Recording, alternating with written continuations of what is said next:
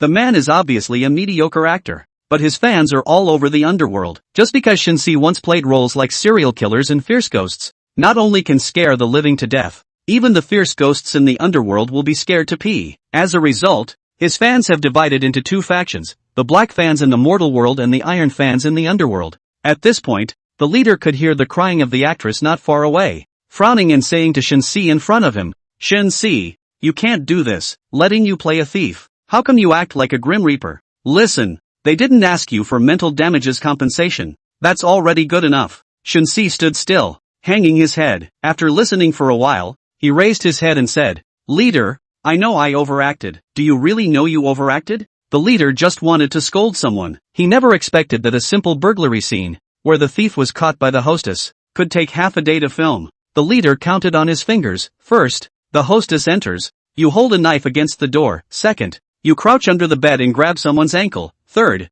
I was shocked. How did you end up hanging upside down in the toilet? My script only wrote that I am a thief, so I tried to understand and embody it, Shin-si said very seriously. In fact, he really felt that he had done his best to bring this character to life. Don't get into character, the leader said impatiently. He was not used to saying such things. What was going on? After being a director for so many years, he always let the actors get into character. But this was the first time he told an actor not to. The leader personally stepped in, teaching Shin-si how to play the thief. The actress, who had finally stabilized her emotions, stood at the door, tucking the hair falling on her cheek behind her ear, and opened the door with a twist of her waist. Before the actress could even make a facial expression, she met a pair of eyes peering in the darkness. The actress had never seen such complex emotions in a pair of eyes before, a mixture of despair and murderous intent, as if a pair of hands were choking her neck. Shin-si held a kitchen knife in his hand, swinging it from side to side, as if considering where to cut from her body. He saw the actress not approaching,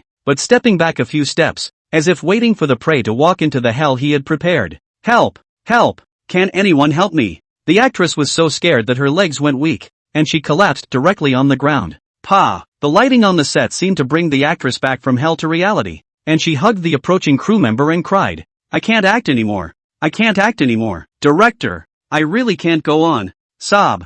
The actress's cry was so piercing that those who didn't know the situation thought she was filming a tragic drama. Shin-si looked at a loss, following the director's instructions completely this time, acting meticulously. As a thief, he saw the female hostess freeze in place after opening the door, and he retreated in fear after making eye contact. Shin-si wanted to comfort the actress, but when the actress saw him coming, she didn't bother to get up and crawled far away. She already had a serious psychological shadow on Shin-si. The crew quickly helped the actress to sit aside, handing her water and applying a hot towel to her. Enough, a simple play can be filmed for 3 hours. Now the threshold for actors is so low? I could do better than him even if I were to perform. The crew members were discussing. The leader pursed his lips, holding back the urge to curse. He looked at the image of Shin-si in the mirror, who appeared to be a perfect psychopathic killer. But his character is a cowardly thief. The leader lit a cigarette and took a deep puff. Unfortunately, his own performance was not suitable for Shin-si, so he called Shin-si over. Seeing the other person bowing his head,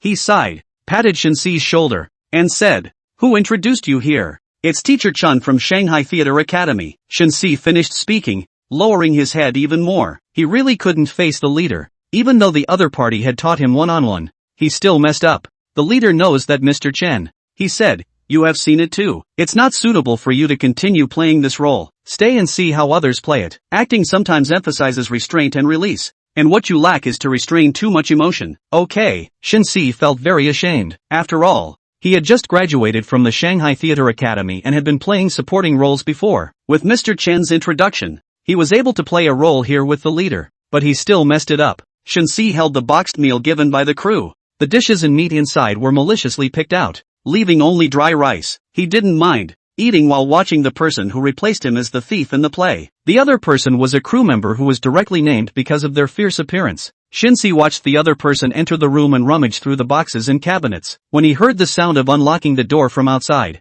his eyes widened and his mouth formed an O shape. He and the incoming hostess stared at each other for 5 minutes. With a scream, this scene came to an end. After the end, the leader stopped Shin-si, who was about to leave, and said, "Leave a contact information." Shin-simon asked the leader hopefully, "Is there a role that suits me? Trust me, I will not let you down again. I have never been disappointed in you." The leader has read countless people, and he can see that Shin-si has talent and potential. He takes acting seriously, has good looks, and can play the male lead in an idol drama without any problems. But for some reason, as soon as filming starts, Shin-see's temperament becomes dark, and that despair, anger, and unwillingness that seep out from the depths of his bones are displayed vividly in front of the camera. The leader patted Shin-see's shoulder. "There is currently no suitable role for you in my play, but I have a classmate who is planning to shoot a supernatural film recently. I recommend you to go and try it out." Shin-see has not acted in this type of supernatural film before. The main issue with supernatural films is that they face too many restrictions.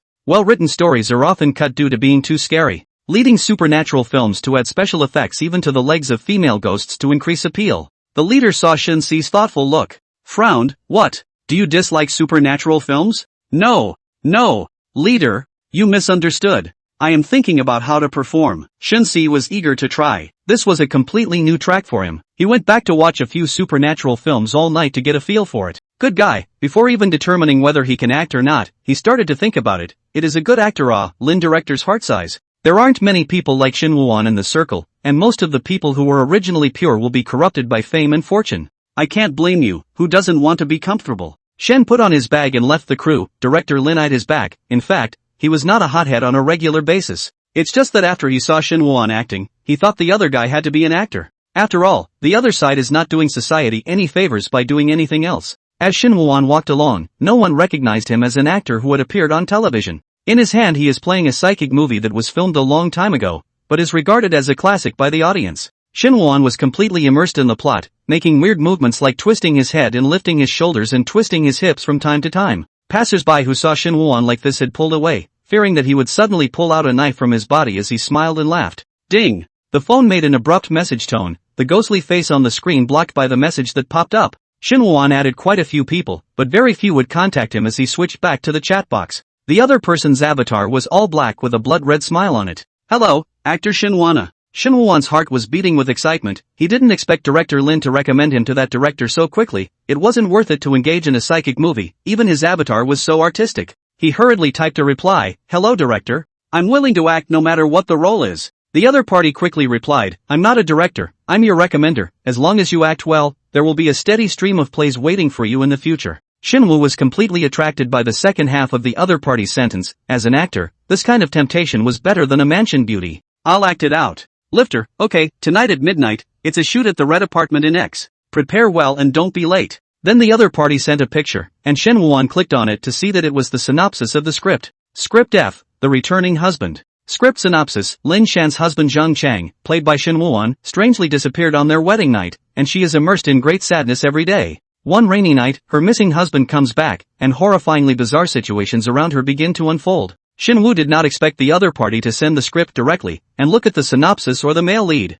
Feeling his eyes getting wet, Shin Woo-won reached up and wiped his eyes as he replied in the chat box that he had received it, and then sent a thank you to director Lin. Shen didn't know the way, and although it was only 9:30 p.m., he decided to take a taxi in order to arrive early to give the director a good impression. Waiting for the car process, Shen pondered the characteristics. Since it was the return of the rainy night, then he is now this appearance is too clean. The lifters told him to get ready, so they must have told him to do his own makeup and styling. Shen went to the kiosk to buy a few bottles of water, and in the strange eyes of the passers-by drenched the water down from the head, drenched his whole body, and rolled on the ground to get his clothes dusty. Surveying his entire body through the glass of the store next to him, Shin Woo-won felt that it still wasn't lousy enough, but unfortunately there wasn't any building construction in the vicinity, or else he could have dug a hole and jumped in before coming out. At this time, the cell phone prompted the cab is nearby. Shin Woo-won had to stop. Tick-tock. Shin Woo felt a coolness on the back of his neck, and when he looked up water drops fell on his face. It's raining. The driver stops the car and waits for the customer to get in. At this time, the sound of the car door came from behind him, and the driver saw Shin Woo-won, who was soaked to the skin and covered with sludge, through the rearview mirror.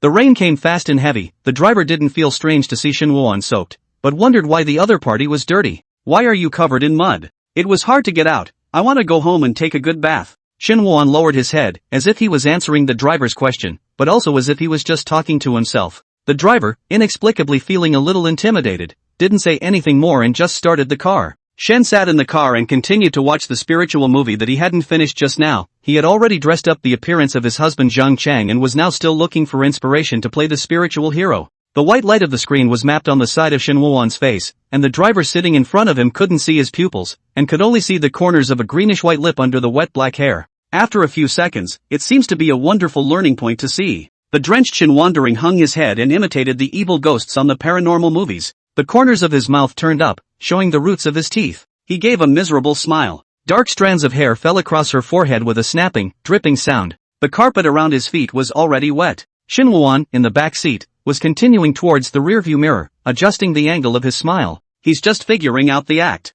This superb acting in the opposite direction, but made the driver in the front seat a jolt. His head flashed through countless drowning incidents, and a chill penetrated from the tailbone to the sky. It's so hard to get out. I want to go home. The thoughtless words uttered by Shen when he got into the car were like a magic spell echoing in his mind. The driver tightened his grip and gulped. It's a dark, rainy night, and he's carrying someone, after all. Or is. Loaded with a ghost? Chapter 2, Can a living person act as a ghost and understand it? The driver watched through the rearview mirror, sweaty hair shrugged, scared, could not help but step on the gas pedal to speed up, and could not care less about speeding. What speeding, what fine bill, can be scarier than that water ghost in the back seat? One kick in the pants and the drive is compressed from 2 hours straight to half an hour. Arriving at the destination, Shin Woo-won got down from the car, and before the door was closed tightly the car scurried out with a buzz and disappeared in front of his eyes at an extremely fast speed. 12 o'clock in the morning, and still so desperate to take the next order? Shin Woo-won's eyes sighed. Life is not easy. The driver at 12 o'clock in the morning is still running a single, in order to firewood, rice, oil and salt desperately running. What reason is there not to work hard yourself? He walked quickly toward the only apartment standing there in the darkness. With mud and weeds underfoot, the place seemed deserted for a long time. The surroundings were very quiet, with only the sound of Shin Woo-won's gradually disorganized breathing. The streetlights erected on either side of a path leading to the apartments were unlit and from a distance looked like white candles stuck in the ground. Shin Woo-won's heart is a little afraid, unless the shooting needs. Usually at night he is early to go home to watch a movie to study. Closer and closer to the apartment in front of him, Shin Woo-won's complexion began to be confused. Why didn't he see the crew? Voices rang in his pockets as he pushed open the sliding door in front of his apartment. Ding! Shin Woo-won shook his shoulders. The ringtone in the late-night silence was as scary as a death charm. He took out his cell phone. It was the lifter who had sent a message. Welcome to the Psychic Live Theater. Tonight's story for you is The Returned Husband, starring Shin Woo-won as Jung Chang. Live? Shin Woo was surprised that he was asked to maintain an uninterrupted rendition without memorizing the script. This is really. Shin Woo's eyes appeared bright in the dark night, and in addition to his trepidation, more excitement welled up in his heart. Turns out the crew had installed multiple hidden cameras ready to capture his brilliant rendition.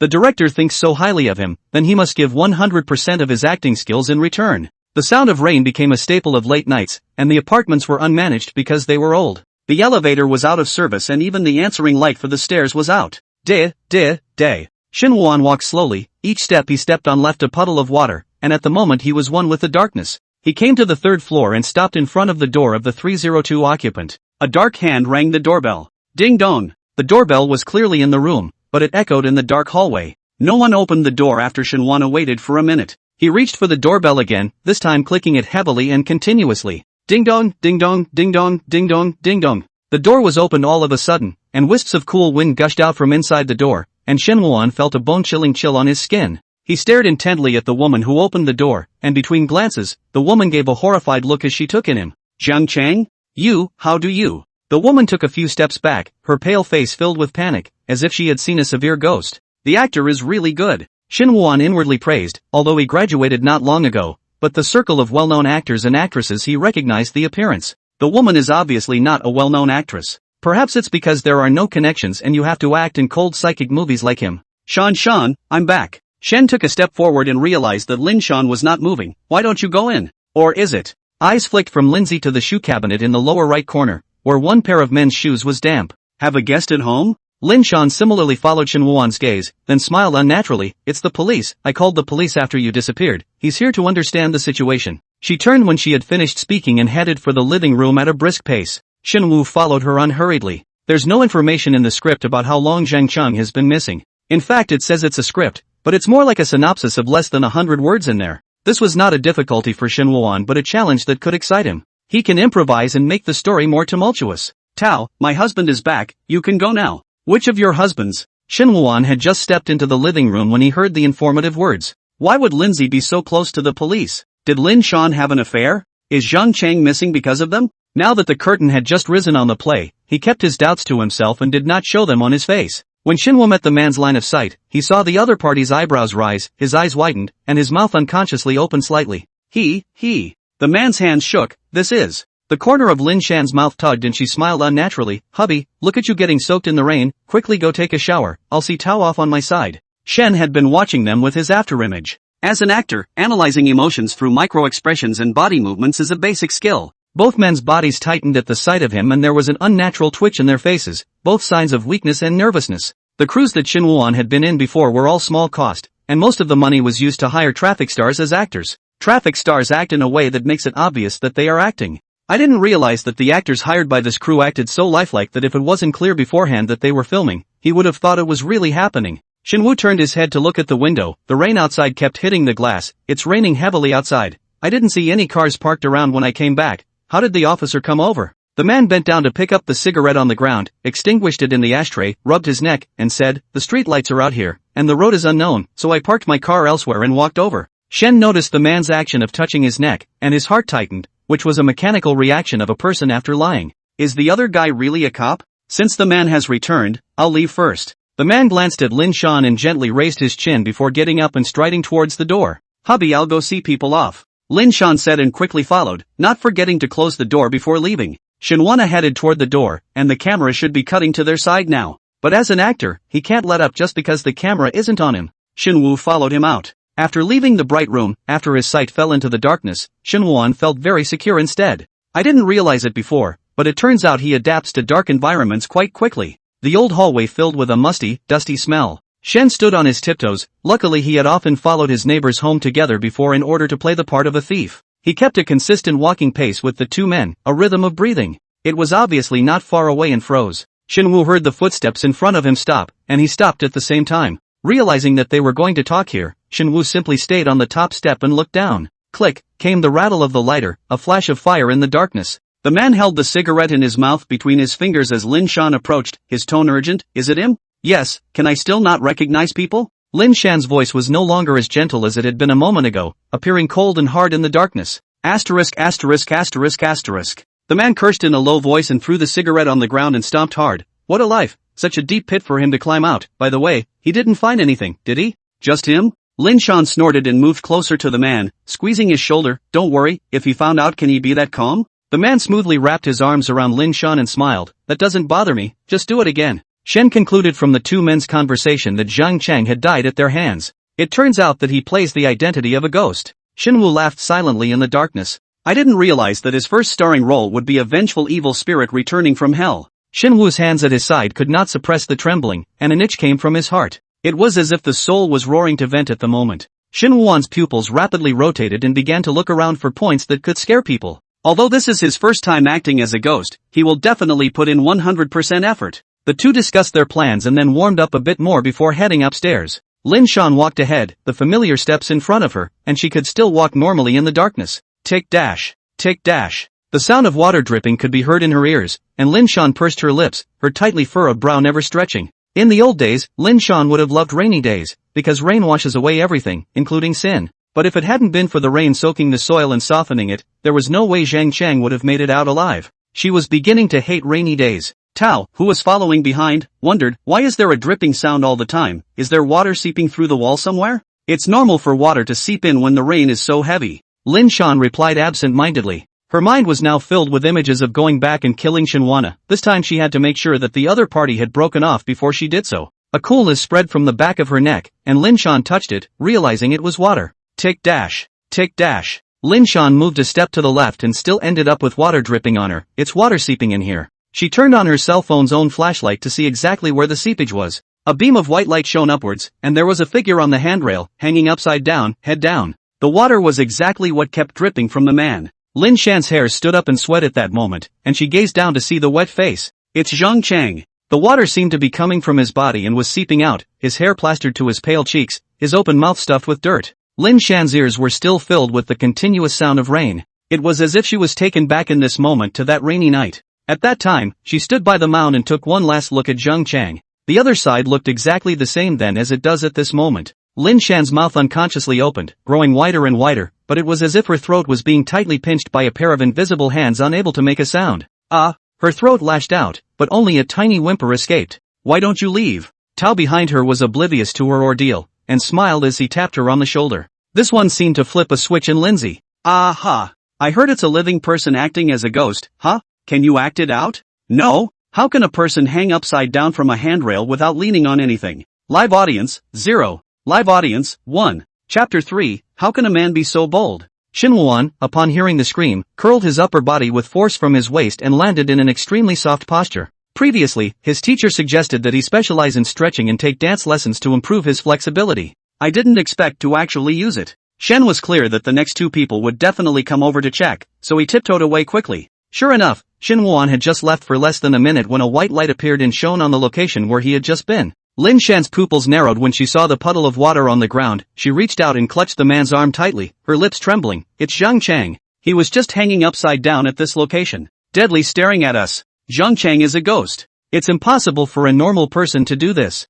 He's come back in the guise of a ghost to get back at them. Tao Hang's face was covered in sweat, and his facial muscles were involuntarily twitching. In the dark environment, Lin Shan's scream made his back instantly wet with cold sweat. He knew very well that Lin Shan looking so scared could never be a lie. Zhang Cheng didn't make any sound in the darkness. What else could this be if not a ghost? He could clearly hear his heart beating and suddenly he felt a tap on his shoulder. Who? Tao Hong shouted, his eyes wide as he swung his fists randomly in the air. Obviously there was nothing in front of him, but Tao Hong felt that there were people looking at him from all sides. Zhang Chang, it's not me who wants to harm you ah. Tao Hong's voice trembled. In the darkness, he did not have the toughness of the surface, completely exposing the weak and dark side. Tao Hong yanked Lin Shan in front of him and pushed her. She's the one who wanted to hijack your property. If you want to take revenge, look for her. I was forced to do it. Ah, Tao Hong, you bastard. Lin Shan jumped up and slapped Tao Hong, her long nails leaving a trail of blood on the latter's arm. It's clearly you. You're the one who made me do all this. Shen watched this dog-eat-dog scene, but his face had little expression, and his miserable face looked like a mask.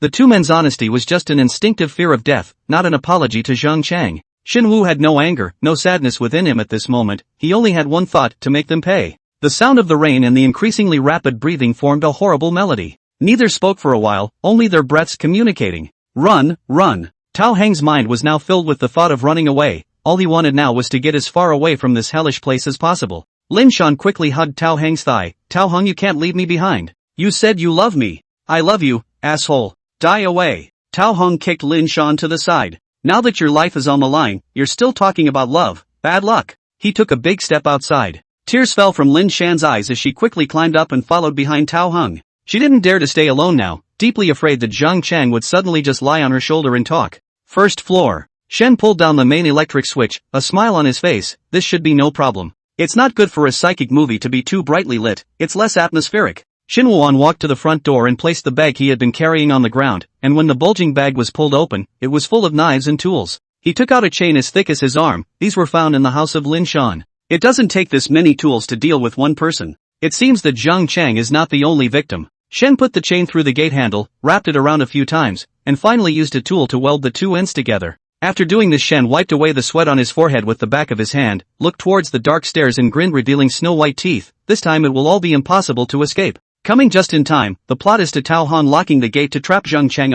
Is it possible that the one who welded the door was Zhang Chang? Impossible. Absolutely impossible. Wait a minute, it's really not the lift or where to find people. This temperament on the back of human life must be more than Tao Hong. Evil has its own way of rubbing off on people, huh? Live audience, 5. Shinwoo-an found a super large garbage bag that could cover a person, and he squatted directly in the corner of the second floor wall, blending in with the rest of the garbage. Here you can observe up and down the stairs. Whether they wanted to restore power or leave, this was the place they had to go. Ta-da! The sound of footsteps from far to near came. Shinwoo-an heard the footsteps were light and heavy, and thought that it must be Lin Shan and the man pretending to be a police officer. The faint light shone through the garbage bag on Shinwoo-an's face, and in that moment he saw two figures quickly skimming past. Shinwoo-an silently moved the bag to follow, and the bag made a sizzling sound between the friction. Covered by the sound of rain, the two did not notice. Shinwoo stopped 5 steps away from them and soon saw the man standing in front of the door, yanking hard on the chain. Damn! The chain was welded by him.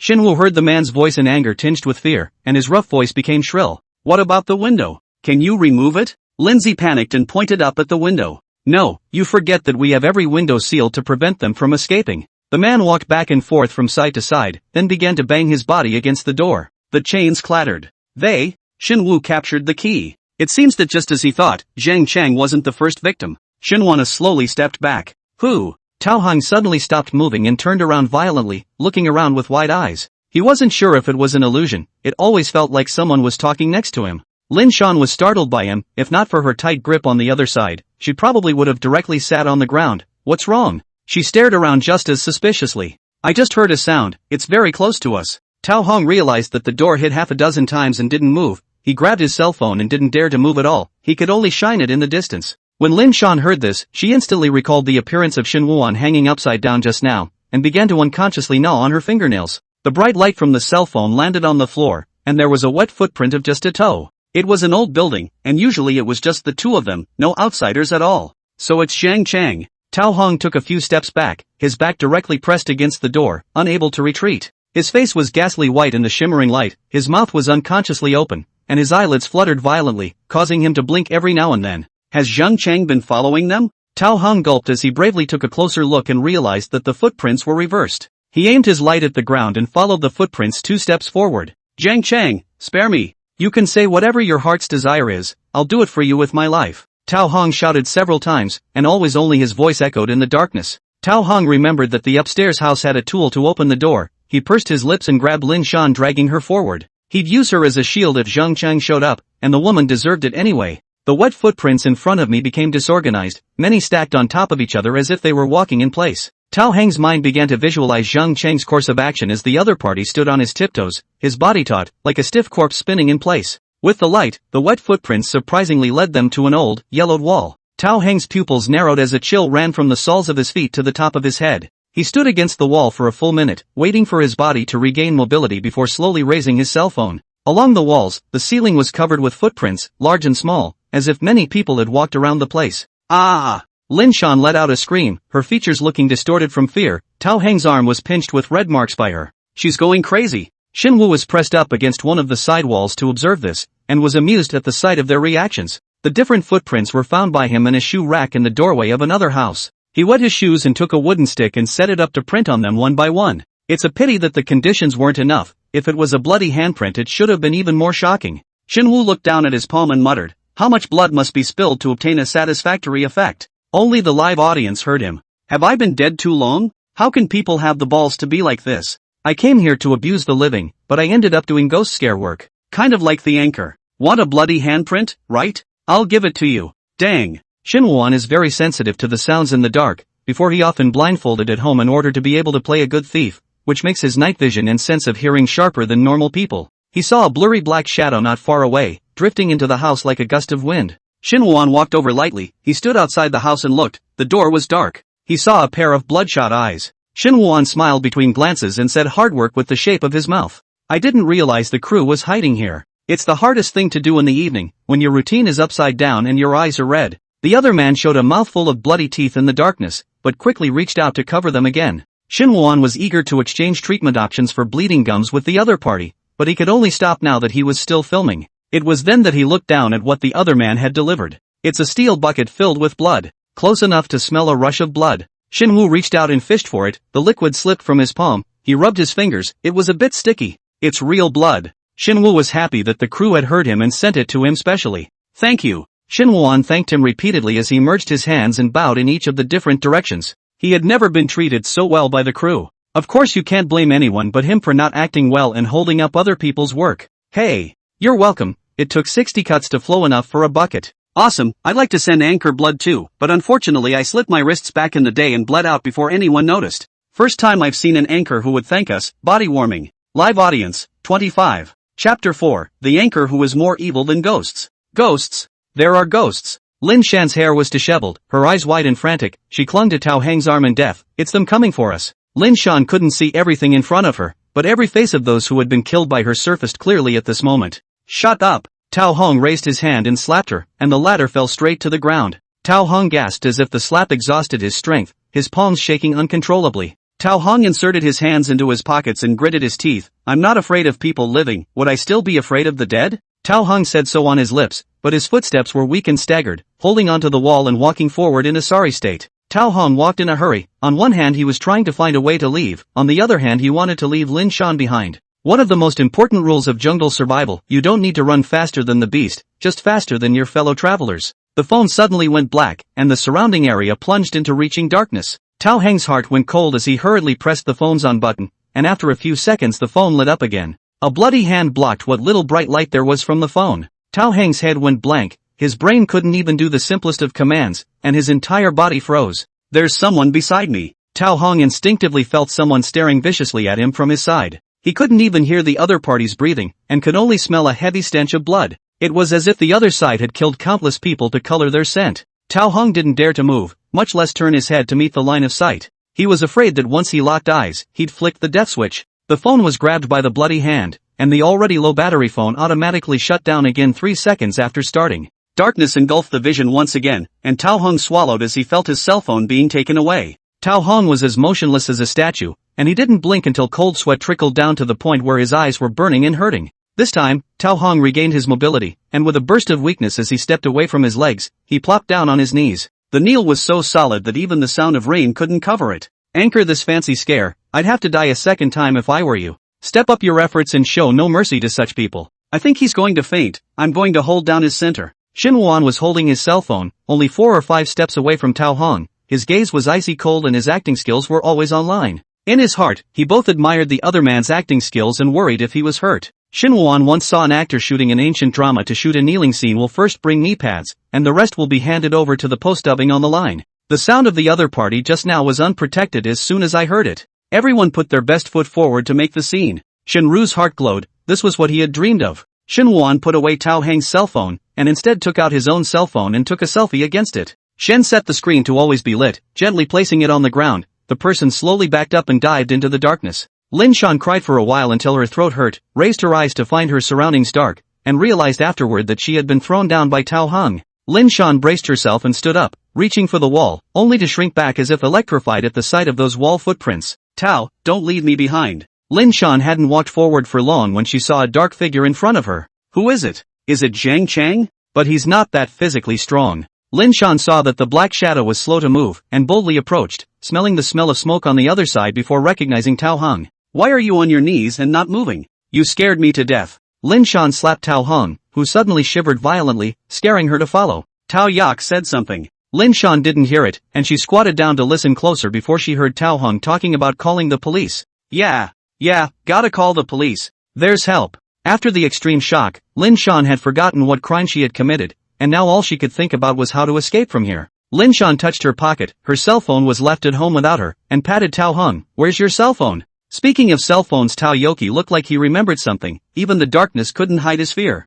The 180-pound strong man shrunk into a ball, looking weak and helpless. Lin Shan skimmed her mouth, cursing the other party's waste in her heart. The other party had just tried to use her as a shield, so why wouldn't she be harboring such thoughts? Lin Shan gently calmed Tao Hong and helped him to walk towards the house together. Usually it takes less than 2 minutes to get home in the building, but now I've been walking for 10 minutes without seeing the familiar door to my home. Wait! Tao Heng's voice changed tone, his shaking fingers pointing ahead. What's that? There was only a white light ahead in the darkness. Tao Hong narrowed his eyes. It's a cell phone. He was drumming in his mind. It couldn't be his cell phone, could it? Tao Hong noticed the leaping Lin Shan beside him and lowered his head to hide his expression. Great. It's the cell phone I dropped. Finally I can call the police. Lin Shan was oblivious. Fear had sharpened her senses, but it had made her lose her defenses against those around her. Lin Shan shifted from a holding motion to pulling, and if she wasn't too scared, she would have shaken off Tao Heng's hand and gone over on her own. Lin Shan crouched down to pick up her cell phone, not noticing that Tao Hong was half sideways and one foot had already taken a big step backward.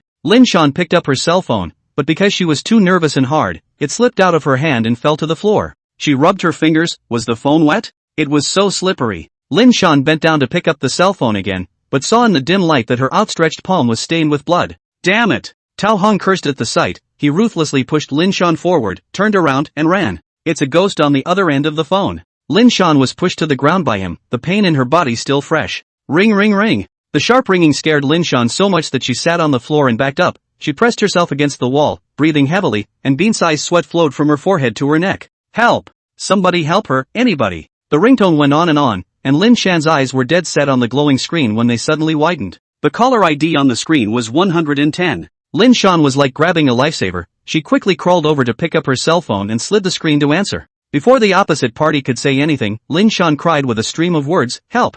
There are ghosts here. Come and save me. What's that ghost's name? The voice on the other end of the phone asked. Call.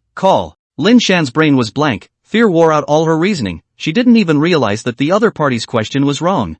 I asked you what that ghost's name was. The other changed his tone from inquisitive to questioning. I don't know. I don't know. Lindsay shouted as she broke down, throwing her head and kicking her legs. I don't know what it's called. A cold wind suddenly ran up his back, someone gasped in his ear, and an icy voice rang out. Called Zhang Chang'e. Lin Shan turned her head sideways a little bit, and her black pupils clearly reflected into Shinwuan, who had a face full of blood and a hideous smile. Hiccup! Lin Shan suddenly hiccuped, her eyes rolled white, and she collapsed after a moment of heavenly spinning. It really scared me. No, I'm dead. Are all the living people in the young world so scary now? First time I've seen an anchor that's more evil than a ghost. Pay attention. Live audience, 50. Chapter 5, the more you look, the more you're scared of ghosts. Shen gazed at Lin Shan as the other party lay on the ground, her disheveled hair plastered over her undried tear tracks. Lin Shan's eyes were closed tightly, her face was pale, and if it wasn't for the fact that her body was still twitching from time to time, she looked like a corpse at first glance. Shinwu inwardly marveled, if he wasn't acting, he really had the urge to kneel down and give first aid.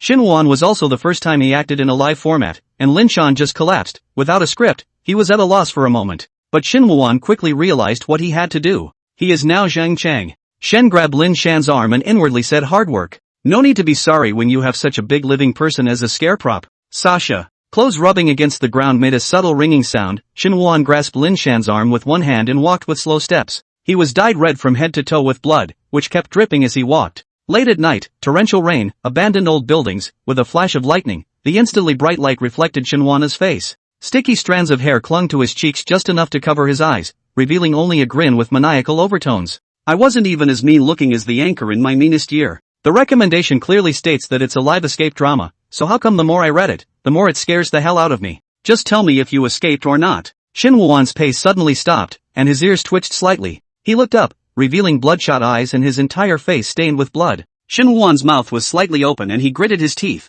revealing a mouthful of white teeth. The eyes seemed to penetrate the layers of the ceiling and capture the fleeing prey. It was as if someone was telling him Tao Hong was hiding there. Shinwu was a little surprised in his heart, because it was rather rushed. He had only watched a spiritual movie before he came. It stands to reason that a new, inexperienced actor like him should have a hard time acting in a psychic scene. But Shinwuan didn't feel that way at all. On the contrary, he felt like a fish out of water. Tao Hong explodes with unprecedented potential after ditching Lin Shan, and he runs wildly to Lin Shan's house, but he can't get in because he doesn't have a key. Damn! Tao Hong lost control of his emotions and punched the door a few times with his fists, but there was no way he could kick the door open with brute force with just his strength. Tao Hong gasped for air, now and then staring wide-eyed into the depths of the corridor, afraid to see someone standing there. Why is Lin Shan silent? She hasn't been killed, has she? Tao Hong didn't care if Lin Shan was dead or alive. What he cared about was whether Zhang Chang was still here. The person who wants to kill you is Lin Shan. I'm just collecting money to lend a hand. Tao Hong began to kowtow and kneel to the void. There's a head for every grievance. Don't look for me.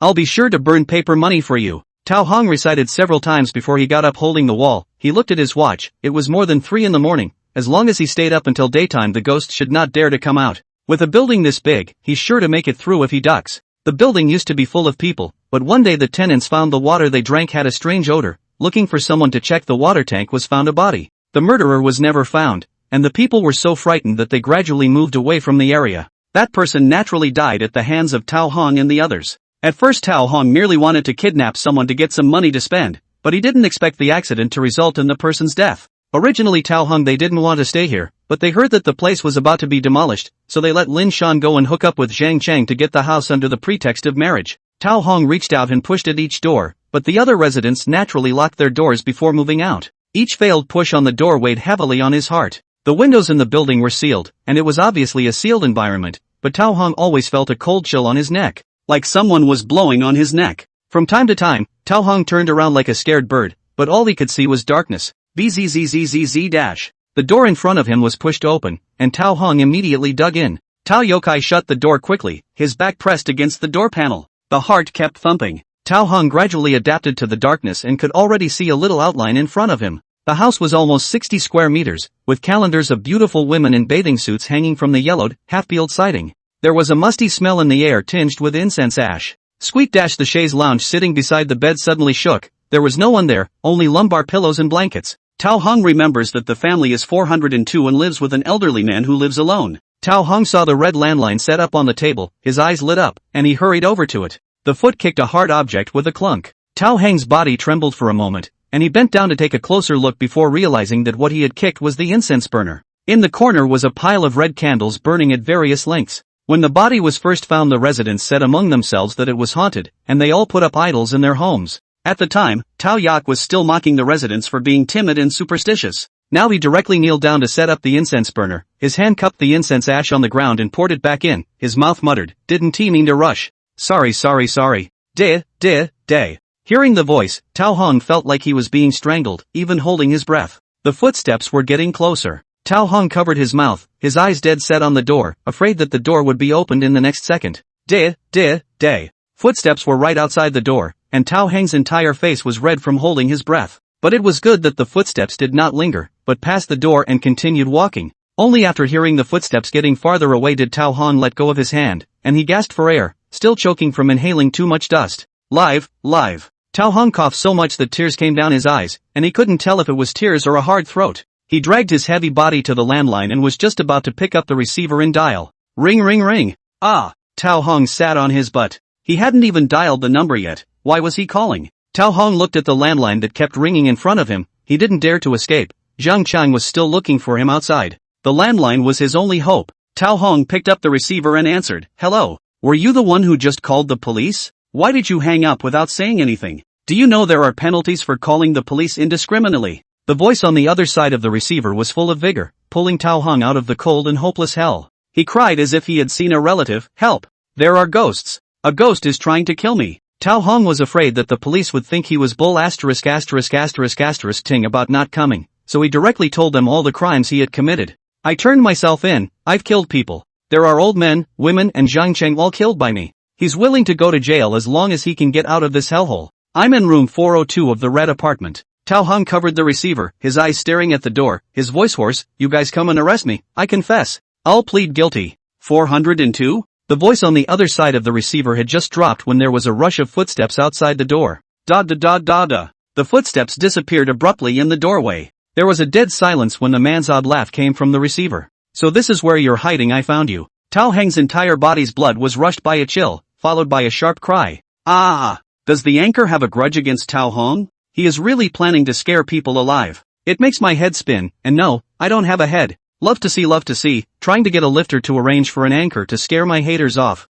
Chapter 6, checking whether the anchor is alive or not. As if the control of his body was not in Tao Heng's hands, he began to crawl around on the floor, relying on his cold hands and feet to crawl inside the bedroom. See how scared you are? You've mutated into a reptile. No kidding, if I were here I'd already be pissing all over the place. Tao Hong went in and closed the door with his backhand, a series of movements that flowed smoothly. Footsteps sounded again, followed by a close knock on the door. Knock. Tao Hong retreated back and forth, bean-sized sweat covered his face, and his whole body's clothes had long since been drenched in cold sweat. What do I do? That Lin Shan should have been killed, and that didn't even relieve Zhang Cheng's anger? Tao Heng's eyes were wide open, his face was tense, his demeanor twisted under extreme shock. He really regretted that he had invited the Sokoban for money. At the sound of the door being pushed, Tao Heng's scalp tingled and his entire body catapulted up from the floor. He had nowhere to run, and in a panic he opened the closet behind him and dug in. There were still rows of old clothes hanging in the closet with a damp musty smell. The tightly enclosed space gave Tao Hong some sense of security, and he didn't move a muscle, hating to even save his breath.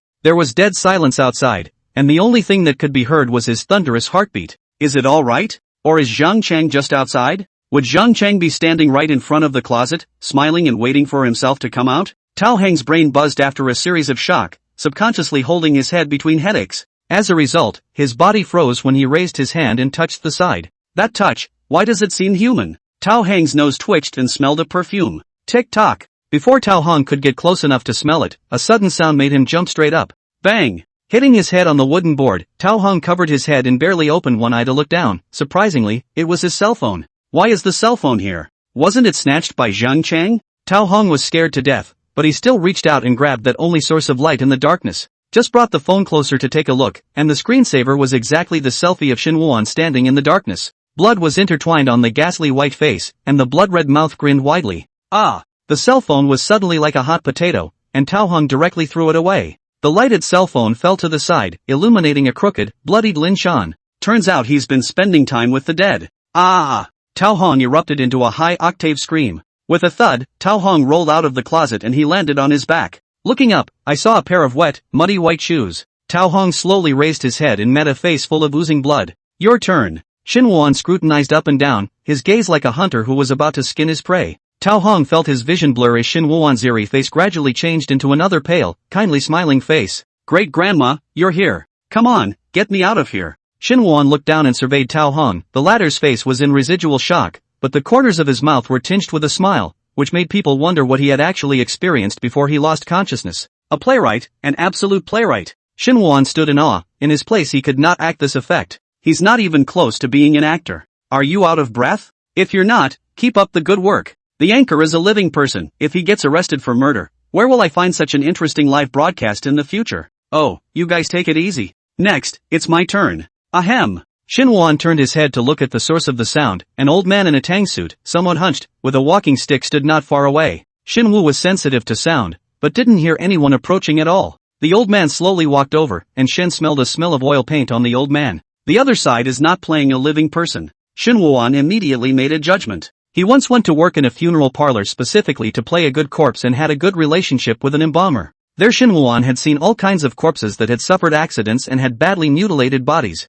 The face and body of the deceased are restored to the greatest extent possible under the hands of the embalmer who transforms decay into magic. An important part of this is oil makeup, which not only blends to most closely match the deceased's skin tone, but also allows the body to be removed from the freezer without the makeup blurring in the heat. The old man in front of me is not only wearing oil-colored makeup, the body embroidered with 5 bats holding longevity of the old-fashioned tang suit is more than enough to indicate that this is the birthday suit. The old man walked towards Shin Woo-won, and the only sound that could be heard in the quiet room was the sound of the walking stick falling on the floor. Shen heart admiration, although he had deliberately learned to adjust the pace and body posture in order to play a good thief before, but to be completely without sound still could not do. The old man smiled as he met Shin Woo-won's gaze, a smile that added a few more dry marks to the makeup. Shin Woo could feel the kindness that the old man released towards him. His expression remained unchanged, and he was puzzled in his heart. The script doesn't mention if Zhang Chang has any other relatives besides Lin Shan. The old man passed by him and stood in front of the unconscious Tao Hong. Shin Woo's pupils shrunk slightly as the old man's aura suddenly changed. It went from being amiable to cold and horrible. The old man glared at Tao Hong, his brows furrowed and his lips pursed into a straight line. The dry marks became deep red and, along with the wrinkles, formed a strange line that covered the entire face. Taverse. The old man's voice came from all directions, and the anger and hatred mixed in it made Shin Woo-won tremble with fear. He originally thought that Tao Hong and Lin Shan were the best actors in this play, but he didn't realize that there was a mountain to climb. The old man in front of me interpreted multiple emotions with his voice alone. Tao Hong was awakened by the sound, sat up and saw Shin Woo-won and the old man, and directly gave a strange cry and backed up. Stay back. Tao straddled against the wall, hating to squeeze himself into it. Tao Hong, do you think everything will be fine just because you escaped the police tracking? The old man thumped the floor heavily with his cane. People do what they do, and the heavens watch. Shin Woo was staring closely at the old man from the side, and the other party's eyebrows sank down and together, which was the demeanor of anger to the extreme. Based on the old man's lines, Shin Woo-won judged that the character played by the old man was also one of the victims who died at the hands of Tao Hong. One side of the old man's mouth curled up, the other side of his face still full of hate in the dim light. A face perfectly split between two emotions. Shin Woo-won admired to the ground. He had seen many videos of the older generation of actors and actresses, but such a visualization on the spot had never happened before. Strong, too strong. This teacher deserves my respect for her acting skills. Study. Shin Woo-won immediately followed suit, and in less than a minute, he had the same expression as the old man. Still leaning in, he stared at the old man, not sparing the other man every subtle change of expression. The old man didn't notice Shin Woo-won's movements next to him, but the audience of the live broadcast was seeing it clearly. Strictly checking if the anchor is alive. He's scarier than a ghost. Are the Yangs under a lot of pressure right now? Tonight prop a dream to the loved ones, tell them something, don't take it to heart, otherwise it's easy to suffocate like the anchor like this. Live audience, 230. Chapter 7, can we go together? Ah! Tao Hong had been screaming, the two ghosts standing in front of him revealing a life-saving gesture had scared him to death. He flailed his hands in the air, water stains gradually spreading at the crotch of his pants.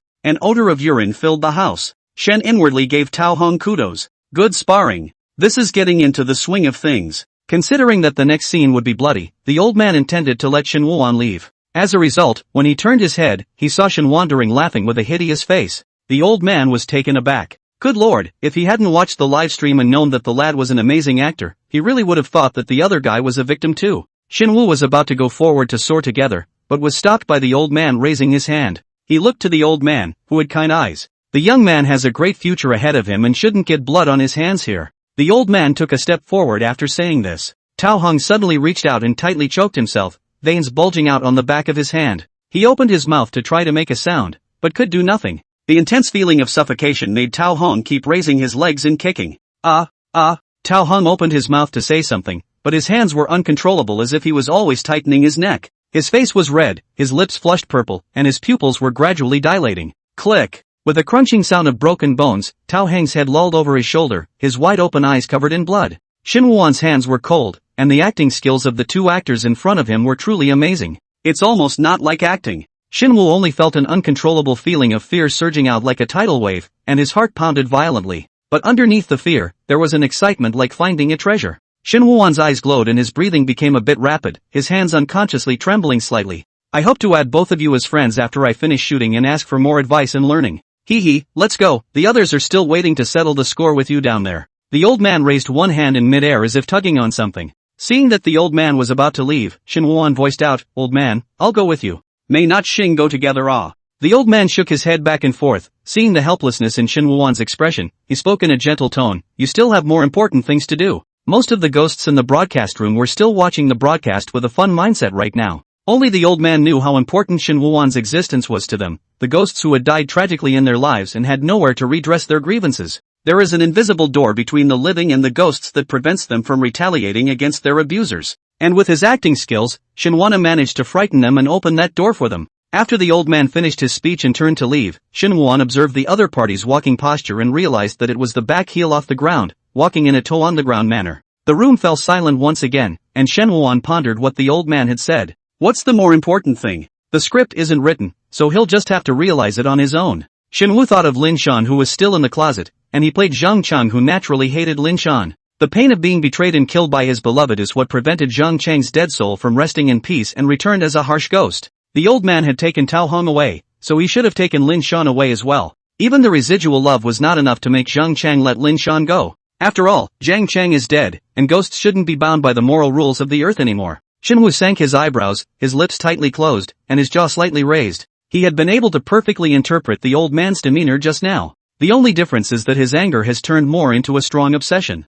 Shin Wu walked to the closet and looked at Lin Shan who still had her eyes closed, her icy gaze lingering on her neck. Zilla dash. Shin Wu turned to look, and the originally closed door suddenly opened. A wave of cold air gushed in from outside, blowing goosebumps on Shin Wuan's arms. This is a live format show and there is absolutely no chance of watered-down invalid footage. Shin Wu walked to the door, he looked outside and no one was there. Just when he was in doubt, there was a thud, and bloody footprints with a reddish glow suddenly appeared on the ground. Shin Wuan was not frightened by such a bizarre scene, which should be a lighting effect that was set up on the floor in advance. Knock, knock, knock. The footsteps continued from the door in front of them to the front door outside the living room. Shen looked back at Lin Shan and turned to follow the footprints out. Shin Wu was previously in the spy movie crew. In order to excellently portray the role of a shoemaker, he deliberately followed the shoe repair master in advance to repair shoes on the roadside for 2 weeks. Though after that show aired, he became a less than stellar backdrop. However, Shin Wuan nowadays, just by looking at the size of the footprints and the prints, he can tell that this is a size 37 women's sneaker.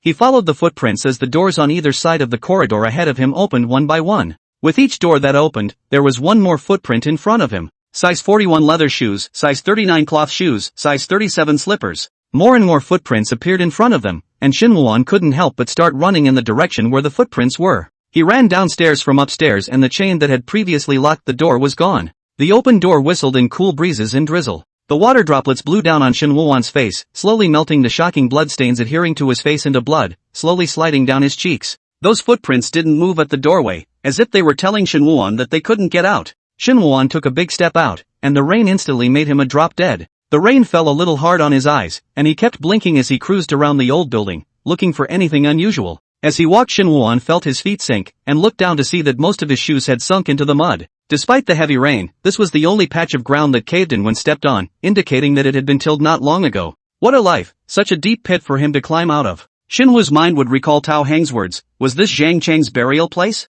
Maybe it's not just Zhang Chang's. Shen returned to the old building and found the shovel in his home, which still had dried dirt on it. He returned with a shovel and began digging in this loose dirt. After an hour of digging, the pit was nearly at half a meter when it suddenly hit something hard. Shin Wuan directly jumped into the pit and knelt on the ground to dig the soil with his bare hands. Several fingers were bleeding from cuts in the hard stone, and he didn't stop moving as if he didn't perceive the pain at all. The pop-ups in the front of the live room were all still gloating and flirting, but they went blank for a few seconds when they saw this pop-up. Ha! Dead or dead, why so gentle treatment of the body? Ah, see my eyes cannot stop bleeding. Is this an act? Is this really an act? Anchor, wait for me, I'm going to reincarnate tonight so I can try to marry you at an age when you're still standing. Ah, this, and the show of love upstairs is too brown. The guys share more. Let the anchor of such treasure be seen by more ghosts. Live audience, 500. Chapter 8, please arrest me. Soon Shen dug up a highly decomposed hand. The smell of decay rushed straight to his nose, and Shen was glad that he had worked in a funeral parlor and had become immune to such smells.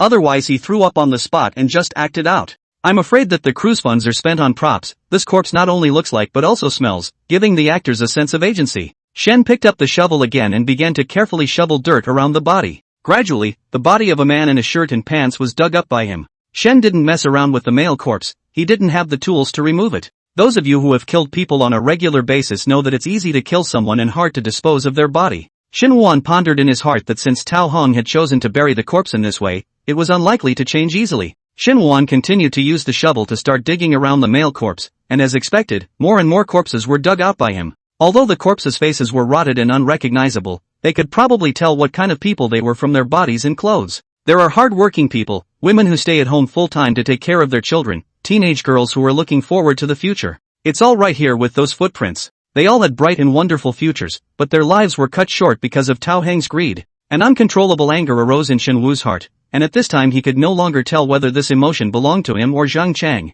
But it doesn't matter. Shen Wuan climbed out of the pit, ready to go back and find tools to move the body out. Can't let them stay here in the rain. As a result, Shen Wuan walked to the front door but found that the door was closed. He reached out to push the door but did not push it open. His brows furrowed slightly, his eyes filled with disbelief in the face of this sudden turn of events. The cell phone in his pocket suddenly vibrated, and Shen Wuan took out his cell phone to see that it was a message from the promoter. Return of the Husband F-level script rendition is complete. The number of online broadcasts is 600, the total number of views is 750. Actors fee, 20,000. Ask the actors to leave the scene. The feeling of the rain smashing down on his body disappeared, and Shen Wuan looked up to see that the rain had stopped. The sky was slightly blue at this point. In paranormal movies, dawn often signifies the end. Shen Wuan lowered his head and raised his head again after taking 2 deep breaths. His face had returned to calm. As an actor, getting in and out of the scene is a must. Shen long ago will not be too deep into the drama and affect the reality of normal life. Great job guys on your hard work. Thank you for your care.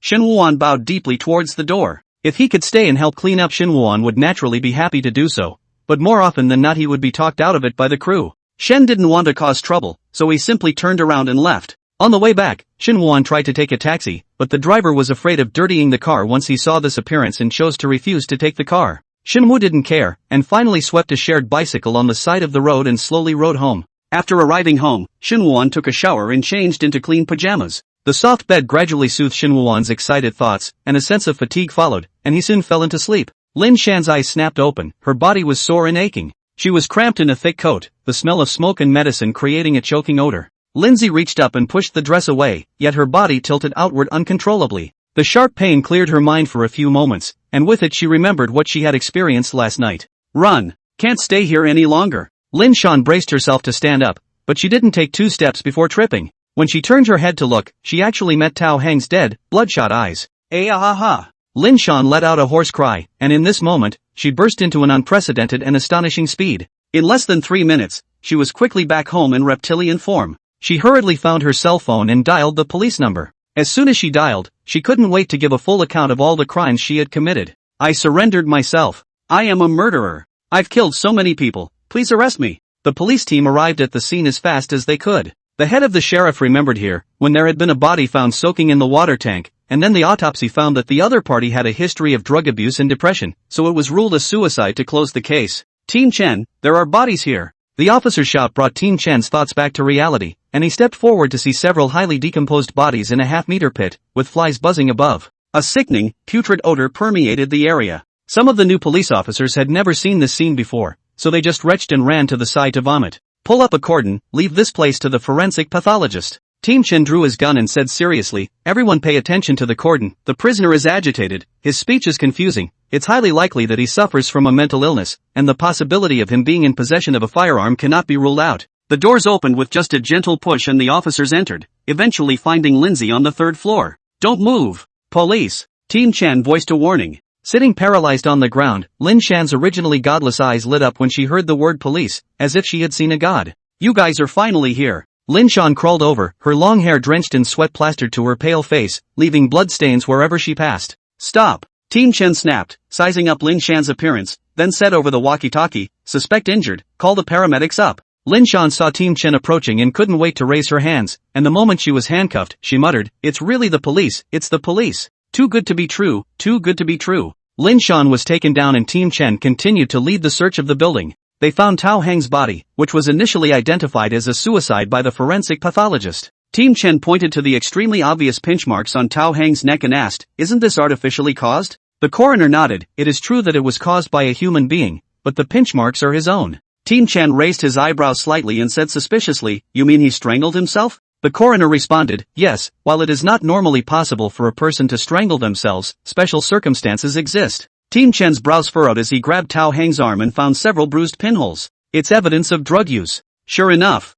Team Chen got up and ordered the policewoman on the intercom to take Lin Shan for a urine test. Lin Shan only suffered a few superficial injuries, and after making sure she was okay, Team Chen led her directly to the scene to identify the incriminating evidence. There are ghosts. Zhang Chang has returned as a ghost. He's the one who killed Tao Heng. He also tried to kill me. Lin Shan's hair was disheveled and unkempt, but anyone who came close to her would be held so tightly that it was difficult to break free. If there is really a ghost, why don't you take her away too to get? Muttered the new police officer, only to be glared at by Team Chen, immediately pursing his lips and not daring to speak. You're a people's police officer, don't hang on to ghosts. Team Chen similarly found needle holes in Lin Shan's arm. The prisoner is having hallucinations because he injured his nerves with drugs, plus he has a ghost in his heart. The scene was cordoned off, but the reporters still received the news and arrived, and Team Chen hurriedly answered a few questions, then escorted Lin Shan into a police car and left. Chapter 9, he's the right guy. The sunlight coming through the window woke Shen Wuan up, and he glanced at the time, it was already afternoon. He got up and stretched, got out of bed and washed up, then got dressed and got ready to go out to dinner. Shen pushed open the door, just in time to bump into the neighbor living across the street, Xiao Wu, who was also going out.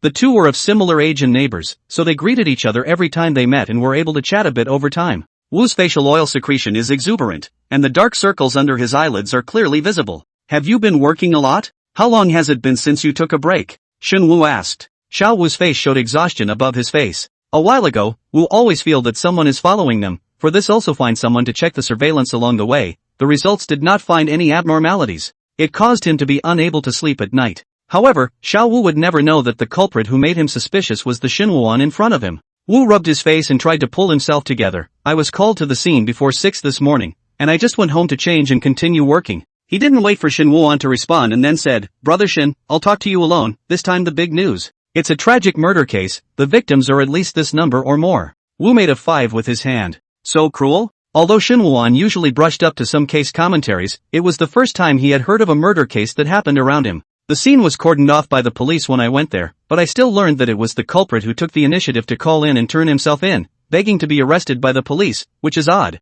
The two of them were on different paths, so they said goodbye to each other and headed in different directions. Xinwana ordered a bowl of noodles and clear soup at a noodle shop not far away, and opened his cell phone while waiting for the noodles, and sure enough, he checked the news. According to the police, a criminal case has been reported in a building to be demolished in City A. The police have not been able to find any evidence to support the case. The suspects are Tao and Lin, who conspired to kill 5 people over money 3 years ago. Xinwuan thought of the scene he had filmed last night when he saw the victim's identity. Who doesn't love the drama of what goes around comes around?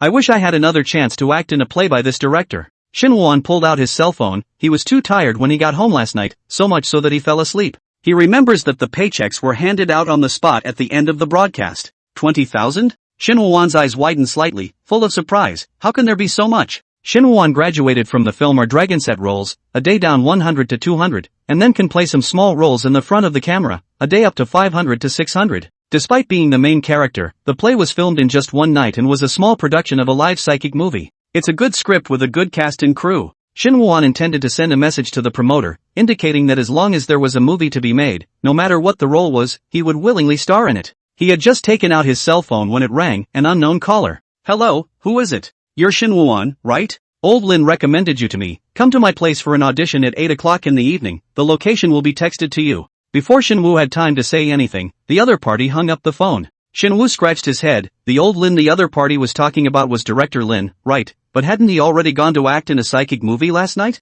Could it be that director Lin pushed him to more than one director? There are still many good people in the world. Shen sent another thank you to director Lin. Director Lin, who was filming the movie, received the news and couldn't help but feel a few more points of goodwill towards Shin Woo-won, who thanked him again. He's thanked me twice. Shin Woo-won is a real person. Shen looked at the address sent by text message. It was not far from him, and there were still 2 hours from 8 o'clock. He planned to go over directly to give the other party a good impression. Shin Woo-won arrived at the designated location, which was far away from the bustling city and was an undeveloped suburb with weeds growing unchecked. Since it had rained the whole night last night, Shin Woo-won had walked all the way and his shoes were already covered with mud. Shin Woo raised his eyes and looked. Not far away stood an old apartment building. The walls of the apartment were an overall gray color, and the glass of the windows was in tatters, barely held together by hot melt glue. There was a rusty, slightly tilted red sign in the middle of the apartment. Yelai Apartments. Shin Woo surveyed the apartment and felt that in terms of atmosphere it was very similar to last night's filming place. That director hung up the phone too quickly just now, and he didn't even have time to ask what type of drama to shoot.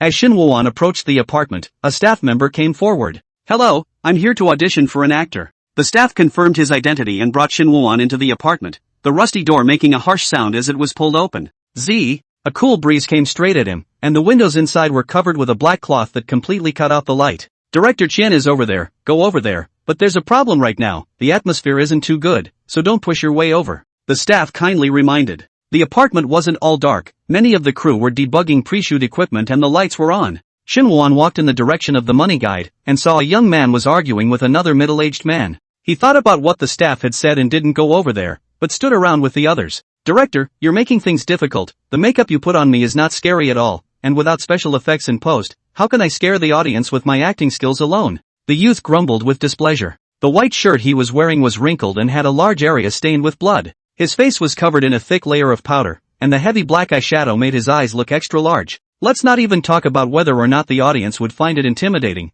but he couldn't help but laugh at himself when he looked in the mirror. "Quite a lot to ask, huh? If I could fulfill all of these, why would I be looking for you?" Director Chien has always been a temperamental person who speaks his mind, and the actors he found for this script were all to his liking. The only thing that went wrong was the actor who played the ghost. "If you can't act, get the hell out of here. I can find someone better than you." The youth's whole face reddened at the admonition. He had acted in the lead roles of a few dramas before and had built up a bit of popularity, and whoever went to the theater didn't speak kindly to him. Brokers have said that the youth will not be 2 years, it is appropriate to get a movie star trophy. If I had not heard that the play directed by director Chen this time is a brand new way of live broadcasting, the youth will never come to the psychic play to play a ghost. All painted him out of shape, fans see not all off powder ah. When the youth saw that everyone's eyes were focused on this, he clenched his fists tightly and said defiantly, "Fine, then find any random person to act it out now." Director Chen snorted coldly and pointed at Shin Woo-won. "You, come over here and act out this scene." He naturally didn't just look for anyone, before old Lin showed him a picture of Shin Woo-won.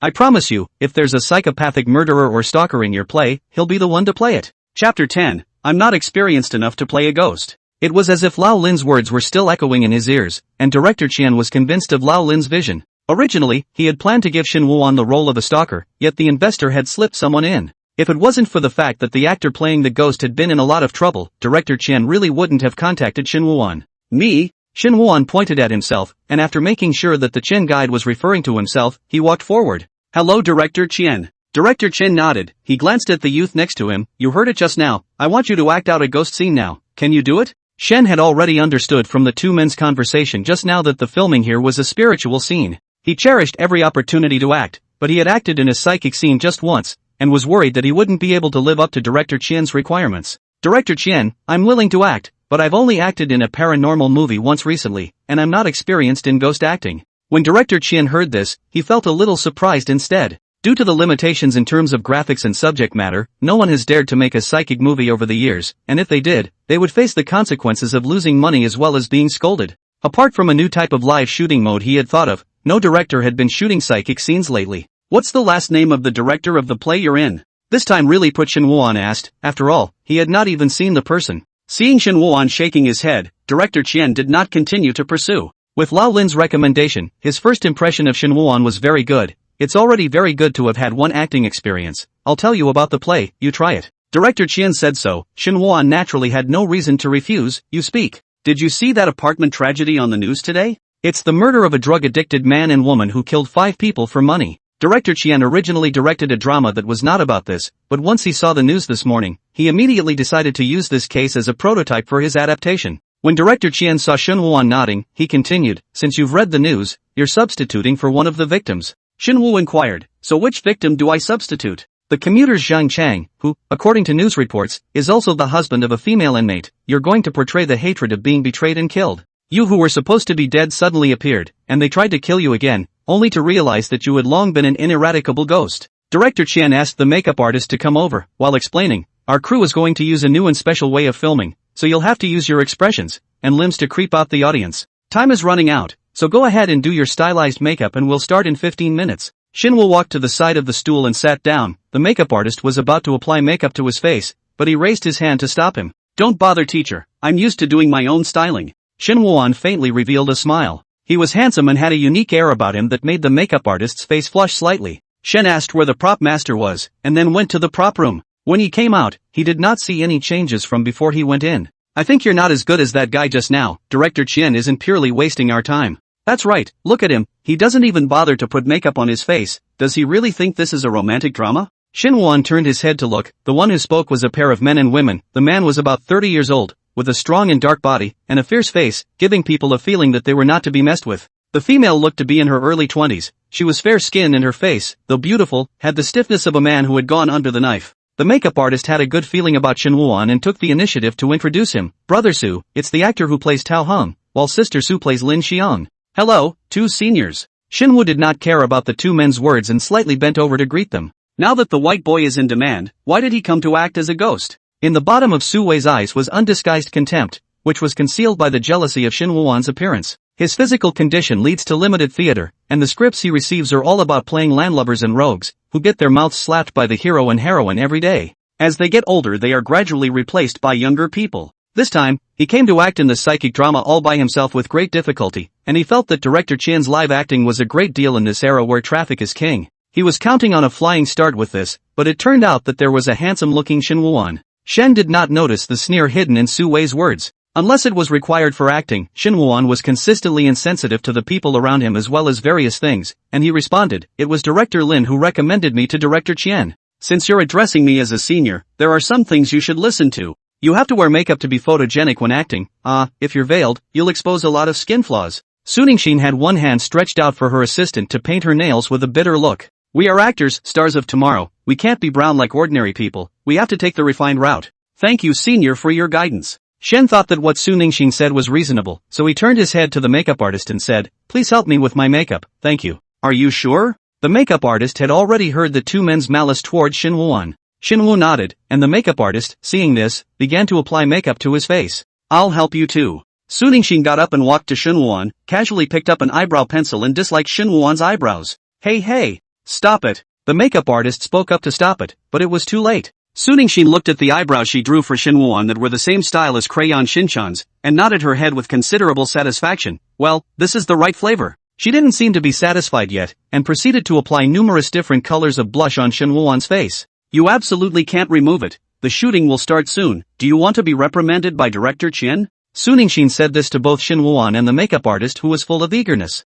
The drawing is just fantastic. Ha ha. Su De laughed as his entire body fell backward. Shinwoo looked in the mirror, facing himself as if the circus clown face is not angry at all, but instead is quite agreeable to nod, is quite good, this kind of thick makeup is what I want. Su Ningxin mistakenly thought that Shinwoo chose to endure silently out of reverence for her as a senior. She swayed back into her chair and took the milk tea handed to her by her assistant, sipping it nonchalantly. 15 minutes passed in a flash, and Shinwoo was brought by the staff to the corner of a staircase. After the staff left, even the bit of light disappeared. In an instant, Shinwoo was completely engulfed by darkness. Immediately afterward, the sound of pattering rain suddenly came to Shinwoo's ears. In this moment, it was as if he had turned into Zhang Chang and returned to that damp and gloomy apartment. Chapter 11. I'm not on yet. Action. Su Wei, who plays Tao Hong, holds a hammer in his hand and has his other arm around Su Ningxin, who plays Lin's shirt. Brother Tao, we can't let Zhang Cheng escape again, otherwise we'll have to play through once he calls the police. Su Ningxin's voice was delicate, her slightly frowning sorrow was even more of a model that drew pity.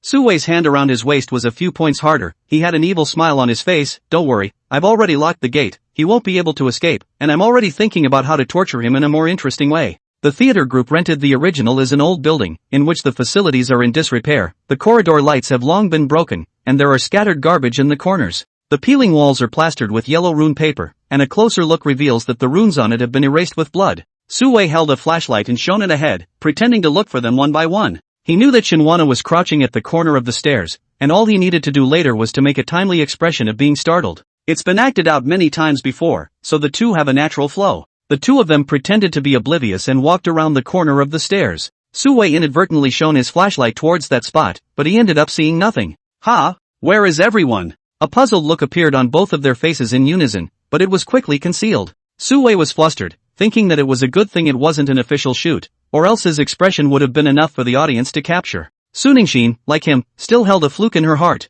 thinking that Director Chen didn't call out to stop surely because this little expression of hers hadn't been discovered. Unbeknownst to Director Chen, including the cast and crew, no one cares about them at the moment. Their gazes had long been fixed firmly on Shin Woo-shan who was following them. When the shooting just started, Director Chen noticed Shin Woo-shan covering his face with both hands, obviously not much action, but gave the impression that the aura had changed dramatically. He simply had the camera pointed at the other side. In the enlarged image, the makeup on Shin Woo-shan's face was all blown out, and the bizarre and misplaced tones were spread over the miserable white face, which looked as if it had been cursed by the devil, exuding a chilling aura. He lowered his head and bowed slightly, walking on his tiptoes, stepping on the ground surprisingly making no sound at all. With low visibility in the darkness, Shin Woo-shan passed by Su-wei and then made a turn, keeping his pace consistent to follow the two. Chen director is very clear about how many pounds of actors they find, to put it mildly, but all the fame with acting skills will not come to play a cold psychic film. So after seeing that the two actors did not look the slightest bit abnormal, he understood that they really did not find Shin Woo-shan.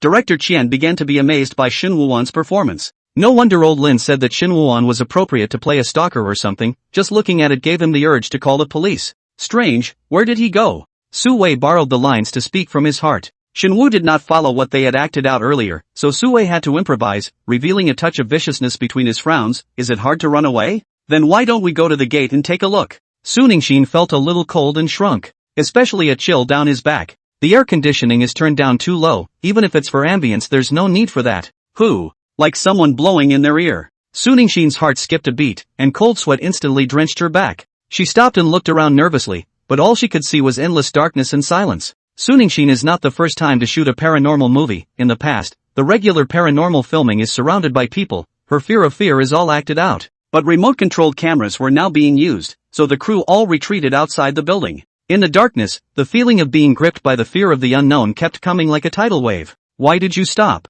Su-wei asked suspiciously. When Suningshin turned her face over, Su-wei was startled by her appearance. Her face was covered in sweat and her face was pale. You, what's wrong with you? Where are you uncomfortable? Su-wei didn't realize that he was starting to stutter in his speech. It seems like someone is looking at me. Suningshin was hard to describe that feeling in words. She could only clutch Su-wei's hand and rely on the other party's arms for a sense of security. Soft fragrance into the arms, Su-wei heart surging, but he did not forget that he was shooting, stabilized his mind and said, of course someone is watching us. Is your deadbeat husband, huh? Su-wei threw his flashlight upwards, trying to make a handsome catch. The flashlight flipped in the air, and with a faint glow, Su-wei saw a man lying on his back 5 paces down the corridor. The flashlight flipped again, the light flashed instantly. Su-wei was shocked to realize that the person was 1 step closer to himself, and his appearance also changed from lying on his back to a state of lowered head and hands on the ground. The light flashed again and the man took another step closer. This time the other man was already on his feet. This bizarre scene caused Su-wei to freeze in place, not knowing what to do. Pop!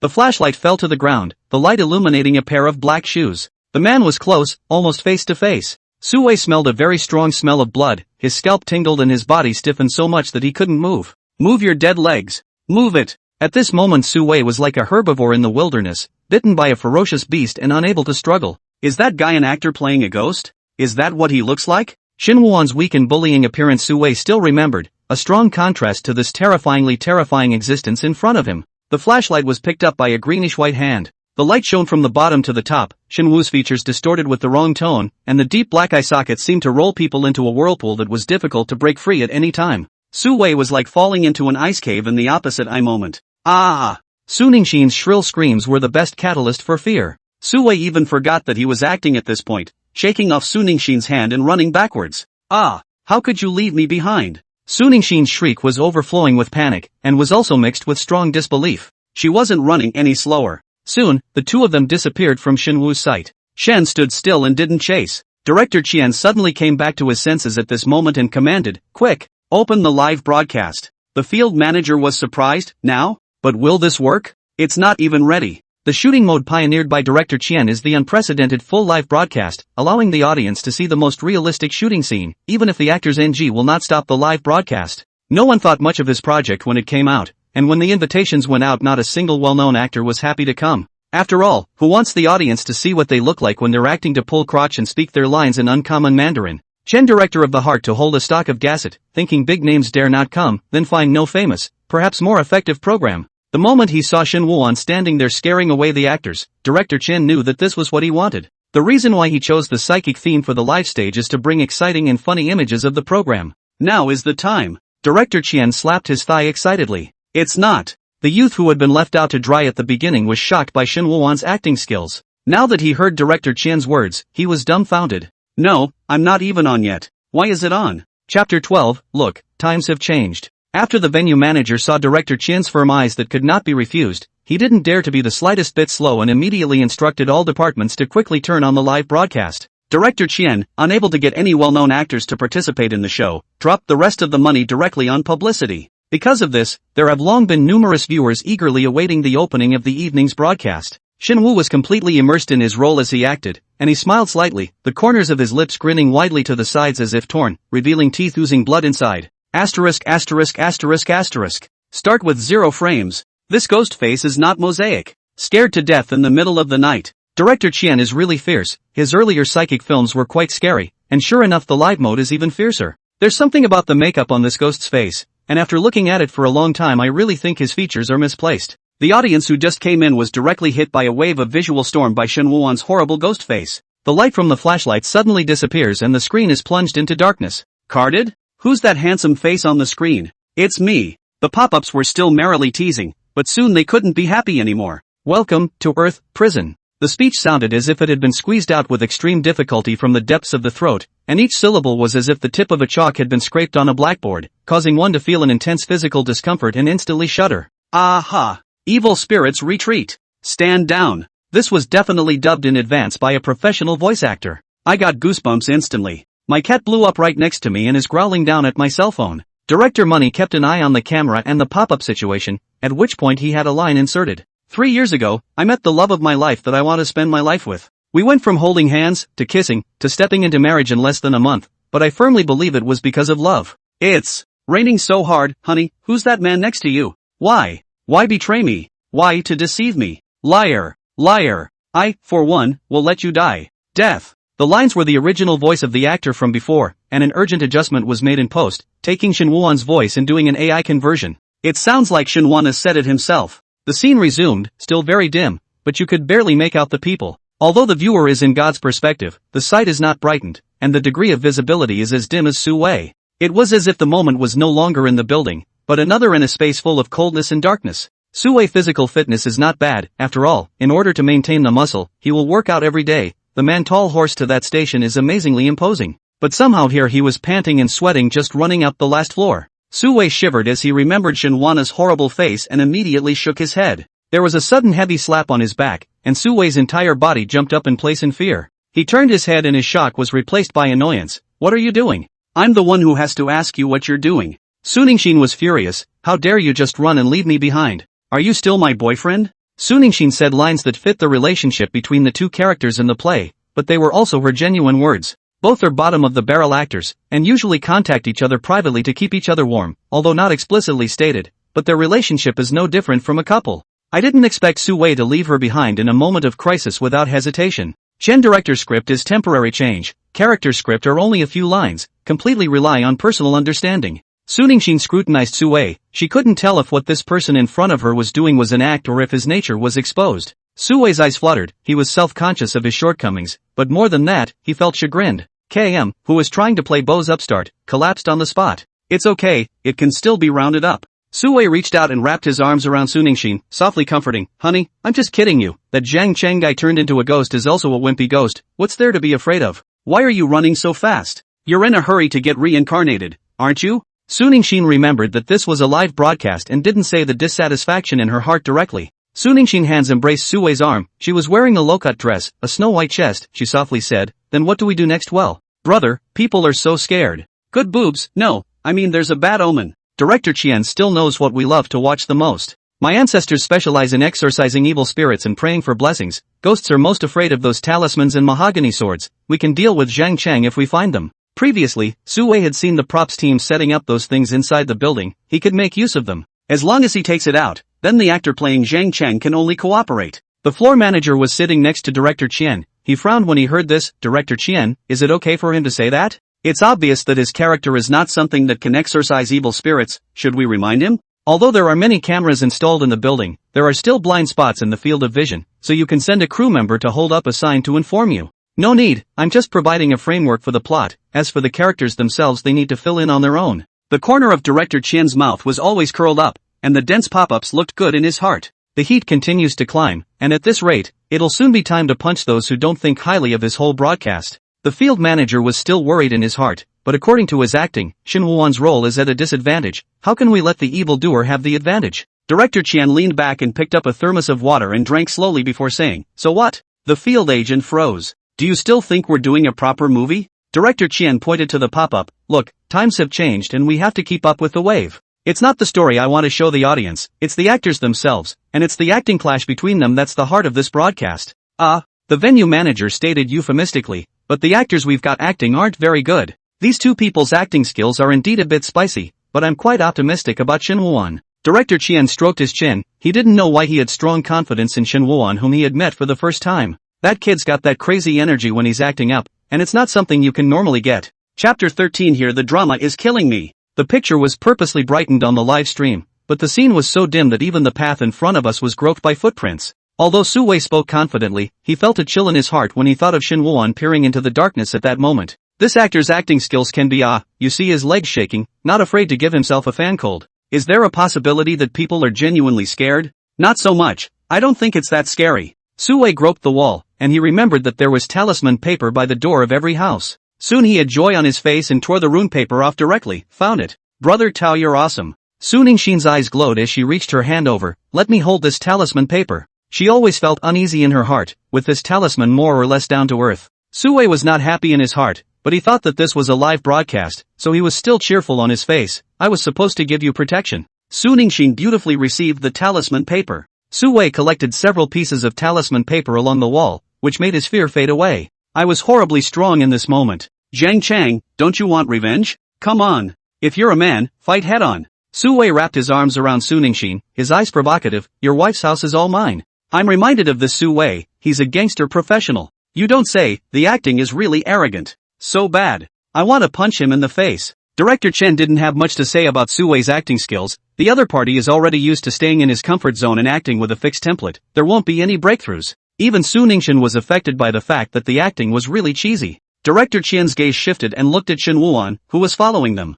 Yes, the two thought that they had shaken off Shin Woo-won, but in reality, the other party had been right behind them the whole time. Director Qian wanted to surprise the live viewers by intentionally restoring the brightness of the image to make it feel immersive. Shin Woo-won was completely at one with the darkness, and after watching his seniors sparring last time, it had improved his acting skills quite a bit. Although Director Qian simply and roughly told him about the character setting, when he heard action, his originally calm heart suddenly stirred, and a variety of complex emotions kept pouring out. Su-wei's arrogant words and Su Ningxin's laughter sounded very harsh to him. Shin Woo could not control his facial expression, sometimes laughing, sometimes angry, like a robot with a bug out of control. I told you, there's no need to be afraid. Su-wei walked forward with his arm around Su Ningxin. Wait a minute. As she passed a window, Su Ningxin stopped and straightened her messy hairstyle against the glass. It took an hour to do the styling on purpose, and it was all messed up when I ran. Su-wei stood beside him, looking at himself reflected in the glass, trying to raise his hand to scratch the broken hair in front of his forehead. Su Ningxin was fully focused on organizing her hairstyle, and the moment she turned her head after she had finished carefully tending to it, she saw Su-wei lifting his hand and not moving. The posture was comical to the extreme, just like a monkey artist. What are you doing? Deliberately making me laugh, aren't you? Su Ningxin's willow brows slightly knitted as she snapped. Su-wei's lips were purple, and his body could not stop trembling when he spoke. Look at my hand. Is it lifted? Su Ningxin was full of doubts. Yeah, what are you trying to say? Su-wei had completely lost his previous masculinity. His face was as white as paper, and his voice was shrill as he shouted, I didn't raise my hand. Su-wei indeed did not move a muscle, and the hand in front of him was as if it had inexplicably and suddenly grown out of him. Asterisk asterisk asterisk asterisk. It was so dark I didn't even notice. Special effects? It's kinda scary. It's not a special effect. There's someone behind him. At that moment, the raised hand suddenly covered Su-wei's mouth, causing his shouts to be muffled. There was nothing special about those hands on their own, yet at this moment, when reflected on Suwei's dark skin, they looked extraordinarily white and creepy, covered with greenish-colored veins, like small, sinuous snakes. Su Ningxin was scared to death, and just then, she felt a chill coming from her neck. Her eyes widened and her eyes slowly looked down, again seeing a hand reach out from behind her. Before Su Ningxin could scream in shock, her mouth was similarly covered. The thick bloody gas was inhaled into her nose and mouth. Su Ningxin both wanted to vomit and had a strong sense of vertigo, as if the whole world was spinning around. Rune paper. Survival instinct in, Su Ningxin lifted her own hand that was grasping the talisman paper and slapped it hard on that ghost hand. The ghost's hand stuttered momentarily as the talisman was applied. Su Ningxin's eyes glowed. Useful. Lin shirt, what do you think talisman paper is for? A sorrowful voice rang in Su Ningxin's ears. Is it useless? Su Ningxin's tears were forced out. Why don't you take a good look at what's written on the rune? When Su Ningxin heard this, at this time, she borrowed the light and saw that the talisman paper actually had a word for death written on it in blood. I sincerely thank you guys for tearing the talisman paper off. If not for you guys, I really wouldn't have been able to come out. Shin Wuan had smeared blood on the palm of his hand beforehand, and when he withdrew his hand, he left bloody handprints around the mouths of the two men. In return, I will give you a night to remember. As unforgettable as the night you once gave me, unforgettable. Shin Wu's last sentence suddenly intensified his tone, causing the two men to return to their senses from their extreme fear. Su Ningxin saw her own face of blood in the glass and covered her face and shrieked, "Ah!" Su Wei is full of cold sweat. He turned around violently, take the flashlight to shine around but never see anyone. He looked into the distance where the light did not shine, or it seemed as if the giant mouth of the abyss was hidden, waiting for them to go over and swallow it in one gulp. Was that really an act just now? Su Wei began to be confused. He mixed the circle also has 8 or 9 years,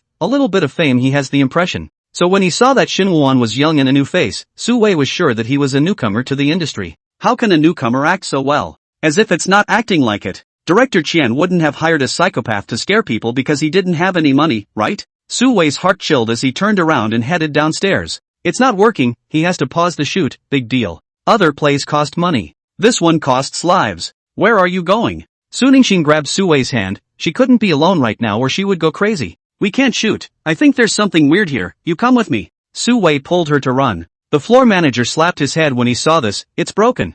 They don't want to shoot. This is a live broadcast. Do they have the quality to be actors or not? They wouldn't have a bad reputation in the circle if they did. Director Qian slowly smoked a cigarette and said nonchalantly, "Should I go lock the gate?" This was the first time they had a live broadcast, and the groundskeeper hadn't locked the only exit in the building for fear of an accident. No, take another look, have faith in him. Director Qian was old-fashioned and patted the field manager on the shoulder, signaling him to take it easy. The groundskeeper looked puzzled. Confident in whom? Chapter 14, This can't be staged. There was only one way to leave, and Su Wei pulled Su Ningxin to speed up his pace down the road. Master Tao doesn't exorcise anymore? Have you seen the case today? I suspect that this is the scene of the crime. There really is a ghost. Are you crazy? How could the money director bring the whole scene of a fresh murder to the live broadcast, unless it's a present killing? Now kill the actual hammer. After arriving downstairs, Su Wei looked at the gate and took big steps forward. Never again will I act in this kind of paranormal material. Brother! At this time from the side of a person rushed out, without any explanation to grab Su Wei. Su Ningxin was so scared that she stepped in place. Su Wei also shivered, but when he fixed his eyes on it, it was Shin Wuan who had a terrified face. You're actually still alive? Su Wei was surprised. The makeup on Shin Wu's face was gone, his eyes were blank, his face was pale, and he looked like an innocent person who had gone into danger by mistake. Where have you guys been? I haven't seen you guys since I came in. What are you talking about? Just now you weren't scaring us all the time. Su Wei's heart was pounding, and when he thought of his ugly behavior just now, he couldn't wait to beat Shin Wuan up. What are you scared of? I am also the second time to make a psychic movie. It is dark here, no one is here. I am so scared that I don't dare to move at all. Shen shrunk his shoulders every now and then, like a scared bird, looking around vigilantly. If Shang hadn't brought me along, I wouldn't have been able to rendezvous with you, brother. Su Wei listened to Shin Wuan's words, his heart cooled down, and then heard the big brother in his mouth as even more heart and guts. He interrupted Shin Wuan to speak. What brother Zhang? How can there be anyone else here besides the three of us? What? Then how? Does Zhang brother? Shen faced from bewilderment to fear, as if he realized what, his face swished and became bloodless. This can't be staged. Su Wei and Su Ningxin flashed this thought at the same time at this moment. He said that his surname is Zhang. Is he a victim of a murder? No, run away. Shen turned and ran to the front door. He pulled the door hard but it never moved. The gate is locked. Shen Wuan slapped the door hard and shouted with a tearing heart, open the door. It's haunted. Quickly let us out. Su Wei pushed his sleeves and was about to go over and bang on the door, but then he saw Shinwon move and look to his right with a frightened face. Shinwon's expression was so real that Su-wei couldn't help but follow his gaze over, but he could only see a darkness. Su-wei didn't see anything, but that fear of the unknown forced him to pull Su-Ningxin to the side to hide. "Shu, something's wrong, hide," Su-wei whispered to Su-Ningxin, while keeping a close eye on Shinwon. He's coming." Shinwon's back was against the door, his mouth wide open, his eyes opened extremely wide, his face covered with panic. "Zhang, it wasn't me who victimized you." Shinwon's gaze drifted, and when he saw Su-wei hiding in a corner, his eyes lit up, as if he had caught a chance to survive, pointing at them and shouting, "Tao Hong and Lin Sherd are there, if you want to take revenge look for them. Shen ******* your whole family." Su-wei cursed in his heart and his body desperately squeezed into the corner. Shenwu suddenly raised his hand, his body struggling frantically. "Don't! Let go of me!" Shinwon began to bang his head against the door, and the door panel made a thumping sound. "Oh my god, he's bleeding." Su-Ningxin's body kept shaking, this scene was too terrifying for her. Shenwu's face was covered in blood, his eyes were tightly closed and his hands were hanging down at his side. Suddenly Shen fell softly to the ground as if his bones had been taken away. Blood slid down the door panel, forming long, bloody streaks. In a dead silence, there was only the sound of Su-wei and Su-Ningxin's rapid breathing. "Ha ha! Tao Hong, Lin Sherd, you can't escape." A strange man's voice suddenly rang out. Both of them were shocked in their hearts at the same time. Su-wei, after all, is an old actor, usually into the theater quite a lot, in advance of the recording or the scene he can distinguish. He could be sure the voice wasn't recorded in advance, but no one was around. This story of theirs is still an adaptation of that murder this morning. Su-wei felt a chill run up from his back to his ceiling. "It's really haunted. Ha ha ha ha ha ha ha. Run!" Amidst the man's maniacal laughter, this was the only thought left in Su-wei's mind as he dragged Su-Ningxin, who was soft on the ground, and turned to run upstairs. Holy! The plot's falling apart. This Su-wei's acting was super bad in his previous dramas, but now it looks okay. I thought Shinwon was the ghost, but it turns out he's an innocent cannon fodder. The field manager was different from the unknown audience. He saw the sweat came down and hurriedly said, "Director Chen, this is really haunted.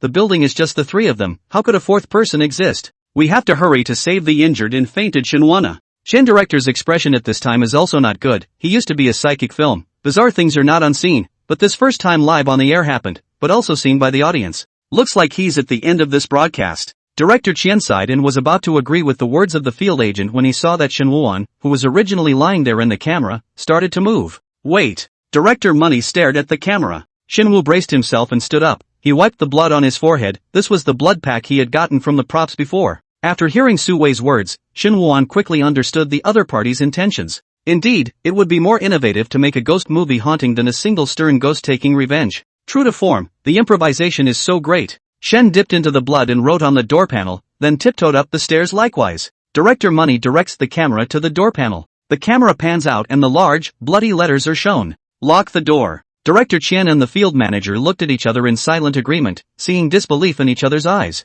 Director Chen asked, "Is there a grudge between Shinwu and them?" The floor manager was silent for a moment. Before was not known, just now before the start of the shooting seems to be a little conflict. Minor conflict? The money guide looked at the bloody words again. What's the big deal? Su-wei found a door that could be opened and hurriedly rushed in before immediately closing the door and pressing against it with his back. He smoothly sat straight down on the ground, breathing heavily. Su-Ningxin, who was sitting on the sidelines, turned as white as paper, and after gasping for breath for a while, she suddenly dry-heaved twice. Su-wei gently patted her back. "Are you alright?" Su-Ningxin shook her head. "There's a strange odor, do you smell it?" Su-wei's nerves were highly tense just now, and it was only at this moment when he heard Su-Ningxin's words that he noticed an odor. It was the scent of dust mixed with the smell of dampness and mold, with a stench mixed in, like the smell emanating from a dead rat. Su-wei took out his flashlight and shone it everywhere. The yellowed walls covered with black spots were plastered with Zhong Kuei portraits that filled the entire wall. Zhong Kuei's face was ferocious, but instead it gave Su-wei a sense of security, and he said with a happy face, "Zhong Kuei can drive away evil spirits, so that ghost won't dare to come in.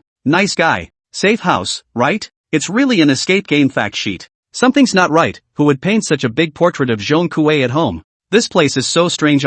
Su-Ningxin sat on a chair. She wiped the sweat from her forehead and said the point that the audience was puzzled by, which person is so arranged at home? You still have the heart to care about this nowadays. Su-wei was so upset that he decided it was haunted. Why didn't anyone come to their rescue? Could it be that they were no longer in the present world at this time? Su-wei had seen quite a few thriller movies, and the thought came up and ate up his already small guts. Chapter 15, A Gifted Man. It's over, it's over. Su-wei only felt that his legs were instantly weak and feeble, and his entire body fell heavily into the chair. However, immediately afterward, he felt his body slipping violently, and he actually fell to the ground in a sorry state. Sue panicked and picked up the flashlight to shine. In the moment of seeing what was in front of him, his face instantly became as white as paper. This is not a chair. It's a ghastly coffin. Ah! Suningshin also noticed the horrifying scene and screamed in horror, busily taking several steps backward. She only felt her back hit a hard object, and in panic she turned to see that it was a wooden table. In the darkness, Suningshin suddenly remembered that she had her cell phone with her, so she immediately pulled it out with her hands and feet to illuminate it.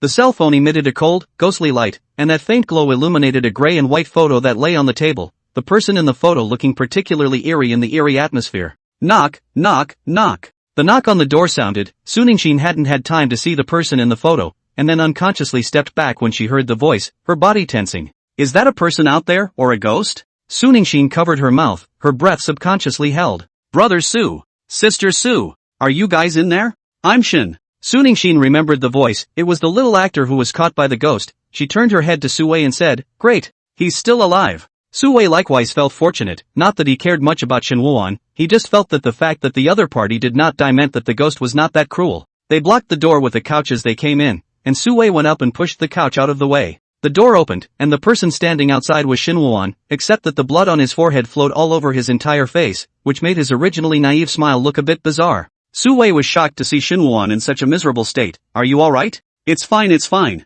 Shinwoo waved his hand as he revealed his blood-seeping teeth. It's just a small injury, I feel good at the moment. Suningshin somewhat disliked Shinwoo-an's appearance and said, Why do you want to come to us? What if a ghost is attracted to us? Shinwoo-an was always polite and friendly when treating people. He smiled and said, Don't worry, Sister Su, the ghosts are going to deal with you guys playing Tao Hong and Lin Shirt next. The ghosts won't pay any attention to me. Suningshin. Has this guy's mouth been poisoned? Stop it. Sue sounded creepy. Think about how to escape. If I'm not wrong, we're being dragged into an alien dimension by a ghost. Seeing Shinwoo-an's eyes looking over, Sue was secretly pleased in his heart. Be blown away by my intelligence. I'm also in the lead role, but unfortunately that's all there is to witness. And what Shinwana is thinking is that it's sending me a new script message. Copy that. Good man, the alien space are coming is not it, is the next thing to go to war. Sue doesn't look too smart. Brother Su's analysis makes sense. This place doesn't look like the land where ordinary people live at a glance. Shen walked over to the coffin and said, What kind of person would put a coffin in their home?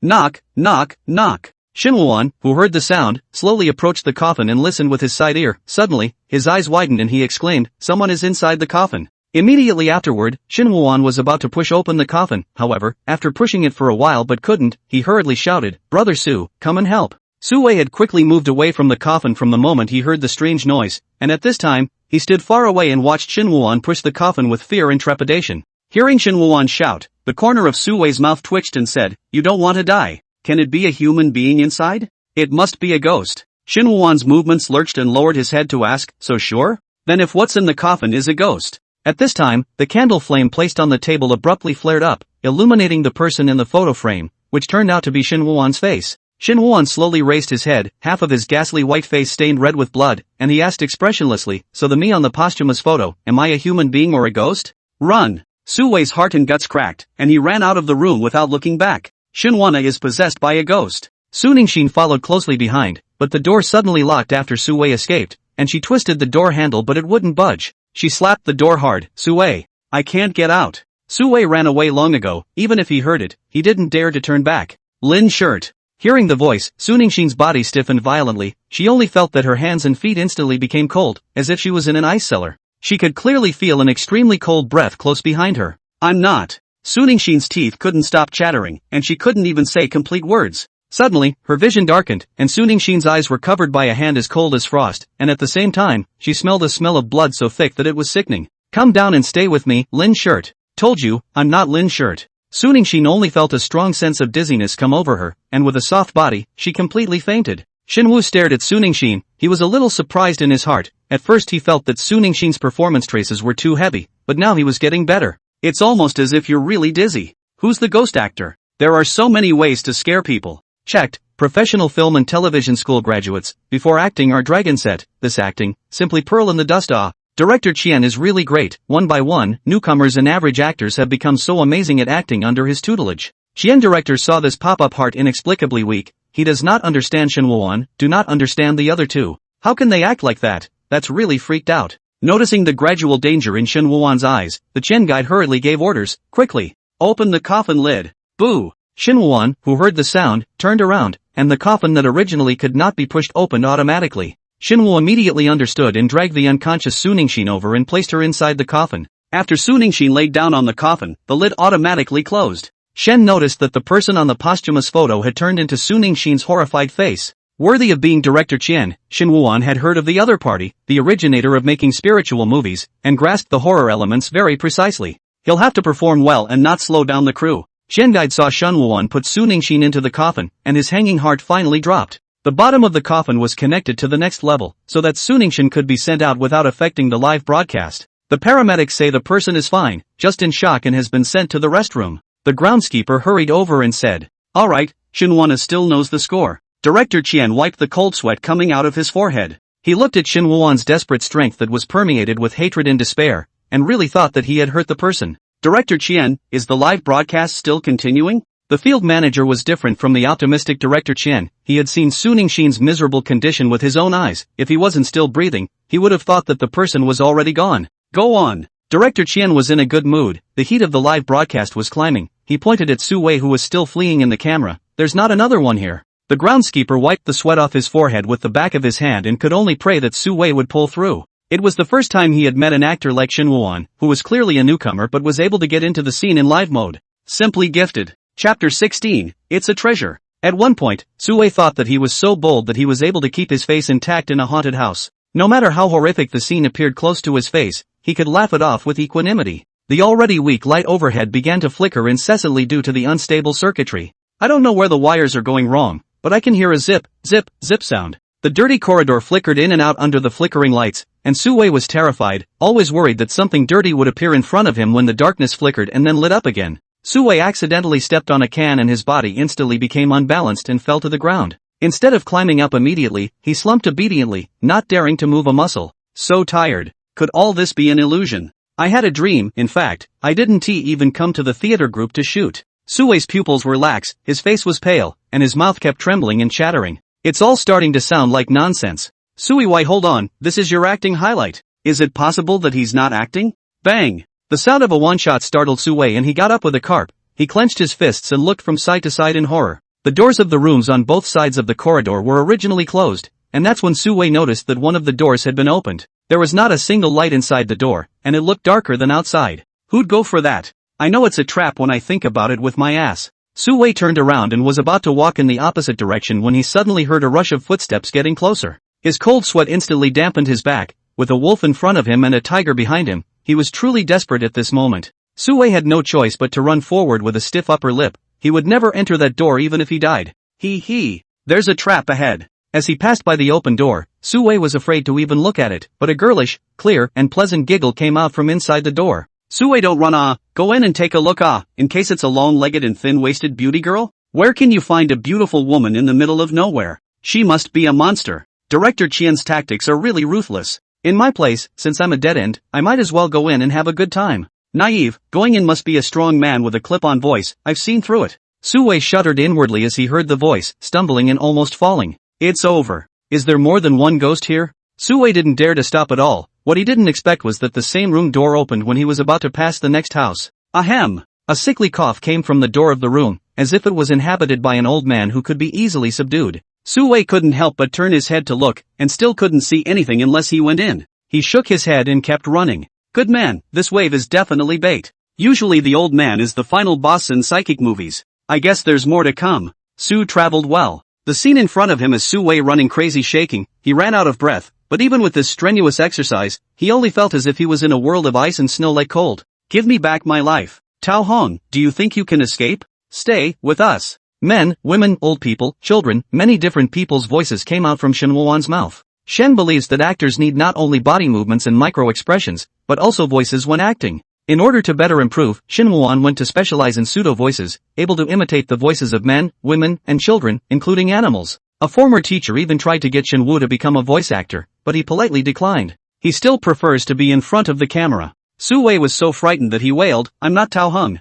You guys recognized the wrong person. Those voices are always like shadows," as if close at hand. Su Wei did not dare to stop for a moment, and took out his strength to run wildly. Su Wei had seen the case told in today's news, and these people's voices perfectly substituted for the victims. Those souls who had died in vain by now already regarded him as the murderer who had killed them. The live broadcast viewers with God's perspective clearly saw that there was only one person behind Su Wei, Shin Woo-won. Old Zhao Kana, and got so many character horror recordings. Director Chien exclaimed in admiration, completely failing to realize that the sound was made by Shin Woo-won. Lao Zhao was in charge of the props for the crew, and because he later improvised to change the script, Director Chien thought that those original design levels would not be changed. Director Chien. A middle-aged man ran over. Director Chien turned his head to look at his visitor and said with a smile, "Speak of the devil, I just complimented you on those recordings and door designs." Old Zhao ran so fast that he gasped for a while before stifling a sentence. "I didn't make that." "Ha?" The money director didn't understand what he meant. "I didn't even get the recording. Something's really wrong."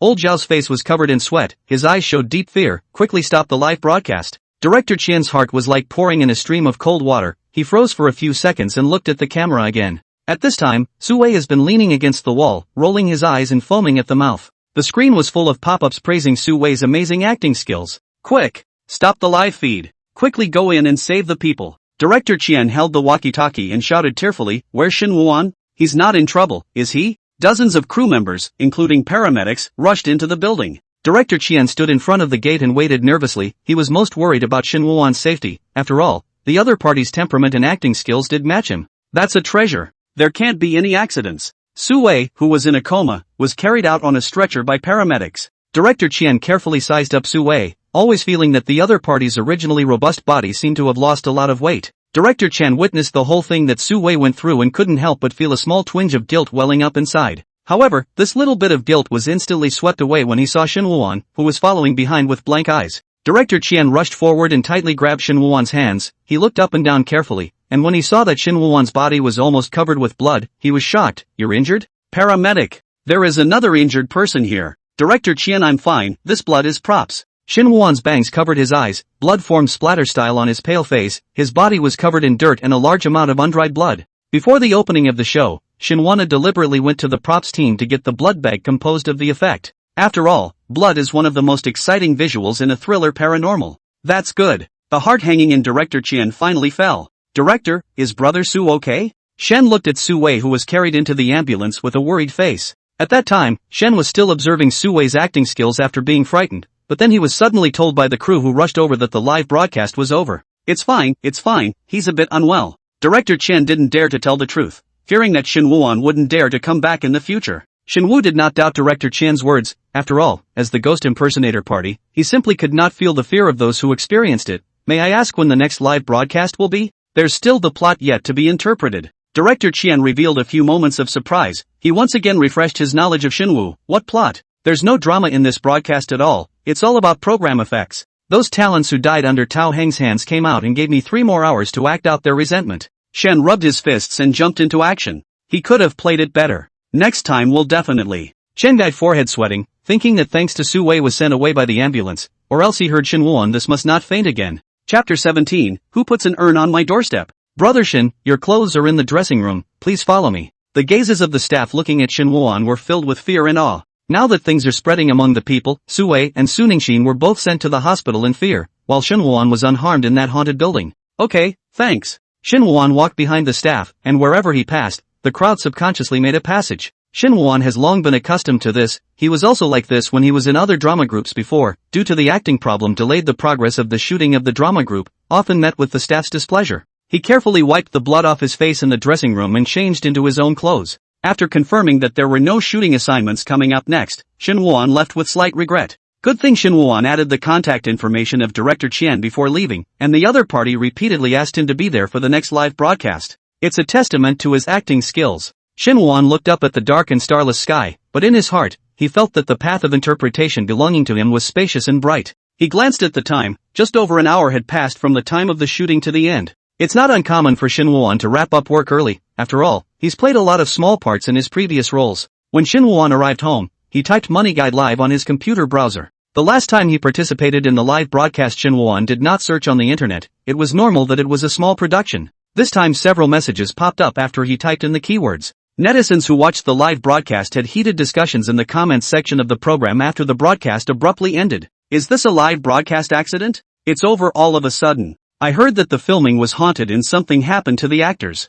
"Really? I don't believe it. I guess it's another gimmick made up by Director Chien." Images of Su Wei being taken to an ambulance soon surfaced online. There were also screenshots of Su Wei's and Su Ningxin's expressions and movements in the live broadcast when they were in extreme shock, analyzing them one by one. Good lord, I don't know if there are ghosts, but Su Wei is an actor I've seen before in other dramas, and he's definitely not this good. It seems to me that the plot is a bit similar to the murder case found this morning, if only reality had such a cool ending. Who's the actor playing a ghost? He's quite handsome and his acting is scary. Shen Wu's heart was happy when he saw this comment. That's the best thing you can say about an actor. Shen continued to brush the comments, and soon saw that the program released a statement, claiming that the haunting is pure rumor, the two actors on the ambulance is just a small injury during the shooting process, and there is no serious harm. Even Su Wei and Su Ningxin made the same statement one after another. Shen Wuan scratched his head when he saw this. Brother Su and sister Su were both injured, so how could he just go home with such a big grin on his face? It's so rude. Shen Wuan hurriedly contacted Director Qian. Director Qian, which hospital are brother Su and sister Su staying in?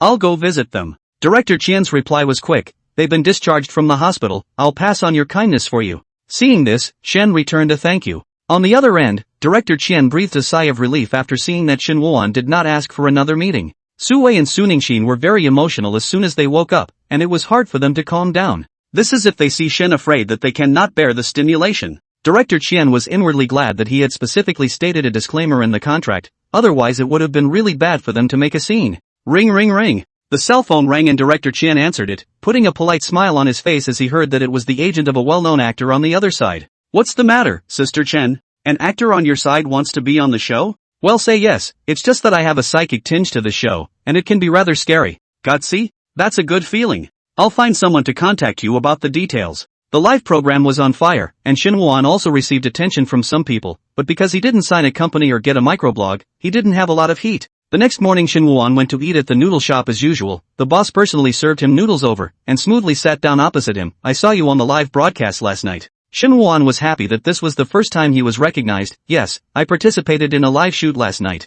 Awesome, you acted scarier in it than any of those horror movies I've seen before. The boss looked around to make sure no one noticed this side. He lowered his voice and asked, I heard that the broadcast was haunted last night and 2 of the actors were sent to the hospital, is this true? Shen Wuan laughed helplessly and shook his head. How could that be? Last night brother Su and sister Su only suffered a few scrapes, and they were sent to the hospital just to make sure they were okay. The owner of the noodle shop surveyed Shen Wuan's demeanor, and he could not see at all that the other party had the appearance of a lying heart. As a matter of fact, Shen Wu really thought so. So this is the case. The boss who couldn't eat the melon was a bit lost, but he quickly took out a whiteboard and asked Shen Wuan to sign it. Now Shen Wuan is a little hot, hang his signature board in the store to attract more customers to punch in. Shen Wu came home. He usually spends the rest of the time other than filming watching movies and studying at home. He watched the live replay and there was so much he hadn't interpreted properly. Shen Wuan found a few well-received psychic movies to watch, and quickly immersed himself in the movie's wonderful plot and the actors' superb acting skills. Ding dong! The crisp doorbell rang suddenly. Shen Wuan's body jolted, and he quickly pressed the pause button, freezing the horrible ghostly face in the picture. When Shen Wuan got up, he only felt a numbness in his feet, and the whole person almost fell to the ground.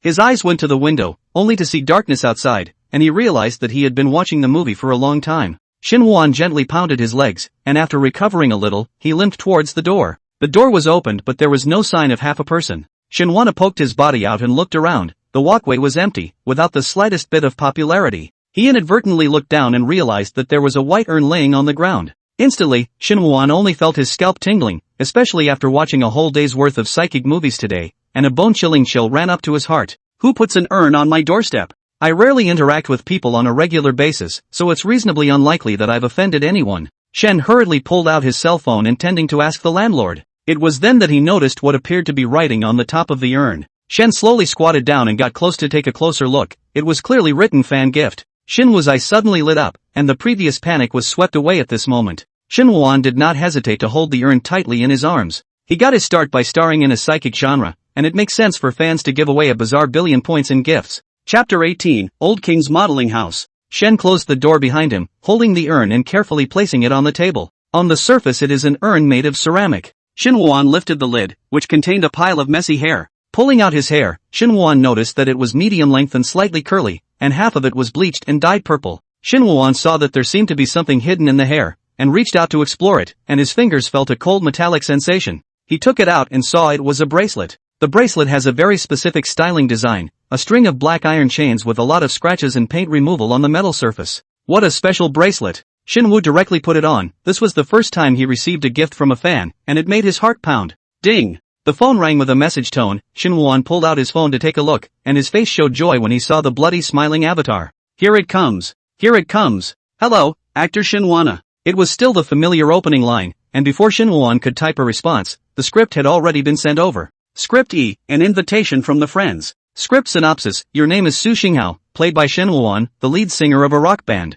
One day you receive an invitation to a party from close friends you haven't seen in 5 years. You've been invited to attend, only to find an eerie atmosphere and a succession of horrific events. Lifter, at midnight tonight, a car will come downstairs to pick you up and drop you off at the theater. Shen, okay. Besides, I would like to ask, what is the meaning of that E grade? He had noticed before that the script seemed to have a hierarchy. Lifter, there are 9 levels of scripts, with F being the lowest and E being a step up in interpretive difficulty. Shinwana asked curiously, what's the highest difficulty level? Lifter, SSS level, hey. But no one has lived to act in a play of that level yet. Shin Woo-won didn't feel intimidated by the lifter's speech, it was the other party's style. He automatically translated this into a script that was so difficult to shoot that the director never found the right actors or investors. Shin Woo pondered over the information provided in the script. It still looked like a thriller style, but his character seemed to be a proper living person this time. The lead singer of a rock musician, this is an area that Shin Woo has not been involved in. Shen walked to the full body mirror. He was wearing blue and white striped pajamas, with black hair and black pupils, giving the impression that he was an honest and handsome young man.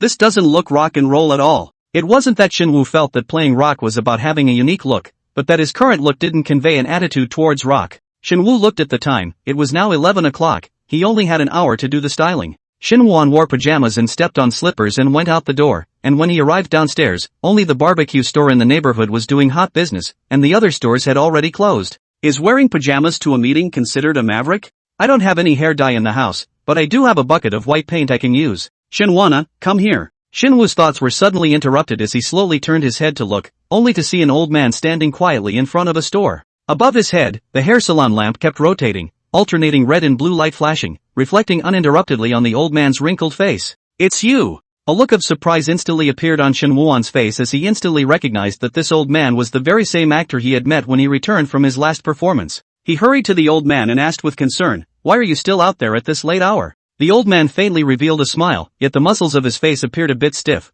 giving off a strange feeling of a leathery smile. He slowly raised his hand, pointed to the sign above his head, and said, I own this place. Old King Styling House. Quite a good name. Shin Woo-won did not feel much surprise. The general group acting salary is not high and unstable, usually have other side business to maintain daily expenses. If his parents hadn't left him some savings, I'm afraid he would have had to go to work right after graduation. Old Wang was full of happy looks, and the smile on his face had not disappeared since he saw Shin Woo-won. With his hands behind his back, he turned slowly and reached out to pull the door open. Come in.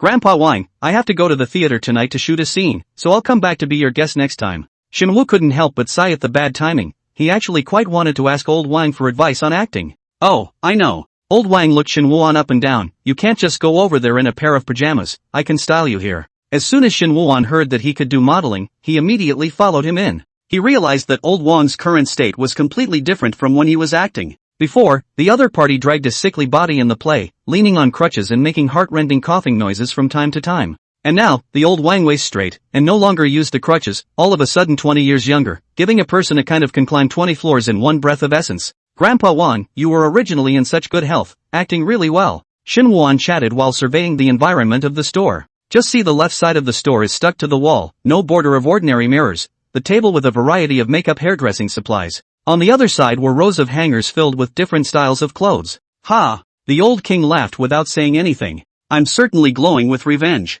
All of this was thanks to Shin Woo-won, but it was a pity that the rules were there, and there was no way for him to inform the other party of everything. Old Wang slowly walked to a green plant, beside which a gramophone lay quietly. The vinyl record spun languidly, and from it came a woman's voice sung in a Shanghai accent, so melodious that it seemed to take one back to the old days. Night Shanghai, you are a city that never sleeps. Shin Woo walked to the row of clothes. He found that there were all kinds of styles, and they were even matched with a whole set. He took out a set of leather jacket and pants in a black color scheme and hung them on a hanger to the side. Shen walked to the barber chair and sat down, looked into the mirror, and said to Old Wang standing behind himself, Grandpa Wang, my role this time is a rock singer, and my hairstyle wants to be bold and out of the ordinary. Oh, no problem, I'm a professional. Old Wang picked up a pair of red scissors and with a click, cut off a strand of his hair. Wait, Shin Wuan's originally clear eyes instantly became cloudy. He suddenly felt a strong drowsiness come over him. Before he could react more, he directly closed his eyes, his body went limp, and he instantly fell into a deep sleep. Seeing this, Lao Wang took out his cell phone and took a group photo of Shin Wuan.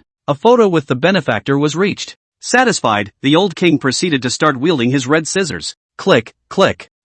Shin Wuan opened his eyes violently. He never thought that he had fallen asleep without realizing it. Shin Wu was about to pull out his cell phone to check the time when he looked up and was caught off guard and locked eyes with the youth with purple hair in the mirror. He's become a completely different person. Chapter 19 is extremely malleable. Grandpa Wan's craftsmanship is really awesome. Shin Wuan got up and carefully surveyed the surroundings, but the other party was nowhere to be seen. The cell phone was placed on the table, and Shin Wuan looked at the time 23:50. It's too late. Shin Wuan hurriedly changed into his clothes. He looked at half a day but couldn't find a place where he could scan the code to pay, and hunted for the next time he came over to pay the bill. Shin Wuan walked to the door and noticed that there was a guitar case with a skull printed on it next to it, with a sticky note attached to it. Bringing him will help you. It's really a big help. Shin Wu was worried that there were too few rock elements, so he lifted the guitar case and put it on his back. Shen pulled open the glass door. At this time the surrounding fog, even the barbecue restaurant just now closed the door. He ran through the deserted streets, surrounded by silence, hearing only his own footsteps and rapid breathing.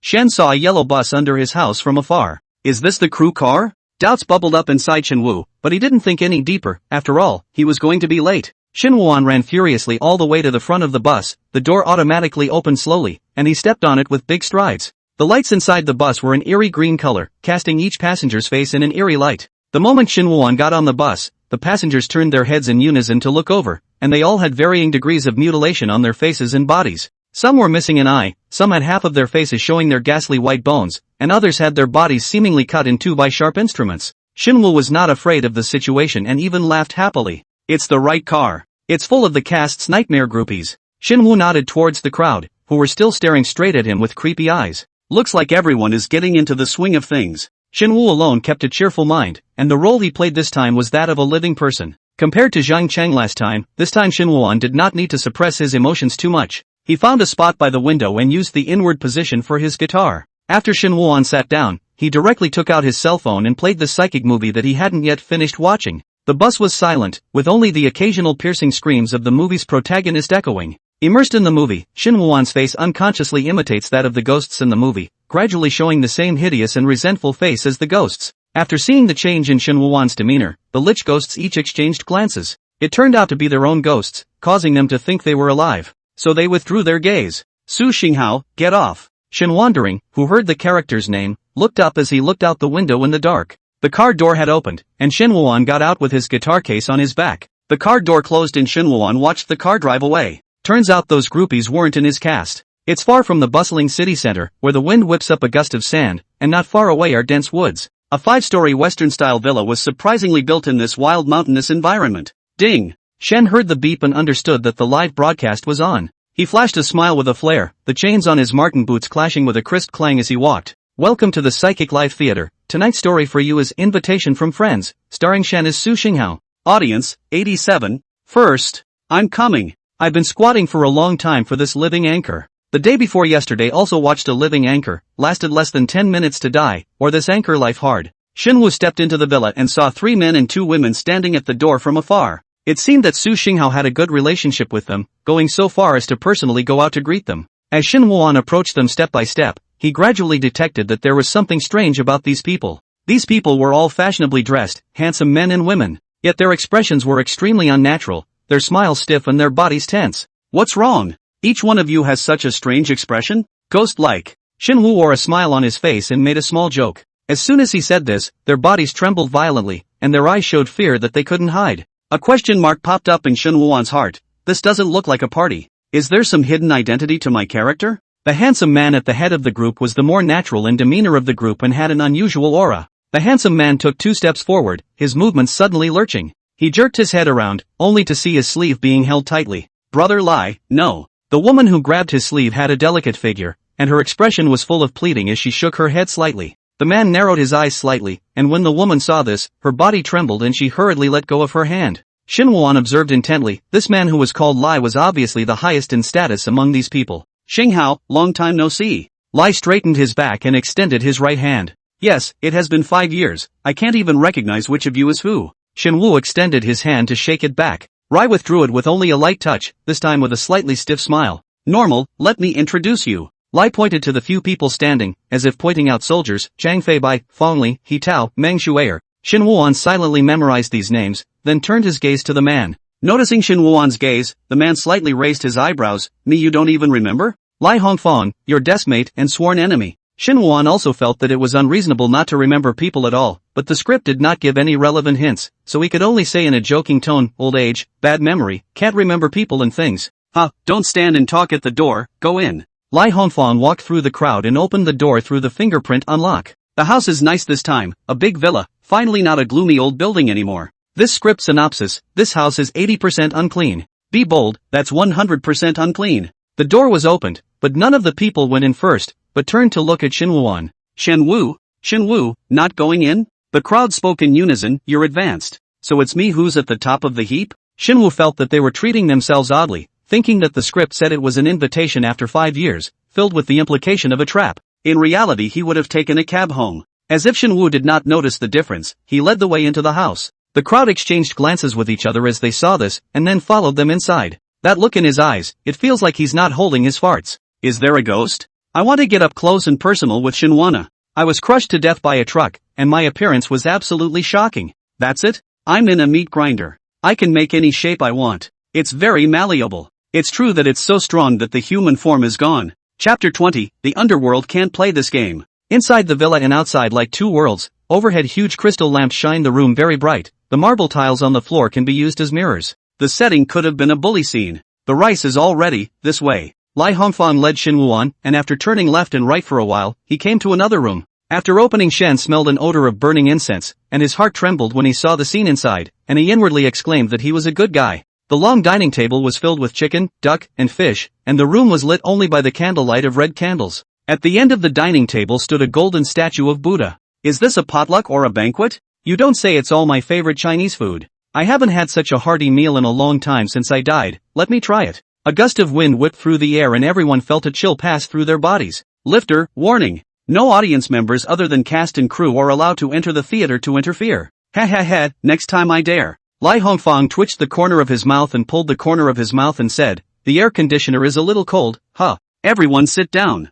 Shen raised his head to look at the vertical air conditioner in the corner that wasn't turned on, his face didn't show, and he casually found a seat. It was only after sitting down that Shen Wuan noticed that the candle was wrapped in a layer of transparent paper with a golden pattern on it. It's the kind of candle commonly found in temples. The floor was covered with a thick layer of carpet, and the crowd dragged their chairs around without making any harsh noises at all. After everyone was seated, Shen Wu swept a circle of everyone, their faces were reflected by the candle flame, and their expressions were obscure. A thought came to Shen Wu at this moment, they couldn't all be ghosts, could they? This is just a speculation of Shen Wuan, but in combination with the script, I'm afraid that he will have to experience all sorts of thrilling and horrifying things next. He'd have to find out what it was all about and adjust his characterization. This arrangement is quite special. Shen Wuan adjusted his expression. Any living person seeing this scene could not be much more calm. His face stiffened, he pursed his lips, and his brows furrowed slightly. Too ordinary is boring, hunting is my style. The one who said this was Meng Shui'er, who was sitting opposite Shen Wuan. Seeing Shen Wuan look over, her eyebrows sank, then she raised her eyebrows in indignation. This phrase is your mantra. Meng Shui'er picked up her chopsticks and directly inserted them into the marinated duck in front of her, grinning broadly as she placed them on Shen Wuan's plate. Shen Wuan glanced at the duck meat on his plate as he leaned back and slowly said, I don't like eating other people's saliva. Meng Shui'er froze, and her whole face instantly reddened after she understood what Shen Wuan meant. You. Lai Hongfang came out to round up the conversation. Xing, how you still like to tease Meng Shui'er as usual, after all she's your ex-girlfriend, how can she be someone else? So it's an ex-girlfriend, no wonder the eyes have a love-hate relationship. Shen Wuan shrugged his shoulders with a disbelieving face. Don't eat it. Meng Shui'er directly brought the plate along to herself, and she used her chopsticks to rip the duck apart, which immediately leaked out a bunch of raw rice. Raw rice? Did the cook undercook it or was it intentional? Shen first observed the other people's expressions, saw their natural demeanor, and quickly adjusted his own expression. Meng Shui'er put on her gloves, tore out the duck legs, and ate them in with the raw rice. A new plate was placed in front of Shen Wuan. He turned his head to look. Sitting next to him was Chang Feibai with glasses. He was at least 180 pounds. His round face gave a naive feeling. Ignore Shui'er, eat. Chang Feibai plate of fish likewise stuffed with raw rice inside. The people at the table began to move their chopsticks, but only Shen Wuan sat there and didn't move. What's wrong, Xinghao? Is something wrong? Lai Hongfang put his chopsticks down, The corner of his mouth was still stained with a grain of raw rice. These are all the things you love to eat. For a while the others turned their heads in unison to look at Shin Woo-won. Quite a sense of grave circumference. Who cooked this? Ghosts don't even eat this stuff. Can I invest some paper money and give Shin Woo-won some good food, okay? My favorite? Shin Woo did not expect the role to be even more challenging this time, with a flamboyant personality and even such unique eating habits. As time passed by, their expressions became more and more gloomy and icy. It's fine, I was all alone before, I'm quite happy to have you guys around this time. Shin Woo-won followed their example and chucked a fish. The fish meat was eaten in with the raw rice. He didn't chew it carefully and swallowed it directly. Something hard and a coolness down his throat. Seeing Shin Woo-won eating, the expressions on the other people's faces eased and returned to their previous appearance of talking and laughing. Shen noticed that only He-tao, who was sitting next to Lai Hongfang, looked nervous all the time, and the hand that was holding the chopsticks was shaking all the time. What was she afraid of? Though everything here really should be feared. The meal was bizarre, except for Shin Woo-won. The others seemed to eat all the food in front of them as if they had a good appetite. After walking out of the shady restaurant, Lai Hongfang suggested, "It's not a good idea to rest when you've just eaten, so why don't we play some games to kill our appetite?" After he finished and without waiting for the others to take a stand, he began to lead the crowd to the other side. Shin Woo-won followed to the swimming area of the villa. Pulling open the glass door, instantly a disgusting bloody gas came. The pool was surprisingly full of blood, glowing red in the moonlight. Unlike the blood packs on the set, the color of the blood here is a deep red, more like animal blood. Lai Hongfang picked up the water gun on the table and pointed at the pool of blood and said, "Let's play water gun?" Split into 2 PK groups, there is a hidden king inside each group. Whichever team's king ends up getting sprayed with the most water loses, and the loser has to be punished. To make it more exciting, I changed the water I was playing with to dog's blood. You don't say, it's funny. I went down to play and lost straight away, and I died covered in blood. You don't say that this game looks like the Netherworld, but only the young people can play it. Good. Quite interesting. Love to play. The others responded quickly, but with a few flavors of reluctance in their tones. The crowd was quickly divided into teams through the black and white pairing. Shin Woo-won's teammates were He-tao and Chang Fei-bai. Ah! He-tao let out a collapsing scream as she was informed of the results, and her entire body sat down on the ground. Shen saw this and wanted to help her, but Lai Hongfang walked over first. Is everything alright? Lai Hongfang stroked He-tao's head, his tone gentle. He thought he wouldn't be able to be seen with his back turned to someone's expression. Unbeknownst to Shin Woo-won, through the glass in front of him, he clearly saw Lai Hongfang's gloomy face. Lai brother, I cannot, I really cannot. He-tao lowered his voice and looked at Lai Hongfang with a pleading face. Lai Hongfang's eyes were icy cold as he pulled He-tao up stiffly. Can't die, don't make me slap you. He-tao's heart trembled at his words and he nodded in awe. Seeing this, Lai Hongfang let go of his hand and turned around and was suddenly nourished. All of his handsome face was dyed red with blood, and his bangs kept dripping blood. Shen held the water gun with an innocent demeanor. Sorry, I was looking for the switch and suddenly it shot out. It's fine. Lai Hongfang had a good-tempered demeanor, took the towel He-tao handed over, wiped his face, and then turned around and walked away. Shen noticed the clenched hand on Lai Hongfang's side. Obviously the other party was forcibly suppressing his anger. He did it on purpose. Shin Woo-won had just touched the blood with his hand and judged that it was black dog blood. Shin Woo-won has been watching spiritual movies for a while now, and is clear that black dog blood has a mysterious effect in the theater, such as warding off evil spirits and repelling ghosts, so he wanted to try it on Lai Hongfang. As it turned out, the other party didn't react at all, so it seemed to be a living person alright. Shin Woo scanned the others and smiled at them. So whose turn is it to dogpile next? Chapter 21, Bloodshed to the End. Shin Woo's eyes caused a chill to run through their hearts, and an ominous premonition surged through them. Chang Fei-bai came over. It's time for us to choose a king. Who will be it? Then what else is there to say? Shin Woo-won took 2 steps forward and shouted at the 3 people on Lai Hongfang's side. I'm the king. I'll count 3. 3, start. Shin Woo-won immediately shot towards Meng Shuier. Meng Shuier was nourished all over, a piece of high fashion just ruined. She screamed in annoyance, bastard. Su Xinghao.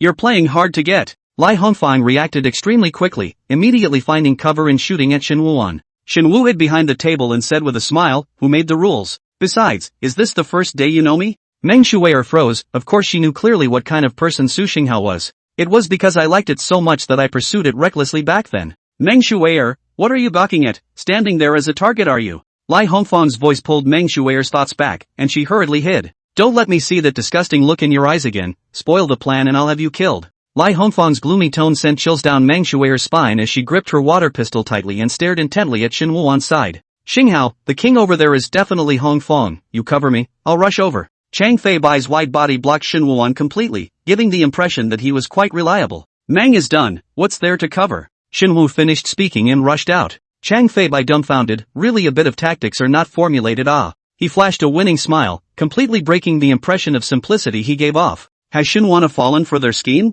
Although I can't see what is being plotted at the moment. Oh, what conspiracy is all for naught in the face of great strength? Damn! Is Su Xinghao so agile? Lai Hongfang was stunned. Every shot he fired was dodged by Shinhwa. He could only do nothing but watch Shinhwa getting closer and closer. Fang Li, who had been silent, suddenly said, "Wouldn't it be easier for us to move around if we let him get closer?" Lai Hongfang then came back to his senses. Right, what is he annoyed? Really play into it. The surface still has to be acted out. After Lai Hongfang gave himself a successful salvation, he continued to have a shot without a shot towards Shinhwa. Shinhwa usually worked out, and when he was figuring out the role of a thief before, he even pulled his agility full in the area of his stance. He felt Lai Hongfang's firing frequency slow down. Something wasn't right. It was logical that Lai Hongfang would only get more and more angry. The frequency should be more accelerated. And He Tao and Shang Fei Bai aren't moving. Shinhwa will not go along with them. He already has a preliminary judgment on Su Xinghao's character image. Su Xingho will not lose. Shen quickly came to the location where Lai Hongfang and the others were.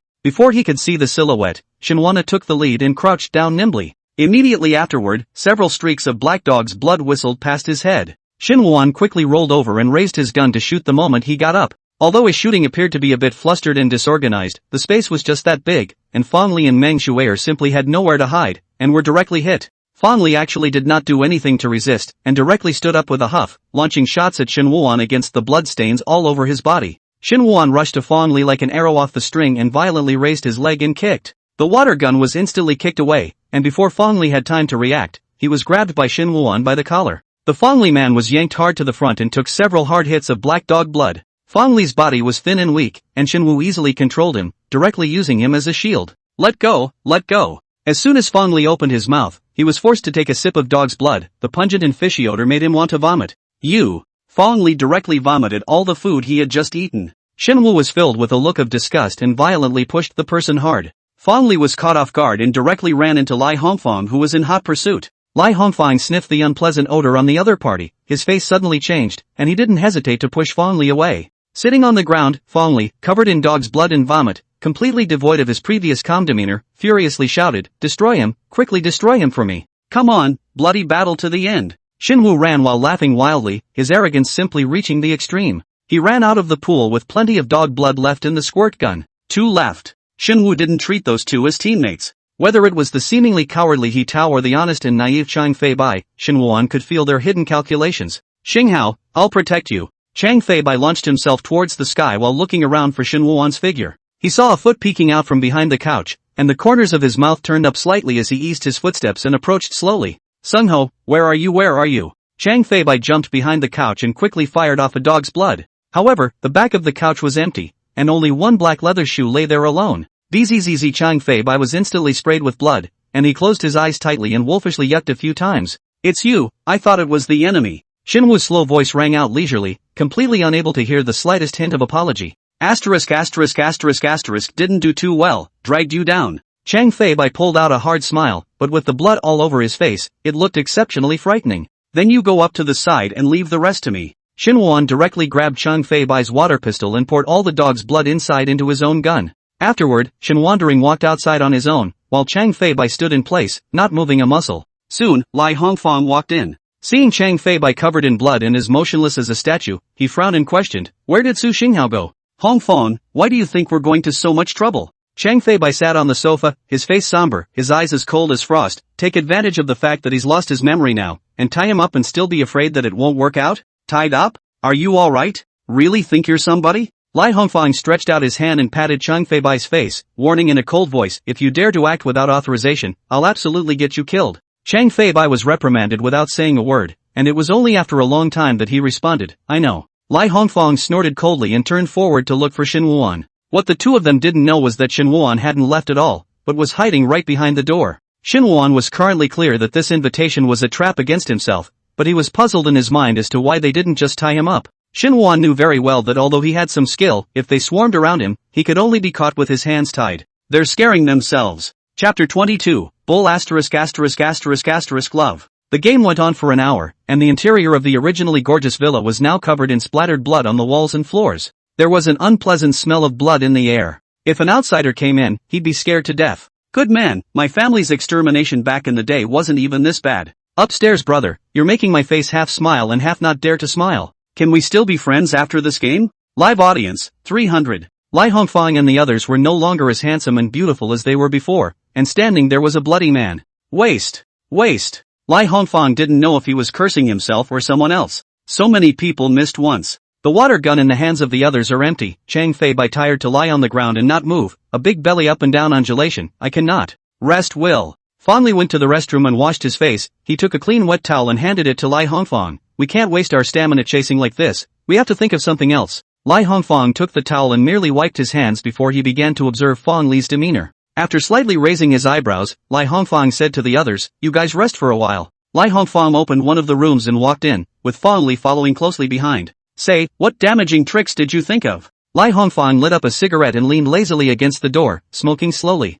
His grumpy mood quickly smoothed out. Fang Li yawned, tears streaming from his eyes. Lai, everyone can't hold out for too long. Find a bait. That Xinghao guy is the most compassionate, isn't he? Bait? You mean manhwarecap? Lai Hongfang shook his head violently and said categorically, during the meal just now, Su Xinghao didn't even look at her. It's not her, it's... Fang Li met Lai Hongfang's icy eyes, his voice gradually becoming smaller until it was barely audible. It's also for the sake of the plan. Lai Hongliang's expression moved slightly when he heard the last sentence. Immediately afterward, he pressed his cigarette directly into Fang Li's shoulder. The sound of Z rang out. Fang Li hard did not say a word, and his face did not have the slightest color of surprise. You brat, if you dare to count on me, I'll let you die an ugly death. After Lai Hongfang finished his warning, he pulled open the door and walked out with great strides. Lai Hongfang poured a cup of water and walked over to He Tao, who was squatting in the corner, and said in a warm voice, "Drink some water." He Tao really has no way to feel warmth from Lai Hongfang's blood-covered appearance, and her hands are shaking as she receives the water. "Thank you." Lai Hongfang put his hand on He Tao's shoulder. "Later, you go to Su Xinghao's side to protect him."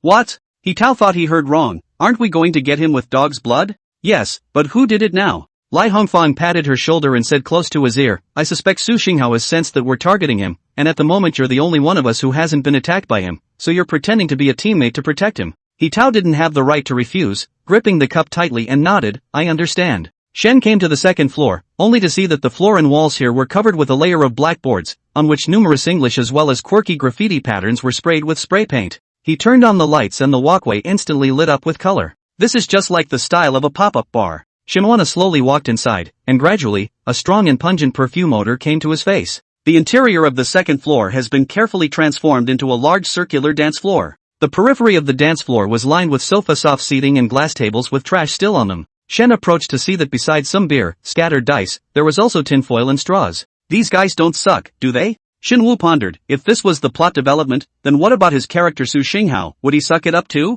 He wasn't sure at the moment, or he should have switched to an addict's stance. Knock knock. Shin Wu heard the loud noise and directly ducked to the side to hide. The person who came in was manhwarecap, who ran straight to the table and eagerly unwrapped the tinfoil. On realizing that it was empty, he grabbed his hair and screamed randomly. Where the hell did you put it? Manhwarecap mumbled. Suddenly, she slumped to the ground and was soon hemming and hawing. Shinhui couldn't see Manhwarecap from this viewpoint. It's here. Manhwarecap was as excited as if she had found a treasure, and soon, she let out a cozy sigh and kept stomping her legs. Shinwuan was quite impressed that he had portrayed the image of an addict with just his voice. He knew clearly that Manhwarecap wouldn't be very clear in her head at this time, and it was a good time to ask questions, so he walked out. Shinwuan approached, and Manhwarecap was lying on the ground, her eyes disoriented. Manhwarecap smiled when she saw Shinwuan. You're here again? It seemed that Manhwarecap did have lingering feelings for Su Xinghao. Shinwu pondered over the wording and said in a flat tone, why did you suck it up again? He wanted to judge whether Su Xinghao was complicit or not based on Manhwarecap's answer. So what, how good does this thing taste? Hey, haven't you tasted it? Manhwarecap slid her foot on Shinwuan's leg with teasing eyes. Do you want to taste it again? Manhwarecap's body was as soft as a snake, reaching out to touch Shinwuan. Shinwuan directly retreated 2 steps and pulled away from Manhwarecap. Su Xinghao was a dry person. Since the breakup, Never and Manhwarecap still had the possibility of getting back together. Manhwarecap's face changed on the spot, her anger making her blood-covered face look particularly terrifying. Su Xinghao, do you loathe me that much? Improvisation is a handful for Shinwuan. After all, he has played insignificant roles before and will not be given any specific character story. Shinwuan slightly sidestepped his head, as if he was not willing to look at Manhwarecap more than once. Why did you break up? You know very well, we are not all the way from the beginning to the end. It's all excuses. You're full of nothing but music. Can you still fit me in? Manhwarecap was in tears, emotionally picking up the wine bottle and smashing it at Shinwuan. Shinwu did not dodge, but the bottle just grazed his body. Due to the blanket on the floor, it made only a slight rattling noise. The intact bottle rolled a few times on the carpet. Su Xinghao, even if you resisted no matter how much, we're already on the same path, aren't we? Meng Shuier had tears in her smile, and her mouth kept muttering. It's all your fault. Who made you stop loving me? How can a junkie have any bull ***** love? Whoever believes in it is out of luck. These guys aren't trying to harm the anchor, are they? Be assertive and drop the think. Meng Shuier cried, and suddenly her demeanor changed dramatically once again. She stepped backward in terror, kneeling on both knees, her hands merged, rubbing them together non-stop. Xinghao, I was wrong. I shouldn't have harmed you. Don't come looking for me. Please let me go. The fear that showed in Meng Shuier's eyes was all too real. Xinwu spat at himself inwardly. Obviously, with such a good cast and production team, his own acting skills began to drag his feet. Although Meng Shuier shouted her name, her eyes were not on Shen Wuan's body. Shen turned to look along with Meng Shuier's line of sight, but found nothing. They were the only two people in the large ballroom. Chapter 23, Am I in the wrong room? What exactly do you want to do to me? Shenwu was clear in his heart that it was impossible to get an easy answer from Meng Shuier. Sure enough, just after asking this question, Meng Shuier's eyes rolled over and she lost consciousness. Shen Wuan was not surprised by this, but on the surface, he still pretended to be very eager and gently shook Meng Shuier. Hey! A trace of complex emotions flashed under Shen Wu's eyes, and he did not roughly throw Meng Shuier to the ground. He picked up the other man and carefully placed him on the couch. Since he couldn't find an answer in Meng Shuier, there were other people to ask. Shenwu looked to the tabletop and dumped all those drug paraphernalia into a garbage bag, then into his own jacket pocket. He didn't choose to call the police in the first place, and Meng Shuier's words made Shen Wuan realize that Su Xinghao's character wasn't simple. There is a high probability that So Sungho's drug use was engineered. However, whether Su Xinghao had done anything during these 5 years, Shen Wuan currently did not know. Lai Hongfang and the others' malice towards Su Xinghao was almost out in the open. But Su Xinghao faced this invitation as promised. Shen Wu closed his eyes as if Su Xinghao was standing in front of him at this moment. What do you want to do? Shen Wu asked softly. Su Xinghao hooked the corners of his mouth and smiled, as if to say that a good show was about to be staged. Shen Wu opened his eyes again, his expression full of teasing. He Tao ran desperately, with Lai Hongfang and Fang Li behind him. Her face and body were covered in blood and she looked a mess. Where's Starhawk? Speak up and it won't be personal. Lai Hongfang kept his distance not too far away as if he were teasing his prey. He Tao pursed her lips and said stubbornly, There's no way I'm going to betray my teammates. Shen Wuan leaned over the staircase railing and watched the scene, frowning slightly. That was a poorly acted one too. A play within a play? Shen Wu matched their performance and stood on the stairs and shouted, Stop! Lai Hongfang looked up and his eyes lit up. He then raised his head slightly, signaling He Tao to go over. He Tao didn't dare to disobey anymore and ran over toward Shen Wuan's side, and also shouted seemingly eagerly, Run! I'll protect you. To go together. Shen Wuan didn't think that he would be able to say such a classic line one day. I'm in the wrong room? That's right. This is the psychic channel, isn't it? I think I said that to my girlfriend back in the day, and then she stabbed me. If I didn't know I was acting, I'd take them all. Don't even think about leaving. Lai Hongfang's speed of chasing people accelerated. Shen Wuan noticed that they were just light chasing and not shooting with water guns. And while Li Tao talks about protecting him, he runs ahead to block all the exits. Shen Wuan did not show anything on his face, pretending to be immersed in the tense atmosphere.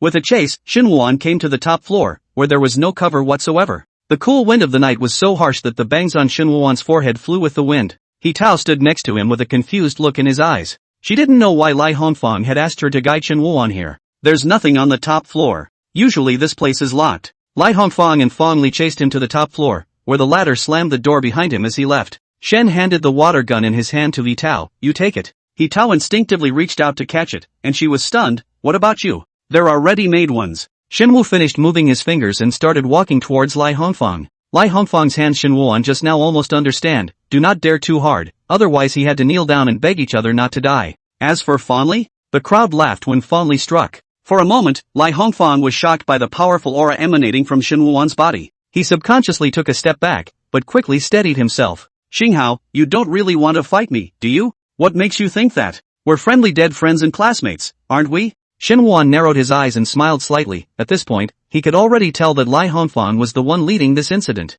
It wasn't clear what exactly the other party was planning, but it was always right to beat the hell out of them first. Lai Hongfang saw Shen Wuan rushing over and immediately took out his water gun to shoot. Shen Wu sidestepped and dodged easily, and in the twinkling of an eye, he arrived in front of Lai Hongfang's eyes. He directly grabbed the water gun, intending to take out the water reservoir inside the water gun and pour it on Lai Hongfang's face. Ah! A piercing woman's scream rang through the blackness of the night. Shin Wuan's movements lurched and he turned to look, only to see Fong Li standing at the edge of the top floor, as if frozen. Wait, where's He Tao? Shin Wu's pupils contracted violently, and he immediately let go of Lai Hongfang. Where's He Tao? Lai Hongfang didn't take the opportunity to strike back at Shin Wuan either, but asked Fong Li, help me. He Tao's pleas for help became more and more mournful. There was no protection on the top floor, and Shin Wuan ran to the edge and saw He Tao clutching the edge with one hand. The situation was critical, and it could have fallen at any time. Hold on to me. Without even thinking, Shin Wu reached out and grabbed He Tao's hand. He called out to the other two, come help. Bzzzzz. Shin Wuan suddenly felt a coldness welling up in his back, and only then did he realize with hindsight what Lai Hongfang had done. He actually took advantage of his rescue to shoot dog's blood at himself. Fong Li came over at this time and helped pull He Tao up together. Woo woo. He Tao sat on the ground still unable to slow down, her body trembling, and she kept crying non-stop. Shin Wu did not go to comfort He Tao. In his analysis, although the character of Su Xinghao was not a bad person, he would not go to comfort someone who harbored ill will towards him. At this point, his heart was still pounding. The crew must have taken safety measures, but there was no protection on He Tao. But at that moment she didn't hesitate and remained immersed in the play. Shin Wu was greatly shocked and inwardly admired greatly. Shin Wu's gaze instantly chilled. You really do anything to win? He could see that He Tao didn't know about all this, but Lai Hongfang and Fong Li must have prepared it in advance. That's right, because what I'm going to win is vital. Lai Hongfang no longer maintained that false friendliness and directly picked it out. I don't understand. Shin Wuan turned his gaze to He Tao with a puzzled expression.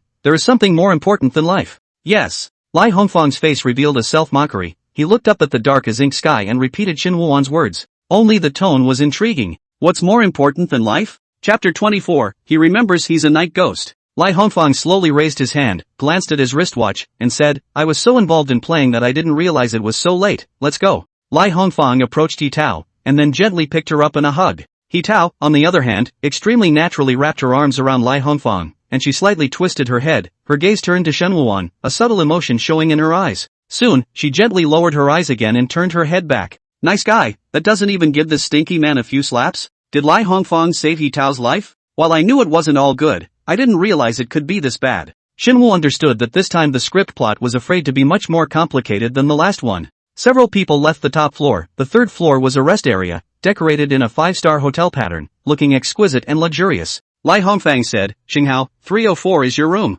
Shen hummed. Now he no longer needed to give this group of them a good face. There was a room card inserted in the door, and Shin Wuan pulled the door open and entered. Fong Li walked to the 304 door and confirmed that Shin Wuan had gone in before saying, will he regain his memory? You were sprayed silly by the dog's blood? Lai Hongfang glanced at Fong Li with a disdainful expression. If he regains his memory, the first one to get you killed, believe it or not. Fong Li shivered at his words and didn't say another word. Shin Wuan went into the room and went directly to the bathroom to take a shower and changed into clean clothes and came out. He wasn't going to sneak out and listen to them this time. There's too many people. They're easy to spot. After a busy night, Shin Wuan also had the desire to sleep. Simply turn off the light and lie down on the bed. Soon he fell asleep. Knock, knock, knock. Shin Wuan was awakened from his sleep by a knock on the door. He raised his eyes and looked at the window. It was still dark outside, the sky was still light. His head was groggy, as if he hadn't slept much. He stepped out of bed and slowly marched to the door, reaching out to open it. It was dark as ink outside the door, and a slight coolness crept in. Did I hear you wrong? Shin Wuan closed the door and returned to the bedside, and just as he sat down there was a knock on the door again. Knock, knock, knock. Shin Wuan quickly walked over and opened the door. This time again no one was there. He stepped outside, and it was dark on both sides of the corridor. Is it Lai Hongfang's trick? Shin Wu made up his mind not to pay any more attention to the sound of knocking on the door. Knock, knock, knock. Shin Wu's face changed. The door hadn't even been closed yet. Where did the knock come from? Slowly closing the door behind him, Shin Wuan controlled his expression and transformed his inner excitement into fear. The wave came at him. Good man, it's the anchor's turn to be scared. So eager to perform a head separation dance in front of the anchor. It's rare to find an anchor with a hard life anymore, and you guys aren't afraid to play people up. Shin Wuan's face tried to portray the fear of an ordinary person facing a bizarre situation, but his physical cruising behavior deeply betrayed him. Shen scrutinized everything in the room that was called a door, and even knocked on it with his upper hand. This time he noticed a detail. The tapping made a different sound. If it's not the door making the noise, then where is it? Shen Ruiz spent half an hour searching but found nothing. Filled with exhaustion, he flopped right down on the soft bed and sighed deeply. Knock, knock, knock. Shin Wuan's eyes widened slightly, as if he was hit by an electric current. He sat up violently, his eyes staring at the bed with a deadpan expression. The knocking was actually coming from under the bedpan. There's someone under the bed. The surrounding temperature seemed to plummet in an instant. Shin Woo-won only felt that his hands and feet were cold, and subconsciously held his breath. His heart was beating violently, as if it were about to burst through his chest. The knocking is still going on. Shin Woo-won's heart was pounding. If he was observing with a learning mindset before, then he was really feeling scared now. Cold sweat broke out from his forehead and slid down his cheeks. Shin Woo-won's body instincts screamed at him to flee, but he knew full well that he was acting. The audience just wants to see the protagonist face his fears head-on. Why don't you run? The one lying on the bottom is not a living person. New upstairs, right? This anchor is a professional actor. As long as he doesn't die, he'll act to death. Well, attention. Live audience, 350. The lights in the room went out without warning, and the entire space was instantly plunged into suffocating darkness. All the furniture is only vaguely visible in outline at the moment. Those ordinary objects that were normally taken for granted were transformed into bizarre black shadows of different forms at this time. Shin Woo-won possessed strong night vision, and he clearly saw a hand slowly reaching out from under the bed. Without even thinking, he quickly jumped out of bed on pure instinct and took 2 steps back in panic. The hand was far beyond human length, like a slithering, crawling snake, writhing rapidly across the bed. It's looking for me? Shin Woo-won, a cold sweat soaked his back. The props made by the crew are too real, although he has a component of acting, but I am afraid that he is really afraid. The hand wriggled blindly in the darkness as if it had no vision. Shen did not dare to move in the slightest, fearing that if he was not careful, he would be detected by that hand. His eyes nervously turned to the door of the room, the short distance of a few steps, but at the moment it was as if it was separated by a distant road that could not be reached in a lifetime. When Shin Woo-won looked back once more, his heart seemed to be about to slam out of his throat. Only the hand went straight up, palm facing him. The ghastly white hand exuded a slight chill, and under such close observation, Shin Woo-won saw that the nails of that hand were dyed black. The blackness lined the hand, making it whiter and whiter. I'm afraid that if I stay like this, I'll just kill it. Shin Woo hadn't acted enough, and at the same time that the hand moved, he turned and ran. He didn't run for the door of the room, knowing full well after watching a few paranormal movies that it was a naive thing to match speed with a ghost. Shin Woo ran into the bathroom and grabbed the pile of clothes stained with black dog blood that was thrown on the floor. Lai Hongfang's group of people went to such lengths to make such a mess, it couldn't be useless. Shin Woo stared intently at the bathroom door and immediately threw the clothes over after seeing the hand come in. After the clothes smashed into that hand, Shen heard a mournful man scream. The hand retracted quickly. It really works? Shin Woo actually tried it with a half-hearted attitude. The air conditioner beeped while the room lights came on. Shin Woo-won grasped the pile of blood-stained clothes. Even though the smell of dog's blood on it made him feel uncomfortable, he couldn't put it down. He poked his head out and observed that everything was normal outside, as if he had just been hallucinating. Naturally, this scene cannot be an invalid screen. Shin Woo-won's face was the celebration and aftermath of a robbery, and he sat in the bathroom, gasping for air. Who is that ghost? Why did it come to harm me? The black dog's blood prepared by Lai Hongfang can really deal with ghosts. Can it be that I misunderstood them? Shin Woo directly put the bloodstained clothes on. After the scare, his sleepiness was gone. He opened the door directly and went out, and in this moment with the black dog's blood, he was fearless in the darkness. Shen intended to find someone else to ask about it. Lai Hongfang and the others are staying in which room? Whatever, just knock over all the rooms. Shen started directly from room 301 and waited after knocking 3 times. Afraid that the other person would think it was a ghost, he added, "It's me, Sing Ho." Chang Fei-bai, who was staying in room 301, immediately put on the quilt in a panic the moment he heard that knock on the door.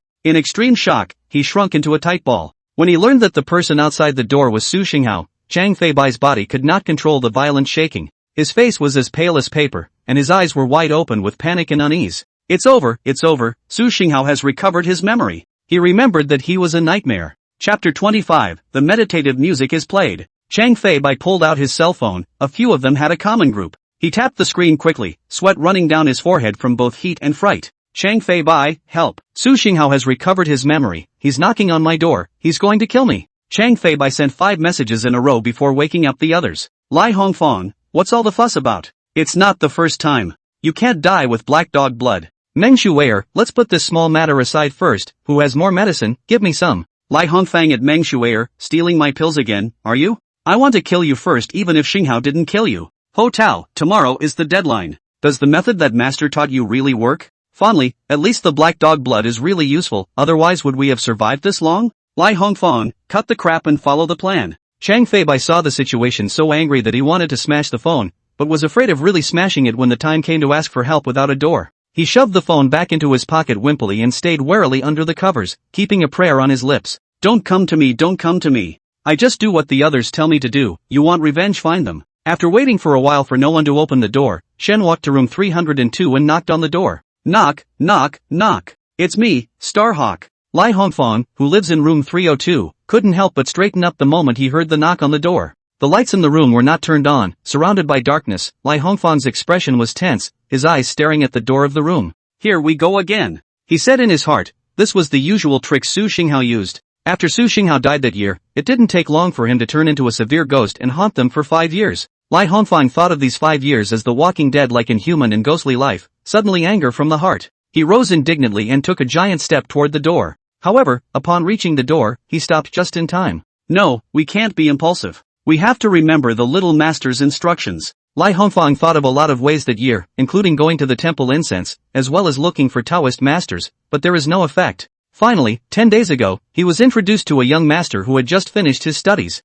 The little master person is young. Lai Hongfang originally did not hold any hope, but one word from the young master made him sweat. "It's only right to pay for murder." Lai Hongfang treated the little master as a lifesaver and inquired about the method. The young master tells Lai Hongfang that Su Xinghao has no way to really hurt them for the time being, and that they must consume raw rice every day and wear clothes with black dog's blood before going to bed. This would keep Su Xinghao from getting close. This works really well. Lai Hongfang asked the young master if there was a direct method to eliminate Su Xinghao once and for all. They had been entangled by Su Xinghao and had been mentally and physically devastated, and now that they had the means to fight back, they naturally would not let go. The young master then set up a formation for them to suppress their souls and taught them how to invoke their souls into the game. This could all be over tonight. Lai Hongfang's eyes were gloomy. "Su Xinghao, I'm going to break your soul." No one answered in room 302 either, and Xin Wuan walked to 303 and knocked on the door. Inside room 303, both the walls and the ceiling were densely plastered with yellow talisman paper. The door of the room was even coated with black dog's blood,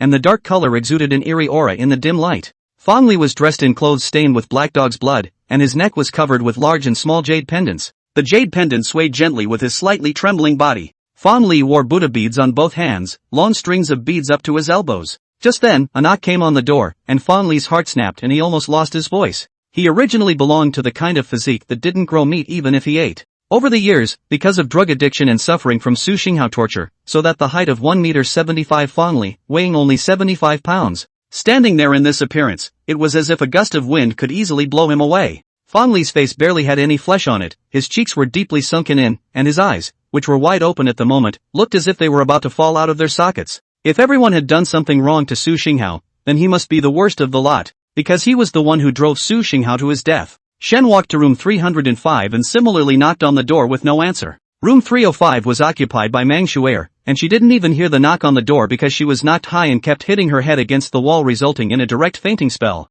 Room 306 was He Tao's room, and she was eager to open the door. Her hand tightened on the doorknob, yet only for a moment before she quickly released it again as if it had been electrocuted. He Tao pressed his body against the door and slowly slid to sit on the floor. What kind of person is Su Xinghao? He has a flamboyant personality and is extremely loyal to his friends. He was able to reach out defiantly the moment he almost fell down the stairs. He Tao was disapproving of the others trying to eliminate Su Xinghao. Su Xinghao is so kind, they apologize and burn some paper money for each other. The other party will definitely forgive them all. It had to be so decisive. He Tao thought about it, but he didn't dare to disobey Lai Hongfang at all. Although Lai Hongfang was her boyfriend, he would punch and kick her at the slightest disobedience to him. Shen knocked on all the rooms on the 3rd floor, and no one answered. Are they staying in the VIP room and leaving me in the regular room? I'm sure it's directed at me. Xin Wuan completely failed to realize that the others were simply hiding in the room, too frightened by him to move. Xin Wuan really didn't want to go back to that haunted room, so he came to the 1st floor. The living room was covered with splattered and dried black dog blood, and the air was filled with a nauseating and pungent odor of blood. A random shot is the scene of a tragedy. Xinwu was completely immune to the smell. He walked slowly to the living room and picked up the guitar placed on the couch. The shape of this guitar is very different from the previous ones on the market, and you can tell at a glance that it is privately customized. The overall color is a black and blue hue, with the perimeter cleverly made in the shape of waves. Xinwu held the guitar in his hands. He wasn't completely incapable of playing it. During the school days, it used to be popular among boys to practice guitar and play confessions to their girl crushes. At that time, Xinwuan's roommates were practicing, and he learned a song as he watched. The anchor this is going to play, looking forward to it. It's so versatile. Is there going to be music at the scene of the bloodshed? The music of the underworld will be played. Shen's fingertips flicked and played a familiar song, Little Star. Yes, that's the only song he knows. Listening to this song Little Star, it's like going back to the days of the living when I wasn't a stern ghost. I miss my mom, but my mom has already been reincarnated, so I'm going to find her reincarnation. It's not easy to find upstairs. Chapter 26, The Living Dare to Bully a Ghost's Head? What Shin Woo-won did not know was that the tune he played changed in the ears of Lee Hongfang and the others. Meng Shuier, who had fallen asleep, was awakened by the music, and she opened her eyes and let out a shrill cry. Don't come over. This tune was more than familiar to Meng Shuier, full of wild and unrestrained, dashing and reckless, with a strong personality. This is the tune that Su Xinghao composed at that time. Meng Shuier was the one who fell in love at first sight with Su Xinghao on stage in the first place. She couldn't tell if that was the beginning of happiness or the beginning of tragedy. For everyone today, this song is no less than a hypnotic tune that keeps people up at night. Shin Woo did not continue to play after the end of the song, although it is said that music does not distinguish between borders and high and low, but he always felt that there was a sense of contradiction in taking such simple music and playing Little Star. It's live, but I think I'll pee the music to a rock song later. The couch in the living room is big and comfy, and with black dog blood all around, there's no safer place to be. Shin Woo-won was lying on the sofa, and he reached out without thinking to see that his nails were also painted black for the sake of styling. The look was exactly like that ghost hand. Suddenly, a wave of drowsiness hit him, and he only felt his eyelids getting heavier and heavier, and with a tilt of his head, he fell into a deep slumber. I don't want to wait a moment longer. The living room suddenly burst into flames around the perimeter, and oddly enough nothing burst into flames. Shinwana suddenly opened her eyes and slowly sat up. How long has this been going on? This kid has broken the rules, doesn't the recommender care? Forget it, don't report him, it's not easy for this party. Being poisoned and killed by his most trusted friend and favorite person, he waited for 5 years before he had the chance to take revenge. I couldn't wait a little bit in his place. Su Xinghao slightly moved his fingers, and then got up straight away without hesitation. He paced to the kitchen and casually grabbed a kitchen knife while taking the elevator to the 3rd floor. Su Xinghao stood in front of the door of the room where Fang Li was, and he swung a mere blade at the door, directly splitting the thick door panel in half. The gap between the door and the door opened raised a gust of wind, and the yellow talisman paper fluttered with the wind, making a rustling sound. Su Xinghao smiled coldly. Now that he had gotten into Shin Woo-won's body, these things would not work on him.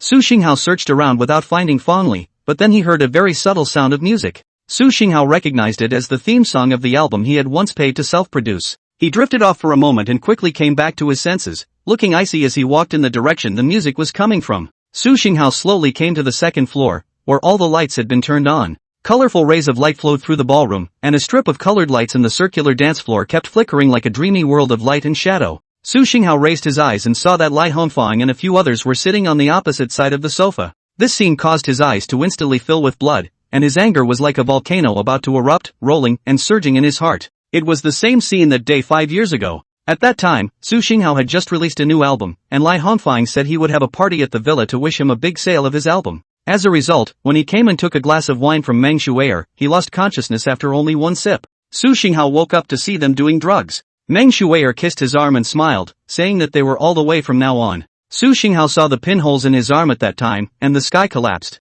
He couldn't believe that the people he loved and his most trusted friends were pulling him into the abyss. Su Xinghao immediately struggled to call the police, but not long after driving out of the villa, a blinding light shone over, and then the world turned blood red. At that time, Su Xinghao's body had been squeezed and deformed by the car, and he felt no pain. He stretched out his hand with all his strength. Why? Why are you doing this to me? Aren't we good friends? Lee Hongfang laughed. The bottom of his eyes were full of malice. It's because we're good friends. That's why I want you to experience the joy we're having right now. It's just a shame you'll never experience it again. I'm going to chop you all into pieces. The memories of his life drove Su Xinghao insane as he rushed forward. As he stepped onto the circular dance floor, Su Xinghao felt a rolling heat invade his entire body. Ah! Su Xinghao let out a miserable scream. Immediately after that, he fell straight to his knees. After getting close to the floor, Su Xinghao realized that underneath the spacer net were actually runes written in black dog blood. Instantly, intense pain continued to invade the entire body like a tidal wave. Every pore was like being inserted by a fine needle, and the pain penetrated deep into the flesh and blood and went straight to the bone marrow. The pain caused bruises to erupt on Su Xinghao's face and hands, and his face was as red as blood, his demeanor hideous. Su Xinghao continuously let out miserable screams. The sound echoed in the air, filled with pain and despair. Lee Hongfang excitedly stood up at once and shouted, "It worked! The talisman drawn by that little master really worked!" His face was full of excitement and surprise. Meng Shuier looked at Su Xinghao, who had collapsed in the center of the ballroom, her face sometimes sad, sometimes playful, looking very strange. The drugs kept her in a constant state of delirium, unable to control her emotions and behavior. He Tao glanced away slightly. She really didn't want to look at the scene in front of her. The scene was too brutal for her heart. He Tao walked over to Lee Hongfang, her voice trembling slightly. "Brother Lai, we'd better go, it's weirdly creepy here." However, Lai Hongfang directly shook off Yi Tao's hand and said viciously, "What's the hurry? It's so hard to catch Su Xinghao. I'm going to enjoy this miserable look of his." The thrill of revenge shone in his eyes. "Haven't we been tortured enough by him these past 5 years? Now it's time to let him feel it all." "That's right." Fang Li picked up 2 glasses of wine and handed one of them to Lai Hongfang, while he himself lifted the other and drank it in one go. He said in a double entendre, "Cool." That tone of voice was full of triumph and smoothness. Chang Feibai's guts have always been very small. Seeing Yi Tao's intention to retreat, with an excellent excuse he hurriedly walked over and said, "Why don't I drive you away?" Yi Tao begged to differ, so the 2 of them directly left the villa first. Lai Hongfang scoffed at this as he wrapped the confused Meng Shuer directly in his arms and groped up and down with impunity. As he listened to the miserable screams coming from Su Xinghao, he only felt a sense of relief. Ring ring ring. The cell phone suddenly rang. Lai Hongfang frowned and pulled out the phone to answer. "Who is it?" There was a hint of impatience in his tone. "Lai, something's wrong." Chang Feibai's panicked voice came from the other end of the phone. "What accident? The future days are good." Lai Hongfang was still immersed in his bright thoughts about the future, and didn't take Chang Feibai's words seriously at all. "The car hasn't been able to drive out of the villa." Chang Feibai's voice was filled with fear. "What the hell are you talking about?" Lai Hongfang still didn't understand what Chang Feibai was talking about, and his frown tightened. "So many ghosts are here, we're trapped in the villa and can't get out." Chang Feibai's voice was sharp and piercing. Chang Feibai was so scared that he directly stepped on the gas and drove his car directly into those horrible-looking, physically mutilated ghosts. However, the body passed through the ghosts and then returned to the cottage door. The ghosts formed a circle and surrounded the villa. They took a step towards the villa every so often. Yi Tao, who was sitting in the co-pilot's seat, had long since fainted from the horror of the scene. Chang Feibai's face was as pale as paper, and cold sweat constantly dampened his clothes. He didn't dare to imagine what horrible things would happen when the group of ghosts all entered the villa. "Damn it, the living dare to bully to the head of a ghost, give you the guts? Brothers, let's surround this place today and see if they dare to be arrogant again. Even if the lifters want to punish me, I will admit it, it will be impossible to let these few leave alive today. Help! Lai, save me." Chapter 27, Cooperating with the Anchor. The call was disconnected with a scream from Chang Feibai. Lai Hongfang's heart suddenly went cold when he heard the scream. What ghost? Hadn't Su Xinghao already been suppressed? His heart was filled with doubt and fear. At this time, Fang Li sat up straight, his brows knitted tightly. "Brother Lai, there's something wrong with Su Xinghao." Lai Hongfang sniffed and hurriedly pushed Meng Shuer away, turning his head to look at the dance floor, only to see that Su Xinghao had quieted down, and he was lying there, motionless, as if he had fallen asleep. However, this unusual quietness made the uneasiness in Lai Hongxian's heart grow stronger. He ordered Fang Li, "Go over there and take a look." Fang Li was full of incredulity and pointed at himself in shock. "Me?" Lai Hongfang glared at him, and when Fang Li saw this, he could only walk over obediently. After seeing Fang Li walk past, Lai Hongfang quietly moved to the other side, gently opened a secret door and quickly ran away. Fang Li was completely unaware of this, and when he approached Su Xinghao, he actually saw the latter's fingers move slightly. "Ah!" Fang Li shrieked in fear, then backed up. Xin Wuan slowly opened his eyes and looked at everything around him in a daze. Wasn't he sleeping in the parlor? Who moved him to the ballroom? Xin Wuan's gaze was directed at Shangli, wanting to walk over and ask what was wrong. How could this happen? Fang Li immediately paralyzed with fear when he saw that Xin Wuan had actually walked directly out of the formation unharmed. He was just about to run away, but just as he stood up, he fell hard to the ground. Fani suddenly felt a hand gripping his foot tightly. He jerked his head around and was surprised to find a man sprawled on the ground. That person actually looked exactly like Su Xinghao. This Su Xinghao lying on the ground, only his head was intact. From the neck to the feet, every joint was misaligned, and among the cracked flesh and blood, you could clearly see the morose white bones inside. Two Su Xinghao? Two ghosts? Fang Li was scared out of his wits. Seeing that he couldn't escape, Fang Li begged for mercy. "Don't kill me. Xinghao, I know I'm wrong. I didn't really want to run you over in the first place. I was afraid you'd go to the police, so I thought I'd stop you. Aren't we friends? It's about time you let it go after all these years. It was Lai Hongfang who found someone to trap you in a formation. I was also forced to I'm the victim." Xin Wuan stared at Fang Li with a cold face, but he had already been dumbfounded by the large amount of information Fang Li had explained. With a flat Fang Li let go of his big move. After confirming that the character he is playing is a night ghost, Xin Wuan is very happy. The more he acted in psychic movies, the more Xin Wuan felt that the role of the ghost was much more enjoyable compared to the roles of the living people he had acted in before. Previously, director Lin commented that his acting skills need to know how to be restrained. But acting as a severe ghost was different. Shinwana had to channel all his emotions and explode with them. Knights are no longer considered human, but merely have a human form and are no longer bound by morality or the laws of the world. Fang Li had originally been bitterly begging for mercy, yet when he saw Shen Wuan's eyes, he realized that they had gradually become dangerous from the initial lack of warmth. It was as if he had become a piece of fish on a slab in the other man's eyes. Su Xinghao had a good feeling about Shen Wuan, so he purposely covered Shen Wuan's eyes to avoid scaring the other party. He slowly crawled towards Fong Li, his cold hands choking Fong Li's neck. "Help! Don't! Let me go!" Fong Li reached up and scratched his neck, but couldn't stop the choking sensation that was growing stronger. Shen Wuan saw Fong Li's eyes upturned, tightly clenching his teeth, his hands placed at his neck, and his legs stomping nonstop. This scene is very familiar to Shen Wuan. When he acted in the previous return, the senior who played Tao Han was so interpreting the death of suffocation. Fong Li, while equally well acted and realistic, again ends up being strangled, which tends to bore the audience. Shen Wuan thought about it and decided to imply that his predecessor had acted in a different way. "Do you know, Fong Li, what it looks like if a person breaks into pieces?" Su Xinghao, who was choking Fong Li with force, jerked his movements. His face, which was originally facing forward, turned directly behind him, while driving the septuagenarian body. "I won't let you die too easily, and the pain I suffered is going to make you experience it countless times." Shen Wu finished looking viciously at Fong Li. "You know what I mean? You're going to die in a different way." Fong Li was only 1 foot away from death, so of course he couldn't hear what Shen Wuan said. But Su Xinghao heard it. He had waited 5 years for the chance to kill his enemies, so naturally he couldn't wait to get them all killed. But Shen Wu's words enlightened him. It was too cheap to kill them just like that. The anchor is right, it's only right to make them experience their pain 100 times over. Su Xinghao let go of his hand and retreated to Shen Wuan's side in a crawling position.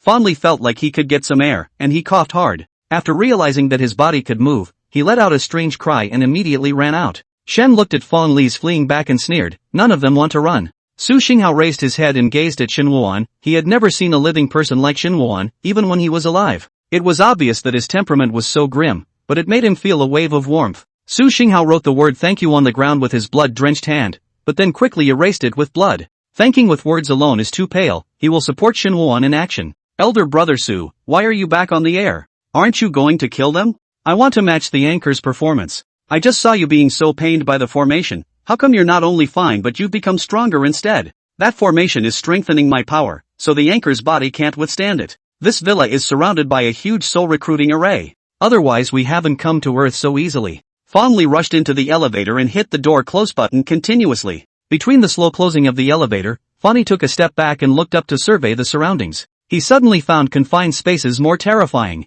In case Su Xinghao came in, wouldn't he even have no space to hide? Fong Li shivered at the thought. He forced his hand against the elevator door again before it closed completely and ran out in a hurry. When Fong Li heard the footsteps getting closer behind him, he didn't think about anything and ran straight downstairs. He didn't know what Chang Fei Bai had gone through, and if he did he definitely wouldn't have chosen to run downstairs. Fong Li was already sweating profusely and couldn't catch his breath just from running from the second floor to the first floor. A powerful urge to survive caused his speed to increase rather than decrease. Tears glistened in Fong Li's eyes as he saw the door close at hand. While gripping the cold doorknob, a flame of hope flared within him. It's finally time to get the hell out of here. The moment he opened the door, Fong Li didn't see the freedom that belonged to him. Instead there was an extremely terrifying ghostly face. Hearing the door open, the knights' attention was attracted, craning their heads and looking over in unison. "Aha!" Shen Wuan heard Fong Li's screams from afar. The scream seemed to be uttered with all the strength of his body, and it was mournful. "What's going on? I haven't even gotten there yet, and Senpai is acting up?"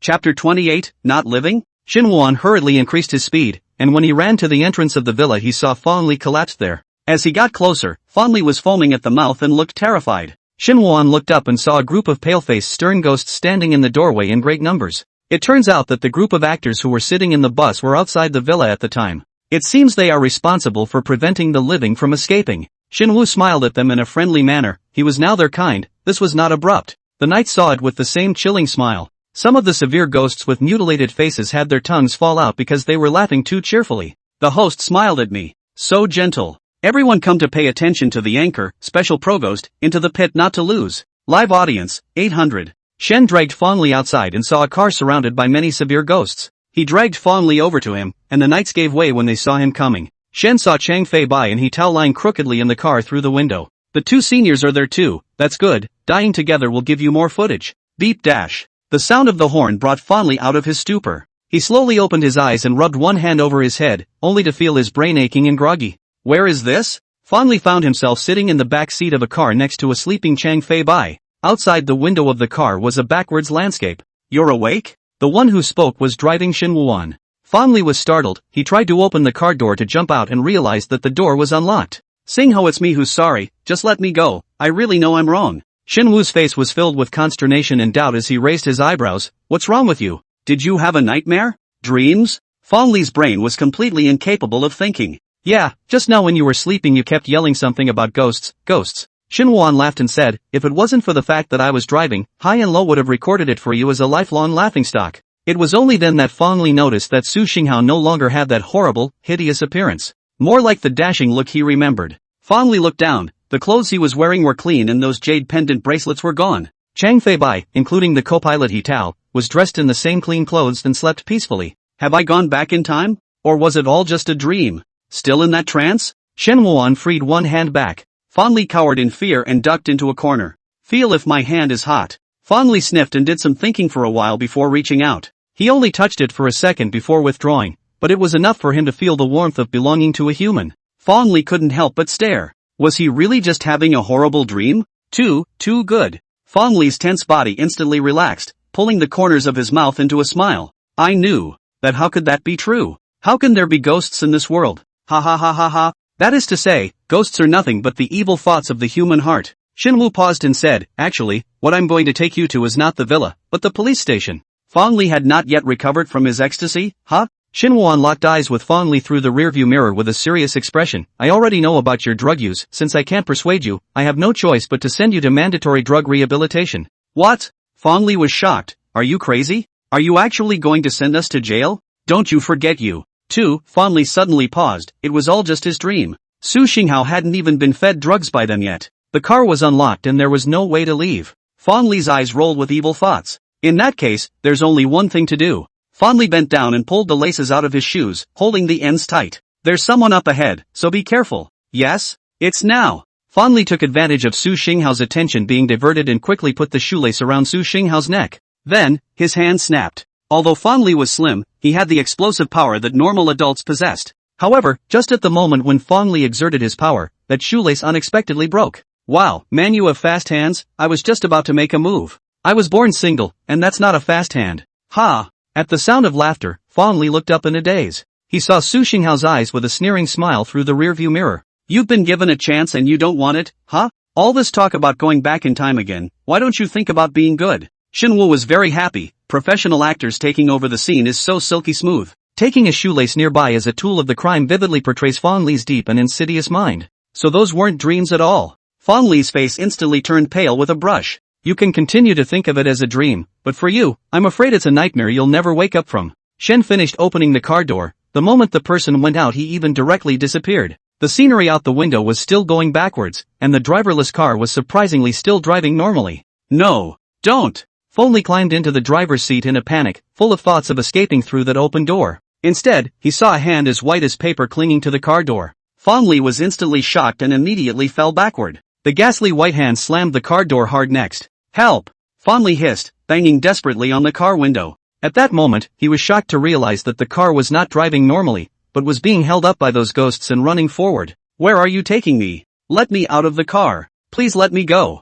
I was wrong. I really know it's wrong. Xinghao, I beg you to save me. Shinwoo sat on top of the soft air cushion, and in his heart, he never expected that the group actors invited by the crew would be so fierce. A mere 10 men held a car aloft and ran with it. Thanks to Shinwoo, he had been thinking that the car was on autopilot mode and was even planning to jump out of the car. But luckily the crew had prepared air mattresses in advance, which kept him safe and sound. Anchor, really? Jumping out of a car with a big grin, really not living? Anchors act like this crazy, old fans know it, base. Don't worry, all ghosts, I studied medicine before I was born, no matter how injured the anchor is, as long as there is still a breath I can save it. Chapter 29, Who's Behind Him? With such a group of united and friendly kindred in place, Shinwoo had more confidence in the next rendition. He looked over to the villa, and now only Lai Hongfang and Meng Shuer were left inside. If the remaining 3 were just bystanders, then Lai Hongfang and Meng Shuer were the aggressors. Su Xinghao probably couldn't figure out why they were doing this to themselves. And although Shinwoo as an actor has not played many roles, as long as it is a movie he has seen, he will definitely study the psychology of every good and evil character in it.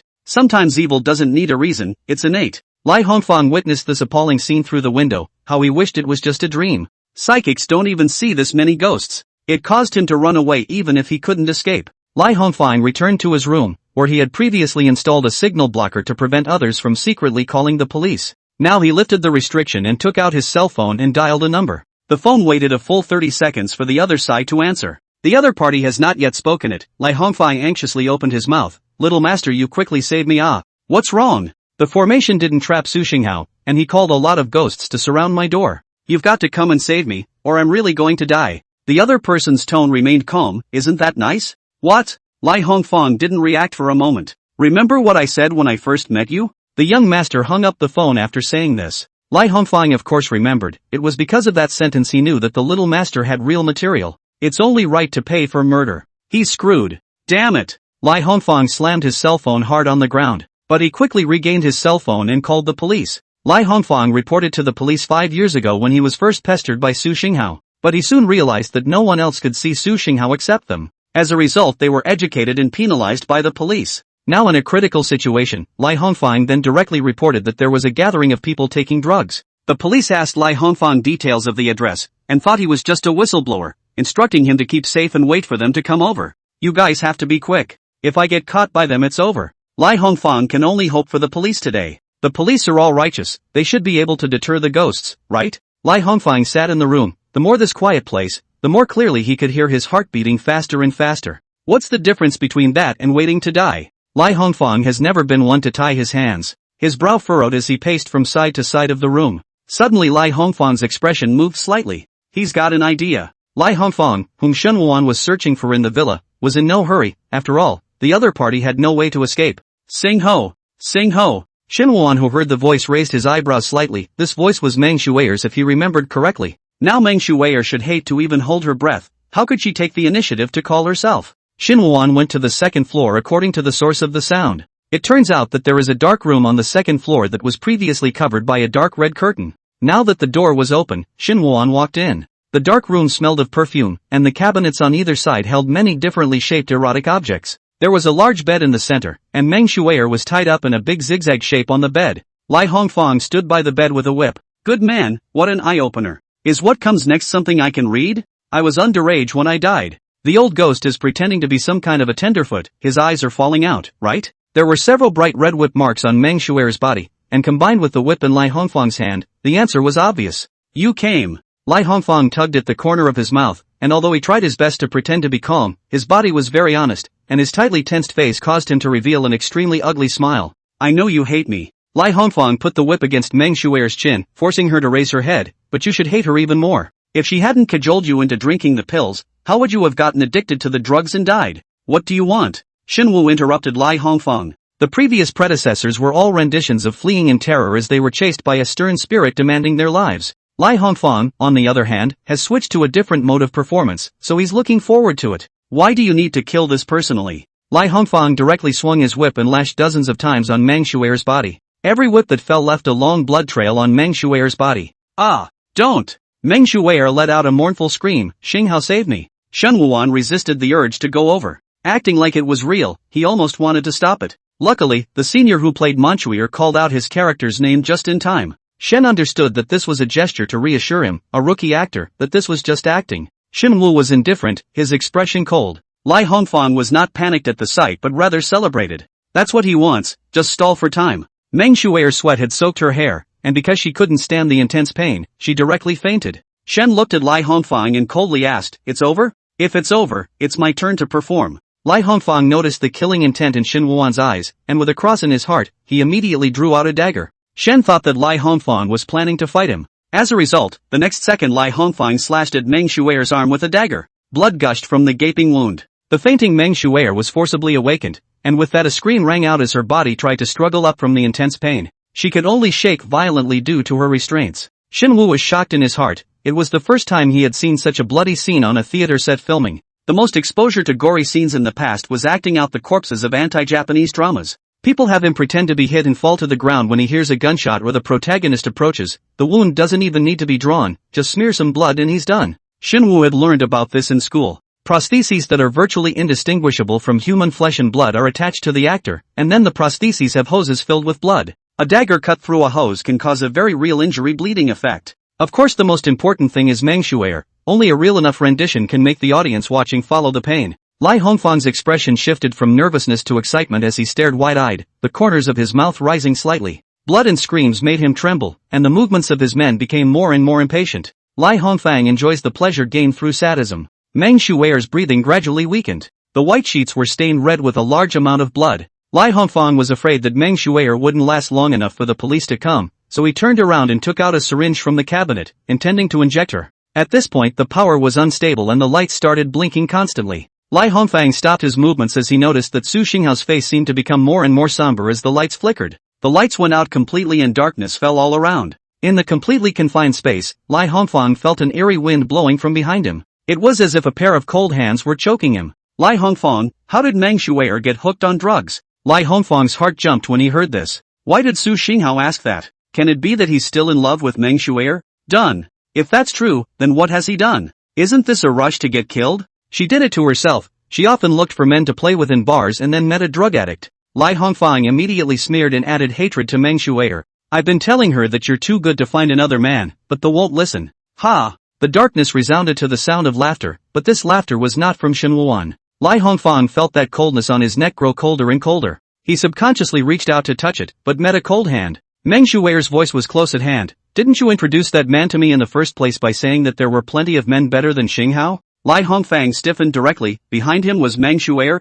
What's going on? He obviously tied Meng Shui'er up tightly. Just then, the lights came back on, and Meng Shui'er, who was lying on the bed with her pupils dilated, had broken her breathing. And who's that behind him? Chapter 30, You're thinking about farts. The hand that was choking Lai Hongfang slowly moved upwards, gently brushing past his cheek, carrying a pungent smell of blood. Lai Hongfang twisted his head with difficulty and met Meng Shui'er's face that had lost its blood color and was as white as paper. The very moment Lai Hongfang's eyes widened, the hand slammed into his eye socket. Ah! Lai Hongfang let out a miserable scream, and his entire body fell to his knees with a loud thud. When he raised his head again, his eyes had turned into two bloody holes, shocking to the eye. Meng Shui'er clutched two bloody eyeballs in her hands. She then clenched her fists violently, only to hear a poof sound. Her eyes instantly burst out, and blood gurgled out like a stream, directly from her fingers. Lai Hongfang, you made a fatal mistake. Shenwu looked down at Lai Hongfang. True to the efficiency of the crew, Meng Shui'er on the bed was replaced with a dummy as soon as the lights were turned off. You know that when people die, they will turn into a severe ghost to take revenge, so how did you dare to kill Meng Shui'er?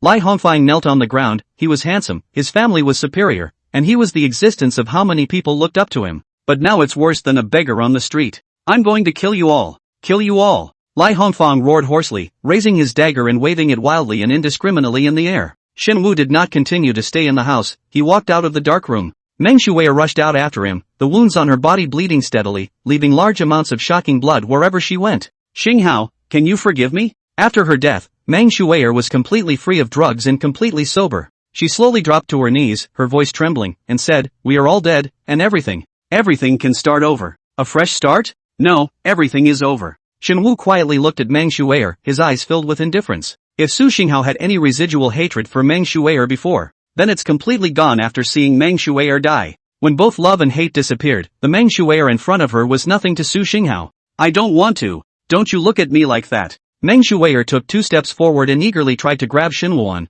but he quickly stepped back to avoid it. You clearly still love me. Meng Shui'er looked like she suddenly thought of something and hurriedly said, that guitar is proof that you love me. Ah, that's the guitar I gave you. There was a hint of panic and pleading in her voice, and her eyes stared tightly at Shen Wuan. True to form, the senior puts his temporarily borrowed guitar to good use. Shen Wuan inwardly gave her a thumbs up, but that guitar design could indeed be linked to the water in Meng Shui'er's name. Everyone else is already dead, leaving the blind Lai Hongfang to live and die. This ending should be enough for Su Xinghao. Shen Wu didn't say anything and directly turned around to leave. Shen thought that Meng Shui'er knew the answer through his actions. Unbeknownst to Meng Shui'er's line of sight, Su Xinghao was still standing in front of him. Su Xinghao redirected his gaze to Meng Shui'er after making sure that Shen Wuan had left. He gave a small smile, and what about you? Do you love me? As if seeing hope, Meng Shui'er nodded her head repeatedly and said, of course I love you. It's because he loves it so much that he doesn't want Su Xinghao to be seen by so many people. Whenever Su Xinghao stepped onto a bigger stage, Meng Shui'er felt that the man no longer belonged to her.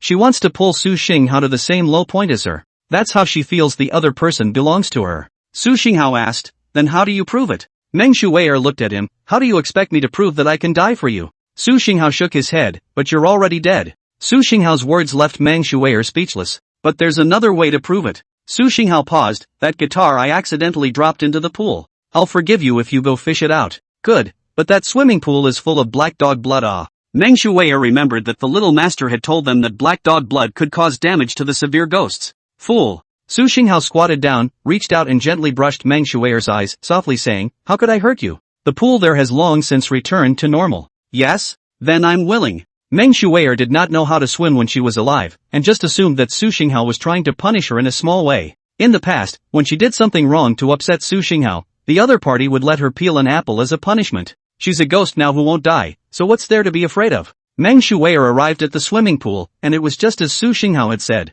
The pool was no longer the smelly black dog's blood from before, it had been transformed into a clean pool. Through the incredibly clear water, Meng Shui'er could clearly see the guitar sinking to the bottom of the water. "Wait here, Starhawk, I'll go pick up the guitar." Su Xinghao had a smile on his face. "Go ahead." Meng Shui'er was vaguely scared in her heart when she saw the pool. Su Xinghao's smile encouraged Meng Shui'er, who closed her eyes and leapt. The original smile on Su Xinghao's face suddenly became twisted, and a dark aura permeated that smile. The water splashed wildly in the air, transforming into a shocking color of blood in a split second, like a blooming bazaar flower. "Ah!" At the same time resounded Meng Shui'er's mournful and agonizing screams. The fluctuating waters lasted only a few seconds before returning to calm. "You think you're a human being? How dare you jump into the pool of Black Dog's blood, now your soul is lost. You guys don't get it, do you?" As an old ghost, I could tell at a glance that Meng Shui'er had been put under an illusion by Su Xinghao. I rely on illusions. That's something only a ghost with strong abilities can do. Blow it? If Su Xinghao had this ability, wouldn't he have gotten his revenge long ago?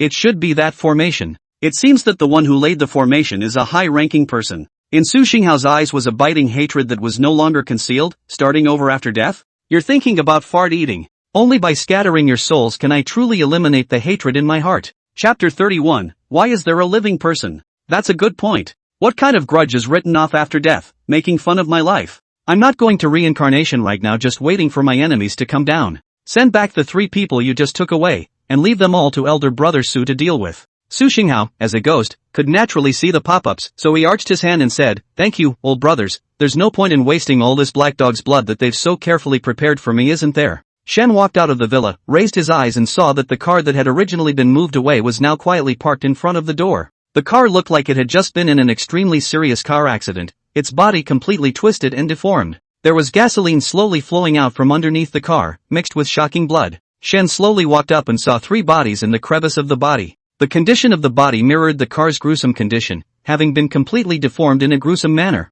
Shen Wuan had a deeper understanding of the situation. How painful Su Xinghao had to be at that time. I'm afraid his rendition of pain wasn't even a tenth as painful as what the other guy went through. I'm not trying hard enough. Shen Wuan would conduct a review after each performance, and then reflect deeply from among the shortcomings. I can do better next time I portray a character like this. Shenru moved his shoulders, feeling a little sore. I've been taking on a lot of theater lately, so it looks like I'm going to have to take an early night tonight. There was a child who appeared to be only 5 or 6 years old sitting on Shen Wuan's shoulder, and his hands were covering Shen Wuan's eyes. Shen Wu knew nothing about it. Hurry up, hurry up. The child's face was filled with impatience. The other ghosts yanked out the souls of Chang Fei Bai, He Tao, and Feng Li in turn. Be honest. If you don't stop, I'll tear you apart. Their hands were bound with chains, and the knights made them walk in a line as if they were escorting a prisoner. Chang Fei Bai trembled, not expecting to be tortured even after death. Where are you taking us? Hell, the stern ghost said sorrowfully, when you have finished atoning for your sins in the Yang world, you will naturally be sent to the Nether world. Provided you still have a chance to get out of here. The Lil Ghosts escorted Chang Fei Bai and the others into the villa. That child then let go of his hand and floated down from Shen Wuan. Shen Wuan felt a cold wind blowing over him, and his body was lightened, feeling soothed. But it was normal for it to be cooler late at night than during the day, so he didn't mind too much. Su Xinghao. Hearing this shout, Shen Wandi immediately turned around and looked up. When he saw that figure, a look of obvious surprise appeared on his face. Lai Hongfang stood at the edge of the top floor, the wind kept blowing. His figure swayed slightly, and at any moment he might be blown off by the wind. How in the world did he climb to the top floor while blind? Su Xingho. I know you're watching. What do you think you are? You don't even deserve to be a shoe for me when it comes to people. When I become a ghost, I'm going to torture you for all eternity. After Lai Hongfang finished speaking, he slowly unfolded his hands and made a gesture of wanting to jump down. Just then, a sudden strong resistance came from his back, yanking him violently. Lai Hongfang instantly lost his balance and his body involuntarily fell backwards. Shen Wuan had originally been watching Lai Hongfang's performance, but he ended up shrinking back after the other party's aggressive and vicious words. That's true. It's human nature to be afraid of death. Lai Hongfang fell on the cold ground. He couldn't see anything, but he could feel a chilling aura in front of him. I can't let you scare the anchor. Su Xinghao said coldly, then slammed his hand into Lai Hongfang's mouth and grabbed his tongue with force. Lai Hongfang let out a slurred moan of pain from his mouth. Woo woo. Let me die. Su Xingho has the balls to let me die. His cell phone rang with a vibration. Shen Wuan knew that this was the notification of the end of the rendition, and he pulled out his cell phone. Rendering of invitation from friends E-rank script is complete. The number of online viewers in the broadcasting room is 1,500. The total number of viewers is 2,000. Actors fee, 40,000. Please ask the actors, the knights, to leave the scene. There were 2,000 total viewers this time. Shinwoo was flattered. The knights received the same warnings and punishments from the lifters. They were planning to leave, but at that moment, they saw Shen Wuan hurriedly running this way. Everyone, let's give the audience a bow of thanks. After Shenwu finished speaking, he reached out and grabbed the hand of the night ghost beside him. However, to Shen Wuan's surprise, the other party's hand was actually yanked off by him just like that. Shen Wuan looked at the broken hand, froze for a moment, and said busily, sorry, I ripped your hand off. It's fine. The severe ghost took the broken hand. His attitude was even more terrified than Shen Wuan's. Originally, my hand was broken by a car, and it wasn't sewn up, so it was easy to break it. It's impressive that you can sew it yourself. Shen Wuan knew the hardship and difficulty of group acting, and didn't realize that the props had to be repaired on their own responsibility. Shen Wuan stood in the middle of the night ghosts and said with a smile on his face, thank you all for watching this live rendition, we'll see you next time. Laughing my ass off, one forced to open for business smiling so stiffly. If I hadn't been caught by the lifters, I'd have gone high and low to make a go of it. A young girl stood in the distance, binoculars raised in her hands as she watched the villa. Her eyes took on a distinctive gray color and looked as if she was wearing contacts. Even the hearse is here, so it looks like it's all over. The young girl seemed accustomed to this extremely horrific scene. The young girl suddenly looked puzzled and rubbed her eyes. Am I right? Why is there a living person? Chapter 32, I didn't realize it was a chronicle. The ghost's skin color was miserable white, their bodies were mutilated, and Shen Wuan, a living person, should not be too obvious in the middle of them. Not good. That man is going to follow in the hearse. Shen saw the bus that brought him here coming, so he lined up behind Night Ghost and prepared to get on and go home. Wait. Shen turned around to see a young girl running from the distance. Shenwu looked at the young girl as she stood and stopped in front of him. Did you call for me? The young girl gasped for breath and crossed her arms. Nonsense. You're the only living person here. If I don't call you, can't I call the ghosts? The spirits looked at the young girl in unison with a very creepy gaze. The young girl quickly raised her hands in a surrendering gesture. No offense, I didn't mean any harm. The young girl pulled Shenwu aside and whispered, you come with me. Shenwu didn't recognize her at all and ripped her hand away, saying, who are you? Why should I go with you? You knowingly ask, don't you? The young girl looked at Shenwu with clear and lucid eyes, not someone who did evil. Naturally, she couldn't just stand by and watch him be taken to the underworld by the night ghosts.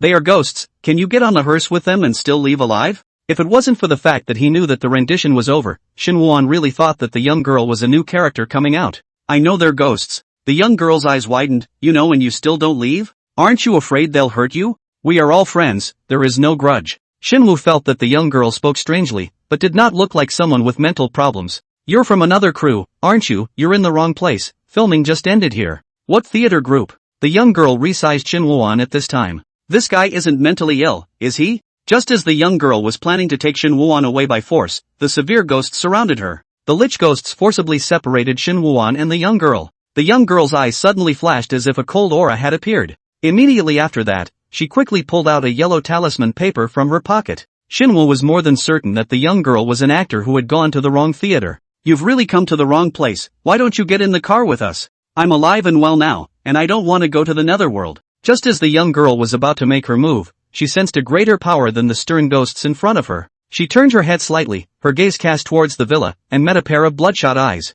The young girl's heart sank. It's Su Xingho. The young girl didn't want to help Lai Hongfang and the others in the first place, so the array she laid was to help Su Xinghao lift the restrictions on him in the young world. Su Xinghao became stronger after handily killing his enemies and absorbing their grudges. The young girl did not have the certainty to take Shenwu away from Su Xinghao and this group of severe ghosts. The young girl made a snap decision and quickly put away the talisman paper, a stiff smile on her face. Yeah, I was in the wrong place. When she finished, she turned away without hesitation. Shenwu scratched his head. The young girl's last look at him was quite strange and full of pity. Shen did not take this matter to heart, and after getting into the car, he chose a seat by the window as usual. The car started and it didn't take long for him to notice 3 police cars speeding by. As expected, there were other crews filming in the neighborhood. This place is far away from the city, surrounded by trees and mountains, which is very suitable for filming psychic or adventure dramas. 3 police cars stopped in front of the villa's door, and when the officers got out, they saw the badly deformed car at a glance. Team Chen paced, when the officer who was checking out the car said, there are 3 bodies in the car, and like the car, they've been crushed and deformed.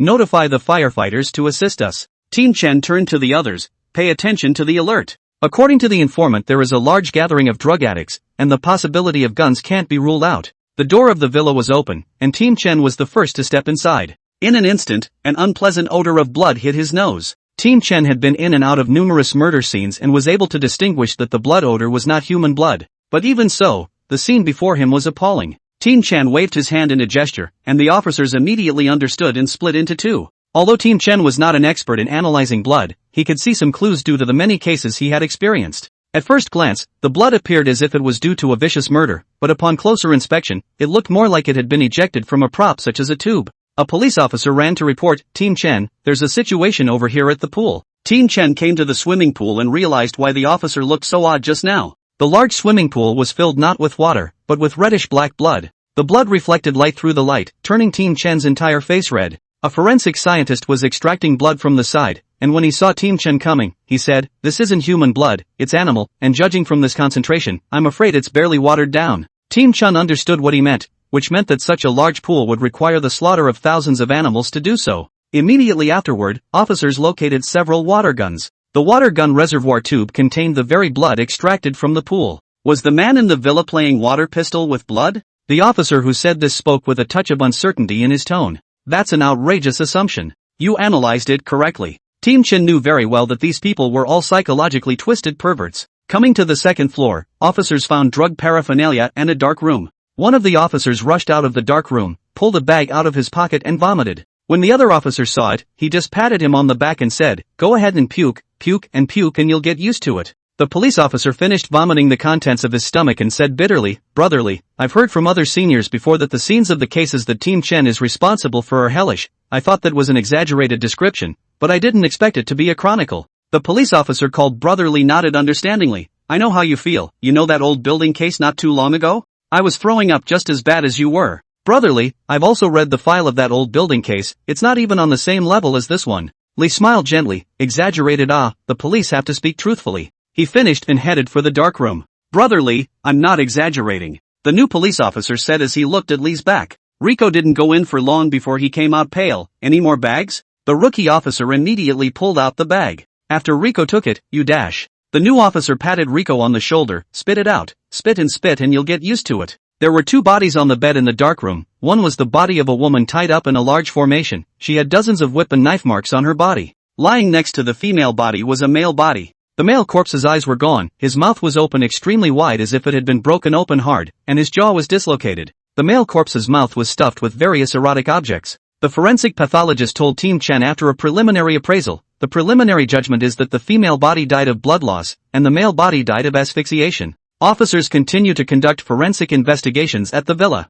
Chen Team came outside the villa, he lit a cigarette, just clamped in his hand, but his thoughts have long drifted away. He always felt that the villa murder was extremely similar to the old building case. This is just a feeling that Team Chan has, and the fact is that there is no correlation between the two dead men, other than the fact that they both had a history of drug use. Let's start with the source of the drugs. Maybe they're the same buyer. Ring ring ring. Team Chen's thoughts were interrupted as he answered the phone. On the other end of the phone was the police officer responsible for accessing the information, who told Team Chen that the person who made the tip-off call was Lai Hongfang. Lai Hongfang is not only the owner of this villa, but also one of the deceased. The officers also found out information about Lai Hongfang buying wild dogs in large quantities from various black slaughterhouses. Chen Team, I found that 5 years ago Lai Hongfang alarmed the police. The specific alarm record my side sent to your cell phone. After ending the call, Team Chen receives the file. 5 years ago the police were called by Lai Hongfang, who claimed to have seen his otherwise dead best friend So Sung Ho in his home. At that time, the police officers suspected a prank, but also went to Lai Hongfang home survey, checked the monitoring and there is no outsider invasion of the situation.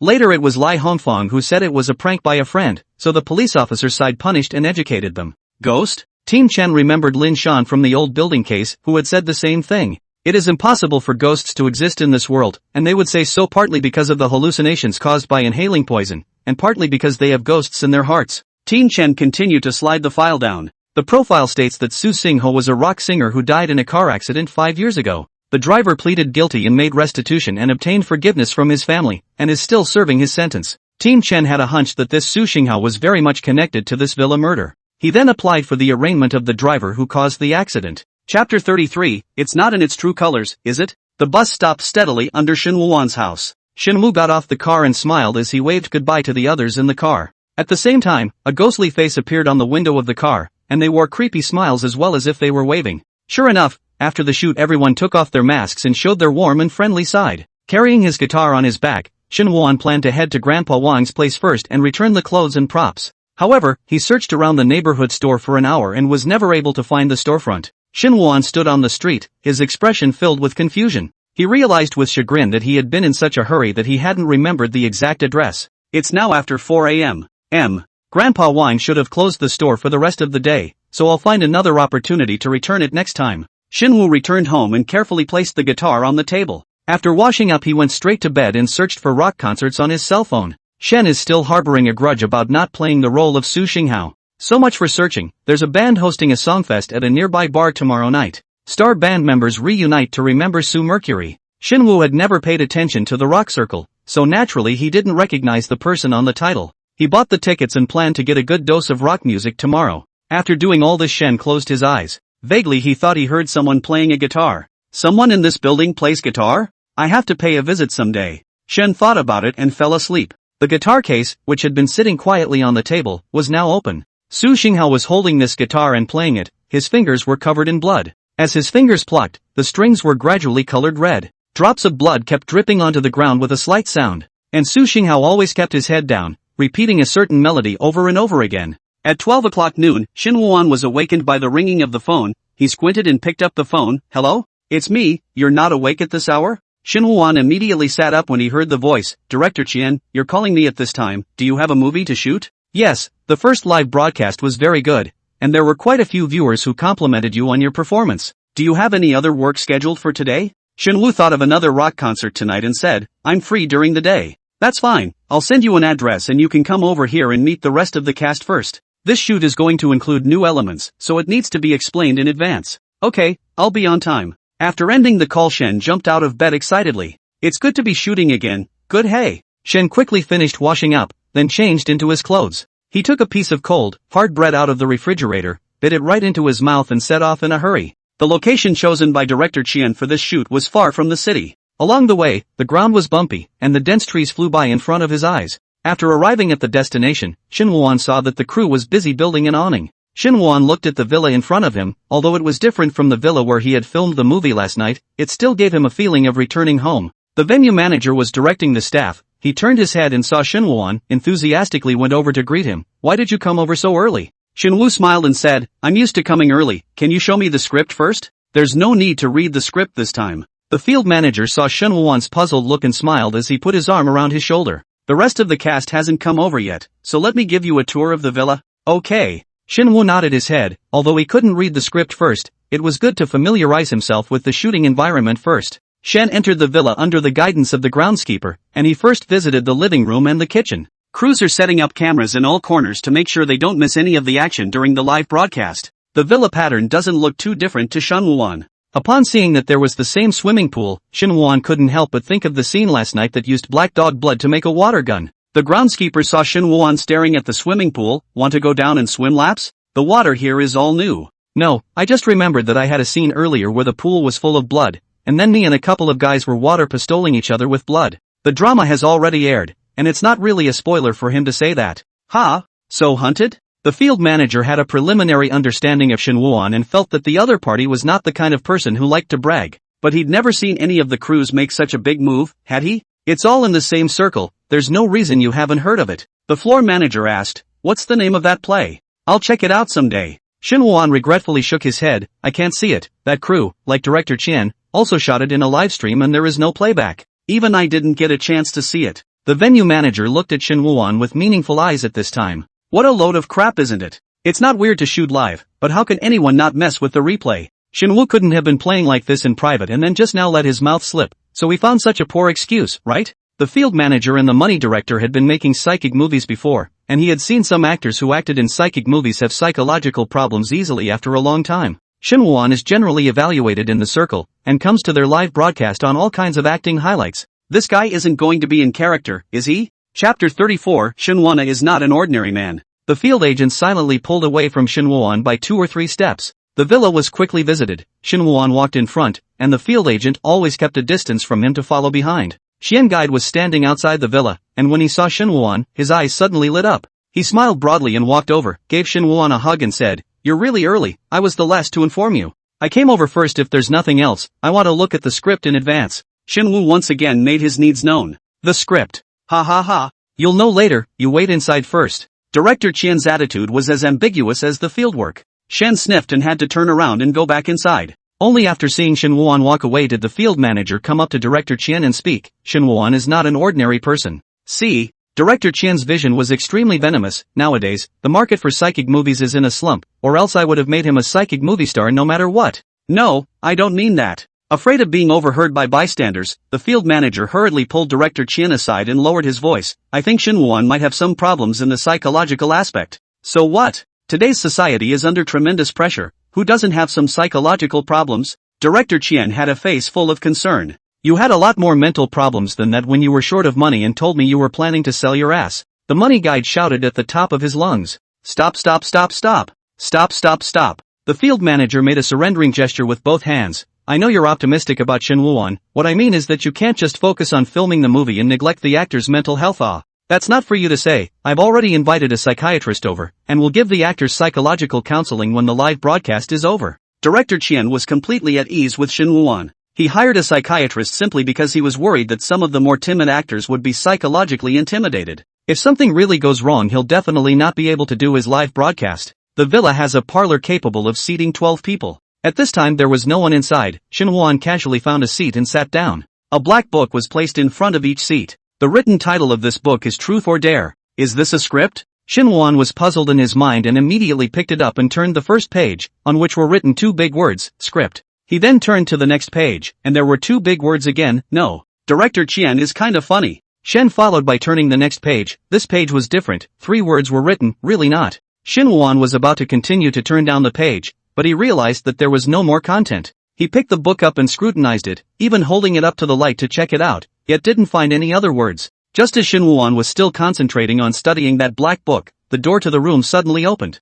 In came a man with dyed pink hair. The pink-haired man was dressed very stylishly and his makeup was exquisite. There was also an assistant behind the pink-haired man, and after he sat down, the assistant hurriedly took out a bottle of insulated water and handed it over. The assistant frowned and said, "The air conditioning here is turned down too low, what if you catch a cold? Xingwei has other work scheduled." "It's fine," Director Qian said that today, he only invited a few of our actors to talk about the flow of tomorrow's shooting, and it'll be over soon. After Jing Xingwei said this, he looked at Shin Wuan. Seeing that Shin Wuan had been focusing on the black book, Jing Xingwei also picked up the black book placed in front of him. "What's this? Truth or Dare? Oh no, it's too risky, it's kind of fun." Jing Xingwei flipped up the script, his face was puzzled at first, and when he finished the 3 pages, the corner of his mouth twitched slightly. "What a nerve! Is this a serious crew? And who is this guy across the street? Is he one of Director Qian's staff? You're pretending to be so involved, aren't you?" Jing Xingwei sorted out his complicated feelings and said to Shin Wuan, who was sitting across from him, "Dude, is your script different from mine?"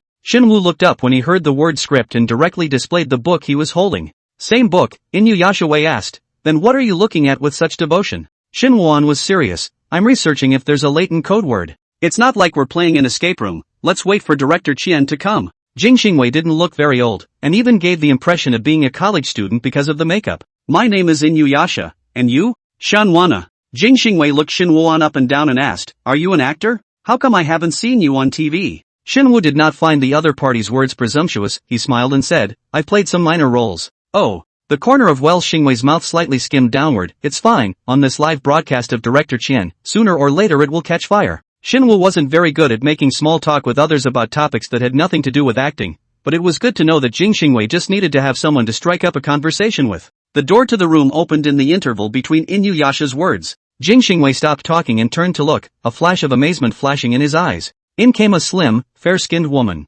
She was overflowing with youthful cuteness in her short pink dress. Holding a selfie stick in her hand, she said to her cell phone screen, "This is where we're going to discuss, the seniors are already reading the script." The woman turned around and aimed the camera at Xingwei, who immediately revealed a perfect smile and said to the live camera, "Hello everyone, I'm Xingwei. I really feel honored to work with Brother Wells." The woman's movements and expressions were pompous, but because of her cute looks, it became a characteristic in turn. I'm happy to be working with Hella too." Inuyasha Wei clearly recognized her. Then, Hailu walked to Shin Wuan and waved her hand in greeting. "Brother Shin, say hello to the audience in the live broadcast." Shen looked to the live broadcast room. Currently there were 60,000 online viewers, and the pop-ups brushed so much that he couldn't even look at them. It's enviable to have multiple viewers. Will he have such a large audience in the future? Who is this? Dressed so casually, is he a staff member? Interact more with Inoue Shingwei. Never mind the extraneous people. Hailu stretched out a finger and shook it. Shin is not a staff member. Oh, he has appeared in many TV dramas. And in the last installment of the live broadcast, Shin starred in a very important role, so you can check it out. Hello had done her homework before arriving and knew a little bit about each of the participating guests. Hailu was really kind, taking such good care of all the paste curry. Hailu smiled faintly and said to Shin Woo-won, "Senior, please take care of me next." I don't count as a senior. Although Shin Woo-won was an actor, he felt constricted facing the camera after getting out of his role, and he couldn't even squeeze out a smile. He's so tuggy. Hailu was so enthusiastic, but he's just cold. Hailu, don't pay any attention to this idiot. Don't be like this everyone, brother Shin is just a little tired. Hailu saw Shin Woo-won's ancient and uninteresting appearance and thought to herself that she had grown so handsome for nothing. Hailu sat down next to Jing Xingwei, and the two of them chatted extremely happily, answering questions from the live broadcast audience from time to time. Seeing this, Shin Woo was relieved instead. He really wasn't good at dealing with people he didn't know very well, especially since he could tell at a glance the contempt they were hiding. After a few minutes, the door to the room was pushed open again and a man and a woman walked in. The man was dressed in black casual clothes, with a clean haircut and gold-rimmed glasses that gave him an elegant and mature appearance. The woman, on the other hand, was dressed in a gray sweatshirt and had a clean ponytail. Shen Wuan got up and took the initiative to greet them. Brother Cui, Sister Zhu. Cui Jiang and Zhu Pan are both actors who have appeared in many fine films and TV dramas and have certain solid acting skills as well as a fanbase. Shin Woo was very excited. Although the actors he had met before were also very good at acting, the two seniors in front of him were the most senior among the actors he had come into contact with. Following them will surely lead to faster progress. Chapter 35, The Game of Death. I saw your rendition in the last episode and it was really good. Cui Jiang could not in any way connect the terrifying ghost that could make people cry in the program at that time with the honest, simple and silent Shin Woo-won in front of her. But that's all the more reason why Shin Woo was gifted. Cui Jiang took the initiative to walk over to sit next to Shin Woo-won. Shu Pan, on the other hand, gave a short greeting to everyone before sitting next to Cui Jiang and playing with her cell phone. The five unknowingly formed two factions from their seating choices. Hailu is an Edison, while well-singing Wei started out as a singer and dancer, and neither of them is an acting major. Cui Jiang, Zhu Pan and Shen Woo-won are all graduates of the Shanghai Theater. Brother Choi and sister Zhu are already here. Hailu stood up, ready to go over and interact with them. Shu Pan, however, coldly raised her eyes to Hailu, resistance written all over her face. She had nothing good to say about Hailu, nothing more than she was famous for her short video scrubs and was nothing but skin and bones. As if Hailu was completely unaware that she was being disliked, she aimed her phone screen straight at Zhu Pan. It's an honor to be on air with sister Zhu. Wish Pan is so cool, and of course Hailu was adorable. Zhu's previous role as a cold heroine was simply in character, so valiant. Hailu originally wanted the audience to see Zhu Pan's stink face, but I didn't realize that the pop-ups were all praising Zhu Pan for being cool. Looks like pulling the stump didn't work. Hello brother Cui. Hailu hurriedly moved the camera away from Zhu Pan and turned to greet Cui Jiang warmly. Cui Jiang has long been accustomed to facing the camera and behaved very naturally, interacting with the audience of the live broadcast with ease. Just then, the door to the room was pushed open and Director Qian walked in. Seeing this, Hailu whispered, "The director is here, so he can't continue the live broadcast for everyone anymore." She then made a heart gesture and said, "Follow me live if you want to know more, love you guys. Everyone is here." After Director Qian sat down, he gently patted the black book in front of him and said, "Everyone has read the script, right?" Inoue Shingwei bristled and said disgruntledly, "What kind of script is this? There's nothing but the title." Director Money responded, "That's right, the title is what you're interpreting this time." Cui Jiang glanced at the black book and asked suspiciously, "Is Truth or Dare evolved from the Truth or Dare game?" Director Qian nodded, "That's right. I thought that the plot interpretation this time would continue to rub off on the real case." Shu Pan's face revealed a slight look of disappointment. She even went to classes for this broadcast to learn something about criminal investigation. Live broadcasting is all about mainlining a surprise. When Director Qian finished speaking, he picked up the teacup in front of him and took a slow sip. This time, a competitive elimination rendition of the game is used, and the characters are yourselves. Director Qian explained. Wei raised an eyebrow and asked, "Isn't this the same as participating in a variety show?" "That's different." Director Money reiterated, "The acting competition remains the focus of the broadcast." Hella blinked, puzzled, "But we're already involved in person, so where's the need for any acting?" Cui Jiang did understand what Director Qian meant. He pushed his glasses and said meaningfully, "Life is a stage everywhere. Mr. Cui understands me." Director Qian looked to the others. "It's okay if you don't understand, you'll understand what I mean when it's on." Director Chien, you can at least give a script framework, you can't just let us act raw, right? Shu Pan Pan said. This is naturally there. Gai Chen took out 5 purple light torches and handed them to them. The script is in the book in front of you. Shen turned on the purple light lamp and shone it toward the black book, and the font immediately appeared where there were originally no words. Truth or Dare, a group of 5 of you go on vacation to a villa, and in the evening the owner invites you to play Truth or Dare. You guys politely declined, not realizing that the homeowner was a nightmare. You are then trapped in the villa and forced to play a game of death created by the homeowner. Drawing lots to determine the order, no. 1 needs to ask no. 2 a question, and after no. 2 has answered, no. 2 will start asking questions to no. 3. And so on. After a round of Q&A, the night ghost will attack the person who lied. If no one lies, the game is redrawn for the next round. Director Chien made a gesture of 3 and said, everyone has 3 lives, once attacked by a ghost 3 times, they will be judged dead, and the one who survives to the end will be the winner. Inuyasha frowned and said, then who would lie? Wouldn't it be better for everyone to tell the truth all the time? Chui Jiang pointed to the script and responded, you didn't read it carefully enough. After 10 rounds of the game, if more than 2 players survive, the night ghost will come down to join the game together. If the questioner's question is answered true by the nightly ghost, the questioner dies. If the nightly ghost answers false, the nightly ghost is unable to harm the player this round. Oops. Inuyasha Wei began to check the rules carefully this time. He didn't want to be the first clown to be eliminated. Shu Pan Pan raised his hand and asked, are the questions prepared by the program or do you think of them yourself? Of course, think for yourself. Director Chien threw out a tantalizing offer. The person who wins at the end can take the lead role in the next live broadcast. When the crowd heard this, their eyes all showed an imperative light. They were all very aware that after the last live broadcast, Director Chien's program was able to bring in a huge amount of traffic. In this day and age, traffic is king. Shinwoo is also very clear about this. Without traffic, who will look for you to shoot a movie? Chapter 36, Little Star's version of rock and roll? When Director Chien saw that the crowd had no more questions, he got up and said, there's nothing else to do next, so everyone can leave on their own, and I'll see you tomorrow night. As soon as Director Chien left, Hailu immediately resumed the live broadcast. She beamed at the live broadcast room and said in a delicate voice, oh my gosh. Babies, the live broadcast mode this time is very exciting and cruel. It's an elimination system, yo. Hailu made a pitiful look. Without the support of all the babies, it's hard for me to win from this.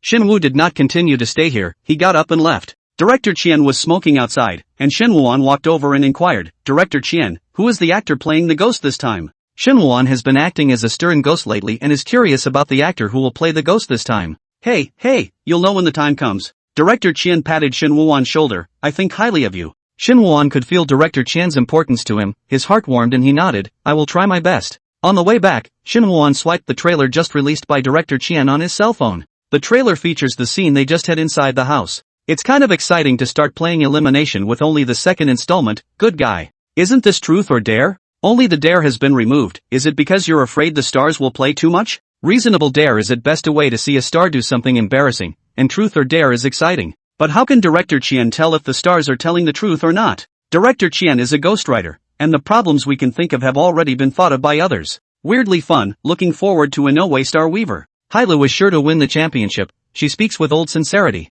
I'm more optimistic about Choi Kong. He was in the intelligence variety before and was particularly smart in it, and that's where I got a crush on him. Sister Zhu isn't so bad either, with her old education. I think you guys still haven't seen through the nature of this game, which doesn't require being smart at all. It just depends on whether or not you'll dig a hole for others. You don't say. I've thought of some questions now. I'll go and leave a message for Well Xingwei, so he can ask about it then. This episode one doggy had to crouch down and write the script as I watched. I smell gossip. Must see, must see. It's just a simple trailer, and the comments have already broken 10,000 in less than an hour, and the heat is still climbing. Shinwuan was a bit bottomless in his heart, playing games, which was another area of ineptitude for him. He kept to himself and would not have socialized at all if he had not been required to do so for filming. When getting along with others, Shinwuan always felt nervous and constrained. He prefers to spend his time learning how to improve his acting skills. After returning home, Shinwuan searched for Truth or Dare on his cell phone. He had been watching videos of the game in question, and before he knew it, it was evening.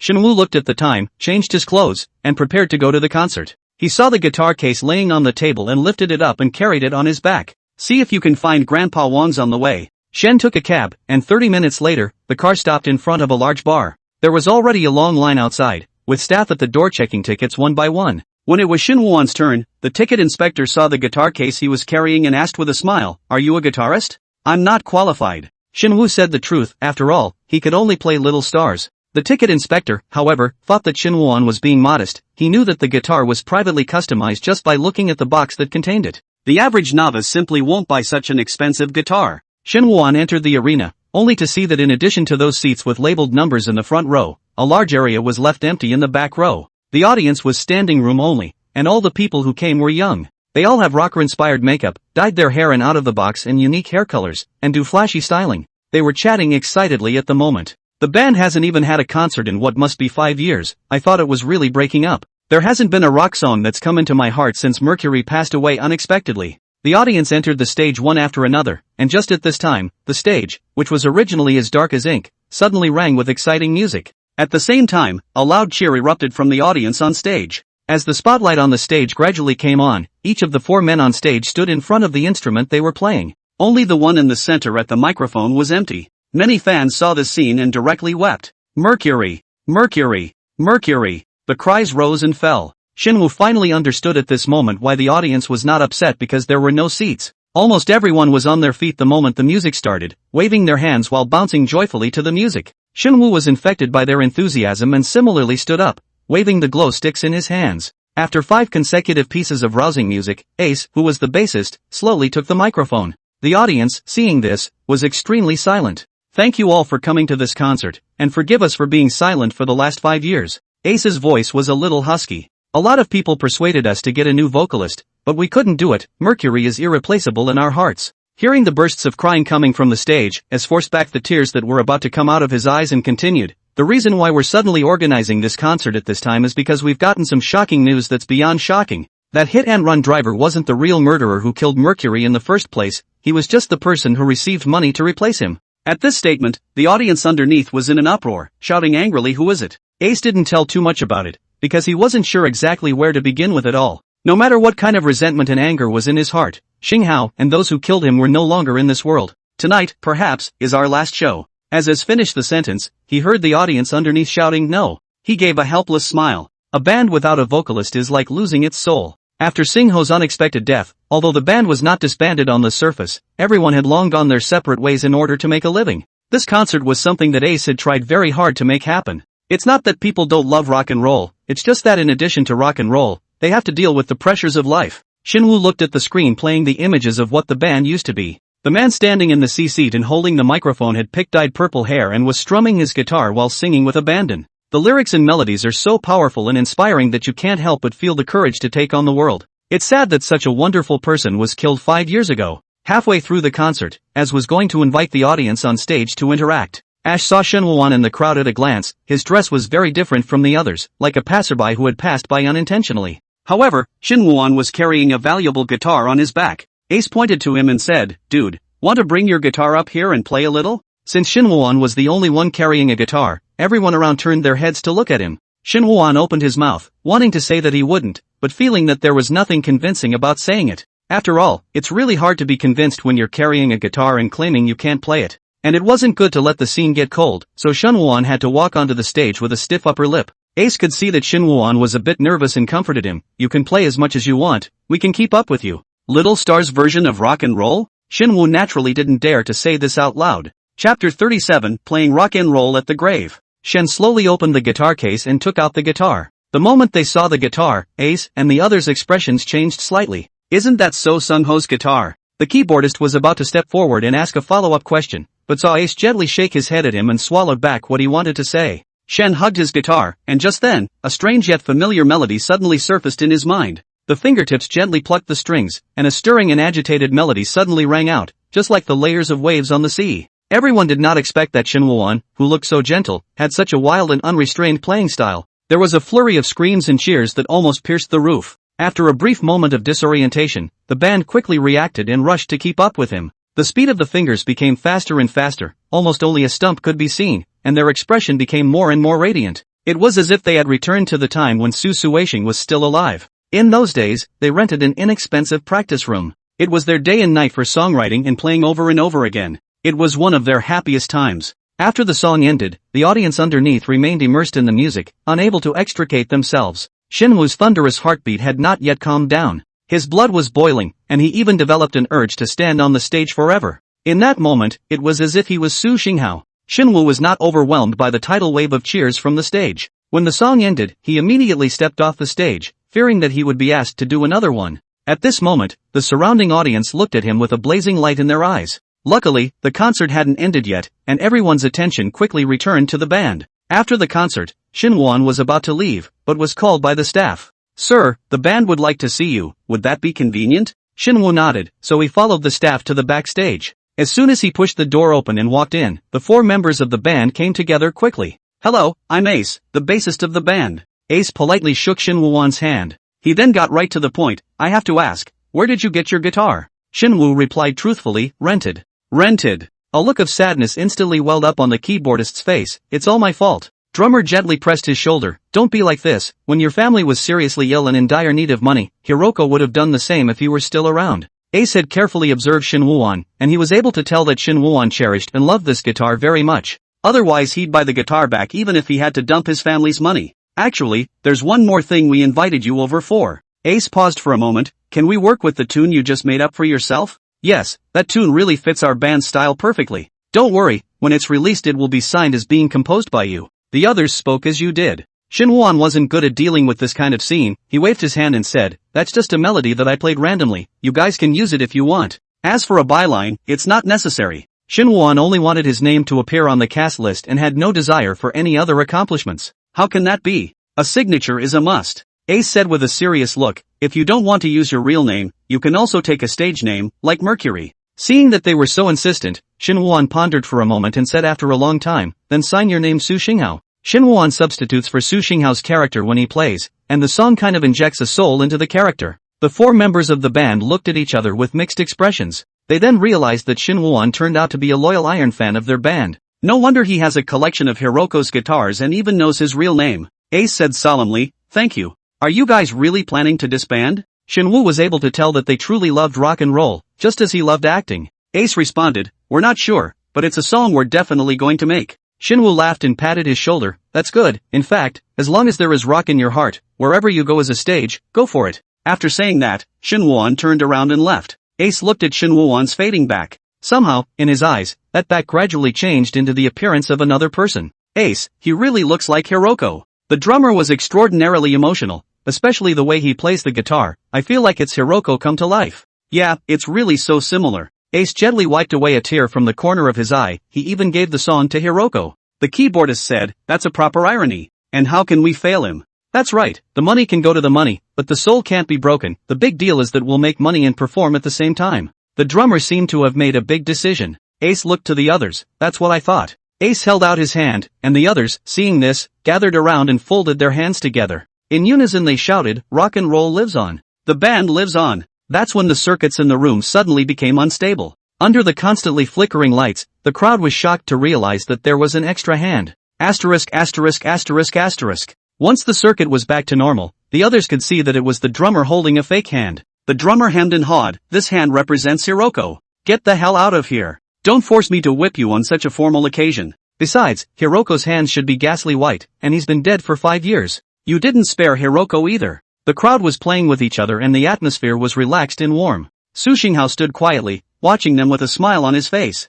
He slowly held out his own hands, which were covered in blood. After slaying an enemy with his hands, the sins can no longer be washed away. The tune that Shinwoo played that night was a tune that Su Xinghao hadn't had time to finish writing before he was born. Su Xinghao was intentionally inputting that song into Shinwoo's consciousness. On the one hand, he expected to be able to pass on this song to his brothers. On the other hand, he also thought that he could give Shinwoo a payment by doing so. Unexpectedly, Shinwoo returned the song to him again by mistake. "How about we go to Hiroko's grave and play this tune when we get it right?" "Good man, playing rock and roll in the grave. You're not afraid of getting hosey high from the grave." "Then what? Maybe Hiroko is already out in the netherworld, just waiting for us to be reunited." "That's warm and frigid to hear from you." Su Xinghao smiled helplessly as he gently patted Ashi's shoulder. "Ace, sorry I can't join you." His blood had long since cooled, and he could never find the feeling he once had. But Su Xinghao was confident that his brothers would renew the second half of that song for him. Ace suddenly froze, reached up and touched his shoulder, turning his head to look from side to side.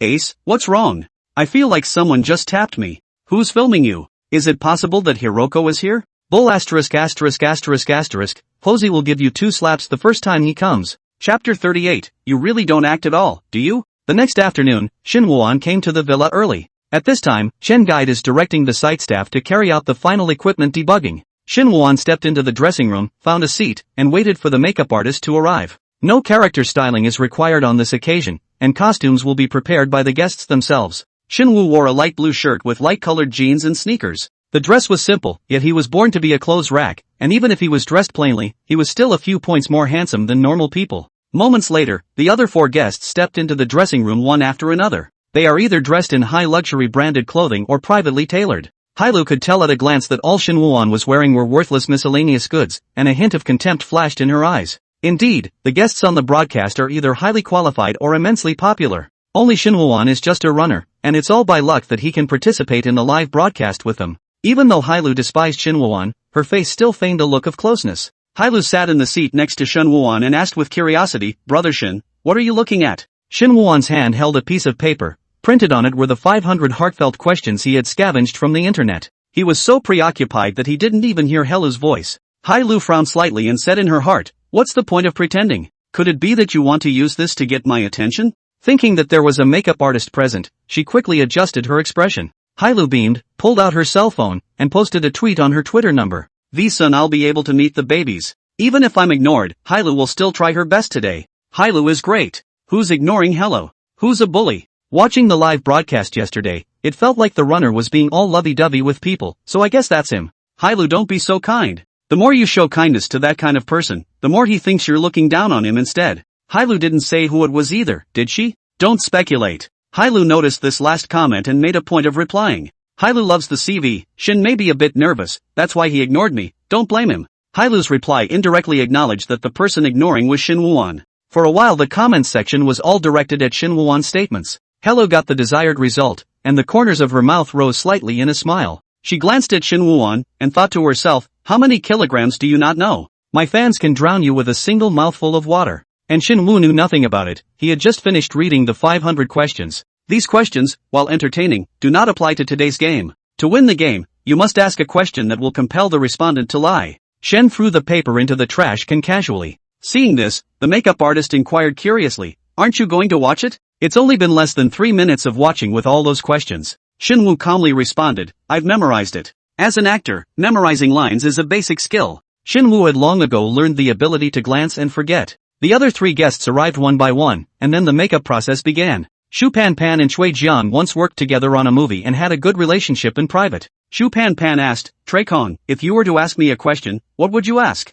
Chui Jiang smiled faintly and said, naturally, I can't tell you this. Shu Pan Pan glanced at him without any good humor and said, so petty I can tell you what I will ask you. Oh, what questions would you ask? Choi Kong looked quite curious. The others couldn't help but prick up their ears, trying to listen. But Shu Pan Pan didn't give them this chance. She directly came to Chui Jiang's ear and said something. Chui Jiang's face changed drastically. Both Hailu and Inuyasha Wei saw Choi Kang's changing face. It seems that Shu Pan Pan knows a very big melon. At this moment, everyone's attention was focused on Chui Jiang. No one noticed that Shin Woo-won also changed his expression at the same time. Shin Woo had previously gone to learn lip syncing in order to play a mute character in a theater production. He read what Shu Pan Pan said. You're wearing your ex-girlfriend's lace panties on you right now. Shin Woo was greatly shocked. I must not have learned my lips well. Although Chui Jiang quickly regained his normalcy, when faced with Shu Pan Pan's smirking expression, his smile appeared extremely forced, and he opened his mouth to say, is it necessary to play so big? It's just a game, you're not really mad at me, are you? Shu Pan Pan was determined to win the championship. In this circle, who can't have some secrets? Chui Jiang's eyes were slightly cold, and after saying this, he stopped talking to Shu Pan Pan. The previously amicable atmosphere between the two disappeared in an instant. There's no need for you all to fight each other right off the bat. Welsing Wei was unwilling to let the atmosphere stay cold. I think we can all ask questions calmly first, and it's not too late to have a showdown after the night ghosts come out, otherwise won't this live broadcast be over soon? Hella hastily raised her hand. I raise my hands in favor of it. You can search the internet for some genuine questions and ask fun and interesting questions. The audience will definitely enjoy watching. She tried desperately to make this happen. After all, she had a lot of black history and was really a little apprehensive. I think this is a good idea. Chui Jiang immediately expressed his approval, and when he finished, he turned his gaze to Shu Pan Pan. Shu Pan Pan tilted her head, pondered for a moment, and nodded, I don't care. They made their decision so happily, and did not ask Shin Woo-won's opinion from the beginning to the end. In their opinion, Shin Woo-won's popularity and reputation here was the lowest. In the face of these seniors, Shin Woo-won how dared to say the word no? After applying makeup, the guests arrived at the entrance of the villa. At this time, Director Chien and a young man walked over, and Director Chien introduced, "This is the actor who plays the villa owner." Director Money handed each person a piece of paper and said, "On it is what you will need to interpret once you begin." Shin Woo-won looked at it carefully. Upon entering the villa, the owner invited us to participate in a game of truth or dare, which we declined. When it was time to eat, I realized that the owner had not prepared dinner, so I called the others to go to the owner's room with me, not realizing that I would see the owner's decomposed body. I was going to call the police, but I realized that the signal was cut off and the house was blocked by a mysterious force, so I couldn't leave at all. The homeowner, who is a stern ghost, shows up and threatens us with having to play a game in order to leave, so we're forced to play a game of truth or dare. The plot after that will be left to your free play. Director Chien paused briefly and continued, "The live broadcast will not end until the winner of the game is decided. Also, during filming, no matter how horrible things happen, you can't ask to quit the broadcast, which is clearly stated in the contract." Seeing some uneasiness showing on the faces of the crowd, Director Chien added, "Of course, if anyone is accidentally injured, they will be ruled eliminated from the competition and someone will take you away." Director Chien, "You're starting to create an atmosphere now. People are a little scared." Hailu hugged herself, her body trembling slightly. Director Chien glanced at the high heels that Hailu was wearing and didn't say anything, just said, "The live broadcast will start in 5 minutes, so get ready. Action." The five arrived in front of the villa and Hello let out a wow. She made an extremely exaggerated expression of awe. "This villa is so beautiful." Shinwoo frowned slightly and spoke with some doubt, "Why are you acting on it?" He remembered that Hello had been talking about the villa being a bit run down and cramped earlier. Hailu's expression froze instantly, and the remaining three people simultaneously looked at Shinwoo-won with unbelievable eyes. "You're really not acting at all, are you?" Chapter 39, Is the house owner a man or a ghost? Long before Hailu spoke, the eagerly awaiting viewers had clicked in the moment the live stream opened. In the live broadcast screen, the pop-ups were like a tidal wave, all of which were fans sparing no effort to praise their favorite stars. Among them, Hailu's fans were on fire, filling the screen with pop-ups. However, after Shin Woo-won said those words, there was a 3-second long blankness on the scene. A series of question marks followed in the pop-up. "No way. Who's he talking about? Is he talking about Hello? Is this guy crazy? Who talks about girls like that? That's just rude." Just now, when Hailu said that someone was ignoring her, she was referring to this guy, right? There's really no emotional intelligence at all. I really don't know what Director Chien was thinking. Did he have to find this kind of person to piss people off? The percentage of pop-ups posted by Hailu's fans far outweighs the rest of the audience. Although there were also some people who spoke for Shinwoo-won, these voices were instantly drowned out by a large number of pop-ups. At this moment, Choi Jiang rushed out to round up the situation. "Hailu is just trying to liven up the atmosphere. You don't keep teasing people. We'd better go inside the villa quickly." After saying that, he took the lead towards the villa. The rest of the group followed suit. Hella's face drooped, and a look of loss that was hard to hide filled her face. In fact, she was already seething inside. If it wasn't for the fact that it was being broadcast live, she would have pointed directly at Shinwoo-won's nose and cursed. Who the hell was Shinwoo? Not only did he ignore her, he even put her in such an embarrassing situation in public. "Oomph, wait for me. Sooner or later, I'll show you the great power of my fans. Is everything alright?" Jing Xingwei inquired with concern. Shinwoo-won did go a bit overboard. "You mustn't be sad or your fans will be heartbroken to death." Hailu nodded obediently. "Thank you for your concern, Wells, I'm fine." She sniffled, her voice was a little choked. "After all, as an anchor, I've heard worse words than this. I've long been immune." Heartbroken Hailu. Our Hailu is an especially strong and brave girl. Xingwei is really such a gentleman, he's especially good at taking care of others. Jing Xingwei's heart is like a mirror, although he is young, but he has been in the entertainment industry for 6 years. What kind of people have not seen? In his eyes, a netizen like Hailu was in existence one level below him. They're purely relying on makeup and high filters to get attention.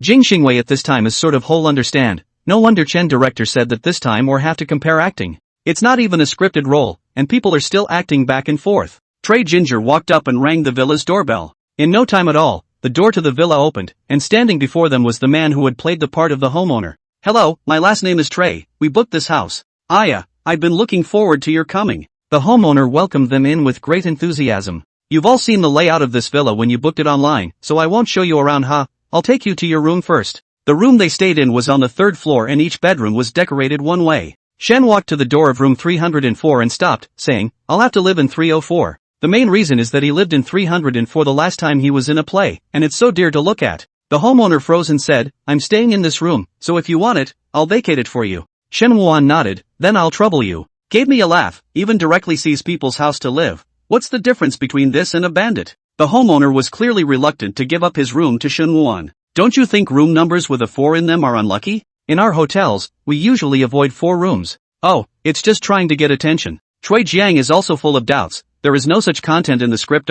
Is it possible that Shen Wuan has a special plot? After the people had been assigned their rooms, they had settled the luggage they had brought with them, and then they went downstairs to the game room. There is both pool and many table games set up with various game types. Trey, care to play a hand? Jing Xingwei paced to the pool table and picked up the cue in his hand. Yeah. Choi Kong answered and walked over. The two of them then played there. Hai Lu and Zhu Pan Pan were watching the battle with great interest. Shen Wu was not interested in pool. He sat on the sofa, and at this moment, his eyes were attracted by a box of black cards among the many cards on the table. The box of black cards stands out amongst the other colorful and cute cards. Shen Wu opened the box and drew out a card. Only one question was written boldly in red letters on the face of the sign. Is the homeowner a human being or a ghost? Guys, want to play a game together? Just then, a voice came from behind. Shen Wuan turned his head to look at the sound, only to find that the house owner had already stood behind him at some point. Shen Wu slowly tilted his head and met the homeowner's gaze. The homeowner's face appeared to be wearing a smile, yet from Shen Wuan's low to high viewpoint, it vaguely revealed a sense of eeriness. The broadcast was conducted using multiple perspectives. Viewers can either choose to watch from their favorite star's perspective or are able to turn on multiple perspectives at the same time. Most of the audience was focused on the tabletop side of the game, and the sudden appearance of the homeowner really startled them. How did this homeowner show up unnoticed? Scared me to death. I've just been staring at Shen Wu. He just drew a card from the table, and on it, he even asked if the homeowner was a human being or a ghost. I knew from the previews that the homeowner was going to die. And do you think he's a man or a ghost at this moment? It's exciting to watch a psychic livestream late at night. What game to play? Shen Wu did not reject the homeowner outright. After all, this is a scripted rendition, and you can't go too far by the book, or you'll just look very stiff. Seeing that Shen Wuan seemed to exude an interested look, the landlord immediately sat down next to him. Shen smelled an odor emanating from the homeowner at that moment. He instantly discerned that it was the putrid odor of a corpse. It's the exact same smell he smelled when he dug the body out of the pit during the original rendition of The Return. The homeowner, at this moment, has apparently been dead for a long time.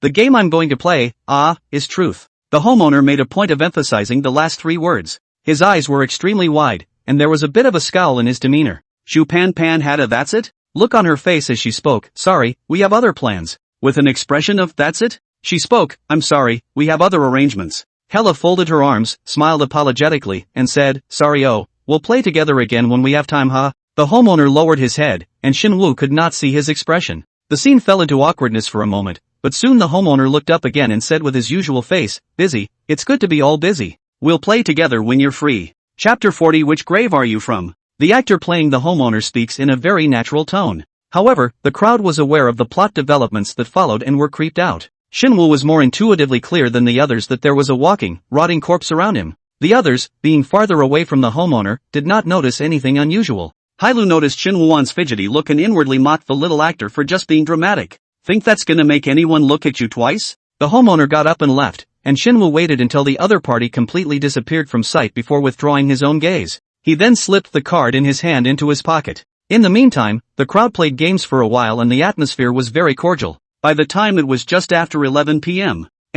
Choi Kong followed the script and began his rendition. He looked up at the clock and said, didn't the homeowner say that a midnight snack would be prepared at 11? How come it's been half an hour and no food has been delivered? Jing Xingwei put down the poker in his hand and said, I'll go take a look. When he finished speaking, he headed out the door. After a while, Jing Xingwei came back and said, there's no one in the kitchen, and the refrigerator is empty. Hella beamed, propped her chin on her hands, and said, did the landlord forget and then just run off to bed? Let's go find the landlord and ask him. Zhu Pan Pan said. The crowd headed to the 3rd floor together. Inuyasha Wei took small steps to the door of 304 and pressed the doorbell. Then he put his ear to the door of the room and said, there doesn't seem to be any sound. Something's not going to happen, is it? Hella's eyes widened slightly as she began to set the stage for the next scene. It seems to me that the landlord's physical condition isn't too good, so it would be troublesome if something really happened. Chui Jiang also crafted a few lines. Just then, Shen Wuan squeezed in between them. What's the point of squeezing? Hailu was filled with dissatisfaction inside.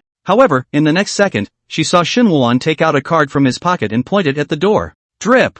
The door opened with a loud bang. The crowd froze for a moment as they looked into the empty room inside. Good guy, I thought Shen Wuan robbing the room of the house owner was a scripted arrangement, but it turns out that looking at their expressions is really clinical. Paste curry drama so much? I hope he's the first to be eliminated from the game later. This is my room. Shen Wu's tone was extremely calm. Choi Kong felt his face heat up a bit as he coughed lightly twice and said, "Did the owner say which room he was staying in?" The crowd looked at each other and finally shook their heads. There are more than 10 rooms here. Hailu looked like she was just casually saying a very ordinary thing. However, it triggered the pop-ups to blame Shinwoo. There were accusations that Shin Woo-an was desperately trying to add drama there in order to get more footage for himself. "Let's look for it separately," Chui Jiang suggested. Shin Woo-an took the initiative to give up the center area to them, while he himself walked slowly towards the depths of the corridor. As he reached the last room, there was a sudden flash of lightning and thunder. Shinwoo caught a glimpse of a humanoid silhouette through the window. So the homeowner is here. Shin Woo-an acted in fewer scenes, but when it comes to playing ghosts and monsters, he's quite good at it after a few scenes in the past few days. With just one glance, he was able to surmise how the actor planned to come out and scare people later. Rumble! Another thunderclap rang out. Outside the window suddenly appeared the homeowner hanging upside down, covered in blood, his eyes and mouth wide open. Shin Woo-an looked around carefully. Well, if it was him, he would have swung his body and hit the window with his head one by one. It's best to have the windows crack gradually, giving the visual stimulus of being broken at any moment as well as the tension of a pinched nerve. Nope. As a normal person, you should be scared to see a body hanging upside down in front of you. It was only at this point in time that Shinwoo remembered what he was supposed to do. He opened his mouth wide in a hurry, pointed a trembling hand toward the window, and stumbled, out of people. Gave me a laugh. This Shin Woo-an's acting is too drawn out. He actually glowered for a moment just now. I'm better than him. Everyone else laughs, ha ha ha ha. Outside the villa, the groundskeeper, who was also watching the live broadcast, was dumbfounded at this point. The surprise on his face was much more real than Shin Woo-an's performance. Director Chien, why is Shin Woo-an's acting so clumsy all of a sudden? Is he not feeling well? The field manager simply could not regard Shin Woo-an, who had interpreted the ghost so skillfully and chillingly last time, and the man in front of him, who was making an expression and whose 5 senses had all gone out of his body, as the same person. Director Chien stroked his chin. He was a seasoned veteran after all. He was only surprised for a moment when he saw Shin Woo-an perform, and quickly realized the reason. This kid can't play normal. Su Xinghao, who was standing at the side, cocked his head as he felt very puzzled. Where did Shin Woo act badly? This soulless, limb-stiff look, it's fantastic, okay? Those pop-ups in front that were dissatisfied with Shin Woo-an Su Xinghao could still be accepted. After all, in life his fans would fight with others to defend him. But this group of viewers said that Shin Woo-an's acting skills were not good, and Su Xinghao had no way to accept this. Okay. You're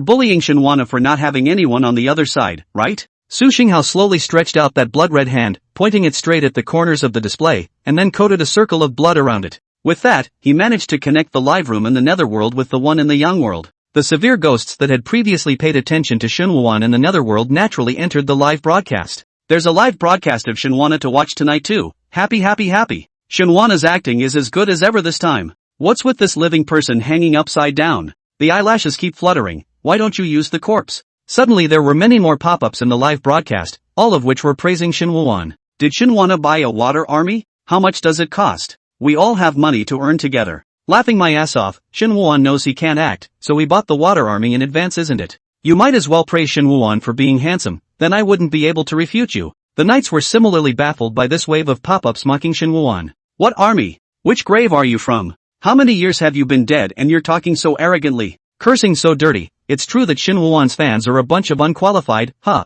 Holy brothers, it's like a live broadcast from the young world. Which ghost big brother made the connection? Awesome. What do you care if he's in the netherworld? Is that the point? The point is that Shin Woo-an is being criticized for his bad acting skills. We have to help Shinwana get back on his feet. Which asshole just said Shin Woo-an's acting skills are no good? Report your home. I'll hang myself inside your house tonight. Chapter 41, Spiritual States of the Underworld. The viewers in the Yang and Yin worlds quickly formed 2 camps in the pop-ups. The mutual spraying was so intense that it left some neutral viewers with their jaws on the floor. For a while, almost no one paid attention to the content of the live broadcast, all immersed in this lively dispute. Hashtag money guide psychic live pop-ups for each other instantly shot to the top of the Hot 100. The field manager was filled with worry. Director Chien, is it really not necessary to ban a few people? Look at this pop-up. I'll go to your family's old grave tonight and give your ancestor a few big mouths to let him know that he's produced a troublemaking scion like you. And like to watch the rubbing, don't you? I'll take my skin off in your bed tonight so you can watch explicit dancing for all you care. There's simply no end to picking. The floor manager reads a few random pop-ups, the contents of which are extremely shocking. What a mess. Director Chien, however, looked as if he was relaxed in watching the show. What's wrong with that? It's not a serious drama we're broadcasting in the first place. Hey, I didn't expect Shin Woo-an to have a fanbase, even though the number is small, but this fighting power is really something, directly spraying Hailu's thousands of fans. It's not that Hellu's fans are mouthy, the point is that the pop-ups block out some sensitive words, curses that are too dirty to be sent at all. On Shinhwa's side, the exit was all sorts of death and outrageous thrilling words, on the contrary, they could still be sent out intact. At the end of the day, no matter what the fans on Shinhwa's side say, Hellu's fans will directly come with a rebound. It sounds like a helpless little kid putting up a useless fight. The stars who were on the air naturally knew nothing about it. Shunru's rendition made Jing Xingwei and Hellu want to laugh, but they forced themselves to hold back. Cui Jiang and Zhu Pan's expressions were unchanged. They had seen so many people with poor acting skills that their hearts had long been like water. Cui Jiang has seen Shinhwa play the ghost, and there is a big difference between the two. Could it be that Shinhwa is starting to engage in abstraction for the sake of popularity? Cui Jiang ran over and at the sight of the body hanging outside the window, his pupils contracted sharply, his face instantly turned white, and he subconsciously took a step back. What happened? Don't come over. Cui Jiang raised his voice to stop it, but it was too late. Zhu Pan ran over, and the moment she saw the homeowner, she immediately broke out into a shrill scream. Ah! Hellu was likewise not to be outdone as she screamed and then jumped into Inuyasha's arms. Inuyasha looked at the upside-down body hanging in front of him with the same shocked expression. Shinhwa's fans don't have eyes? Look at this comparison and you'll see how poorly your family member acted, right? Even if you can spray, it's futile in the face of absolute strength. I laughed. How can you call it acting when you see a dead body and react like that? It's no wonder that the only actor who survived on the Netherworld side was Shinhwa. That's why I only watch the live streams recommended by the lifters now, and since living people can't act, I might as well get a little real. Cui Jiang was the first to calm down. He pulled out his cell phone, looked at it and said, no good. There's no signal here. Zhu Pan looked around warily. Let's get out of here first. The cause of the homeowner's death is unknown. It would be dangerous if he was killed. Hellu slightly sidled her head and glanced at the window, then she tightly grasped Xingwei's arm, her eyes brimming with tears. It's really pitiful for the homeowner to look like this. Why don't we put him down? Jing Xingwei shook his head decisively and said in a deep voice, don't just touch the corpse, let's hurry and get out of here. Several people walked together towards the first floor. However, when they reached the door of the villa, they were shocked to find that the door could not be opened. What's going on here? Choi Kong, following the script, reached out and pushed on the door, even feinting to hit the door with his shoulder as hard as he could. Oops. We're stuck here. Hellu let out a gasp. How could this happen? Could the landlord have been murdered? Is it hard to believe that there is a perverted murderer here? Shinwu's heart stirred when he heard this. He's been in a couple of shows lately where other people have played roles that are more or less associated with homicidal demons. He would like to add the attribute of a murderer to his persona if the next episodes warranted it. The others continued with their renditions as they were meant to be. Shinhwa spoke, the landlord should have the key on him. You're not thinking of searching the body, are you? As soon as Hellu's words left her mouth, she felt that something was wrong, so she hastened to add, people just don't think it would be very respectful to the landlord. No one wanted to search the bodies, and there was a moment of silence. Shen said calmly, I'll just go, I have experience in this area. What experience do you have? You don't put any weird attributes on yourself. Everyone's hearts and minds are united as never before at this time. Laughing to death, in order to add drama are unscrupulous, a small dragon set and the habit of searching the body. What do you know? Shinhwa dug my body out of the pit with his own hands. Big sister, you haven't gone to reincarnation yet? Yes, it's not powdered on Shinhwa. If the reincarnation is not have the opportunity to see. Like me, the number was called for me, but I gave my casting number to someone else in order to watch the broadcast. Are you guys okay? Are you guys okay? Are you all so nervous when you talk? I really doubt your mental state. The spirituality of the underworld can be several times ahead of yours.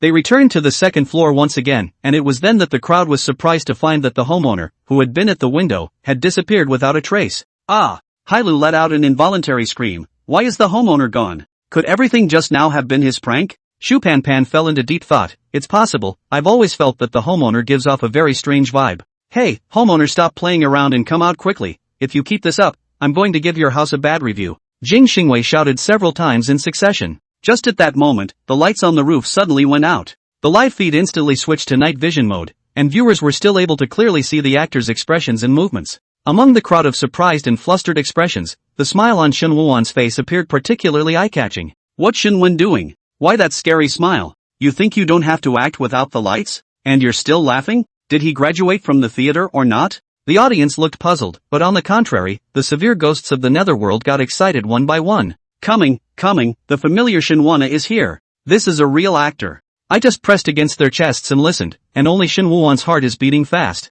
Zhu Pan suddenly covered her chest and said, who was in front of me just now? She clearly sensed that someone had just approached her, yet when she reached forward to explore, she caught nothing. Could it be the staff? After it was over, she'd be sure to file a complaint. The moment darkness descended, Shin Woo-won's heartbeat couldn't help but speed up dramatically. He had just seen his staff member approaching them, so he feigned ignorance. It wasn't until the other party left that Shin Woo-won spoke. "We have an extra person here. Why are you saying such scary things all of a sudden?" Hailu was really taken aback and glared at him viciously. Soon she reacted to the fact that she was in the middle of a scene and quickly adjusted her facial expression and said, "That's terrible, how could the power go out?" Jing Xingwei followed her words, "It's probably an unstable circuit, let's look for the electric switch." Just as the crowd was walking forward, an eerie sound effect suddenly sounded around them. "Good man, on the BGM, right? This is the rhythm of ghosts coming out. You don't say." 60% of a psychic movie's sense of atmosphere is due to BGM. Su Xinghao was deeply dissatisfied with the sound effect, so he went to the playback facility and followed it.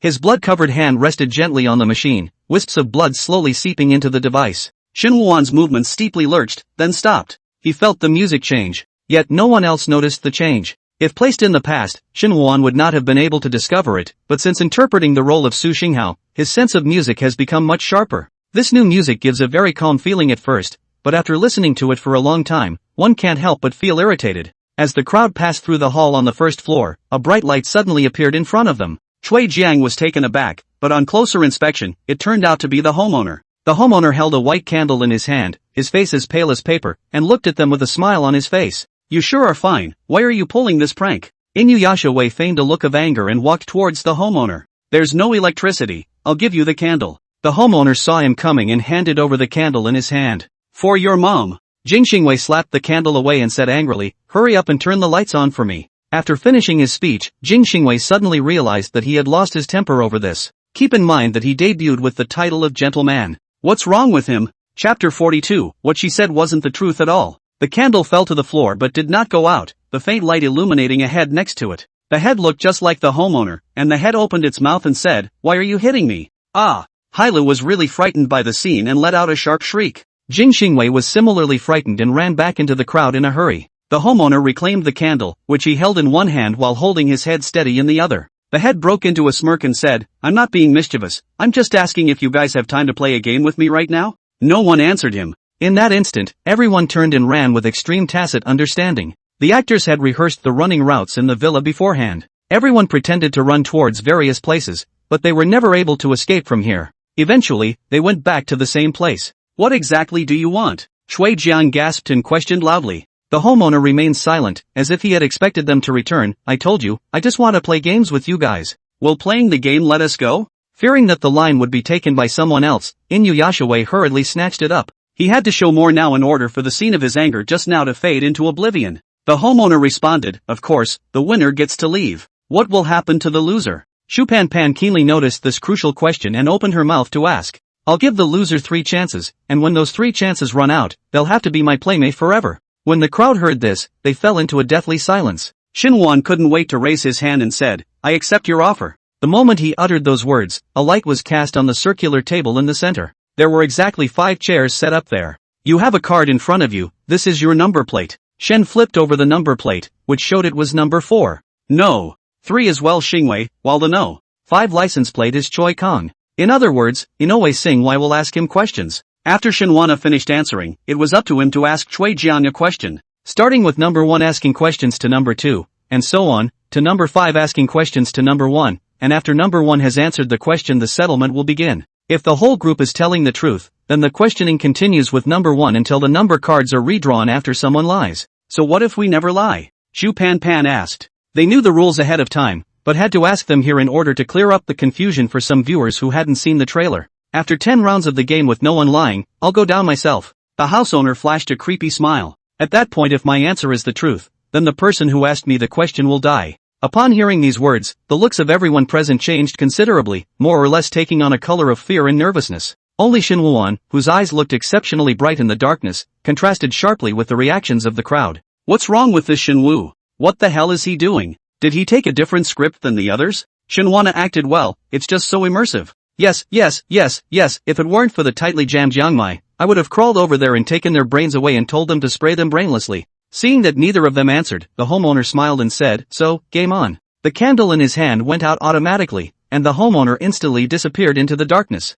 In the faint light overhead, each man's face was eerily obscure. Then, "I'll be the first to ask a question." Hello gently shook the number 1 card in her hand. She faced Zhu Pan Pan and asked, Sister Zhu, may I ask what's the most excessive thing you've said recently? At the suggestion of Inoue Xingwei, the group intends to ask fun questions that can be answered with truth. Hailu knows very well in her heart, the live broadcast to keep the audience and let the audience remember themselves, ask the question must not be too common. This question of hers was carefully chosen, and she even secretly hacked Zhu Pan Pan. They didn't discuss beforehand what kind of questions they would ask each other. Zhu Pan Pan's eyes narrowed slightly when she heard this question. She picked up the teacup on the table and pretended to take a sip of water as a way to hide her disgruntled look. This ING Netflix girl is trying to hack me, isn't she? We are all people who have been in the circle for many years, and our acting skills may be dead, but our mind's eye is definitely alive. Zhu Pan Pan knew very well how many hidden arrows were hidden under Hailu's seemingly innocent exterior. However, Hello was wrong this time. Zhu Pan Pan not only has acting skills, but her character is even more straightforward.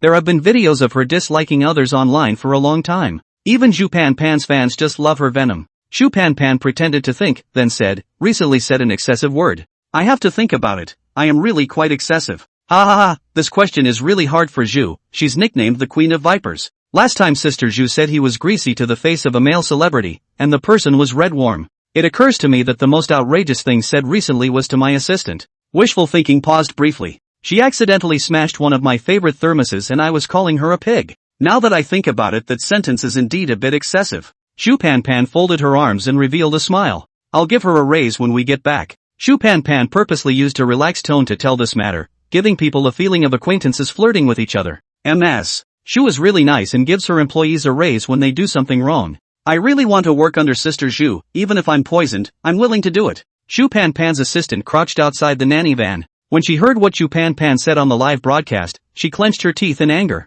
What happened that day was not at all like what Zhu Pan Pan said. That day coincided with Zhu Pan Pan's physiological period. She specially prepared warm water in the thermos. Who would have thought that Zhu Pan Pan's audition didn't go well and directly took it out on her? Zhu Pan Pan didn't even open the lid of the thermos, so he directly smashed it on her head. She's not even telling the truth. The assistant sent a pop-up out. However, this pop-up was like a small stone thrown into the sea, not even a ripple was made. Chapter 43, the screen full of people praising him are all ghosts? They wore polygraphs before the game had even begun. When a person begins to lie, the body tends to produce a series of uncontrollable physiological reactions. One of them is a rapid heartbeat. The field agent swept a glance at the results displayed by the polygraph and said, Zhu Pan Pan's heart rate is normal, so it seems that what he said is true. Right at this moment, Shen Wuan suddenly spoke out, wait. He turned his gaze to Zhu Pan Pan and said in a very certain tone, what you said is a lie. The pop-ups instantly exploded when that came out. What do you mean? The actor's putting on a show again, isn't he? Clown. Let's see how he'll make it up when the results come out.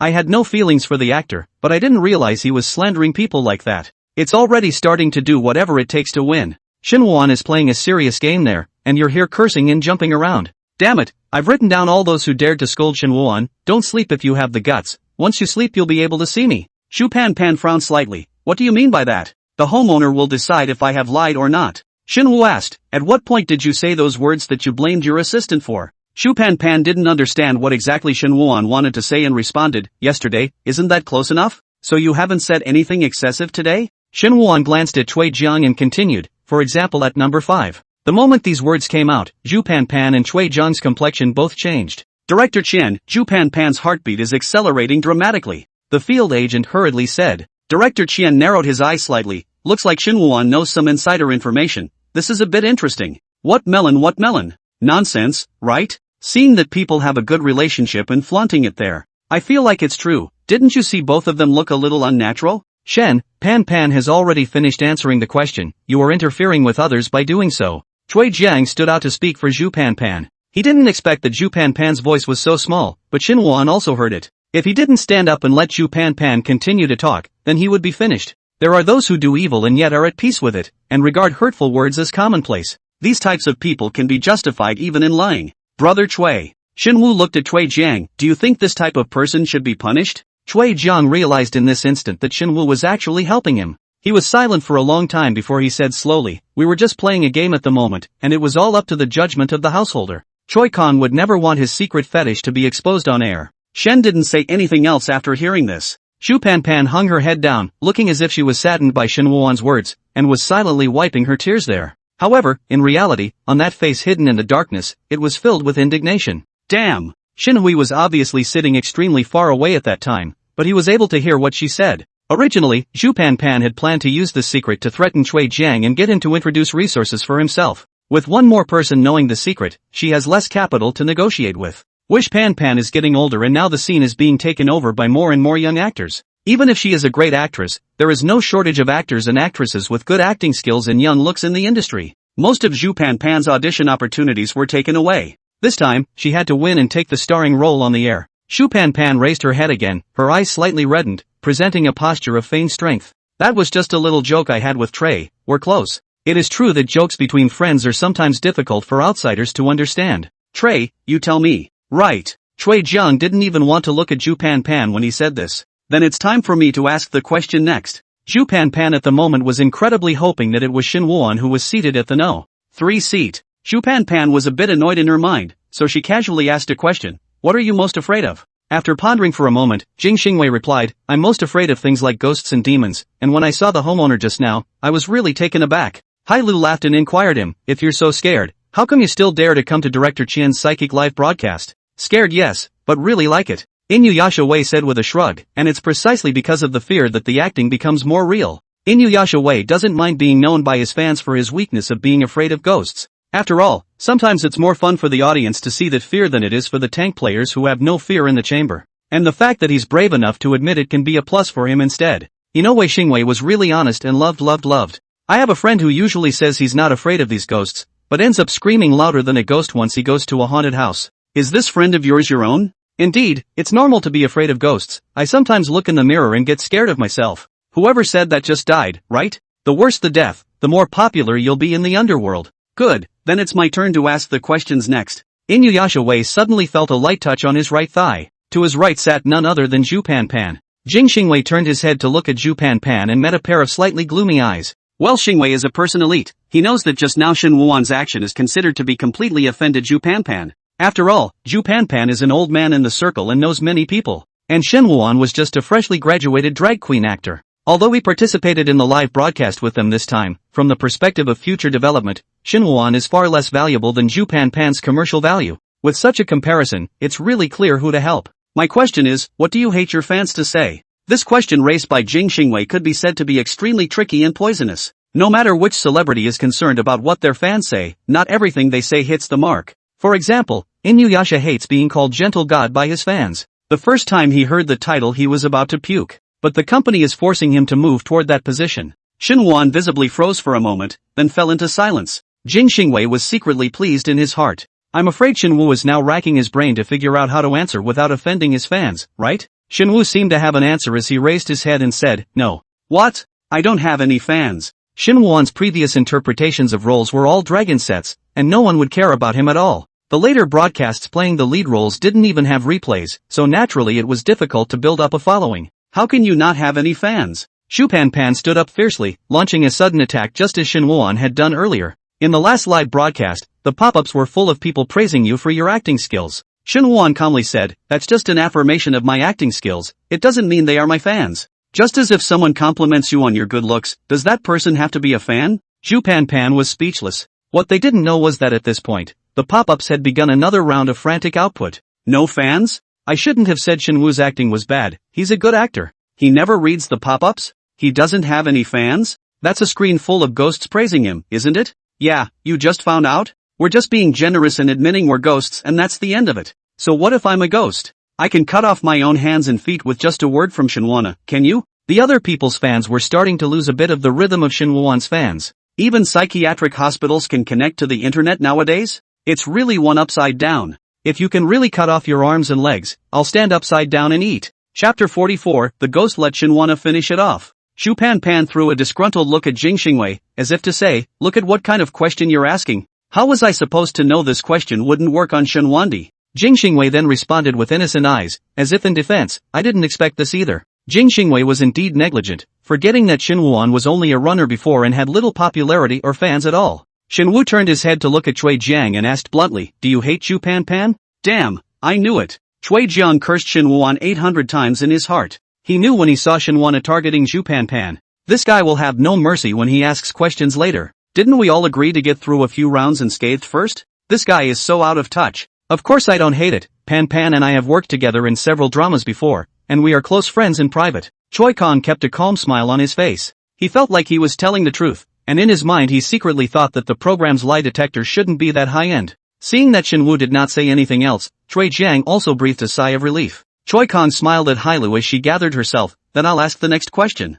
Hello blinked, Treyu asked. What part of your body are you most pleased with? Hailu covered the waves on her chest and said with a red face, Hey to Cui, you're so bad. Cui Jiang hastily averted his eyes, a slightly embarrassed smile on his face. In fact, he really didn't mean it. There were plenty of women who wanted to be close to him. The grade of C-do is kind of the lowest in his case. It's really milky Yukiko. I really envy Hailu for having such a good body. I'm more satisfied with my breasts. Hello covered her face in extreme embarrassment. After Hello answered the questions, the homeowner reappeared. The first round of the game is over, everyone, please pick up your candles and go back to your respective rooms first. In 10 minutes, the second round of the game will begin. The crowd picked up the candles in front of them and got up and headed toward the second floor. Shu Pan suddenly stopped, turned around, and looked at Shin Woo-won with a gloomy gaze, starting to engage in targeting in the first round. Are you that eager to win? Shu Pan really can't swallow this breath. Besides, fans know her character well. At a time like this, it would be rather disappointing to her fans if she were to hold her tongue and not have a fit.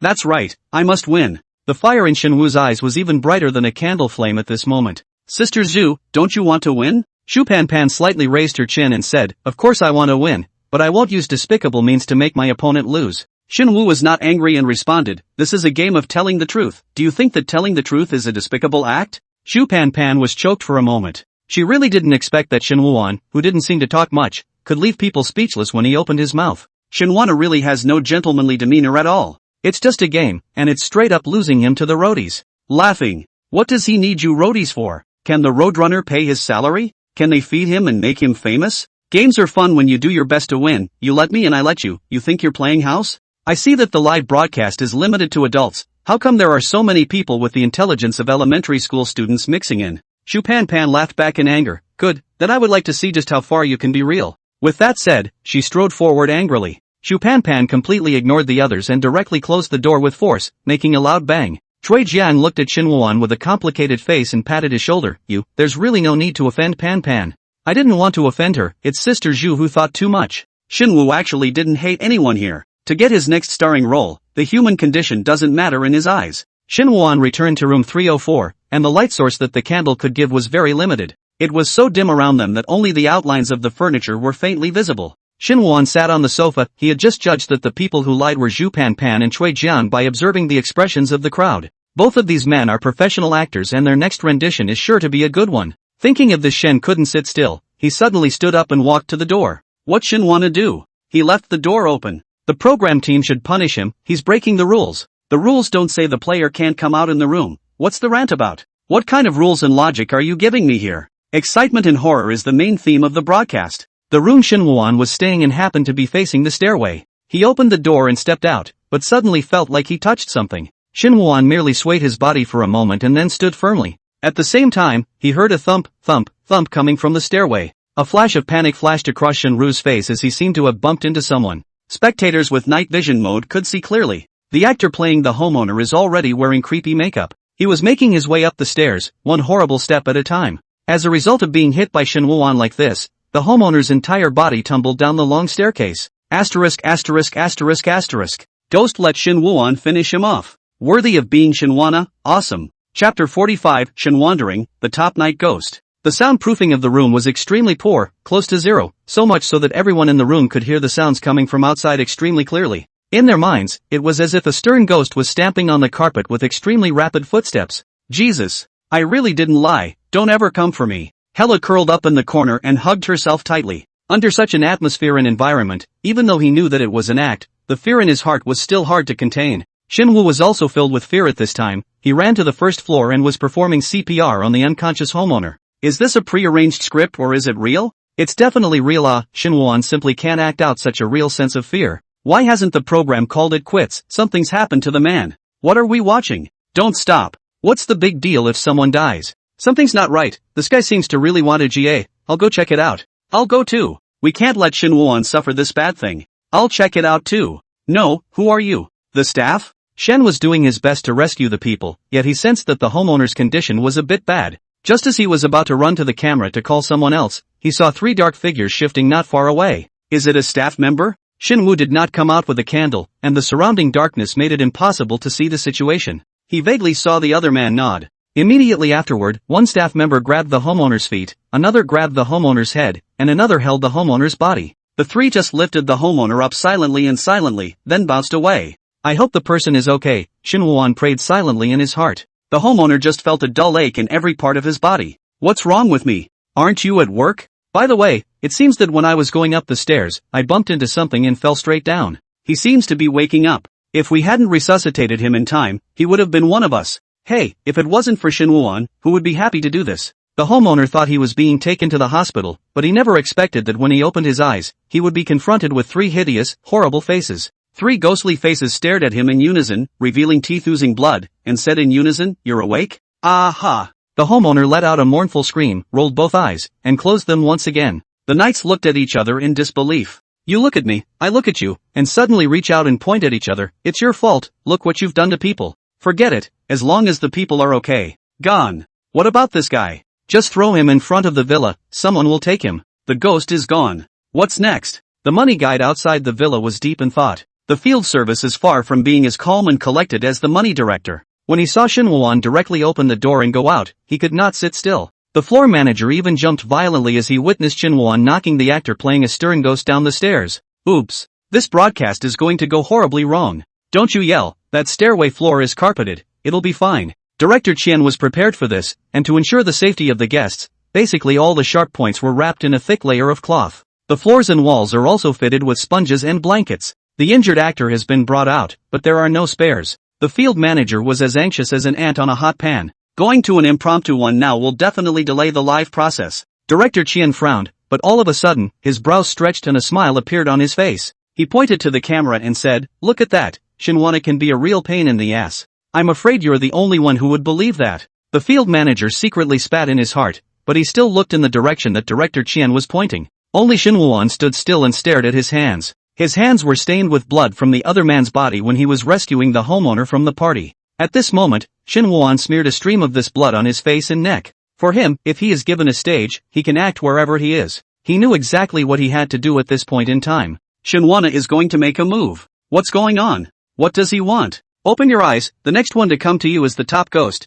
No, the top actor, Shinwoo. Shu Pan Pan always listened carefully to the movement outside the door. After the previous burst of chaotic sounds, both inside and outside the door were plunged into a deathly silence. What the hell? Is this the end? It seems I've been convicted of telling the truth. 8 minutes had passed and now there were less than 2 minutes left. Shu Pan Pan breathed a sigh of relief, and at the same time, her heart began to be pleased. She was indeed disrupted by Shinwoo at that time, and her heart was a little nervous. It seems this polygraph is just a showpiece. The initiative is always in the hands of the program. Shinwoo was really naive. The resources in this world would only be given to those stars who were more powerful and more valuable. Not a worthless flunky like him. Knowing she was safe, Shu Pan Pan slowly walked over to the small table by the window. A bottle of red wine she had brought with her on the table. Shu Pan Pan picked up the red wine glass, while the other hand picked up the wine bottle and gently tapped them against each other. The crisp and lilting crash is extremely beautiful. Shu Pan Pan slightly revealed a smile, opened the cork of the wine bottle and slowly filled the cup with red wine. Just as Shu Pan Pan was about to savor the taste of red wine, a thunderclap suddenly sounded outside the window. By the light of the lightning, Shu Pan Pan saw that there was a person lying in front of the window. The man's face was covered in blood, his expression was frozen, and he was staring at her dead in the face. "Don't drink my blood." Shu Pan Pan was stunned by this scene, and it took a while for her to react. She looked to the gently shaking red liquid in her glass. At this moment, the liquid seemed to be really like blood. Ah! Shu Pan Pan screamed and directly smashed the wine glass against the window. Bang! The window was smashed right through several cracks, and the man who had been standing outside disappeared. Shu Pan Pan's feet went limp and she directly sat down on the ground, her chest undulating. False. It's just filming. How did you get so scared yourself? Chapter 46, Old Actors Are Different. It's the first time I've seen you scared like this. Bull asterisk asterisk asterisk asterisk. It's staged, okay? Sister Zhu is not afraid of these things. That's right. I watched a variety show before. Sister Zhu was a top tank in the haunted house, directly teasing the ghosts in there as if they were playthings. Older actors are just different. Everyone thought Shu Pan Pan was showing off her acting skills. Even Shinwoo held the same opinion. In his opinion, he can't really talk about his performance as intimidating. Shu Pan Pan wasn't going to remain in the room. At this point, with less than a minute left, she had to get out. Shu Pan Pan quickly walked to the door and reached out to hold the door handle, but was shocked to find that the door was not completely closed. There was no way she had just forgotten to close the door. The door was slowly pulled open, and in an instant, she was directly confronted with a ghastly white and eerie face. Ah! Sister Zhu let out a miserable scream, and then immediately squatted on the ground, holding her head and screaming randomly. Don't come over! Don't come over! Shen lightly scratched on Zhu Panpan's arm, instantly leaving a bloodstain. His voice was hoarse and low. You have 2 lives left. Afterward, Shen Wuan exited the room step by step, and even closed the door with extra thoughtfulness. The others heard Zhu Panpan's miserable screams, and their hearts jumped with fear and trepidation. Jing Xingwei quickly blocked the door to the room. Although he didn't lie, who knows if the director would have ruled that he lied in pursuit of the program's effect? Welsinga heard a dull and slow footsteps approaching gradually. His heart hung in the air for an instant. Luckily, though, the footsteps merely passed in front of his room door. Realizing that the room could not be locked, Trey Kong simply pressed his body against the door. The footsteps disappeared in front of his door. Trey Ginger glanced at the clock. It would be over in 40 seconds. Just then, blood actually flowed slowly in between the cracks of the door. The homeowner is outside. Choi Kang's heart jolted up again, the blood flowing and causing him to panic in fear. He scrambled for his room, but there was no safe place here. Under the scene and atmosphere, Choi Kang's feet began to become unruly. Trey Ginger remembers being on the air. He didn't want the audience to see such a cowardly side of him, so he forced himself to sit on the sofa chair. 25 seconds to go. Choi Kong counted down silently in his mind. Trey goes to. Suddenly, there was a sound of talking in the room, as if someone was murmuring in a low voice. The voice actually came from the room. Trey Ginger's heart snapped as he stood up and looked around. The voice was close to him, but he had no idea where it was coming from. Choi Kong began to listen carefully, eventually realizing that the source of the sound was actually the sofa chair he had just been sitting on. And that couch and chair looked completely uncharacteristic. There are 2 zippers on the side of the sofa that are to allow one to remove the cover at any time for easy cleaning. Chui Zhang's hanging heart dropped after seeing this. Inside was placed what must have been a tape recorder prepared in advance by the program. Choi Kong used to play haunted houses where there were talking dolls that triggered when a person approached. Hidden inside is one of these pre-recorded sound recorders. Trey Ginger pulled down his zipper and tried to remove the recorder to prove his cleverness. The zipper gradually slid downward, and a pair of bloodshot eyes were revealed, staring straight at him. Chui Zhang's hand froze, his body unable to move as if he was being forcefully controlled. A pale hand reached out from the zipper opening and pulled the zipper all the way to the bottom in place of Choi Kong. Chui Zhang's pupils snapped. The other guy was actually crouching inside the sofa chair. At such a close distance, Chui Zhang finally heard what the other party was saying. Death to Ginger Choi. Death to Ginger Choi. Ah! Trey Ginger let out a scream the likes of which no fan had ever heard in his life. Time's up, everyone return to the lobby and begin round 2 of the game. Choi Kong deserves to be a professional actor, acting like he's real. None of them realized that the ghost is Shinwana? How could you possibly find out, if you hadn't been watching the live broadcast, who could have connected that acting pull down just now with this horrifyingly severe ghost right now? I'm really drunk. Is it hard to believe that Shinwoo was just messing around with abstraction? Playing with us enough to start showing off his acting skills. The audience had a god's perspective, so they saw Shinwana sneak into the guest's room from a secret passage. How did Shinwana know all the secret passages in the room, including that sofa chair? It seems to have been deliberately arranged by Director Chien to mix in a real stern ghost among a group of guests. Isn't this a common horror trope? Director Chien is still Director Chien. When he said he wouldn't make psychic movies, I thought he was retiring from the industry, but it turns out he was just changing tracks to continue scaring people. Outside the villa, Director Chien turned his head to the field agent and asked, how did Shin Wuan know about the secret passage in the villa? The groundskeeper hurriedly wiped the sweat rising from his forehead and responded, yesterday, when I was showing Shin Wuan around, Master happened to come over to talk to me about the room.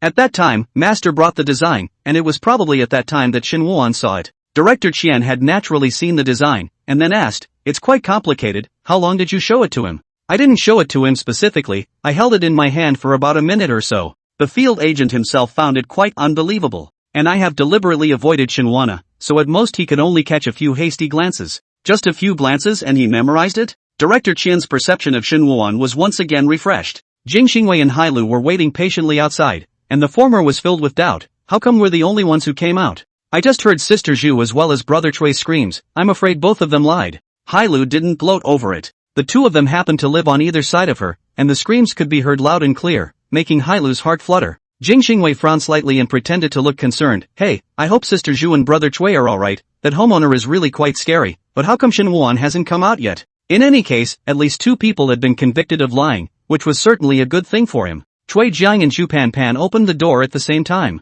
They seemed to be startled by the sound of the door opening between them, and their bodies shuddered slightly. Sister Zhu, Brother Chui, you. Hailu was stunned. Their hair, as well as their clothing, appeared neat and tidy, and they should have been deliberately organized. They were as pale as paper in the faint candlelight. It was as if he had aged several years all of a sudden, and all of his previous vigor was gone. Is it really that scary? Hello asked. Trey Ginger glanced at her without speaking, and said airily, you'll get a chance to feel it. A chill went through Hailu's heart. Trey seems to have become a little different. Chapter 47, Director Lin almost wanted to call the police. At this time, the door of 304 slowly opened, and Shin Woo-won walked out from inside. He had changed into brand new clothes and seemed to have taken a shower. His whole body looked extra fresh. Jing Xingwei asked, why did you come out so slowly? Were you also caught by the house owner? Shinwoo gently shook his head. No, I'm telling the truth, I was just inside taking a bath. Jing Xingwei couldn't help but sigh. Then you really have a big heart, daring to take a bath at a time like this. They re-entered the hall and sat down in turn.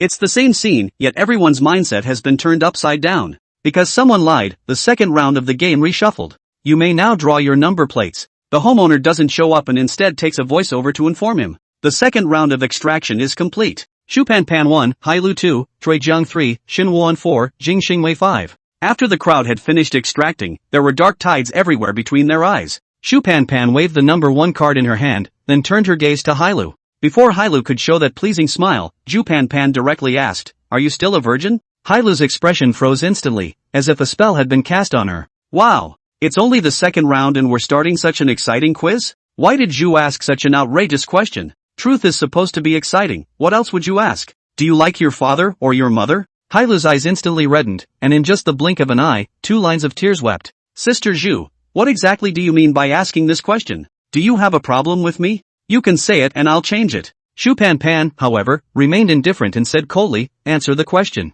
After experiencing the horror of the house owner, Shupan Pan knew very well in her heart that the so-called peaceful coexistence was simply impossible to exist. She had to weed everyone out as early as possible. Hailu turned a look of help to Choi Kong. Unexpectedly, Choi Kong, who would have acted as a good old boy before, avoided her gaze at this moment. Hello turned to Inuyasha Wei. Inuyasha Wei, however, had long since lost his previous favoritism. He just smiled slightly, as if he hadn't felt the distress signal in Hailu's eyes at all. Hello, this question should be a giveaway for you, right? Hailu's heart went cold as she sniffed. She couldn't understand how everyone had changed completely after only 10 minutes apart. Of course I'm a virgin. Hailu said while her hand under the table was gouging tightly, her nails sinking deep into her flesh, all of them gouging out blood. Her insides were filled with anger and embarrassment. Jupan Pan, this. How dare you want to ruin her good heart to build pure persona? Hailu is so innocent, how can she not be a virgin? What does innocence have to do with being a virgin or not? Do you really think your idol is a child, and you don't let her have a boyfriend?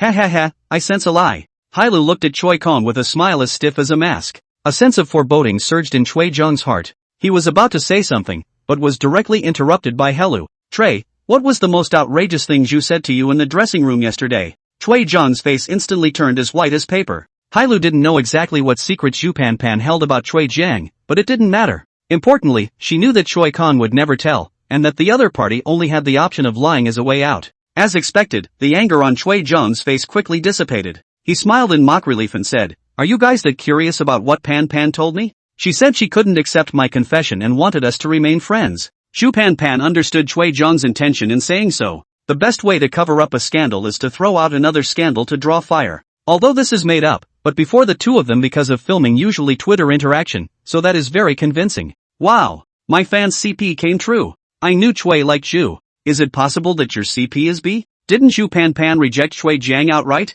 It's no wonder that I feel that their atmosphere is not as sweet as it was when they were open for business before. Can we be friends after rejecting a friend's confession or not? This is an eternal proposition. Chui Zheng did not move on the surface, but in fact quietly observed Shin Woo-won out of the corner of his eye. He was extremely apprehensive inwardly, fearing that Shin Woo-won would question him as he had just done to Jupan Pan. But luckily, Shin Woo just sat there quietly. Chui Zheng secretly breathed a sigh of relief. It seems that Shin Woo-won is still very good at being a good person and left him a little face. Hailu lied, and so did Choi Kong. Shin Woo-won silently memorized that he only needed one glance to tell if the other party was telling a lie or not from their micro-expressions and movements. Knowing nothing about it, Chui Zheng then asked Shin Woo-won a relatively simple question. Of all the roles you've played, which is your favorite? Shin Woo didn't even have to think about it and said directly, every single one of them is a favorite. Shupan Pan was very dissatisfied with Shin Woo-won's answer. She circled her hands and said, your answer is too general, isn't it? Is it hard to believe that you still like the drag queen roles you've played? No matter what role I play, I always research the story behind the character.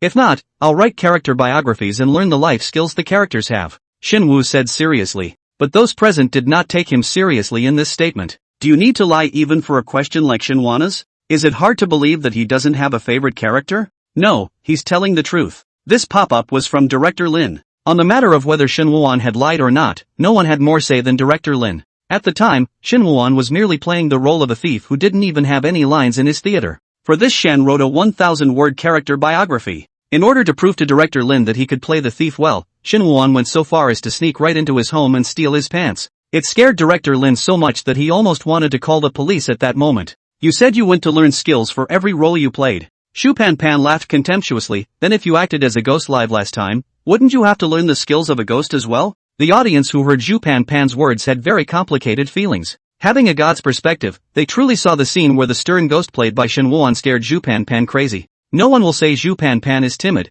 because if you substitute yourself, you will have to be scared to the point of peeing. I can't even imagine what Ju's reaction will be when she watches the replay afterward. It's okay, she's not the only one to lose face. It's better if we all lose face together. Chapter 48, Don't speak human, do you? Shinwoo smiled coyly, and that look gave the impression that he was honest and very easy to bully. This caused Shu Pan Pan to mistakenly think that she had won over her opponent, and she let out a cold snort. Next, Shinwoo asked Well Xingwei a question. There was some tension in Jing Xingwei's heart, and he knew very well that his previous proposal had now completely lost its validity. After someone lies and is attacked by the nightmare, they've gone out of their way to try to bring everyone else down with them. Come on, whatever the question is, I'll answer it truthfully. What do you hate fans calling you? Boom! Jing Xingwei slammed the table, stood up and yelled at Shinwoo. What do you mean by this? Intentionally looking for a fight, aren't you? He masked his inner turmoil with anger. Why did Shinwoo ask this question in favor of the others? Well, Starwell was able to debut as a singing and dancing artist thanks to the support and monetary backing of her fans. It's safe to say that he is responsive to his fans. Usually even the gifts and handwritten letters from the fans, Well Xingwei would go through them one by one. It's not that Inoue Xingwei loves his fans so much, but because they are his bread and butter. The fans love him, that's true. When Well Xingwei first started, he would still be touched by the support of his fans, but as the stage became more and more gorgeous, the applause grew louder and louder. He gradually lost sight of his beginnings and couldn't hear his fans. The fans are my most important family, and I will never hate them. Inuyasha Wei's tone was forceful and loud. I'm going to be a fan for the rest of my life. Does Shinwoo think that Star Wei is like those other flashy stars? It's so ridiculous. Shinwoo doesn't even know how hard it has been for Xingwei to come all this way. We've been with him through thick and thin. We and Xingwei have been each other's family for a long time. In the pop-ups, fans of Well Xingwei began to reminisce about the good old days. And in reality, the field agent glanced at the results displayed by the instrument and turned to director Qian. Well Xingwei lied. Cold instruments are far more real and reliable than those seemingly fiery words. The answer is quite touching. Shinwoo said this on his lips, yet his expression was very cold. He had already seen the lies and hypocrisy of Jing Xingwei. I hope someday you'll get a chance to understand that feeling. Inuyasha Wei couldn't help the sarcasm. Next, it was Well Xingwei's turn to ask Shu Pan Pan a question. Jing Xingwei didn't want to offend Shu Pan Pan, so he thought for a moment and asked a relatively simple question. Sister Zhu, why did you reject Choi's confession? In the opinion of Jing Xingwei, this question was a giveaway, and it also allowed the pop-up audience to eat a wave of melon. But what I didn't expect was that Shu Pan Pan's expression instantly became abnormally frightening as she glared fiercely at Jing Xingwei. Jing Xingwei was stared at by Shu Pan Pan, full of confusion. Is this a difficult question? Could it be that Chui had some unspeakable special fetish and that's why Zhu rejected him? It had to be said that, in a way, Inuyasha Wei had gotten closer to the truth by mistake. Inuyasha received an equally unfriendly look from Choi Kong. For a moment, his heart went cold. It's over, after offending two seniors in one breath, do I really have a chance to develop in the movie industry? Can I change the question? Inuyasha Wei had the intention to make amends, yet the narrator rejected him unceremoniously. Shu Pan Pan's heart and guts cracked. This question is simply a question of life. If he said the truth, wouldn't that be tantamount to disproving what Chui Jiang had just said? That way, once the others noticed, they would surely continue to force her to lie with questions. So much for either accepting elimination or blowing the whistle on Choi Kang's secret fetish. Shu Pan Pan was merely trying to pin down Chui Jiang and get him to provide resources. She didn't think about destroying the other side outright. That wouldn't do her any good. I rejected Chui Jiang because my favorite type is a little puppy. Shu Pan Pan was half-truthful with this statement, and she wasn't sure if she could get past it. The second round of the game is over. The crowd rose and headed toward the room. Jing Xingwei moved closer to Shu Pan Pan, folded his hands, and hurriedly explained, Sister Zhu, I really didn't mean to make things difficult for you. I thought that this question would be very simple for you. Shu Pan Pan pursed her lips slightly. She couldn't possibly say those things between her and Chui Jiang no matter what. You don't have to say you're sorry. Jing Xingwei had thought that Zhu Pan Pan had forgiven him, but before he could feel relieved, he heard the other party's next words. Since you want to win, don't care about emotions. After saying that, Zhu Pan Pan closed the door. After this round of games, everyone's apparent rapport was almost completely shattered.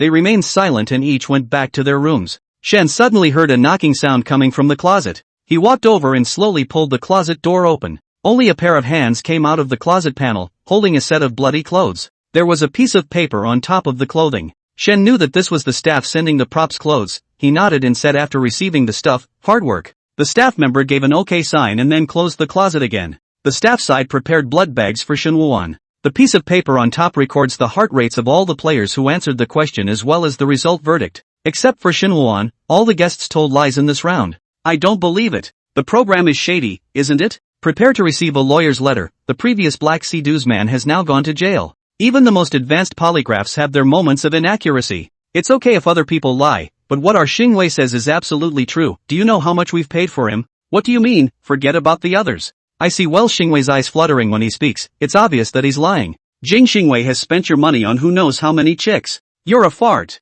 Jing Xingwei is a simple big boy. I won't allow you to slander him like this. Choi reveals his heartbreak on air, but is convicted of lying. Showrunners, you have no heart. Yeah, Choi was willing to tell the truth about the failed confession. How could he lie? How could Zhu be a lie? It's normal to love a little puppy. The result of this ruling sent fans of all stripes into a rampage. What I can't accept the most is surprisingly that answer of Shen Wandering, that you're suing me for the truth? This line received a large number of nods from the audience. Right, did Director Chien open the back door for him because he wanted him to pretend to be a ghost and scare people? The severe ghosts of the netherworld were still gloating and watching the fun, but they didn't expect the fire to burn to Shen Wuan all of a sudden. I don't want to talk to you, right? You yourself powdered the main improper person. Do not drag Shen into the water. People are using professional polygraphs. The real data is there. What do you have to argue? I did watch Shin Wu's rendition of the show, and he loved every single nightmare character equally, and scared the hell out of me equally every time I watched the show. Protest, protest, protest. I'm going to report the crew for this nonsense.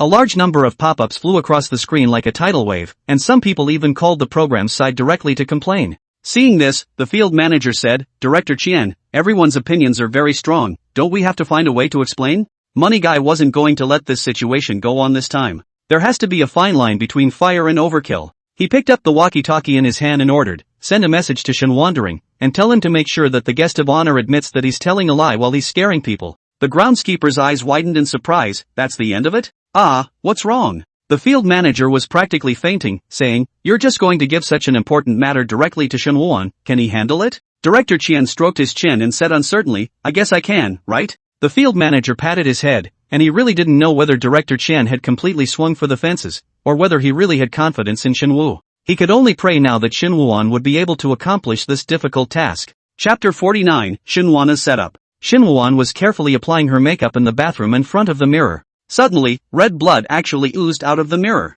This sudden scene caused Shen Wuan to be startled, and he couldn't help but take a step back. Those oozing blood slowly flowed and gradually formed a line of text. Getting the guest of honor to admit that he or she told a lie? Shen fell into deep thought, speculating on the reason why the program group did so. Perhaps it's a consideration that some fans don't trust the results of instrumental determinations. Okay. As soon as Shen Wuan's words fell, the bloody words on the mirror automatically disappeared. Seeing this, he couldn't help but exclaim, Director Chien is worthy of specializing in psychic films. If the homeowner hadn't been injured in the accident, he probably would have been scared enough. This director is no less than a lifter. The whole job is quite impressive. It was already pretty bad to be scared, but you have to press your head to force people to admit to lying. Not doing anything. I like it. You're giving in. I'm going to file a complaint. Who hit it? Don't be an awkward hack. What? Are you afraid that the lord of your powder can't carry it, and just pour out all your black history? Every room in the villa conceals secret passages. Shen Wuan lifted up a piece of the bathroom floor, and then drilled straight into the secret passage.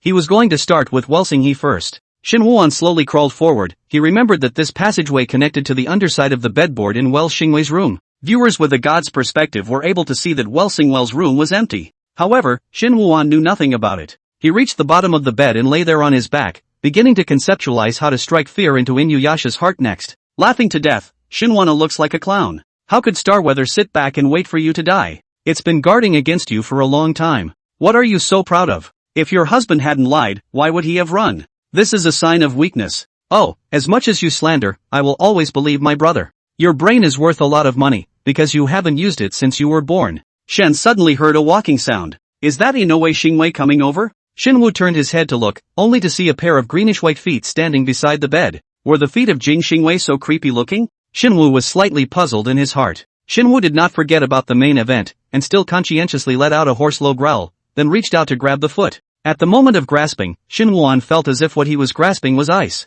He quickly let go, those feet taking a few steps back. The owner of those feet got down on his back and locked eyes with Shenwu. It was not until then that Shenwu realized that this person was not Jing Xingwei, but a completely unfamiliar man. The man's face still looked pale in the dim light. Shenwu asked, "Who are you?" The man didn't reply, but instead backhanded Shenwu's wrist. Shenwu was surprisingly yanked out with ease. He stood up and looked around, only then realizing that there was no one else in the room but the two of them. Shenwu treated the man as a staff member and asked directly, "Where did Jing Xingwei go?" The man raised his hand and pointed toward the door. It turned out to be a runaway, so it's no wonder the staff made a point of reminding him. Shenwu smiled and said, "Brother, thanks a lot. However, are you arranged by Director Qian to replace me?" The man shook his head vigorously, but suddenly his shaking of the head stalled, stuck as abruptly as a machine. The man propped his head up, only to hear a sound of bones rattling as he turned his head back to the front. Then he went down on his stomach and crawled under the bedpan. "Aren't you coming with me?" Seeing that the other party did not say anything, Shenwu planned to go out and look for himself. He didn't realize that at that moment the pop-up screen was once again boiling over because of his behavior. Who's Shenwu talking to? In the viewer's perspective, Shenwu was alone in Well Xingwei's room talking to himself. It was wearing headphones to communicate with the backstage crew, I believe. If he had communicated with the headset, then the staff wouldn't have had to come over to deliver the message to him just now, right? Who's he talking to? I'm getting goosebumps. Did you guys notice that Shenwu didn't look like he crawled out just now? He looks like he's been yanked out hard. Why aren't Shenwu's fans talking? Scared less? Usually blah blah blah blah blah. I guess they're intimidated at this point. The knights had no time for pop-ups at this point. They saw Inuyasha Wei quietly slip out of the room and disappear from the camera's view. Thus, the stern ghosts instantly appeared quietly from the netherworld and sneaked into the villa. They carefully searched every corner of the villa for Jing Xingwei's figure. I found it. He was hiding in the washing machine on the 4th floor balcony. A stern ghost was lying on its back in front of the washing machine, its head hanging upside down, looking towards Welsinghai, who was nestled inside the washing machine. The washing machine isn't that big, so this gadget is quite a hideout. Go tell Shenwu that I can't wait to see the show. Shenwu walked out of the room, a cool breeze suddenly hit him, and he subconsciously looked toward the direction of the wind. He saw a woman in a red nightgown with long flowing hair beckoning him. How did the staff come out with such a big grin? Wouldn't it cause a lot of opinions if the audience saw it? Shenwu thought for a moment that he didn't have any fans after all, and no one should be paying attention. Unbeknownst to me, everyone stopped paying attention to the other guests at this point. Everyone was watching Shenwu talking to himself in the darkened villa. His mannerisms really didn't seem like an act, and were so natural that it felt as if there was actually a human presence around him. No, why is he walking and not moving? Who the hell is Shenwu talking to? Is my cell phone screen too dark? I've got my cell phone screen all the way up, and there's clearly a wall in front of him. He must have acted there to create a gimmick on purpose. If it was anyone else like that, I might think so, but you didn't see how much he was pulling in front of his acting. I've heard that this place was a graveyard before it was built. There can't really be something unclean, can there? Cold sweat broke out on the field manager's side. The last time it was live there was an accident, and this time it seems to be even worse. Director Qian, what should we do? Should we pause the live broadcast? It feels like something big is going to happen. Calm down, don't disorganize yourself. Director Qian narrowed his eyes slightly. This might be a setup laid by Shenwu. The field agent was full of confusion. What do you mean? Director Qian inferred with extreme confidence. Think about it, if it was really haunted, could Shenwu be so calm? He couldn't have done this even if he was bold. So that's the best thing about him, scaring everyone, including you and me. The floor manager asked, you mean Shenwu deliberately pretended there were people around to make the audience think it was really haunted? Director Qian nodded, that's right. Otherwise, how could he be the only one who can see those things? Field service mused for a moment. Makes sense. If that's the case, what should we do next? Director Qian waved his hand. Just wait and see what happens. Shenwu's adaptability is very strong. He'll definitely give us a hint if he needs anything and have all the backstage crew on standby. Chapter 50, You're Lying. Shenwu followed behind the female ghost in red. Under this close distance, Shenwu smelled an extremely strong odor of blood. It was then that he realized that the clothes worn by the female ghost were actually stained red with blood. Every step the ghost in red took left bright red bloody footprints on the ground. The styling is really great and the stiff walk is pretty standard. The extras hired by Director Qian are all capable of acting. Shenwu carefully observed the female ghost, learning every subtle movement of the other party carefully and improving on it. The red ghost's head was wrapped in the entirety of her long black hair. Shinwoo did not notice that the female ghost's head was completely upside down. The female ghost stared intently at Shinwoo through the gaps in her black hair. The female ghost in red thought with trepidation. When she was alive, she was just an ordinary nerdy girl who went downstairs one night to take out the trash and ended up being stabbed 24 times by a trailing man. The clothes on her body were stained red with blood, and her resentment caused her to transform into a stern ghost. The female ghost in red couldn't touch the living, but she didn't expect that. At that time, she just appeared in front of the trailing man, and the other party was actually scared to death alive. After the revenge, the ghost in red had planned to go to reincarnation. However, while waiting in line for a number, he stumbled into Shinwoo's live broadcasting room, and after that, he became one of Shinwoo's fans. Now that the female ghost in red is lining up for reincarnation, she guards Shinwoo's live broadcast every day. Being able to get up close and personal with her idol was something she had always aspired to, both in life and in death. However, now that the wish has been granted, the ghost in red realizes that something is still different. Her idol is just too intimidating. Looking forward, I felt a gust of cloudy wind behind me. Looking back, I only felt even more creeped out by Shinwoo's face. The ghost in red couldn't understand it herself. Obviously, having seen ghosts in the netherworld who had experienced all kinds of gruesome deaths, picking out just any one of them could scare those viewers in the pop-up screen to death. But somehow, the female ghost in red felt that none of them scared the ghost as much as Shinwoo did. Finally, the female ghost in red couldn't stand the increasingly frightening appearance of Shinwoo following behind her, and she directly stopped. Shen slowly turned his head to look at the female ghost in red, a hint of doubt showing in his eyes. "Why don't you leave?" The female ghost in red grabbed her left hand and yanked it with such force that blood splattered while the disconnected left hand was thrown to the ground. In the next second, the severed hand moved as if it were alive, moving forward like a reptile. So high-tech. Shinwoo marveled inwardly. Broken Hand stopped after taking 2 steps and twisted his palm back, as if signaling Shinwoo to follow him over. Shen waved his hand, considered to have greeted the female ghost in red, and then continued to follow that broken hand. The severed hand guides Shinwoo into the house, and it points to the washing machine on the balcony. Shinwoo was quite surprised that Jing Xingwei was able to curl up inside the washing machine without caring about his image. The washing machine is roomy enough for one person, but it's certainly not comfortable to hunker down in for long periods of time. Xingwei felt uncomfortable all over at this moment. This was the perfect spot that he had carefully sought out to avoid surveillance and be very safe. That way, even if he was a mess, the fans wouldn't be able to see it. Just then, a head appeared at the exit of the washing machine. "Ah!" Inuyasha Wei shrieked. "Mr. Wells." Ghostface spoke up, a plaintive tone in his voice. "I'm a staff member here to take you away." Inuyasha Wei was stunned. "What, leave? You can come out first." Shinwoo extended his hand. Inuyasha Wei hesitated for a moment and put his hand out. It was at the touch of the other man's warm skin that he got a sense of reality. With Shinwoo's help, Jing Xingwei climbed out of the washing machine. "What did you mean earlier about taking me away?" Shinwoo said, "It's like this, your agent said that he has other work schedules, so you're withdrawing from this live broadcast." Jing Xingwei's eyes widened. "What? I didn't even agree to it. Doesn't he realize that this live broadcast is important to me?" "You don't have to worry about that.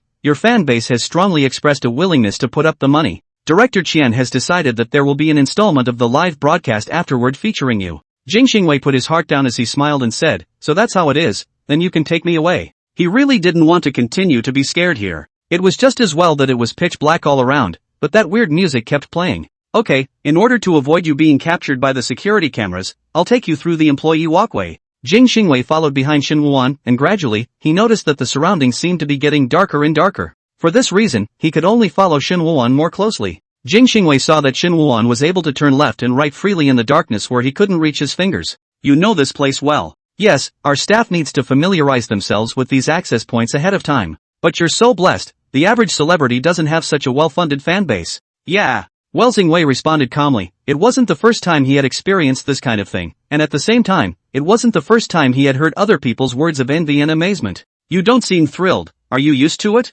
Not being able to see anything in the darkness, Xingwei had been following closely behind Shinwoo. The other party's calm voice gradually caused Inoue Xingwei to unconsciously develop a sense of trust. There was no one that Xingwei could pour out his grievances to on weekdays, and here, he couldn't help but speak. "What's there to be happy about? This is just a routine operation for me. You're in a situation that no one else could envy. I've been on the internet and know that your fans still hail you as a gentleman." "True. Don't call me gentleman." Jing Xingwei directly interrupted with a voice. The annoyance in his heart could no longer be contained. "There's no one else here anyway. I'm so sick of that title, don't you think it's disgusting?" Jing Xingwei also did not wait for Shinwoo to respond, then continued as if venting. "Every day forces me to smile like a It also restricts my singing style, and this time I had a hard time convincing the company to participate in Director Chien's psychic live broadcast, just to move to the movie and television industry. It's the only way to get rid of the title of gentleman. But I didn't expect that it was still arranged by them. Inuyasha Wei heckled with great irony. Can't you tell the fans about these things?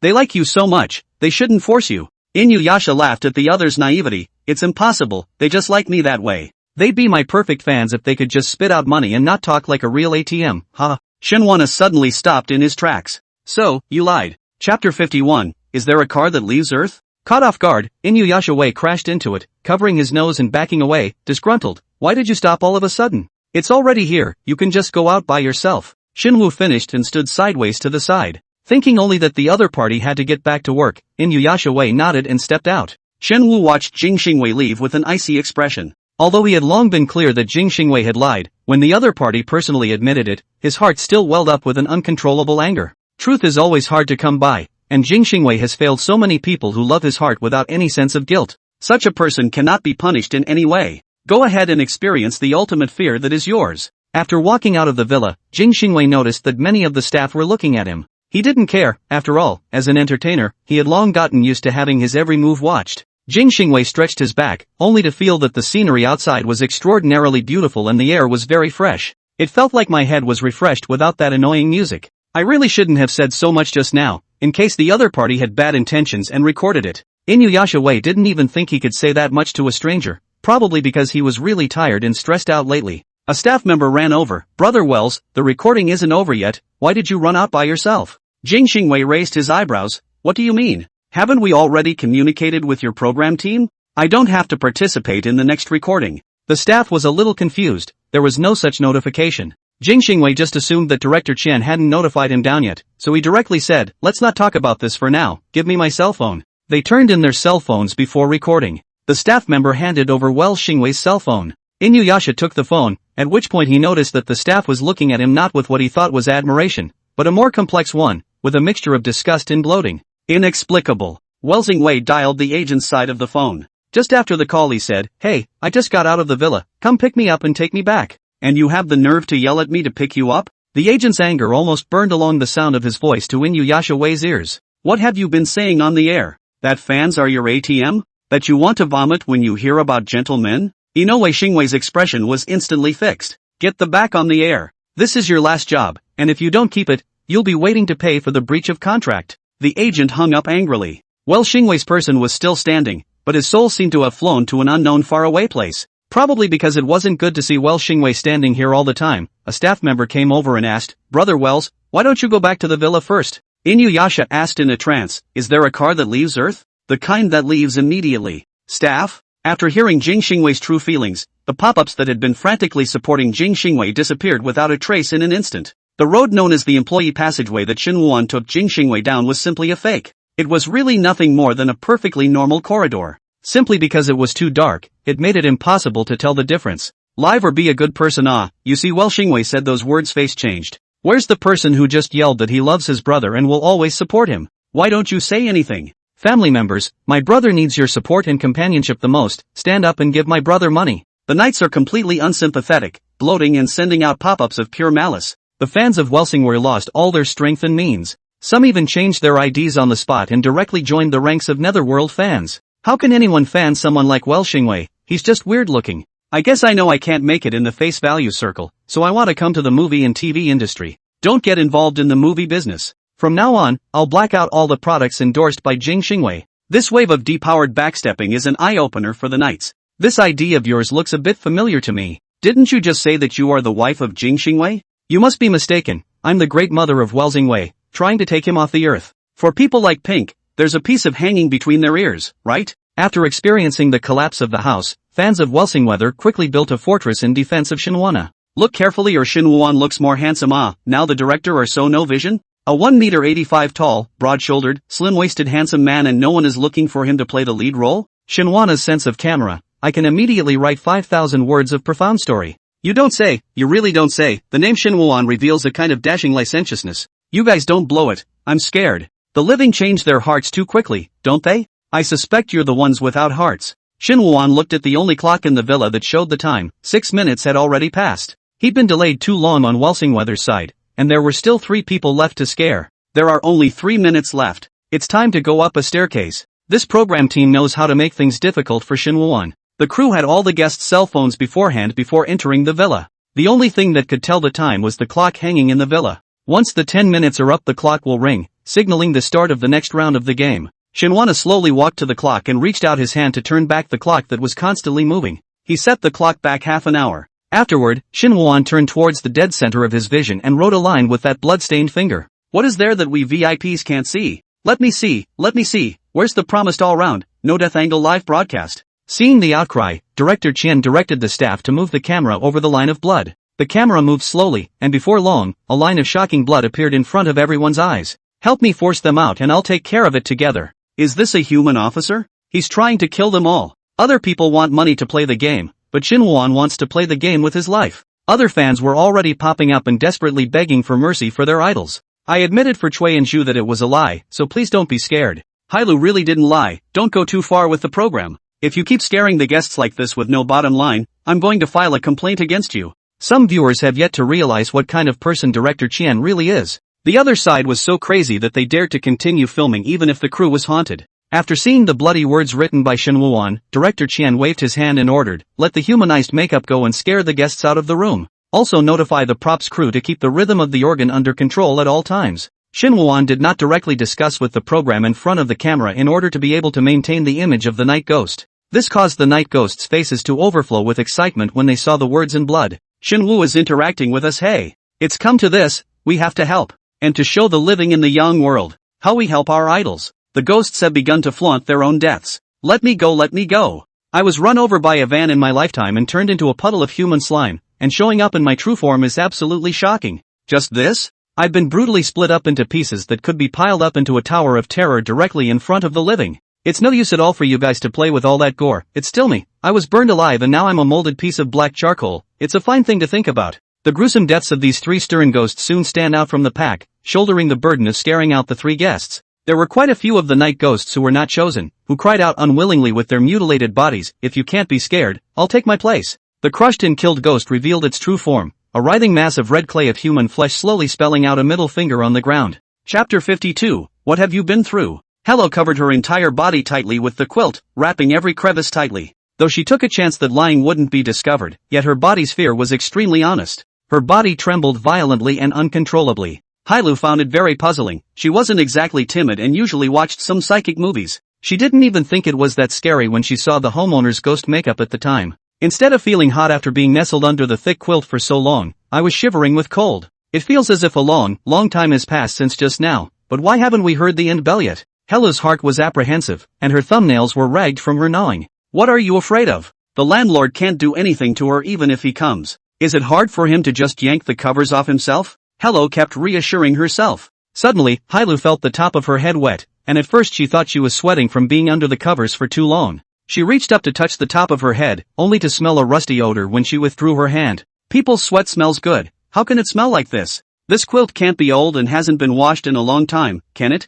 Hella felt her skin begin to itch at the thought. But she didn't dare leave the covers. The BGM, if anything, was as if a woman was sighing in her ear. The wet heaviness coming from the top of his head was getting worse. Realizing that something was wrong, Hella touched it again and noticed that the covers were becoming wet. A foul odor filled the confined space and she finally couldn't take it anymore. As soon as Hella lifted the covers, her whole body jumped right out of bed. Through the dim light, she noticed a large black stain in the center of the white sheet. Hella looked up to see that the ceiling was actually dripping. It is true to say that the villa is old and shabby. Hailu grumbled in her heart, cursing Director Chien for losing his conscience. But her mouth with a petulant tone complained, Shen Director is really, even if it is a temporary construction, cannot be so sloppy. Water dripped down from the ceiling frequently. The bed is definitely not going back up. Hella walked over to the nightstand and picked up the candle. As she approached the candle, she was surprised to find her hand was red. Ah! Hella exclaimed, sniffing her hand to make sure it was blood. Where did this come from? Wait a minute. Hella picked up the candle and walked quickly toward the bed.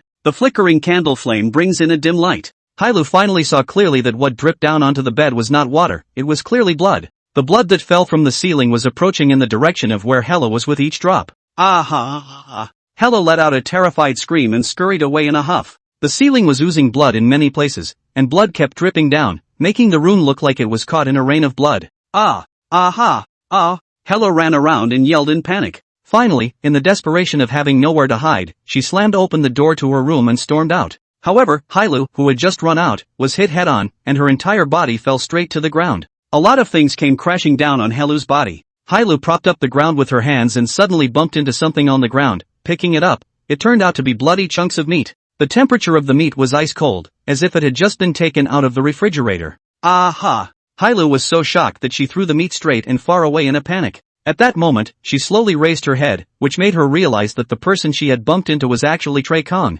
Those chunks of flesh were the very ones that fell off of Choi Kang's body. Choi Jiang's body was stained with more or less blood, and shredded flesh hung from his body, making him look as if he had just stepped out of a slaughterhouse. If he hadn't looked so terrified, he would have looked like a cold-blooded murderer. Brother Choi, why do you look so wretched? Seeing an acquaintance, Hailu was as if she had grabbed a life preserver and hurriedly approached. You're Hailu? Choi Jiang had wanted to dodge, but then he heard the voice, and that's when he recognized the person in front of him as Hailu. He immediately reached out and pulled Hailu to her feet. Hailu, what have you been through? What's wrong with me? Hailu looked puzzled. In extreme shock, she had no idea what her image had become. Hailu was drenched in blood, and all of her original carefully crafted look was now gone. Hair was a mess, all stuck to his face. Covered in blood, her every expression and gesture seemed extraordinarily frightening. Hailu asked for help. Choi, can I go to your room for a while? My room is raining blood and I don't dare to go back at all. Choi Jiang only wanted to laugh bitterly at his words. Why do you think I came out before it was time? That room of mine isn't something people can stay in right now. There's a ghost in there that keeps taking flesh from his body and slamming it at me. Could you stand it if you were me? Hailu's body shook violently as she sniffed. She never expected Choi Jiang to have lied as well. Is it hard to believe that Choi Kang's confession wasn't rejected at all, but succeeded? Let's go ask Sister Zhu then. She shouldn't be lying. Let's go to her place to hide. Choi Jiang was in a state of shock at this time, and was already completely unable to maintain her previous composure. Not good. She lied as well, and must have encountered the attack of the severe ghosts just like us. Hello was filled with confusion? Choi Jiang didn't even knock on the door and directly opened the room where Zhu Panpan was staying. As soon as I opened the door, I felt a rush of heat. The rushing firelight illuminated the room, and Zhu Panpan was lying in the middle of the burning fire. Choi Jiang thought the room was on fire at first, but upon closer inspection he realized that the flames were nothing more than special effects. Choi, look on Sister Zhu. Hailu cried out in horror. Zhu Panpan was on the ground because he was being held down by something. Trey Ginger ran over and looked closer and froze. What was pressed on top of Zhu Panpan was actually a charred corpse. It's too similar, it's just too similar. Choi Kang has played a forensic pathologist before, when he was exposed to a number of gruesome deaths in order to study, including a charred body that looked like this. The odor coming from the body was real enough to cause a sudden rush of acid to rise in Choi Kang's stomach. Choi Kang dry-heaved a few times as he fought back his fear and nausea and pushed the body away. He picked up Zhu Panpan, who was weak all over, and walked towards the door. As he reached the door, Choi Kang subconsciously looked back. The charred body maintained a crawling position amidst the firelight, as if it had struggled to escape until the last moments of its life. This scene caused Choi Jiang to feel incomparably shocked, even with a hint of amazement. It's amazing how these extras, who are paid a meager daily wage, can be so scary and real when they play ghosts one by one. Choi Jiang had deep doubts about his acting career at this moment. Do I really deserve to be an actor? Chapter 53, in fact, he's already gone for a while. The three of them walked out of the house, and Choi Kang then backhanded the door of the house shut. They sat wearily on the floor next to the wall, sweating like hell and almost drenched. It looked as if it had just been salvaged from the water. Breathing heavily, Hailu looked toward the door of the room with palpitations and asked apprehensively, "They're not going to come out, are they?" "I don't think so, it's not that far gone." Choi Jiang remembered at this point that this was a live broadcast. Then, he turned his head to inquire about Zhu Panpan. "Are you okay?" Zhu Panpan slowly shook her head, her eyes were empty and lifeless, and her limbs were numb to the point of unconsciousness. Every second is incredibly long and feels like years. "Brother Choi, don't you think that these 10 minutes have just gone by too long?" Hailu was so full of fear at this point that her body couldn't stop trembling. She seriously suspected that Director Chen had cancelled the time limit in order to please the audience and intended to torture them severely. "What makes you think that?" "We subconsciously feel that time is long because we've been through so much horror." Choi Kang knew what Haru meant, but there was no way he was going to go along with what the other person was saying. It was just not worth it to offend a director like that. "Also, I'm just too scared," Hello said delicately, wanting to elicit pity from the others, but her face was covered in blood, making people look at her with nothing but fear. "Trey, what should we do next?" "What should I do? I don't know what to do." Choi Jiang's insides were growling, yet his face instinctively put on a stoic look. "It's because we lied that we triggered those ghosts, and we can only stay outside now and wait for the time to end." Hailu's mouth turned away, and she thought to herself, "Isn't that nonsense you're talking? But she put a look of adoration on her face, all at your service. Cui Jiang was inwardly speechless. He was quite enjoying Hailu's adoring eyes before. But now being surrounded by fear and despair made him instantly see the false bragging of Helu. Not a single light could be seen in the dark corridor, and the icy wind kept blowing from afar with a piercing chill. The tone of the music was always calm, yet always gave a sense of dread that something terrible was about to happen. The guests had never been in such a desperate and terrifying situation before. Every sound could set their nerves on edge. Shu Pan Pan closed her eyes tightly, not daring to look around at all. She was filled with fear inside, afraid that something would suddenly come out and cause her already shaky imperial sister persona to completely collapse. There were people sitting on both sides of Zhu Pan Pan, and Hai Lu squeezed over to her side every now and then. At first Zhu Pan Pan didn't want to say anything. After all, she was just as frightened as Hai Lu. At this time of year everyone huddles together to give some sense of security. However, with Hai Lu squeezing over every time she got an inch, Zhu Pan Pan felt herself being squeezed a bit painfully. Unable to do anything else, Zhu Pan Pan could only move to the side. Cui Jiang, who was sitting next to her, frowned slightly. Pan Pan, why do you keep moving to my side? Zhu Pan Pan said anxiously, no, it's Hai Lu who keeps squeezing me. Sister Zhu, what are you talking about? I'm sitting next to Cui, how can I squeeze you? Hai Lu retorted. After Zhu Pan Pan heard this, her entire body froze. And who's that sitting on my right? When these words came out, all three of them instantly froze. Zhu Pan Pan turned his head in fear and looked, only to see a blurry black shadow crouching next to him. The black shadow made a sound at that moment. I am Welsing Wei. The corners of Cui Jiang's mouth twitched uncontrollably as he suddenly jerked to his feet and said in a panic, I'm going to the restroom. I want to go to the bathroom too. Hai Lu got up in a hurry and clutched onto Cui Jiang's arm as if she was grasping a lifesaver. Together, Zhu Pan Pan also hurriedly forced her way into the middle of the two, encircling one with one hand. The three were like Siamese twins at this point as they began to shiver and walk forward. At that moment, Wells Star stood up. I'll go with you. As soon as these words came out, Cui Jiang's feet fiercely exerted force, directly and vigorously flinging away Hai Lu and Zhu Pan Pan. His entire body instantly scurried out with flying speed. Zhu Pan Pan and Hai Lu didn't even have time to say anything to complain. They also hurriedly opened their legs and ran wildly forward, as if there was a flooding beast chasing behind them. Don't run away, take me with you. Welsinga was still behind them, trying to call them back. You're a hammer, Well Xingwei. Cui Jiang couldn't stand it anymore and shouted as he ran, spit out your old phlegm that's been stuck in your throat for decades before you pretend to be a rapper and dancer for me. Trey Ginger's voice echoed in the empty hallway, full of anger and panic. His pace did not slow down at all, but ran faster, as if the moment he stopped, he would be caught up by that horrible Well Starway. Hai Lu and Zhu Pan Pan also followed closely behind, their faces pale and their eyes filled with fear. I'm laughing my ass off. So it turns out Choi Kong has a talent as a comedian. Shen Ah, this voice when I heard I thought my great-grandfather came. Shen Wu walked unhurriedly, his heart full of helplessness. His pseudo-voice is able to mimic various voices of men, women, children, birds, and animals though. But to completely replicate another person's vocal range, he's not currently at that level of fire. The pop-up audience didn't laugh at the trio's woeful state, and many of them were shocked. Holy, Director Qian is getting sicker and sicker. It feels even scarier than those psychic movies he used to make. In the past, you had to go through the censorship to make a psychic movie, but now live money guides are just completely letting themselves go. I just got so scared that I just quit the live stream and asked my friend if it was over, and my friend backed out as well. The living just haven't seen the world. You'll be down before we can even make a dent. Forget it, this is the Yang world. We should return the home field to Shinwana. Outside the villa, Director Qian's mouth was wide open and his eyes were almost pressed to the device. The performance of those who played the Night Ghost just now was so outstanding that it was really out of his expectation. Where did you find all these people? It's amazing. And that organ is simply superb. Director Qian wasted no time in slanting his praises, boasting for a while before realizing there was no response from the floor manager. He turned his head, only to see the groundskeeper crooked in his chair, asleep. Why are you asleep? The money director nudged the field agent. I didn't realize that with such a push, the groundskeeper would slide right out of his chair. Even so, none of the field workers woke up. Director Qian immediately realized that the situation was not right and hurriedly reached out to slap the field agent's face, anxiously shouting, wake up. Quickly get the medical staff over here. The paramedics, who were always on standby, heard the call and rushed over. That's when Director Qian realized that the field manager looked asleep, but had actually been gone for a while. Chapter 54, you call this a little scare? With all the efforts of the paramedics, the field agent woke up slowly. As soon as he woke up, he yelled, it's not good. Director Qian hurriedly held the field agent and said worriedly, take it easy, the doctor said you can't be stimulated. The field manager, however, backhandedly gripped Director Qian's hand tightly and said eagerly, listen to me, those ghosts weren't even found by me. Director Qian looked puzzled and asked suspiciously, what does that mean? The groundskeeper then realized that this could not be said in front of so many people. So he pulled Director Qian back into the equipment room and lowered his voice, the actor I hired didn't go into the villa at all. I don't know who locked the door to the room, they couldn't get out. Also, I didn't do the blood on the ceiling, the flame effects, or the piece of humanoid black charcoal. Director Chien's face instantly turned pale, and his voice trembled as he said, "You mean haunted again?" The field manager looked deeply at Director Chien and said helplessly, "Why else do you think I fainted?" "I was scared and fainted." Director Chien held his head. At this moment he also really wanted to pass out and forget about it.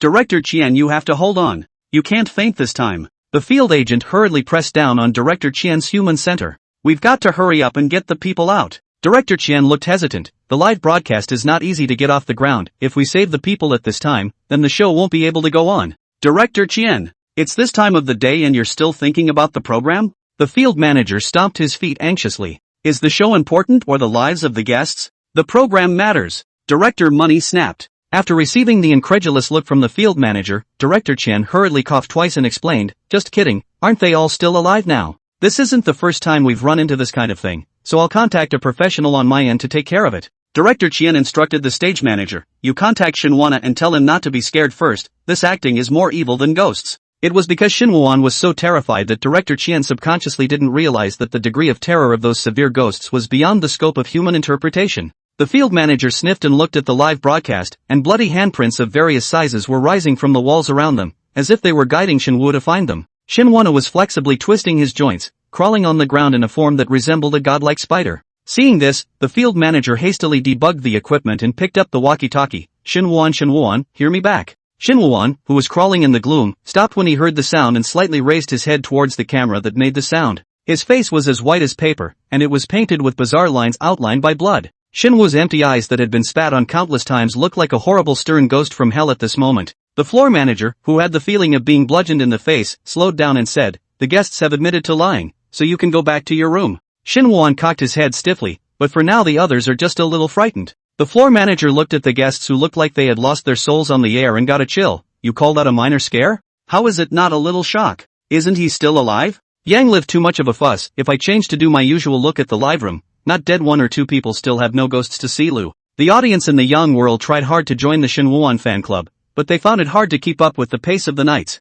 Playing with abstraction still can't mess with you gifted types. Shinwuan tried hard to get one of the few opportunities for interpretation for himself. They usually don't have much contact with psychic horror, and it's normal for them to be a bit scared for a while. Shinwu tried to make the field manager relax. "I'm sure they'll be able to adapt soon." The field manager was worried, and there was no way for him to tell Shinwuan the truth. This is not a matter of adapting or not adapting. He is worried that if it continues to develop like this, the guests who are already experiencing the torment of the severe ghosts will really be scared to death by Shinwuan alive. When something really goes wrong, the consideration is not whether the show can go on or not, but how many years will be sentenced. There are other episodes scheduled next. The floor manager had to make up a plausible lie. Shinwuan really brightened up when he heard this. He flipped his body over and returned to his normal appearance. "Then I'll go back. If needed I can act at any time." The field manager tried to hide his anxiety. Go. They had this conversation unreservedly aired on the air, but the audience found it quite reasonable. "Don't let Shinwana scare you so much. People really can't live. Please, I'm begging you, even if you hang yourself, you'll still be gasping for air.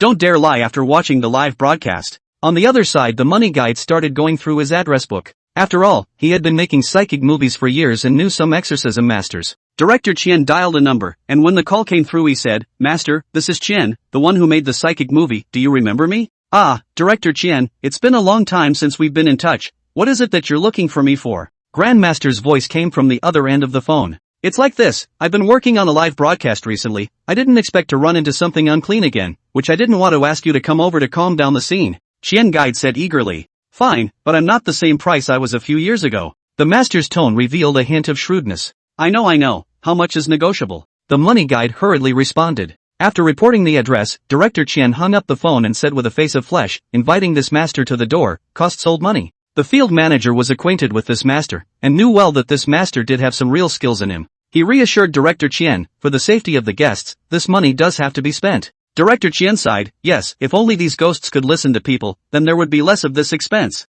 The field manager sweated and thought to himself that Director Chien was really losing his conscience. Even ghosts were not spared. Almost all the rooms in the villa were locked. The only place to be able to hide, other than your own room, is the hall. Choi Kong ran to the first floor, his eyes cast in the direction of the villa's front door. "Do we really have to take the door?" "No, he's already lost too much on this broadcast. Trey Ginger would rather remain here and be shocked than ever give up on this game." Hailu suddenly lurched to her feet, pointed a trembling finger forward, and said in a trembling voice, "There's a man in front of us." There were no lights on all around, but after spending time in the dark, their night vision had gotten better. They saw a dark figure sitting quietly at the table where the game was being played. Choi Kong really didn't have the strength to run anymore, and he felt that the time should be almost up as well. "It's okay, we won't trigger the chase if we don't go over there." He relies on the shallow experience of playing secret rooms to comfort others. However, as soon as Chui Jiang's words left his mouth, the dark shadow sitting there moved and walked towards them at a fast pace. "Ah! Stay back!" Hello let out a terrified scream. "What's wrong with you guys?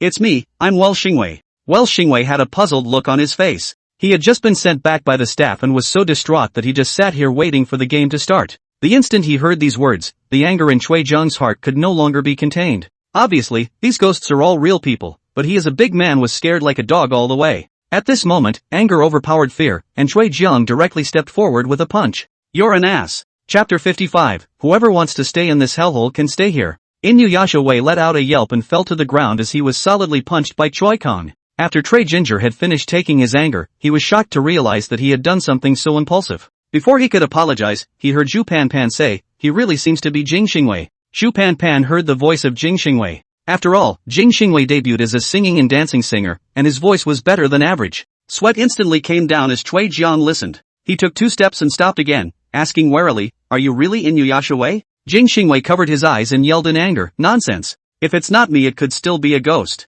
Chui Jiang huffed and hurriedly crouched down to help the person up. "I'm sorry, Xingwei, I didn't mean to punch you, it's mainly because there was a ghost pretending to be you just now, so I thought it was him again." Jing Xingwei was stunned after hearing this. "To think they're all pretending to be me? You really don't intend to give us a way out? Why are you all out though?" Inuyasha Wei's question caused the crowd's eyes to flicker and their expressions to become unnatural. They didn't know how to answer this question. After all, what they had just experienced was just too horrible. It was Choi Kong who finally said, "We all lied, and the room ended up being haunted and we ran out. Let's not talk about that for now, go hide in your room." Choi Kong thought that Inuyasha Wei's words couldn't possibly be a lie. Inuyasha Wei blushed very hard. "Don't think about it, I lied too." He admitted it with the utmost candor, already in a state of brokenness. "You can lie about this? You?" Chui Jiang almost blurted out the expletive. "So what, didn't you guys lie too? Let's not accuse anyone of anything." Jing Xingwei counted the people and said with a raised eyebrow, "Where's Shen Wuan? Why isn't he here?" Hella shook her head. "I haven't seen him since just now." "Yao.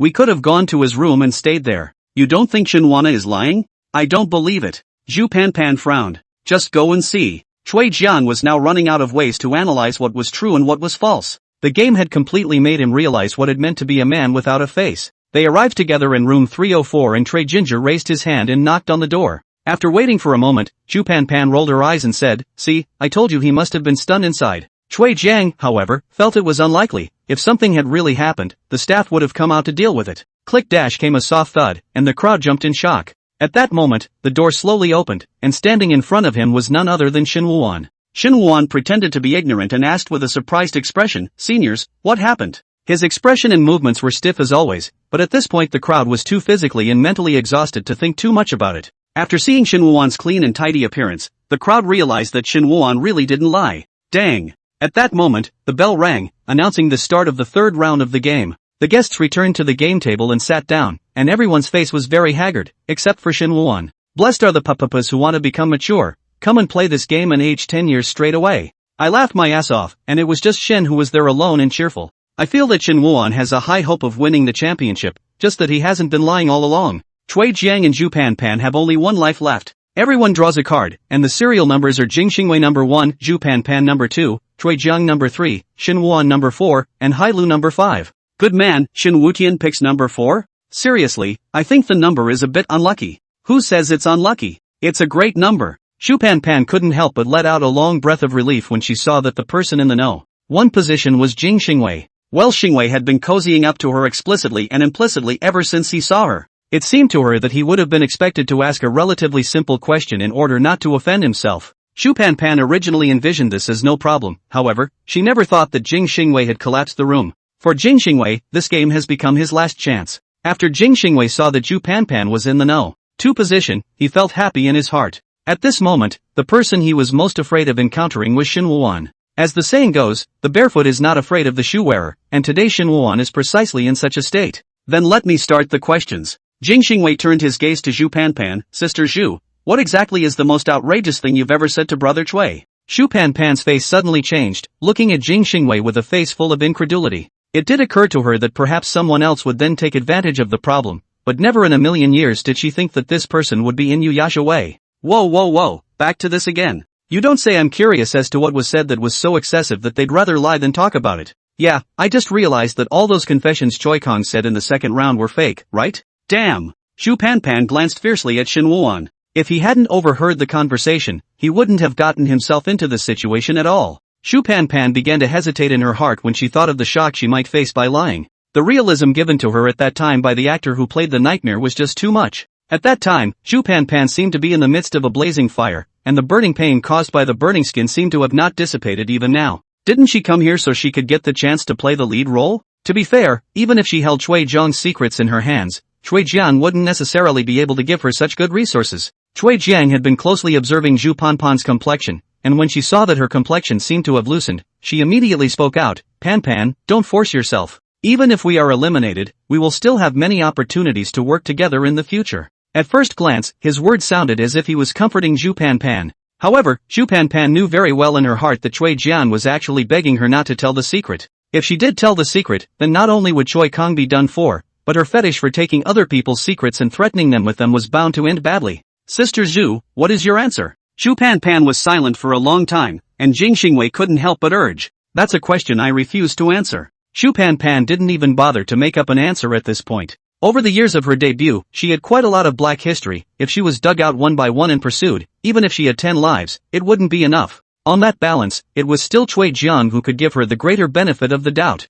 I choose to abstain and quit the game. After Zhu Pan finished speaking, she leaned her back on the chair and slowly closed her eyes. After the third round of the game, she would leave the villa and stay in this hellhole for whoever she wanted. Chapter 56 Die with a Bang. Ah, Sister Zhu, you this. Jing Xingwei really did not expect that Zhu Pan had directly chosen to abstain. The audience can't watch without spraying him aggressively, saying that he directly forced Zhu Pan to quit the game. Inuyasha Wei was still overthinking it, and no one in the pop-up was talking about him at all. Good lord, now I really want to know what Zhu Pan really said? Rather quit the game than say it. It's a pity that this is only the secret of Zhu Pan and Chui Jiang. They really don't want to talk about it and we can't possibly know. Who said that? Isn't there a third person who knows? Yes, Shinwana knows. Player number 2 is out of the game, player number 3 takes a direct turn, and player number 3 will now ask player number 4 a question. Hearing this, Chui Jiang secretly breathed a sigh of relief. Regardless, he finally made it through the round unscathed. In fact, after seeing Zhu Pan quit the game, his heart also sprouted a desire to retreat.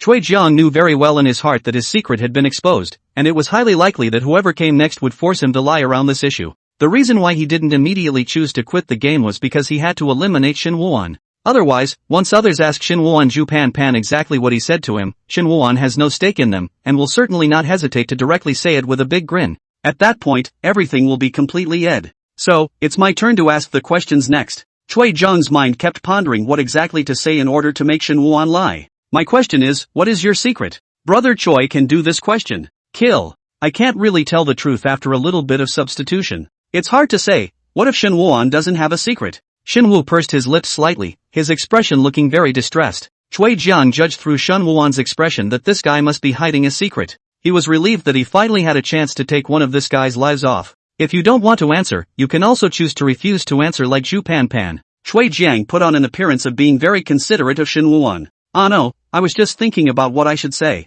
Shin Woo paused. My secret is that I want to die. A puzzled look appeared on the faces of the guests present. There were even rows of question marks floating across the pop-up screen. In contrast, the harsh ghosts of the netherworld are excited. Want to die? What kind of secret is that? It's clearly a wish. I can help Shinwana fulfill this wish right now on the spot. Welcome to the netherworld family. You don't say. If Shin Woo-an died, wouldn't he be able to give us live renditions 24/7? I'm genuinely moved when I say that, or I'll kill Shin Woo-an later. Let me do it. I was a pharmacist in my life. I guarantee I can mix up a poison that will make Shin Woo-an go without pain. How unsightly is the poisoning? Let me do it. I killed countless pigs in my lifetime, and my technique is so sharp that it is scary. I can directly cut off Shin Woo-an's head, and sew it on later on to be a complete and dead body. That's it? Can we at least find a way to kill Shin Woo-an? I can make a bomb that'll make Shin Woo-an to die with a bang. The rest of the audience looked at the rows of pop-ups and said they were in awe. No, I'm in the wrong live room? How come it's a bunch of killers chatting? You're not wrong to enter. These killers are all fans of Shin Woo-an.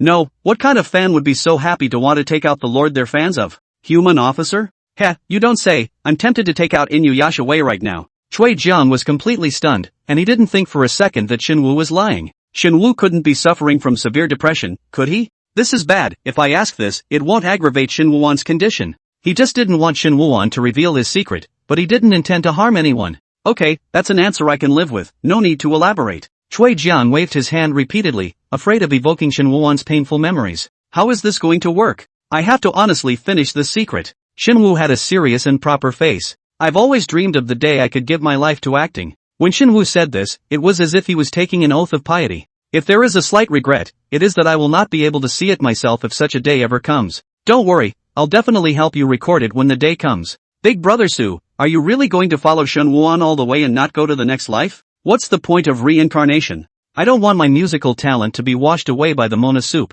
You don't say. With Big Brother Sue's music adding to the mix, this live broadcast just looks like it's going to be a good one. Su Xinghao manipulated the villa's musical tunes in real time. The staff member who was originally in charge of the backstage music was now lying on the table, sleeping very soundly. Su Xinghao had thought that he had lost his ability to create after he turned into a stern ghost. However, just a moment ago, he realized that his abilities had not disappeared, but had gained a whole new lease of life. Even the netherworld can be a stage if there is love in your heart. The music of the underworld is equally musical. I didn't expect Shinwoo to really love acting so much. The venue manager determined through the results of the instrument's judgment that what Shinwoo had said was true. I think after it's over, we can have Shinwoo see a psychiatrist. He's too paranoid in this mental state. Director Qian lamented, you don't understand, these kinds of people that are theater nerds. He hadn't seen one of those in a long time. Today's actors are clamoring for a stand-in to cover even a mere scratch. Director Qian originally thought that Shinwoo was merely like most of the freshmen who graduated from the Shanghai Opera, harboring dreams of becoming famous and becoming a movie star.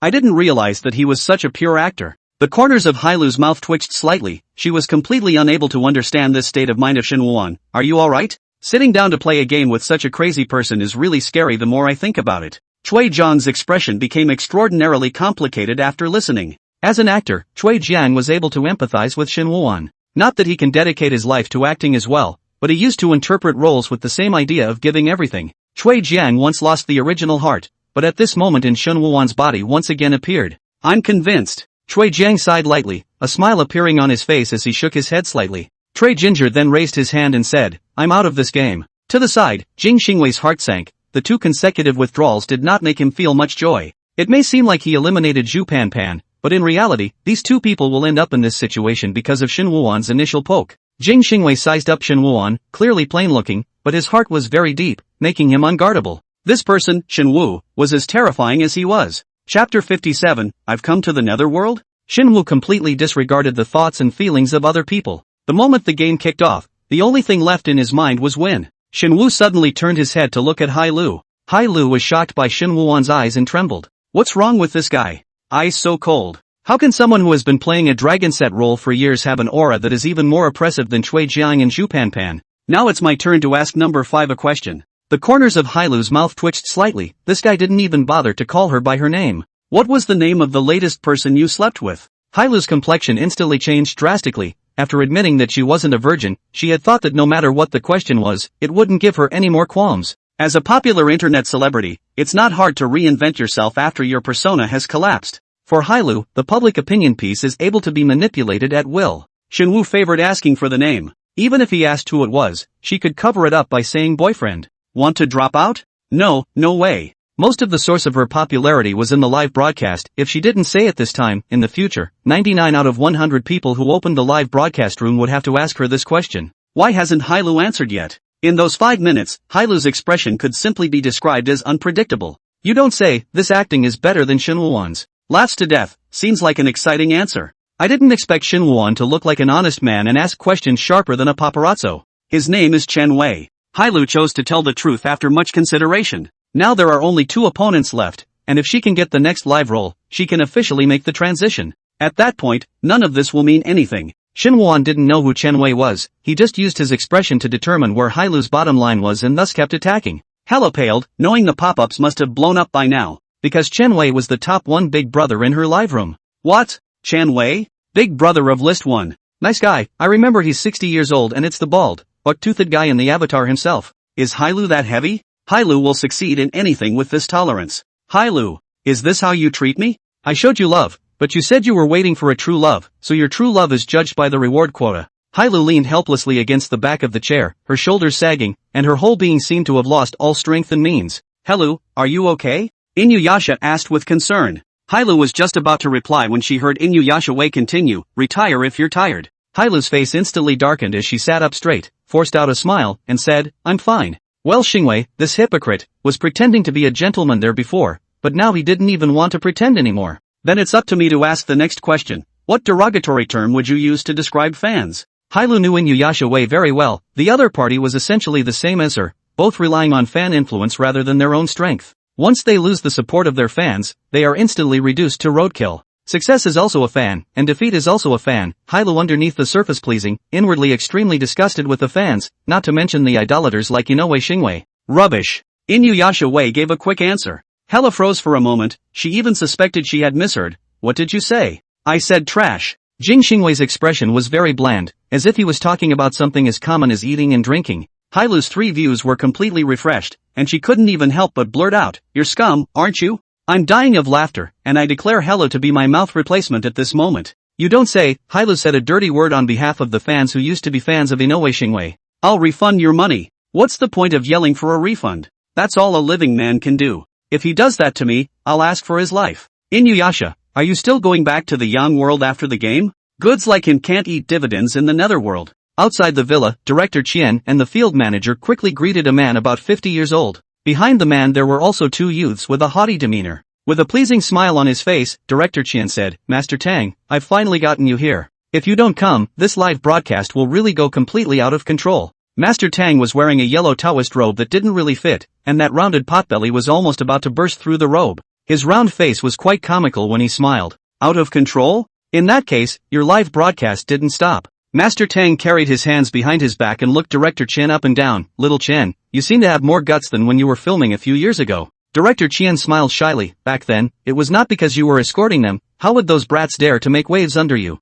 Director Chien was telling the truth. When he was shooting psychic movies back then, he would always encounter all kinds of unexpected situations, big and small. For example, equipment that is tied down extremely securely will suddenly interrupt and fall, injuring the cast and crew, or an actor will have a fever or nightmare during a scene. At that time, Director Chien was introduced to Master Tang, and after the other party did a spell, the whole filming process became very smooth. Master Tang was very flattered by Director Chien's words, nodded and said, then what did the brat mess up this time? Did anyone get hurt? It's not as serious as before, it just ran out and scared people. Director Chien was honest, but he didn't show Master Tang the scenes created by those ghosts. Upon hearing this, Master Tang shook his head and sighed. It's been very uneventful lately, with frequent little ghosts running to Earth to cause trouble. The field agent hurriedly fawned and flattered. These little brats will be dispersed at the snap of your fingers. Ha ha ha. Master Tang's heart was soothed when he heard this. He held out his hand and said, bring me the bell and the sword. The youth following behind him took out these 2 items from the package and respectfully handed them to Master Tang.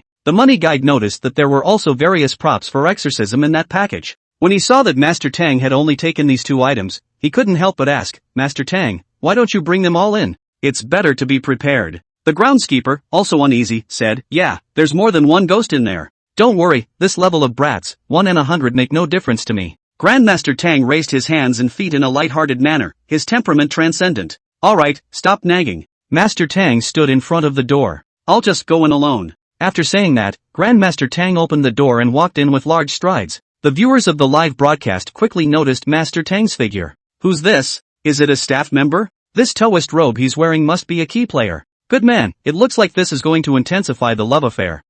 I hate living people in these clothes. If this had met anywhere else, I would have just started. Forget it, it's just an insignificant living person. The door closed automatically, and the moment he stepped in, Master Tang felt the gloomy wind on his face. Grandmaster Tang narrowed his eyes slightly, his demeanor instantly ceasing to be as smooth and worldly as it was in front of people. This Shi was so heavy, it seemed that the number of little ghosts was really quite large. But that shouldn't be the case. Usually places where many ghosts can gather are either places like hospitals or cemeteries. He had already checked this place before he came, and there were no traces of formations around. Master Tang always felt a sense of foreboding as he walked in the darkness. He took a small gourd only the size of his thumb out of his pocket and poured something out onto his fingers while dabbing at his eyelids. When he opened his eyes again, his already few hairs instantly stood on end. Densely packed stern ghosts littered every corner of the villa. At this moment, a pair of blood-colored eyes projected over, and that gaze almost had the powerful power to penetrate the soul. Yoo-hoo, so he's not an ordinary person? Good lord, the show has invited a real celestial master?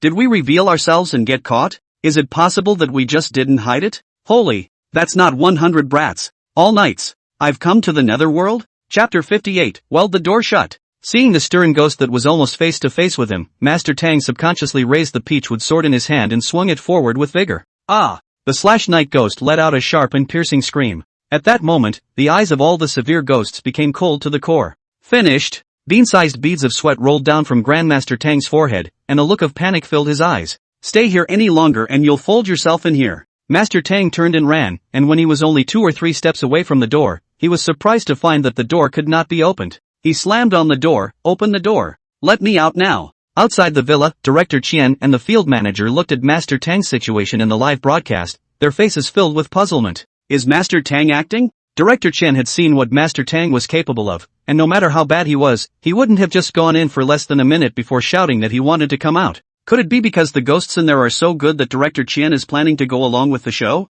The venue manager raised a possibility. Director Qian couldn't decide. If even Master Tang couldn't solve the ghost inside, then the live broadcast would definitely have to stop. Director Qian looked toward the 2 disciples following Master Tang and asked politely, 2 young masters, should I open the door in this situation? One of the disciples glanced coldly at Guide Qian. What, you despise my master? Director Qian hurriedly explained, that's not it, I'm not sure of the situation. Humph. The other disciple snorted coldly, it's common for Master, his old man, to be playful. With Master's ability, he can walk sideways even in the netherworld, and this little kid is nothing more than a toy for him. The apprentice coldly warned them, don't make any unnecessary moves, if you spoil Master's fun, you'll be in for it. Oy vey. Good. Director Qian hurriedly responded, then called out to the staff and pointed at the door, weld the door shut, and don't let anyone out until the live broadcast is over. The money guide was completely unaware that he had locked much more than a door with this lock. Open the door. Can't you hear me? Quickly let me out. Master Tang pounded hard on the door, yet no response was ever seen.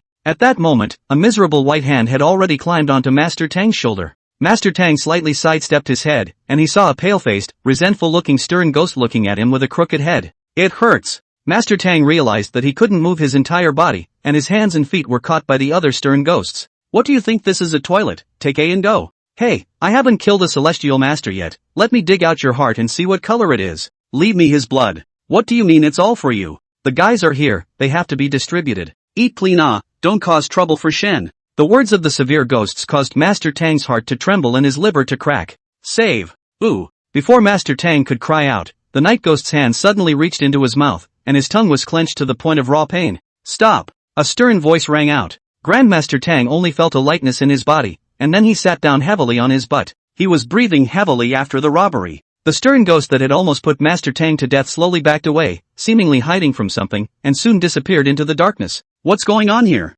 Grandmaster Tang's heart was filled with doubts, and immediately afterward, he saw a group of people running over from the opposite side. The man at the head of the group was tall, straight and handsome, looking just like the male protagonists he usually saw in those TV dramas. Shen reached out his hand and pulled Master Tang up, inquiring with concern, are you alright? After finishing the 3rd round of the game, everyone was planning to go back to their rooms. At that moment, he heard someone shouting for help, so he ran over and saw the scene before him. While it's not in the script, it's common for NPCs to be suddenly scheduled for a storyline in any show. So, Shenhuan just stood still and watched quietly until that stern ghost put his hand into Master Tang's mouth. Shenhuan felt that it was time for him to make his appearance. Director Qian arranged this play. It can't be for them to watch a living person being killed alive by a stern ghost. Sure enough, after saving the man in front of him, the night ghost disappeared as if it had accomplished its mission. Seeing that none of the others had any intention of opening their mouths, Shen spoke up and asked, who are you? How did you come to the villa? Master Tang's eyes widened. Why did I come here? This villa is haunted. I'm here specifically to save you.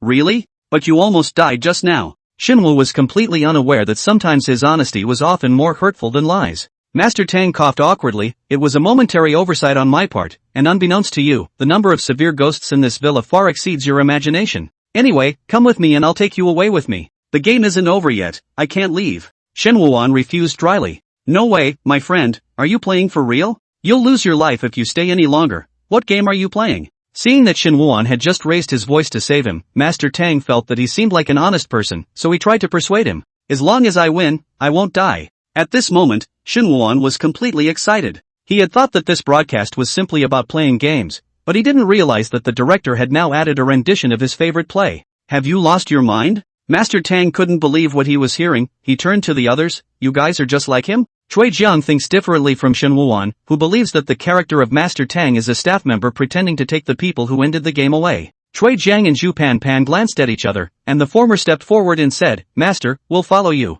I've said all that needs to be said, and since you insist on staying here, I won't stop you. Master Tang waved his sleeve robe and turned around. Let's go. I'm going to go to my room and rest, so make yourselves at home. After seeing the end of the episode, Hella yawned. After running for her life just now, all she wanted to do now was go back and rest for a while. Jing Xingwei also intended to leave, but he noticed that Shen Wuan had been standing still. Shen looked at Master Tang's departing figure and couldn't help but smile. It was stated before this game started that only the sole surviving winner would be allowed to walk out of the villa. We'll see you again. Hearing this, Jing Xingwei looked at Shen Wuan with a horrified face. No way, man. How can you say such horrible things with such an honest face? Chapter 59, Hurry up and play dead. Master Tang led the two of them quickly towards the exit of the villa. Zhu Pan Pan walked while huffing and puffing, rubbing her palms and then rubbing her arms. Do you guys feel that the villa is getting colder and colder? Cui Jiang felt the same way. I think the temperature was turned down in the background. Hang in there, we'll be out soon. Zhu Pan Pan sighed. I've put off several auditions in order to participate in this live broadcast. Now that I think about it,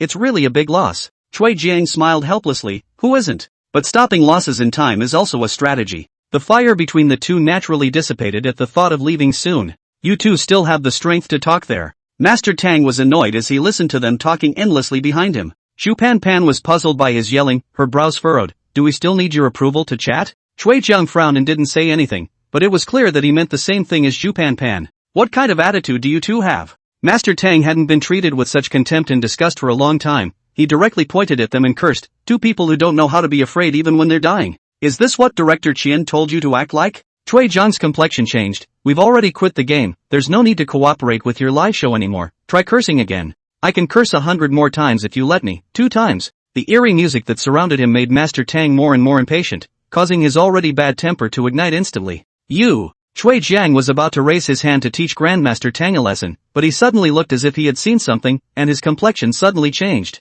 His face shifted so quickly that Master Tang hadn't even noticed yet. Cui Jiang revealed a smile, slightly fawning. Master, you're right. I'll keep it quiet so that you can play with confidence. Cui Jiang said while pulling Zhu Pan Pan back. Play what? Grandmaster Tang only felt a chill at his back as he turned around violently to take a look, and was almost scared to the point of peeing his pants. Surprisingly, it was the stern ghost that almost killed him just now. At that moment, the night ghost stood silently at the exit, his head hung low and he didn't move a muscle. Even in the dim vision, the presence of the stern ghost was too strong to ignore. The knight took a step forward and suddenly fell to the ground. What's going on here? Master Tang was filled with doubt as he held up his mahogany sword, his other hand already making a starting gesture. Like a tortoise, he approached forward little by little at a very slow speed. After seeing the condition of the night ghost, Master Tang's face changed drastically. The knight did not fall, but his body seemed to fall apart, his arms and legs and head separated from his body. The knight's only right hand attached to his body was grasping the broken leg and fitting the right leg to his left hand. Immediately afterward, the night ghost picked up the severed head, but his hand accidentally slipped and the head rolled down to Master Tang's feet. Can you help me put my head back on? Broken head uttered. Wait, I'll look for the glue, otherwise it won't be stabilized. Master Tang was worthy of being someone who had seen the world, and after saying this, he slowly stepped backward. He knew very well that a ghost that died such a miserable death must have extremely deep grievances, and it was simply not something that he could solve with this mahogany sword. If he could get out of the villa, along with the pile of magic treasures he had brought with him, and then team up with his disciple, he would be able to trap this stern ghost. But the problem was that the villa was full of this level of severe ghosts. Master Tang headed back. He was about to talk to Cui Jiang and Zhu Pan Pan about the situation. As a result, the moment Zhu Pan Pan saw him, as if she had seen a ghost, after a scream, she directly turned around and ran. Cui Jiang, also pale face, left a sentence, seek your own happiness, and then also followed and ran away. No, what are you guys running for? Master Tang was very confused. That's when a sharp pain came from multiple places in his arms and calves. Master Tang hung his head and looked. There were several severed heads hanging from his arms and calves, men and women, young and old. Without exception, the eyes of these severed heads were all filled with an extremely resentful color. Master Tang was shocked and hastily swung his sword, knocking down these heads one by one.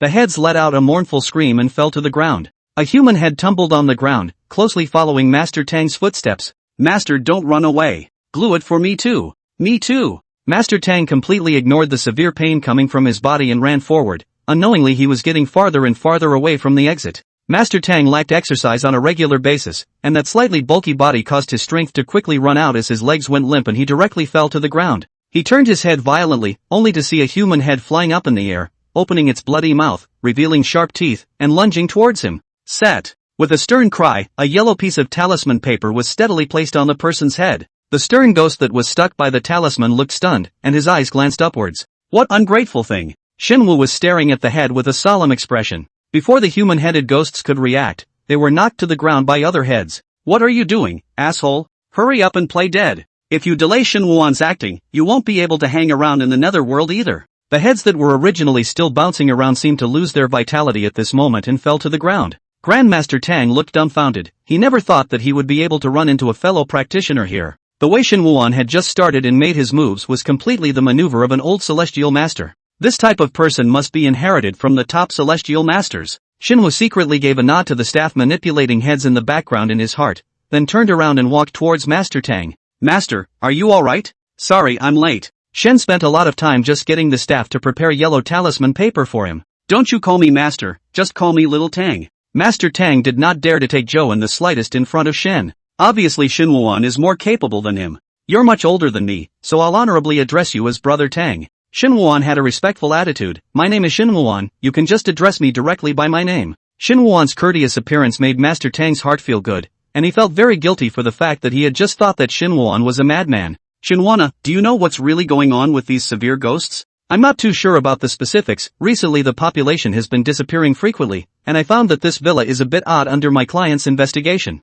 Shinwoo's expression was grave. It just so happened that director Qian was going to use this villa for a movie, so I came here as an actor. I see. Master Tang came to a realization. I'm saying, with you around, how come Little Money still called me over? One of the heads on the ground squinted one eye slightly, peeking over the side. Why doesn't Shinwoo follow the rules? Not pretending to be a ghost to scare people with us? I can't believe I'm pretending to be my most hated celestial master. It's so annoying. I want to kill him so badly. The runes he put on my head hurt my head. Bear with it, it won't kill you. Chapter 60, this acting skill is better than Shinwoo on Ignite. Grandmaster Tang stood up with Shinwoo's assistance. Although there were many wounds on his body, it was good that they were only flesh wounds. Shinwoo, what are your plans for the next? I was going to escape with the people in the villa, but it didn't work. The knights here have a special obsession with having to play the game to have a way out. Master Tang pointed at himself. So, do I have to play the game too? Shinwoo nodded. You've already entered the game, you can't help it. Alas. Master Tang sighed deeply. The 10 minutes pass quickly and the narrator announces the start of round 4 of the game.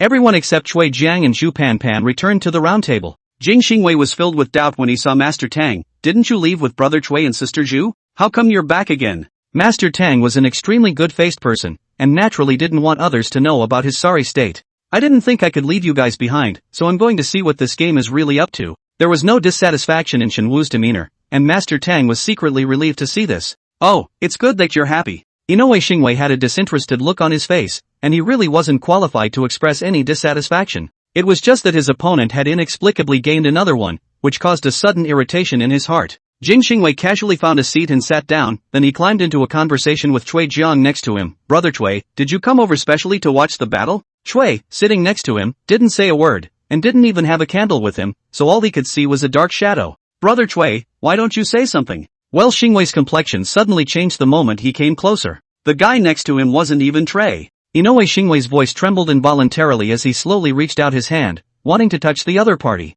I wouldn't touch it if I were you. Jing Xingwei's hand stopped in midair, and he turned his head to look at Shinwoo, who was sitting across from him. His opponent's calmness set him straight as a goon. What do you mean by that? There are only 6 living people in the villa. Shinwoo finished the sentence and stopped talking. With 5 guests, plus the Skuru, that makes exactly 6. Jing Xingwei's heart instantly cooled for the most part. So, this one next to him is a ghost. Calm down, calm down. It's just the staff playing ghost. Jing Xingwei knew this very well in his heart, yet his body couldn't control the trembling, and his 2 feet trembled as if they were suffering from Parkinson's disease. Inuyasha Wei's scared look is rather real. Inoue Xingwei RNM refund. This acting is more combustible than Shinwoo. Why did it turn out like this? Didn't the homeowner say it would be 10 rounds of play before he went down? Hailu also felt extremely scared. The other party seemed to emanate an eerie aura, and there was even a rotting and stinking odor that went straight to her nose. It's like sitting next to a corpse that's already rotting and stinking. Once Shinwoo entered the interpretation session, it was extremely easy to adapt to all unexpected situations. The intrusion of outsiders made him change his mind, right?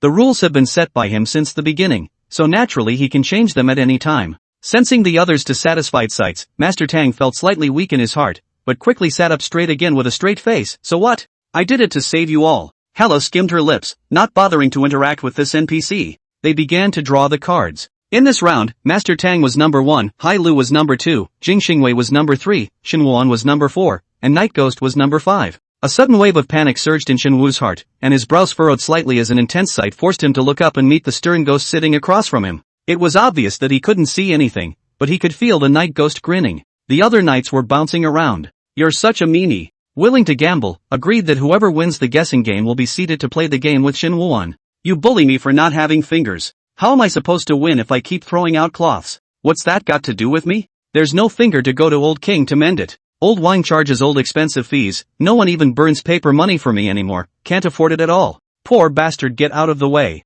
Don't bother me with the game. I'm number 1. Master Tang wasn't good at playing games and thought for half a second before asking, what's the name of the person you hate the most? Chan Wei. Hai Lu had already lost too much for the sake of victory and now didn't care about losing some more. Hai Lu RNM refunds the money. Inoue Singui RNM refund. Laughing, another heavyweight in the money back group. Hai Lu followed up with a question to Welsingwell, how do you plan to get back to the top without the support of your fans? Looking for a gold master to adopt me. If Hai Lu still showed a few tangled colors when she answered the question, then Welsingwei had already completely looked away. Grandmaster Tang was shocked. Although he wasn't a stargazer, he would sometimes brush up on the two when he swiped through short videos. All the answers are so crisp and clear, completely not afraid of fans off the fan off. Master Tang didn't realize that behind these two people was already a ruin. The next question was asked by Jing Xingwei, who stared at the round table, his gaze not daring to meet Shen Wuan in the slightest. What question should I ask? Inuyasha Wei was at a loss for words. He was suddenly reminded of the saying that extreme honesty is invulnerability.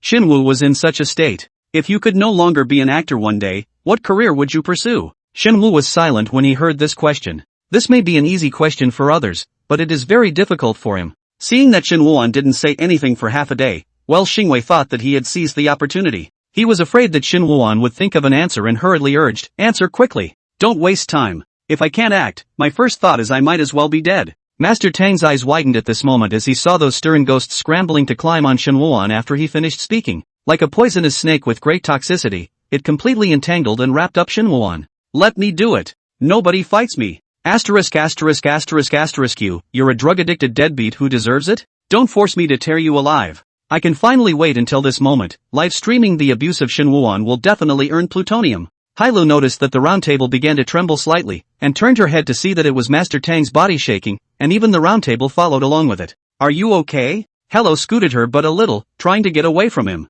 I'm not the one who's in trouble now. It's Shen Wandering. Chapter 61, How do ghosts prove they are ghosts? Grandmaster Tang recognized Shen Wuan as a fellow traveler. The other party was able to be haunted by so many ghosts, yet he was calm, steady, and unperturbed. Too strong. I'm afraid I can't reach this kind of realm in my own life. Shen Wuan only felt some coldness in his body, but this level he had felt so often when he was filming before that he had already become immune to it. He continued, but I'm afraid that if I die I won't get to act. How? You'll get more chances to act when you're dead. You're the only one on this track. Hurry up and tell Shen Wu why you deadbeat, sitting there like a statue. The sitting night ghost was constantly swept away by the resentful gazes cast by the others of his kind, and almost ended up with a broken soul. It doesn't matter if you die. As soon as the night ghost opened his mouth, he made a chill unconsciously well up from his heart. His voice didn't sound like something a human being could make, as if his throat had been slit and he was struggling to say it with his last breath. The others were startled by his voice. Shen Wuan only thought that the other party was comforting himself, and with a slight warmth in his heart, he said with a faint smile, thank you for your encouragement,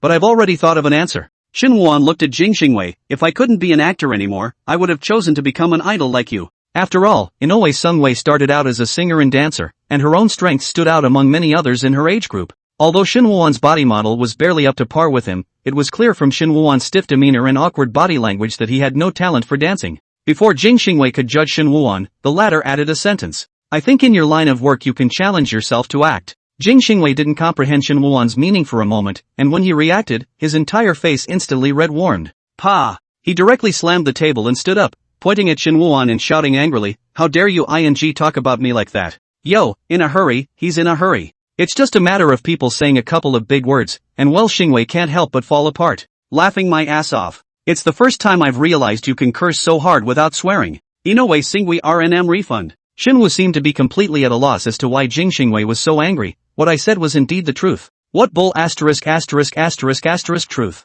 You're clearly trying to humiliate me. Jing Xingwei was so furious that he even climbed directly onto the table, intending to throw a fit. At that moment, a black hand clasped lightly on the tabletop. Jing Xingwei's eyes, which were originally filled with anger, suddenly became lifeless, and he slowly backed away and sat back down again, hanging his head low and not saying a word. That black hand then turned palm upward and extended its index finger in Shin Wuan's direction and hooked it. Shin Wu understood what it meant and spoke. Next, I will ask no. 5. A question. The night ghost sitting across from him gave a blood-colored smile. My question is, are you a human or a ghost? The temperature around them seemed to have suddenly plummeted by a dozen degrees, instantly bringing everyone from a hot summer day to a bitterly cold winter. The horrible music that continued to play came to a screeching halt at that moment. However, those present felt as if the atmosphere had become even more terrifying. It was as if something terrible was about to happen. At this moment, Hailu's sixth sense suddenly kicked in, her heart beating like a drum, and one thought kept flashing through her mind. To run, she had to escape from here. She was just about to make a move when she realized she didn't have any strength left in her legs.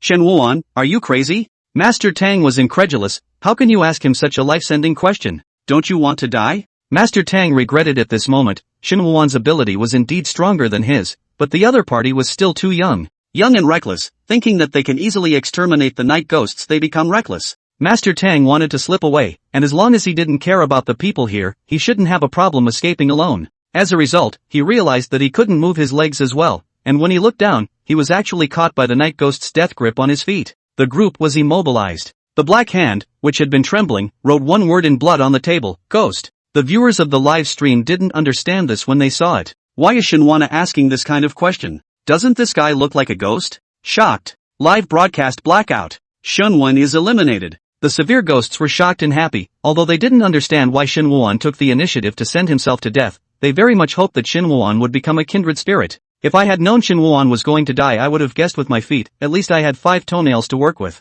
It was so sudden, I didn't even have a wreath ready to welcome my idol to the netherworld. The stern ghost sitting in the chair slowly stood up at that moment. A heavy bloody aura emanated from him, and the black hand suddenly extended toward Shin Wuan's direction. Just as the black hand was about to touch Shin Wuan, the latter spoke. You lied. The black hand stopped at once, and the severe ghosts present looked at Shin Wuan in puzzlement. Some of the severe ghosts dropped their heads directly to the ground because they turned their heads with too much force. The stern ghost did not speak, but Shin Wuan could feel that his sight was extremely sharp. Shen, what are you thinking? Can he still be human when he looks like this? Jing Xingwei was shaking beyond recognition, yet he still endeavored to speak to add to Shin Wuan's frustration. In his opinion, Shin Wuan's threat was greater than the night ghost. Shin Wu ignored Jing Xingwei. What is true? What is false? And who is to judge it all? Of course it's the program team. What the hell is Shin Wu talking about? It has the flavor of the Riddlers. Outside the villa, Director Qian and the field manager looked grave. Guests can use a lie detector they wear to determine if what is being said is true or false.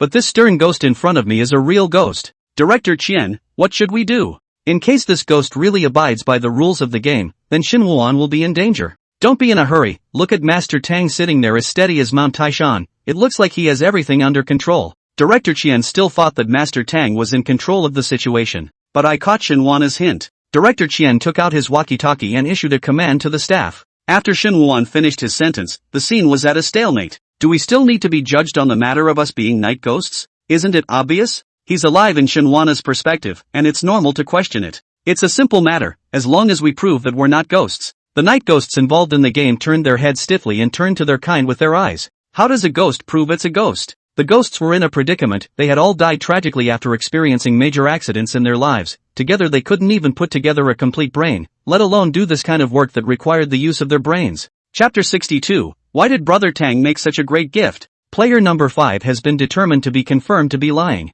At this time, once the narrator came out, everyone in the crowd present except Shin Wuan could not help but freeze. Why did you decide that? You don't say that the stern ghost was played by a staff member, and it's correct to say that it was a human being. But in this villa he plays the ghost. Who told you there's a script here? Isn't everyone acting in character? The good guy, he's got me all wound up. Master Tang was horrified to find that the stern ghosts were actually beginning to stir. What a joke! I'm a horrible ghost that kills people and has deep grudges. I can't believe I'm treated like a cowardly living human being. Unforgivable. The black hand slammed on the table, actually leaving a deep palm print on the tabletop. Then it's up to you to personally feel whether I'm a human or a ghost. The cold black hand tightly pinched Shin Wuan's neck. There was no panic on Shinwoo's face, he just slightly lowered his eyes to look at it before raising an eyebrow and saying, "Could it be that you can prove that you are a ghost by killing me?" The knight only felt a splitting headache as he clawed and tore at his hair, black strands falling out and scattering all over the place. Although he had known before this that Shin Woo-won was a stubborn person who could not get into oil and salt, he had never thought that he could be stubborn to such an extent. The truth or falsity of a statement is never determined by the person involved. Shin Woo slowly swept a circle of the crowd. Whether you are people or ghosts under your skin, only you yourselves know clearly, but most people only believe in your superficial splendor. Jing Xingwei and Hailu couldn't help but avoid Shin Woo-won's line of sight. Shin Woo once again turned his gaze to the frantic stern ghost, the corner of his mouth slightly raised, revealing a smile. "If you are not convinced, you can go to the owner of this villa who made the rules to make another judgment." The Chen guide outside the villa couldn't help but be startled after hearing this. Wasn't Shin Woo's words tantamount to letting the night ghost come to him? He hurriedly grabbed the little master beside him and said, Hurry up and give me the life-preserving magic treasure." The knight suddenly went quiet and slowly sat back down. "No more killing? I'll play if he wants to, I've never lost a game in my life." Shin Woo was not surprised in the slightest, on the contrary, he felt extremely satisfied. The actor, who plays the nightmare, picks up perfectly on the plot developments he envisions. Although they had never rehearsed beforehand, there was an intangible understanding that existed. Shin Woo knows very well in his heart that the opportunity to play the lead role will definitely be given by director Chien to the invited guests.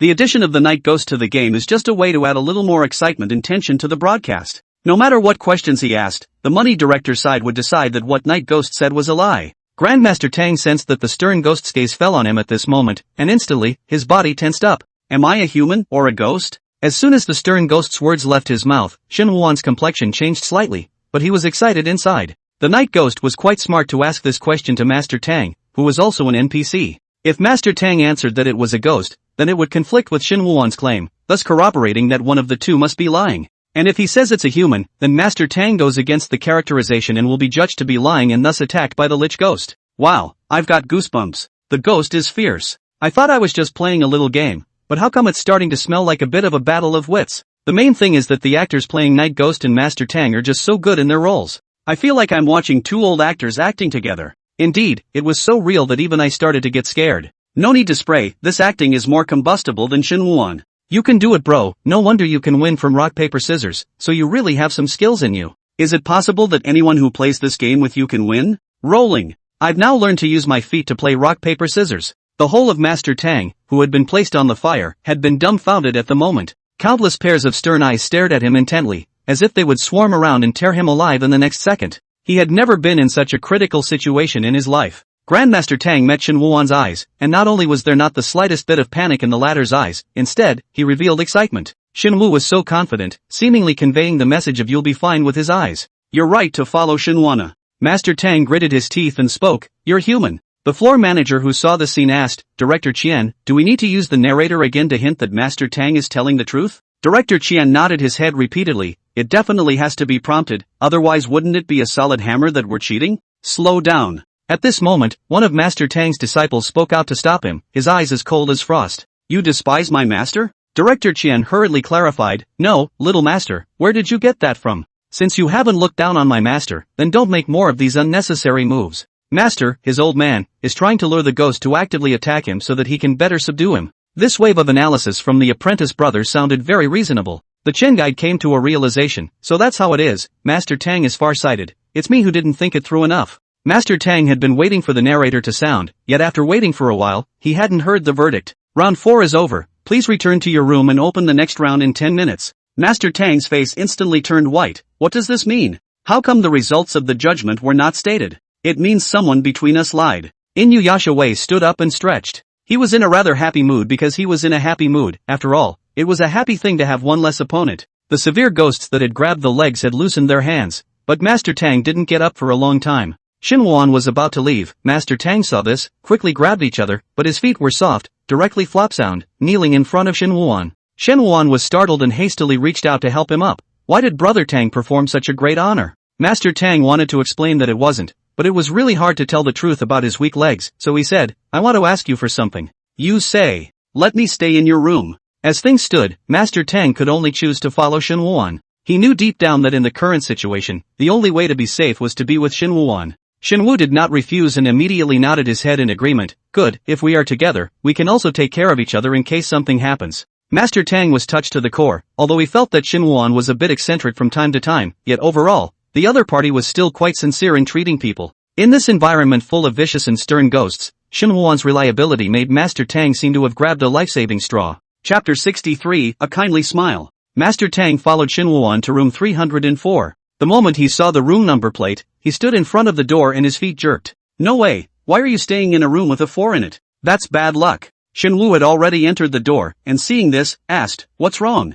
Oh, it's fine. Master Tang didn't dare to question Shin Wuan. As a fellow traveler, could Shin Wuan not know that this number was unlucky? It was assumed that he had his own ideas. Shen entered the house and placed the candle on the table in the living room. Although the candle is still very limited in the amount of light it can bring, only illuminating the sofa area. Even so, the faint light gave Master Tang some sense of security. Master Tang sat on his butt on the sofa, and when he saw Shin Wuan standing aside, he beckoned, why are you standing there still? Shen looked at Master Tang with a worried face and said, Brother Tang, weren't you injured just now? Let me find out if there's a medical kit in the room and help you treat your wounds. When Master Tang heard this, his heart was touched, and he waved his hand repeatedly, no need, it's just a few minor injuries, there's no more continued bleeding, but if we leave it alone, it'll be a pain in the ass if we get infected. We're stuck here now, and we're not sure when we'll be able to leave. After Shin Wu finished speaking, he walked into another room. All of a sudden, Master Tang was the only one left in the living room. Master Tang was a little scared in his heart, so he picked up the candle and ran over in small steps in the direction Shin Wuan had gone. Through the faint candlelight, Master Tang saw a closed door in front of him. He opened the door and walked in. Shen, are you there? Master Tang shouted loudly, yet no one ever responded. He held a candle in one hand and clutched his mahogany sword in the other. Through the faint light, Master Tang realized that this was a utility room. It was lined with boxes, large and small, and a few tools. Although the place was full of clutter, it had a very clean feel to it and you could smell a light lemon cleaner. Seeing that Shin Wu was not here, Master Tang turned around and prepared to walk out. The utility room was already filled with all sorts of things, and when Master Tang turned a corner, he accidentally knocked over the stacked wooden crates. The wooden crates all fell to the ground, and even the items placed inside spilled out, smashing into Master Tang's body. Only when there was no movement around him did Master Tang put his raised hand down. He shone a light down into the ground at that moment, only to find a human head with closed eyes all over the ground. Master Tang was startled, however, after poking with his mahogany sword, he realized that these were just prop models. He kept a sharp eye out and used his mahogany sword to chop each head a bit, making sure there were no ghosts hiding in them before letting out a long sigh of relief. Master Tang headed out, only to happen to see Shin Wuan, who had walked out of another room. The moment Shin Wuan saw Master Tang, his face abruptly changed drastically, and his figure violently took a step back. He raised his hand and quickly took out the talisman paper, assuming a defensive posture, his expression icy to the core as he snapped, "What exactly did you do to Tang? What are you talking about?" As soon as Master Tang opened his mouth, he was startled by his own voice. How did his voice turn out to be a different person? Shin Wu charged towards Master Tang. Shin Wu's expression was simply too terrifying, and without even thinking about it, Master Tang immediately turned around and ran. While running, the candle flame went out. In the midst of pitch blackness, Master Tang panicked and scurried all over the world, and finally ducked straight into the restroom, closing the door tightly with his backhand. Shin Wuan stood at the doorway, and his cold voice came in, "You won't be able to escape, come out of Tang immediately." "What the hell are you talking about? I am." Grandmaster Tang was filled with aggression and wanted to cry. That's when he looked up and saw a strange face covered in terror in the mirror. He was so startled that he thought he had seen a ghost, and hastily raised his mahogany sword. It turned out that the person in the mirror had made the exact same movements as Master Tang. What is this situation? Master Tang immediately touched his face, and the man in the mirror did the same. It was then that Master Tang snapped to the realization that his head had been replaced with someone else's. It's broken. No wonder Shinwana couldn't recognize him, he had his head switched by a ghost. It must have been the work of the stern ghosts hiding in the utility room. Master Tang immediately explained to Shinwuan, "I'm really Brother Tang, I was swapped by a malicious ghost for a head. Do you think you can be trusted with that?" Master Tang's heart raced, "I'm really not lying. My head must be in the utility room, if you don't believe me, follow me to get it." Shinwu was silent for a moment, and just as Master Tang was almost in despair, he said, "Yes, you come out now." Master Tang opened the door tremblingly, and just by meeting Shinwuan's icy cold eyes, his heart cooled most of the way. God damn it, he only had his head switched by a ghost, why did Shinwana look like his whole person had been switched? Master Tang hurried to the utility room, searching in the pitch black light was difficult. Shen rather thoughtfully found the candle and lit it. If it's too dark it's not good for scaring people. Only by giving a little bit of weak light can the person's concentration be all on it, so that the frightening effect will be stronger. There was suddenly a bright light in the utility room, and Master Tang turned around to see that it was Shinwuan. He quickly said, "Thank you, With the light, Master Tang quickly found his head from the crowd of heads. He hurriedly cupped his head and happily showed it to Shen Wuan. Look, it's my head. At that moment, the head cupped in his hand suddenly opened its eyes and shouted, Shen Wuan, save me. The ghost snatched my body. Master Tang's hand shivered and his head fell to the ground. Shen Wu lifted his head up and said doubtfully, who should I believe? The head cried out loudly, Shen, of course you should believe me. Master Tang was so angry that his voice became shrill, Shen Wuan, don't listen to him. It must be a ghost attached to my head. Makes sense, then I'll help you restore your original state. Shen Wu said calmly. Master Tang's heart relaxed slightly when he heard that Shen Wuan chose to believe him. What's it going to take to recover? Master Tang asked eagerly. It's simple. Shen Wu pulled out a kitchen knife from his waist, a kind smile on his face. Just cut the ghost's head off and put yours on. After saying that, Shen Wuan rushed towards Master Tang. Master Tang dodged to the side with his body's instincts. The chopper cut the wooden box directly in front of him in half. Seeing this, Master Tang rolled and ran outside. Shen Wuan grabbed Master Tang's head with one hand and drew the kitchen knife back with the other. Don't run, it's hard for me to deal with you like this. Shen Wu's tone carried a hint of helplessness. That's right, how do you put the head back in without stopping? The head laughed in Shen Wuan's hands as he talked about sarcasm. I'll really be a ghost if you come down with this knife. Chapter 64, is this the kid you were talking about? Master Tang's potential exploded at this moment, and he ran at an astonishingly fast speed. When Master Tang ran, it was like an earthquake, and the ground made a loud thud sound. Inuyasha Wei stayed in his room and was feeling a little bored. After hearing this burst of sound, he couldn't help but quietly open a crack and look out. Just as he opened the gap, he saw a burst of yellow figures darting past his eyes, accompanied by a cold wind.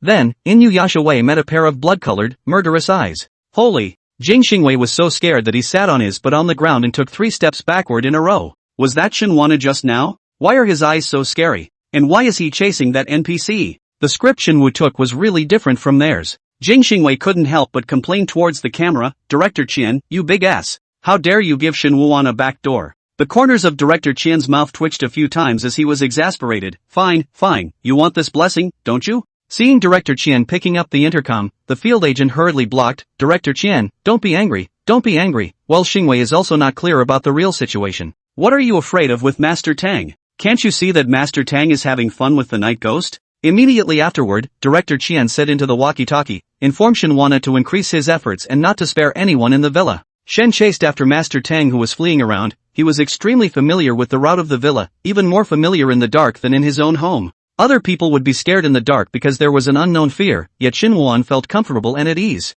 He ran to the left. The human head Shinwuan was grasping in his hand constantly hinted at Master Tang's escape direction. Shinwu was clear that the player was installed inside, and it was the staff who were constantly giving him tips through the background monitoring. Earlier, when Shinwana asked the staff for talisman paper, he brought up the idea of head swapping. Shinwu was not sure at the time that the program could temporarily do what he had asked. Unexpectedly, from the props to the actors, the drama he had constructed within him was almost perfectly played out. Shinwu felt extremely happy inside, and he was acting really happy. He couldn't control his facial expressions very well and his smile looked extremely grim. Who said Shinwu's acting is bad? This acting is great. Holy! It's so natural to switch from mumbling and awkward Dragonstar actor to calm and powerful celestial master to psychopathic murderer. Shinwana is clearly a movie star level actor. I don't think Master Tang, the actor, is doing a bad job. Look at his wet crotch, he's really working hard. Is it possible that he actually peed himself? Still a guru, and this is defecating on the ground? The crowd outside the villa watched the live broadcast intently as Master Tang's 2 disciples talked.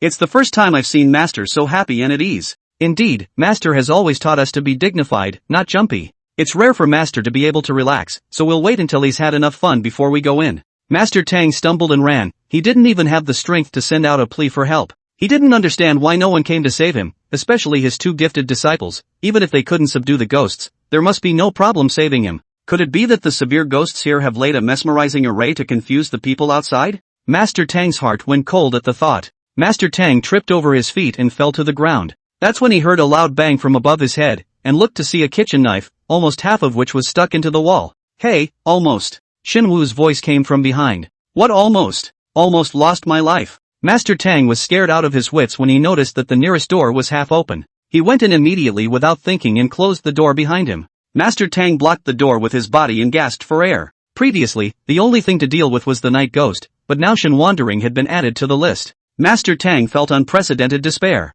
Knock knock. Shin Wuan gently knocked on the door, his voice gentle. Brother Tang, open the door, I'm here to help you. The stern ghost possessed on Master Tang's head had long been impatient, urging, hurry up, and break down the door. Just then, the night ghost suddenly felt a tightening of his scalp, and immediately afterward, his entire head was lifted up. Shinwoo and the night ghost looked at each other with 4 eyes and slightly raised the corners of his mouth, revealing a smile. Yet there was no half-smile under his eyes as he said coldly, "Are you ordering me around?" The night ghost was silenced and shut his mouth tightly. Oh, my god. This is too scary for ghosts. If I learn this look from Shinwoo, I should be able to directly scare my enemies to death alive. I used to be afraid of ghosts when I was a human being, but now it's good to be a ghost and start to be afraid of people, my cowardly life. Since you are in such a hurry, then you can go in first. Shinwoo finished speaking as if he was throwing a bowling ball and threw that head out with force. The moment his head flew towards the door, it suddenly opened automatically with a bang. A strong gust of wind hit his face, and Shinwoo hastily raised his hand to cover it. When he lowered his hand, everything behind the door came into clear view. In the center of the living room, Grandmaster Tang had his hands propped up on the ground, and around him was a formation forged from blood. Grandmaster Tang's expression was cold, and it was only at this moment that the demeanor of a true Grandmaster was displayed on him. The human head happened to land in the middle of the formation, only to hear the stern ghost let out a shrill scream, and then it closed its eyes and lolled to the side. That head quickly lost its blood color and became rotten and black. Outside the villa, 2 of Master Tang's disciples saw the scene and stood up violently. No good. What Master drew was a life-betting formation. Master is in danger. Director Qian is watching with great interest. After all, this is the scene of a real master fighting against a stern ghost. Hearing the 2 of them, Director Qian was filled with doubt. What do you mean? What is the gambling life formation? This is a master's inherited skill, using one's own blood as a guide to gain the power to drive away the stern ghosts. However, this formation is set up with one's own lifespan, and the stronger the stern ghosts are, the more lifespan is consumed. I've only heard my master mention it, and I never thought I'd be able to see it with my own eyes in my lifetime. Stop lamenting here and hurry in to save master. The 2 hurried to the door, yet just as soon as they touched it, their hands quickly retracted as if they had been electrocuted. Only the hand that had just touched the door handle was instantly covered in frost. This terrifying power is a stern ghost. One of the disciples opened his eyes angrily and glared fiercely at the Chen guide, then stepped forward and grabbed the collar of the Chen guide and lifted him up. Is that what you call a brat? Chapter 65 I treat my master like my own father. Director Qian hurriedly cried out, mistake, misunderstanding. I am telling the truth. The ghosts inside really didn't hurt anyone, and I'm not sure what's going on right now. Forget it, let's not get entangled with him here. We must get master out as soon as possible. The other apprentice unpacked his parcel and took out 2 sheets of black talisman paper from it, with mysterious runes outlined in red paint. He looked hesitant and said hesitantly, Senior brother, should we use the soul departure talisman? I'm afraid that master will scold us afterward if he knows that we've wasted such an important talisman paper. The youth called Senior brother let go of the Chen guide and turned his head to say in a cold voice, if you don't take it out, in case master dies, he must not dream of scolding you every day. After hearing this, the senior brother felt that it made sense, so he handed the other talisman paper to the senior brother. As soon as they put the talisman paper on their heads, their faces instantly became as pale as paper, without a trace of life, and their heartbeats came to a screeching halt. This talisman can instantly transform them from a living person to a ghostly state. They opened the door without incident, and then they walked quickly inside. The money guy tried to follow, but the door closed automatically, and no matter how hard he tried, he couldn't open it again. After entering the villa, the 2 realized that the villa had completely fallen into the paradise of the ghosts. Nightly ghosts of various shapes and deaths brushed past them in droves. Harrowing screams, whispered speech, and insane laughter continued to bore into their ears. The slightly more timid senior brother's body involuntarily trembled. Senior brother, I have never seen so many severe ghosts in my life. Not to mention you, I've never seen it either. Elder brother's face was gloomy and unsightly, but now there is one thing that is even more terrifying than these severe ghosts in front of us. What could be more terrible than this situation? I'm afraid master his old man's plea for help at the moment he first entered was genuine. Shitty then remembered the matter. They had originally thought that master was acting and froze to come in and save the day. Thinking about the scene in which master was chased by ghosts, forced to play games with ghosts, and even scared by ghosts that made him wet his pants, cold sweat fell on them, and they stopped in their tracks in unison. Senior brother, why aren't you leaving? Is it because you don't want to save master? Nonsense. I only stopped when I saw you stop. It's because you don't want to save master, right? How can that be? I'm the most respectful of teachers. I treat my master like my own father. The field manager saw the 2 men standing as if they were zombies, motionless. Director Qian, what's wrong with them? Will they be okay? Qian guide lying in the chair, mouth slightly open, the whole person seems to have lost his soul, said breathlessly, I don't know. If there is really a human life, something will be wrong with the 2 of us. Shinwoo cast his gaze to the rotting human head on the ground, secretly sighing in his heart at the awesome power of the props team. His face changed from its previous coldness and became kind. Brother Tang, are you alright? Shen walked forward and helped Master Tang up. You. Master Tang just opened his mouth and suddenly spat out a mouthful of blood. He aged a lot at a rate visible to the naked eye. Master Tang looked mournfully at Shen Wuan. Do I look like I'm fine to you? One ghost cost him half his life. Does he have the life to get out alive? Shen Wuan sighed and said with some regret, Brother Tang, you're still too eager. Your head is completely rotted now. How is this going to fit back in? Grandmaster Tang glanced at his head, and his heart trembled violently. It turned out that he was that horrible looking after he died. Master Tang shook his head and said helplessly, forget it, I've been altered by the power of the spirits, it's not something that can be restored by human power. Let's just get the hell out of here. Nowadays, Master Tang could only rely on Shen Wuan. The game is not over yet, I can't leave, and... Shen Wuan twisted his head to look at the door. They won't let me go either. In the viewpoint of Shen Wuan and the viewers of the live broadcast, there was nothing outside the door. But within Master Tang's perspective, the doorway was filled with stern ghosts, cocking their heads and peering inside with resentful eyes. It was as if Master Tang had to say one wrong word and they would immediately rush in and tear him apart. Master Tang's body trembled slightly as he said against his will, that's right, I've already been eliminated, so I'm relying on you next. You must win and bring everyone to escape. Especially me. Don't worry, Brother Tang, I'll definitely win. Shenwu was overflowing with bravado and ambition at this moment. In this moment, he felt as if he was the protagonist of the story, shining brightly. As if in response to these grandiose words of his, at that moment the bell in the hall rang out lazily, resounding throughout the villa. Round 5 of the game begins. Hello cleaned off the blood and stains in her room. She walked out with a refreshed look on her face and bumped into Jing Xingwei. She stepped forward and tapped the other woman on the shoulder. Who knew that with just such a light tap, Xingwei's body unexpectedly shook violently and turned his head to reveal an expression of horror. Upon seeing that it was Hailu, Jing Xingwei then touched his chest and said with palpitations, it's you, do you know that people scare people to death? Hailu wrapped her arms around her chest and looked Inuyasha way up and down. How did you become effeminate? Jing Xingwei stared at Hailu with wide eyes, as if looking at a ghost. How did your voice change when you spoke? Before, Hailu spoke, giving off a dainty sweetness, but now it was as if she was an ant at a roadside stand yelling at the top of her voice. Hey, it's collapsed anyway, so what's the point of clamping? Might as well be yourself. Hella put her hand on Inuyasha's shoulder. You think like me, right? I don't think like you do. Inuyasha pulled away from Hella with a look of disgust, and I'm not a ing pussy. Laughing to death, I suddenly think that Inuyasha way Hailu is kinda funny like this. Let's form a CP and debut. Black and red is also red. They arrived at the table, and Shinwana was already sitting and waiting. It's finally going to match point. I'm now very optimistic about Jing Xingwei and Hailu, because with nothing to lose, these people are willing to give up everything. But Shinwana also has nothing. Who says he has nothing? Look at the fighting strength of his fans. I laughed. You call that going out on a limb? Is the lower limit of the living so low? Shinwana can put his life on the line to put on a good show for us. The fan filter is too heavy, isn't it? You're risking your life? What kind of era is this? Do you need to put your life on the line to act? Heh, you'll know when you're dead.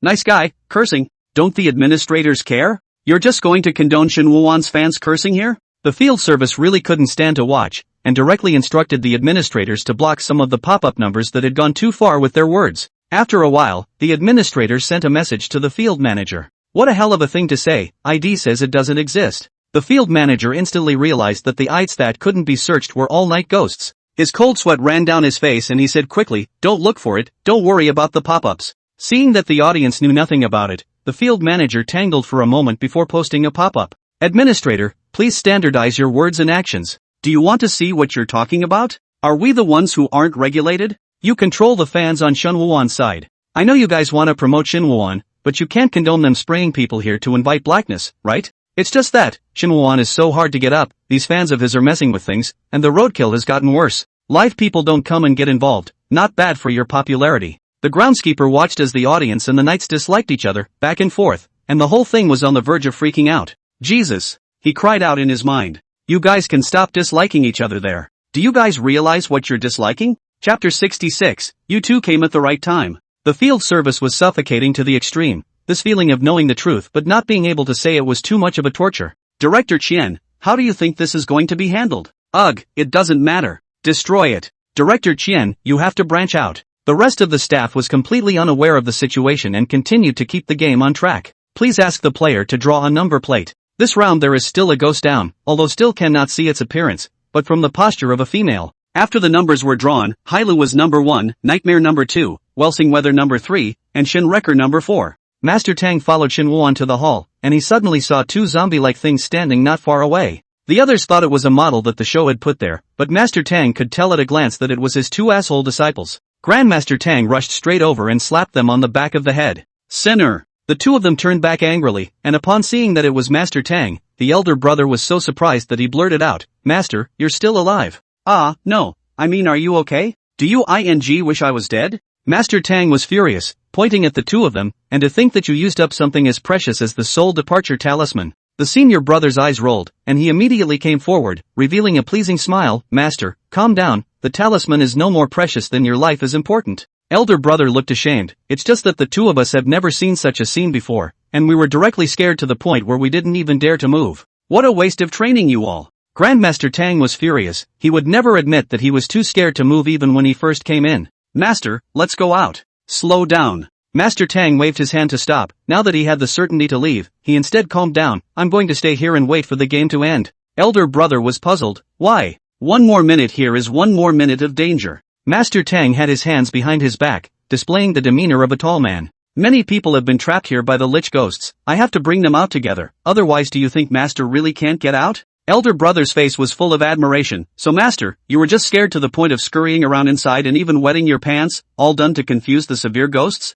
Master Tang's face instantly turned ugly. Dare I say that these two assholes had seen it? Now he could only nod his head stiffly. "That's right, I did all this on purpose." Shifu gave a thumbs up. "Master is awesome." Elder brother was equally convinced. "It is still Master who is far-sighted. Will we disrupt your plans by coming in like this?" "No way." Master Tang revealed a smile. "You two have come at the right time. The fear and despair I've experienced has to be something you two experience firsthand, too, or how will you grow?" When Master Tang arrived at the round table with his two disciples, his heart snapped at the sight of the stern ghost on the seat. He could sense that this female ghost was even more difficult to deal with than the one just now. Master Tang couldn't help but move closer to Shen Wuan and warned out loud, "Shen Wuan, you have to be careful." Shen thought that Master Tang was cheering him up, smiled and said, "Don't worry, Brother Tang, but why are there two zombies behind you? These two are my disciples, they'll come in handy if we're in danger later." "That's quite good." Shen Wu smiled at the two of them. The disciples were puzzled by the fact that Master Tang honored Shen Wu so much. "Master, why are you so polite to such a third-rate actor?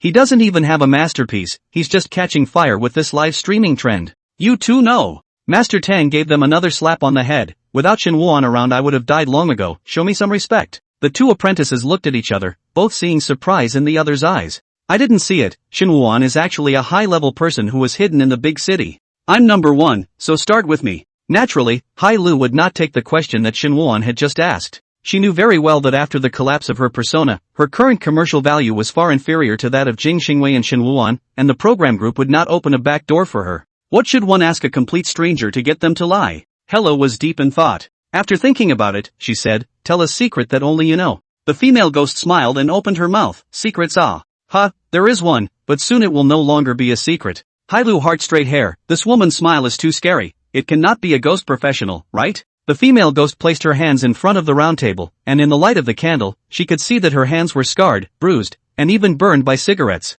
3 days ago, I killed all of my husband's family. The female ghost's words caused the crowd to be shocked in their hearts. Good man, so powerful? Really? A murderer mixed into a live game? Would you guys wake up? The female ghost is just an NPC, she's just reading from a script. The knights, however, were well aware that the female ghost was telling the truth. Eldest sister, you've taken revenge, how come you're still so resentful? Not enough. Is not enough? Hello calmed down after a brief heart attack. It was just reading from a script, and it was ridiculous that for a moment she thought it was real. Hello couldn't help but ask curiously, then why did you kill them? The female ghost drew a 2 on the round table. That's the second question. It's just a shame you won't get a chance to ask me again. As an afterthought, Hella realizes that the female ghost is telling the truth, so she's out of the game. She pounded the table in chagrin. Can't you really say it? Shen Wuan could understand the hard work of the actors at the bottom, and he knew that the script must have more than just this few lines, and he wanted to give the actors more chances. If you want to know, I can tell you. The female ghost's attitude towards Shen Wuan and her treatment of Hailu formed 2 extremes, but after that you have to do me a favor. Good. Shen Wuan didn't even know what the other party would request, but he still agreed directly. You promise? You really promise? The female ghost laughed so hard her shoulders shook. Drops of blood dripped down onto the round table like tears she had shed. Hey, are you okay? Inuyasha Wei always felt as if this NPC was in an explosive sitcom, and his body couldn't help but lean back. The female ghost quickly quieted down and slowly said, I'll ask the next question. She looked to Welsing Wei, a chill in her voice, are you afraid of me? Chapter 67. What has Shinwana been through? What kind of question is that? Inoue Shingwei found it funny. In his opinion, this was simply a giveaway question. He couldn't help but wonder, it's not possible that this NPC is a fan of his own, is it? Thinking of this, Welxingwei's heart was happy. Jing Xingwei was completely unaware of the fact that admitting that he was timid was a shameful thing. After all, he was even afraid of Shinwana, not to mention these NPCs who deliberately scared people. Of course I'm afraid of you. No. The female ghost reached out and pointed at Inuyasha. You lied. Do I have to lie about this kind of question? Inuyasha Wei simply lifted his feet and set them directly on the round table. You're even starting to make empty accusations in order to win? Jing Xingwei said with a face full of disdain. Or is it that the program group doesn't even act in order to promote Shinwuan? Even though Welxingwei has always been full of, this time I think he has a point. This female ghost gives off a pretty scary feeling. I'd be scared too if I were you. Inuyasha Wei is just one step away from being that master who has his pants. True fear isn't something that looks like what you're doing right now. The female ghost was not enraged by Welxingwei's arrogant attitude. On the contrary, she acted extremely calm, giving off an unaggressive feeling. Welxingwei snorted coldly, only thinking that this NPC was showing weakness, so he didn't bother with her anymore. It's my turn to ask questions next. Jing Xingwei turned his gaze toward Shinwuan. However, the moment he met Shinwuan's eyes, a strong fear couldn't help but well up within Jing Xingwei. He suddenly realized with a shock that he was even more afraid of the honest and bullying-looking Shinwuan than the terrifying female ghost next to him. At this moment, the horrifying image of Shinwuan chasing someone with a knife just now unconsciously appeared in his mind. Generally, the more honest a person is, the harder they hit when pushed. Have you killed someone? Jing Xingwei was slightly stunned when he saw Shinwuan's expression, and it was then that he realized that he had actually said the words that were on his mind. He waved his hands back and forth in panic. No, that's not the question I was going to ask. Do you want to cheat? Shinwu naturally would not let go of such a good opportunity. Besides, how can you be sure that I will definitely tell the truth? And your answer is? A glimmer of hope rose in Inuyasha's heart. Of course I haven't killed anyone. Are you stupid? Shinwu's eyes were filled with disgust. Where are the fans who were fanning Jing Xingwei before? Come out and let me mock them. Does Jing Xingwei know how to cast a spell? Why else would he have so many fans? What appears to be the black history of Inuyasha Wei is actually mine. Asterisk asterisk asterisk asterisk. How dare you trick me? Jing Xingwei violently stood up and reached out to scratch Shinwuan. As a result, just as his hand reached out, it was firmly grasped by a pale, greenish hand. The female ghost's face was still hidden in the darkness, but her voice carried a bone-chilling coldness. The fifth round of the game is over. Inuyasha tried to draw back his hand, but found the female ghost incredibly powerful. He yelled, so what if it's over? If no one is lying, shouldn't the cards be redrawn to continue? Someone is lying, the female ghost said and let go of her hand. Inuyasha Wei glanced at Hailu and thought to himself that he had almost forgotten about it. Hella lied and had to put on a scene where she was tossed by a ghost. Inuyasha let out a cut and knocked the chair he was sitting on straight to the ground before striding away without looking back. The female ghost turned her head slightly and looked at Shinwuan. Shinwu felt the female ghost's line of sight, and between glances, the female ghost didn't say anything and turned around to follow behind Jing Xingwei. Hailu walked over to Master Tang, and she noticed that the NPC playing Master Tang had changed people, even though his body was exactly the same. She didn't really care though, she was just looking for the person wearing this yellow Taoist robe. Master Tang cried Hailu in a clipped, delicate voice. The two disciples immediately blocked in front of Grandmaster Tang, looking at Hailu warily, and said, if there's something to say, say it. Speak properly, are you a demon? You two get out of my way. Grandmaster Tang pushed the two away and said in a bad humor, I haven't seen you two so defiant when I was in danger. After saying that, Master Tang smiled at Hailu, beauty, what is it you want? Hailu stepped forward and took Master Tang's arm, saying in a delicate voice, Master, can you follow me around to stay close and protect me? Master Tang felt the soft touch on his arm, and his ears only caught the word close, and immediately smiled as if his face had blossomed. Yes, don't worry, with me covering you, I'll make sure you're safe and sound. I knew you were the best. Hella reached up and cupped the master's head, wanting to gift a sweet kiss to give the other man a little something sweet. As a result, she only exerted a little force, and the master's head was actually pulled right out. And Master Tang didn't even notice his abnormality and beamed as he tried to kiss Helu. Ah! Helu screamed and threw her head right back out. Master Tang's head was vigorously thrown and flew far away, before falling heavily to the ground and rolling downhill for a long distance. Ouch! Ouch! That head kept rolling while letting out a gurgling wail. Master! The disciples panicked and ran after the head. Shen saw the situation, helplessly shook his head. It's been said that if it's not original, it can't be installed firmly. Hailu was still in shock, looking at Shinwuan with a face full of fear. Aren't you scared? There's a first time for everything, just get used to it. Shinwuan also felt scared when she first starred in a psychic movie, but she's much better now. What habit? What kind of habit does anyone have? What has Shinwana been through? Hailu's mind was filled with unease and confusion. Chapter 68, The Way You're Really Scared. Inuyasha Wei sensed that the female ghost was close behind him, the distance between the two being no more than a step away. Thinking back to when he was once bursting into popularity, he was often harassed by some crazy fans, which made him disgusted with the female ghost's behavior. Jing Xingwei stopped suddenly and turned to look, and as expected, the female ghost followed suit. There was no doubt that she was indeed following herself. Dissatisfaction was written all over Wei face as he angrily said, "The corridor is so wide, do you have to follow me?" With that, he pointed to the other side, "Get the hell away from me. Although I don't beat women, I'll show no mercy to female ghosts." Inuyasha waved his fist in warning. Laughing to death, I guess Inuyasha Wei didn't think the threat was intimidating, did he? Is this a fist? It looks like a wonton bun. Wei turned to leave after saying that. After he slowly took a few steps, he twisted his head to look backward again, only to see that the female ghost really stood frozen in place. "Humph, you know you're scared, right? In the end it's just a woman." Jing Xingwei returned to his room and was about to sit on the sofa to rest for a while, but who knew that before his foot even touched the sofa, he heard a knock on the door. Knock, knock. That knock on the door seemed unusually heavy. Who is it? Inuyasha Wei had no fear, only because he had just spoken the truth, so he was certain that he would not be attacked by the severe ghost. No one responded as a result, and Wei peered out through the doorway, which was empty.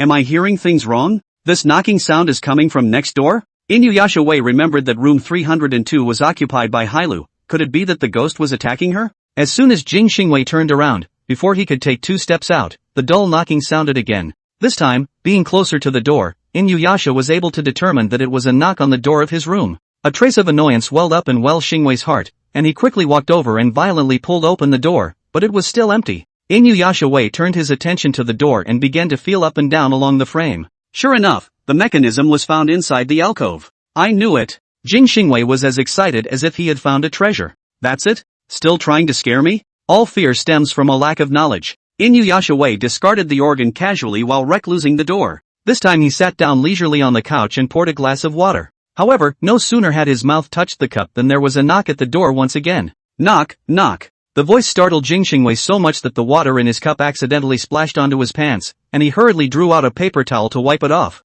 Asterisk asterisk asterisk asterisk. Is it over? Didn't I remove the organ? Inuyasha Wei stood up and walked over. Looking closer, he noticed that the door panel shook slightly each time he knocked. Mind you, it's a very thick door. Inuyasha Wei checked through the eye of the door again, and only after making sure no one was outside did he slowly open the door. He looked to the left and right of the corridor and could see nothing in the darkness. When the music stopped, it was so quiet that you could only hear your own breathing around you. Jing Xingwei suddenly had the feeling that he was the only one left in the villa. A cold wind hit his face, blowing a little panic in his heart. Inuyasha was about to close the door when he was surprised to find an additional bloodstain on the door. The blood on it was still fresh, running downward in a long trail across the door panel. It's even dented a little bit where the blood is the most. Obviously the door was fine a moment ago. Jing Xingwei racked his brain and couldn't figure out the crux of it, and he backhanded the door shut behind him. He resolved that this time he would never open the door, even if someone knocked it to pieces. Inuyasha sat back down on the couch and had just picked up his glass of water when he suddenly saw something dripping down into it. A red liquid floated out of the clear water, and in the blink of an eye, the water turned a deep red. Jing Xingwei subconsciously looked up, only to see a man hanging upside down from the ceiling. The opponent's head was dripping with blood, which fell drop by drop onto Inuyasha's face. Asterisk asterisk asterisk asterisk. Inuyasha Wei flipped over in shock and fell straight backward with the couch. He quickly climbed up and hid in the corner. Jing Xingwei's eyes glazed over, and it was then that he realized that the ghost wasn't hanging upside down, but was standing with its footboards pressed against the ceiling. I'm getting goosebumps. This actor is so hardworking. How did this happen? It's very simple. Once you learn to levitate, you can easily walk freely on the ceiling. As for how to learn it, I haven't made it up yet. It's just base ing. What a fuss. I can still dribble on the ceiling using my head as a basketball. Envious, I've been shot in the head. Has a ghost borrowed my head as a ball yet? Evil ghosts get evil rewards. How on earth did you get in here? Jing Xingwei's face was as pale as paper. He couldn't figure out how exactly the other party had appeared here silently no matter what. Even if secret passages exist, there has to be some sound, right? The female ghost did not respond to Inuyasha Wei, but raised one hand and pointed in the direction of the door. Jing Xingwei didn't understand what this meant at all, but he knew exactly what he should do to make the right choice at this point. On his hands and knees, he crawled toward the door at breakneck speed. However, the moment he grabbed the door handle, Xingwei was shocked to find that the door could not be opened. The female ghost on the ceiling was approaching step by step towards Xingwei. No, don't! Inuyasha shouted, closing his eyes in fear. After a while, he didn't hear any movement, so he cautiously opened his eyes. only to see that the female ghost on the ceiling had disappeared, and even the glass of water on the table that was red with blood had returned to its original state, as if it was all just his hallucination. Jing Xingwei kept gasping for air as if he had been robbed of his life. After slowing down a little, Inu Xingwei noticed that his face and body were wet with cold sweat, sticky and extremely uncomfortable. Inuyasha Wei planned to take a shower, but just as he stepped into the bathroom, he heard a rush of water. He was startled by the sudden noise. There was a curtain in front of him, and it was from within the curtain that the sound of water was coming. Inoue Xingwei instinctively turned to run, but his footsteps lurched, and he thought of the stupid way he had been scared just now, and then he forced himself to resist the urge to escape. This isn't a live broadcast. How many people watching it? How cowardly they cannot be wimpy into this look.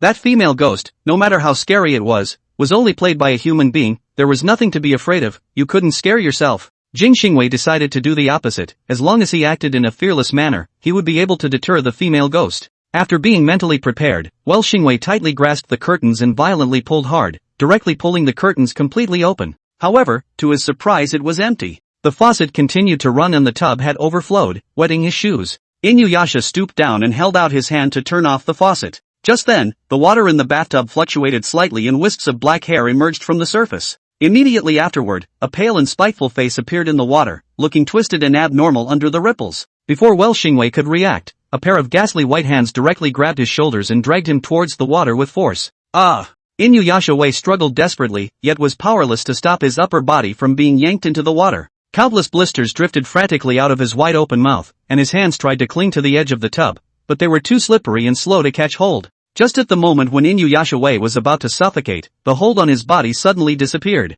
Cough cough. Inuyasha Wei immediately broke free from the bathtub and sat on the edge of it coughing violently. At this time, he had completely lost his previous handsome image. The carefully adjusted powdered hair look was all wet with water and clung to her bloodless face. Damn woman, was trying to kill him. Jing Xingwei really had the urge to kill that woman at this moment. He once again turned his attention to the bathtub, even reaching out to poke around in the water half-heartedly. It's gone. The ghost disappeared without a trace? How on earth did she appear and disappear? Inuyasha Wei felt a stinging pain in his throat and couldn't even speak. Damn, I'll be sure to file a complaint when this is all over. Doesn't this show have any intention of letting the guests walk out alive? Inuyasha Wei held onto the wall and slowly stood up. He shakily walked over to the mirror, trying to straighten out his look. As a result, when he raised his eyes, he saw the female ghost standing behind him. The mirror reflected the female ghost's face that was covered by thick black hair, and with Jing Xingwei's horrified expression, the mirror was like an excellent frightening painting. The sky swirled in front of Jing Xingwei's eyes, and breathing became extremely difficult. His eyes rolled white, and in the last second of his consciousness, Jing Xingwei seemed to hear the female ghost's grim voice. Take a good look. This is what you're really afraid of. Chapter 69, I understand what you mean. The soundproofing effect of the villa was quite good, yet even with the door closed, Hailu could still hear the miserable cries coming from next door, Xingwei, from time to time. That dead silence crept in through the walls until Xingwei made no more sound. Hello heard no more noise and instead became more afraid, as it meant in large part that it was about to be her turn. The blood left behind by the ghost invasion just now still remained in the room, and between breaths, the choking smell of blood still filled the air. Hello held the candle tightly in her hand, but it only illuminated a very small area. The darkness, like a ferocious beast, engulfed the room and transformed it into a cage that trapped her. I can't, if I continue to stay like this, I'll really get scared and go crazy. Hailu ran out of the room and knocked on the door of Choi Kang's room next door. Trey, are you in there? Hailu kept rapping on the door of the room. Is that Helu? From inside the door came the puzzled voice of Choi Kang, who apparently wasn't too comfortable with the fact that Hailu didn't speak with her voice clamped down either.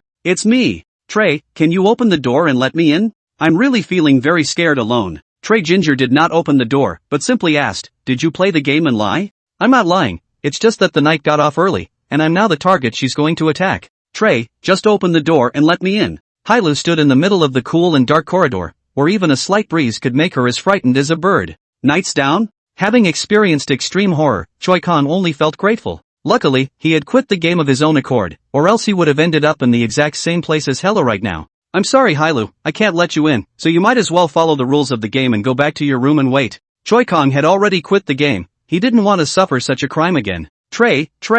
After pleading in vain, Hailu suddenly kicked the door in anger. Choi Kang, aren't you a warm guy? Is this how you treat girls? First of all, I'm not familiar with you, and secondly, you and I have both personally experienced how scary the ghosts here are. Cui Jiang was not enraged by Hailu and his tone was extremely calm. As for the argument of warming up a man or not, let's forget it in a place like this. I'm afraid I'll get cold myself before I can warm you up. No matter how much Hailu begged and raged, Chui Zhang's side no longer gave any response. Hailu had to give up, and she didn't try to find Zhu Panpan. She has never gotten along with the same sex. What's more, in the game just now, Hailu had deliberately targeted Zhu Panpan. Hailu speculated with malice in her heart that Zhu Panpan was afraid that she couldn't wait to take her cell phone and watch her misery in the live broadcast. A chilly wind came suddenly, as if someone had sighed softly in his ear. Hella just felt the hairs on her body stand up and sweat. Her own room, which she was not willing to go back to under any circumstances. Hailu eventually came to the door of room 304, and after much hesitation, gently knocked on the door. She knocked on the door not too hard, with an obvious tentativeness. However, the door was soon opened. The one who opened the door was Shin Wuan, who said, "It's you," as he saw the person outside the door. Shin Wuan's acting skills were merely superficial, and even someone like Hailu, who had only taken a few acting classes, could easily tell. At this point, his face showed undisguised disappointment. This feeling of being belittled made Hailu's anger overcome her fear in this moment. She huffed and crossed her arms. "If not me, then who do you think it is?" "Of course it's a ghost." Shin Wu responded lightly. He only wanted to see ghosts, so, what are you doing here? Hailu remembered her purpose at this time. She lightly coughed twice, then pinched her throat and said, "Brother Shin, can you let me stay with you? The room is too dark, people are so scared." Shin Wu said coldly, "I'm not a light, I can't light up." This uncomprehending dead straight man. Hailu closed her eyes and kept admonishing herself in her mind that she must hold back. She tried to maintain a smile. Two people together won't be so scared, right? After saying that, Hailu was afraid that Shin Wuan wouldn't let her in, and directly stepped into the door with one foot, squeezing in sideways. After going in, Hailu realized that the original room was not only Shin Wuan alone, but also the three NPCs. Seeing that there are many people, Hailu finally feel at ease a lot. Shin Wu did not drive away Hailu, he directly closed the door and walked in. Master Tang sat pensively on the couch while his two apprentices, one holding a candle flame and the other a needle and thread threaded stitch into his neck. Hella watched as the needle went right through the flesh, the white thread even stained red with blood. The scene wasn't gory by any stretch of the imagination, but Hella felt as if her neck ached with it. "Sit down." Shin Wu turned toward the kitchen, and after a while, walked out with a cup of hot coffee and handed it to Hailu. Flattered, Hella took the coffee and said thank you. She took a sip and was surprised to find honey added to it. She hadn't expected Shin Wuan to be so considerate at all, and she really shouldn't have seen him as an uncomprehending dead straight man just now. Hailu secretly sized up Shin Wuan. In fact, if you look closely, you will realize that Shin Wuan was born with thick eyebrows and big eyes, and was the kind of decent handsome man's appearance. "That's a great look." "Ah!" A scream instantly pulled back Helu's thoughts. The one making the wailing sound was Master Tang, only to see his face covered in sweat. "What are you doing stabbing the needle so deeply?" "It hurts me to death." "Master, I'm sorry." Senior hurriedly apologized and re-pulled out the needle that was stuck halfway in. "Ah!" Master Tang let out another scream. In fact, neither of the apprentices knew anything about needlework, let alone sewing on a living person. The thread was threaded crookedly and extremely rough. Even so, Master Tang had no choice but to sew like this for now, as he couldn't go out for the time being, lest his head fall off again. Although he didn't feel any discomfort when his head fell off, who knew if he would suddenly be dead? Elder brother was sweating profusely, and it took a lot of effort to finally finish. He tied a big dead knot at the end of the stitches, then wiped the sweat with the back of his hand. "Master, it's done." Master Tang picked up a mirror and took a look at himself in this appearance. To participate in a ghost festival, even save makeup. To that station, there will be countless people over to find him to take pictures. He sighed deeply. Why had he ended up in this inhuman state? Originally, when I went out today to read the yellow calendar, the day is not good. I blame myself for being greedy for money. Have to come out to die.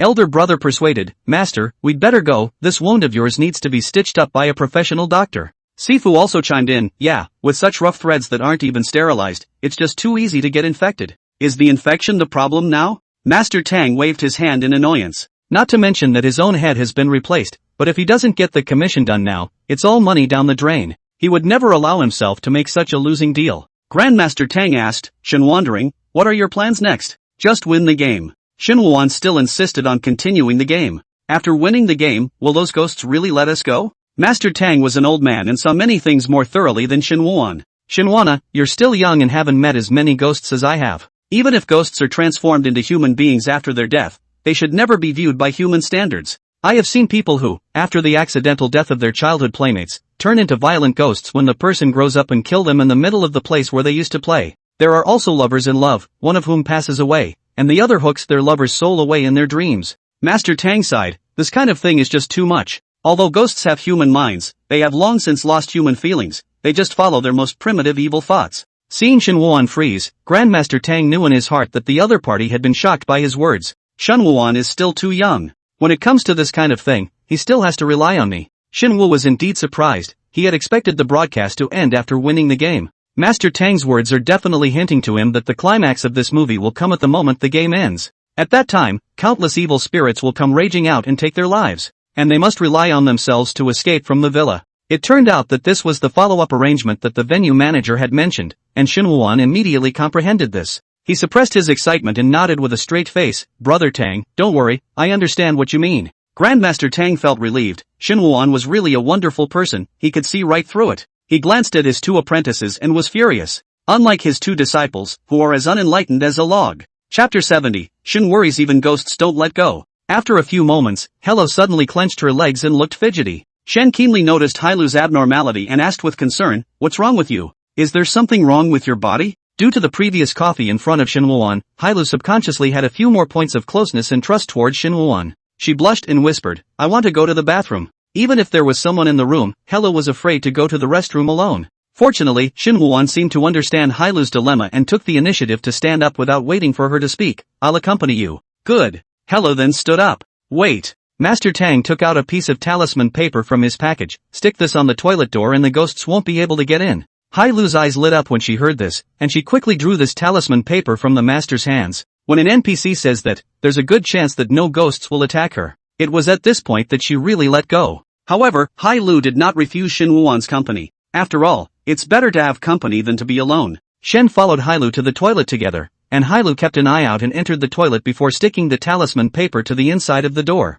Shinwoo, who was guarding the door, was holding a candle in his hand, and under the dim illumination of the candlelight, his complexion was obscure. "It's broken. The talisman given by that old thing really worked. I can't get in. What now? I won't get to perform." After using the restroom, Hello paced over to the mirror to wash her hands and inadvertently looked up. "Ah!" Shinwoo, who heard the screams, immediately rushed to the door and grabbed the door handle. From the looks of it, he seemed to be twisting the doorknob hard enough to try and get the door open, but in fact, he had secretly exerted himself to hold the door dead against him. "Hello, what happened?" Inside the door, Hella twisted the handle as hard as she could, but the door wouldn't budge. She cried and banged on the door yelling, "I'm hurt. Help me. My mouth is full of blood." When Hailu looked in the mirror, she was shocked to find blood around her mouth, and when she looked closer, she realized that there was blood all over her teeth and mouth. She felt a wave of nausea and couldn't help but dry heave, resulting in spit that was all red. Hailu couldn't help but remember the horror sequences in the psychic movies she had previously seen,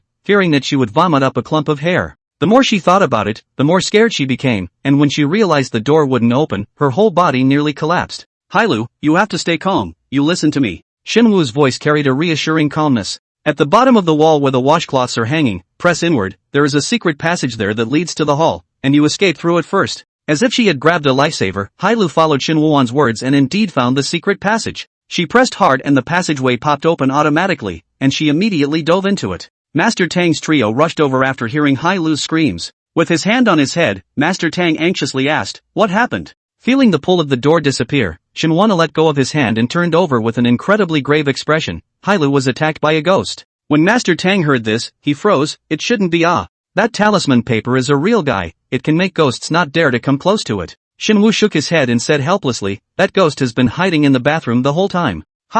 Grandmaster Tang didn't expect this to happen either. That really puts one on the defensive. "Good thing there's a secret passage in the bathroom. I've already told Hailu to head towards the secret passage. I'll go and meet her." Shinwoo looked towards the bathroom. "Although the stern ghost has your talisman paper from Brother Tang to suppress it, but for insurance purposes, someone still needs to guard here." Master Tang understood Shinwoo's meaning and nodded. "Don't worry, with me here, that stern ghost won't be able to run away." "Relying on you, Brother Tang." Shinwoo smiled, then quickly ran out. Seeing this, Grandmaster Tang lamented, obviously not familiar with the other party, yet Shinwoo put in so much effort to save. The two disciples were also deeply touched and admired by Shinwoo's attitude of saving others without regard to his own safety. "I can kind of understand why you're so optimistic about him, Master. Such noble sentiments are admirable." Shinwoo, who was noble and incomparable in their eyes, ran out of the door, and after making sure that there were no footsteps coming from behind him, his pace gradually became leisurely. As if Shinwoo had suddenly lost his balance, he fell to the right. His body pressed against the wall, and magically, the wall flipped up and took him into a dark space. Shinwoo was as comfortable walking in the darkness as he was on level ground. He hummed a tune lazily while, with both hands, he slowly drew two blood-stained kitchen knives from his backside. The original calm face became vicious and dangerous as the corners of Shinwoo's mouth rose more and more. The passageway is extremely narrow, only allowing one person to pass through. Hello could only crawl forward on her stomach. She hadn't had time to take the candle with her in her panic, so she could only keep crawling forward in the dark, cold, secret passage. It was obviously a strenuous exercise, but Hello felt increasingly cold. Is there someone behind you? The more Hailu thought about it, the more she dared not stop and just kept speeding up her crawling. And behind Hailu, the night ghost followed in the same crawling position. It is the lucky ghost that just won after a fierce rock-paper-scissors battle. Thought I wouldn't get a chance to play after that old thing messed with the charm. I have to say, it's still Shinwana who's resourceful. Pour edible red coloring inside the coffee. How could Hailu have imagined that the seemingly ordinary coffee was hiding such a mystery? If it wasn't for Hello leaving through the secret passage, I wouldn't have had a chance to make an appearance. Why don't you guys say something? Jealous of me? The crawling knights kept blathering, noticing that none of their kind were posting pop-ups anymore. I'm wondering why Shinwana lured Hailu to the secret passage. Hey, thanks for growing a brain. How am I supposed to scare Shinwana if he doesn't lead me to the secret passage? I mean, what makes Shinwana so sure that we'll be out of the picture after luring people to the secret passage? In Shinwana's perspective, we're just staff on standby. The crawling night ghost froze violently. Yeah, Shinwana didn't ask the staff to pretend to be ghosts and stand by here. And what was his intention in doing so? For some reason, a strong sense of foreboding welled up in the knight's heart. Ta-da! Ta-da! Da! There was suddenly another sound in the secret passage. Crawling in front, Hailu's heart shuddered violently, her eyes tightly closed, still crawling forward regardless. Don't look back. Never look back. It's not good to look back. As long as I don't see it, it doesn't exist. Hello never turned around, but the crawling knight turned his head to look behind him, only to see Shinwan holding 2 kitchen knives. With a hideous and excited smile on his face, he was crawling towards the side at an extremely fast speed. If it was one of their own kind, even if the death was horrible, the knights would not feel afraid. However, Shinwan's murderous look directly evoked the deep fear he once felt when he was born as a human being. Holy! The knight had even forgotten that he could actually just float away. The ghost cried and crawled forward. Come on, a ghost, save me. Jia jia jia. Don't run away, let's play a game together. When Hailu heard the commotion coming from behind her, she was so scared that she screamed in a shrill voice, Don't! Help! Help! In the middle of this narrow secret passage, for a while, evil laughter, fearful cries and desperate screams intertwined with each other, forming a thrilling symphony. The pop-up briefly went blank for a moment. Both the audience in the young world and the audience in the netherworld were shocked for a moment. It's a good thing I'm wearing a diaper or I would have leaked. Do you believe that Shinwu is acting, or do you believe that I am the mayor? Mr. Mayor, I think Shinwuan has a criminal record. I suggest a strict investigation. Shen. Even ghosts? Good news treats us like human beings, bad news treats us too much like human beings. Chapter 71, Shinwana will always die. Shinwuan had not expected at all that a staff member would come running to pretend to be a ghost to scare Hailu without any prior notification. Presumably, Director Qian still thought that he was too distracted to come and scare people, so he ordered someone to come and replace him. However, it was a good thing that the staff member was also very resourceful, and immediately transformed from a scary stern spirit to a frightened victim. Even screamed louder than Hailu. Ah! The screams of the ghosts almost penetrated the villa to the outside. Don't scream! Shinwu is gone. It's noisy, in the middle of the night. Can you be quiet like a corpse? At the reminder of the many stern ghosts, the crawling stern ghosts fell to the side with their heads tilted as if they were deflated, and their figures gradually disappeared. Hella finally crawled out of the passage that felt like a lifetime and collapsed right onto the floor. Hailu, are you okay? Shinwana showed up at the right time. However, he called out several times, but Hella didn't respond. Outside the villa, Director Qian watched the scene and hurriedly ordered the backstage to send out the bell. He was really afraid that when the ghost didn't scare people to death, Shinwana scared people to death first.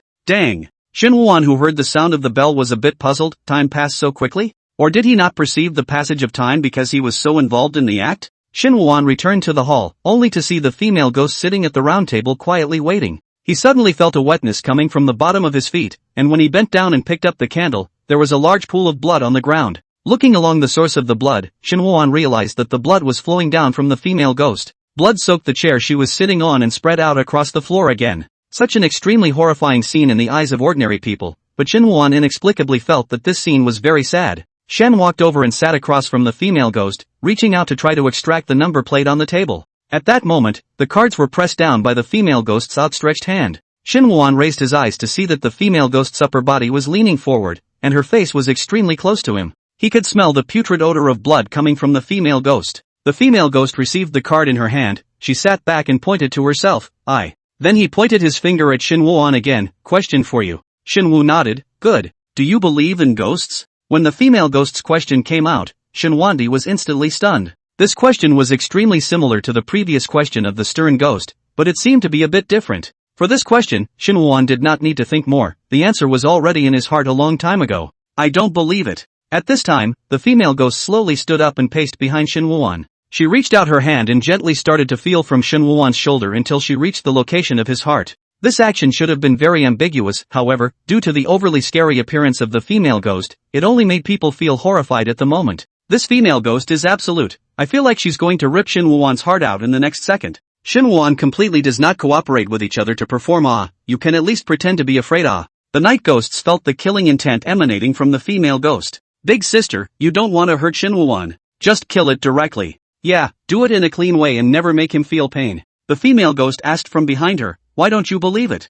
Shin Woo-won laughed softly, this is the second question, it's just a pity that you don't have the chance to ask me again. He uttered the same words that the female ghost had said in response to Hella's question. The female ghost could feel the steady beating of Shin Woo-won's heart as she slowly withdrew her hand. You win. Congratulations to Shin Woo-won for winning and becoming the only winner of this game. The voice of the narrator resounded throughout the entire villa. Shin Woo stood up excitedly, so we can leave, right? Finally, it's time to see the high-energy images of this movie. The female ghost slowly stood up, of course, but only if you walk out. As soon as her words fell, Shin Woo-won's pupils contracted violently. Countless ghosts emerged directly behind the female ghost, their faces each with their own mutilations and horrors. The only thing that was the same was that they all exuded a rushing aura of resentment. Good guy on the projection. I did not expect the money director so down the blood. I think this effect is better, otherwise all the live people to play ghosts, then the way that the crows run out, not like the ghosts of life, but like a zombie siege. Shin Woo-won's eyes were wide open, his heartbeat accelerated dramatically, and without saying a word he immediately turned around and ran.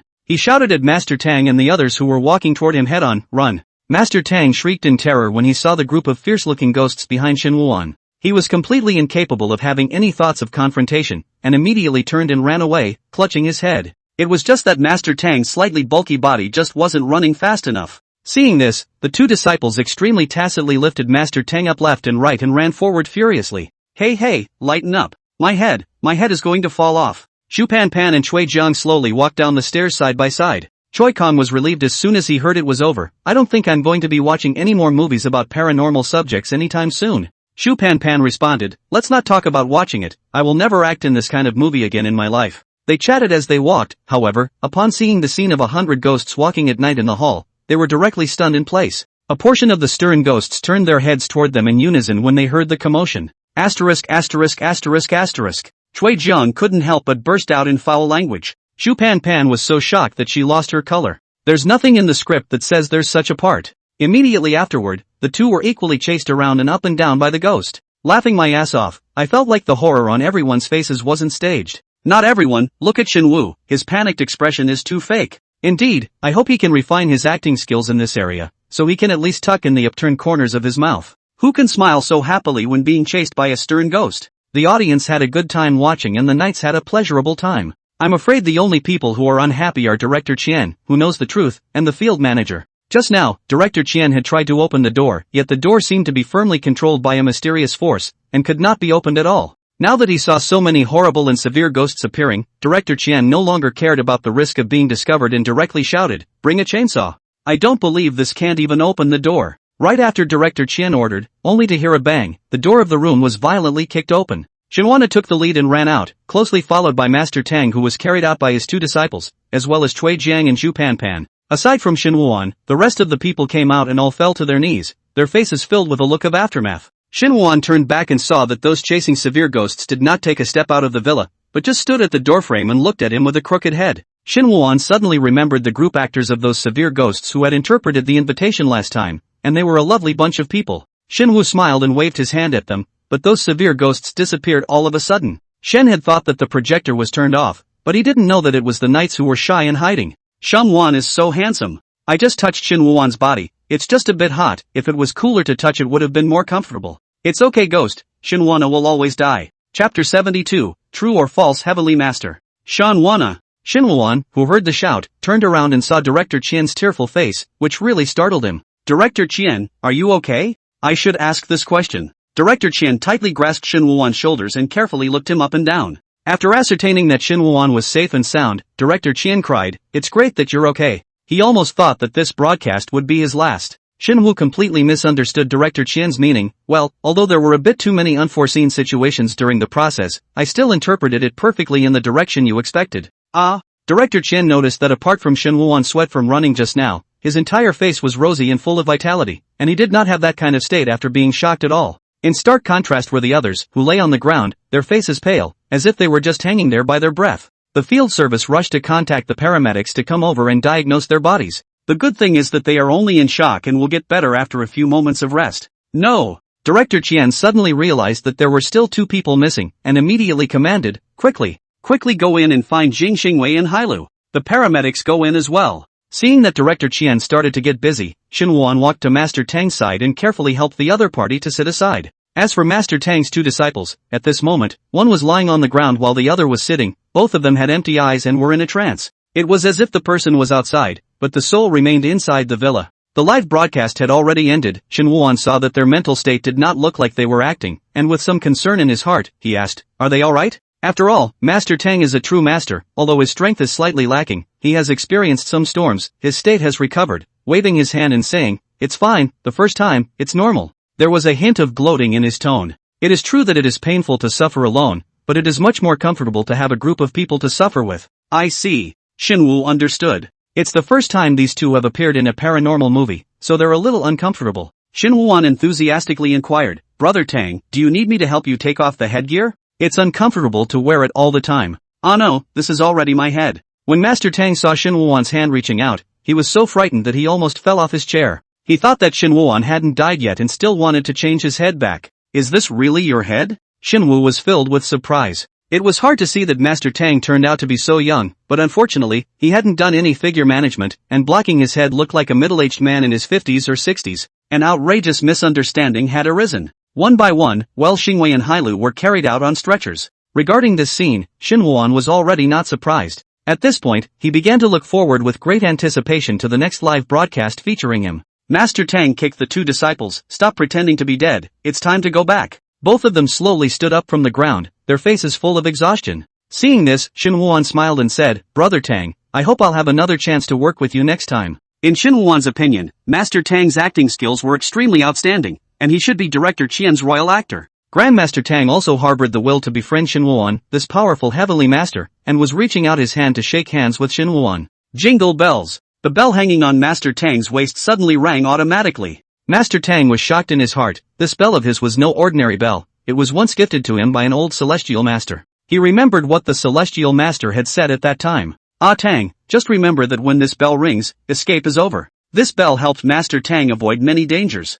Master Tang hadn't heard a bell ring in years. "Master, look behind him." There was no need for his disciple to remind him. Master Tang had already seen it. A cold aura suddenly erupted from behind Shinwoo. A handsome man with a pale face stood quietly behind Shinwoo. The other guy looks like a physically weak patient. Master Tang was alarmed. The closer the form of the ghost was to a living person, the more it indicated that the ghost's ability was extremely powerful. If the other party intended to do so, I am afraid that everyone would be left in the villa. Seeing that Master Tang looked flustered, Shen asked, "What's wrong?" Only at this moment did Master Tang realize that Shinwoo was afraid that he was not simply a celestial master who could exorcise evil spirits, but rather, he himself was able to be haunted by evil spirits with a special physique. This kind of people cannot be deep friendship. A careless, life will have to explain. Master Tang met Su Xinghao's grim gaze and instantly turned around and ran. His 2 disciples were similarly frightened by Su Xinghao and stood in place with their legs trembling. Shen turned around when he saw this, but there was no one behind him, and he thought that they were immersed in the drama. So he played along with their performance, flashing a wicked and dangerous smile. "What, still want to stay and play games with me?" "Ah!" The 2 let out a terrified cry in unison, then rolled and fled in a hurry. Shinwoo laughed, thinking that Master Tang's few people were quite talented in comedy. Unlike myself, who is often criticized by directors for being deadpan. Only after Su Xinghao saw Grandmaster Tang and the others leave did he collect that grim aura. Shinwoo was too important to them, and he couldn't let Shinwoo get too close to people like Master Tang. Otherwise, I'm afraid that once Shinwoo knew the truth, he wouldn't dare to act anymore. Su Xinghao walked towards the villa, and after Shinwoo left, the severe ghosts lost the ability to show themselves in the young world. In the midst of people coming and going, no one saw the female ghost still sitting quietly on top of that round table. Su Xinghao stepped forward, his brows furrowing slightly. "You don't have much time." The female ghost took on a transparent appearance at this point and seemed to be about to disappear. "I need Shinwoo." Su Xinghao said, "You want Shinwoo to open the door for you?" but you can't do it without the lifter's consent. Oh, you're mistaken.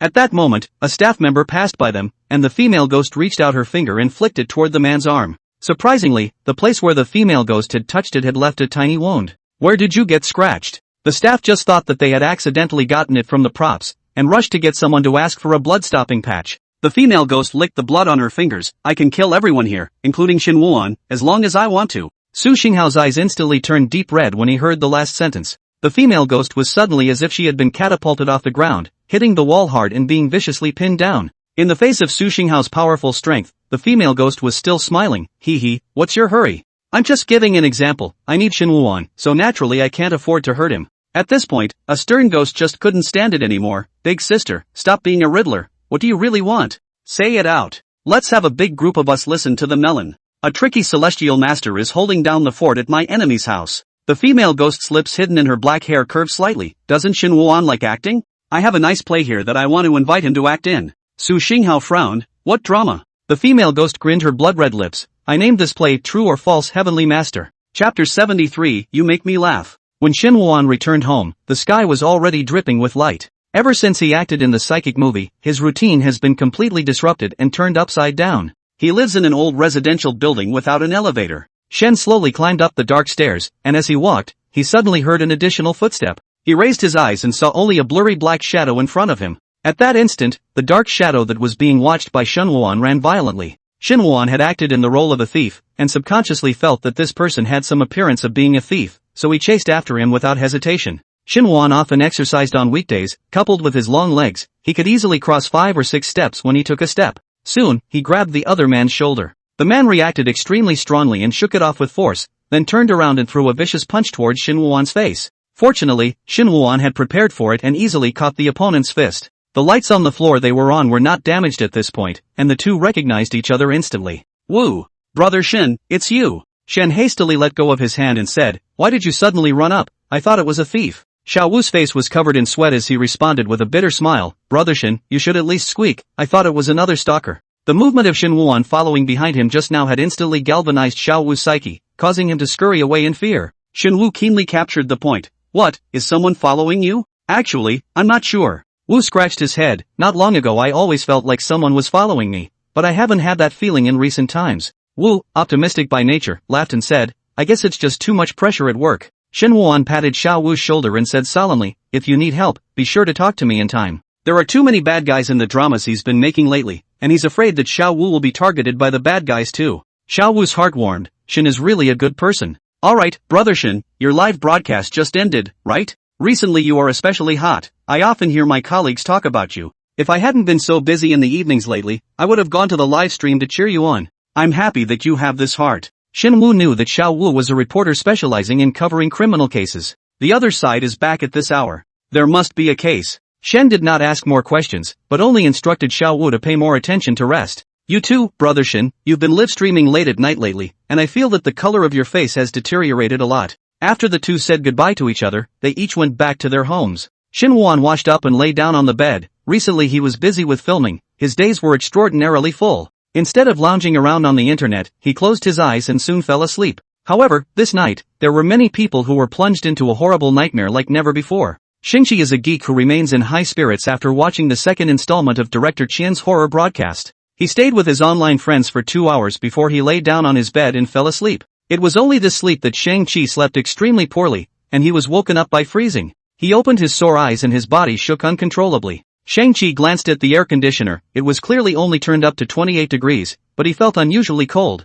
He turned the air conditioner off and planned to have someone check it out tomorrow. Shang-Chi pulled the covers over his body and prepared to go back to sleep. Ding dong! Shang-Chi's body shook violently as he frowned and sat up. He looked at the clock. It was 3 a.m. Sharp. Who would come to my house at this hour? Shang-Chi doesn't have close friends in real life and his family is not in the city. The only people who came to his house every day were the delivery men. It's probably just whoever got drunk and rang the doorbell. Shang-Chi's thought had just surfaced when the doorbell rang again. At this point, he was a little scared, although he likes to watch horror movies, but it is just a human vegetable addiction. Shang-Chi simply lay down directly, covered with the quilt, and made up his mind not to open the door. If someone really had something important to do, it would wait until daylight. What kind of person comes in the middle of the night to disturb someone's rest? Shang-Chi closed his eyes, but the doorbell didn't stop there. Instead the frequency became more and more urgent, as if to indicate that if Shang-Chi didn't open the door, it would keep ringing like that. Asterisk asterisk asterisk asterisk, nuts. Shang-Chi's fire instantly came up and he directly put on his clothes and walked out. The doorbell at this time was still continuously ringing, just like flies that kept buzzing in Shang-Chi's ears. As Shang-Chi approached the door, that doorbell stopped unexpectedly. Who? No one responded, and all of a sudden the surroundings became silent. Shang-Chi's heartbeat suddenly accelerated, and he looked closely through the cat's eye, wide-eyed. However, the cat's eye was pitch black and nothing could be seen. Is the doorbell broken? Shang-Chi suddenly thought of this possibility. After all, he had been staying at home. Even if something broke, if it wasn't a necessity, he wouldn't even get someone to come to his house to fix it. What bad luck! The air conditioner is broken, and now the doorbell is broken too. How much will it cost to fix it? Shang-Chi turned around and prepared to go back to his room, but just then he was startled by the shadow at his feet. His shadow was stretched extremely long in the faint light. Shang-Chi turned around violently and looked at the closed door of the room once again. In the crack under the door, the light from outside penetrated. The lights in the corridor would stay on in the middle of the night, and Shang-Chi, who had called for takeout several times before for all-night games, knew this very well.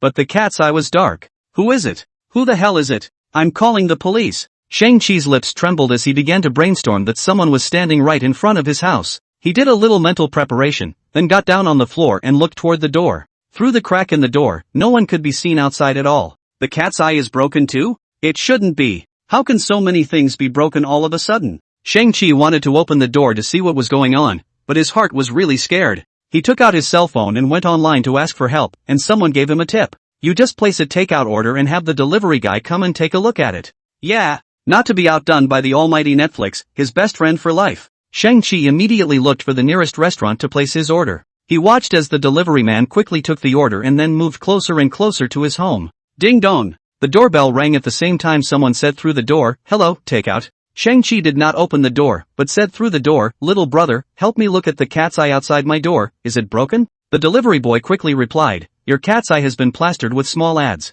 Asterisk asterisk asterisk asterisk, I said why can't I see anything?" Shang-Chi looked at the cat's eye again, and that's when he could see the little man in the yellow takeout suit standing in the doorway. "Thanks, go ahead, stuff is on me." The delivery boy felt that Shang-Chi was a bit puzzled, but he didn't say anything more and left with the food. Shang-Chi waved his hands excitedly, and in his heart, he couldn't help but feel that he was horribly smart. I'm the one who's better suited to play the lead in those psychic movies. Shang-Chi thought of Shin Woo-won, that guy's poor acting skills were so bad that he could even go on the air. He was just not convinced at that time. Directly in Shin Woo-won's group of fans like epileptic spraying each other, the result is only sprayed 2 sentences before being blocked. Shang-Chi swiped down his head and swiped through the funny videos on his phone as he walked towards the bedroom. Suddenly, his head hit a hard object and he couldn't help but take a step back. Shang-Chi frowned and gently rubbed his aching head. Did he close the bedroom door on his way out? Shang-Chi raised his eyes, only to see a pair of straight legs hanging in midair. At this moment, Shang-Chi's head instantly went blank. He couldn't even think about what this scene in front of him actually meant.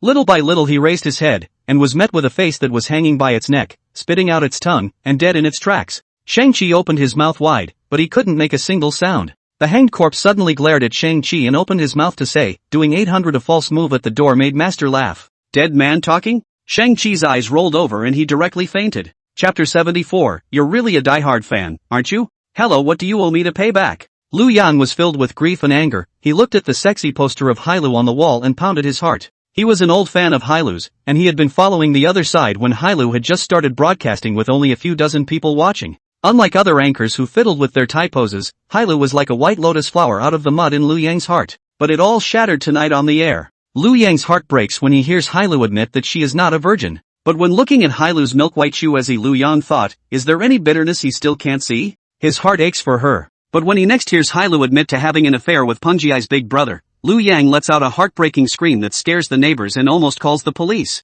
Why? Why have you become like this? I will never love again. My heart is dead. Liu Yang lay on the bed and let out a loud cry. As he cried, he went to sleep. Husband, husband? Liu Yang was awakened by the voice and opened his eyes as a woman with long black hair and white skin appeared in front of him. The woman blinked and smiled. Honey, didn't I say I had a surprise for you tonight? Why are you asleep? Oh, wife, I just fell asleep without realizing it. Liu Yang gently patted his face and asked with a smile, what surprise are you going to give me? Isn't dancing your favorite thing to watch? I've learned a new dance to show you, okay? After the woman finished, she hummed and swayed her hips in front of Liu Yang, twisting her whole body. The woman's body was extremely hot and she was wearing a tight dress that outlined the perfect curves of her body. Liu Yang's eyes went straight as he watched, his hot blood surging as he reached out and wrapped his arms around the woman's waist. The woman's soft little hand pressed his restless hand, close to Liu Yang's ear, gently exhaled and said, "Husband, want to see a striptease, ah?" Liu Yang was instantly hot and reached out to yank off the woman's shoulder straps. The woman pressed his hand. "That's not how you take your clothes off, oh." The woman placed Liu Yang's hand on top of her head. Then with a forceful pull, the scalp along with the flesh and blood was thus hardened and ripped off, revealing the skeleton of the skeleton inside. Aha! Liu Yang witnessed this scene and his heart and gut split. Immediately afterward, Liu Yan was violently pushed to the ground by the woman. The flesh and blood on the woman's body was easily shed as if it were a piece of clothing. The woman who was as beautiful as a heavenly goddess turned into a skeleton in the blink of an eye that was shocking to the core. The skeleton stood in front of Liu Yang and let out a strange laugh. "Don't you like to see the rubbing and revealing dance? Are you satisfied now?" Liu Yang screamed in shock as he rolled and crawled to escape the room, but realized that the door wouldn't open. "Don't you love me without this skin?" The skeleton stepped forward. Liu Yang suddenly realized with a shock at this point that he didn't have a wife at all. "Ghost, ghost." Liu Yang pointed at the skeleton and yelled, then felt a wave of dizziness and fainted directly to the ground. But soon, he opened his eyes again, and still the skeleton danced. The skeleton's voice was grim, "Give me wide eyes and a good look. Once the applause stops, I'll take your life. Please spare me." Applause. Snap. Louder. Snap. Didn't eat? Snap. The live broadcast exploded beyond director Qian's imagination, especially after the second installment. The heat was explosive. Director Qian immediately had the forum set up. Numerous posts soon popped up, with the most heated post catching the attention of the money guide. "Despair. I had nightmares after watching the live broadcast. Owner, I had a dream last night. I dreamed that someone was hanging in my house." The money guide thought that all the replies would be mocking or flirting with the owner's timidity. But to his surprise, there were quite a few people who seconded his building owner. Asterisk asterisk asterisk asterisk. Did the owner have a nightmare too? I dreamt about it too. I had a dream that a beautiful woman said she would do a striptease for me, and she ended up taking off all her skin. Forced me to watch a skeleton dance all night. You're a beautiful woman at least, and I've dreamed of several old men who came up and slapped me several times and yelled at me for being ungrateful. I dreamed that someone pried my head open and took my brain and said that if I didn't use the brain I'd give it to someone else, and in the morning I woke up with wet sheets. None of you were as bad as me. I was forced to stand upside down, and that ghost kept shoving Shang into my mouth. I told him I was full, but he wouldn't let me go. The reposts were one blowout after another, attracting countless netizens to look at them. Director Qian looked at these few reposts with the highest number of likes and inexplicably felt that something sounded familiar. He immediately had someone check these IDs, and it turned out that they were all the ones who had sprayed Shin Wuan in the live broadcast. They have even been banned for excessive language, hanging, explicit dancing, ancestral manifestation, upside-down eating show. Shen died in this hot summer day, hard to feel as if he was in a place of extreme cold. His heart had gone cold. Ghost went to these jets? The money guide felt as if he had discovered a horrible truth. He's directed several classic paranormal movies, but he couldn't even make up this kind of plot. The money director read the entire post with a grim look on his face, and thankfully, everyone was just having a nightmare and managed to wake up. But these ghosts, how come they all seem to be siding with Shin Wuan? You're a diehard fan, aren't you? Having such a group of ghost fans, I really don't know if it's Shin Wu's blessing or his sin. Chapter 75, The knife came down before I said anything? Shin Wuan slept this sleep until 2 o'clock in the afternoon before waking up. He rarely cooked, and basically ate at the noodle shop he frequented downstairs on weekdays. When Shen arrived at the noodle shop, he only saw the owner slowly pulling the scroll door. Shen hurriedly ran forward. "Boss, do you have something urgent to close?" The owner shook his head and responded as he pushed the roll-up door upward. "No, I'm just opening the door here." Shinwana knew that the boss usually opened for business at 8 in the morning. "Why did you open so late today?" The boss had a shriveled look on his face and sighed. "Alas, I don't know what's going on. Lately I've always been sleeping uneasily at night, always hearing the sound of someone making noise." The owner slept on the second floor of the store, and at first he thought it was a noise coming from the store next door. However, after inquiring about the surrounding stores, he learned that they basically close at 10 p.m., and that no one lives in the store like he does. Shen thought at this time that Xiao Wu was in a similar situation, so he spoke. "Is it too much pressure?" The owner nodded slightly. "I feel the same way. I've been dreaming lately that the store is packed at night, a huge crowd of people lined up waiting to sign a picture with you." Shin Wuan raised his eyes to look at the signature of the boss hanging on the wall. The corner of his mouth rose, smiled, and said, "I hope that one day I can really realize the scene you dreamed of." Shen swiped his cell phone for a while during the time he was waiting for the boss to make noodles. He suddenly noticed that the money director had opened a forum in which a poll was very hot. Which of the actors involved in Director Money Live is your favorite? Shin Wuan saw that the first-ranked person was Cui Jiang, the second was Zhu Pan Pan, the third was Master Tang, and he was the fourth. Many users left comments below. What a great guy. Shinhwan is only in 4th place? He had quite a lot of fans when I watched the livestream. As long as those fans of Shinhwan rush, he'll be number 1 straight away. It's not true that Shinhwan hired the water army, is it? Where did you buy it? I'll double what Shinhwan offered. I'll buy it to protect my idol. Shinwoo did not watch the live replay. In his opinion, the fact that he was able to win the 4th place was already an encouragement to his own acting skills. You know, the ones in front of him can be extremely outstanding actors, whether it's their acting skills or seniority, they themselves can't compare. On the other side, Director Chien thought about it and felt that if this live broadcast was to go ahead, he still had to rely on Master Tang to hold down the fort. He hurriedly contacted Master Tang, but just as he finished the matter, the other party balked. Master, the price is negotiable. Master Tang responded, I have left the city overnight. What? This news was like a bolt from the blue for Director Chen, who slammed the table and stood up anxiously. How can I continue this live broadcast if you're not here? You still want to continue the live broadcast? Master Tang was surprised for a moment. If you really want to continue, then get a good hold of Shenwandering. Shenwana? Director Chien was filled with doubt, not understanding the deeper meaning of Master Tang's words. If he's there, odds are, it won't go badly. After Master Tang went back and carefully thought about it, he had already figured out that the group of ghosts were roughly rushing towards Shenwuan. Master, what exactly do you mean by that? The Chen guide eagerly wanted to ask a clear question. Master Tang said meaningfully, Director Chien, all of you are 1,000-year-old foxes, why are you pretending to be pure? After hanging up the call, Director Chien fell into a moment of contemplation,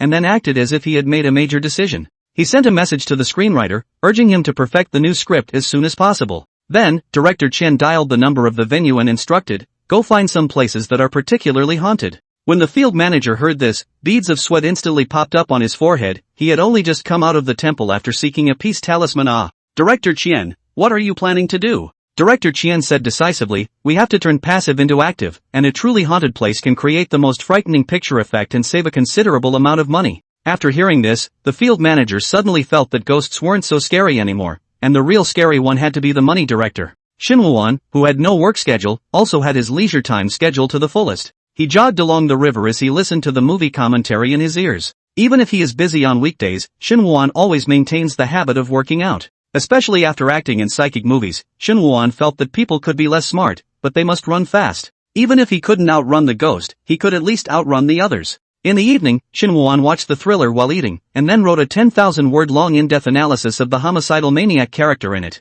He looked in the mirror and kept imitating and learning the mannerisms and movements of the murderer in the movie, striving to be even better in his next rendition. At 9 o'clock in the evening, Shinwuan lay on the bed, slowly closed his eyes, and entered the dreamland. Bang! A loud bang suddenly came, waking Shinwuan from his sleep. He sat up from the bed in an instant and looked around quickly, but didn't notice anything out of the ordinary. The voice seemed to be coming from the living room. Is there a burglar in the house? Shen pulled out a kitchen knife from under his pillow. He forgot to put it back in the kitchen when he interpreted the murderer today. He didn't expect it to come in handy at this moment. Holding the knife tightly, he quietly opened the door to his room and eased out on tiptoe. Under the faint light, Shinwuan saw that the guitar, which was originally neatly arranged, was now on the ground. The loud noise of the party seemed to be made by the very guitar falling. Shinwoo was extremely precious to this guitar and hurriedly ran over to pick it up carefully. After taking a closer look, it was good to see that it hadn't caused any bumps. Shinwoo then breathed a sigh of relief and put the guitar back again. Immediately afterward, Shinwuan held the kitchen knife and scrutinized every corner of the house to make sure there were no traces of intrusion. Shinwoo returned to the bedroom, and he didn't feel very sleepy after being disturbed by the commotion. But he didn't want to stay up late. After all, he did look a little worse lately. The condition of appearance is especially important for an actor, who cannot always be confined to psychic subjects. Shinwuan laid down on the bed, closed his eyes, and forced himself to fall asleep. Most of the people living in the old-fashioned residential buildings are elderly people who don't have a rich nightlife and go to bed very early. In the midst of this silence, Shinwuan gradually felt sleepy. His breathing gradually calmed, and he caught a faint whiff of a familiar odor. It was a smell that only a rotting corpse could give off. Shinwuan violently opened his eyes and turned his head to look, but he actually realized that there was a person lying beside him. In the midst of the darkness, the female ghost's gaze instantly locked with Shinwuan's. The corners of her mouth rose slightly, and she was just about to say something. Without hesitation, Shinwuan copied the kitchen knife by the pillow and ruthlessly slashed down towards the female ghost. His eyes revealed a fierce look, and his hand was crisp and clean, aiming completely at the female ghost's neck to slash it. The female ghost was caught off guard, and her head was directly cut off, separated from her body, and rolled down to the bottom of the bed. Her eyes were extremely wide and full of unbelief as she looked at Shinwuan. No, the knife came down before I said anything? Is he an actor or a murderer? Chapter 76 is a friend of mine. Shinwoo's originally fierce eyes suddenly became clear. He stared at the headless body lying on the bed in a daze before realizing what he had just done. The kitchen knife fell off because his fingers were stiff and cold, and Shinwoo panicked and ran out of bed, taking big steps backward. Shinwoo's hands trembled uncontrollably. I killed someone. Just then, the lying headless body suddenly sat up. The female ghost picked up the head that had fallen to the ground and put it back on her neck. Don't worry, I'm fine. It just didn't live either. The female ghost is helpless. There is still a law to punish killing people, but killing ghosts, where can she argue? Shinwoo hurriedly turned on the bedroom light, and bright lights spilled down. Shinwoo finally recognized that what was in front of him was exactly the female ghost that he had played the game with to the finals yesterday. Why did you appear in my house? Shinwoo asked with a serious look. Even if they were actors who had worked together before, it was too presumptuous to barge into his home like this without saying hello. The female ghost's attitude towards Shinwoo shifted after her head was cut off. She even bothered to explain, the door to your house was left open, and I was worried that something had happened to you, so I came right in. Shinwoo didn't eat this set of hers. You're really special in worrying about this, all the way to my bed? The female ghost touched her neck and winked playfully, only her long hair covering her lively expression, can't you tell? This is my unique hobby. After the misunderstanding was solved, although Shinwoo felt that the female ghost's behavior was odd, but in comparison, his own beheading behavior seemed no better. Sorry about breaking your prop. I was thinking a bad guy had broken in. The corners of the female ghost's mouth twitched slightly, secretly slandering. Who else has you bad? Your fierce gaze just now is about to scare the ghost to death alive. Shinwoo did not feel the least bit weird about the female ghost's outfit. In his opinion, the female ghost should have come straight to his house just after work. Shen led the female ghost to the living room and poured a cup of warm water for her, then the two of them sat down facing each other. Shen opened his mouth and asked, you came over to look for me on purpose, so you must have something to do, right? That's right. The female ghost glanced at the guitar that was placed there, and she had originally wanted to directly possess Shinwoo to start the operation. As a result, he was stopped by Su Xinghao just as he arrived. She really didn't expect a ghost as powerful as Su Xinghao to willingly follow a living person. Shinwoo sensed the female ghost's gaze and looked over smoothly, saying, that guitar is very precious, I will borrow it. The female ghost gently shook her head. I came here just to invite you to star in a play. It was the first time Shinwoo encountered a script offer that came to his door, and he excitedly stated his attitude, no matter what kind of role, I'm more than willing to act in it. However, if there is a script, I would like to be able to read it first. The female ghost took out a piece of paper with extremely obvious folding marks from her body. After Shinwoo took it, he realized that the content on it was handwritten, and some of the words were also stained with blood. Before the female ghost could wait for Shinwoo to ask, she spoke, this is my style. Quite good, quite special indeed. Shinwoo praised it heartily, and then he watched it with full attention. The name of the script is called True or False Heavenly Master, and among the movies Shinwoo has seen in the past, this name belongs to the type that is particularly unattractive. The script doesn't have a synopsis, and in its place is an incredibly long story that doesn't even go into segments. The dense black letters seem to pound the human vision. However, Shinwoo continued to watch attentively. The story unfolds from Pang Fongfong's point of view. Growing up, her parents had favored sons over daughters, and she had struggled to grow up with their biased treatment as well as beatings. When Pang Fongfong was 21 years old, her parents forced her to drop out of school in total disregard of her wishes and introduced her to a man as her boyfriend. Pang Fongfong didn't like this man, but due to the long period of verbal abuse and beatings from her parents, she had been too accustomed to resist. So, after knowing each other for less than a week, Pang Fongfong was sent by her parents to the man's home. There were no ceremonies and no banquets for family and friends. Pang Fongfong's life thus, suddenly embarked on another very different path. Pang Fongfong's husband is not good to her, the same as her parents. As long as the slightest thing does not go well, she is either beaten or scolded. But even when Pang Fongfong was beaten until she was hospitalized for 7 consecutive days, she never thought of divorce, because she's used to this life. In the past, when she was at home, Pang Fongfong suffered a lot from her parents' scolding. In comparison, Pang Fongfong even felt that her husband treated her much better than her parents. At least when she was hospitalized, her husband would bring food. Later, Pang Fongfong became pregnant but suffered a miscarriage in less than a month because she was beaten by her husband. This time the beating took place outdoors and passers-by saw it and called the police on the spot. The husband was taken away by the police. The scars that have accumulated on Pang Fongfong's body over the years are a sight to behold.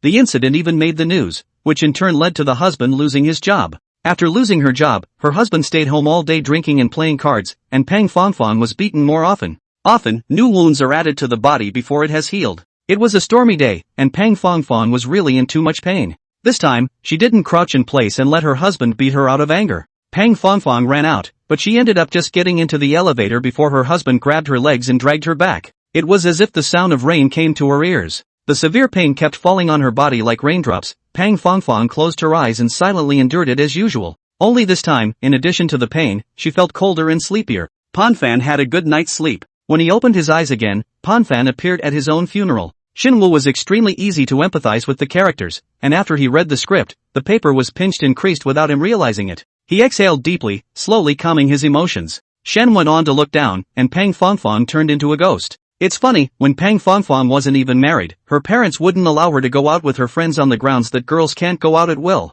And when she got married, she was ordered by her controlling husband not to go out or make friends. Now that Pang Fongfong was dead, she was instead able to go wherever she wanted like a free bird. But even then, Pang Fongfong didn't know where she could go. Most of the time, she still watches her husband and parents in silence. Pang Fongfong saw that her parents were organizing her brother's wedding. They were beaming with joy as they told the stage about all the difficulties of raising their brother along the way. They were in tears and hugged each other tightly in a ball, reaping the rewards of flowers and applause. And the husband soon married a new love, a woman prettier than her. The husband would take the woman around and his outstretched hand would always fall gently on her. On Fanfan while feeling alienated by their smiles. Why are you all laughing so hard? Turns out you guys can be very, very nice to other people. Why am I the only one who has to suffer like this? Is there something I'm not doing right? Answer me. Answer me. Pang Fongfong choked her husband and didn't get an answer out of him until he gagged. What about you, Mom and Dad? Do you guys love me or not? Pang Fongfong transforms into a stern ghost and returns home after killing her husband with her own hands. Pang's family is horrified at the sight of the appearing Pang Fongfong and spends a huge amount of money to hire a celestial master to sit in their home. The story runs out of steam here, and Shin Wuan asks, am I playing the celestial master who was invited by the Pang family? No. The female ghost paused. You play the role of a fake heavenly master, and you're going to gain the trust of Pang's family and replace that heavenly master. Shinwoo realized that although the heavenly master had appeared late, his importance in the play was unquestionable. He can't wait to take on such a challenge. When is this movie going to start shooting? I want to go ahead and feel the atmosphere. Ghostess, you can start filming your scene anytime you're ready. What do you think of this story? Shinwana gives his assessment. It's very real, and it's amazing that Pang Fongfong's life can be told in just this one page. I'd like to ask which screenwriter wrote this story. The female ghost laughed softly, unable to hear her joy or anger. It was written by a friend of mine. Chapter 77. I know you're in a hurry. Since the shooting can start at any time, Shinwuan is unwilling to delay the process of the crew. He quickly changed his clothes and then followed Pang Fongfong outside. Going downstairs, Shinwuan stood on the empty street and turned his head to inquire, shall we ride over there by ourselves? Pang Fongfong was slightly stunned, and it was only at this time that she suddenly realized that Shinwuan was a living person and could not fly away directly like her. At the moment it was already after 3 a.m. And once it was light, she would not be able to continue her stay in the Yang world. Pang Fongfong's gaze became dark. If only Shinru was a ghost, then all the problems would be solved. Thinking of this, Pang Fongfong's eyes took on a dark red color and began to stare tightly at Shinwuan's neck. Shen sensed Pang Fongfong's embarrassment and thought that the crew was too poor. He said thoughtfully, it's fine, we'll just ride a shared bicycle there. The address is. Pan Fanfan's voice was so small it was barely audible. Shinwu couldn't help but move closer. Say that again. Right at this moment, Pang Fongfong's hand grew thin sharp claws and was slowly reaching for Shinwuan's back. Shanwana. Hearing the voice, Pang Fongfong immediately retracted her hand. Shinwuan followed the voice and looked over, his face showing surprise. Grandpa Wang. Grandpa Wang is standing on the opposite side of the street. The sign that reads Old King Styling House glows brightly in the surroundings, where all the stores are closed. It was as if it was the only light in this dark world. Shinwuan hurriedly ran over. At this time, he looked around the surrounding stores and his expression changed slightly. He distinctly remembers that the store was originally a breakfast place. Grandpa Wang had been closely observing Shinwuan's expression, and when he saw him staring at the signboard, he knew what was on his mind. Have you been unable to find my store? Ha ha. The store rent was so expensive that I got someone to work with who runs his business during the day and I start at night. This situation was very common, Shinwuan nodded. So that's it, if I need makeup in the future, I'll come to you. Welcome, welcome, welcome. Grandpa Wang looked towards Pang Fongfong who was standing in the distance. His face seemed more amiable than before. Where are you going with this? Going to shoot a movie. Shinwuan could see that Pang Fongfong's theater group didn't have much money. Grandpa Wang, it just so happens that I'm going to do the styling, so I'll trouble you. Grandpa Wang gently pushed the door open. Come in then. Before Shinwuan entered, he spoke to Pang Fongfong. Grandpa Wang has helped me with styling in other dramas before, so wait for me. Grandpa Wang still had that smiling look. Woman-child, do you want to come in and sit for a while?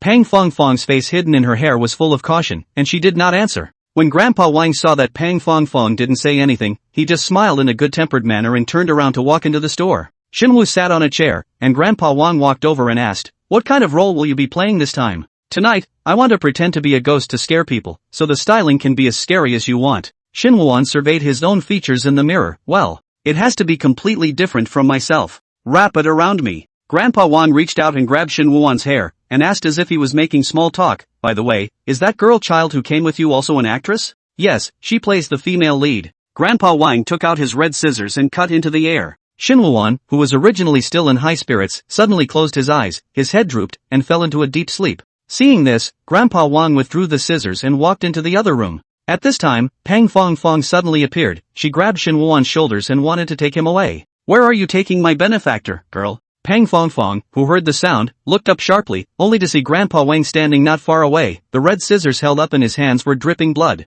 Pang Fong Fong did not let go of Shin Woo-won, but intended to force her way out. Immediately afterward, several thick black ropes sprang steeply out of the ground, instantly binding Pang Fong Fong's entire body tightly. Under close observation, Pang Fong Fong realized that those black ropes were actually large amounts of black hair. This old thing is surprisingly powerful. Pang Fong Fong couldn't move at the moment. Those black hairs were like living creatures, holding the sleeping Shin Woo-won and carefully placing him back on the chair. Grandpa Wang slowly walked over to Pang Fong Fong and cupped a strand of her long hair in front of her forehead, then stretched out the red scissors and cut it. Ka-ching, ka-ching. The long hair in front of the female ghost's forehead was cut short, revealing a pale yet extremely beautiful face. Pang Fong Fong always stared viciously at Grandpa Wang. Grandpa Wang said after taking a closer look, still a pretty girl child, your look is really suitable to be a heroine. Except you don't seem to be producing this movie from a lifter. Is it a serious movie? Old thing, let go of me. Pang Fong Fong struggled desperately, but was never able to loosen the black hair by half. Impolite, didn't anyone teach you to respect the elderly? The scissors in Grandpa Wang's hand once again cut in the air. Ah! Pang Fong Fong let out an extremely sharp and miserable cry. Her arm actually suddenly disconnected. You just wanted to use this hand to kill Shin Woo-won, didn't you? Grandpa Wang's originally smiling face suddenly changed dramatically and became incomparably vicious. Who gave you the guts? How dare you lay hands on my benefactor? Grandpa Wang moved to this neighborhood in order to be able to wait for the opportunity to repay his kindness. It hadn't even been that long ago that I almost witnessed my benefactor being killed in the street. Grandpa Wang was enraged. Su Xinghao, you just stood by and watched Shin Woo-won get killed? Next to the record player, Su Xinghao was already standing there at some point. He was calm, and in the face of Grandpa Wang's anger, he did not explain at the first opportunity, but gently slid the disc of the record player. That south wind blows cool, that nightingale cries and sings, all the flowers under the moon are dreaming, only that night comes to scent. The lilting tune washed away the tense and scary atmosphere of the moment. Elder Wang, I know you're in a hurry, but hold your horses. You're making fun of me? Grandpa Wang raised an eyebrow, his anger flaring. Even if you didn't make a move, I would have stopped her at that time. Su Xinghao had always been clear that Pang Fong Fong had a restless mind. This is a common problem that most of the severe ghosts will have. After becoming a severe ghost, there is an extra trace of killing instinct like an animal. Su Xinghao and Grandpa Wang were no exception, so they wouldn't get too close to Shin Woo-won on weekdays. Pang Fong Fong just became a night ghost not long ago, so please bear with me. Grandpa Wang frowned. So you're involved in this? If the recommender knows about it, you won't have any luck. Su Xinghao grunted. So what if I know? I only work with my heart. Grandpa Wang stared tightly at Su Xinghao. I don't care what you want to do, but if you let Shin Woo-won die, I will never let you live well, even if I have to fight my soul to the death. Elder Wang, don't get excited. If you take a look at her hand, you'll understand why I chose to take a risk this time. Grandpa Wang sniffed and looked over, his eyes flashed with a blood-red light. He saw that a red rope had been tied around Pon Fon Fon's wrist. The red rope was very long and stretched all the way out. Grandpa Wang knew a lot of insights about the netherworld, and his expression changed slightly. This is the marriage rope. As the name suggests, a marriage rope tied to the hands of two people can lead to a marriage. But this usually only occurs in the living. It is simply not possible for a living person to have a marriage after death when their karma has run out. This is someone using evil magic to forcefully pair Pang Fong Fong up. Chapter 78. This family will break up without him. I'm afraid that this person is a tough opponent that is difficult to deal with. Grandpa Wang knew it very well in his heart. Even so, do you want to put Shin Woo-won in danger? I have tried to stop it. Su Xinghao shrugged, but it was no use. The number of ghosts who privately sought help from Shin Woo-won behind the back of their lifters would increase. Grandpa Wang sighed. You're right, it's me who's too idealistic. Why should Elder Wang worry? The worst that can happen is that Shin Woo-won dies and becomes the same kind as us. Su Xinghao smiled. That's not a bad thing. The previous Su Xinghao would never have said such words, and Grandpa Wang's heart trembled slightly as he realized what was going on. Su Xinghao, how long has it been since you returned to the netherworld? A stern ghost cannot stay in the yang world for a long time, otherwise it will gradually produce uncontrollable changes in its thinking, and it may even lose its memory and become a stern ghost that only knows how to kill. I'll go back for a while when this is over. Su Xinghao looked unimpressed. It's not early now, so since you've decided to help, hurry up and do your part. Grandpa Wang sighed, and ordering me up. Nowadays the night ghosts are really without any of the living people's virtue of respecting the old. Get off me, old thing. A girl's family doesn't have any quietness at all, just lie down until Xin Wuan wakes up. Xin Wuan slowly opened his eyes. He felt that every time he fell asleep here at Grandpa Wang's place, he could sleep extraordinarily comfortably. Xin Wu raised his eyes without realizing it, and the long-haired stern ghost in the mirror was looking at him with a resentful face. Xin Wu instantly fell back, but soon he came closer for a closer look. This is me? The look was unrecognizable even to himself, let alone anyone else. Shen grabbed the long hair that hung down beside him. Grandpa Wang's craftsmanship was truly exquisite. He felt as if his long hair was even tightly fitted to his scalp, and he could feel a distinct pain between pulls. Happy with the look? Grandpa Wang asked from the side with a smile on his face. Shen gave a thumbs up towards Grandpa Wang. It's so satisfying, I don't even dare to look at it more, it's just a bit scary. It's good to be satisfied. Grandpa Wang looked happy. Xin Wuan stood up. Grandpa Wang, I should go, I'll visit you again next time. Go go go. Xin Wuan walked out of the store, and there was a yellow van parked outside, and the door was already open. Get up there, this is the car that's coming to pick us up, Pang Fongfong said quietly. It was only then that Shen noticed that Pang Fongfong's hair was cut, revealing her face. It's quite pretty, but it just feels like Pang Fongfong isn't too happy about it. Xin Wuan left the back seat of the car to Pang Fongfong, and sat himself in the passenger seat at the front of the car. The lights in the car were not turned on, and the driver wore a hood, the shadow of which covered most of his face, so that only his smooth jawline could be seen. Although he couldn't see his appearance, Xin Wuan felt that the driver had an extremely unique aura that made people feel that this was a big handsome man. Master has worked hard. Xin Wuan greeted. The driver nodded slightly in response. Seeing this, Xin Wu secretly sighed in relief. In fact, unless he was an acquaintance, he was never very good with words when dealing with strangers. The scenery on the car window began to rapidly recede. Xin Wuan looked out the window and felt the car driving extremely fast. However, the water cup he held in his hand, the water on it didn't even fluctuate at all, as if it was placed on flat ground. I didn't realize that such a young driver was driving as if he was a veteran with decades of driving experience. You're such a good driver. Xin Wu couldn't help but compliment. Aha! The driver, who seemed even more socially horrified than he was, simply responded. Although it was late at night, there were still pedestrians on the streets. This yellow car plowed through the bodies of pedestrians, yet no one thought anything was out of the ordinary. Xin Wu sat in the car and unconsciously began to empty his thoughts. Arrived. Only when the driver's voice came from his ears did Xin Wuan notice that the car had stopped. He opened the car door and walked down, and at that moment he was standing in front of a neighborhood. Since it was late at night, each building was dimly lit, with only the security lights glowing an eerie green in the windows. Pang Fongfong looked somber. Pang's family lives in Building 7, 2001, you'll have to sneak in and scare them tonight. Shen noticed that Pang Fongfong was standing still. Aren't you coming with me? I don't have a part tonight. Yes? Xin Wuan gazed at Pang Fongfong. His eyes seemed to have changed. Are you really an actor? Pang Fongfong's face remained unchanged. In fact, her facial muscles were stiff and it was difficult for her to make a soulful expression. What do you mean by that? You snuck into my house in the middle of the night, and you didn't prepare any contracts other than the script. Xin Wu looked around. Also, there's no other crew presence here. Pang Fongfong was completely unable to understand why she was so easily dismantled by Xin Wuan when it was her turn. I'm in live mode and have installed hidden cameras here. You're lying. Xin Wuan had long since discovered Pang Fongfong's oddity, but he was also afraid that it was a misunderstanding, so he came here. Pang Fongfong was confused. Where was she going to get all that equipment? Pang Fongfong hid her hands behind her back, sharp, thin nails growing rapidly from her fingers. Sure enough, the living are a pain in the ass, it's more convenient to be dead. At this time, Su Xinghao was still in the car, and Pang Fongfong believed that as long as she did it fast enough, the other party would never be able to save Xin Wuan in time. Pan Fong jerked her hand up. Make way, make way. Xin Wu looked surprised, then he looked at Pang Fongfong with an embarrassed face. I'm sorry, I misunderstood you. Pang Fongfong's movements instantly froze, and when she turned around, she saw a few stiff-looking men in blue tank suits carrying various equipment and devices. The one in the lead was none other than Grandpa Wang, who walked up to Xin Wuan and said, "You guys drive this car really fast." This guy, Su Xinghao, dares to race a hearse on the basis that he doesn't need a driver's license in the netherworld. Xin Wuan asked in surprise, Grandpa Wang, are you also involved in the shooting this time?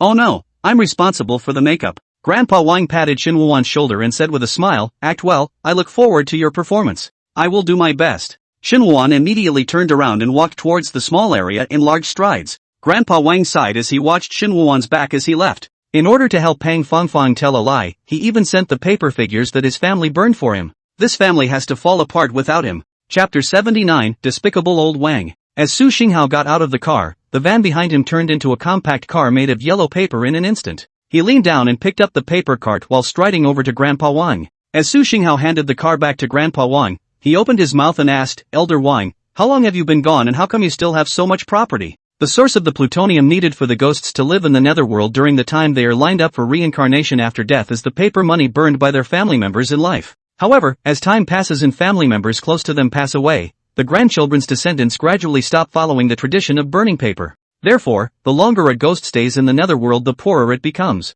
In the end, when they can't make it, they have no choice but to go to reincarnation or become a lone ghost, rubbing off on other people's incense. And Grandpa Wang was arguably the most well-lived among this group of old ghosts. Ha ha! Grandpa Wang laughed proudly. "I've never treated myself poorly, just give my grandson a dream if you're short of anything." Su Xinghao raised his eyebrows slightly. "You're being a bit unethical. Frequent dream entrustment can cause damage to your grandson's body." "Hey, my grandson has a special physique. It's just that the 8 characters aren't as hard as Shenhuan's, so he can't carry things." Meanwhile, Shenhuan was following the staff into the elevator. The neighborhood appears to have been newly developed not long ago, and thick wooden planks have been installed to protect the elevator in case workers accidentally hit it while carrying things. Shenwu stood at the corner, making as much space as possible. Crews carrying equipment soon filled the elevator. Shen pressed the button for the 20th floor and the elevator slowly closed. "Hey, wait a minute." Hearing this sound, Shenhuan hurriedly pressed the door open button. The man who had just finished his night shift came running. However, what met his eyes was the elevator room full of bizarre paper figures.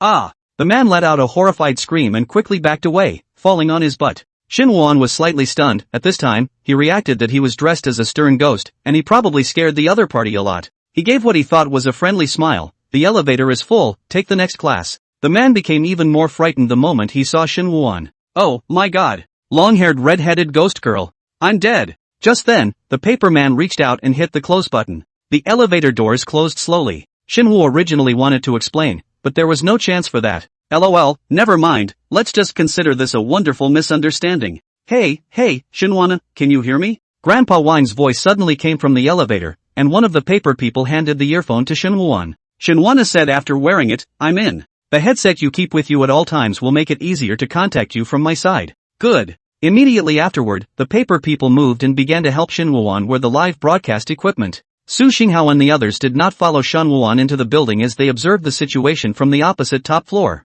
Su Xinghao, after all, had a wealth of experience in performing on stage, so he was naturally able to recognize that Grandpa Wang's set of equipment was used for live broadcasting. He frowned slightly and said, "Didn't you just warn me not to engage in unauthorized live broadcasts? How come you're not afraid of lifters when you're on your own instead? Oh big star, you have fans burning paper money after you die, so much that you can't even spend it all." Grandpa Wang pointed to his 2 empty pockets. "As for me, my grandson, he's stingy when I ask him to buy me some paper money. It's not enough for me to spend. I mustn't earn myself some plutonium to use, eh?" Grandpa Wang belongs to the existence of extremely high seniority in the netherworld, and now he has even taken the lead in establishing a fan club. On weekdays, if he sent out a message, a lot of ghosts would respond with likes, not to mention when he turned on the live broadcast. "Yo, Wang Lao is on the air? Has Wang Lao finally thought about it? Is he planning to go on the dance track? Don't do it, you're too old for that. It's going to rain in hell when you dance. Administrator Lao Wang, go go go. Don't joke, I'm a serious live room here." "How serious is it?" Grandpa Wang began to adjust the lens, however, because he is not good at operating these modern equipment, the lens is always dark. "What's going on here? How come I can't see anything?" Seeing this, Su Xinghao helplessly held his forehead, then reached out and pressed the equipment switch. The live broadcast instantly appeared, and although the camera was shaking very badly, the viewers still recognized Shenhuan at once. "It's Shenhuan. I almost didn't recognize him with the wig. Old king, you finally couldn't help yourself and started deciding to spy on idols?" I rewarded. Shenhuana cut the UHD quality for the bath. Grandpa Wang saw these pop-ups and blew his nose in anger. "Administrator Lao Wang, what's all this nonsense?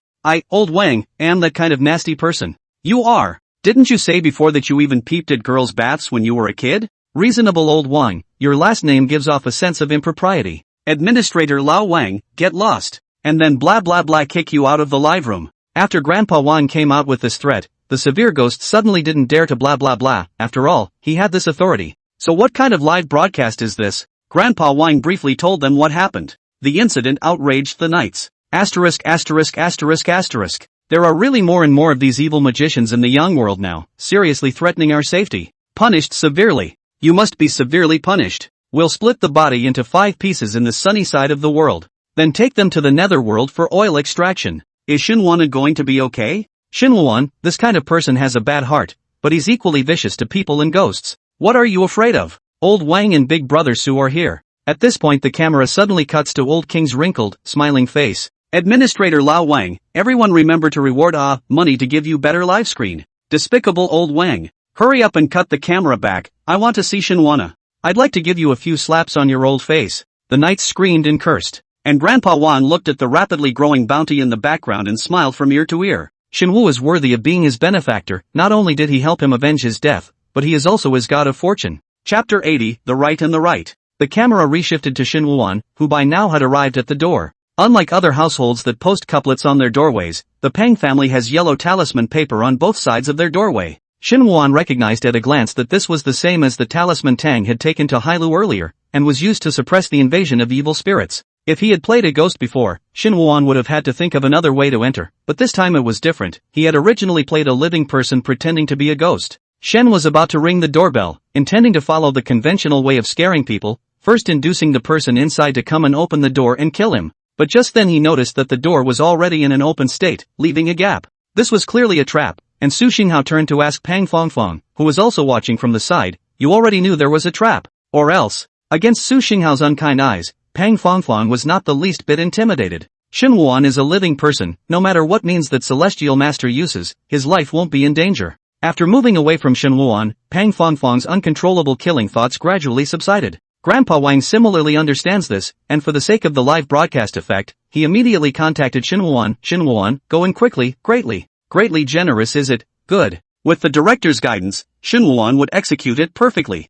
Grandpa Wang froze, it was just his mantra. Shinwu directly kicked the door open and walked in with his long legs. His steps were enormous, and just as he entered he felt as if he had stepped on something, and looked down to see a red rope with a bell tied to it. Jingle bells! At the same time, a crisp bell rang out. Shinwu was caught off guard and was instantly covered by a red net. Good guys, soul locking formation, soul locking net, soul suppression bell. With this combo down, I go in and get Ga. Luckily it's Shinwana who went in. I'm afraid there are a lot of ghosts that have folded at the hands of evil sorcerers. The red net was so long and heavy that it was impossible to remove it for a while. Shinwuan was pulling and kicking again, and the formation on the ground painted with dog's blood became directly blurred by such a rubbing on the soles of his feet. Wife, Master Zhao's formation really works. The sound of a bell awoke the room and a man and a woman slowly walked out of the bedroom. The man had a full face, a round head, and a rich physique. On the contrary, the woman was so thin that the bones in her face stood out, giving her a snarky look. Pang's mother laughed, "We've spent so much money at least, how could it not work?" Shinwuan recognized the two actors playing Pang Fongfong's parents beforehand through the photos provided by Pang Fongfong. Shinwuan immediately got into character and cried out mournfully, "Dad! Mom! Why are you doing this to me?" He asked what Pang Fongfong had been wanting to ask. Pang mother decided that Shinwuan had been completely controlled by the formation, pointing at him and cursing, "You are merely dead. But your brother was so messed up by you that his daughter-in-law ran away, he lost his marriage." Thinking of this, Pang's father was equally very angry. "In order for your brother to marry that rich white beauty, I went through so much trouble, and even found people to borrow money. Well now, everyone knows our house is haunted and they just broke off the engagement with us. Even the neighborhood is directly devalued because it's haunted and everyone is pointing fingers at them." Pang's father hated to slap Pang Fongfong a few times, but he froze and didn't dare to go over there because he saw how scary she looked. "You are really a money loser. You lost money while you were alive, and you come to harm people when you're dead, so it's really a waste of time to have raised you." With a brain, they vented their dissatisfaction with Pang Fongfong to their heart's content. Su Xinghao sensed that the evil force from the Pang family had disappeared and said, "The things that are harmful to ghosts have already been destroyed by Shinwuan, so you can go in now." However, Pang Fongfong appeared to be in no hurry and gently shook her head. "No, there's no hurry." Shen let them rage for no reason. In this moment, his mind was synchronized with Pang Fongfong's. Only Shinwuan stood up and walked towards the Pang family's parents step by step. "I was going to take you all to the netherworld to enjoy yourselves, but it seems like you'd prefer a little bit of suffering in the yang world." Seeing Shinwuan walk out of the formation, Pang mother was alarmed. "What's going on? Is the formation not effective?" They immediately ran back to the bedroom and backhandedly locked the bedroom door. Bang! Bang! The huge impact caused the door panels to start trembling. Pang's father and mother were scared out of their wits, but remained dead against the door. "Dad, Mom, I'll give you an early taste of hell. As for that heavenly master you invited, he will die 100 times worse than you." Hearing these words, Pang's mother was frightened to the point that her liver and gall bled, and she hurriedly shouted in panic, "Quickly! Call the police! Pang's father also panicked, took out his cell phone, just pressed the police call before dialing out, then suddenly thought, not right off. How can the police deal with ghosts? We need to find Master Xiao. So, he hurriedly dialed the number left by Master Xiao. At that moment, a room next to the bedroom opened and out came a young man with an obese figure and a strong resemblance to Pang's father. Pang Yongwan yawned and said sleepily, have you caught sis yet? I was talking to my friend about filming her. As a result, the next second, he saw the long-haired stern ghost. Shinwoo looked over with his head tilted. The long hair that had fallen out was now windless. Pang Yongwan's legs trembled violently. He was only wearing pants, and when he shook so much, the flesh on his body undulated and shook like waves. When Shen approached, he saw yellow urine running down his thighs between Pang Yongwan's legs. Shinwoo directly gave Pang Yongwan a wave of stick-face kills. Shinwoo, who was in the movie, did not notice that his long hair was as if it possessed vitality, wrapping Pang Yongwan's head. That black hair was like a thin rope, tightly wrapped around Pang Yongwan's neck. Pang Yongwan was unable to utter a word, and under this extreme fear and strong sense of suffocation, only his eyelashes fluttered violently, and he suddenly collapsed straight down. With a loud bang, Shinwoo was startled by the huge commotion caused by Pang Yongwan's fall. This guy must be 200 pounds, I'm afraid. But the actor was pretty desperate and didn't take any safety precautions, so the back of his head should hurt quite a bit. I hope the people are okay. Shinwoo glanced at the time, only a few minutes before 5 o'clock. As a professional actor, as long as the director didn't yell stop, he naturally had to continue acting. Except they wouldn't come out, and he'd have to think of another way to get into the room. Grandpa Wang was still happily interacting with the pop-up audience and asking for a reward. At this time, Su Xinghao tugged on Grandpa Wang's collar, quickly. Make Shinwoo stop. Grandpa Wang looked confused. What's wrong? It's not even dawn yet? If you're any later Shinwoo will really become a ghost. It was only then that Grandpa Wang realized with a shock that Shinwoo had planned to go out the window and sneak in by stepping on the pipes outside in order to be able to sneak into the room where Father Pang was. And at this moment, Shinwoo's large body had already poked out of the window. This scene scared Grandpa Wang so much that he almost lost his soul on the spot. That's 20 floors. Chapter 81, Waste of air even if you're alive. This risky move of Shinwoo was too bold, causing Grandpa Wang's heart to instantly rise to his throat. Shen, it's okay. Over and out. However, Shinwoo seemed to not hear it at all, and both of his feet had already stepped on the pipe. At this time, the wind outside was a bit strong, blowing his body slightly shaking. The slightest carelessness would end up in pieces. The headset is broken? Damn it! Grandpa Wang was furious, thinking that his grandson must have bought another cheap one. However, it was good that the experienced Grandpa Wang immediately thought of a remedy. Shinwoo had no fear at this point. He was now filled with thoughts of sneaking into Pang's father's room. At that moment, a paper figure suddenly appeared by the window. The pale and stiff face with brightly colored blush was particularly frightening. The paper man holds up a sign that says cut. Is it over? Shinwoo is not finished, but the two from the Pang family are still in their right mind. The paper man doesn't speak, he just still holds up the black sign. The other several paper figures followed old Wang's instructions and tightly tugged on Shinwoo's shoulders and arms. Shinwoo could only allow them to pull themselves back into the house through the window. Is the others play next? Do you need my help? Can I stay here and keep watching? Shinwoo and the crew has no social phobia look at all and shows great enthusiasm, but it's a pity that those present are all lifeless paper people. The paper people kept pushing and shoving Shinwoo, pushing him out of Pang's house. Even helped him press the button for the elevator to go down. The gate of the Pang family slowly closed, and Shinwoo stood in place, confused for a while. However, it was not the first time that Shinwoo had experienced this situation of being kicked out by the crew, and he entered the elevator with a reluctant mood. As he came out of the building, he was greeted by Grandpa Wang. Seeing the senior who had always been highly respected by him, Shinwoo was a bit depressed. Grandpa Wang, I didn't act very well. Grandpa Wang hurriedly cheered Shinwoo, who said you didn't act well, your acting was fantastic. That Pang Fangfang's brother was directly scared off by you. Yeah? Was the performance that good? Shinwoo's eyes regained their vigor. Can you show me the picture? Grandpa Wang had found an excuse long ago. This still needs post-editing, without special effects, the scene would actually be awkward. Shinwoo thought about it and nodded in agreement. That's right. The day was about to break. Grandpa Wang didn't dare to stay here for a long time when he saw this situation. He gently patted Shinwoo. Your part in today's drama ends here, you quickly go back. Also, the cruise car suddenly broke down, so it'll be hard for you to take a taxi back, and the cost will be reimbursed to you. Grandpa Wang and the others pretended to return to the villa, but in reality, they disappeared without a trace the moment dawn broke. Shinwoo looked at the sky that gradually turned gray-blue. For some reason, at this time, there was an additional sense of loneliness in his heart. Instead of hailing a cab home, he simply opted to get on a shared bike and head back. Greeting the slightly cool breeze and enjoying the surrounding scenery, Shinwoo's melancholy mood just now was also swept away. Just then, a black Rolls-Royce sped past Shinwoo. Shen did not pay attention and continued to ride forward. And the car came to a sudden emergency stop. The car door opened and Xiao Zhe, dressed in a customized suit, stepped out of the car. Xiao Zhe's face was cold and stern, and at this moment, he was frowning, his eyes looking sharply at Shin Wuan's back as he rode away on his bicycle. The driver's door opened with it, and another young man came forward respectfully. "Master, did something happen?" Xiao Zhe looked at the youth with an icy expression, his tone unkind. "You've been by my side for so long, did you not even notice that Yin Qi appeared just now?" The youth was obviously very afraid of Xiao Zhe, and he forced himself to hold back his fear and said, "Is Master suspecting that the man on the bike just now is a ghost?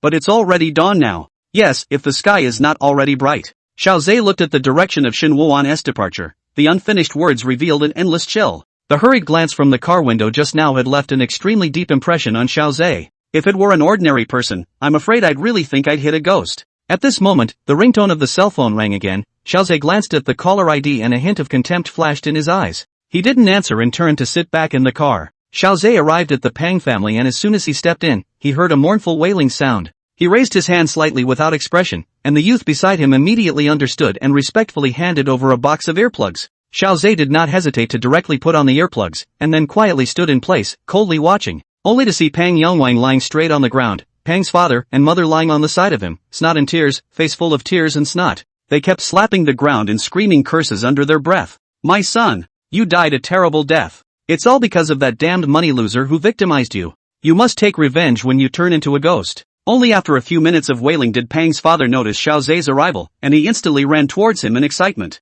The youth decisively and directly stopped Pang's father, who was attempting to lunge over, and said sternly, "Uncle, calm down." "How can I be calm? My child was scared to death alive by a stern ghost." Pang's father yelled, "Didn't you say that formation could suppress the ghost? It doesn't work at all." The youth's face instantly sank and his tone was grim. "If you keep talking nonsense, I don't think it's useful for you to keep this tongue." Pang's father subconsciously covered his mouth, and when he saw Xiao Zhe behind him, his heart surged with even more endless fear, not daring to utter half a word again. The youth in front of him is even more vicious, and if he is offended, he will only suffer a little bit of flesh and blood. But if you offend Xiao Zhe, then not only will you be miserable alive, but your soul won't be at peace when you die. The youth pushed Pang's father away with force, and the latter didn't stand still and fell directly next to Pang's mother. "Shut up, all of you. Any more noise and you'll be like your son, never able to make a sound." The youth had a scar across half of his face that seemed to come to life when he was vicious. Seeing that both of them obediently shut their mouths, the youth then turned around and respectfully bowed to Xiao Zhe. Xiao Zhe unhurriedly took off the earplugs and casually tossed them.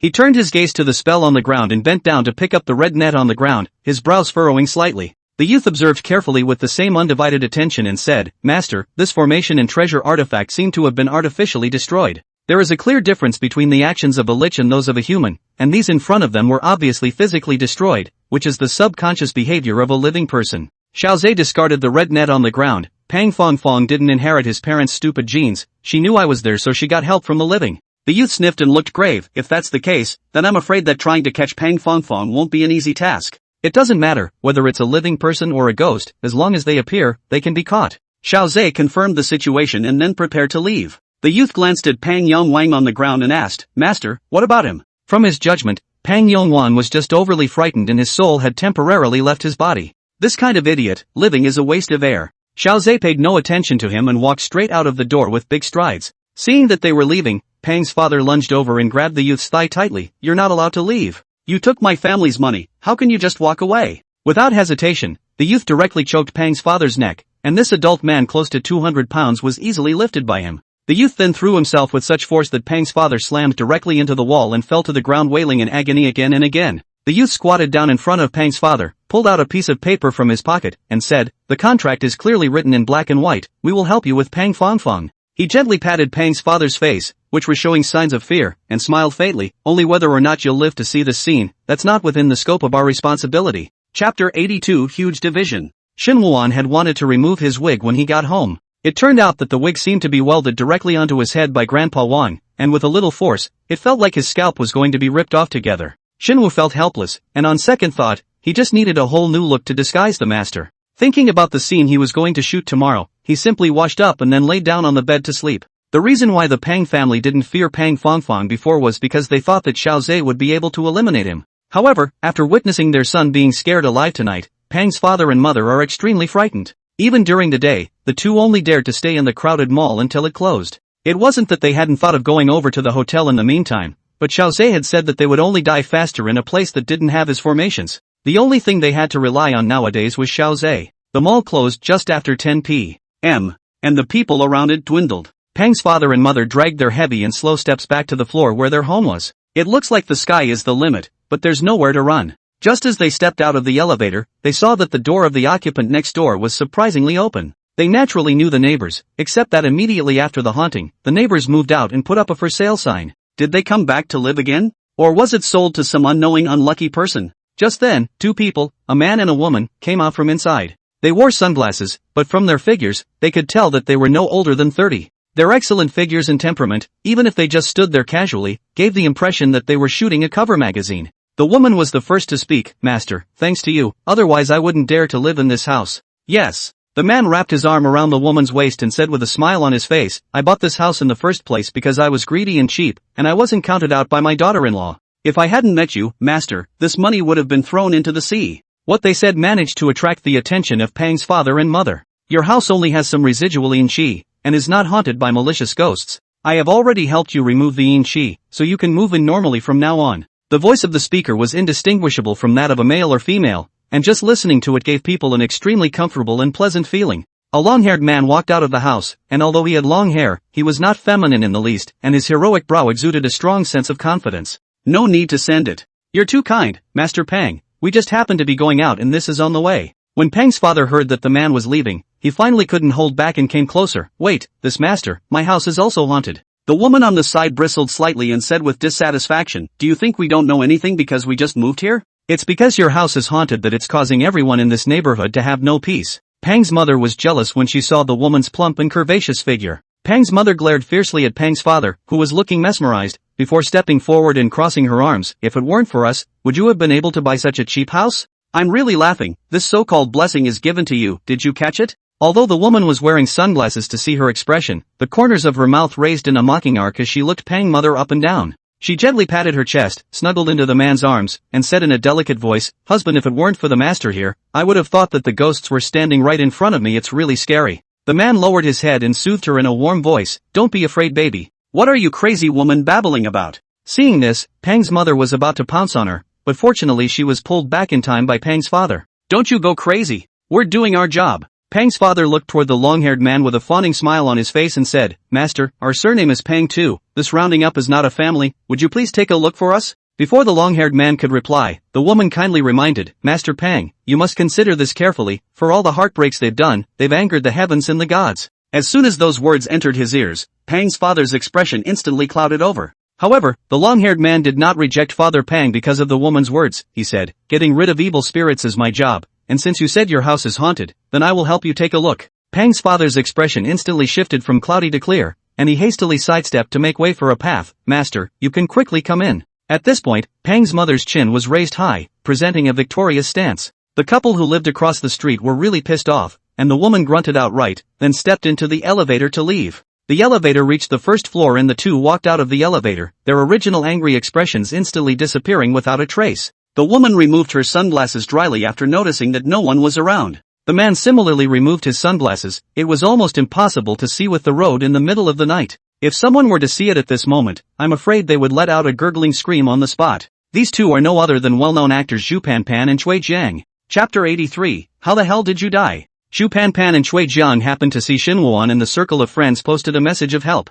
It reads that he expects someone to have a friendly role in one of his new dramas. At first Xinwuan's circle of friends went unnoticed, however, his recent live broadcasts have started to bring him to prominence and a small amount of fame. For a while, numerous people were eager to be featured in his show. In the end, Xinwuan invited Zhu Panpan and Cui Jiang because they had worked together recently and had witnessed their wonderful acting skills. Zhu Panpan looked around, and although the number of staff and equipment didn't look like much, it was barely complete. The reason why they voluntarily lowered their curiosity and came to this slightly humble crew to shoot a movie was partly because they could see Xinwuan's business potential, and partly because they shared a common secret. Zhu Panpan frowned slightly and said, This neighborhood feels like there are no more than 100 people living in it, so it can really be an excellent location for shooting a psychic movie. As she spoke, Zhu Panpan even felt that the surrounding area was chilly, and then said, Xinwuan seems to have been shooting spiritual subjects recently, and he really isn't shy about it. He doesn't have any other choice. Where does an actor have any choice? Cui Jiang could understand Xinwuan's current situation. Once an actor is out of the loop for a particular role,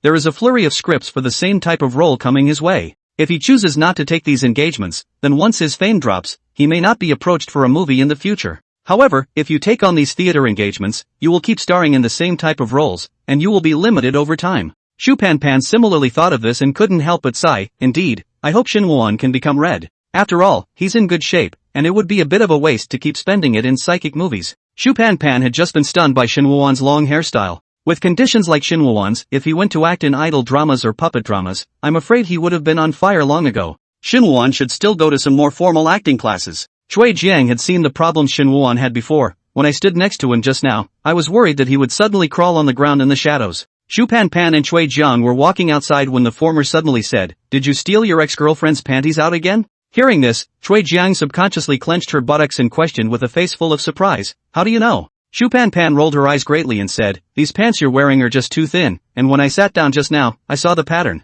Trey Ginger, however, didn't look the least bit embarrassed and said very matter-of-factly, "That's right, but it's not an ex-girlfriend, we got back together, so now I'm squarely in her panties." Shupanpan helplessly held his forehead and sighed, "That's really enough." Although she had gained a lot of benefits by virtue of holding this secret of Chui Jiang's, she didn't want to know the secret if she could fight for resources on her own. Chui Jiang came to her ear and whispered, "The quality and style of these panties are very good, don't you want to be impressed?" Shupanpan was silent for a moment, but finally could not restrain her heart and took out her cell phone. "Give a link." I have to say that men are sometimes more discerning than girls when it comes to sexiness. They chatted pleasantly as they walked leisurely out the door, not realizing that there was a tiny paper figure sitting on their necks. The paper man's hands always shielded their eyes, making them oblivious to the strangeness around them. The moment they stepped out of the neighborhood, a sudden gust of wind blew through, and the little paper figure that had been sitting securely on its neck was blown off and fluttered off into the distance. The paper man floated into Grandpa Wang's hands, and he looked at the paper man with no eyes on it, and his heart ached. Ugh, 2 more wasted. In order to keep these 2 living people from getting suspicious, Grandpa Wang deliberately performed the ghost covering eyes spell and managed to fool them. Don't pretend to cry here. The money you earn from live streaming Shenwuan this night is enough for you to buy dozens of paper people to take turns serving you. Su Xinghao was sitting on a chair, a pile of whiteboards piled up beside him while he was writing his name on them rapidly with his bleeding fingers. After his revenge, Su Xinghao began to focus more on what he wanted to do next. He's got it all figured out, and now he's going to start working on some autographs and gifts that he's going to give to his fans. When fans come to the netherworld after death, they can receive these gifts full of surprises. Su Xinghao decided to continue to stay with Shenwuan to improve the new music quality. At that time, when his brothers come to the netherworld, when they see his music album, they will probably have to kneel down and honor him as the godfather of music. With such a free flow of thoughts, Su Xinghao actually began to wish for his brothers and fans to die. What's going on? Su Xinghao shook his head with force, and as a result, he exerted too much force and directly threw his head out. Instead of going over to retrieve his head, he continued to sign the whiteboard. This rambling brain, let's just toss it aside for now. Oh. The mournful cries never stopped. The old king was born with a back of the ear, but he was cured after his death. But at this point he hated being deaf again. The old king turned around and raised his foot on a puddle of meaty mud on the ground, and for a moment blood and meat residue flew everywhere. He pointed at the mashed meat and cursed, "Don't you cry. Is it because I didn't give you a chance? You're not good at it when you're given a chance." At that time, Shenwuan analyzed based on the needs of the plot. If he wanted to gain the trust of Pang's family, he had to make Pang's family take the initiative to take the bait in a special way. He then suggested that there needed to be 2 actors to go with the show. When this was said at the time, live many of the knights signed up in droves. After all, it couldn't be easier to just stand there in character and scare the living out of people without doing anything. However, as soon as they heard that the result was to play a living person, they immediately backed off again. Most of the severe ghosts liked Shenwuan only because they felt that he resembled their own kind. Most of the severe ghosts had suffered betrayal or harm in their lives, so they had long harbored an uneradicable aversion to the living. Because of this, there are simply no stern ghosts who are willing to come to the young world to play the role of a living person. Grandpa Wang's image is not suitable for the role. Su Xinghao had to make his debut in the netherworld afterward, and he didn't want to cause any offense from the knights in the live broadcast, so he said he wouldn't participate. Pang Fongfong, not to mention, if she was allowed to go over, she could strangle Pang's father and mother on the spot, so how can this live broadcast continue to make money? Just then there was only one knight, consistently sending out pop-ups. Let me do it. Let me do it. I was a theater actor in my lifetime. There was a problem with the stage equipment, and the overhead light smashed me alive right into the ground. Whether it's in character or playing a living person, I can handle any role. I'm very malleable. The live feeds are anonymous, but the other knights recognize it instantly. It's you again, plastic ghost. How the hell did you die? Didn't you say last time that you were run over repeatedly by a car and died? No, I heard it say that it died by jumping off a 40-story building and falling to its death. Where did you hear that rumor? Didn't it fall into a meat grinder and get pulverized? The pop-ups had a heated discussion about the death of the plasticized ghost for a while. Grandpa Wang wasn't so big-hearted as to let the plasticized ghosts go straight to the stage. He knows that there has to be an audition process for acting. So, Grandpa Wang asked the malleable ghost to take on the appearance of a living person in his lifetime. After the malleable ghost took human form, it was a young lad with good-looking eyebrows. Grandpa Wang was very satisfied with the image of the malleable ghost and nodded, "Not bad, this image should be what Shinwon wanted." "Really? Great, then I'll go over there." The plastic ghost excitedly ran outside, only to fall apart after just 2 steps. The body of the plastic ghost was like a pile of blocks made of a few millimeters, and when it moved, it instantly fell apart into a pile of miniature blocks of different colors. This scene made Grandpa Wang so scared that his head almost fell off. He wasn't so much frightened by the scene as he envisioned in horror that it was fortunate that it wasn't in front of Shenwu that he fell apart. Otherwise, Shen was so frightened by it that he probably went straight to the netherworld and officially made his debut. Chapter 84. As a result, there is still no suitable ghost to star in the movie. Luckily, Shenwana invited Zhu Pan Pan and Cui Jiang to come by virtue of his own connections, considering that the crew was very poor. When Shenwu walked into the Pang family, the arrangement inside was no different from when he left, and even a bit more cluttered. And Pang Yongwang was even left hanging in the living room. The timeline of the shooting was consistent with reality, and Shenwuan couldn't help but look at Pang's father and mother. He had previously thought that the two were just patriarchal, so they didn't care about Pang Fong Fong. Nowadays, it seems that even Pang Yongwang, their son, is not loved much. Seeing Shen staring at his own son, Pang's father wiped the tears from the corners of his eyes and said, "This son of mine died unjustly. His life was claimed by his cruel sister." After he finished, he even slapped Pang's mother and angrily scolded, "It's all because you're a woman, giving birth to such a debt collector." Pang's mother covered her face, and surprisingly, she didn't dare to refute Pang's father's words. "Can't figure out why there's a word for ghost talk, I think it's human talk, right? He just threw dirt on us so hard. Do you really think that a demand for your life can make your death so painful?" Shinwuan's thoughts at this point in time surprisingly coincided with the severe ghosts in the pop-up screen. He felt that the whole plot just wasn't exciting enough with Pang Yongwang dying like that. Grandpa Wang had said that although there was a rough script, however, in the aspect of abusing the villain, he could improvise. Since this is the case, Shen slightly lowered his eyes. "Your son is not dead." Pang's father froze at his words. It wasn't just him, the viewers in the live broadcast room as well as Grandpa Wang and the others were also stunned. Something's wrong. What does Shen want to do? He seems to want to save Pang Yongbang. Holy, that pig's got one pig's foot in the coffin, and you're suing me for pulling him back at this point. Just as the young man had analyzed earlier, Pang Yongwang was able to be saved by merely having his soul leave his body. But there was no attempt to save him at all, either by the living or by the knights. As long as another day passes and the physical body dies, Pang Yongwang will also die completely. And now, only the knights could see that Pang Yongwang's soul was standing next to the flesh, wandering in a trance-like state. Old Wang rushes to save the day. Wait until something goes wrong and Shinwanabe realizes the problem. I want Shinwuan to die, but I don't want him to be scared to death. It'll give him a psychological shadow. If you mess up this play, you'll never be able to work in the underworld again. Urged on by the pop-up explosion of threats, Grandpa Wang immediately pulled out his crushing paper man, only to see him scatter the paper people in his hand into the air. Those scattered paper people suddenly seemed to have life, and flew into Pang's house. One paper man slapped his mouth left and right at Pang Yongwang's soul, while the other paper people kept punching and kicking the soul. Pang Yongwang was delirious, but the pain kept him wailing, "Ah, ah, ah, ah." The paper people kicked and pushed, finally pressing Pang Yongwang's soul back into the flesh in a hard way. At this moment, when Pang's father heard Shinwuan's words, hope rose in his heart as he walked over and grabbed his son's hand. "Can my son still live? I feel like he's cold." Shinwu did not explain too much, only pulling out a piece of talisman paper from the cuff of his robe. He only saw him flick his hand, and the talisman paper automatically burned up. Shen then let go of his hand, and the burning talisman paper turned into a ball of fire and fell onto Pang Yongwang's head. "Ah!" A shriek rang out, and Pang Yongwang, who would have been able to wake up naturally in another minute, was directly scalded awake, his obese body instantly catapulting up.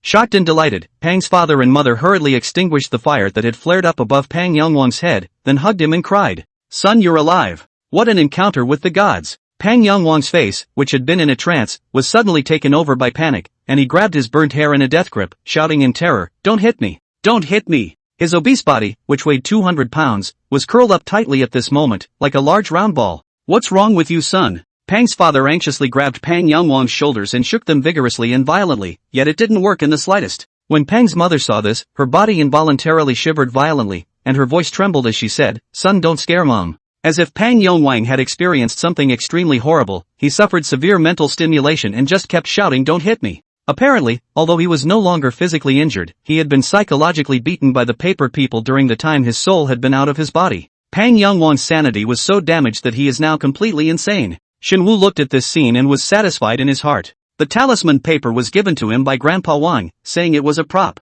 Shen felt a little hot when he held it in his hand just now. Luckily, the actor playing Pang Yongwang endured the minor injury in the area and insisted on delivering the scene. Chapter 85, I saw it right away. Shinwoo originally thought that the actors playing Pang's father and mother would next enact scenes of bitter pleading to Pang Yongwang due to his insanity. However, what he didn't expect was that these two men would directly lock Pang Yongwang into the room. He even used his clothes as a rope to tie Pang Yongwang firmly to the bed. Shen secretly thought, if he played the role of Pang Fangfang, then Pang's father and mother have already been killed at this moment. These two actors are truly excellent. Shinwoo was well aware that the script didn't describe much detail about each character. It is the actor's own understanding of the role that really gives it a soul. It is clear that the actors playing Pang's parents have understood the roles extremely well. Not to mention the audience, even Shinwoo hated to strangle them as he watched. At this time, Father Pang noticed that Shinwoo was watching from the sidelines without saying a word. He subconsciously felt weak and couldn't help but defend himself. I'm afraid he'll scream too loudly. The house has been listed for sale lately, so I can't afford to make any more trouble.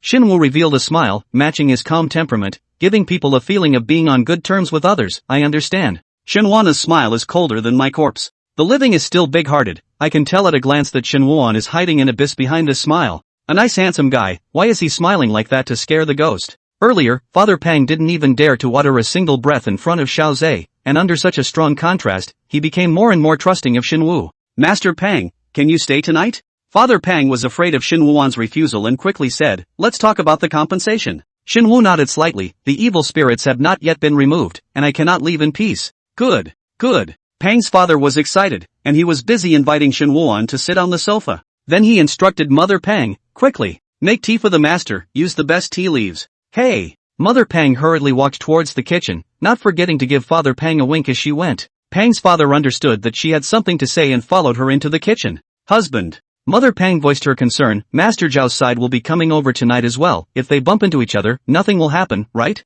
Pang's father was silent. It wasn't that he hadn't considered this, but there was nothing he could do about it. What can happen? They were all hired by us for real money, not to mention that Master Xiao only said he was in charge of destroying the lich ghosts and didn't care about our deaths or lives at all. Pang's mother's face instantly turned pale when she thought of that fierce youth. I see that Master Pang has such a kind face. He definitely won't be as cold and heartless as Master Xiao. With these two masters in attendance, there's definitely no problem. After the security issue was resolved, Father Pang's face was worried. Ugh, it's just that we're really losing money on this house. While pouring the tea, Pang's mother suddenly thought of an idea. Honey, I have an idea. We can do a live broadcast. Now everyone is saying that our house is haunted. We live broadcast two masters to catch ghosts. The price of housing will definitely go back up after that. Pang's father slapped his thigh and said excitedly, this method is simply wonderful. Live streaming can also make money. Wife, it's still you, you're my good wife. Pang's mother smiled gently and snuggled into Pang's father's arms. Pang Yongwang had previously acquired a live broadcasting set after making a bet with his friends claiming to record real ghosts.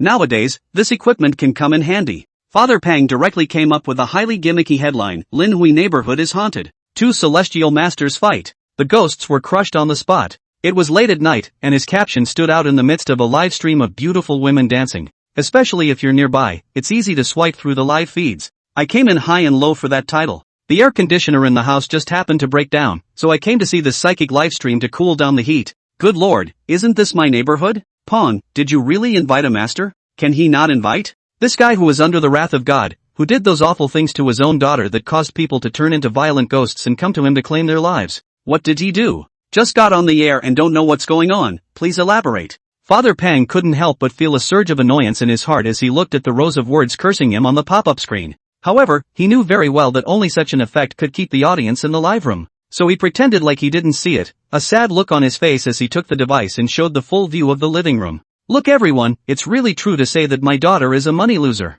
She left my house in such a mess last night that it's uninhabitable. After saying that, Pang's father opened the bedroom door and displayed Pang Yongwang, who was tied to the bed, to the audience. My son was scared alive last night. It's a good thing the master saved him, but now he's crazy too. Pang's father was pounding his chest hard as he wailed at the top of his lungs. Pang's mother likewise let out a burst of sorrowful sobs on the side. My son, why is your life so bitter? The two act a little fake, but the one on the bed looks like he's really crazy. Pang Yongwang was as if he were a pig to be slaughtered, firmly tied to the bed in a big shape. His shirt rolled up to his chest in the constant struggle, revealing his rounded stomach. Pang Yongwang kept twisting his head, making whimpering noises under his breath, his whole face turning red. There were obvious signs of feces and urine on top of the light-colored bed he was lying on. Many viewers were skeptical about the authenticity of the scene before them. However, there were too many bored people in the middle of the night, and for a while no one left the livestream. The same cannot be said for residents living in the Linhui neighborhood, where some people have sent the livestream link directly to the homeowners group.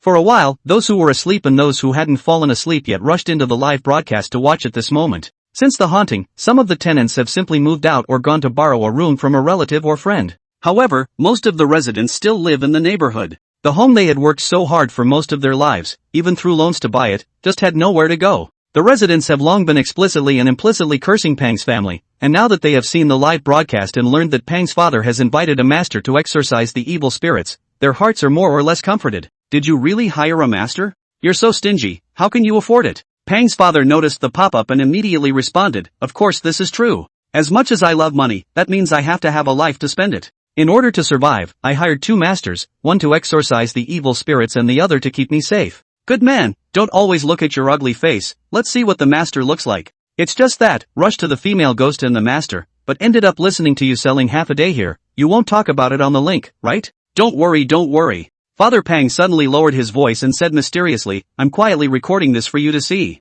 Then, Father Pang quietly turned the camera to Shinwoo's side. The viewers were treated to a moment where a long-haired man in a Chinese robe was sitting leisurely on a sofa sipping tea. I can't tell if it's a master or not, but it's definitely a handsome guy. You look too young, don't you? You don't even have hair yet, do you? If you want to hire an actor, at least hire an older one, preferably with a long beard, so that it looks more decent. Oh, what kind of time is it to judge a book by its cover? I could tell at a glance that he was a true master with deep kung fu. Chapter 86. Why is the yin chi on this person heavier than a ghost? Shen took Pang's father's live behavior all in stride. He thought it was quite funny, catching ghosts live, not realizing that this live broadcast was actually his own death. The addition of live elements is indeed quite innovative. I just do not know Pang father this live broadcast is live, or will be processed in the post-processing P-up. As much as Shinwana wanted to go over and take a look, he was concentrating on his interpretation at the moment, so he could only give up. He put down his teacup and inquired to Father Pang, the formation on the ground is not something that an ordinary person could draw. Are there any other celestial masters besides me? Pang's father handed over the live broadcast equipment to Pang's mother, and sat down on the opposite side of the sofa, rubbing his hands together. Master Pang, don't be angry, it's not that I didn't meet you before. But I saw it right away. You are much more capable than the others. Shinwoo's expression was as flat as water. Then will he still come over tonight? He pretended to be a celestial master in order to be able to get close to that celestial master and thus rescue Pang Fongfong. Every night I call to urge him to come over. Pang's father carefully surveyed Shinwoo's complexion, but it was a pity that he couldn't see at all what exactly was going on in Shinwoo's mind. He asked cautiously, do you mind if he comes over, Master Pang? It won't be, and one more celestial master will also be able to protect your safety more. Shinwoo's eyes glowed with a slight warmth under the yellow light. I know, it hasn't been easy for you guys for a while. As soon as Pang's father heard this, tears suddenly welled up in his eyes. Pang Fongfong came to claim his life as a severe ghost after his death, and for this reason, he didn't know how many people he had suffered from pointing and spitting at him in the open and in the dark. All of the money that he had saved over half of his life had been drained by Master Zhao's side, yet he could not even get the slightest protection for his life. It was rare to hear someone offer comfort, so Pang's father broke down emotionally all of a sudden and couldn't hold it together any longer. Master Pang is a really nice guy. Outside the cell door, a Rolls-Royce slowed to a stop. The youth got down from the driver's door, then opened the backseat door, from which Xiao Zhe walked out. The youth walked ahead, seemingly always alert to his surroundings. Xiao Zhe, on the other hand, absently straightened his sleeves. Pang Fongfong, who was standing on the top floor's eyes instantly turned red the moment she saw Xiao Zhe. She hated Xiao Zhe to the bone. If it wasn't for the other party, she would have dragged everyone in the Pang family to hell. Now, Xiao Zhe not only hindered her from taking revenge, but even forced her to be matched with another stern ghost, wanting to refine her into a puppet to be driven. Now that she saw Xiao Zhe appear, Pang Fongfong's sanity was completely gone and her long hair automatically fluttered in the absence of wind. She was about to jump off immediately, but fortunately was caught by the quick-eyed Grandpa Wang. The plastic ghost also rushed forward to help,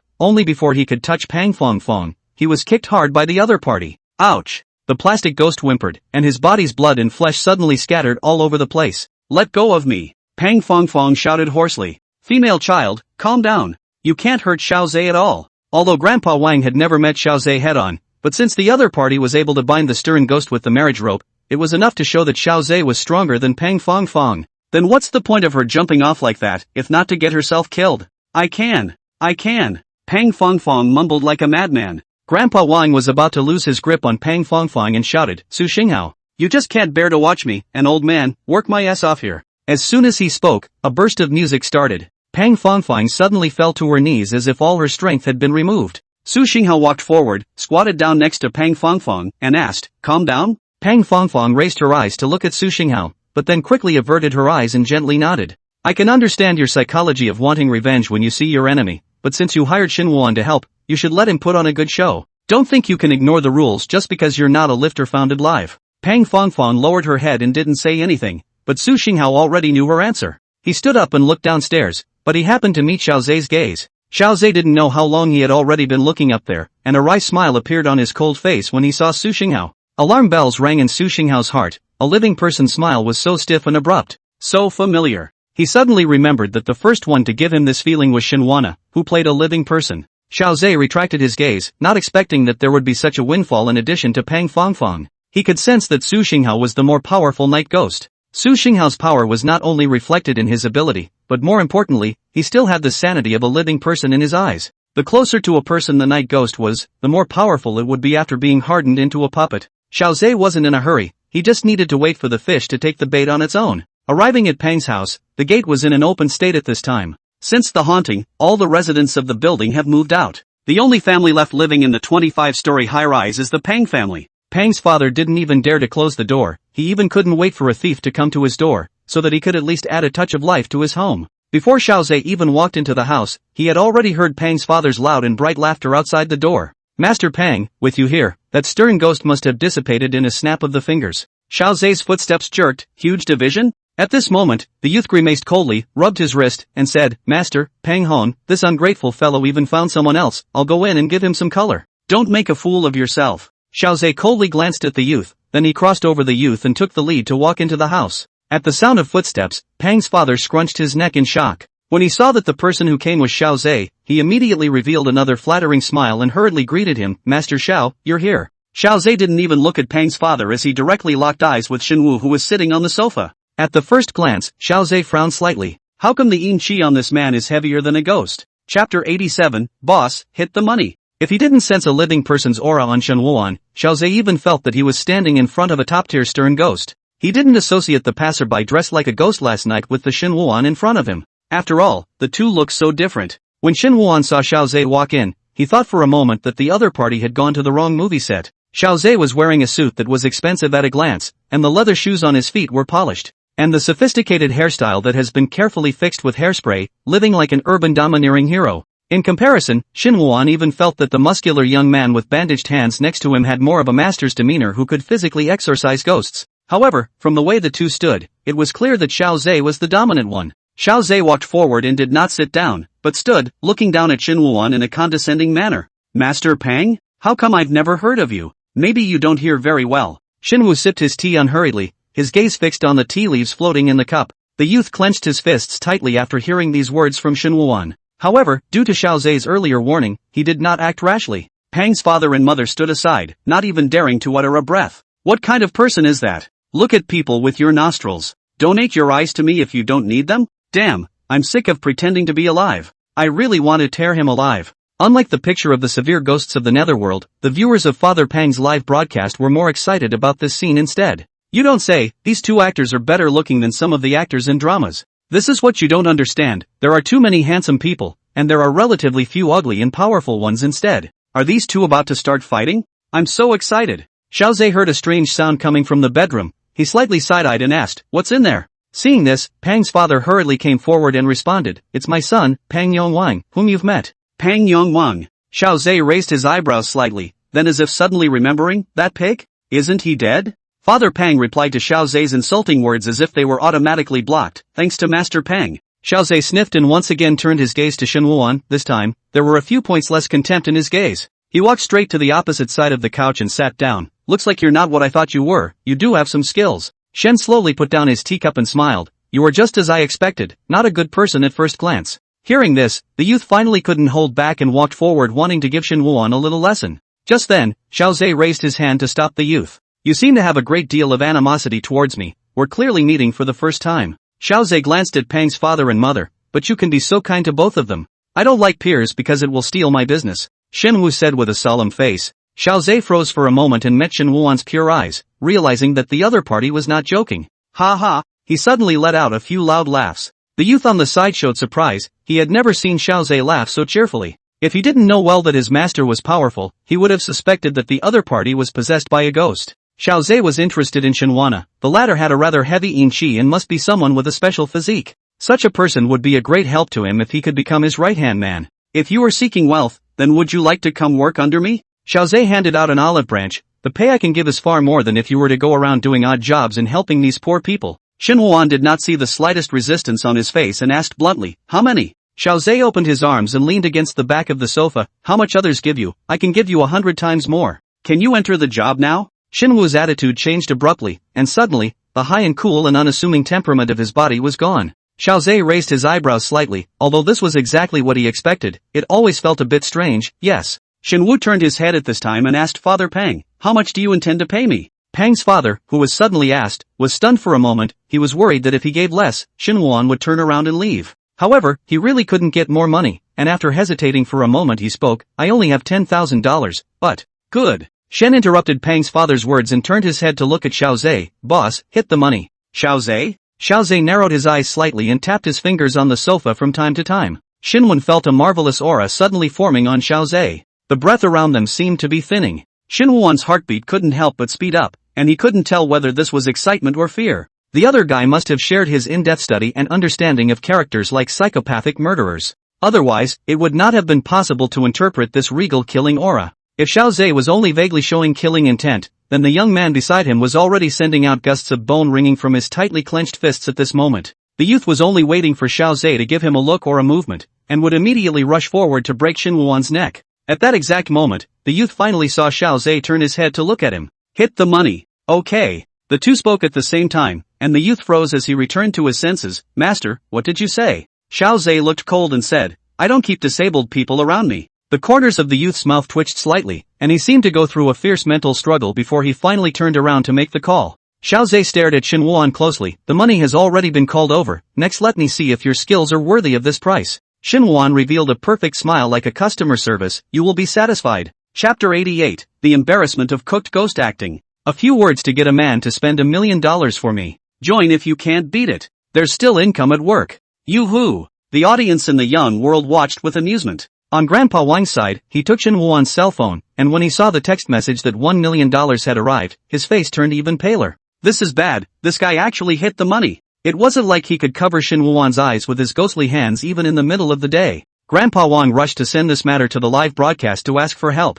This guy's so rich, he just gives it away? Black-hearted thing. It's all bloody money. Old Wang, don't panic. I happened to be a bank employee when I was alive. I'm familiar with this job. Why don't you just transfer Shenwan's $1 million to my account? Don't worry, I'm a good ghost. When he dies, I'll give him the money in one piece. You've got to be kidding me. You've got your beads all over my face. You want the $1 million all to yourself. I'll sue you for libel. I'll sue you for slander. Grandpa Wan looked at them as you spoke and I spoke, only to feel that none of what they said was reliable. Wait a minute, have you not thought of a key question? This $1 million is real money. How are you going to get it? Who's going to burn it for you? Once these words came out, those severe ghosts who had grabbed the opportunity to share Shenwan's worries were suddenly silent. Give it to me. I'm the manager of the Bank of Heaven and Earth. I have this ability to convert this $1 million into plutonium and deposit it in the account. Here comes another one who wants to take it all for himself. I'm not like you guys. I can open an account for Shenwana at the TND Bank and help deposit his money. Ah, that's fine, but Shenwan isn't dead yet.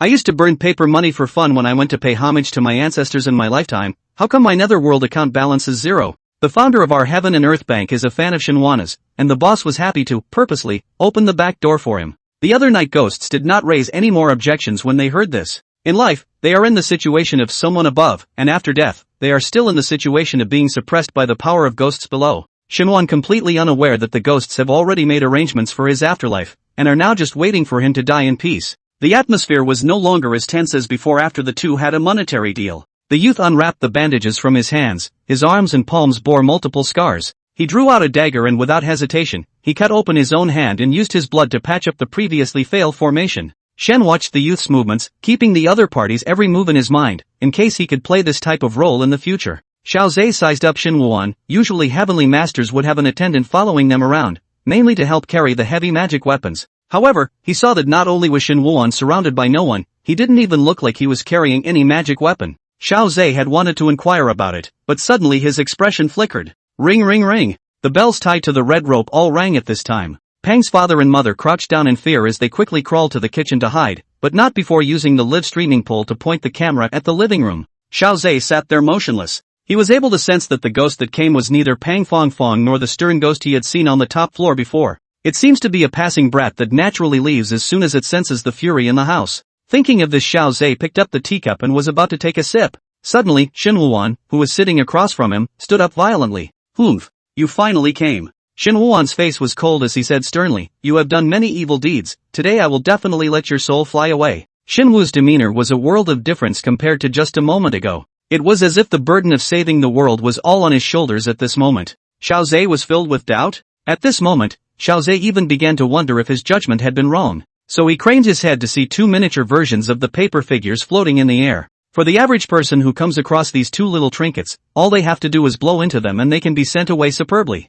There's the awkwardness of watching a familiar ghost act. My two tits. Old one, can you stop being so deadly stingy? Just send these two little nosegazers out, aren't you ashamed? I've poked my eyes out, but that image is still lingering in my head. What should I do? Take your brain out and wash it, brush it, and maybe wash away that memory. Grandpa Wan was extremely embarrassed by what the night ghost said, but there was really nothing he could do about it. Xiao Zhe's strength was right there, and there was no way he would put himself on the line just to match Shen Wuan's performance. The two paper figures were the last of Grandpa Wang's stock. Anyway, the reward money is already there, and a refund is never going to happen. Unlike the disgruntled and severe ghosts in the netherworld, the spectators in the young world watched with great interest. You don't say, this actor feels practiced, he has a very methodical way of making moves. There should be a foundation in dance. There's a master's demeanor. Xiao Zhe stared at this scene expressionlessly, while the tea in his hand had never been put down, and by now it had already cooled down for the most part. The youth stood at Xiao Zhe's side, seeing that Shen Wuan was simply vain, and said indignantly, "Master, he's just a Jianghu liar with an empty skin.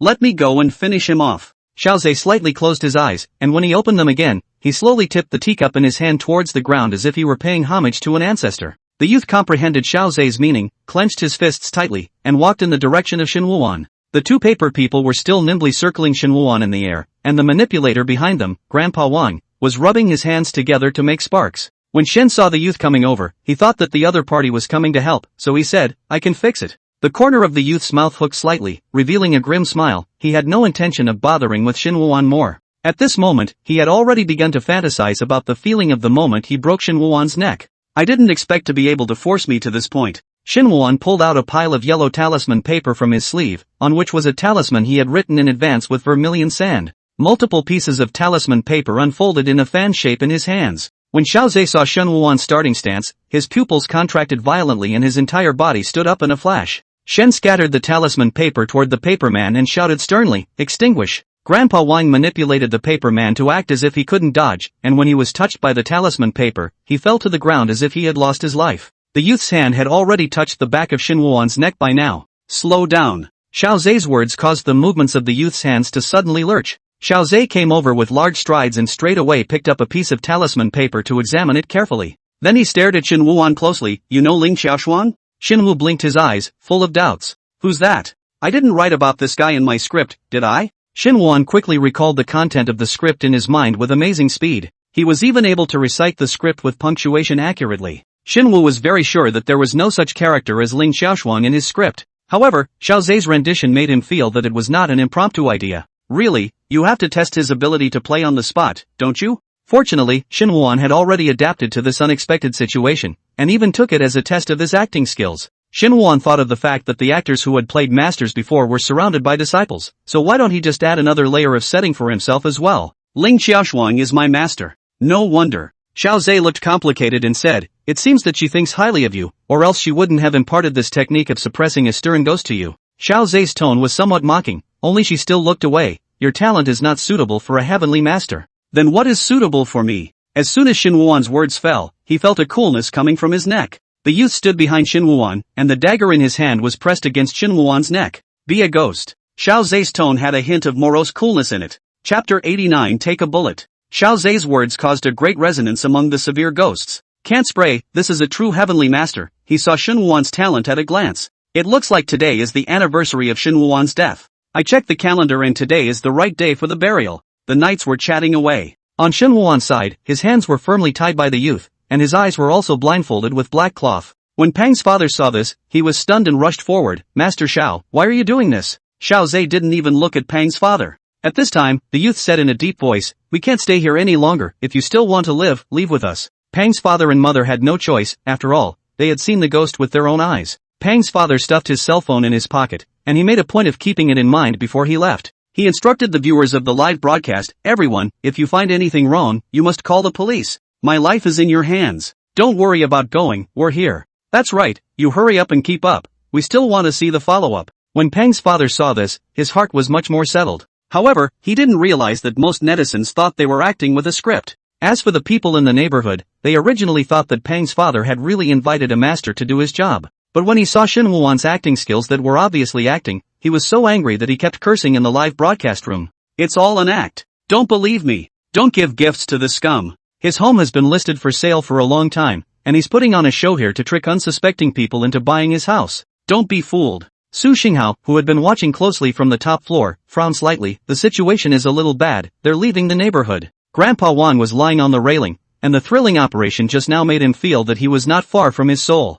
Hearing Su Xinghao's words, he turned his head and asked, what's wrong? Su Xinghao's expression was cold, his gaze revealing gravity. If he was to kill Shen Wuan here, then the situation might still be manageable. But now they're going to change places, and I'm worried we won't be able to get in where he's going. Grandpa Wang felt physically and mentally exhausted. He was really tired to the extreme. The worst case scenario is just Shen Wuan died well. Hey, people inherently have a death. Su Xinghao seriously reminded him, don't forget about Pang Fangfang. When Grandpa Wang heard this, his heart snapped. Right, how did he forget about this? The other party could even poison Pang Fangfang like this, not to mention a rare and special physique like Shen Wuan. What? Even if you killed Shen Wandering, how dare you try to control the soul? I can't do that. Without Shen Wuan, I have nothing to look forward to. I just cancelled my application for reincarnation. I can't apply again for 50 years. How am I going to make it through without Shen Wuan's live broadcast? Old Wang, you must save Shen Wuan even if you have to give up your soul. Although the other party can make your soul fall apart. But putting that aside, shouldn't you save Shen Wuan? He's your great benefactor. This wave of unreasonable plus moral condemnation, a set of down to beat Grandpa Wang without any counterattack. Shen Wu was pushed hard into the back seat of the car by the youth. As soon as Father Pang saw the Rolls Royce, his eyes instantly lit up. Heavens! If it wasn't for Master Xiao, I'm afraid I wouldn't have had the chance to ride in this kind of luxury car in my life. He approached the open car door, his ass just about to move inside. As a result, Pang's father suddenly felt like his neck was being strangled by something. The youth yanked the back of Pang's father's shirt by the collar and effortlessly threw the latter straight out. Pang's father fell heavily to the ground and sat on his buttocks. Husband! Pang's mother rushed over to help Pang's father up. The youth pointed in the direction of the back of the car. You guys take that one. The two men looked in the direction the youth was pointing, only to see an old van behind the Rolls Royce.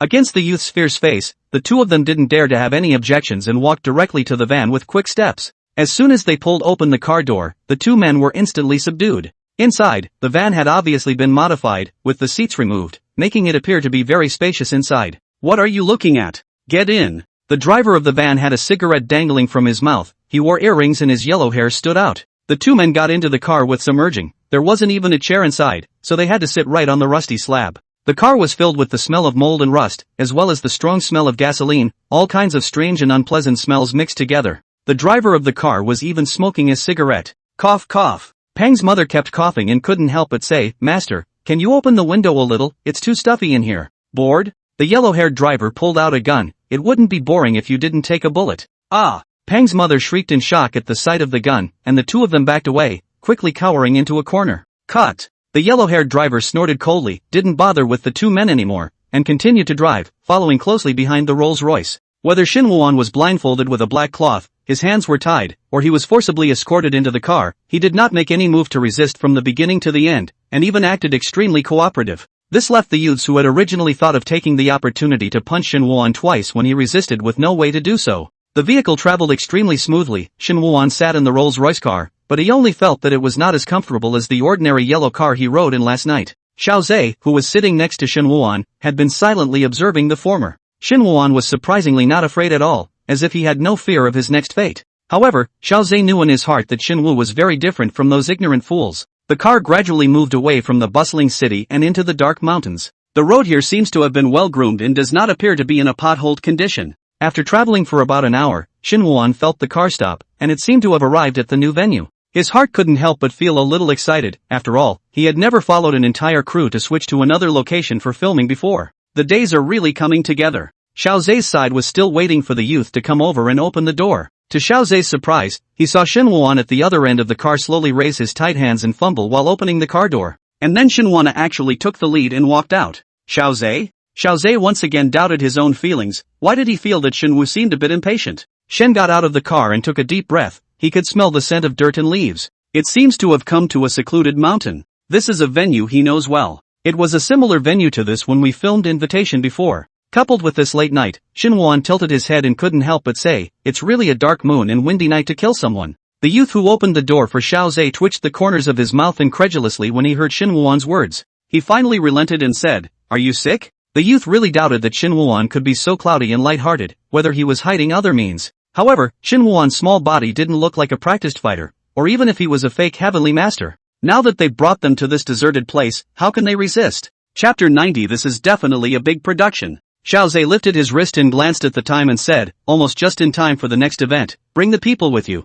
Immediately after that, even Pang's father and mother had their hands tied and their eyes blindfolded with black cloth. The youth did not search Pang's father, for he was certain they would not dare to call the police. However, they never expected that Pang's father would have the audacity to broadcast live in a dignified manner despite the fact that he had done something wrong. Pang's father's live broadcast room had previously had people spouting off about Xinwu's poor acting skills, but when the picture shakes a lot afterward, the heat of the live stream climbs instead. The small workshop is fierce, directly in the middle of the night, filming a spiritual subject and dare to enter the mountains, not afraid of snakes and so on. Don't stop. Don't stop. I love it. I love it. They traveled slowly on the mountain road. The road under their feet had obviously been deliberately and carefully leveled with a shovel, thus the whole way was as smooth as if they were walking on flat ground. After walking for about 20 minutes, a factory building constructed of iron sheets appeared not far away. The youth pulled the iron door open with force, and the crowd entered it in turn. Xinwu smelled an extremely strong odor of gasoline as soon as he entered. After taking a few more steps forward, Xinwu's shoulder was pressed by someone, and he was able to feel someone around him standing close to him.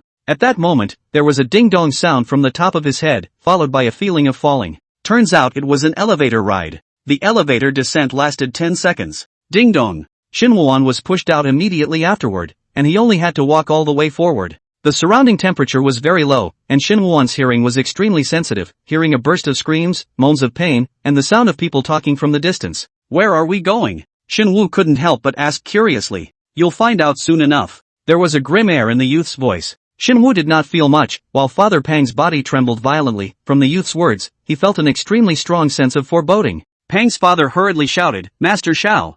I've paid the money, you have to guarantee my safety." However, no one responded to his words. Soon, Xinwu heard the voice that was originally far away getting closer and closer, constantly approaching until the voice came from all directions. At that moment, his shoulder was caught and the youth said, "Stand still." Immediately afterward, the rope on Xinwu's hand was untied. He heard Pang's father yelling there and Pang's mother begging for mercy. Xinwu judged that the sounds coming from the surroundings were at least hundreds of people talking. Did it take him to the theater? At the thought of having an audience watching live, Xinwu couldn't help but get a little nervous. The next duel is about to begin. After hearing the announcement, Xinwu reached out and pulled off the black cloth covering his eyes. The stage was built in the style of the Roman Colosseum, and above it sat a large crowd of spectators, looking high and excited, waving their fists and shouting. Xinwu noticed that their gazes were basically focused in another direction, so he turned his head to look over. Over there stood a man with nothing more than a pair of black shorts. This person was more than 2 meters tall, and his body was extremely muscular, which could be described as burly.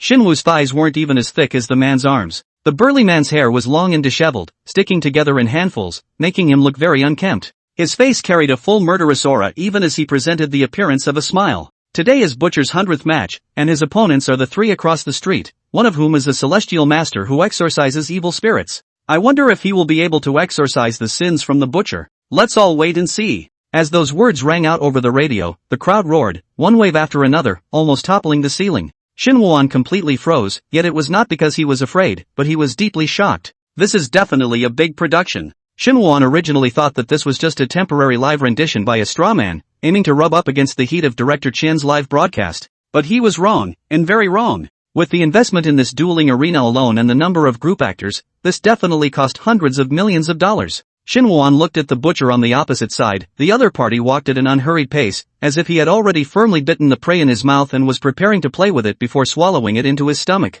No! No! Pang's father sat paralyzed with fear. He even felt it was a nightmare, as if he had been taken from earth to hell. He turned and tried to escape this horrible place. The two ran for the exit, but it had long since been closed. Open the door! Open the door! Master Xiao! Xiao Zhe! Pang's father slapped the door and yelled, even calling out his name in a hurry. Just then, Butcher rushed over with great speed. The butcher passed by Shinwuan's side, and a strong wind blew Shinwuan's long hair. A strong wind with a strong smell of blood came crashing down on his face. Ah! Immediately afterward, Shinwuan heard Father Pang let out a miserable scream. Shinwu immediately turned his head back, yet the long flowing hair instantly and completely covered his eyes. When Shen pulled his long hair away, he saw Pang's father lying on the ground covered in blood, his eyes staring extremely wide, his face full of residual horror. Both of the butcher's hands were stained with blood as he killed the two men in an extremely quick and brutal manner, earning the attention and roars of the audience. These two killed it so quickly? Shinwuan had originally thought that they would eventually be resolved by Pang Fangfang.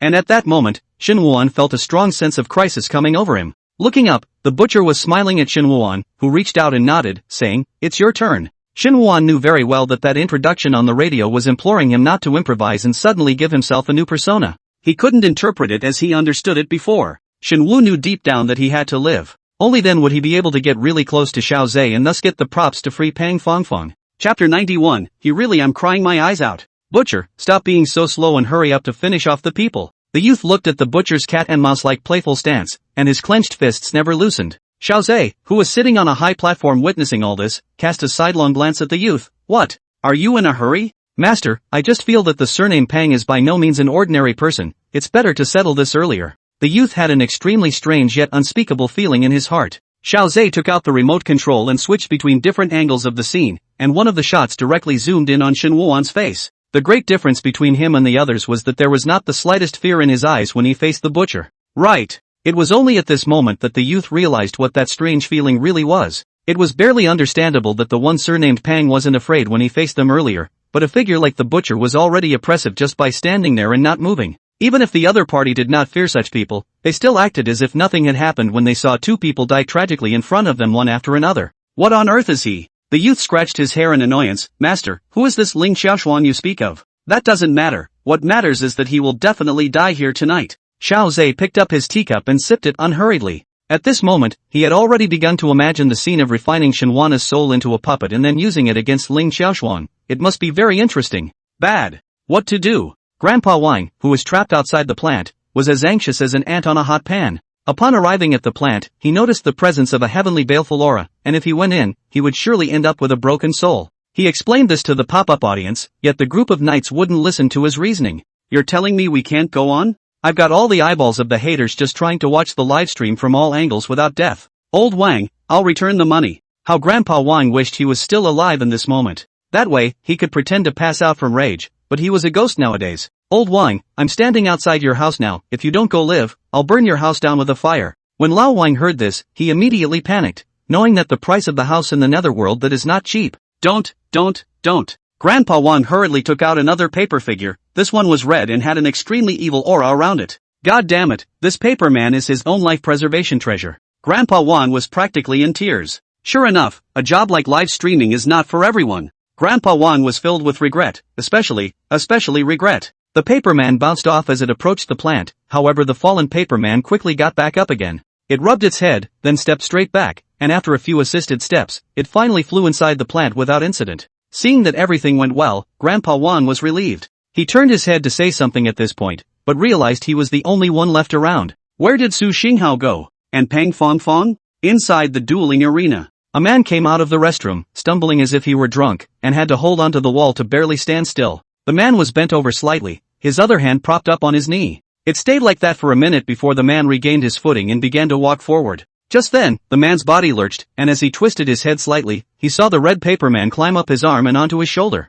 The red paperman crossed his arms and emitted Grandpa Wang's voice. Su Xinghao, have you gone crazy? You even possessed a living person. What do you want? The ghosts cannot be attached to the living body at will, even if it is like Shinwuan, that kind of special physique. Attached to the body also need to have certain conditions to be able to do. A powerful and stern ghost like Su Xinghao would only suffer damage to his soul once he forcibly possessed it. Besides, when possessing a person's body it's just like an ordinary person, so normally, even if the severe ghosts are able to possess people, they don't like to do so. What the hell do you want? Cut the crap, don't you want to save Shin Wuan? Su Xinghao's face was bloodless even though he was possessing a living person. He paused for a moment. Go find the lighting equipment here. I'll take Shin Wuan out the moment the lights dim. It was only at this point that Grandpa Wang understood the reason why Su Xinghao did what he did. Normally, there's no way for the knights to touch the living.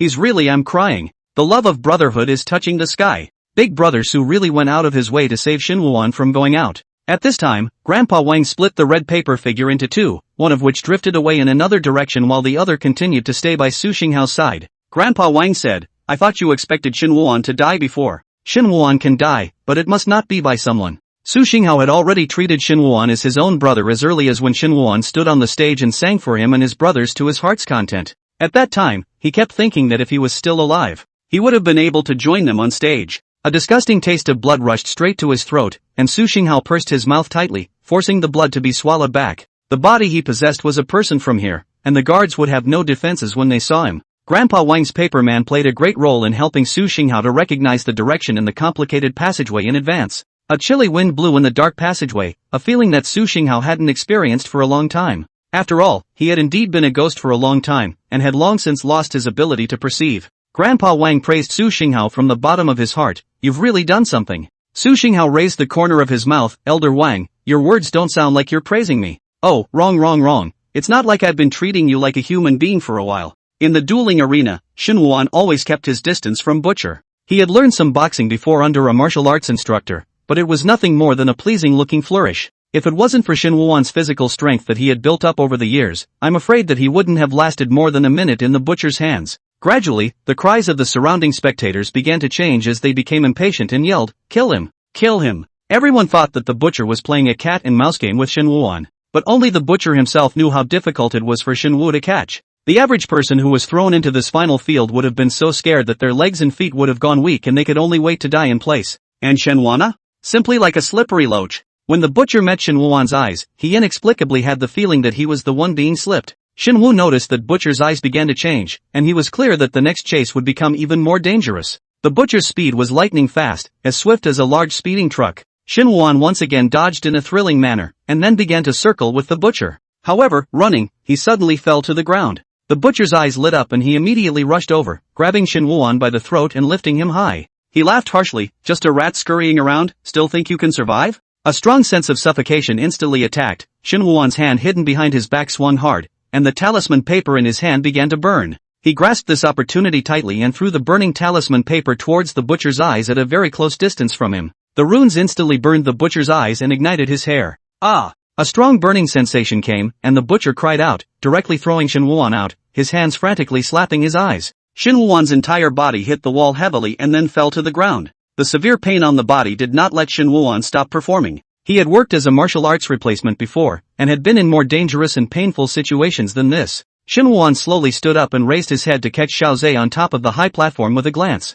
Very different from Xiao Zhe's icy eyes, at this moment, Shin Wuan had a smile on his face. Shin Wuan made an international friendly gesture towards Xiao Zhe. Really think I'm a fake heavenly master? Chapter 92, They've killed it. The youth standing beside Xiao Zhe was infuriated by Shin Wuan's provocative move. He immediately said, Master, he has insulted you so much. Let me go down and kill him. Fine, then you go and kill the Butcher. Xiao Zhe glanced at him, since you think you can reflect your value more in the dueling arena. The youth was silenced when he saw Xiao Zhe's ice-cold frosty gaze and did not dare to say anything else. It's just some claptrap spells, just based on his. Xiao Zhe's words had not yet finished when suddenly, the entire venue was plunged into darkness. There was a puzzled gasp from the audience. What is it? A power outage. Tickets are so expensive that you can't even get the equipment right? RNM refund. Master, this is too much of a coincidence. A bad feeling welled up in the youth's heart. It's his outside help that has arrived. This was exactly what Xiao Zhe expected to see as he drew the formation in the final arena. As long as the night ghost enters, it is absolutely impossible to leave.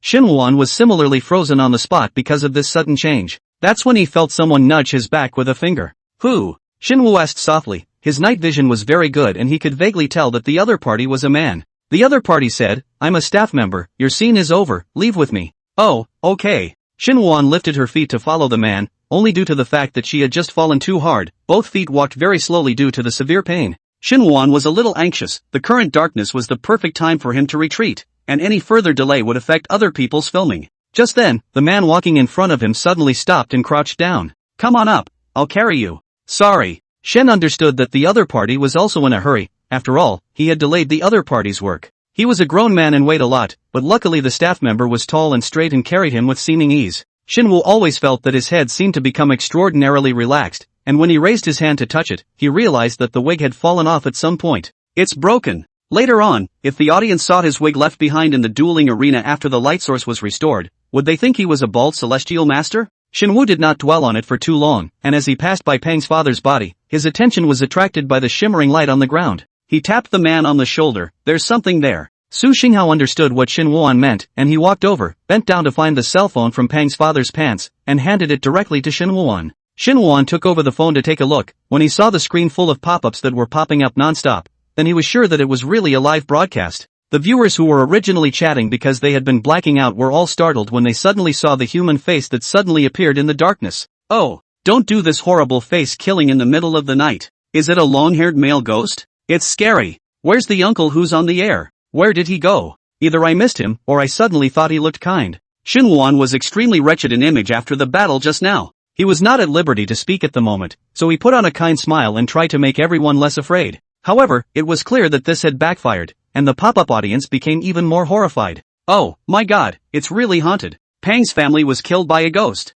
I knew it. I'll get what I deserve for all the evil I've done. Don't come after me, I haven't done anything bad. Oh. Butcher's eyes were smoldering. Such pain had not been felt for him in a long time. He was so angry that he hissed like a wild animal in the dueling arena. "I'm going to kill you. Kill you That's when Butcher felt something wrap around his neck. The instant tightening caused Butcher's face to instantly turn red. He reached up and desperately tried to rip the thing from his neck, but could never alleviate the choking sensation that was growing stronger. Ka. A sound of cracking bones came from the Butcher's body as it collapsed with a loud thud. At the same time Su Xinghao brought Shin Woo-won away safely, the lights of the dueling arena returned to normal. The audience let out an uproar as they looked down at the fallen Butcher. Only the Butcher's eyes were glazed over and his face was covered in horror. He had a mass of long hair wrapped around his neck, as if someone had strangled him alive with it. And Shen Woo-won was nowhere to be seen. This bizarre maneuver caused the crowd in the audience to start whispering. "The light suddenly failed just now. Is it possible that this celestial master moved? It's obvious it is. You see how the Butcher died in such a bizarre way. The heavenly master has long hair. It seems to be truly skillful. I really want to make friends." The youth watched the scene in shock. Xiao Zhe similarly frowned, but his brows quickly relaxed. "Order the guards to conduct a full search. Neither he nor his accomplices should be able to escape." Boom boom boom. Just then, a series of explosions came from the entrance of the passageway in the audience area. All the spectators screamed in shock at this sudden turn of events. Black smoke began to spread from the audience. Xiao Zhe stood up violently. He didn't care about the lives of those people in the audience. He narrowed his eyes, an explosive maneuver he was all too familiar with. Ling Xiaoshuang is here. Even though Xiao Zhe didn't care about the audience, yet the series of explosions still attracted all the watchers. For a moment, the passage was empty. Shin Woo-won did not suffer any serious injuries, and he quickly slowed down and got off Su Xinghao's body. He looked a little uncomfortable at the live stream's pop-ups, but tried his best to liven things up by interacting with the viewers inside. Shin Woo didn't want the heat of the live broadcast to drop because of himself. After all, everyone had worked so hard to perform. "Master, what exactly happened just now? Why did I hear the Pang family screaming?" Shin Woo responded, "They killed it." "Master, you look so familiar?" Shin Woo-won thought for a moment. He was an actor after all, and directly indicating his identity could also bring some heat to the live broadcast, so he nodded. "I'm actor Shin Woo-won." "Shen Woo-won? It's the Shin Woo-won who participated in Director Qian's live broadcast? You don't say, it's really him. I didn't even recognize him with his long hair just now." Pang's family is really big. In order to make people believe them, they even hired professional actors to act. Huh? So what was that explosion just now? Did something happen? Shin Woo was afraid that the audience would misunderstand, and hastened to pacify them. "That's the plot arrangement, don't worry, we're a big production." Chapter 93, Are You Still Human? The Lich Ghosts were envious when they saw Shin Woo-won actively replying to the audience. "They're all spectators, why should the living side get Shin Woo-won's reply?" That's right. We want to talk directly to Shin Woo-won too. "Old King, hurry up.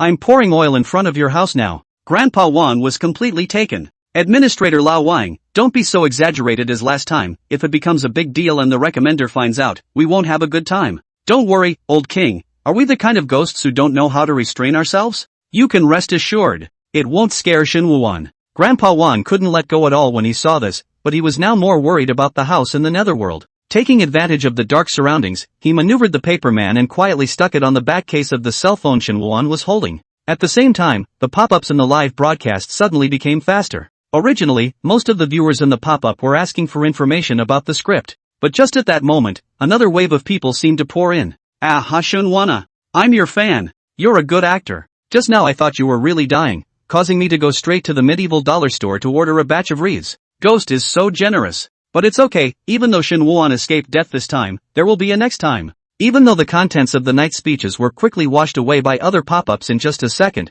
Shin Woo-won still noticed them. He did not feel offended, but rather amused. Probably because making psychic movies was a major starting point in his acting career. Shin Woo-won slightly revealed a smile and said, "Thank you, and I'm looking forward to receiving a wreath from you." Aha, Shin Woo-won, come back to me. I'll send it over tonight. The other passerby viewers reacted after a while, and it turned out that these people were Shin Woo-won's fans. Although their style of speaking was somewhat netherworldly, from Shin Woo-won's reply, it was clear that this was a unique tacit understanding between them. For the onlooker, it's pretty hard to fit in. Su Xinghao, who was walking beside Shin Woo-won, suddenly had his footsteps lurched and his body involuntarily bent down. Seeing this, Shin Woo immediately stopped interacting with the audience and hurriedly inquired, "What's wrong?" He used the faint glow of his cell phone to see that Su Xinghao's face was extremely pale, and he was even sweating coldly. "You look like you're in bad shape." Shin Woo frowned. "Can you contact the crew? Or I'll call 120 now." Su Xinghao shook his head. He didn't say anything but reached out and pointed ahead. Seeing that he was in a poor state, Shen said, "Wait for me, I'll go call someone." After saying that, Shin Woo-won ran forward in the direction that Su Xinghao pointed. After confirming that Shin Woo-won had gone far away, Su Xinghao could no longer control himself and fell to his knees as a large amount of blood gushed out from his mouth. Meanwhile, Su Xinghao left the corpse. He watched coldly as the body stopped breathing after a brief convulsion. He also chose this man to possess because he happened to witness him threatening people on the phone and knew it was the hitman in charge of collecting loan sharks. Su Xinghao did not have the slightest fluctuation of emotions on his face, and after confirming that this person was completely hopeless, he chased after Shin Woo-won in the direction he had left. Shin Woo-won ran quickly in the darkness, and the cold wind kept blowing against his eyes, making him feel a bit uncomfortable. He stopped and rubbed his eyes, yet the discomfort persisted. Now is not the time to delay, we must find someone as soon as possible. Thus, Shin Woo-won continued to walk forward. Possessing decent night vision, he noticed a black wall ahead. Luckily he had watched the road carefully or he would have surely crashed into it. Shin Woo turned his head to see that there was a road to the right, so he walked towards the right. Su Xinghao walked out of the plant, and at this time, only Grandpa Won was outside. Grandpa Won floated over and said anxiously, "It's not good." Shin Woo-won didn't come out at all, but instead went further and further inside. Strange to say, he had been going along fine, but suddenly he turned the corner. Su Xinghao looked around and seemed to understand something, his complexion slightly cold. It's Pang Fangfang who has acted. The originally straight road suddenly became complicated. Shin Woo-won kept turning left and right, but he never saw the exit. He paused, always feeling as if he was going deeper and deeper. Shin Woo-won picked up his cell phone and said, "I seem to be lost, are there any staff members on the air? Someone needs help." "Don't worry, that staff member has gone where he belongs. It's still your scene next, don't stop. Come what may, move on." The Lich Ghosts were bent on seeing Shin Woo-won continue to broadcast live, and were frantically uproarious. "Administrator Lao Wine, he's fine." Shen saw the administrator's words before settling down. He didn't have to run as hard as he could, and then he walked through the passage for 5 minutes, still with nothing but endless darkness as far as the eye could see. Luckily, I had my cell phone with me and was able to communicate and talk to the live audience. Shin Woo-won carefully observed his surroundings and said, "I always feel that something will jump out at any time. I can understand the anchor's feelings. When I play secret rooms, my most frightening moment is always when the ghosts haven't appeared yet. The greatest source of fear for people is their own imagination.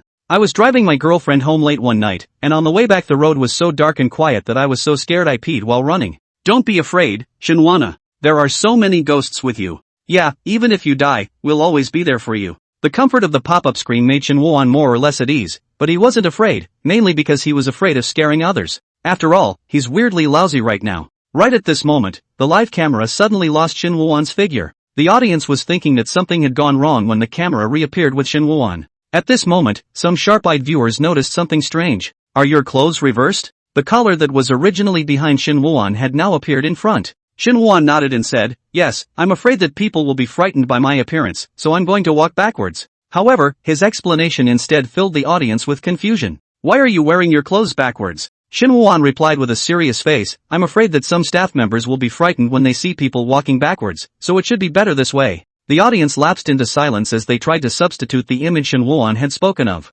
Imagine you are in the dark and you feel someone approaching, and as the distance draws closer, you see that the person's head is actually turned upside down. Isn't that even scarier? The audience was about to type and spit, but they realized that Shen Wuan's act had long since caused the knights to praise it. The public screen instantly bristled with dense pop-ups. This is a great idea. Shen Wuan is also too considerate of the living.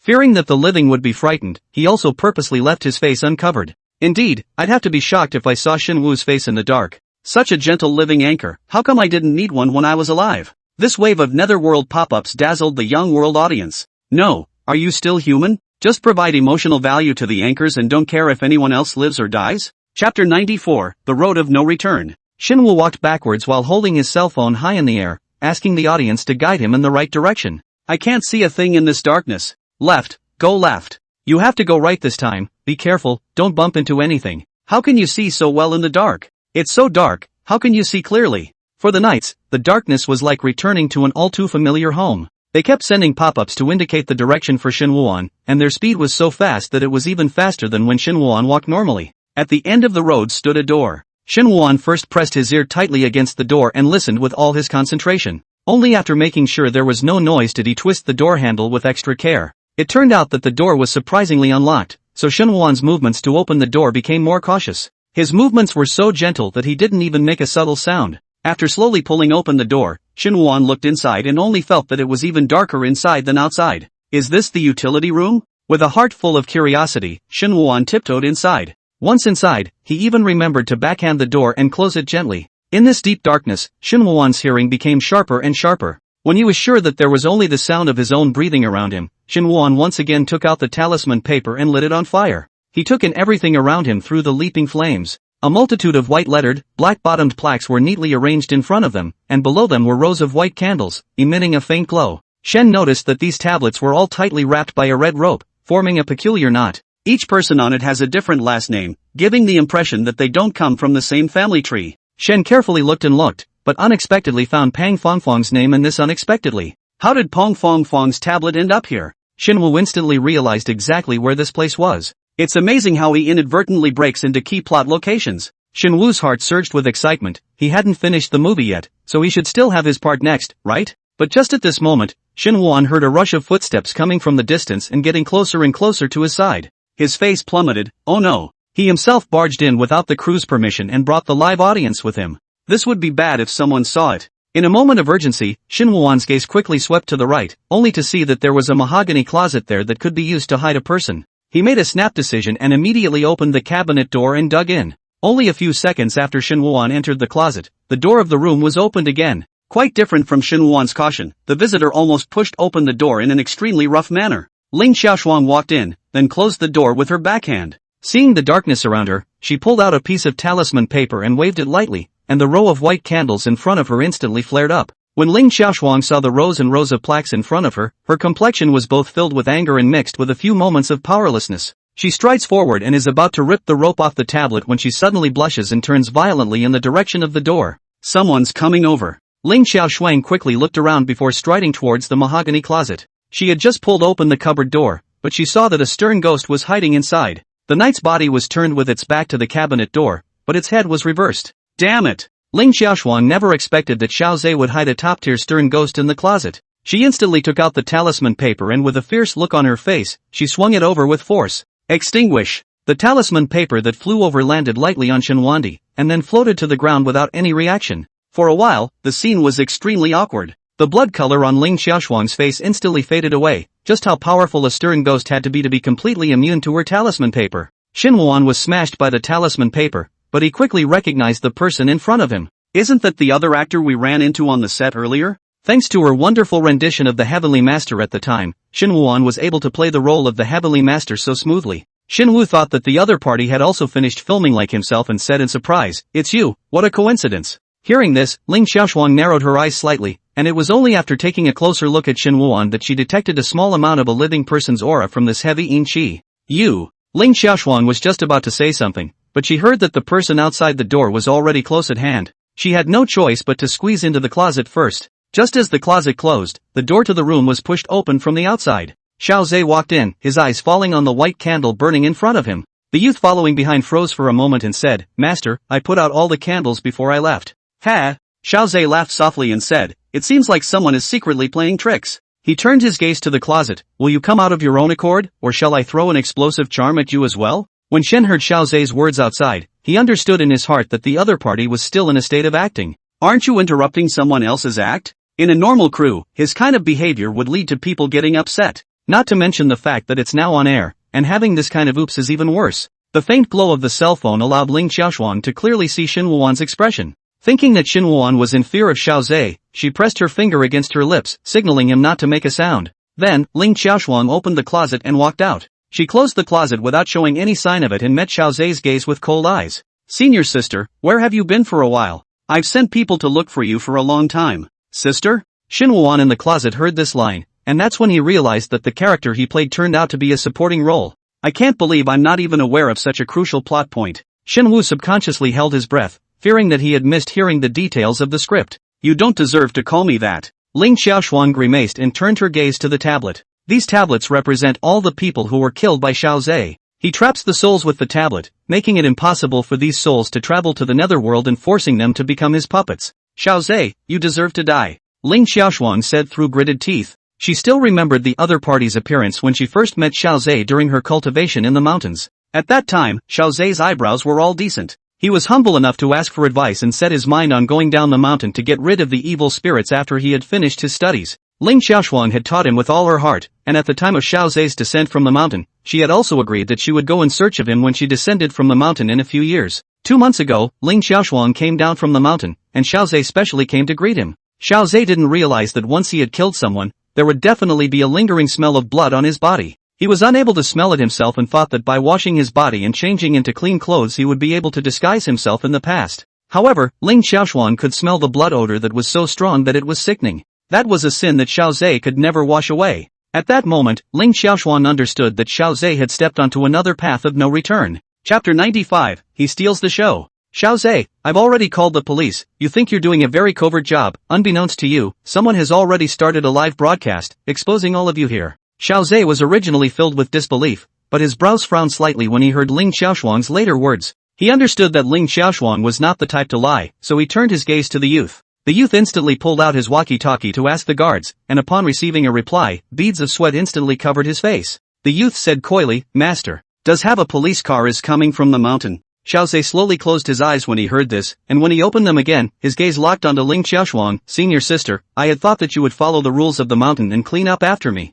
Ling Xiaoshuang gently shook her head. "The crimes you have committed can never be offset by a single death." After saying that, she raised her hand and waved it, and the burning white candles instantly made explosive sounds one after another. Bang bang bang! The explosion caused the surroundings to shake violently, and all the tablets fell to the ground. Ling Xiaoshuang lit the red rope on the ground, however, as the red rope was burned, the surroundings remained unchanged. She paled, realizing that it was just an ordinary rope. "Ha!" Between the smoke, came Xiao Zhe's soft laughter. "Senior sister, I'm no longer the silly boy who let you play tricks on me in the past." Xin Wuan, who was hiding in the closet, was also affected by the explosion, and the wooden boards behind him collapsed due to the vibration. Shen twisted his head to see that there was actually a passageway hidden behind the closet. Will this be a walkway for staff to leave? The other actors were currently immersed in a fierce fight scene, so in order to avoid affecting the shooting of others, Xin Wuan quickly ran in. All along the way, white beads emanated from the head. Shen thought it was a lamp at first, but he reached out and realized that he was able to remove it. It turned out to be a glowing bead.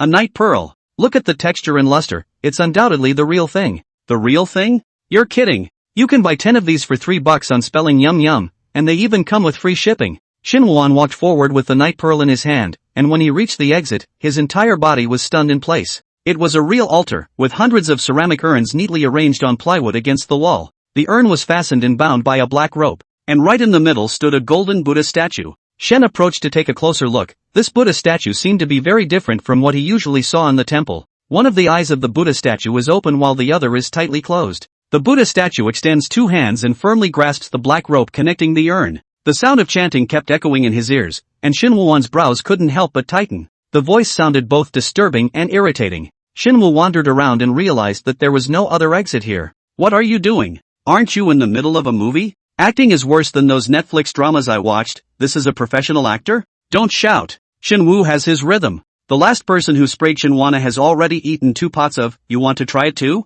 Shen noticed the dissatisfaction of the audience, and he felt that it made sense. This was after all a live broadcast format, and since it hadn't been shut down, it meant that he had to continue to act. Shenhua once again turned his gaze to the urn above. Would Pang's family have long ago given Pang Fongfong's ashes to Xiao Zhe in order to eliminate Pang Fongfong? The urns look identical from the outside and don't even have a name on them. Shen Wuan quickly thought of a solution. Can't find it, then it's all smashed. Bang bang bang.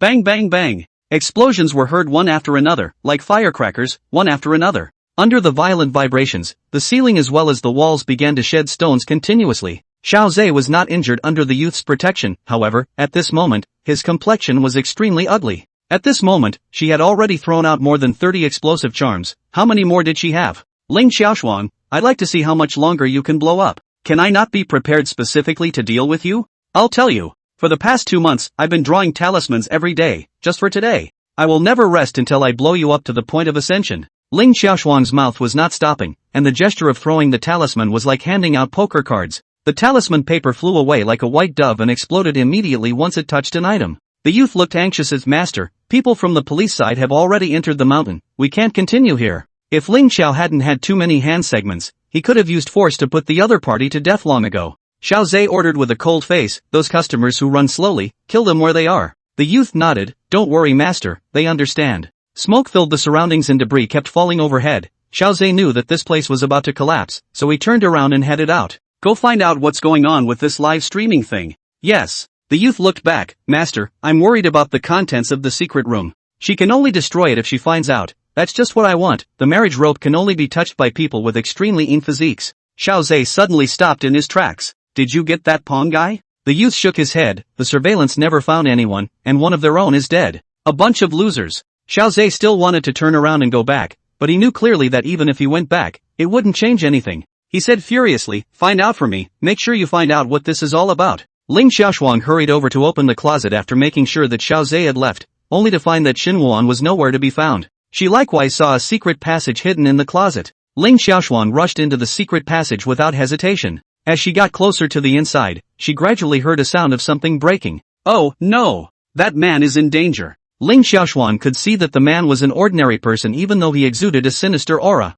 She picked up speed and ran inside. Stop! Ling Xiaoshuang preempted her before she even entered, quickly drawing out the talisman paper. However, at the sight of the scene in front of her, she hastily braked her feet urgently. The ground was full of ceramic fragments, and Shenhuan was holding an urn aloft in his hand. Shenhuan, who saw Ling Xiaoshuang, was obviously very happy. Master, you've come at the right time. This is where Master Zhao's unknown secret is. I've already smashed half the urns and freed most of the wrong souls, so come join me. Wait. The amount of information in Shenhua's 2 sentences was too much, and Ling Xiaoshuang only felt that her brain could not turn around for a moment. Who is your master? Forget it. You smashed the urn. Are you really not afraid of them haunting you? Ling Xiaoshuang hurriedly asked Shenhuan to put down the urn. Her attention was likewise drawn to the Buddha statue placed in the center. Ling Xiaoshuang walked forward, and under careful inspection, her expression became extremely serious. Knowing that Ling Xiaoshuang was playing a character who knew more than he did, Shenhuan opened his mouth and asked, Master, what kind of Buddha is this statue? This is not a Buddha statue, which Buddha would carry an evil aura. Ling Xiaoshuang paused then said, this is a half-faced ghost statue, it will catalyze evil thoughts. Xiao Zhe put this ghost statue here in order to raise all the ghosts here into stern ghosts with powerful evil thoughts for him to drive. So it is. Shenhuan firmly memorized this key plot.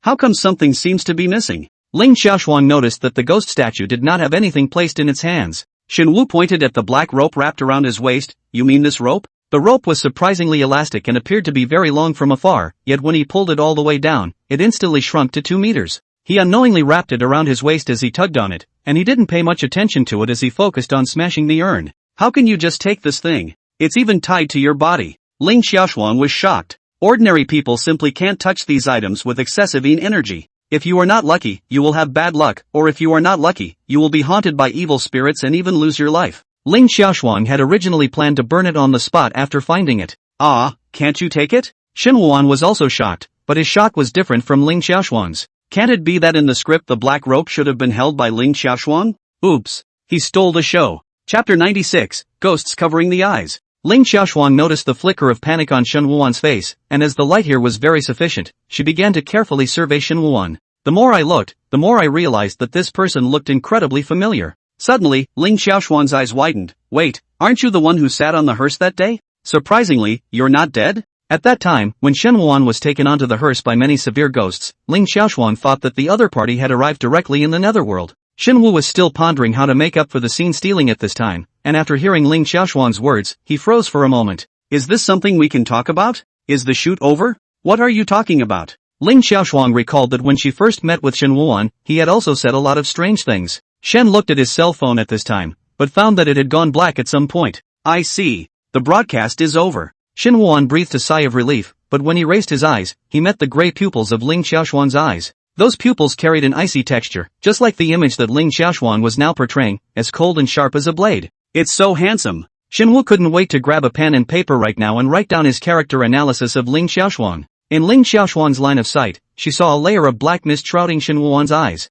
This guy is blinded by a ghost. Ling Xiaoshuan understood at once. That group of severe ghosts had designs on Shen Wuan's special physique, purposefully using the ghost to cover his eyes, probably because he was afraid that Shen Wuan would be shocked after knowing the truth. Well, it's all over. Ling Xiaoshuan did not poke at the truth. Since she was certain that the group of severe ghosts would not pose a life-threatening danger to Shen Wuan for the time being, there was no need for her to rigidly break this fragile calm. Come with me, someone will take care of things here. Shen followed Ling Xiaoshuan and walked out of the plant in just less than 5 minutes. Shen Wu couldn't help but lament, the design in here is so complicated, I walked inside for a full 30 minutes earlier without being able to find the exit. Ling Xiaoshuan said in her heart, nonsense, the ghost has covered your eyes, if not for me, you would have to spin around inside for the rest of your life. Ling Xiaoshuan was clear that she couldn't stay here for long, so she led Shen Wuan quickly through the forest. She had secretly investigated Xiao Zhe before and found out that the other party had established an underground dueling arena here. Xiao Zhe specializes in keeping some black boxers, charging admission to customers with perverted hobbies, and running a gambling house. This forest Ling Xiaoshuan had already been here countless times. The two of them soon walked to the bottom of the mountain, and Shen Wuan heard sirens coming from the distance. In most paranormal thrillers, it often ends with the police arriving. You can get a cab if you walk a little further. Ling Xiaoshuan pointed forward, then turned around and walked the other way. Wait! Shen Wu called out to her, can you leave a contact information? Senior, your acting skills are really great, and I want to ask you some more questions. Ling Xiaoshuan subconsciously wanted to open her mouth to refuse, however, when she met Shen Wuan's pure eyes, her heart faltered. No matter what, Shen Wuan did help her this time. Ling Xiaoshuan reported her cell phone number, you and I are destined to be together, so we'll be in touch often in the future. She was ready to collect Shen Wuan's body for him. Okay, thank you senior. In the face of Ling Xiaoshuan's expression of kindness, Shen Wuan felt very happy. Previously, people he knew from acting wouldn't friend him. But gradually, now, he's starting to have friends of his own, and he's even been able to invite them to make friendly appearances. You dropped the black rope on the ground. Ling Xiaoshuan's words carried a sternness that could not be refused, and Shen Wuan sniffed and obediently complied.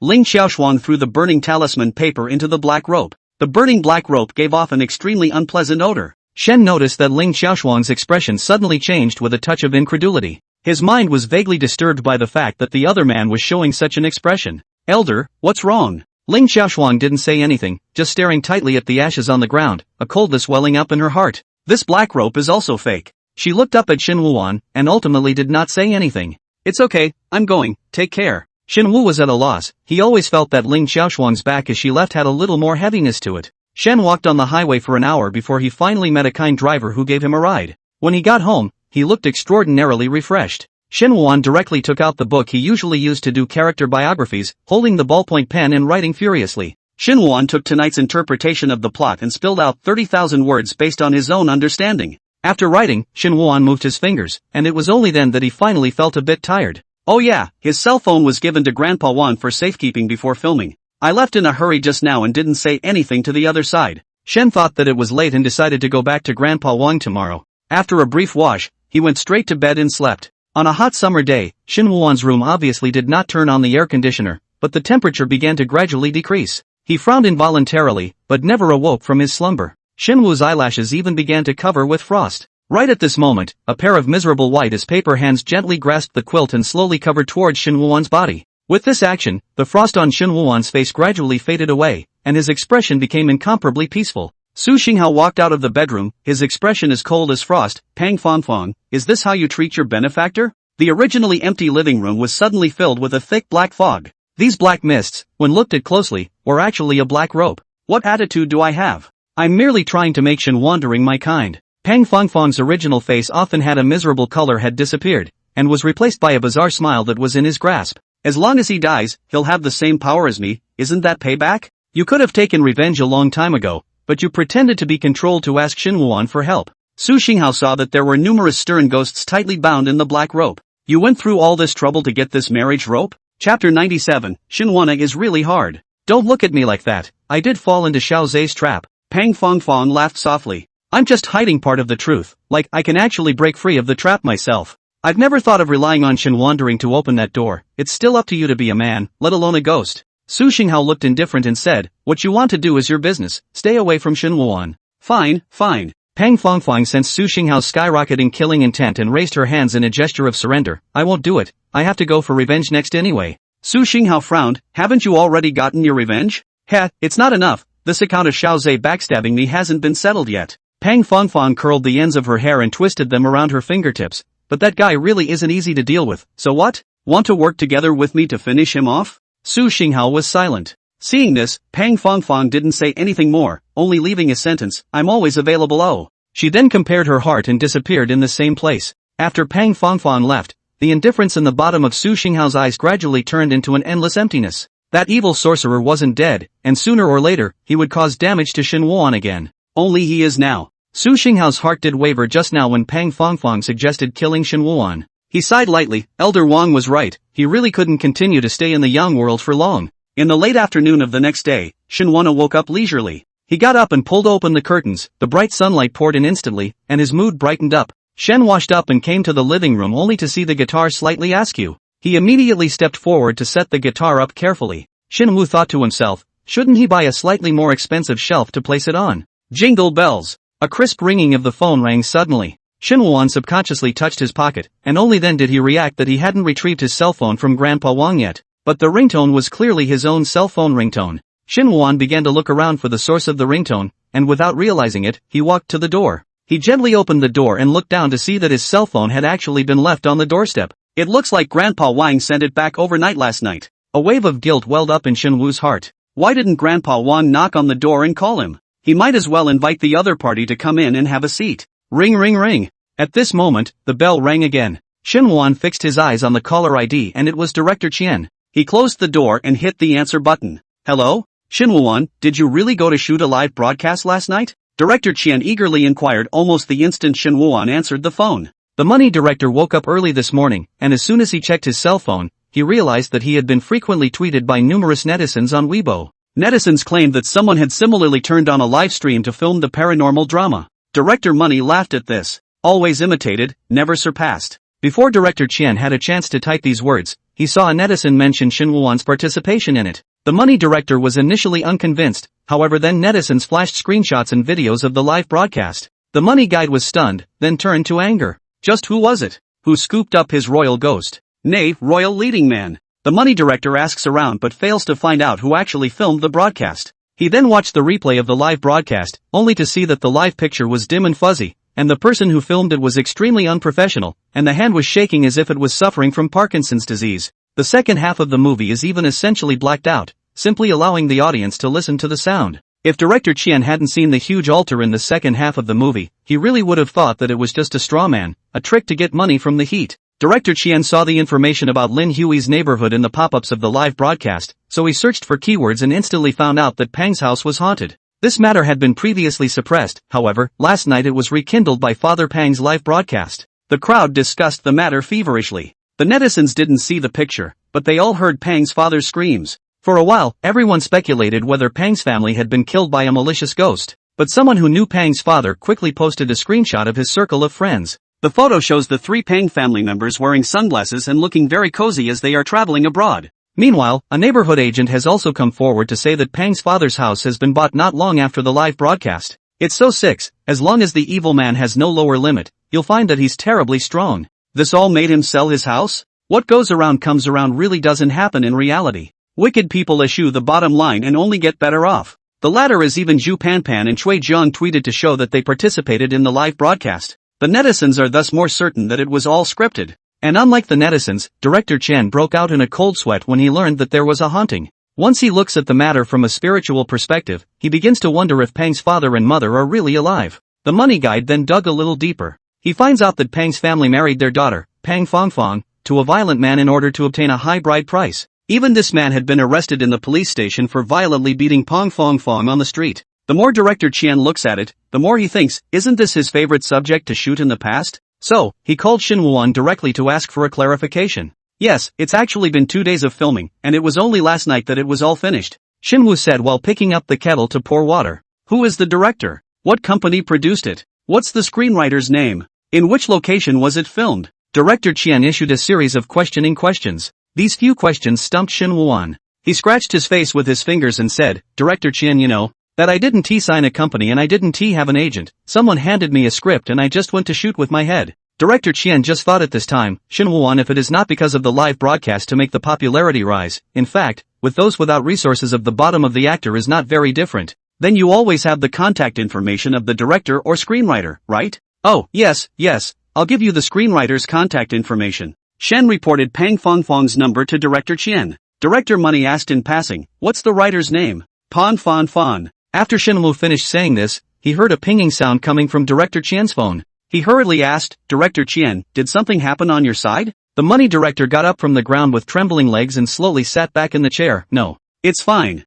God damn it, isn't Pang Fongfang the deceased Pang's daughter? Director Money gulped. So where were you taken after that? Shin Woo-won sat on the sofa, took a sip of water, and said nonchalantly, I'm not sure. At that time, in order to pursue realism, I was directly blindfolded with a black cloth to bind my hands, and then took a car to go to other places. Isn't that what you've been kidnapped for? Guide Qian's legs shook more and more, and he was really scared for Shin Woo-won. Shin Woo-won is really hard, but he can still live peacefully until now. True to form, he's a psychic movie protagonist in his favor. Chapter 98, I can carry you on a stretcher. Director Qian, when can we start shooting? I'm ready, Shin Woo-won said with vigor. I'm not ready for this. Director Money had already found a venue and prepared a script. However, when this happened, he decided to flip everything back on its head. Even if people are bad, now even ghosts are coming to this business to roll with him. Where's he going to argue? Director Qian, who was not one to be defeated, decided to strive for excellence and work on the script once again. There's still a lot to prepare for, so I'll let you know in advance when everything is ready.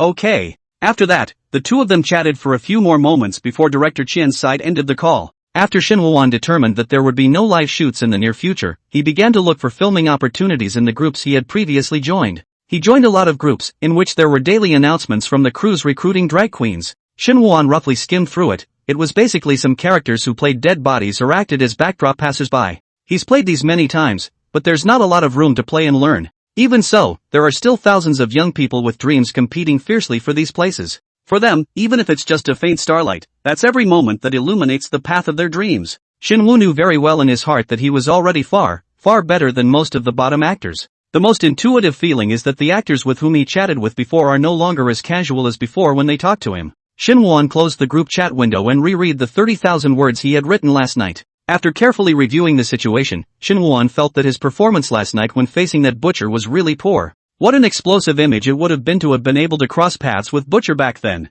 However, he had no choice but to hide and flee. That Butcher's acting was just too good, giving Shin Woo-won a sense of nervousness that his life was hanging in the balance. Thinking of this, Shin Woo-won opened his friends list and sent a message to the person whose note was Brother Hong. Brother Hong, do you need a martial arts replacement these days? I'm always available. Hong used to be a martial arts movie actor, then as he got older, he transitioned to become a martial arts instructor. He even opened a martial arts school and took on some disciples. Shin Woo-won had thought that Hong would not reply to the message so quickly, but I didn't expect to receive a response less than a minute after the message was sent. Shin Woo-won, haven't you gained some popularity from the live broadcast lately? Why do you still want to come as a martial arts replacement? There doesn't happen to be much going on these days, so I thought I'd come here to study and learn from Brother Hong. Modest, just in time, I need martial arts replacements here, can you come over now? Send me the address, I'll be right there. Shin Woo-won immediately changed into his clothes and rushed to the place that Hong had mentioned at a rapid pace. He had just reached the door when he saw an ambulance parked next to him. Make way.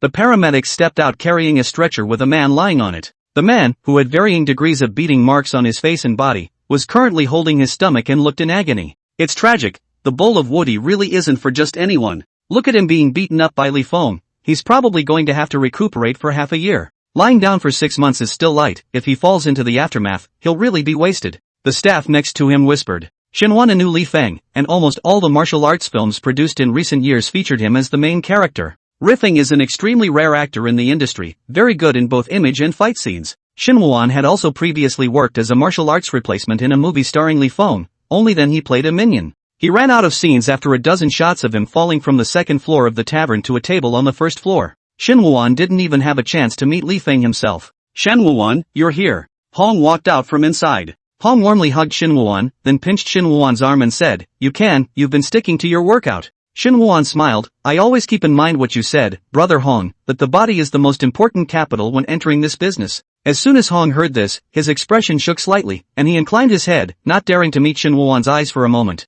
He paused for a moment, then raised his head and said in a serious tone, Shin, why don't you forget about it this time, and I'll greet you next time I have an easier job. Shin Woo-won froze, brother Hong, didn't you say that there happens to be a shortage of military replacements? Ugh, you don't know just now. Hong was about to say something, but then his cell phone rang. Hong had to walk a few steps away to answer the phone. The person on the other end of the phone cursed extremely loudly, and even though Shin Woo-won wasn't really close, he could clearly hear the sound. What's gotten into you? What kind of martial arts replacement did you find? Rikafeng can't carry it with one punch? I'm telling you, get someone more capable of fighting at once. Do you know how much money Li Feng can make in a minute? If we keep delaying like this, will you pay for the company's loss? Sorry, I know. Hung was close to 60, but well maintained, and the muscles on his body made him look tall and lanky. However, his groveling posture when he answered the phone made him look shorter. I have already found a new Wu replacement, and will never delay Richemont. After hanging up, Hong sighed heavily. He walked to Shin Woo-won and barely squeezed out a smile. Just now, brother Hong was joking with you, let's go, follow me. Shin Woo followed Hong into the theater group.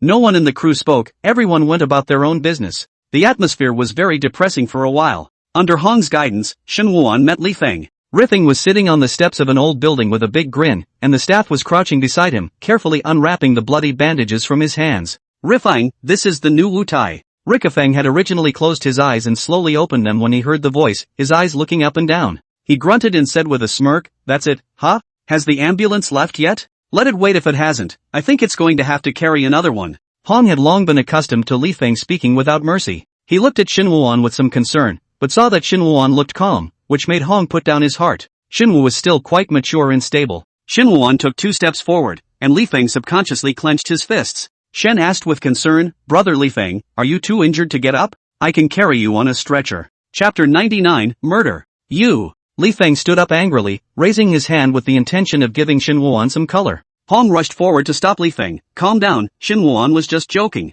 Get out of the way. Li Feng's eyes widened angrily, don't pretend to be a peacemaker here. Seeing that Li Feng was angry, Shin Woo-won hurriedly explained, no, I'm not joking, I'm sincerely willing to help brother Li Feng with this favor. When Li Feng heard this, the anger in his eyes grew even more, and he was about to rush up and hit someone right away. Hong desperately blocked it, twisting his head and shouting, stop it. It's really going to kill someone if we keep talking like this. Hong was regretting it at the moment. He used to only think that Shin Woo-won was a sincere young man, but now it seems that this is simply a lack of heart. Li Feng was infuriated and laughed, pointing at Shin Woo-won, fine, you want to carry me on a stretcher, do you have the strength? Shen honestly said, that depends on how the script is arranged. Good. Li Feng had heard people say that he was crazy before, but today he realized that someone was even crazier than he was, and they were all showing off directly in front of him. Li Feng directly found the director, only to see him talking with the director there, during which he looked at Shin Woo-won from time to time. Seeing that the situation had turned out like this, brother Hong sighed helplessly, Shin Woo-won, you're in trouble now. Shen Woo asked with a puzzled expression, what's wrong, brother Hong? Did I say something wrong just now? You that were just saying the wrong thing. You simply think your life is too long. What else could Hong say but to order someone to keep the paramedics ready to stand by? Immediately afterward, Li Feng walked to Shin Woo-won together with the director. The director said, your name is Shin Woo-won, right? Next you'll be playing a sparring scene with Li Feng, remember, it has to be a real fight. Shin Woo asked, how far does it really have to go then? Your character is going to have to hold on to the determination to take Calendar Feng out. The reason why the director asked for this was so that Li Feng could also take this opportunity to teach Shin Woo-won a lesson. There was no way, Li Feng was the main character of his movie, if he didn't let Li Feng get rid of his anger, the crew wouldn't be able to carry on shooting smoothly today. Shin Woo nodded, I understand. The staff member handed Shin Woo-won an unopened dagger. Obviously this was just a very ordinary prop, but Shin Woo-won was still in love with it. It was his first time to play opposite a big name and it was so exciting for him. Li Feng stood not far away and moved his wrist, seeing Shin Woo-won's comical appearance of not having seen the world, revealing a mocking smile. Humph. Let me teach you a good lesson later. Everyone get ready. As the director's words rang out, Shin Woo-won tried to calm himself down. He slowly closed his eyes and began to recall the scenes of the battle with the butcher at that time. The butcher's every move and look came back to him one by one. At this moment, Shin Woo-won seemed to have returned to that dueling arena once again. But this time, he was no longer the fleeing prey, but the vicious and cruel butcher. Li Feng's original contemptuous expression suddenly changed. He could clearly feel that Shin Woo-won was different from just now. This change was not only noticeable to him, but also to everyone around him. It was as if an ordinary person who knew absolutely no martial arts had suddenly torn off his disguise and transformed into a wanted murderer. Shin Woo-won's acting was like a clean white board that was splashed with red paint like blood, instantly coloring it with an evil aura. With a smirk on his face, he raised his dagger to Rifeng. The game is on. Li Feng was different from ordinary people. He was able to stand firm in his current position by relying on genuine force. Shin Woo-won's sudden change really made Rifeng's heart startled, but soon, he was enraged by this emotion. Damn! He was actually intimidated by a martial arts substitute. If this were to be spread out, it would not make people laugh their heads off. Shin Woo-won's words completely ignited Li Feng's anger, and he angrily rushed over, swung his fist, and mercilessly smashed towards Shin Woo-won's head. Shin Woo-won similarly charged towards Li Feng, and the two of them approached at an extremely fast speed. Shin Woo sidestepped Li Feng's fist, then crossed his sword.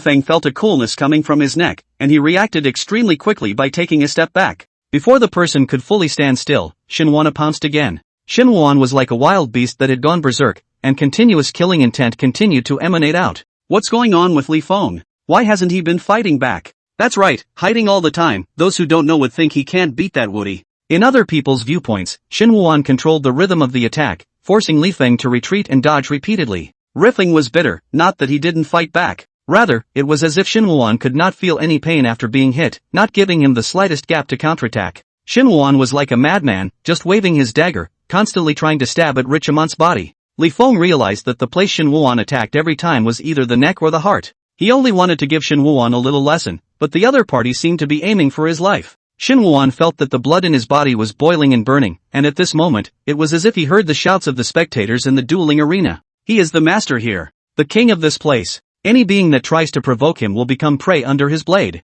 There was barely a trace of humanity present in Shin Woo-won's eyes as he stared at Li Feng with a deadly stare, his mind filled with the image of the blood spattering out. Rick Feng was startled by Shin Woo-won's eyes, and he began to think back to what he had just done. Did I just talk too much? No one ever told me that. Just as Rifeng was so lost in thought, his leg was kicked, and he then lost his balance and fell to the ground. Li Feng's legs were tightly pressed by Shin Woo-won, and with that dagger close at hand, Li Feng instinctively raised his arms in defense. Out of nowhere, he seemed to catch a glimpse of a bloodthirsty bright red under Shin Woo's eyes. In this moment, Li Feng felt intense pain, and his breathing unconsciously stopped. Shin Woo-won ruthlessly plunged the dagger 3 times in a row towards Li Feng's neck, and finally grabbed Li Feng's head and twisted it aside with seemingly great force. Li Feng turned his head sideways and saw the dagger. Surprisingly, half of the blade was stuck into the ground. Didn't you say it was a prop knife? The fight was less than 10 minutes back and forth, a fierce and unimpeded tussle that left the surrounding area silent. Hong was even more wide-eyed and hadn't blinked since. Is that what the script says? How did it turn into the protagonist Li Feng being sanctioned by the assassin Shin Woo? The performance ended, and the killing intent on Shin Woo-won's body faded away like a tidal wave. Brother Li Feng, hard work. Shin Woo-won courteously extended his hand, wanting to pull Li Feng up. However, Li Feng acted as if he couldn't hear Shin Woo-won speak, still maintaining the posture of falling to the ground and not moving at all. Brother Rifeng? Shin Woo called out to him again with a heart full of doubts. But Li Feng still looked motionless, and the staff who stood a little farther away, because they did not see Shin Woo-won's out of the knife was completed by borrowing the position, they really thought that Shin Woo-won had stabbed the person to death. Murder! Li Feng has been killed. Chapter 100, isn't this a curse on you? These words were just like a thunderbolt that exploded in the crowd. Some unidentified staff members ran out of the room in fear and panic. The paramedics who were standing by at the door saw a group of people running out in a hurry and grabbed one of them and asked, "What's going on?" There was a martial arts substitute who hacked Li Feng to death. It also chopped up many people on the spot. The staff member who spoke had his hands busy gesticulating descriptions. The paramedics were shocked as they rushed in with stretchers and medical supplies in a hurry. Shin Woo-won thought that he hadn't grasped the lightness of his hand and had injured Li Feng.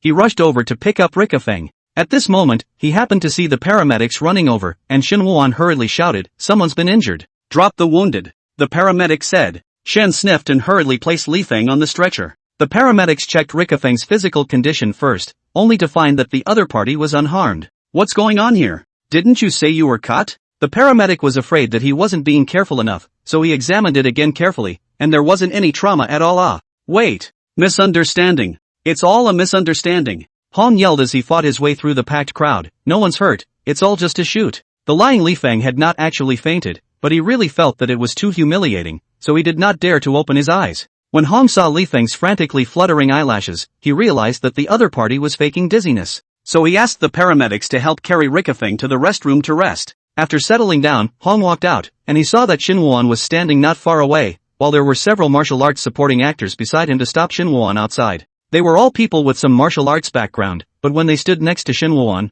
they were still in a state of total alertness. Shin Wu thought that he had injured the person, so he was not angry at this hostile treatment. Shin Wu asked with an eager face, "Brother Hong, is Brother Li Feng's person alright?" Hong shook his head with a complicated face, "People are fine, and, why are you guys blocking people? Want to fight?" Hong told everyone to disperse, and although those people walked away, their gazes fell on Shin Wuan from time to time, as if they thought that Shin Wuan would rise up and injure someone at any time. "Brother Hong, don't hide it from me, tell me honestly, did something really happen to Brother Li Feng?" Shin Wu had a straight face, "If so, I will take the responsibility." Hong huffed, "It's really nothing, that's just, well, the heat, yeah, the heat and then some heat stroke." Hong found a perfect excuse. "It's like this." Shin Wuan was relieved when he heard this, "I really didn't have a light hand just now, Brother Li Feng, he won't blame me, right?" Hong thought in his heart, "Strange is not so much, but I'm afraid I don't very much want to see you again in this life. He's fine, but he definitely won't be able to shoot today. How about this, you go back first, I'll call you when there's work." Shin Wu was a bit lost, but he soon pulled himself together, "Okay, but I still want to meet Brother Li Feng before I leave."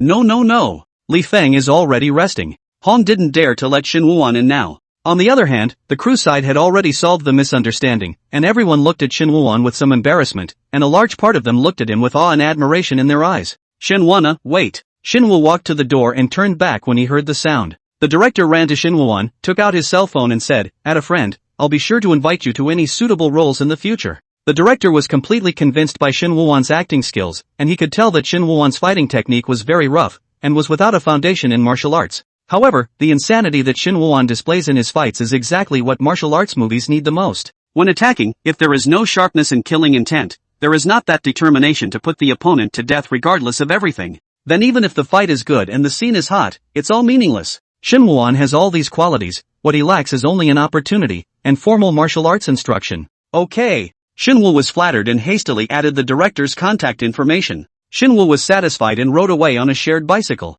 For him, today's harvest can be said to be quite big, not only with the martial arts star one-on-one duel, but also by the director of the praise. After that, Shin Wuan, who couldn't stay idle, went to other theater groups to play dead bodies in dragon sets. It was after 2 a.m. in the evening before he rode toward home. At this time, the road was already empty. Shin Wuan rode his bike and saw a familiar figure appearing in front from afar. Wu Shang walked quickly, his back long drenched in cold sweat. In recent times, criminal cases have been frequent. Wu Shang often goes out in the middle of the night and doesn't return until dawn in the early hours of the morning. Earlier, Wu Shang had felt that someone had been following him, but then the feeling disappeared, and for a while he thought it was due to his stress. However, tonight that feeling struck again. The flickering of the aged streetlights resonated with his rapid heartbeat in this moment. Ta-da! The sound of footsteps echoed continuously in the silent darkness of the night, while another sound seemed to be interspersed among them. Hiss. It was as if someone was dragging something. Who is it? Don't play God. Wu Shang looked back violently, but there was no one behind him.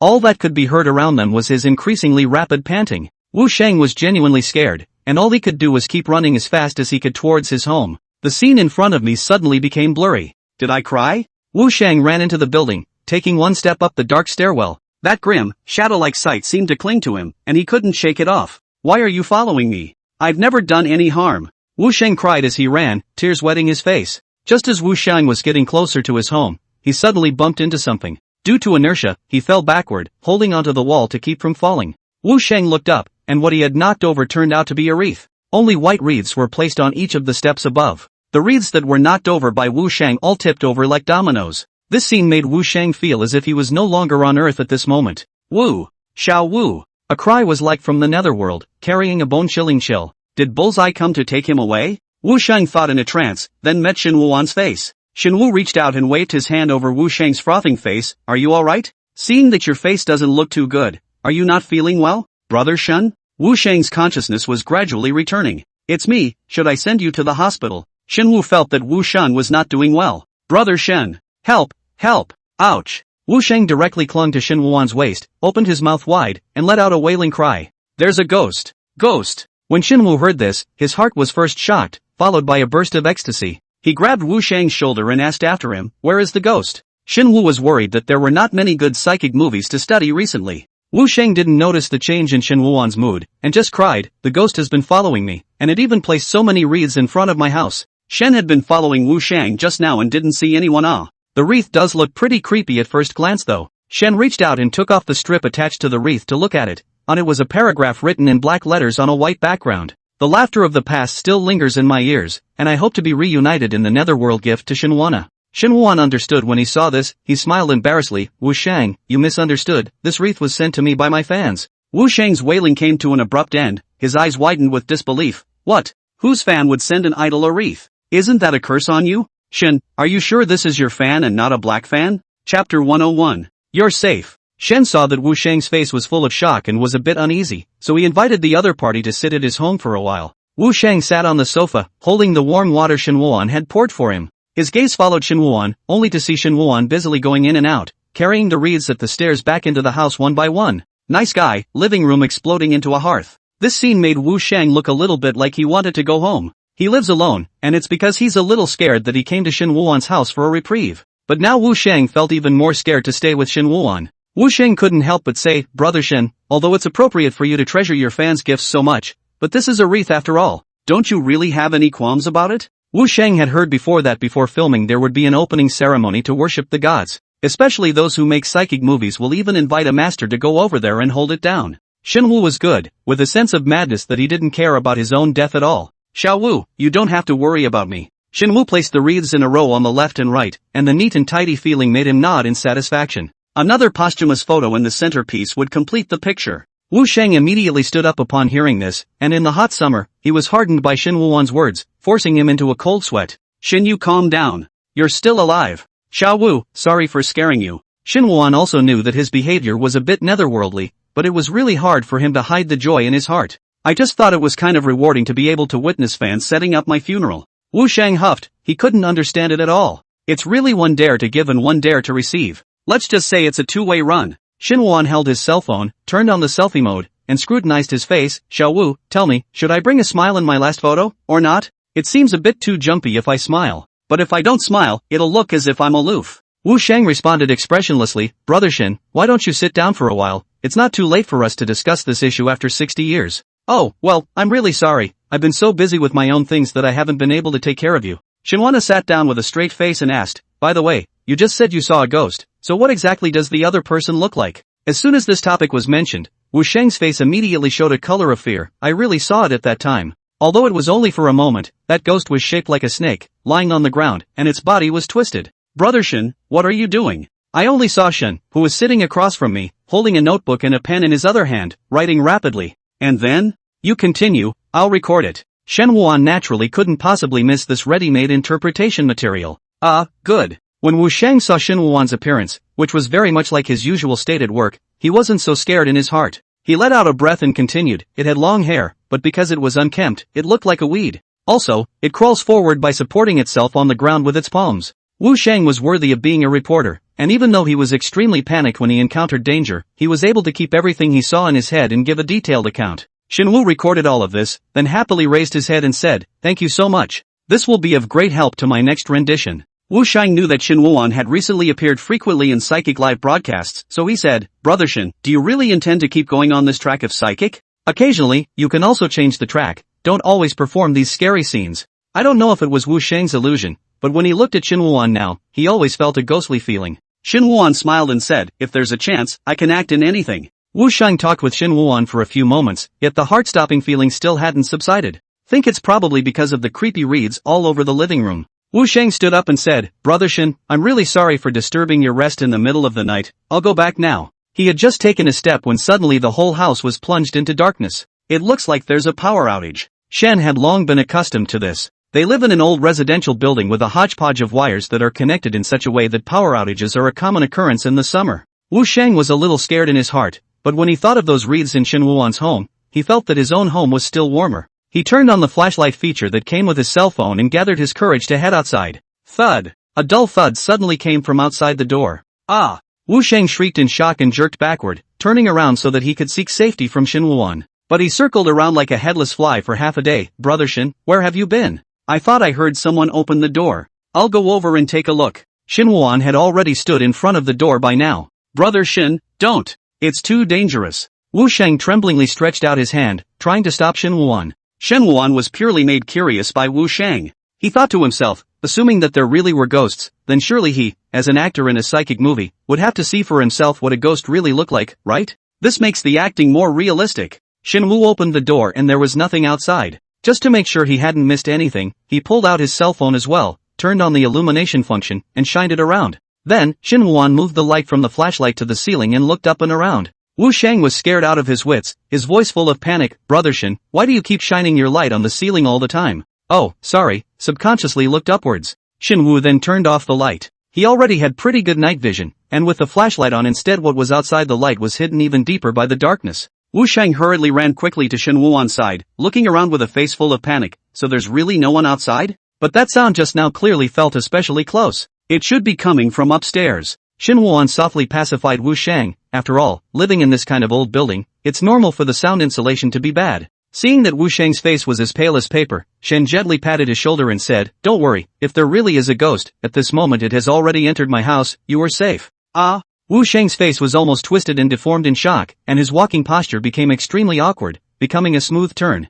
He quickly stepped out of Shin Woo-won's home, twisted the door handle to enter the house, and then quickly closed the door with his backhand. Shin Woo-won looked at this scene and really cried and laughed a little. However, on second thought, he thought that Xiao Wu could come with him to act in a psychic movie if he couldn't do his job in the future. Shin Woo felt that Xiao Wu's appearance when he was scared was no less than those actors who had previously acted with him. When Wu Sheng returned home, he didn't even bother to take off his shoes and went straight under the covers. He shivered under the covers for a long time, the sweltering heat gradually calming him down. Wu Sheng burrowed his head out of the covers and took a big breath of fresh air. Ding! At this moment, the cell phone rang with a message tone. Wu Sheng picked it up and saw that it was sent by Shin Woo-won. It suddenly occurred to him that he had just run back in fear without greeting Shin Woo-won, which was really too embarrassing. Wu Sheng closed his eyes, wishing it had never happened. Ding! The message beep sounded again, causing Wu Sheng to only return to reality once more. Wu Sheng tapped the screen to check it out. Brother Shin, are you okay, Wu? Brother Shin usually live alone, be more careful about access.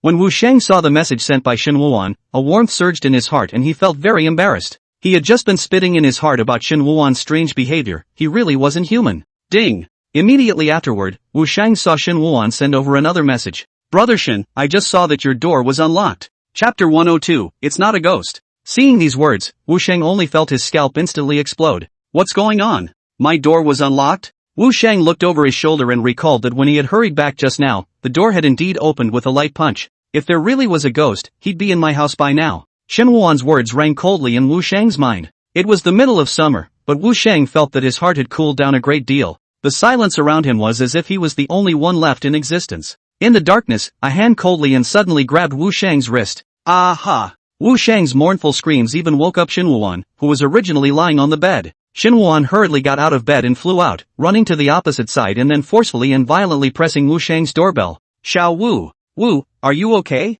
With a loud bang, the door was violently opened, and Xiao Wu rushed out like a stray arrow, and was about to pounce on Shin Woo-won. Shin Woo instinctively reflexively sidestepped to avoid it, and Wu Sheng directly fell heavily to the ground. Ouch! After Shen saw that it was Wu Sheng, he hurriedly helped him up. What happened? There's a ghost. Ghosts are in my house. Wu Sheng's voice was hoarse from the constant screaming. When Shin Woo-won heard this, his eyes instantly showed a leap of faith, but he forced down the impulse within him. Don't be afraid, I'll take care of it. He then turned around and went back into the house, and soon came out holding a bunch of talisman paper. Shin Woo-won handed half of the yellow talisman paper to Wu Sheng. You take it for defense. The remaining half of the talisman paper, Shin Woo-won directly into his pocket, and then stride into Wu Sheng's house. Shouldn't we call the police? Brother Shin, Brother Shin. However, Wu Sheng's cries could not make Shin Woo-won stay for a moment at all. It was only then that Wu Sheng lowered his head and looked at the things that Shin Woo-won handed him, which were actually all yellow paper filled with talismans. Wu Sheng was full of doubts. No, isn't Shum an actor? Shen walked into Wu Sheng's home. He and Wu Sheng have actually known each other for several years, but both of them are more social, and they just greet each other when they meet on weekdays. Wu Sheng's home looked a bit cluttered. Worn clothes were casually thrown on the sofa, and the instant noodle buckets piled up next to the garbage cans had piled up to the point of overflowing. Shin Woo came to the kitchen, and he drew up a kitchen knife in his hand. But soon he reacted, let's forget about it if it's a bad guy, what if it's just a ghost by mistake? Thinking of this, Shen put down the chopper and picked up the chopping board next to it. Although Shin Woo-won felt that there were no ghosts in the world, in the situation before him, it was better to do a full double insurance. With a chopping board in one hand and a rune in the other, he began to search around. After making sure that there was no one hiding in the kitchen, living room, or bathroom, Shin Woo-won stood in front of Wu Sheng's bedroom room door. I'm giving you the chance to come out on your own now, or I'll call the police to deal with it. Just as Shin Woo-won's words fell, something suddenly fell in front of his eyes. He looked down to see a long-haired man sprawled on the ground. Shin Woo subconsciously took 2 steps back. Just as Wu Sheng had said, the man did not seem to be able to stand, and he was like a gecko as he quickly crawled toward Shin Woo-won. Shin Woo instantly threw the talisman paper over. But after the talisman paper was thrown on the man, there was no reaction. Shin Woo raised his eyebrows slightly, not a ghost. After that small disappointment, the corners of Shin Woo's mouth subconsciously rose slightly. It's a human That's better. After saying that, Shen resolutely raised the chopping board. Bang! Comrade police, you can finally come. That ghost. No, that thug is in my house. My neighbor went in and didn't he come out? Wu Sheng led 2 policemen hurriedly up the stairs. Wu Sheng has been reporting on criminal cases for years and often deals with the police, so the local police know him. After receiving a call from Wu Sheng, the police judged that there should be a burglary. Wu Sheng led the policeman to the door, pointed inside and said, "It's inside." The 2 officers met eyes for a moment, then rushed in with great understanding. Upon entering, they saw a man of thin form sitting in a chair with his head hung low and his consciousness seemingly in a coma. And right next to the unconscious man was a menacing-looking man who was tying the unconscious man to a chair with clothing. Sure enough, it was burglars who kidnapped innocent citizens. Freeze! They raised their guns in warning at the same time. Shen saw the police coming and stepped forward and said, "You guys finally came, What do you want to do?" "Let me tell you, burglary under minor circumstances can be handled with discretion. But you are now suspected of holding a hostage, and if you still stubbornly resist, then a harsh sentence awaits you." Shin Woo-won did not hold any weapons in his hands, yet the officers vaguely sensed that he was different from the norm. At a glance, the police officer felt that Shin Woo-won might be the kind of criminal with a criminal record. Shin Woo-won blinked, pointed at himself and asked, "Are you talking to me?" The constable looked serious and said, "Not you. Am I still talking to him?" Shin Woo-won glanced at the man sitting in the chair and responded, "But he's the thief who committed the theft." The officer didn't believe him at all. At this time, Wu Sheng laboriously squeezed in from the back, misunderstanding. He is my neighbor, the one tied to the chair is the ghost." "Oh no, it is the thief." The officer sniffed and froze. If it wasn't for the fact that the house was Wu Sheng's and he was the one who called the police, the officers would have suspected Wu Sheng of being an accomplice to the man across the street. The misunderstanding was then resolved and both men were taken to the police station. Wu Sheng sat in his chair and sighed, "So it's not a ghost." He sounded like he was relieved, but also seemed to carry a slight loss. "If this is really a ghost," he wrote into the newspaper once published, "surely can directly burst into flames, promotion and salary increase that is just around the corner. Instead of having to come to the police station to make a statement, or even go back and wash your face before you have to go back to work as a cowboy." Wu Sheng looked at Shin Woo-won, who was sitting next to him, with some embarrassment. "Brother Shin, I'm sorry for causing you to come to the police station with me." "Oh, it's fine, I don't have a movie to shoot these days," Shin Woo said while observing the people who came to the police station. "Besides sleeping and eating, there's really nothing to do." As soon as Wu Sheng heard this, his original guilt instantly turned into silent rage. He huffed and puffed, having lost the strength to speak. At that moment, a police officer stepped out and said, "There's nothing more to do, you can go back." Shen stood up. "Officer, may I ask what's the situation with that person?" The officer said, "The man is a fatherless vagrant in a bad mental state and has been institutionalized. He ran out a few days ago, and it's a good thing you guys found him, or if he did hurt someone, it would have been a big problem. It's really hard for you guys." Wu Sheng said breathlessly, "Brother Shin, let's go back. The car I called is already waiting outside." Shin Woo-won followed Wu Sheng outside and suddenly heard a clutter of sounds. He looked around to see the homeless man fall from his chair to the floor due to a violent struggle. The vagrant's hands were cuffed to the chair, but he still dragged his body to crawl towards Shin Woo-won's direction. Just. The homeless man slurred, and Shin Woo-won could not tell what the homeless man actually wanted to say either from his mouth or his hearing. The homeless man's hair was spread out, revealing an expression of extreme sadness. Shin Woo looked stunned for a moment, but in the blink of an eye, the other party seemed to have returned to that demented state. Shin Woo did not think too much. After all, people who are mentally abnormal, their emotions are naturally chaotic. "Shen, coming. You be quiet and we'll take you back later." The officer helped the homeless man to his feet and tried to calm him down. "Sister." The back of the officer's hand was hit by a drop of water and he looked up to see the homeless man crying. The homeless man was in tears and kept repeating a phrase. "Save. Sister." Chapter 103. Are you in a hurry to get reincarnated? It was light when they came out of the police station. After returning home, Shin Woo-won simply washed up and laid down on the bed to sleep. Shen slept this sleep until the afternoon. The sun was burning his whole face a little. Shin Woo subconsciously pulled the curtains closed, then picked up his cell phone to check the time. By now it was after 2 p.m. Just then, Shin Woo-won noticed a few new message alerts on his cell phone. He scratched the screen to see that the messages were actually from the lifters. Hello, actor Shin Woo-won. D-rated play misplaced. Script Lin Jian, played by Shin Woo-won, has been mute since childhood and is dependent on his younger sister Lin Cc. Recently, he realizes that his sister, however, often talks to the air and claims to have a younger brother following her around. And bizarre events occur one after another. Tonight at 0 hour, after your makeup is done at the Old King's styling house, get in the car arranged by the crew and head to room 404 to sleep. The live shot will last 3 days, so please prepare your actors. Seeing this, Shin Woo was pleasantly surprised and hurriedly sat up. It's a lifter's script yet. For Shin Woo-won, there is a clear difference between a lifter and a money guide psychic live broadcast. Lifter's scripts are more in the style of a movie, while money director focuses on variety of an entertaining nature. Deep down, Shin Woo was more fond of the work of the lifters. He flipped through the script carefully, and the synopsis gave him an inexplicable sense of déjà vu. This kind of plot is commonplace in many psychic movies. This time, it seems that the character he is playing is no longer a ghost. Shen quickly got out of bed and after washing up, he couldn't wait to sit in front of the computer. He began searching for similar movies, taking careful notes as he watched. Late at night, Shin Woo-won went out 5 minutes earlier and walked slowly on the empty streets, soon arriving in front of Grandpa Wang's store. Jingle bells. When Shin Woo-won entered the door, he drove the wind chime to emit a clear and pleasant ringing sound. How can I live without you? Come closer to me and build a new life together. On the record player, a female voice liltingly crooned a song with a Shanghai accent. Whenever Shen came to Grandpa Wang's store, he would always have a wonderful feeling of traveling. Just then, one of the doors in the store slowly opened, and Grandpa Wang paced out of it. Coming. Grandpa Wang, I'm going to trouble you again tonight, Shin Woo-won said as he sat in front of the mirror. Good. Grandpa Wang walked slowly to Shin Woo-won. Shin Woo noticed that Grandpa Wang seemed to be in a low mood and asked with a puzzled heart, Grandpa Wang, what happened? You don't seem to be in a good mood. Well, can't say it's bad, I guess, it's just a bit of a mixed bag. Grandpa Wang really didn't expect that the lifter would give Shin Woo-won another script not long after, and this time the script was even upgraded.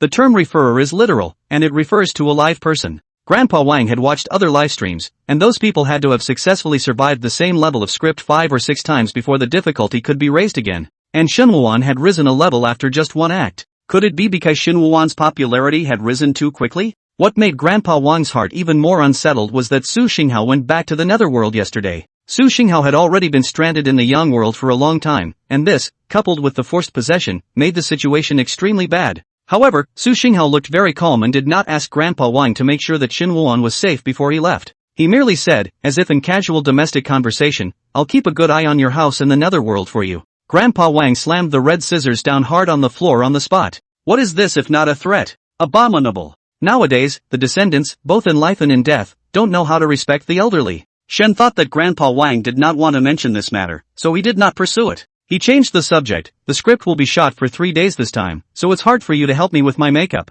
Alas, no hard work, this is all trivial, Grandpa Wang said as he picked up the red scissors. With the moment the scissors cut down, Shin Woo-won felt a strong drowsiness come over him. With a yawn, he slowly lowered his head and went to sleep. Alas! Grandpa Wang let out a long sigh as the red scissors cut one after the other. It was unknown how long it had been. Shin Woo-won woke up leisurely. He slowly opened his eyes, but it was pitch black in front of him. Grandpa Wang, is there a blackout in the store? It's the hair that covers your eyes. Shin Woo reached out and lifted the long hair covering his face and looked into the mirror, where a scruffy, long-haired man was also looking at him. Shin Woo pushed her long messy hair behind her ear and carefully scrutinized her makeup. The left side of his face has a large birthmark, while the right side is extremely white. If you cover the left side of your face alone, you look like a handsome man. However, once the birthmark on the left side of the face is revealed, I'm afraid it will dissuade a lot of people. This kind of dress made Shin Woo couldn't help but think of the homeless man he encountered last night. Shin Woo knew that Grandpa Wang's makeup making skills were out of this world, so he didn't raise his voice to question it. He got up and bowed deeply to Grandpa Wang. You have worked hard. Ugh, you're a polite kid. We've gotten to know each other so well. Grandpa Wang waved his hand, then took out a button from his pocket and fastened it on Shin Woo's pants. Shen surveyed the clasp, on which hung a round red bead. Grandpa Wang, what is this? Styling, in short, you just keep it with you all the time. Grandpa Wang gave special instructions. Good. Just then, Shin Woo also saw a yellow bus outside the doorway. Grandpa Wang, then I'll go shoot. Shin Woo walked quickly towards the bus with big steps, and the moment he got close, the bus automatically opened its doors. At that moment, he suddenly remembered the last time he got on the bus. Everyone was engrossed in the play and he or she inadvertently ruined that atmosphere. This time, Shin Woo secretly resolved to blend in. Every night at the stroke of midnight, vehicles traveling between the Yang and Sheol appear on the streets to carry ghosts. Tonight, too. At this moment, there were just 5 or 6 ghosts sitting on the hearse, and they looked eerie and horrible, silent and without any communication with each other. As a matter of fact, most ghosts are simply not as active and friendly as the living due to the deep resentment in their hearts. Fortunately, though, the netherworld is open to the internet. Whenever the knights surf the ocean of the internet, it's as if they've been given a whole new lease of life. These knights have been incredibly active online. Although at this point it looks like there's no interaction between them, they've actually been greeting each other over the internet for a long time. Brother, are you in a hurry to reincarnate? Not yet, loved ones aren't doing too well, so I'm going to go back to the Netherworld Communications Bureau and go give them a dream. Oh, you'll have to wait, there's more people at the communications office than at the birth registration. Really? Nightly ghosts can cause harm to their loved ones if they go directly to the dream, so it's only natural that harmless dreaming like the Netherworld Communication Bureau is hot. If you go to the line now, I'm afraid you'll have to wait 20 years without finding some connections. 20 years? All my relatives can come down to join me. Hey, the car stopped. Looks like another ghost is coming up. Chapter 104, let's beg for food here. Up came a long-haired male ghost whose face was completely hidden by thick, long hair, making it impossible to see his face. His limbs and body looked very intact, and he was considered to have died a relatively decent death amongst the many severe ghosts.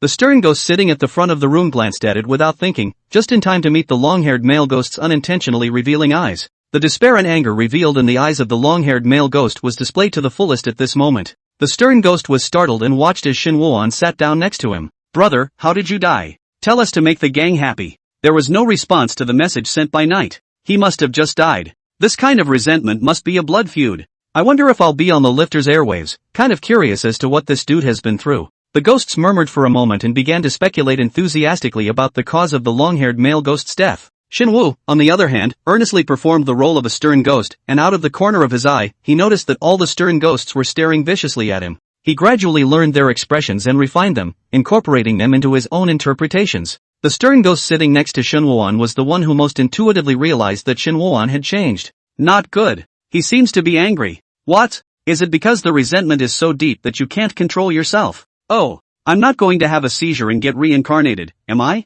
If I had known, I wouldn't have taken this train. Just then the hearse stopped. Shinwana, it's here. Shinwana got up at the sound and slowly walked down the hearse. Wait, did the driver just say Shinwana? Is Shinwana, who's currently ranked in the top 10 of popularity in the promoter's live room? Holy, I didn't recognize him. He's dressed like a ghost. The knights were filled with the desire to rush out, however, by now the hearse had already closed its doors. The severe ghosts had no choice but to stick tightly to the window and stare at Shin Woo-an with wide eyes. Shin Woo-an heard a thumping sound and turned around to see a hideous ghost face clinging to the window. Two of the ghosts with broken arms leaned against each other, each using their only intact left and right hands to put together the shape of a love heart. Shin Woo was touched in his heart. Compared to himself, these group actors were the ones who had put in the hard work but could only get a meager return. Even so, they never gave up. Shin Woo gave them a thumbs up. Let's all cheer together. Then, feeling bad about continuing to delay, he hurriedly walked quickly inside. When the severe ghosts heard Shin Woo-an's words, they revealed puzzled looks. What kind of gas are we getting? I think it's a refueling bounty.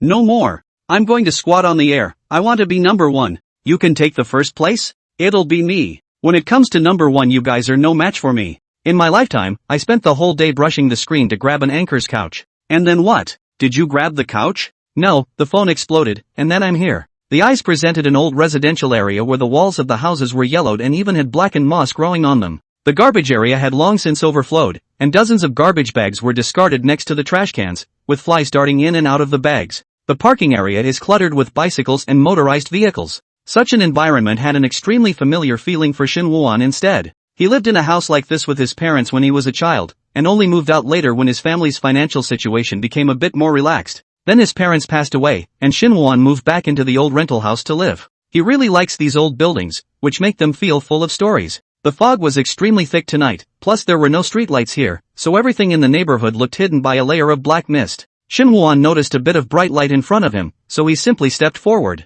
Gradually he made out the floor before him, an old building 7 stories high with a glowing bulb mounted in the doorway. A door sign stood next to it, however, it was so rusty that the writing on it was completely unreadable. Shin Woo-an felt his pockets and realized that his cell phone was not in his pocket, but luckily, he had a small flashlight with him. He clicked on his flashlight for illumination and began to slowly climb the stairs. The stairwell was filled with a stench of dust as well as food waste. The wall next to it had large mold marks. At this time, only the sound of Shin Woo-an's walking echoed in the hallway. The first floor, the second floor, the third floor. In the darkness, Shin Woo-an was worried that he had gone too far, but he soon realized that he was overworried. The light from the flashlight shines on the yellowed wall, on which a 4 is written in red paint. Obviously there were no signs when I just walked through the other floors. The corridors ended in windows on either side, and I'm afraid that even in the daytime, the sun doesn't shine in here, due to the taller buildings that have been built outside. You can faintly smell a damp, moldy odor. Stripped paint walls were covered with sales ad numbers and some explicit advertising stickers. Paper boxes were placed outside the iron gates of each residence.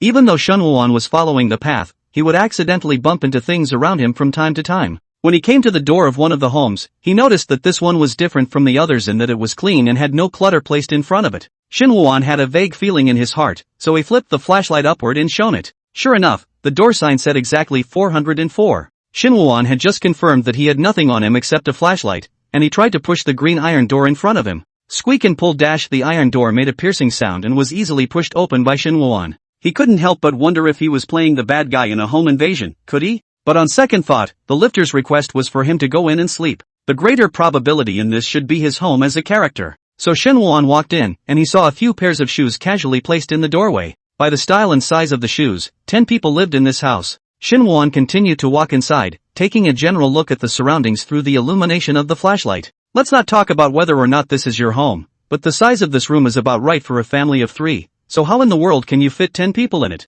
There were many unwashed dishes on the living room table. Shinwoo did not continue to observe, but instead headed inside the house to look for a bedroom. He pushed open one of the rooms, and with just one glance, he was dreaming straight back to his college dorm room. It should not be described as a college dormitory, rather, it is more like the kind of dormitory during military training. 8 beds are placed inside, in the style of bunk beds that are both available for sleeping. Shinwoo looked in the darkness, only to see that every bed appeared to be bulging. He deliberately lightened his steps and did not venture to shine his flashlight down on the man. Shinwoo realized that there was a bed that was empty, so he just laid down. The quilt was heavy and smelled of damp mold. It's the summer solstice and the room doesn't even have air conditioning. Only the old fan in the center of the room kept rotating overhead, emitting a subtle squeak, squeak, squeak sound. Shinwoo closed his eyes and listened to the loud noise from the fan, and without realizing it, he really fell asleep. Brother. Shinwoo was gently shaken, and he opened his eyes in a daze. In front of him, a young girl with long, shaggy hair was lying on the edge of the bed, calling out to him softly. From the synopsis of the script, the one who would call him that must be Lin Jian's sister, Lin CCC. See, what's wrong? Lindsay said, it's time to get up, everyone else has already left. Oh. Shinwoo slowly walked out of bed, and he was surprised to find that the sky was already bright. Did he really just sleep through the night defenseless? The other beds were long gone. Brother, come on. Lin Cece pulled Shinwoo outside. They came together to the living room and saw a middle-aged man and woman eating there at the living room table. A pot of marinated pig's feet was on the table, and its rich scent wafted slowly through the otherwise less airy house. Shinwoo couldn't help but lick his lips, he was really craved by the scent. Lin Cece took a stainless steel rice bowl from the dishes and handed it to Shinwoo. Shinwoo was really a bit hungry and picked up his chopsticks and gently knocked on the basin, where to serve the rice. I'll do it myself. Lin Cece was amused by Shinwoo's behavior. Brother, what's wrong with you today? Oddly cute. Immediately afterward, Lin Cece led Shinwoo outside. Shinwoo knew nothing about anything other than the script synopsis and could only obediently follow Lin Cece's actions. Shen just held the rice bowl, getting farther and farther away from the fragrant marinated pig's feet. They walked and finally stopped at a street. Lin Cece looked around and then said, okay brother, let's ask for food here today. Shenwoo, Chapter 105, My brother is mentally ill. Lin Cece finished speaking and went straight down on both knees, her eyes instantly filled with tears that came out of her eyes. A good man has a good life, have mercy on my brother, woo-hoo-hoo. Shinwoo looked at the side and froze, and was about to follow her example and kneel down as well. Lin Cece hurriedly stopped him. Brother, just keep it the way it is now. When she finished speaking, she resumed her mournful weeping. From time to time, passers-by were attracted by Lin Cece's cries and stopped in front of them. Lin Cece saw someone approaching and immediately cried out in tears, Mom and Dad ran away, and my brother had a high fever that fried his brain. I just wanted to buy him some food. Shen saw this, and at that moment, he rhythmically knocked up the rice bowl, shouting under his breath, Hungry ah! Hungry ah! Welcome to the Psychic Live Theater. Tonight's story for you is Misplaced starring Shen as Lin Jian. Number of live viewers, 300. First, couch. What the hell, 300 ghosts right after the start of the show. Shinwoo's days are getting better. Where's the anchor? How come I don't see it? The man with the long hair is him. What the hell? How can I recognize this? The one who recognized it just now was too strong, right? Otherwise? I can't guess that the anchor is the woman next to her. In fact, it's more difficult to get the mute or even retarded characters right than it is to portray the cool, and arrogant ones. However, it is good that Shin Woo-won's look at this moment has largely made up for the deficiencies that existed in his acting skills. Shin Woo had long hair that covered his face like a curtain. He just sat quietly tapping the rice bowl rhythmically. Shin Woo's every move and gesture was enough to make onlookers easily believe that he was indeed a mentally handicapped person. Plus, Shin Woo-won and Lin Cc both wore long hair that looked a bit yellow due to chronic malnutrition. In this way, it didn't take long before there were several more dollars in the rice bowl in Lin Cc's hand, and even bills with a $10 denomination appeared. At this moment, Shin Woo-won saw a man walking quickly towards them. The man, with a $1 bill cupped in his hand, bent down as he approached and made a show of dropping the money into the rice bowl. However, precisely at the moment when the man put down the money, Shin Woo-won keenly captured the strange look that flickered in his eyes. Immediately after that, the man even suddenly struck out and grabbed those money in the rice bowl. But the look of triumph on the man's face didn't last more than a second before it instantly became agonized. Let go, let go. I was wrong.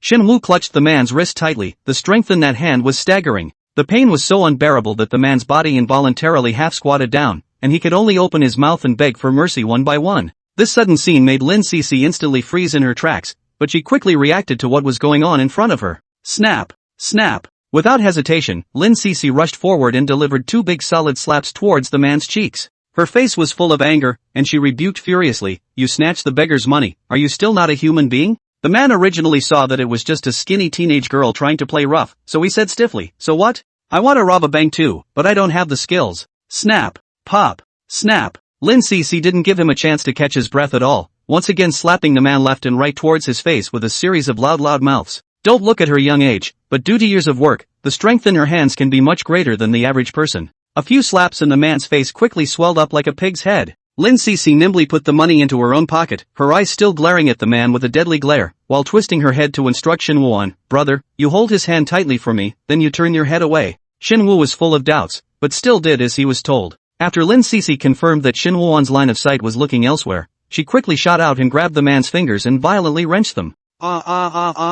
The man immediately let out a burst of extremely miserable screams, which were so loud that Shin Woo-won almost failed to grab his hand. Lin Cc followed up by reaching out and grabbing the man's hair again, bringing her face closer and viciously whispering a warning, "Next time if you dare to rob me, I'll break more than just one of your fingers. Brother, tell him to get lost." Shin Woo-won let go of his hand at the sound of his voice, and the man, who had already been scared out of his wits by Lin Cc at this time, rolled and crawled and fled in a hasty manner. Lin Cc looked at the man's back as he ran away and began to rearrange her look, but in a more messy direction. After finishing almost, Lin Cc walked to Shin Woo-won and said softly, "Brother, don't cover your face you are handsome, don't keep covering your face just because of a few words from the sidelines." Saying that, Lin Cc then revealed Shin Woo-won's face that was originally covered. In front of Shin Woo-won, Lin Cc completely lost the harsh appearance of the party, and instead became somewhat naive and cute. She blinked her eyes, full of curiosity, and asked, "Brother, just now, how did you realize that man was going to rob the money?" "I've been staring at him." Shin Woo was slightly worried in his heart, fearing that his behavior just now would be out of the characterization of Lin Jin.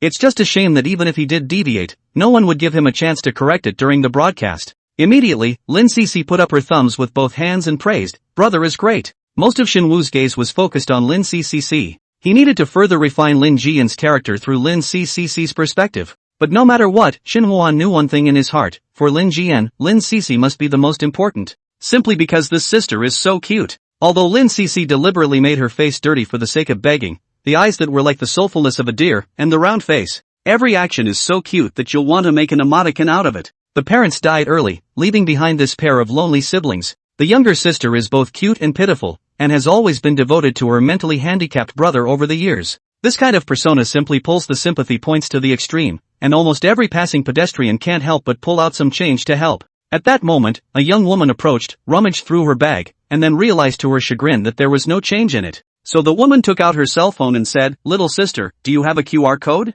WeChat or Alipay will do." Lin Cc shook her head and said, "I don't have a QR code, pretty sister doesn't need to give it to me, thank you sister. Sister will always be beautiful and make a lot of money every day." The young woman was so buddied up by Lin Cc that she ran straight to exchange cash with someone and came over to hand it to her. Shin Woo was a little surprised in his heart. He clearly remembered that Lin Cc had taken a QR code before she left the house. They were not the only ones begging in this neighborhood, there were other beggars who sat here for 2 or 3 hours, yet none of them begged more than $5. The beggars looked at them with sinister eyes. After looking at each other, the beggars got up one after another and walked towards Shin Woo-won's side. Boom! The rice bowl that Shin Woo-won was originally knocking on was kicked away by someone, and when he raised his eyes, he saw several scruffy-looking men. What are you doing? Lin Cece immediately protected Shin Woo-won behind her, but her petite body had absolutely no deterrent effect. Is your brother really retarded? Don't put on a show here to fool the good people. It's because of people like you who cheat, there are fewer and fewer good people, and who else is there to help people like us who are really in trouble? That's right. Several beggars surrounded Shin Woo-won and Lin Cece, pointing at them. There was even a man who was staring at Lin Cece closely and reached for her face. There was a bang, accompanied by a man's scream. Before the man's hand could touch Lin Cece, he was hit on the back of his hand by a rice bowl. Shin Woo had picked up the rice bowl that had been kicked away at some point. Without uttering a word, he directly rushed forward, raised the rice bowl high, and smashed it fiercely towards the heads of these beggars. Bang! Bang! Bang! The rice bowl in Shin Woo-won's hand was slightly deformed under the continuous heavy blows. Ouch! Ouch! Don't fight! Don't fight! It wasn't that there was no counterattack, but someone had just swung out a fist, and it happened to be avoided by Shin Woo-won's seemingly inadvertent positioning. The man turned around and was greeted by the sudden appearance of the huge rice bowl. Immediately afterward there was a sharp pain that hit the man, and the man covered his face and bent over in agony. Help! Hit man! Crazy people are hitting people. Some people wanted to escape, but they didn't realize that before they could run 2 steps, they felt their feet stepping on something slippery, and they directly fell to the ground. The passers-by looked at the scene of the beggars beating each other up and hesitated in their minds whether to go forward to stop them. Seeing this, Lin Cece's eyes turned bony and immediately cried and shouted, "You guys run away. My brother is mentally ill, you don't have to be responsible for killing someone." Good lord, psychotic beatings. Passers-by all ducked away at the sound of it. Chapter 106, Eating the Good Old Days. Well fought, I've never been able to look at these strong, stinking beggars before I was born. I didn't expect Shin Woo-won's first fight scene to be in this situation. So burning, more so than the fire that burned me in life. Live audience, 500. Shin Woo knew in his heart that this was an act, so naturally, he would not use his real strength to strike. Luckily, those group actors playing beggars were extremely cooperative, and they let out ghostly screams. The way they fell to the ground and rolled around was extraordinarily relieving to watch. Holy, who's so ballsy that they even dare to mix in a live broadcast run by the sponsor? It wouldn't be Sue who has the balls, would it? It's not him, I saw him near old Wang's house just now. Grandpa Wang's soul was scared out of his mind when he saw this pop up. My house didn't burn down, did it? Not for a while, don't worry. All the ghosts in the livestream were anonymous, but Grandpa Wang still recognized the bastard Su Xinghao at a glance. How can I rest assured? You must have lit the lighter by now. Elder Wang, you've wronged me, I was merely lighting a cigarette. Don't you like my house on fire? I've already arranged for a very reliable Li ghost to help out on Shenwan's side. The red beads that Shenwandi tied around his waist were actually emitting a strange red light at this time. The plastic ghost transformed its body into a slippery particle the size of a stone, making the group unable to run at all. It added a heavy blow every time Shenwan hit his opponent's head. Go die. Just you damn bully my idol, right? Let's see if I don't crack your brain. The plastic ghosts fought soundly and happily. When it saw that Shenwan's movements gradually slowed down, it hurriedly hit its work deeply and returned to the red bead. The beggars were finally able to get up from the ground at this time, and at this moment, the way they looked at Shenwan's eyes was tantamount to seeing a ghost. Is this guy retarded or what? They couldn't be sure, but what they could be sure of was that if they stayed any longer, they would surely be beaten into a retard. Once these beggars left, the only beggars left on the entire street were Shinwan and Lin Cece. Both of their rice bowls were soon filled with money, even a few $100 bills. Lin Cece's eyes curved into a crescent moon as she smiled, and she quickly stuffed the money into her pocket. Brother, let's go, I'll take you to dinner. Going home to eat? Shinwoo really wanted to eat that bite of marinated pig's feet. Lin Cece's complexion changed slightly, and she quickly smiled reluctantly. That pig's foot is sour and stinky and not delicious.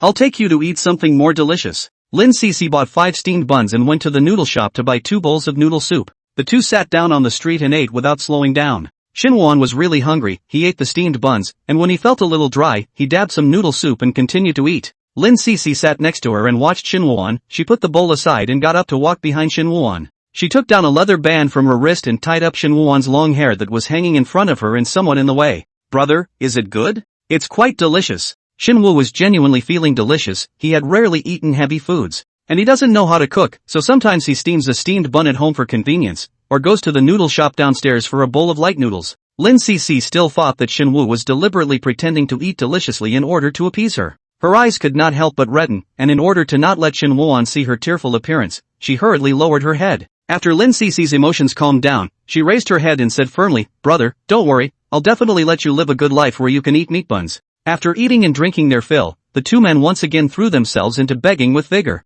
By the afternoon, when Lin Cece counted the money, the two were pleasantly surprised to find that it was almost $500. Much better. Shin Woo-won was really surprised that he had so much money in just half a day, which was really out of his expectation. Are beggars so profitable? My God? Don't underestimate the beggar. My neighborhood has a beggar begging every day. Rely on the money from begging, have built a house. It's too humiliating to ask for food, and I wouldn't be happy to do it for any more money. You can't even give up money for the sake of dignity. It was getting dark and they decided to return home. When Shen saw Lin Cece's body sway slightly as she stood up, he squatted down with his back to her and said, "I'll carry you back." Good. Lin Cece did not have the slightest twinge and directly lay on Shen Woo-won's back. Shen just carried Lin Cece on his back and walked unhurriedly in the direction of his home. Lin Cece wiggled her two small feet. She had originally come wearing shoes, but had purposely gone barefoot while begging in order to feign pity. Her feet had gotten dirty from being on the ground for so long. Shen noticed that Lin Cece's feet had many scars left by the stones that had been scraped. Lin Cece hummed an unknown tune, occasionally poking Shin Woo's cheek or braiding his long hair.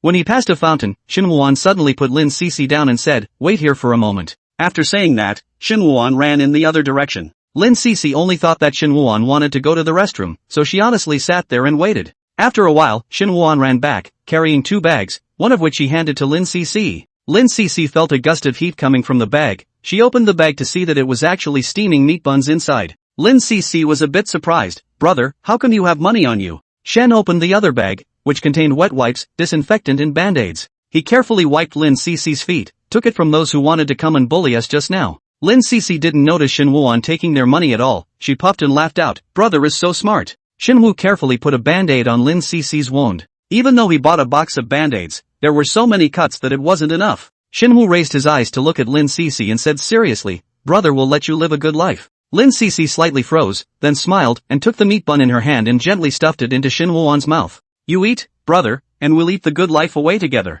Chapter 107, Learning to be a Ghost from Them. Shen carried Lin Cece towards home. As she walked through the darkened staircase, Lin Cece picked up a flashlight to illuminate the path ahead. Shin Woo-won noticed that the residents on each floor seemed to have gone to bed very early. None of the lights were on, and the same was true when we reached the 4th floor. Only room 404 had light coming through the crack in the door. Shen came to the door of 404, and the door opened with a gentle push. As soon as Shen went in, he could smell a very faint odor of marinated pig's feet. His eyes went to the table, only to see many dishes cluttered on it, and only a large bone left in the rice bowl that had originally held the pig's foot. Shin Woo was glad that he had bought meat buns before he came back, otherwise they would have really starved. The fat man lying on the sofa with a toothpick in his mouth said impatiently when he saw the two, "What are you doing standing at the door? Can't you see that the table needs to be cleaned up?" "Oh." Shin Woo put Lin Cece on the chair, then walked towards the table to prepare to clear the dishes. Before he could touch the dishes, however, he was caught off guard by the man's kick. In fact, before the man kicked at himself, Shin Woo-won had already sensed the hostility. After all, Shin Woo-won had once worked as a martial arts replacement, and he was able to gain insight into the other party's intentions just by glancing slightly at the man's starting movements. Thus, when the man kicked over with force, Shin Woo-won smoothly used the force to fall backward. The man seemed to have exerted a great deal of force, but in reality, Shin Woo-won did not feel the slightest pain at all. Shin Woo-won fell to the ground, feigned an extremely painful appearance, and curled up his body. "Who told you to come over here and clean up? You ugly. Broke a couple bowls last time. Damn, thinking about it makes me angry." The man cursed and stood up, walking straight toward Shin Woo-won. "Brother!" Lin Cece hurried over and jumped onto Shin Woo-won. The man's kicked over showed absolutely no sign of retracting. The man let out a yelp of pain as he covered his foot and bounced in place twice, even as he fell straight to the ground due to his loss of balance. Lin Cece watched in a daze as the man covered his feet and rolled around, then turned his head to look at Shin Woo. Only Shin Woo-won was seen clutching a pig bone in his hand, with a bit of blood staining the sharp points on it. Shin Woo stepped forward, shielded Lin Cece behind her, stared at the man closely, and said, "Don't hit my sister." His voice sounded dull, even unintimidating, and his eyes took on a colorless numbness. However, the man clearly felt that Shin Woo was very different from usual. The screams drew out a woman busy in the kitchen. When the woman saw that the man's foot was injured, she couldn't help but exclaim, "Hubby, how did you get it like this? Ouch, ouch, ouch." The man wailed as he shouted, "Take me downstairs to the clinic." The woman rushed forward to help the man up, however the man was so heavy that the weight of just one hand almost crushed her to the point where she could not stand up straight. She looked at Shin Woo-won and yelled, "Ugly monster, not a bit of eyesight. Don't come over and help carry it downstairs." Before Shin Woo-won could speak, the man waved his hand repeatedly, Don't ever let him come with me." The man glanced at the pig bone and his body shivered involuntarily. He hasn't wanted to eat this stuff lately. The man leaned on the woman's support and cursed before leaving. "Bah, What two obscure things? With the departure of the two, the surrounding area finally returned to tranquility. Lin Cece merely sized up Shinwoo carefully and opened her mouth to ask, "Brother, he didn't kick you in pain just now, did he?" Shinwoo shook his head slightly. After all, they were all professional actors. They naturally know exactly how to do this without causing pain, but still give the visual illusion of a realistic fight. It was just that Shinwoo had tried his best to give that man a hint just now, but the other party still stepped right on the bone. That's a lot of dedication. In order to interpret the most perfect picture for the audience, they do not hesitate to let themselves get hurt. Shinwoo couldn't help but feel ashamed because he was always afraid of hurting others, so much so that he was a bit tied up in his performance. None of these people he acted with were familiar faces, which suggests that they were all bottom-of-the-barrel actors. For them, this live rendition is an extremely rare opportunity. Shinwoo could not help but clench his fists tightly, and his heart had already decided. In order to stand up to their great renditions, he's going to go all in next as well. He's going to really fight. After Lin Cece made sure that Shinwoo was not injured, she walked to the table and started to clean up the dishes. Shinwoo, on the other hand, carried these dishes to the kitchen. Although Lin Cece looks young, she washes the dishes extremely cleanly. Shen stood by the side and really couldn't help much, but could only pick up a dry cloth and dry the dishes. After washing the dishes, Shinwoo and Lin Cece returned to the bedroom together. The inside of the bedroom was still dim, and you could vaguely see that people were sleeping. Is it so early? Shinwoo glanced at the time, which was around 8 p.m. Shinwoo slowly laid down on the bed, only to see Lin Cece climbing upwards. It turned out that Lin Cece slept on his top bunk. "Go to sleep, brother, you have to ask for food tomorrow." Lindsay's voice came lazily from the top bunk. Shinwoo slowly closed his eyes and began to recall the various scenarios that he had interpreted today. Could that vicious pair be his and Lin Cece's parents? Shinwoo was a little less certain in his heart because he had not heard Lin Cece shouting for them. And, if it's a family, then who are the rest of these people? It can't all be his brothers and sisters, can it? There were no fans on tonight, and the surroundings were so quiet it was as if you could hear a pin drop. Shinwoo felt a little parched, so he planned to get up and turn on the electric fan. He was just about to get out of bed when suddenly a dark shadow fell overhead. Fixing his eyes, he saw that it was a human head turned upside down. Shinwoo was caught off guard by this face-killing, his heartbeat missed a beat, and his entire body jerked backward. He. Seeing Shinwoo's movements, the black shadow that had fallen over laughed. "Brother, what are you planning to do when you get up?" Due to the lack of light, Shinwoo could barely recognize the bizarre figure in front of him as his lovely sister. Especially with the weird laughter Lin Cece had just made, it made him start to wonder if the other party was human or not. "See, were you woken up by me?" Lin Cece shook her head. "No, I just saw that you couldn't sleep, brother, so I wanted to scare you a little so that you could sleep over quickly." Is she really a genius? Why didn't I think of such a good way to fall asleep when I was alive? Such a considerate sister, I want one too. Shinwoo hurriedly went forward to help Lin Cece up. After all, he'd had experience with this and knew that hanging upside down for any length of time could be very uncomfortable. "Brother, have you just been scared by me?" "Well?" Lin Cece shook Shinwoo's arm, insistently wanting an answer. Shinwoo nodded slightly. "Of course." "That's great." Lin Cece snapped her fingers in excitement. "After all, I didn't learn for nothing." Shen saw Lin Cece's eyes with a hint of a cunning smile. "Learn what?" Shinwoo was full of doubts. Lin Cece covered her mouth and snickered, and with her other hand, she pointed behind Shinwoo.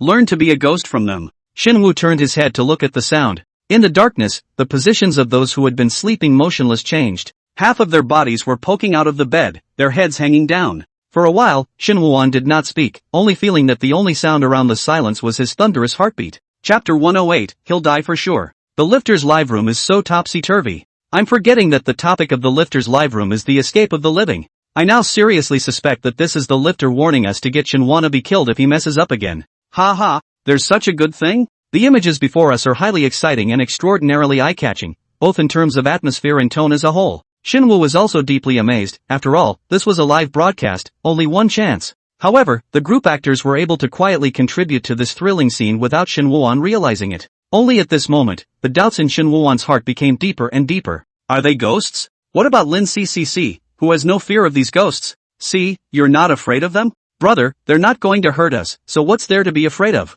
At that moment, there was a sound of approaching footsteps outside the door. Shinwoo captured the look of both fear and resentment in Lin Cece's eyes. Lin Cece tightly grabbed Shinwoo's arm, but quickly let go again. "Brother, the real ghosts are out there." Shinwoo did not understand what Lin Cece meant, but at that moment, Lin Cece gently pushed him. "Brother, quickly pretend to be asleep." After Lin Cece finished speaking, she directly laid down on the bed and closed her eyes. Seeing this, Shinwoo did not pursue the matter, but followed the example and immediately lay down on the bed. At this time, Shin Woo-won glanced at the group of severe ghosts had already returned to their previous sleeping posture. In the moment Shin Woo-won had just closed his eyes, the sound of pushing the door in came from outside the door. The other party's footsteps seemed extremely strange, one light and one heavy, which made Shin Woo-won immediately surmise that the visitor was the fat man with the injured foot. The man's footsteps suddenly came to a screeching halt. Shin Woo-won vaguely had a strong feeling that the man seemed to be standing right next to his bed. He didn't dare open his eyes for fear that the man would notice. After a while, Shin Woo-won heard the creaking sound of the iron bed vibrating.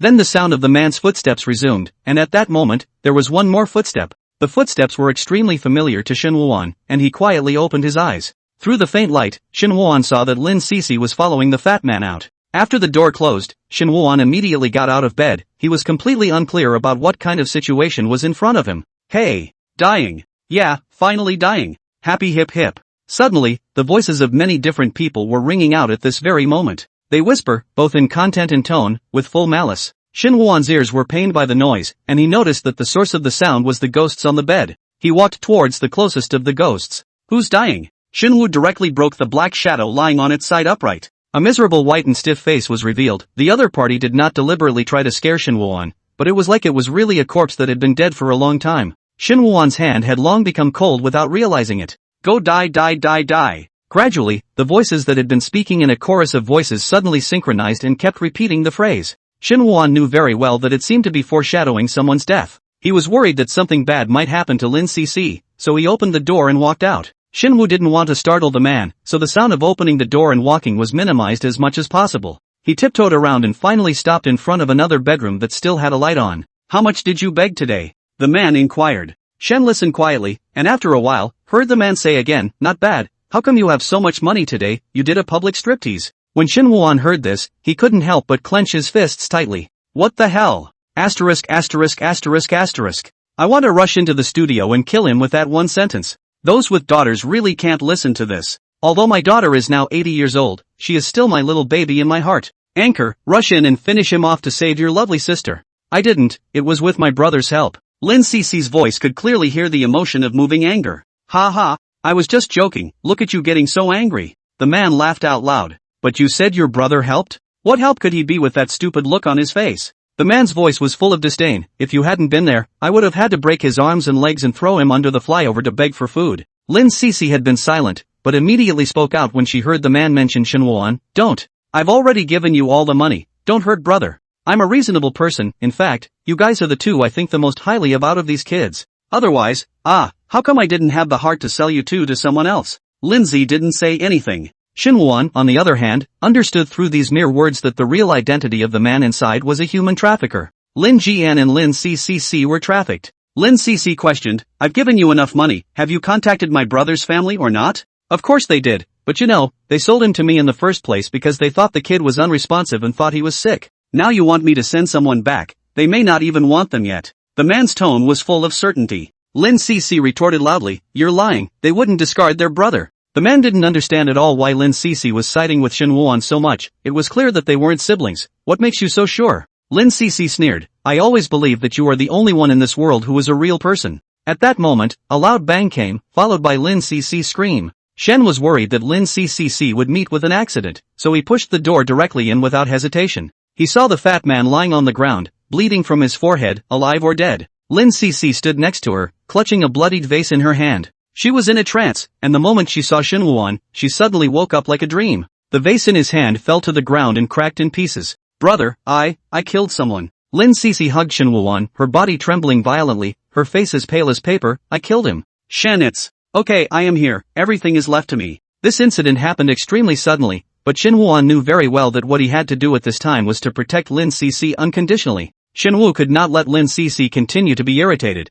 so he used his hand to gently wipe off the sweat on her forehead. Shin Woo touched her head and said, Cece, go back to sleep, pretend nothing happened, I'll take care of it here. Lin Cece was in six minds, nodded her head in a panic, and left the room under Shin Woo's urging. Shin Woo-won closed the door behind him, when he suddenly felt a sound coming from behind him. He subconsciously turned around and saw the man whose head was covered in blood showing a vicious expression. Shin Woo's shoulders were violently grabbed by the man. In the next second, Shin Woo-won saw the shards of the vase grasped in the man's hand, viciously stabbing towards his stomach. Shin Woo did not feel the pain, he cooperated with the man's interpretation, pretending to be in pain, his body slowly fell to the ground. And the man struck extremely hard, grabbing the bloodied vase shards and plunging them several times towards Shin Wooon's stomach. Ugly, you should have died a long time ago. Shin Wooon slightly lowered his eyes, and he saw large patches of blood flowing from his abdomen, instantly staining his clothes red. With that much bleeding, he's bound to die. Chapter 109, Heartless. Shin Wooon slowly closed his eyes. He was experienced in playing the role of a dead body. However, at this moment, he was unable to hear an extremely faint wailing sound emanating from the place where his abdomen was bleeding. Ouch! Ouch! Actually stabbed me in the waist. The plastic ghost stepped forward at the critical moment and blocked the fatal blow for Shin Wooon. No, do you have any more cashews? It's okay, if you lose your waist you can put one together somewhere else. You're extremely malleable anyway. The lifter is strictly forbidden from interfering with the knights in the live room, but if the knights have already intervened, the lifter will not interfere. Grandpa Wang knew this very well, which is why he stuffed the plasticized ghosts into the red beads before the start of the shooting, as a way to mix into the live broadcast to protect Shin Wooon. Shin Wooon pretended to be a dead body while listening to the movements around him. Hubby, the night snack is bought. Oh. The woman's voice was accompanied by footsteps gradually approaching. Suddenly, a sound of something falling came, followed by a woman's scream. Ah! What's all the screaming about? Never seen a dead man before? The man growled roughly at the woman. The woman was silenced, then whispered, Hubby, why did you kill the ugly monster? He was actually much more obedient than those before him. The man said viciously, this kid isn't as dumb as he used to be, always trying to come and badger me. Just now I didn't hold back for a moment and killed him.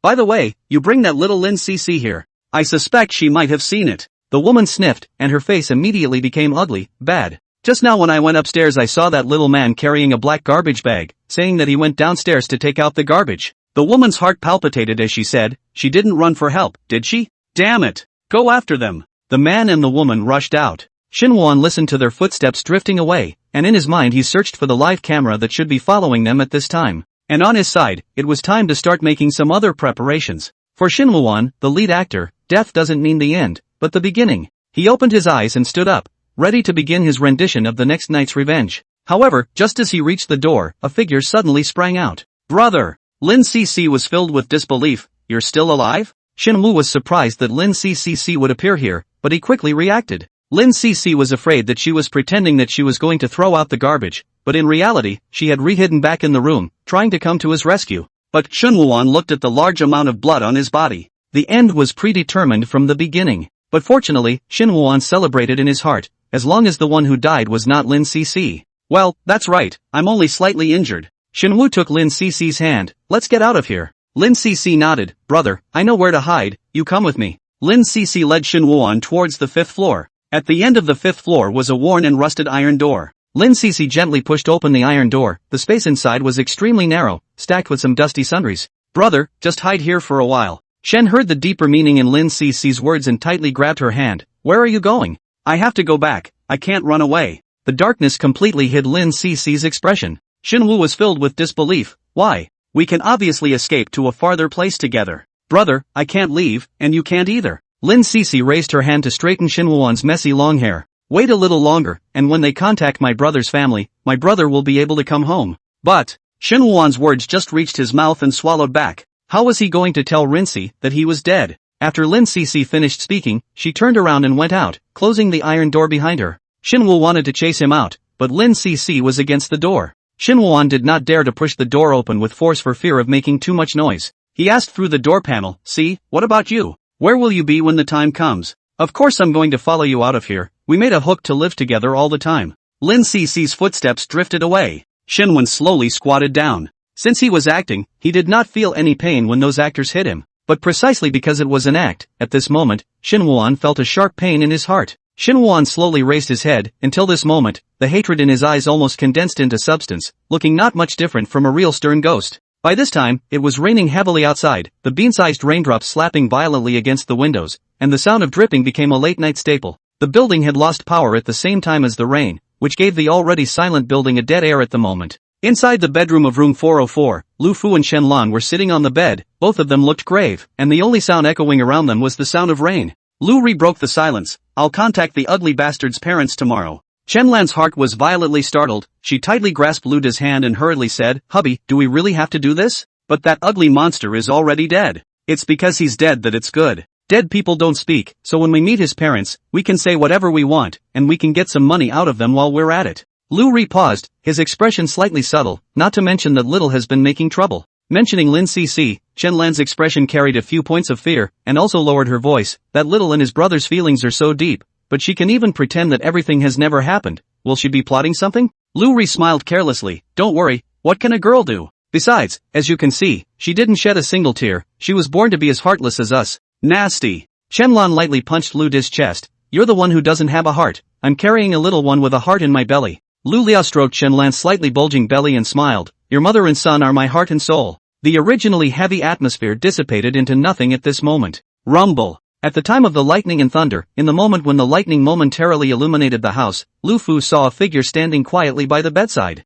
He was so shocked that he instantly pushed Chen Lan away violently, jumped under the bed in a flash, and ran to the corner in a hurry. Chen Lan was puzzled by the sudden push. Hubby, what are you doing? I just saw cockroaches. Lu Fu didn't dare to tell the truth and said in a sweaty voice, take a flashlight and see if it's there. Chen Lan wasn't afraid of cockroaches and rolled her eyes when she heard Lu Di's words. She picked up the cell phone sitting on the bedside table, turned on the illumination function, and shone a light in the direction Lu Ru pointed to. Nope, probably ran under the bed a long time ago. As soon as Lu Fu heard this, his heart became even more fearful, and his panicked expression was perfectly concealed by the darkness. Then look under the bed. Chen Lan didn't think much about it and took her cell phone and shone it towards the bottom of the bed. I didn't see it. I guess we moved too much and were directly scared away. Why are you so timid? I can't stand you. Chen Lan complained, then got out of bed and went to the restroom. Only after confirming that there were no abnormalities did Lu Di slowly walk back to the bed. Was what I just saw an illusion? The more Lu Fei was scared, instead, the more he would keep thinking back, and he felt that the black shadow looked like Lin Jian.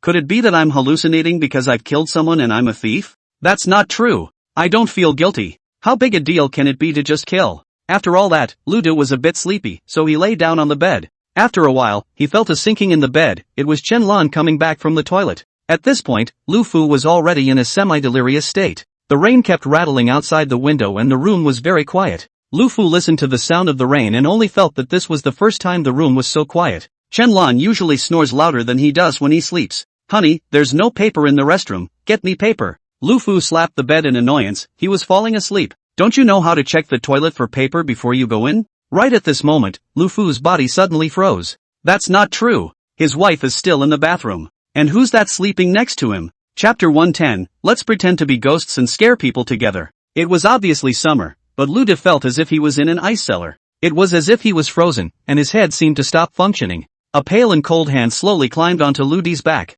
The hand quickly came to Lu Fu's neck, then quickly touched the face. Lu Ji's eyes widened as he tried to move but realized that his body was unable to move at all. The hand was like an icy, slippery snake. Suddenly, Lu Deity felt a hot, sharp pain coming from his face. Aha! Lu Fu let out a miserable scream. Chen Lan heard this miserable scream of Lu Deity and couldn't care about the fact that there was no paper in the toilet, so she directly lifted up her pants and ran out. Honey, what happened? Chen Lan picked up her phone and took a picture of it, letting out a similar shriek as she saw Lu Deity's appearance. Lu Fu's face unexpectedly had 5 more bloody wounds. The pain temporarily overshadowed the fear, and Lu Ri was shocked and angry. It's a ghost. It's haunted. It must be him coming back. Who is it? Hubby, did you see it clearly? Chen Lan eagerly pursued. Lu Di was grimacing in pain. I don't know. In the dark, who could recognize him? Anyway, it must be one of those kids. Chen Lan was a little scared in her heart. Could it be that ugly monster? This happened just after he died. There was nothing like this before. Lu Fei dismissed this possibility.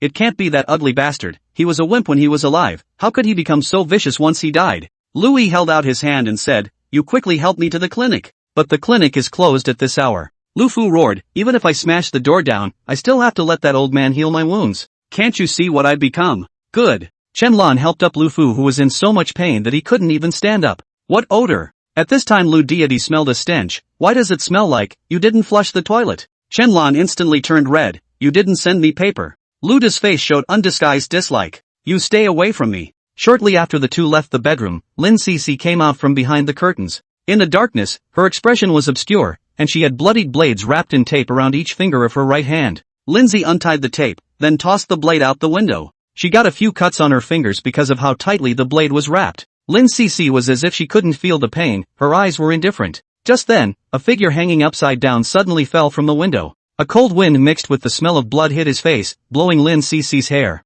Ghost! Lin Cc screamed in fear and hurriedly crouched to the ground, tightly closing her eyes and not daring to open them. See? The dark figure suddenly spoke. Lin Cc heard this familiar voice and immediately got up to look over. Only then did she see that the person hanging upside down was actually Shinwoo.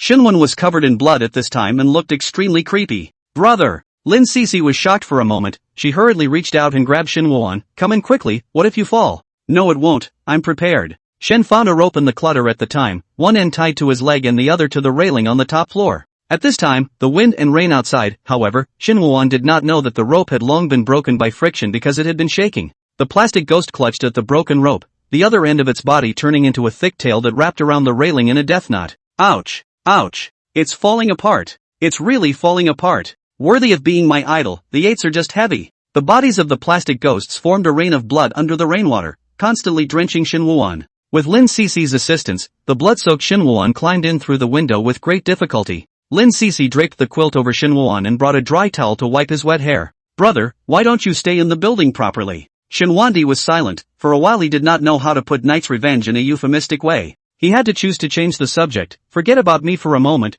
What was with those blades you just threw at the window? Shinwoo just hid above and did not see that it was Lin Cece standing by the window. He just saw someone throwing a razor blade out the window and thought it was the evil couple throwing away their tools of the trade. That's why Shinwoo seized the opportunity and wanted to go down to scare them. Lin Cece's fingers slightly lurched when she heard this when she was wiping Shinwoo's hair. She quietly curled her injured finger, her face acting as if nothing had happened. Hey! I couldn't let you, brother, suffer for nothing, so I pretended to be a ghost to scare him, and I slashed his face 5 times with a razor blade. Shinwoo remained silent. Lin Cece saw that Shinwoo didn't speak. Her heart was inexplicably a little nervous. Why doesn't brother speak? I was just thinking that you really did see the scene where I was killed. Shinwoo remembered extremely clearly that Lu Ru was sticking 5 times in a row when he took the vase shards and stabbed them at himself. You know I'm a ghost, but you're still worried I'll fall down the stairs? Behind her, Lin Cece did not say anything for a long time. Shinwoo had no way of knowing what was going through Lin Cece's mind at this moment. After a while, Lin Cece wrapped her arms around Shinwoo's neck from behind. Whether you're a human or a ghost, you're my brother. That will never change. The malleable ghost lying by the window had long since been moved to tears, his whole face bloodied with tears. Shinwoo's heart was touched for a moment. His parents died early, and because of his unsociable character, he had little contact with his relatives. Shinwoo had no siblings, not even close friends. It had always been something he was used to and didn't feel bad about it. But all of a sudden he's the older brother in the play, with a sister who's all for him. Shinwoo suddenly developed an extremely lonely feeling. See, you're not going to scare anyone next. Hearing Shinwoo's words, Lin Cece's heart tightened. I don't want it. Shinwoo turned around and held Lin Cece's hands. Even in the darkness, Lin Cece could see Shinwoo's eyes glowing. We'll pretend to be ghosts and scare people together. I'll teach you. Shinwoo was truly into the drama at this moment, and he regarded Lin Cece as his own sister. There was nothing he could teach, and he intended to pour out his best. Lindsay? Plastic ghosts? Chapter 111. I hear this job is pretty easy. To scare people, in which the look is also important. After all, there is no guarantee that there will be darkness as a cover for the appearance. Your face would be too clean right now. Let me put some makeup on you. Shinwoo pulled Lin Cece to the window, and he reached out to catch some of the blood rain. But after catching it for a while I realized that the falling rain was transparent. The plastic ghost lying next to him realized what the other party wanted after noticing Shinwoo's expression. It hastily grabbed its other hand and then wrung its arm out like a towel to bleed. The blood mixed with the rainwater and poured onto Shinwoo's hand in a torrential downpour. Shinwoo blinked, thinking that the props team was too careless, right? Was this pouring down the entire basin of blood? The plastic ghost slumped against the window like a crumpled piece of cloth. It's not working. Where did the other ghosts go? Don't just leave me to work. Shinwoo smeared blood on Lin Cece's face. Lin Cece was silent for a long time, and it was not until Shinwoo smeared blood on her face that she realized that Shinwoo was not joking. Brother, are you playing for real? I knew it. Shinwoo is different from other living people. I thought Shinwoo pretending to be a ghost before was just a plot necessity, but now I realize he's true love. If I dance in front of him, I'll charm him to death. Of course, pretending to be a ghost is an extremely difficult job. Shinwoo patted Lin Cece's shoulder with a straight face. You must learn it well, you'll die if you wear it out in front of them. At this moment, Shinwoo was like a serious elder brother who would carefully tutor his sister's homework. Lin Cece always felt that Shinwoo's words were strange in every way, but out of habit, she continued to think that everything her brother said was right. Lin Cece nodded her head vigorously and said, yes, I'll try to learn. Things seem to be going in a strange direction. Am I in the right room? Doesn't the title say live human abuse, giving you the ultimate visual feast? You didn't enter wrong. Actually the anchor is a ghost all the same kind. Live audience, 1000. Lu Ru and Shenlan, who had walked out of the clinic downstairs, walked quickly upstairs. Luda's entire face was wrapped in layers of bandages for several times, and from a distance, it looked like a round ball. The building was still not electrified, and they made their way up the stairs with the feeble light of their cell phone's illumination feature. Hubby, the old doctor looked at us in a very wrong way just now. Chen-lan was filled with worry. Will he call the police? The doctor at the clinic is shocked when he sees the injuries on Lu Ji's face and strongly advises Lu Ji to go to the hospital for treatment. In the end, at the insistent request of Lu Late, the doctor had to carry out a simple bandage for him. When Lu De left, the doctor kept telling him to go to the hospital and take a good look. Where is the time to worry about such things? Lu Fu roared in anger. Although the doctor had anesthetized Lu Di, however, after the bandaging was completed, the effect of the anesthetic gradually began to fade. The pain in his face, coupled with the fear brought about by hitting a ghost, made Lu Di's emotions like a bit of instant dynamite. We're going back to the house right now to pack up and get out of here right now. The house is already haunted, and Lu Fu knows very well in his heart that if he continues to stay, he will definitely not live to see tomorrow. Lu Fu quickly stepped onto the stairs without even waiting for Chen-lan, who was following behind. He had already walked up the staircase countless times, and there was no need for lighting at all. He could walk freely as if he were walking on flat ground. Hubby, don't go home, let's just go. Chen-lan covered her stomach and begged. She was filled with fear that the ghost would do her and the baby harm.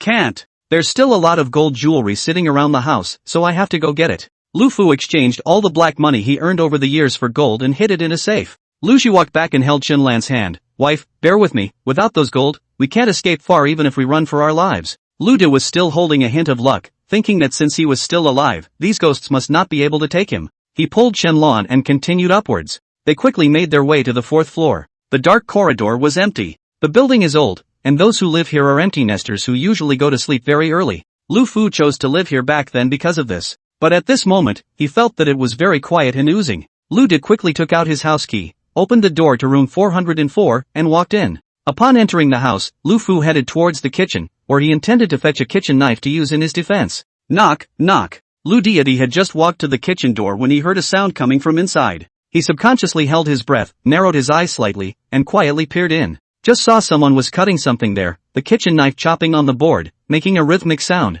Lu Ji gulped and carefully moved his feet, wanting to leave silently. However, the house in which they were supposed to live was small, and clutter had long been piled up haphazardly. Lu Deity retreated in such a way that he bumped right into the broom placed aside. Snap! The broom fell straight to the ground. That's when the sound of chopping vegetables came to a screeching halt. The food on the counter fell to the ground and slowly rolled down to Lu Fu's feet. Lu Deity thought it was a cabbage judging from the shape. Seeing that the ghost's attention has been aroused, Lu Di immediately copied the cabbage on the ground and wanted to smash it. But as soon as he made this grab, the touch felt wrong. Lu Fu took a closer look and was shocked to realize that what he was grasping was actually a human head. Under such a close distance, even if the surrounding was dark, Lu Gu could tell from the blurred outline that it was a man's head. Lu Fu let out a terrified shriek, and then dropped his head with force. As he backed up, he accidentally stepped on something, tripped and fell right into a couple of garbage bags. Several of the garbage bags came apart and their contents revealed themselves to be full of scattered body parts. It just so happened that a long-haired head rested on Lu Di's shoulder. The long-haired head snapped around, revealing a grinning face covered in blood. The head let out a creepy laugh. He, your head looks better than mine down there. Lu Fu let out a miserable scream. He couldn't care less about the pain in his feet, and immediately rolled and ran out. After Lu Deity left, the figure cutting the vegetables put down the knife and walked over to the garbage pile with his hand outstretched. CC, is everything alright? The man cutting the vegetables was naturally Shin Wuan. It's okay brother, how did I act just now? Was it scary? Lin CC held Shin Wu's hand and jumped out of the garbage bag. Her eyes glowed and she was clearly immersed and enjoying herself. Shin Wu gave a thumbs up. It's especially excellent. I feel intimidated just looking at it. Shen did not mince words in his praise, and of course, it was also his sincere words. Whether it was the head on the tablet or the large garbage bags full of corpses behind them, they had worked really hard to set up this horror scene. Shin Wuan was responsible for heading to the bedroom and moving those lying in bed and sleeping with the severe ghosts to the kitchen, while Lin Cece was responsible for cutting them up and bagging them with a kitchen knife. It took a silent division of labor to set up the perfect horror scene. Being praised by Shin Wuan, Lin Cece happily hugged Shin Wuan and also said with a smile, "Brother, it's really fun. I want to play again." "That's right. It's only just begun." Shin Wu dotingly touched Lin Cece's head. He then picked up the head on the ground and examined it carefully. It had to be said that the props prepared by the lifter's crew were much more elaborate than what he had seen in other crews, and at a glance, it was clear that a great deal of money had been spent on them. The head looked lifelike, and a sense of horror even lingered on its face. It could be imagined that this person must have suffered something extremely horrible in his lifetime. The severe ghost that was held in his hand stared at Shin Wuan with wide eyes. "It's not right, I'm obviously dead. Why do I feel like I'm dead again?" The night ghost had just died a short time ago, and had only come to work in the lifter's live room to earn some plutonium. I hear it's an easy job, just scaring the living daylights out of people. How come you've suffered everything you didn't suffer in life, and you've suffered it all in death? Chapter 112, these ghosts are quite easy to cut. No wonder tattoo parlors are starting to carry Shinhwa's style these days. Why? Because he's handsome? That's not true, but he's meaner than a ghost. All the bodies here were cut up by Lindsay. At that time, Shinhwa also intended to help, but it turned out to be disliked by Lin Cece for being too slow, and was driven to the side to be responsible for hitting and loading the bags. See, are you tired? Actually, I should have helped along just now. Lin Cece shook her head repeatedly. It won't be tiring, brother, these ghosts are quite easy to cut, much easier than cutting up your corpse. After saying that, Lin Cece immediately realized that she had said the wrong thing and hurriedly covered her mouth. The scene instantly fell into awkwardness. Until this moment, Shinhwa didn't understand why Louis didn't hurt Lin Cece. It turned out that Lin Cece had cut Shinhwa's body into pieces in front of them. Lin Cece lowered her head and nervously picked at her fingers. Brother, I'm sorry. Shinhwa squatted down, smiled and pinched Lin Cece's fleshy cheeks. What's there to be sorry for? You're super awesome alright. Being able to get out from under evil people. Shinwu's warm comforting voice made Lin Cece cry like a pig in this moment. I'm sorry, brother, I want to live. Lin Cece kept wiping away her tears with the back of her hand, but she still couldn't stop the surging sadness. I have to live to do this. The smile on Shinwu's face gradually faded, he was reticent and only gently wiped Lin Cece's tears.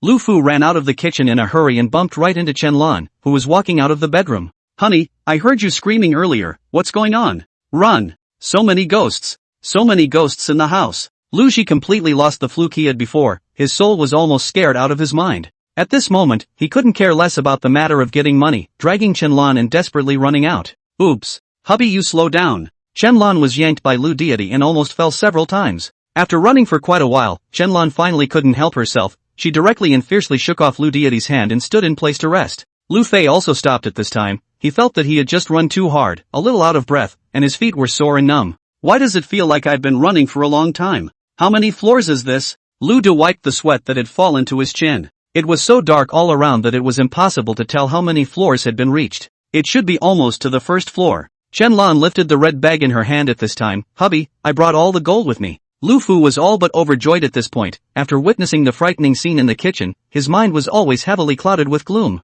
Why are there so many bodies in his house? Honey, could it be those kids we got rid of coming back? Ah! Chenlan's face instantly turned white at these words. How come? It's been so long, and didn't we hire a mage to do a spell so that those kids could only be trapped there at the pond? Who knows if that mage is really any good, damn it. Definitely pond. Lu Fu was so angry that he punched the wall hard. Husband, if it really is that group of children who come back, then we. Chenlan, once she thought of that horrible to the extreme picture, she instantly did not dare to continue. Da.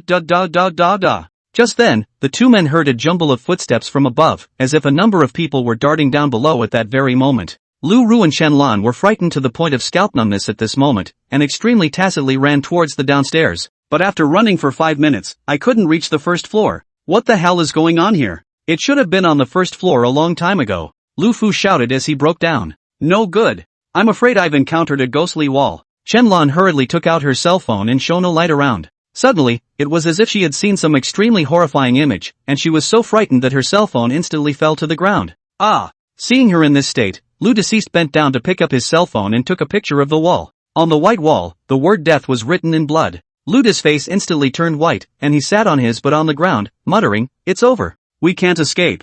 Chenlan looked towards the other tenants who had closed their doors tightly, when she suddenly thought of a way to kick Lu Deity. Honey, let's go get all these tenants. When there are more people, the yang energy will be sufficient and these ghosts won't dare to come near. Luda's eyes lit up and he immediately stood up. Good, this is a good solution. He began knocking on the doors of the other occupants one by one. Bang bang bang. Lu Deity slapped the door particularly hard. He wasn't afraid of being scolded at all. On the contrary, he was looking forward to someone coming out. The iron gate was rattled by Lu Fu's slap. Squeak dash at that moment, the wooden door inside was opened. Who are you? The voice of the man who opened the door came out. Open the door. Something's wrong. Lu Fu yelled. The man's tone was ghostly, and he said slowly, Then can you open the door? Lu Ri was currently terrified by the horrible surroundings and the footsteps that kept ringing in his ears. He didn't even notice that the person who opened the door spoke very oddly. Open up! Open the door! At that moment the wooden door slowly opened, yet there was no one behind it. A cold aura slowly overflowed from inside the open door, spreading out like an icy tide.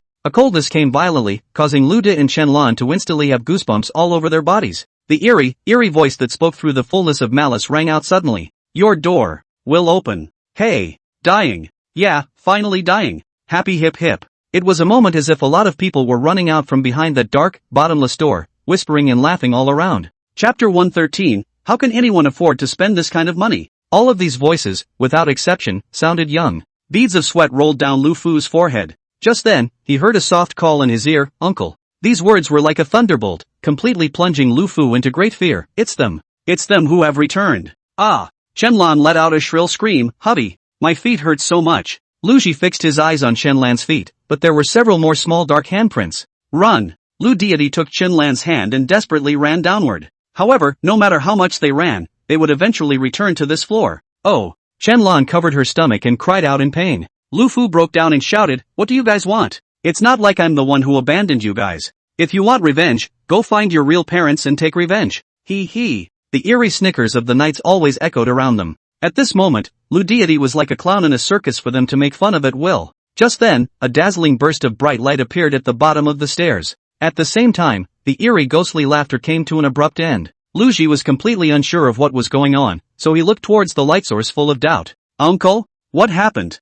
Lin Cece was holding a flashlight, her face full of confusion. Lu Fei looked at the floor again at this time, and everything that was eerie just now seemed like it was just a hallucination. What floor is this? Lu Ray asked. Lin Cece answered crisply, 5th floor O. Seeing those ghosts disappearing into thin air, Lu Fu had a feeling of having survived a robbery, and he sat paralyzed on the ground, panting heavily. He waved his hand toward Lin Cece and said, come here and help your aunt up. Lin Cece hurriedly ran forward and carefully helped the pain-looking Shenlan up. Auntie, let me take you to rest. With that, Lin Cece helped Shenlan slowly walk down the stairs. Lu Ji rested for a while, and only after feeling his feet regain their strength did he slowly stand up. On the ground was scattered gold. Lu De stooped down, picked up all the gold one by one and stuffed it into his pocket. Lu Deity held onto the wall and walked down quickly, and when he reached the 4th floor, he still didn't stop walking down the stairs. Uncle! Lu Fu's body shook violently. He now reflexively felt fear when he heard someone call him uncle. He turned his head to look, only to see Lin Cece standing in front of door 404.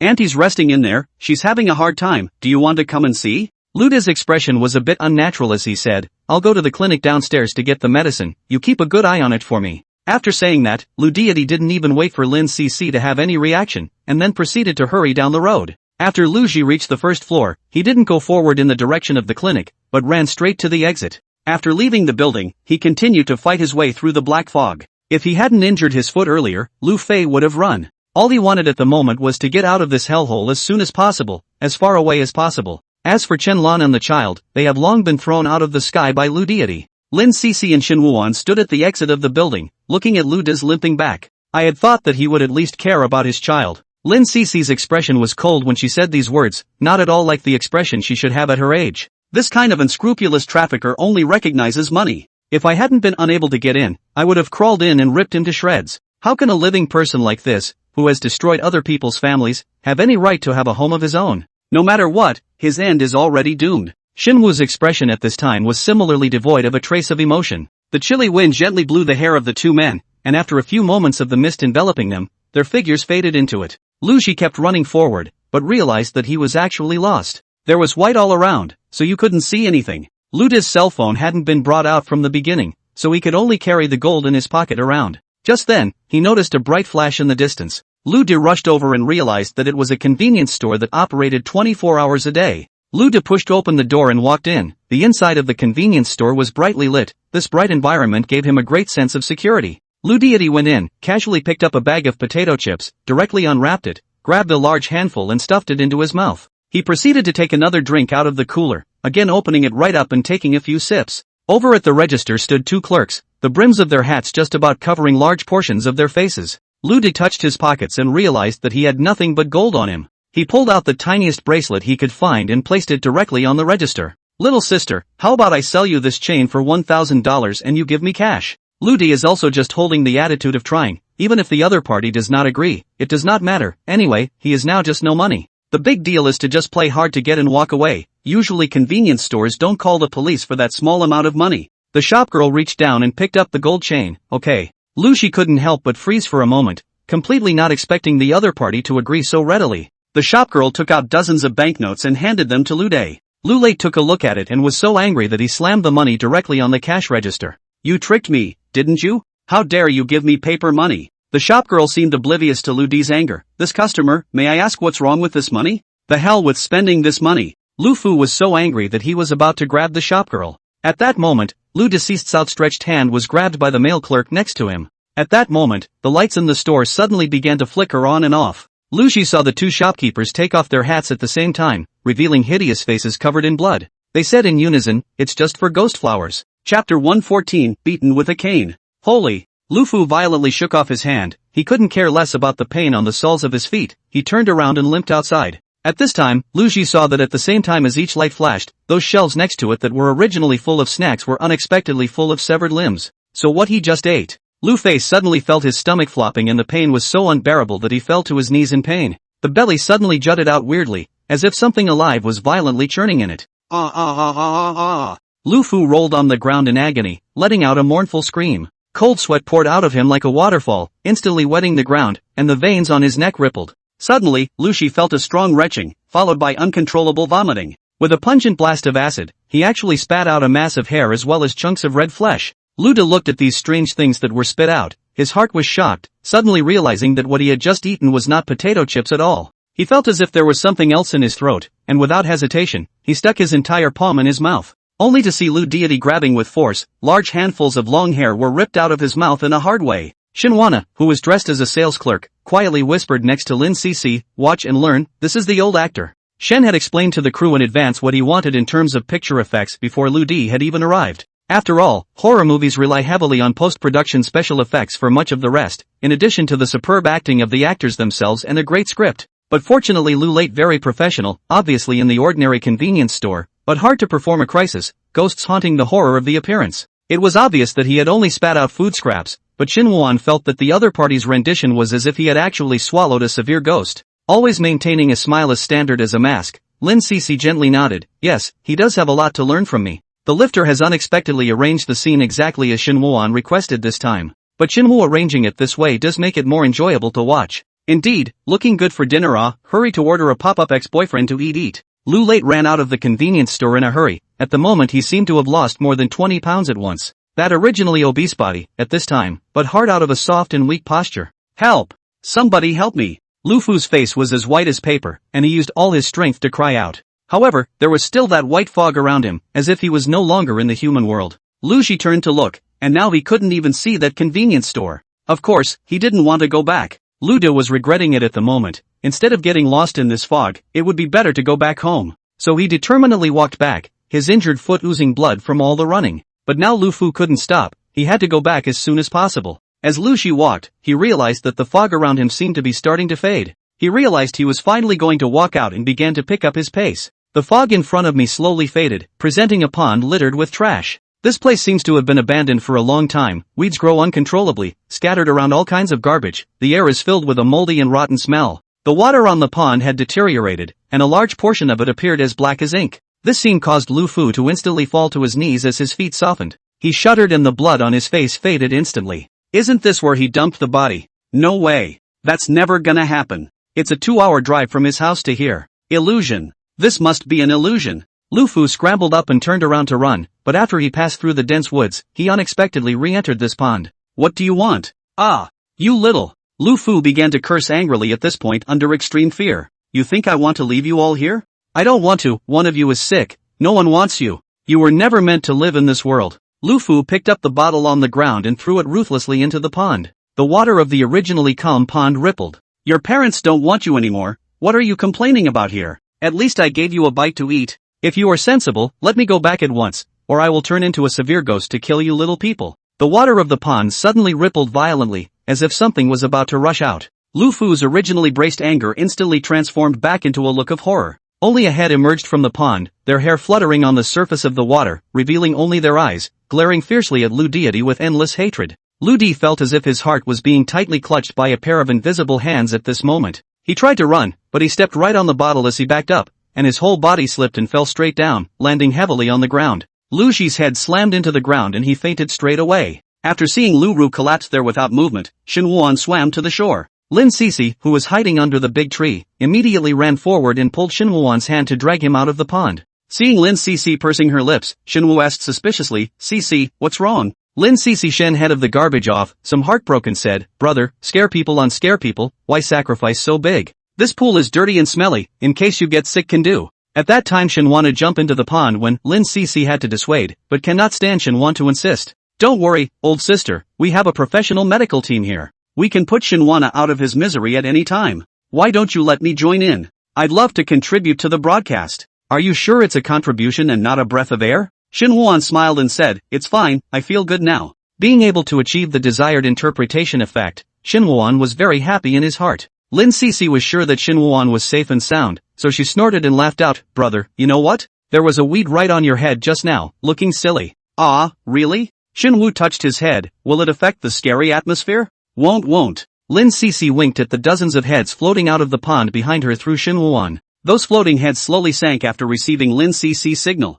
Lin Cece cheerfully proposed, brother, Lufu is now fainted, we can hang him up, whip him with a rattan cane, whip him until his skin is broken, then coat him with honey and throw him to the ant's nest. Shinwuan's expression froze slightly when he heard this. Seeing this, Lin Cece looked a little timid, brother, do you think I'm bad? Shinwu shook his head and said, no, don't misunderstand, I just didn't expect you to be so talented. But you're still young, there are many tracks you can take. With your appearance conditions, you can do some more relaxed and beautiful youth campus dramas afterward. I don't want it. Lin Cece skimmed her lips, I think it's really especially fun to pretend to be a ghost with you like this, brother. She paused, looking a little forlorn, and this would be the first and last time I'd play ghost with my brother. Shinwuan froze slightly, then asked, are you because you're still in school? Lin Cece raised the corner of her mouth and said softly, yeah, I still have to go to school. Academics are important. Shinwu finished, walked to Lufu, grabbed his feet and dragged them in the other direction. Brother, where are you taking him? Hang them and cane them. Hooray, I'll do the job. Chapter 115 Brother Lu, which one do you choose?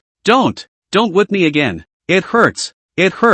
Hubby, wake up. Chenlan's anxious voice rang in her ears. Lufu's eyes snapped open, then he got up and coughed violently, the force of which almost caused him to take a back seat. Honey, are you okay? You keep shouting, and you can't wake up no matter how much I shake you. Chenlan's face was filled with anxiety as she gently patted his back. Luda's eyes were lax, and when he finally saw that the person in front of him was Chenlan, he asked in a trance, wife, you are still alive? These words instantly made Chenlan furious and directly slapped Lu Di. Sober yet? This crisp slap knocked Lufu's soul back. He touched his intact body and muttered, I dreamed again. 7 years have passed since they moved out of that old rental house. During these 7 years, Lufu exchanged his gold for cash and built a self-built house in a county town, and Shenlan gave birth to a lovely son. For the past 7 years, he had dreamed every night that he was back in his rental house. It's not just him, Shenlan would likewise dream about it. The first few years were nothing more than dreams of the unseemly things of the past. However, in recent days, Lu Di has begun to dream that the children he killed have turned into ghosts and continue to torment him in his rented house.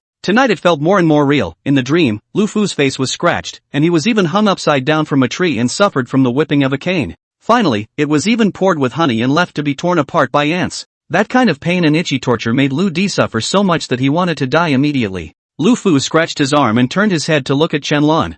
I saw that my wife looked extremely pale and had thick dark circles under her eyes. Honey, did you dream tonight too? Chenlan nodded slightly. I woke up halfway through the dream, and then I didn't dare to go back to sleep. Honey, I'm so scared. That dream is getting more and more real, and sometimes I even wake up feeling so much pain in my body. They had gone to a general hospital for a checkup and were not physically ill. The doctor suspected a psychological problem and advised them to see a psychiatrist. However, once the psychiatrist asked more questions, the past was involved, which prevented them from talking further. Mom, I'm hungry. A voice came from the door. Ah, yes, baby, mommy will go out and cook dinner. Chenlan then realized with a start that it was already 7:30, and her son still had to go to school. Chenlan gently patted her cheeks and tried to pull herself together, then got out of bed and slowly opened the door to her room. Outside the door stood a small, round-faced boy with an extremely pleasing appearance. NN is awesome, he put his clothes on by himself. The dreariness that was originally shrouded in Chenlan's heart due to the gloom was swept away the moment she saw her son. Filled with joy, she picked up her son, gave him a kiss on the cheek, and carried him straight to the table. Chenlan then turned toward the kitchen to prepare for cooking. After Lu De had finished washing up, he paced over to the dining table and saw that Lu En was arranging the dishes on the table one by one. He revealed a loving smile and tenderly touched Luan's head. NN, why did you set up 4 sets of dishes? There are only 3 people in the house.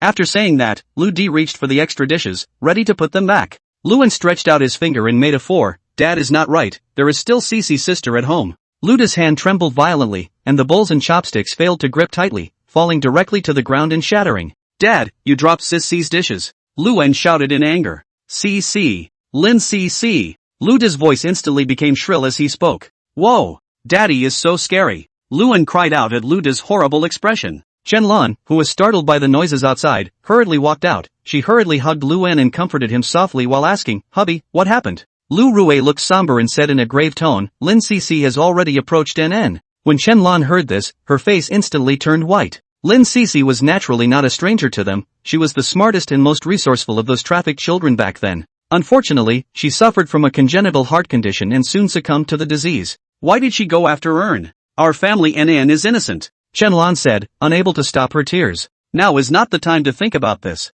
If we don't take care of her, we won't be able to survive, not to mention Un. Lu Deity walked back and forth in annoyance, then he took out his cell phone and dialed a number. After the call, Lu said, Brothers, last time to entrust you with the matter has landed yet? Brother Lu, you asked me to inquire about powerful masters for you, there are some, but the charges are old and expensive. I'm afraid that if I ask someone to do me a favor, selling my house won't necessarily be enough. As long as he is really capable, so what if he sells his house? Lu Fu had already felt a strong sense of crisis at this time. He had a strong feeling that if he didn't resolve this matter, he would definitely die. It's good to have this word from you, Brother Lu. I've inquired about two masters who have been rumored to be the most godly in recent times, a man and a woman. Which one are you looking for, Brother Lu? Male. Lu Fei said with barely the slightest hesitation. In his opinion, female masters were mostly selling meat in the name of exorcism. Okay, the other side surname Xiao, I will contact for you. Introduced by a friend, Lu Deity met Master Xiao in an abandoned building. There are construction sites all around, and the building in front of us is a dangerous building that will be demolished soon.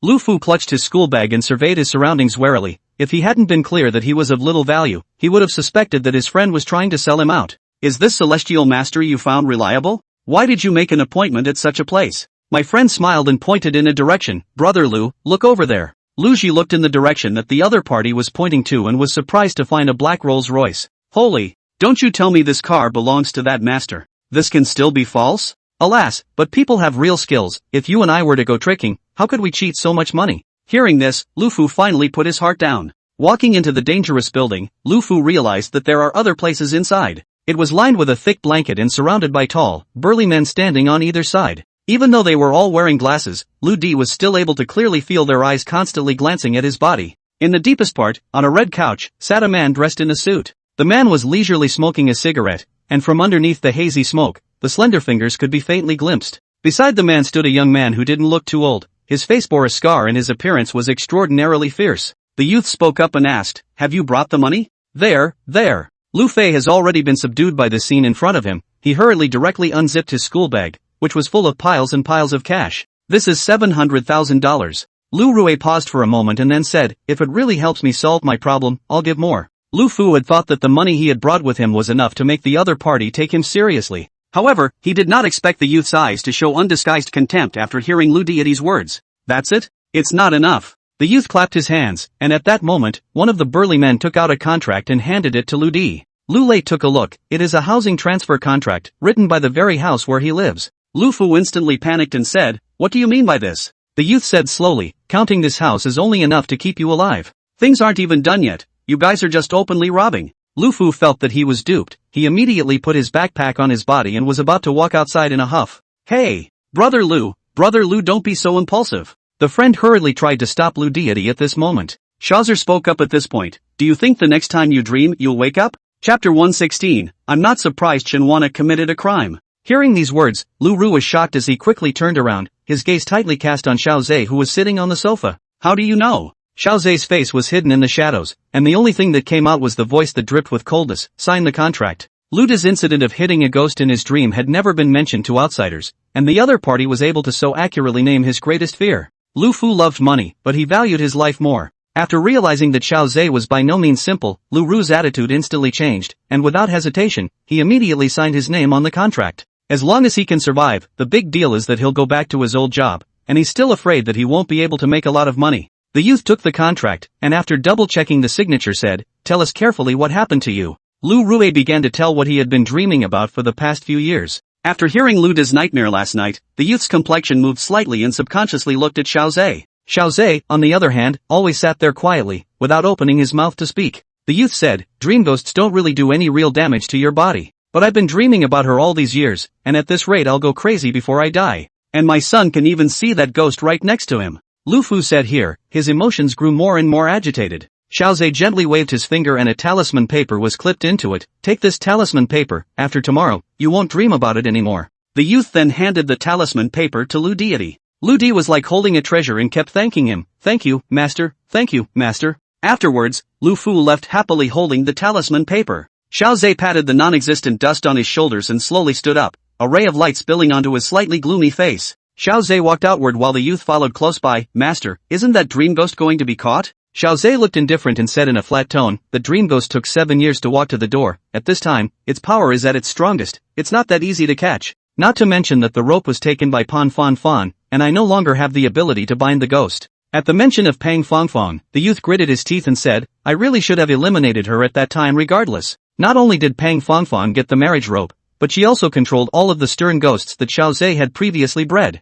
If it wasn't for Xiao Zhe's own strong ability, he would have died 800 times earlier. Although Xiao Zhe was unharmed, the men around him were miserable. Every day, new faces appear around them, and the first thing the newcomers do after joining the company is to dig a hole to bury the old ones. Tomorrow, at first light, go and retrieve the souls of Lu Fu's family. The talisman given by Xiao Zhe was indeed protecting Lu Di's family, only that it was not their person that was being protected, but their souls. Xiao Zhe specially came here just to see if the evil in Lu Fu was enough to become food for the evil spirits. Otherwise, with Lu Fu's little money alone, he would not even be able to reach the threshold of meeting him. The youth nodded. Okay, in addition, what should we do about Xin Wuan's side? Earlier, when the money was played, Xiao Zhe's men had already discovered Xin Wuan's disguise. Before he could report it, however, he died suddenly. The money was inexplicably transferred and a henchman was lost. Xiao Zhe rubbed the bridge of his nose and said with some impatience, that person Xin Shi is as heavy as a ghost, but on the contrary, he is still alive. I'm afraid that he is a little bit related down there. Don't take a shot at him for now, send someone over to monitor him. Good. At this time, the youth's phone rang, and his face was extremely ugly after he answered it, with a look of wanting to speak. Xiao Zhe understood when he saw the youth looking like this. He closed his eyes and sighed helplessly. Say, what good deed did that senior sister of mine do again? Ling Xiaoshuang blew up the villa you bought. The youth didn't dare to look up at all. They had been trying their best to find Ling Xiaoshuang, but they froze and couldn't find anyone. Instead, it made Ling Xiaoshuang look for trouble every now and then, moving to Xiao Zhe's residence to engage in blasting. Now Xiao Zhe could only go to live in the mountains, otherwise if Ling Xiaoshuang blew up someone, she would run fast, while Xiao Zhe would have to be taken to the police station for questioning every day. It doesn't matter, let her blow up. Xiao Zhe's mouth spoke in a cloudy manner, but in reality, his teeth were almost gritted. Sister, sooner or later I'm going to strap 100 bombs on you to send you to heaven. After filming last night, the cruise car drove Xin Wuan back as usual. Xin Wuan slept until the afternoon and baked a bread slice to eat. As he ate the slices of bread, he pondered that since he still had to go to the theater to shoot at night, he would not go to the other theater to act during the day, so as not to affect his state at night. With nothing to do, Xin Wuan began to write down the plot he had interpreted last night as well as his own epiphanies on his book. As he wrote, Xin Wuan suddenly remembered the homeless man who had broken into Xiao Wu's house that night. Perhaps because he had interpreted a similar role, Xin Wuan suddenly became interested in what happened to the homeless man, so he changed his clothes and ran straight to the police station. After the police officer learned of Xin Wuan's intention, he said, that homeless man, he was in the police station for quite a while that day, and then we sent him back to the shelter. Shen said, then please give me the address of the shelter, I want to go see him. The police officer handed the address of the shelter to Shen Wuan, when he suddenly whispered, Shen Wuan, can I take a picture with you? I watched the live broadcast, you acted really well, looking at it makes me want to handcuff you. Shen Wuan was quite surprised and flattered, this was the first time someone asked to take a photo with him. He nodded, of course, it's my honor. The police officer specially changed into his regular clothes and took a picture with Shen Wuan. The man at the next table had been explaining to the officers in front of him, Officer, you've really wronged me, I really didn't secretly film anyone. How could I have such a perverted hobby?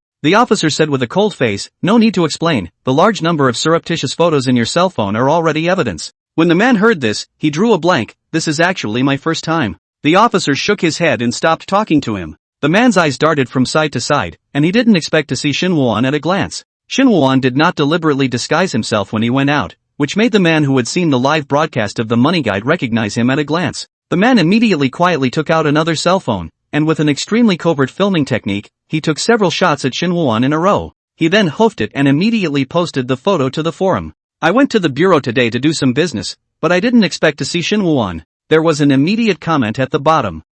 Shen Wuan has committed a crime? Don't talk nonsense. Later, Shen will send a lawyer's letter. Laughs at the fact that all those who send a lawyer's letter default to the real thing. Reasonably, I'm not surprised that Shin Woo-won committed a crime. I thought he was a fugitive at the time when he was holding the knife on the live broadcast. Good guy, it means others are acting while Shin Woo is acting in character, right? Chapter 117, Let's Eat. The news was like a boulder thrown into a calm lake on the internet, quickly causing ripples and continuing to ferment. And Shin Woo-won was completely unaware of this. He hurriedly hitchhiked to the shelter after getting the address. The shelter was converted from a large arena, with hundreds of square meters of space filled with beds and able to accommodate dozens of people. When Shin Woo-won stepped into it, he realized that there were only a few people inside, no more than 20. Asked why, the staff member explained, there is a section of the population that is keen to hang out during the day and tends to stay out late into the night. When Shin Woo heard this, he did not pursue the matter further. He is well aware that the staff works very hard here. It's not that they don't care that those bums would run out before, it's just out of their hands.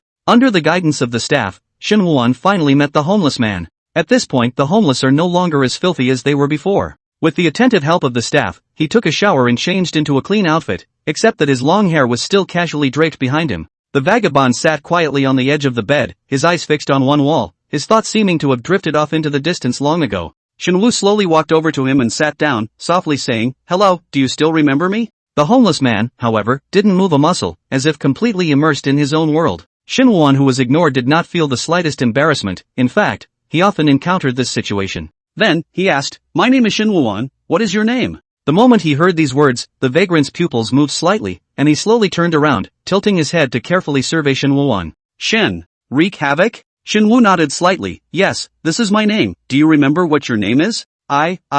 The hobo still cocked his head, seemed to think for a long time. His mouth was open and closed, but he was never able to call out his name. Ring ring ring. Right at this moment, Shin Woo-won's cell phone suddenly rang, and he had to get up and walk aside to answer it. "Hello? Shin-Ru, did you really go in?" Director Qian's urgent voice came from the other end of the phone. Shin Woo was confused by Director Qian's words. "Director Qian, what do you mean by that? Where do I go in? The photos of you going into the police station are circulating like crazy on the internet, and everyone is saying that you've committed a crime." Director Qian was shocked when he saw the photos at the time. He initially thought that it was someone maliciously trying to fix Shin Woo-won, but as a result, after finding a professional to identify it and determining that it was not a P-picture, Director Qian's heart instantly cooled by half. Shin Woo was what he recognized in his heart as the royal male lead. If something happened to Shin Woo-won, Director Qian really felt like the sky was falling. Shin Woo was deeply surprised that he had been photographed at the police station. He was completely unaware of it. What surprised him was that nowadays, his own whereabouts would even have someone's attention.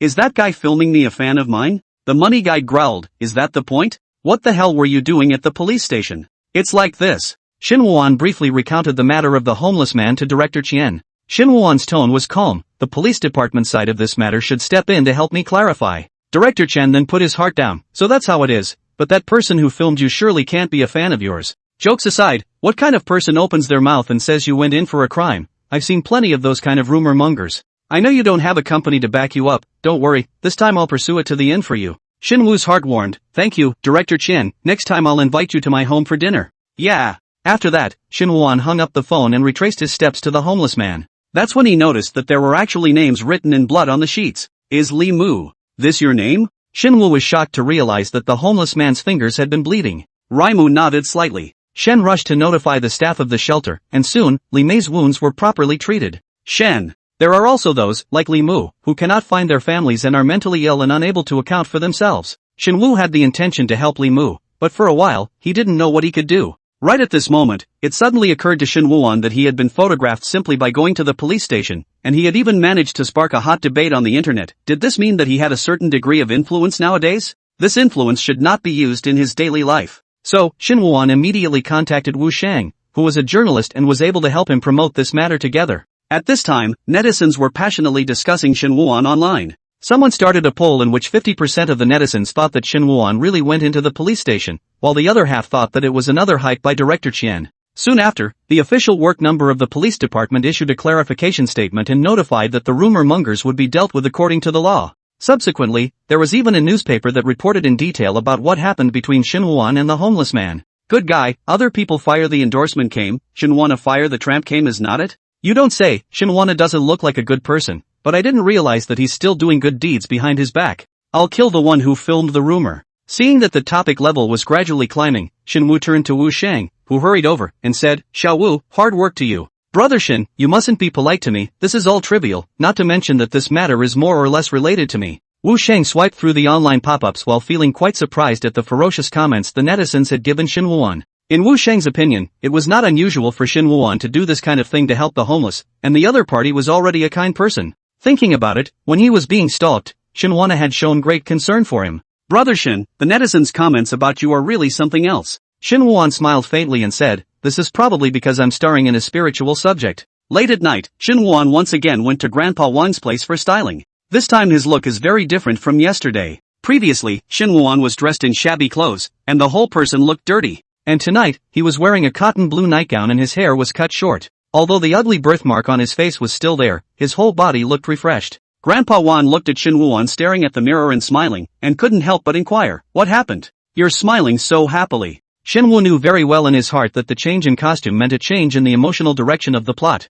He whipped his head around and smiled, "Good times are coming." Shin Woo-won got into the car and soon arrived at the theater group. The shooting location remained unchanged, only Shin Woo-won realized that the fog around him was even thicker than last night. Fortunately, that old building was not far ahead, and Shin Woo-won saw it after walking for a while. After entering the building, Shin Woo-won habitually took out his flashlight and prepared to illuminate it, but at that moment, the light suddenly lit up. Shin Won-di looked up in surprise to find a brand new light bulb installed in the stairwell. Shin Woo-won walked up the stairs, and when he reached the first floor, he noticed that the lights were on in every household, and he could still hear the sounds of talking coming from inside. The scene was a stark contrast to the quiet eeriness of last night. "It's already early in the morning, don't you sleep?" Shin Woo-won could not tell whether this routine was a human or a ghost. However, sometimes the scenes are just there to indicate the plot and the state of mind of the main characters. Perhaps this is to highlight the fact that they have finally shaken off the gloom they once had. Shen came to the door of 404, and the door opened with a gentle push. The moment he went in, Shin Woo-won smelled a fragrance. He walked in quickly, just in time to see Lin Cece walking out of the kitchen with a tub of marinated pig's feet.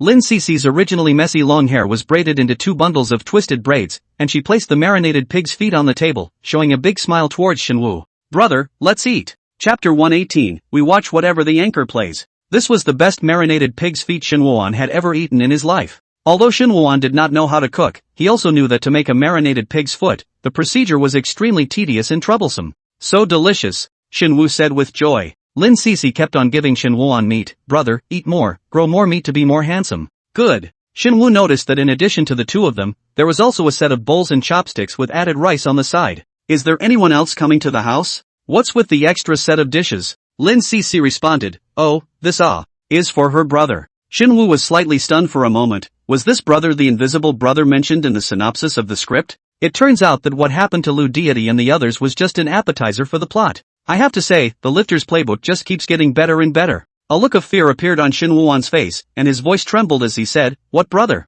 Aren't there just the 2 of us living in this house?" Lin Cece carefully surveyed Shin Woo-won. She was able to see that the fear on Shin Woo-won's face was completely acted out. "I heard that Shin Woo-won's identity is an actor, so that's what it is. Actors are meant to perform, and Lin C was deeply benefited. So she followed suit, again with her mouth slightly open and a scared look on her face, and said, "Huh? So scary. Brother, can't you see him? I play games with my brother every day." After Lin Cece finished speaking, she also didn't forget to clip a piece of pig's foot for Shin Woo-won. "Why do they have a strange look on their faces? I've seen other live feeds, and if I'm not mistaken, they're supposed to be expressing fear? I don't know, it's been too long since I died to know what it's like to be afraid. We'll watch whatever the anchors are doing." After that, Shin Woo-won finished the meal and still didn't get any more information about his brother from Lin Cece. He arrived at the bedroom to find that the layout and decor had all changed. There was only a queen-sized bed in there now, with a warm-colored lamp on the nightstand. It's simple, but it's a good comparison to what was there before. Lin Cece, "Brother, you rest early." Shin Woo inquired,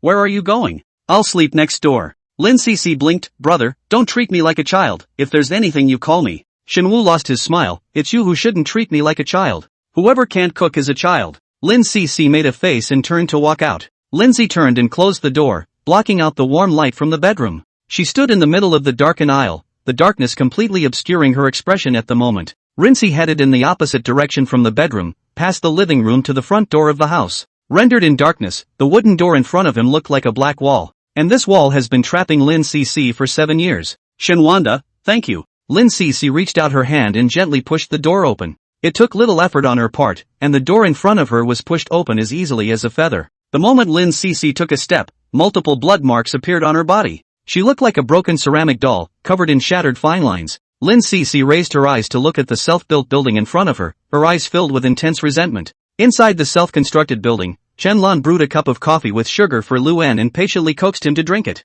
With a surprised look on her face, Luan repeatedly confirmed, "Mom, can I really watch cartoons all the time today?" Shenlong nodded slightly, you just stay in your room and watch cartoons well, don't ever go to sleep." "Oh, yes." Luan nodded happily. Shenlong tenderly touched Luan's head, then walked out of the bedroom. In the living room, Lu Ru was smoking a cigarette, and the cigarette butts in the ashtray had long since piled up and overflowed. Seeing Shenlong come out, Lu De asked in a deep voice, "Did NN drink the coffee yet?" Shenlong nodded, "Drink up." Although they had gotten the life-saving talisman, they didn't dare let their son fall asleep just in case. "Hubby, I always feel a very bad premonition." Shenlong rubbed her chilled arms, her face filled with apprehension. "Don't worry, that master is not a charlatan. The talisman paper he gave us will definitely work." Convinced of this, Lu Fu placed the talisman close to his body. "Really?" Shenlong slowly walked over to Lu Di and gently pressed his shoulders from behind him. She massaged gently, one after another, with gentle movements, gradually working her way up from her shoulders to her neck. Lu Di suddenly couldn't help but shiver as he grabbed Shenlong's hand. "Why is your hand so cold? It's like ice. I want to try whether this talisman paper is useful or not." Shenlong's voice became steeply chilly. "What?" Lu Fu just wanted to turn his head, but Shenlong pressed his head. Only to see Shenlong exerting a fierce force, Lu Di's head violently twisted over to the left. When Shenlong let go of her hand, Lu Di's head hung down helplessly, cutting off life on the spot. Shenlong's expression was grim to the core, but suddenly her expression changed and she covered her neck with both hands. At some point, a deep wound appeared on her neck, and the blood that flowed out had long since soaked the clothes on her chest. Shenlong collapsed on the ground, her eyes wide with resignation. Lin Cece quietly appeared on the sofa, holding the talisman paper in her hand and carefully examining it, and said in a ghostly tone, "This talisman paper isn't much use." She curled her lips, her pupils filled with an evil red. "How else did you not save your lives?" Chapter 119, Shenhuana's Body. It was naturally impossible for Shenwu to fall asleep. His extremely sharp hearing accurately captured the sound of Lin Cece's footsteps and detected a difference in its direction. That is by no means the direction to the bedroom. Shenhuan did not rush out the door, but only opened the door quietly after the footsteps drifted away. He walked out slowly, looking around. The only place he could leave in this direction was undoubtedly the front door of his house. But where was he going in the middle of the night? What this unknown situation brought to Shenhuan was not uneasiness, but rather an unspeakable excitement. Doing his best to control his hands from trembling, he gripped the doorknob just as he was about to open the door. "Honey, I'm not dreaming, am I? We were killed by that little..." Shenwu's movements jerked as he instantly recognized the owner of the voice as Lu Fu and his wife. "Aren't they dead?" Shenwu realized that they had indeed died and transformed into severe ghosts. Damn! The talisman paper given by that crook was useless. And that little... The face of Lu Fu, who had turned into a stern ghost, looked more and more terrifying. Evil thoughts magnified infinitely in Lu Fu's mind, causing him to develop the malice to tear everything down. "I will never let them go." Through the door, Shenhuan could deeply feel the rushing malice. He felt his scalp tingle and a strong desire to survive drove him to leave as soon as possible. Shenwu's body couldn't help but feel scared, but his mind was unusually calm. "I had to back away pretending to be extremely scared, and as per the regular routine, when I backed away I would accidentally step on something, which in turn would make a noise and be detected." Shenhuan twisted his head, and as expected, there was a cup on the ground behind him. The plastic ghost slumped to the floor, holding the cup in tears. "Idle, you don't blame me. It's all because the lifters forced me to do it." Shen slowly squatted down, picked up the cup and carefully scrutinized it, muttering, "The sound from this cup is not loud enough. What if they happen not to hear it?" The plastic ghost stared at Shenhuan with wide eyes, shocked. "Idle, is this human language you're speaking?" Shenhuan looked around and quickly found his target. Then, as he stepped back, he pretended to break his foot, and his body instantly lost its balance and fell to the ground, before slamming his shoulder into the cabinet next to him. The vases and other items that had been placed on top of the cabinet fell to the ground with a series of crisp clangs as the cabinet fell. Shenhuan quickly got up from the ground and pretended to be panicked as he pulled his legs out and ran. "Wow! What a great performance! You don't say, if we let Shenhuan fall again, will people come in and find the house in ruins?" Don't stop reading. Live audience, 1800. The sound created by Shenhuana could be clearly transmitted outside even through a door. Lu Rei and Shenlong looked into the room in unison. "There's someone in the room." Lu Fu immediately wanted to rush in. Shenlong hurriedly grabbed his hand. "Hubby, wait, making such a big noise inside, could it be a trap?" Lu Fu violently shook off her hand. "We're all dead already. What's there to be afraid of?" Lu Di directly kicked the door open and walked in with big strides, but the result was that just after stepping into the room, he stepped on something and fell down hard with his face to the ground. Lu Fu happened to be stabbed in the face by the vase fragments all over the floor, and immediately let out a shrill scream. Husband! Shenlong hurriedly pounced over and helped Lu Deity up. Luda's entire face was deeply penetrated by the vase shards, and Shenlong didn't even dare to reach out and help him pull them out. Why? Why do you still feel pain after becoming a ghost? Lu Fu shouted as he broke down. In the end, it was Shenlan's trembling hands that helped Lu Di remove all the vase fragments. Lu Fu was considered completely disfigured. Kill! I'm going to kill that person. Lu Di began to scurry around the room, looking for the person who had laid the trap for him. Xinhuan could hear footsteps getting closer and closer, and he hurried to Lu Ru's bedroom to hide. How powerless a living person would be when encountering two stern ghosts that were demanding their lives, Xinhuan was trying to act out the situation at the moment. The bedroom is not very spacious and there are not many places to hide people. Shen opened the closet, thought about it, and then thought that it was just too obvious. So he left the closet door open a crack, and then the man got under the bed. Xinhuan just burrowed into the bottom of the bed, then heard the door bang was violently opened.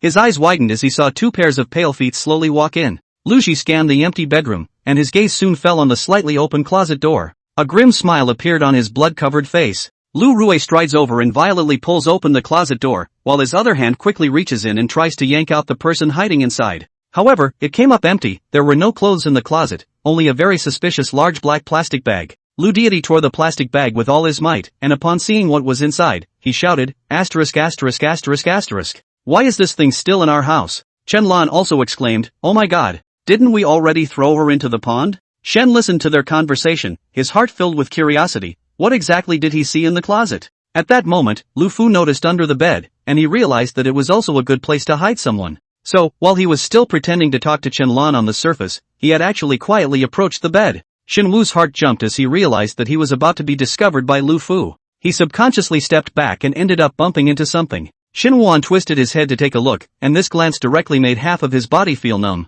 He was actually lying next to a dead man. The bottom of the bed was too dark, plus Shen Wuan's attention had been on Lu Di's side, causing him not to realize that he had been lying with the dead body. After the fear passed, Shen Wuan's eyes lit up as he directly yanked over the corpse's hand and blocked the corpse in front of himself. Gotcha! Lu Di reached under the bed and immediately yanked the hand out after seeing it. Asterisk asterisk asterisk asterisk. Another body. Is that little fooling us? 80%, since she wants to get back at us she won't leave so easily, let's go find it. Xinhuan heard the footsteps fading away until they completely disappeared, and only then did he slowly crawl out from under the bed. The darkness around him was as deep as thick ink, and he reached into his pocket and pulled out the flashlight hidden in it. At this moment, he was filled with curiosity, who exactly were the two corpses Lu Ru saw here? Shen turned on the lighting function of the flashlight and shone the beam of light towards the corpse. At this moment, Xinhuan's face instantly revealed astonishment, completely true to the flow, without a hint of camouflage. The body on the ground turned out to be exactly like him. Appeared. Shan Wen's body.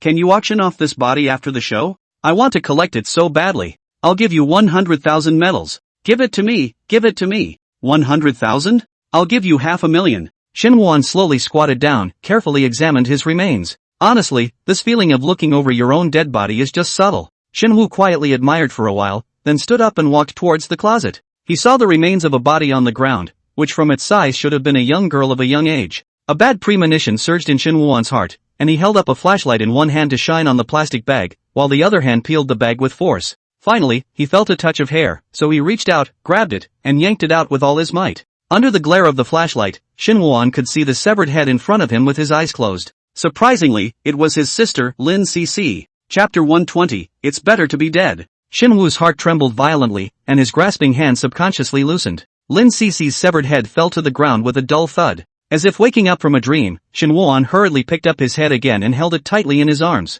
In fact, Xinhuan had already thought of this possibility long ago. In psychic movies, characters like Rinci are mostly positioned to die, even if they manage to stay alive. Xinhu naturally could see that Lin Cece herself was not as innocent as she appeared to be. What kind of good sister can do the cutting of a corpse so skillfully and smoothly? Xinhuan went about analyzing all of this very calmly, however, his face had long been covered with tears that were hard to hide. He knelt on the ground and held Lin Cc's head tightly. Ning Ming is about to live a good life. Xinhu blamed this sadness on the fact that he was truly in the theater at the moment and had become Lin Jian. Hey, those with families can't watch a crying show. I don't even dare to visit my family in the young world after I die. I don't dare to think how sad they must be. I was watching a movie right before my sudden death, and I wasn't even given the chance to turn off the screen, and I don't even want to think about what my family saw when they broke into the house. Don't go dreaming for your family, I can't even think about that scene. Lu Rui searched the other rooms, and at this point he had no qualms about knocking on the doors of the other occupants. Come out. Little brats, don't you want revenge? I'm here now waiting for you to take your revenge. Come on. Don't be a wimp, ha ha ha ha ha. Lu Fu's self-confidence was insanely inflated at the moment, and when he was alive before, he only had fear in his heart. But now, he could feel that none of those hidden brats were his match. The role reversal between the hunter and the prey made Lu Di unable to stop laughing freely. At this point the brats were anxiously gathered and talking in tongues. Where did Sister C go? It's over, that villain has gotten so good. Huh, it looks like there's a more powerful Ghostbusters coming. Not only these brats, Lu Fu also felt an intimidating aura. Shenlan was so scared that she leaned tightly against Lu Chi's side and said with a trembling voice, Hubby, it seems like something scary is approaching. What are you afraid of? It must be Lin Cc that little is back. We two together still afraid that we cannot clean up her? After Lu Fu finished speaking, he took a big step to the stairs and looked upwards. A sound of footsteps came from above, and a black figure slowly appeared. Now that Lu Fu and Shenlan had both become Li ghosts, they were naturally unaffected by the darkness, and they clearly saw who the person who had appeared was. Lin Gn. Lu Fu stared with wide eyes, couldn't believe his eyes. That the mute, stupid man and the horrible, stern ghost in front of him were the same person? It was obviously the exact same face, but why did it give him a completely different feeling? Shen was holding Lin Cc's head in his hand, and the other hand was holding a hammer. He looked down condescendingly at Lu Fu and Shenlan, the bottom of his eyes filled with hatred, but the corners of his mouth were strangely upturned. It's good to be dead. I've been waiting for you guys in this hell for a long time. Shen Wandering took one step and slowly walked down, and Lu Fu and Shenlan unconsciously stepped back until their backs were against the wall. Run! Lu Fu sidestepped his head and had just uttered such a sentence when he suddenly felt a gust of wind on the side of his cheek. Boom! A loud bang exploded from his ears. The rocks that splashed out smashed into Lu Fu's face, vaguely painful. Lu Fu and Shenlan were both shocked by this sudden turn of events. Their eyes widened as they saw it was the hammer hitting the wall beside them. It was so strong that the whole hammer went deep into the wall. If Lu Fu hadn't happened to deviate his head just now, the hammer would have been enough to smash his head to smithereens. Finally, I can have a good time with you guys. The corners of Shin Wuan's mouth slowly rose as he cupped Lin Cc's severed head and gently pressed his fingers against the corners of Lin Cc's mouth, lifting them slightly upwards. The corners of Lin Cc's mouth rose slightly with it, as if she was smiling happily. Cc is just as happy as I am. Shin Wuan arched his eyebrows and smiled seemingly kindly. Uncle, do you want to guess if you'll die again after your head is hammered in by me? Shin Wu's words carried a cold aura of death. Run! Lu Fu panicked and pushed Shenlan, who was stunned in place, while he himself grabbed the lead and ran towards the downstairs in a hasty manner. Wow, is this the legendary sister sacrifice with unlimited mana? Is Shinwana going straight to a rampage? Ego, mama, I'm shocked and spewing blood again. He looks completely different from when he was eating pig's feet before. This is a real old actor. I really hope to let the group of jet-setters in the young world take a good look at Shinwuan's true strength. Forget it, how do they deserve to eat this fine chaff? The anchor of the netherworld that belongs to us must be guarded by ourselves. Lu Fu and Shenlan rolled and rushed downstairs. In the dark, inky stairwell, an eerie laugh suddenly sounded. Hee hee. They're scared. Hee hee. Go die die die die. Countless pairs of tiny hands waved wildly in the stairwell, as if they were demonic shadows from the dark abyss. Lu Deity and Shenlan directly tripped and fell to the ground, rolling down the stairs in a sorry state. The fear within them greatly weakened their own power. Under the great sense of fearful oppression brought about by Shenwu, they felt as small and helpless now as they were before they were born. Chapter 121, I'll be waiting for your answer. At Lin Cc's feet lay the already dead Lu Ju and Shenlan. Sister C. The sudden sound that came from her caused Lin Cc's pupils to turn slightly, and she saw Luan standing in the bedroom doorway, holding a cup in her hand. After confirming that the person in front of him was Lin Cc, Luan ran over full of joy, but unexpectedly tripped and fell to the ground. The cup in his hand also fell heavily to the ground, instantly shattering into countless pieces. Luan did not immediately climb up, but looked at Lin Cc pitifully and said, Sister, I fell down. If Lu Fu and Shenlan were still alive, they would have been heartbroken and picked Luan up and soothed him. However, Lin Cc was indifferent and sat indifferently on the sofa.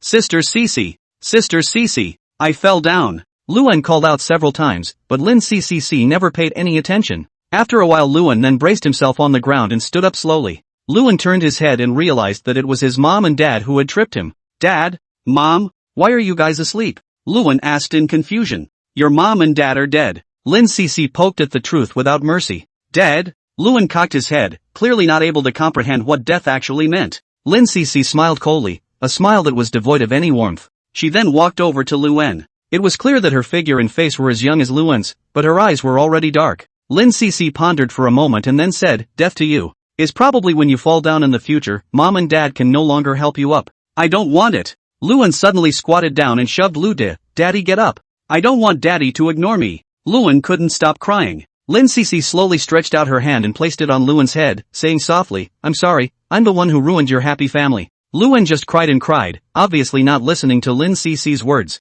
He neither understood Lin Cece's pain nor her guilt. The pain they caused me, I won't let you suffer at this age. Lin Cece's hand slowly moved down to cover Luan's eyes. You will forget everything that happened today, but in your 18th year, you will remember this night again. At that point, what choice will you make? Would you choose to end your life as I did, in order to get revenge, at the risk of becoming a harsh ghost that has lost its humanity and sanity? Lindsay let go of her hand and said, I'll wait for you to give me an answer. At this moment, Luan stopped crying, her eyes were empty, and she directly fainted beside Lu Di. After doing so, a door appeared beside Lin Cece. She gently pulled it open and walked in. It didn't take her too long. Lu Fu and Chen Lan's souls had been thrown into the dream world by Lin Cece. She wouldn't let them die so painfully. Lin Cece had instructed the other little ghosts to protect Shenhua from being harmed before leaving. However, as soon as she enters, she finds the house in disarray, as if an earthquake had occurred. There were things all over the floor in pieces of vases. Brother? Lin Cece's pupils dilated as she hurriedly ran to Shenhuan's bedroom.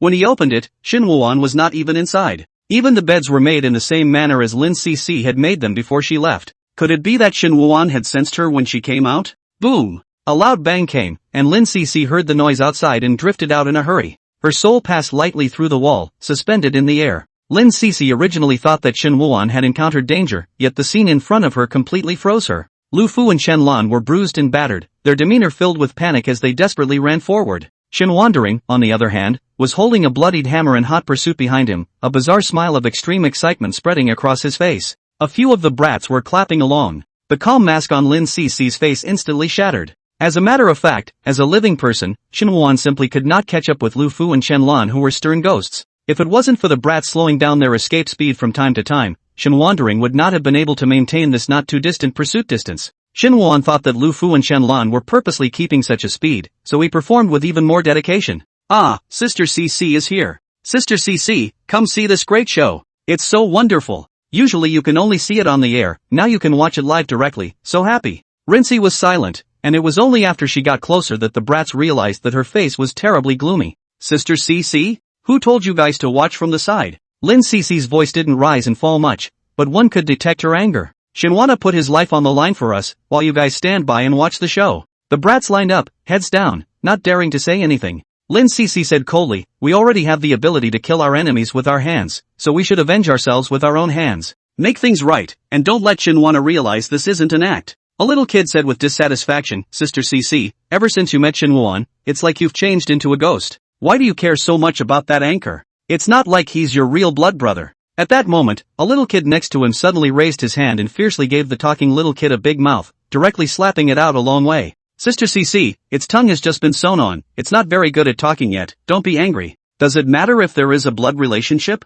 Lin Cece raised her eyes and coldly swept the brats, I'm different from you guys, I wasn't abducted, but was sold to Lu Deity by my biological parents. When the little ghosts heard this, they all looked shocked. Lin Cece didn't say anything else, just glared at them fiercely. Why don't you go now? Lu deceased and Chen Lan's pace never slowed down. They had died, feeling no fatigue, but that fear and pain was always there as a shadow. They were trapped, and no matter how they ran, the terrifying figure behind them followed as closely as a ghost. Shenhuan also footsteps have not been reduced, perhaps thanks to his usual adherence to exercise, he felt running for a long time do not feel tired, but more and more excited. Just then, several black shadows flashed by on each side. Shenhuan froze for a moment and stopped in his tracks as he saw many young ghosts rushing to Lu Fu and Chen Lan. The little ghosts were like piranhas frantically tearing into Lu Fu and Chen Lan's bodies. Aha! Lu Late and Chen Lan let out bursts of miserable screams and fell to the ground, rolling around in agony. The little ghosts swarmed over them, completely obscuring them. Shenhuan was about to walk closer to take a closer look, but he just happened to hear footsteps coming from behind him. Brother! Hearing this voice, Shenhuan turned around violently, and Lin Cece was standing quietly behind him. Cece, where have you been? Shenwu instantly threw Lu Fu and Chen Lan to the wind. He rushed forward to take a closer look at Lin Cece, and only after making sure she was safe and sound did he let out a long sigh of relief. Your sudden disappearance really worried me to death. If one ignored the severed head as well as the hammer that Shenhuan was holding in his hands, he was just like an ordinary brother worrying about his sister's safety at this moment. Brother, I'm fine, it's you, why are you still holding a severed head in your hand? Your hands are dirty, throw it away. Lin Cece directly took that head over and just wanted to throw it away when she realized that it was her own head. Lin C. Shen. Chapter 122 Bugs Fly. The two were silent for a moment, and in the end, it was Xinwu who broke the silence. Xinwan held the severed head back again, squatted down and said, "It's not dirty." Shen touched Lin Cece's head, he smiled, however, his eyes were unable to hide his sadness. "I am sorry is that my brother did not protect you well?" These words made the frost in Lin Cece's eyes melt instantly, and Xinwan thought Lin Cece was crying.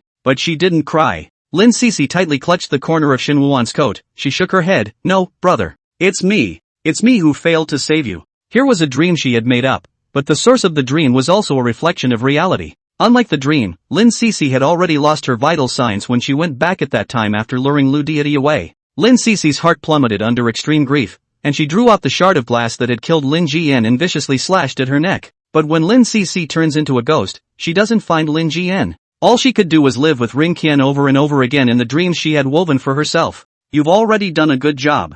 Xinwu stroked Lin Cece's head and said in a warm voice, "He." Xinwuan heard a series of crisp giggles. A cool breeze brushed by, and the brats gathered around Xinwuan and Lin Cece. Blood remained on their hands and mouths, yet their expressions were as full of joy and excitement as if they were about to go to an amusement park. Xinwuan looked back and saw Lu Fu and Shenlan sprawled on the ground, their bodies mutilated as if they had been bitten off large portions of flesh and blood alive. Even so, Xinwuan could still tell from their eyes that they were still alive. Shen asked, "Cece, do you still remember the way to the pond side?" Although Lin Cece was uncertain, she still nodded, "I remember." "Take me." Lin Cece originally thought that Xinwuan was planning to follow the previous practice and throw Lu Ju and Shenlan into the pond. However, Xinwu just took her hand and directly skipped over Lu Ju and Shenlan. Under Lin Cece's guidance, Xinwuan reached the pond. "I'll go fish out your corpses." After Xinwuan finished speaking, he didn't wait for Lin Cece to react, so he directly jumped into the pond that emitted a fishy odor. The little ghosts immediately came to Lin Cece's side. "Sister Cece, what can we do about this? This is a dream here. Where would our bodies be in the pond? You guys also know that this place is a dream." As soon as Lin Cece's words fell, the pond's originally dirty environment instantly changed. All that trash was gone and the grass on the ground was new and green. Shen found the bones of those corpses that had been soaked for a long time in the murky water. They were all young, and their bodies were still tightly entangled in weeds. With a wave of his hand, Xinwu lifted up their corpses. He swam out of the pond and carried the body out before climbing out himself. At this time, Xinwuan realized that the pond was surprisingly new. The staff was pretty efficient. "Brother, you've worked hard." Lin Cece took out a prepared dry towel. Xinwuan saw a large and a small shovel placed next to the big tree. He smiled at Lin Cece and said, "Knowing a brother is not like a sister." Lin Cece laughed helplessly and twisted her head away without a smile. Xinwan started digging a hole next to the pond. "However, this time around, it feels very different from the digging feeling I had when I first acted in the return. The land here was very soft, and Xinwan had no trouble digging. Soon, a pit large enough to hold all the bodies was dug. Shen carried the body carefully into the pit and reburied it. "Brother, you're covered in sweat." Seeing Lin Cece standing on her tiptoes, Xinwan hastily bent down and allowed her to wipe the sweat from her forehead. Shen regretfully said, "There's no way to erect a monument to them." Lindsay shook her head, "That's enough, they're happy. It's time for us to put ourselves in the ground next." Xinwan remembered that his and Lin Cece's bodies were still over at the rented house. They walked outside hand in hand, and suddenly a firefly flew past Xinwan's eyes. The dark sky hangs low, the bright stars follow. Suddenly, a burst of singing came from behind him, and Shen turned to look. Countless fireflies danced around the pond, illuminating the dark night. The brats held hands in a circle where they sang happily. Bugs fly, who are you missing?" They don't have many memories of their families, but vaguely remember the gentle song that came to their ears at nightfall.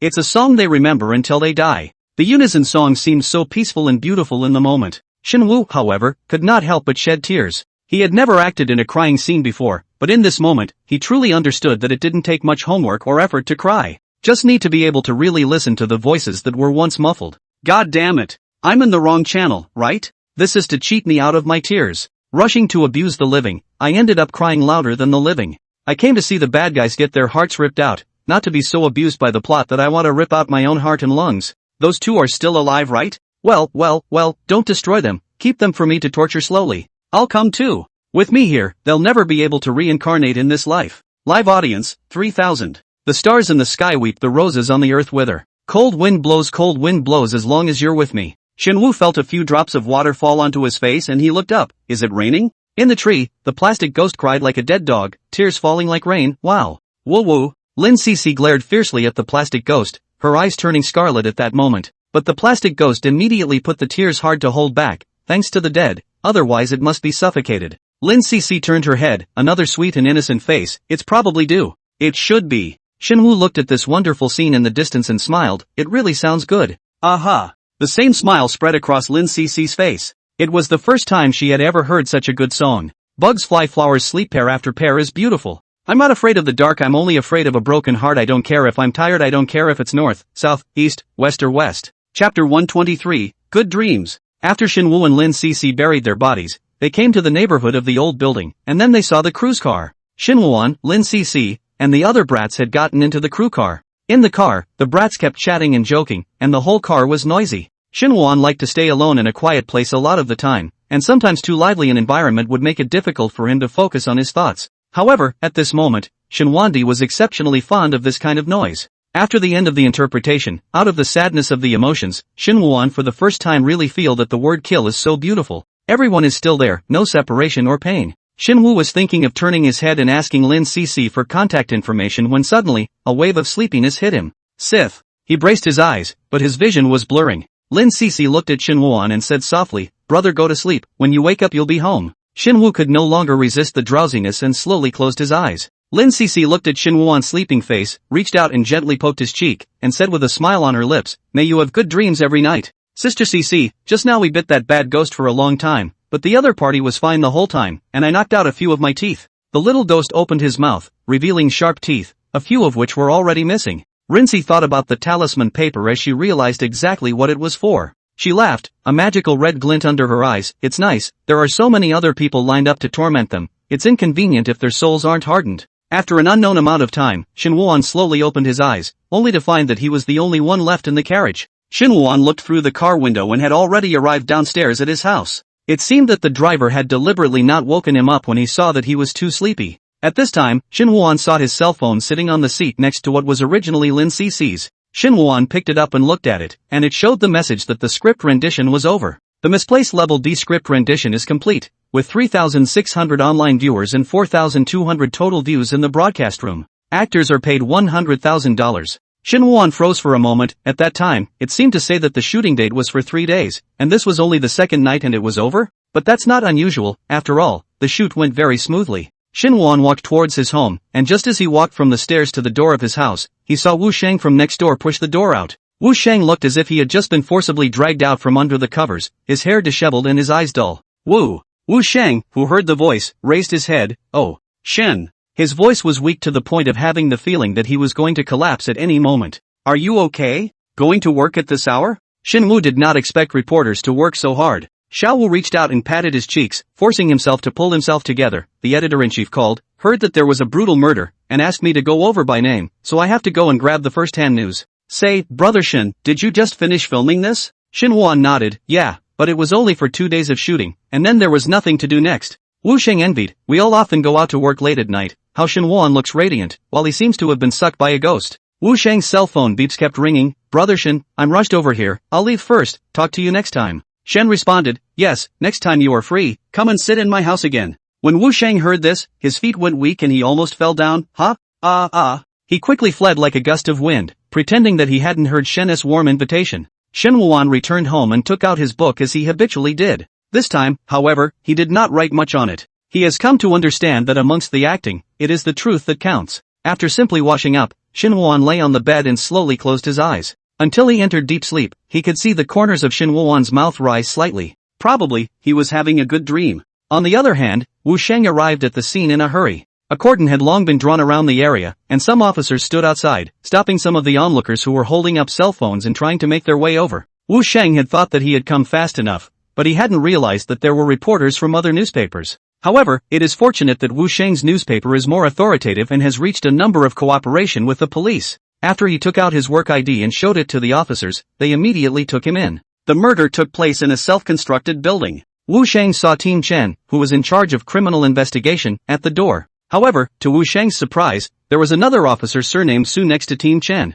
The other party in Chen team is the same level, only not responsible for criminal investigation this work. Wu Sheng went up to greet him. "Team Chen, Team Su." Team Chen nodded slightly. His face didn't look too good, but that was normal. In the line of criminal investigation, the daily exposure was enough to make an ordinary person have a mental breakdown. Aya, Xiaowu, look at your dark circles under your eyes. They're even darker than those of them who work as criminal investigators. Team Su wore gold glasses, and the whole person looked very scholarly and elegant. Team Su, why are you here too? Wu Shang asked curiously. Team Su sighed, the victim of this murder is a bit special. We found a book in his house. Old Shin called me over after he read the contents, and I think this is something you should read as well. Wu Shang put on his gloves and took the book handed over by Team Su. He flipped through the book to view it, which recorded the names and ages of many people as well as a string of unknown numbers. At first, Wu Shang did not understand what was written on it, yet as he continued to flip through it, his expression gradually became appalled. Team Su, this book records human trafficking. Team Su nodded slightly, that's right, that's why Old Shin called me over.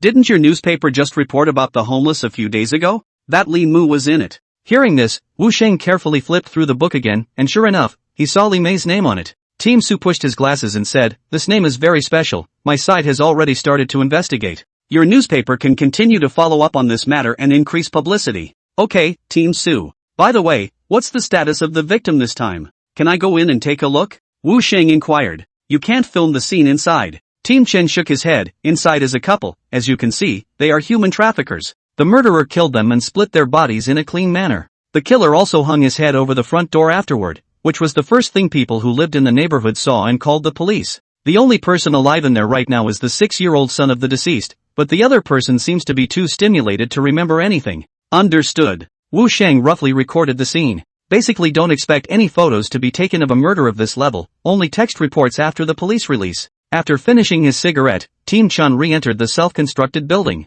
Team Su and Wu Shang stood in the doorway talking. Team Su patted Wu Shang's shoulder. Xiaowua, you need to be more attentive to this trafficking report. Wu Shang nodded his head vigorously. Don't worry, Team Su, this is natural. Also, can I talk to that actor who helped with the publicity about this? He has been very concerned. As long as he doesn't spill the beans, there's no harm in you revealing some to him. Team Su mentioned Shin Wuan and was full of praise. I've also seen that actor's live broadcasts, both good and evil, an uncomplicated character, it's just a matter of time before he becomes famous. For him to pay attention to something like this and be willing to publicize it with his own influence is a quality you don't see very often these days. Wu Shang nodded heavily. Shin is indeed different from the others, a bit strange at times, but overall a very good person. Team Su raised an eyebrow. Strange? What's weird about it? Wu Shang remembered the wreaths placed in Shin Wuan's home, and subconsciously wiped the sweat coming out of his forehead.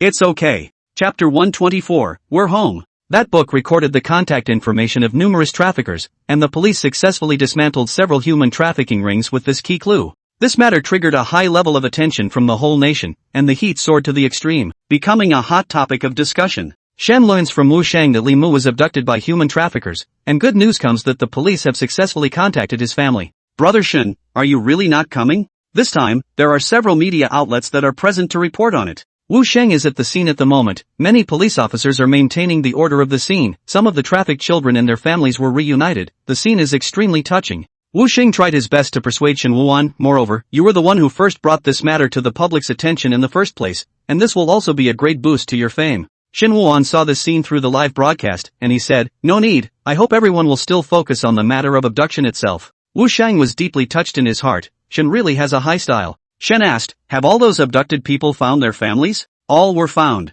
Wu Shang paused. It's just that some of their parents are no longer alive. Hearing this, Shen Wu was silent for a moment. Can you show me the information of those people? Wu Shang trusted Shen Wuan's character, and in reality, this information was not considered a confidential content. But Shen, what are you going to do? Shen Wuan didn't answer. Harrowing screams came out of the black room. There was a sign above the dark room with a few large letters in a crooked font, storming the human traffickers trivia game. Outside, a group of stern ghosts were lining up in an orderly fashion, although they each had their own horrifying looks. After finishing filming, Lin Cece set up the house in the dream world. She traps Lu Fu and Shenlong inside, and every stern ghost that comes by name can enter by paying a fixed number of medieval coins. Who's been in there that long and hasn't come out? Exactly. I've been standing in line for a long time, just waiting to get in there and cut the trafficker's head off and kick it as a soccer ball. Don't just get high inside, there are ghosts waiting outside. The little ghost in charge of maintaining order was holding a box in his hand, and it went from one to another to collect medieval coins from the ghosts that came, while calming everyone down. Brothers and sisters, uncles and aunts, grandparents, don't be in a hurry. All of them can get in line, all of them are not here for nothing. Lin Cece was holding a bouquet of white flowers in her hand and was instructing one of the brats something. Good lord. You're a girl with a brilliant brain, you're able to make an enemy into a program to make money. Hearing the voice, Lin Cece turned her head and upon seeing the visitor, her eyes lit up and she immediately ran over. Grandpa Wang. Lin Cece held Grandpa Wang's hands tightly. Grandpa Wang, what took you so long to come? I've always wanted to thank you for your help. If it wasn't for Grandpa Wang pulling strings, Lin Cece wouldn't have been put on the air so quickly by the lifters. What's so polite about it? Grandpa Wang waved his hand. Lin Cece turned to look at Su Xinghao beside Grandpa Wang. She had been watching Xinhua's live broadcasts and naturally recognized the other party. Grandpa Wang, is there something you guys came over for this time? Lin Jian found it. Su Xinghao said bluntly. Lin Cece froze for a moment, and the flowers in her hand unconsciously fell to the ground. Lin Cece came to the door of a villa. She had always assumed that her brother had gone to reincarnation after his death, which was why she had never been able to find each other. Lin Cece felt very aggrieved. Since her brother hadn't gone to reincarnation, why had he never come to her? She walked into the villa and searched for her brother but couldn't find him. In the villa, there was only a young man lying in bed asleep. Lindsay asked, "Where's my brother?" Su Xinghao pointed at the man sleeping on the bed. "He is." Lin Cece frowned. "How could he be my brother? He's clearly a living person. Look more closely, you should be able to feel it with your powers." If she was facing another ghost at this moment, Lin Cece was afraid that she would have gone berserk at this moment. But she couldn't beat Su Xinghao, so she could only follow the other party's words and approach the man lying on the bed sleeping. Soon after, Lin Cece's complexion moved slightly, and she excitedly jumped directly to the man's bedside. "Brother!" Lin Cece wanted to touch the man, but his hand went straight through the other man's body. She could feel that it was her brother in this shell, yet it seemed to be laced with someone else's soul. What the hell is going on here? Grandpa Wang coughed lightly. "Cece, your brother's own soul is crippled, you should know this, so his intellect is defective. I'm afraid that after his death, he simply couldn't find his way to the netherworld, and by mistake, he fused with this Li Mu, whose soul is also crippled. So it's like this." Lin Cece once again looked at the man on the bed. "Brother, you've suffered." After Lin Cece calmed down, she walked up to them and said, "Thank you guys, it's just that I'm confused. My brother turned into Li Mu. How did you guys find him? Your brother's name isn't even Lin Jian, he was originally called Lin Bao." Grandpa Wang paused. Lu deceased changed his name, so naturally you won't be able to find him in the netherworld using the name Lin Jian. Lin Bao, Lin Bao. Lin Cece kept repeating the name over and over again, and she suddenly asked eagerly, "What about my brother's family? Have they been found?" Su Xinghao said, "I found them, only they went to reincarnation 2 years ago. I've asked the ghosts who have seen them, and they've been searching for him both in life and after death. I knew my brother wasn't lying." Lin Cece suddenly clutched tightly at her heart. She was dead, there would be no more heart attacks. But at the moment she felt a terrible pain in her heart. At that moment, the bedroom door opened quietly and a couple walked in. The woman's stomach looked to be the size of 7 or 8 months, and she gently touched Li Mei's forehead and said, "Honey, my son's fever has subsided." "That's good," the doctor said to wake him up for his medicine. With that said, the man gently woke up Raimu. "Baby, take your medicine, be good." "I don't want to take the medicine, it's so bitter." "It's not bitter, baby, pinch your nose and eat it. I'll give you candy later." Yes, to eat candy. It was obvious that Li Mu was already in the mold of a grown man, but they were still as if they were coaxing a child, extremely patiently coaxing him to drink the medicine. Lin Cece just quietly watched from the sidelines the entire time. Grandpa Wang was a bit unable to bear to see this scene and spoke out to comfort him. "You shouldn't be too upset, although your brother doesn't remember things, but as you can see, the family he's in now in this body is in a very good condition, and the couple loves the child very much as well. The affection he once lost can be replaced. I know, as long as brother can be happy, that's enough." Lin Cece already had no regrets. Staying here for a long time will hurt them. Su Xinghao took the lead and left the villa after saying this. Grandpa Wang followed suit. Lin Cece looked back before leaving and said softly, "Brother, take care." After saying that, she was ready to leave. "Think." Lin Cece's body snapped as she turned to look incredulously. Reaching out to touch the woman's stomach, Lime said with a smile, "Sister?" The woman said with some surprise, "Honey, look, the baby is saying ahead of time that it's a sister in my belly. It would be nice if it really was a sister." The man was happy too. "Cece, Cece." Lemuel kept chanting. "Is the baby trying to name his sister? Cece is a good name." The man thought for a moment and then said, "If it's born a girl, let's call it that." Limu seemed to understand in this moment, clapping her hands and shouting happily, "Cece, sister, brother." Lin Cece finally couldn't hold back any longer at this moment and let out a cry. Lin Cece was born in a remote rural area where her parents did not even have enough to eat, and selling their daughter was a common occurrence. Especially since Lin Cece was born in poor health, Lu Di always cursed her as a money loser when he bought her back. No one cares about her, she's like a crippled, worthless piece of scrap. Only Lin Bao kept calling her sister and treated her extremely well. "Sister, let's go home, home." Lin Bao would always say this to her. Lin Cece believed what Lin Bao said. Her brother was different from her, he must have a father and mother who loved him. She was going to help her brother find his real home, and she was going to go home with him. This had become an obsession for Lin Cc. But it wasn't until this moment that Lin Cc realized that this was also her brother's obsession. Brother, you did it. Lin Cc smiled with tears in her eyes. We're home. Chapter 125, just the right amount of salt. Shen spent $250,000 on a grave in a cemetery. There is no name engraved on the headstone. This tombstone is for the victims who died in vain without information in the book of the late Lu's dealings. What catalyzed this idea for Shenhua was the regret that he ended up with no one to erect a monument to the brats when he appeared in Misplaced. Shenhua placed a bouquet of flowers gently in front of the tombstone while slightly straightening the brim of his hat. This time before going out, Shenhua deliberately disguised, picked the late night to go out, just do not want to be seen to have done this thing. Because he couldn't say why he did it. It was good that Shenhua was alone and didn't have to have any worries, and once some thoughts popped up, he could do it regardless. Shenhua stared at the blank tombstone and suddenly felt that the name of the script this time was very interesting. Misplaced. At first Shenhua understands the trafficked children, their misplaced lives. But in this moment, it seems to take on an additional layer of meaning. Shenhua stared at the blank tombstone.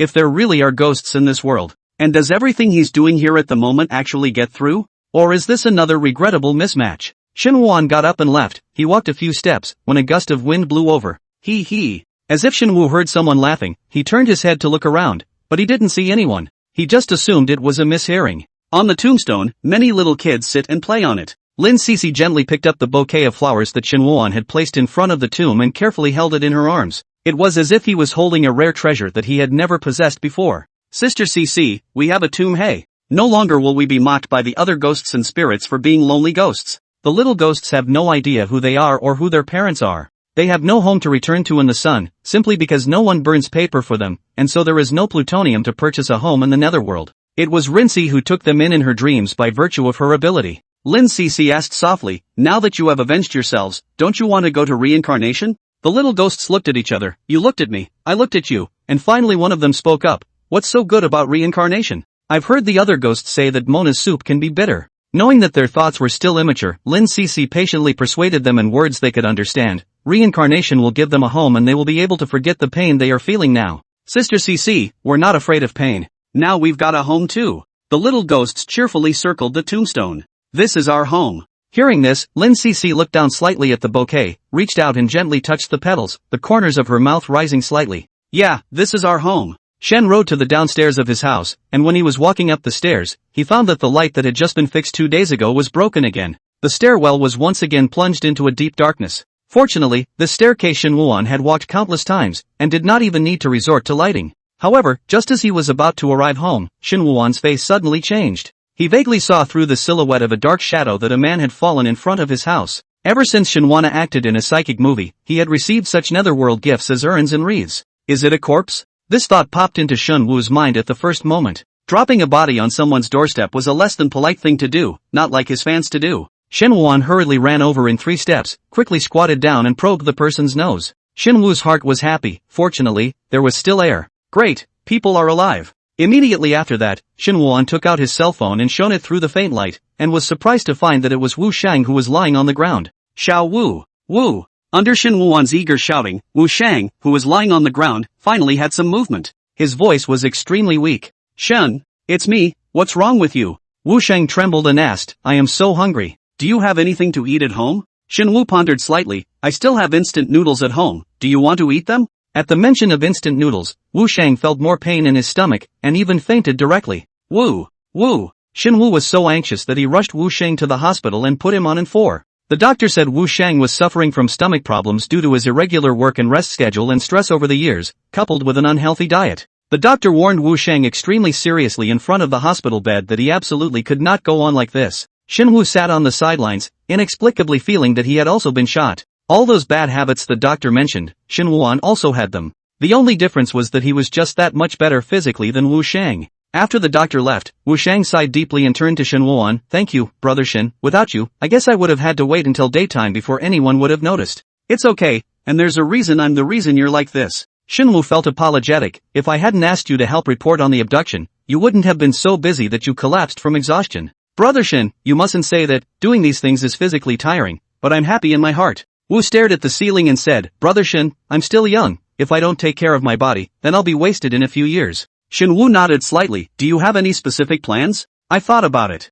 Wu Shang said, and propped himself up to sit up slowly. Seeing this, Shen rushed to help support Wu Shang. Wu Sheng said, let's start with improving my diet. I'm going to hire an ant to come and bring me food every day. Shin Wu responded, that's pretty good. Wu Sheng proposed, Brother Shin, when I went to your house last time, I felt as if you didn't use the kitchen much either, so why don't we put together a bill together, it'll still be cheaper. Shin Wuan listened and was indeed quite moved. With the living example of Wu Sheng in front of him, he had to pay attention to his body. Plus, Shin Wuan often goes to shoot late at night. If he doesn't eat better, it would be bad if he really gets sick and delays the shooting. Shin Wuan nodded and said, good, but I don't know anyone, so I'll trouble you to find Auntie. How much will you tell me then? I'll transfer it to you. Wu Sheng responded cheerfully, okay. Wu Sheng was discharged from the hospital after the 4 was hung up, and he was extremely efficient, telling Shen the next day that he had found a cooking ant. Auntie would put a good meal at their doorstep every day. Neither of them had much money, so Wu Sheng found a cooking ant who charged a more affordable rate. One person is charged $800 a month, with 3 meals included.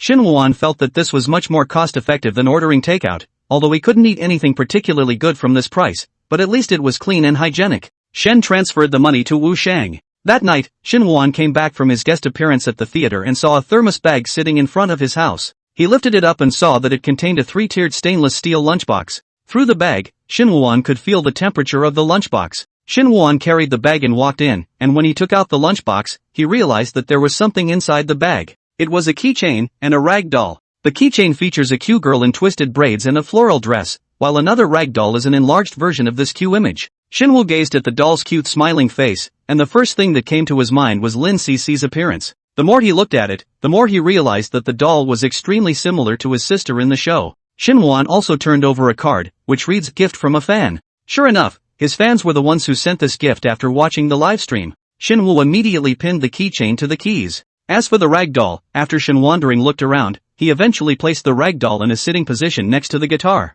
At this time, Shin Wuan felt a little hungry, opened the lunchbox and froze. Inside was a plate of marinated pig's feet with excellent color and flavor. He picked up a chopstick and tasted it, and actually felt that it tasted exactly the same as the marinated pig's feet he had eaten during the shooting. I didn't realize that Wu was so good at spending the least amount of money on the best cooking ants. Tick-tock. At this time, the cell phone message tone sounded. Shin Wuan took out his cell phone to check, just as Wu Sheng sent over the message. Shu Wu, Brother Shin, I'm so sorry. Xiao Wu, this auntie's cooking is a bit bland. Shin Wu raised his eyebrows slightly, then took a picture of the marinated pig's feet and sent it over. Shinwana, I think it's just the right amount of salty. Wu Sheng was chucking rice while checking the message from Shin Wuan, and as a result, his eyes widened when he clicked on the picture. If it wasn't for the eerie reeds in the background of that photo, Wu Sheng would have suspected that Shin Wuan was storing pictures online to deliberately irritate him. Shin is a marinated pig's foot, so what's his plate of cabbage and fried radish? Chapter 126, You're craving, aren't you? After Shin Wuan simply washed up, he entered dreamland.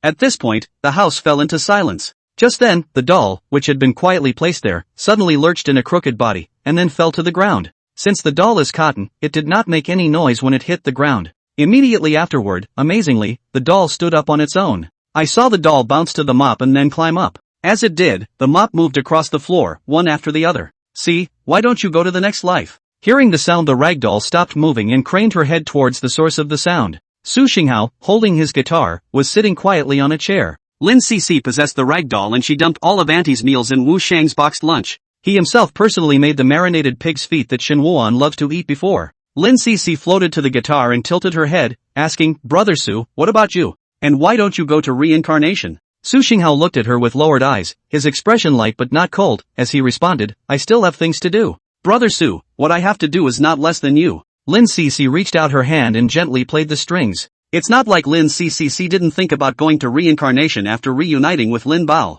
However, when she returned to the darkroom and was about to say goodbye to the other brats, she suddenly woke up as if from a dream when she heard the screams of Lu Fu and Shenlong. Lin Cici spat at herself inwardly, that she had craved the warmth of that moment, wanting to choose to forget the pain she had once suffered. She can't. If it was just for the fear of pain, then there would have been no need to wait so hard for the opportunity to take revenge all these years, and one could have gotten rid of the pain by directly drinking the Mona soup. But that's not what Lindsay wants after all. Just then, a book appeared on the table, turning pages automatically, and many names appeared on it. These are the human traffickers that the police uncle has yet to find. Lin Cici was attached to the incredibly cute cloth doll, and her adorable demeanor was evident in every move. However, her voice was permeated with a bone-chilling coldness and hatred. They're just too cunning. Since they're unwilling to accept the sanction of the living, I'll let them taste the taste of the netherworld. My little dark room is capable of holding many, many bad guys. Su Xinghao said appreciatively after hearing this, Cici, you've long since grown into a man. Su Xinghao didn't think there was anything wrong with Lin Cc doing this, he even regretted it.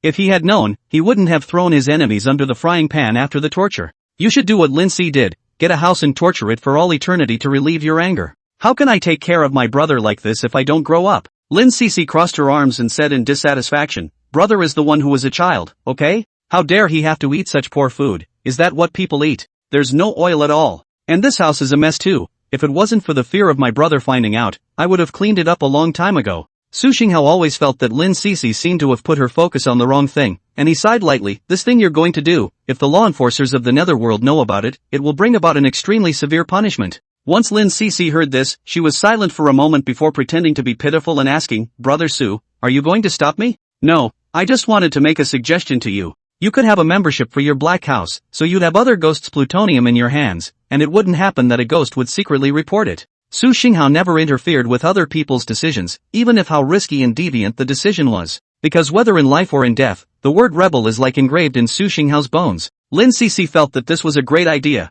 and she happily clapped her hands and said, thank you, Brother Su. Su Xinghao added, there's one more thing. Lin Cc looked at him with a serious expression and immediately asked curiously, what? Su Xinghao said in a serious manner, don't make something so delicious, Shenhuana is also an actor after all and needs to do body management. Lin Cc wasn't that easy to fool, she rolled her eyes and then laughed mischievously, hey, Brother Su, you're craving for it, aren't you? After all, when you become a ghost, you can no longer enjoy the food, but can only draw on the incense. Su Xinghao expressionlessly reached out and flicked the rag doll. He's not going to admit that he couldn't eat a delicacy like marinated pig's feet when he was alive to manage his figure. Lin Cc let out an ouch and was directly bounced out. I'm not, don't be ridiculous. He. Chapter 127, this money is not for you to spend. In a high school, the dismissal bell rings loudly, and many students walk out the door one after another. On the street near the entrance to the school, there were 3 youths squatting, their hair dyed a conspicuous red, green, and yellow. The 3 wore studs in their ears and tattoos that stood out in the sunlight.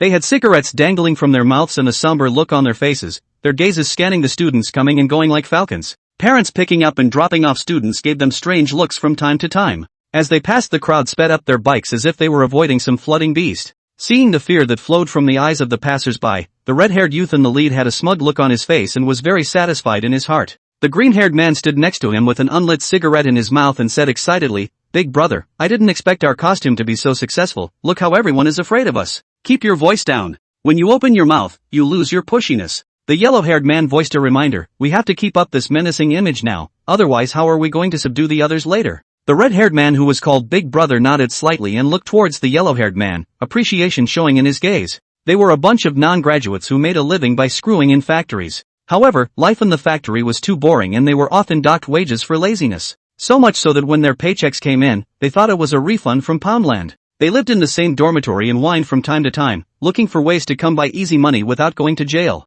Finally, the green-haired guy mentioned something about going to ask the students for protection money. So the trio went straight for hair dye and tattoo stickers, and endured the pain of getting their ears pierced. After fixing the gangster outfit, they went to the school to look for a target. At this moment, the green-haired man stood up violently, Boss, the fat goat is out. The red-haired man dropped his cigarette on the floor at once and stomped it out. The 3 of them strutted towards a student as if they were a raging flood. The surrounding students, as they saw them gradually approaching, panicked and rushed to avoid them, lest they be targeted by them. In the midst of all this, there was a student wearing black-rimmed glasses, but he seemed to be so absorbed in his own world that he was completely oblivious to the fact that someone was rapidly approaching him. Hey, four-eyed boy! The redhead shouted. The other 2 quickly surrounded the boy. They had been observing the boy for a whole week and even knew clearly that he was called Wang Tianyu. Wang Tianyu was extremely thin and looked alive like a nerd. Other students are either greeted by their parents when they get out of school, or they travel in groups among their classmates. Only Wang Tianyu had been alone, as if he had been deliberately isolated. There is no doubt that such people are the most desirable targets for blackmail. When Wang Tianyu looked up, the 3 of them were instantly startled by his appearance. Even with his glasses on, he couldn't hide Wang Tianyu's dark circles that were as thick as ink, as well as the bloodlines that covered the whites of his eyes. Are students so stressed out these days? The moment Wang Tianyu raised his head, his entire body was still in a bit of a trance. He thought at first that there was a red, green, and yellow light in front of him, but when he looked back, he realized that it was 3 men who looked like gangsters. Wang Tianyu gently pushed up his glasses and inquired with an expressionless face, Do you have anything to do? The red-haired man was extremely dissatisfied with Wang Tianyu for being so calm. He reached out his hand to pinch Wang Tianyu's shoulder and said harshly, Brothers want to borrow some money from you to spend. Good. Wang Tianyu agreed with unusual alacrity. He rummaged through his pockets and took out $32.50, and without hesitation, shoved it directly into the red-haired man's hand. Here's your cell phone too. In the blink of an eye, the red-haired man's hand was hardened by Wang Tianyu with money and a cell phone. The three of them all froze.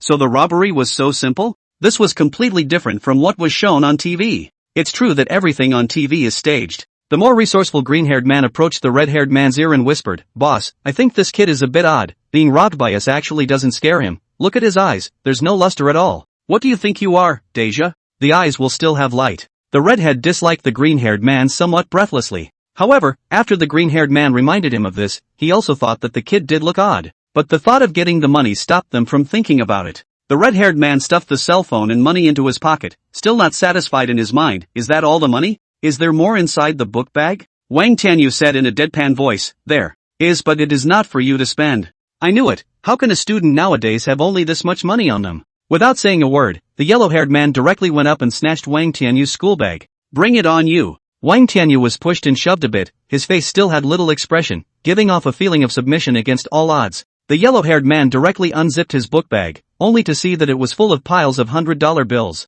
His eyes instantly glazed over and he directly took out a handful and said, "Boss, it's rich." The other two were also stunned and rushed around to check it out. It turned out to be just imitation RMB paper money on closer inspection. Asterisk asterisk asterisk asterisk. The red-haired man tugged on Wang Tianyu's collar and said furiously, "Are you kid nuts? What are you doing with so much paper money in your bag? Is it for you to spend on yourself?" Wang Tianyu said expressionlessly, "It's been said that this money is not for you to spend." The three of them also came back to their senses at this time, realizing that this kid was indeed a bit off. The red-haired man directly pushed Wang Tianyu to the ground. "Let's go, it's so damn bad luck. There's no spirit at all in this kid, he's like a dead man." Before leaving, the yellow-haired man threw his school bag onto Wang Tianyu and said contemptuously, "Keep this money for your own spending." After saying that, the three of them left with great strides. A part of the paper money scattered out. Wang Tianyu squatted on the ground, silently picked up the money and stuffed it back into the bag. For the people around him casting sympathetic or strange gazes, Wang Tianyu as if he could not feel it at all, he looked woodenly put on his backpack, and continued to walk forward unhurriedly.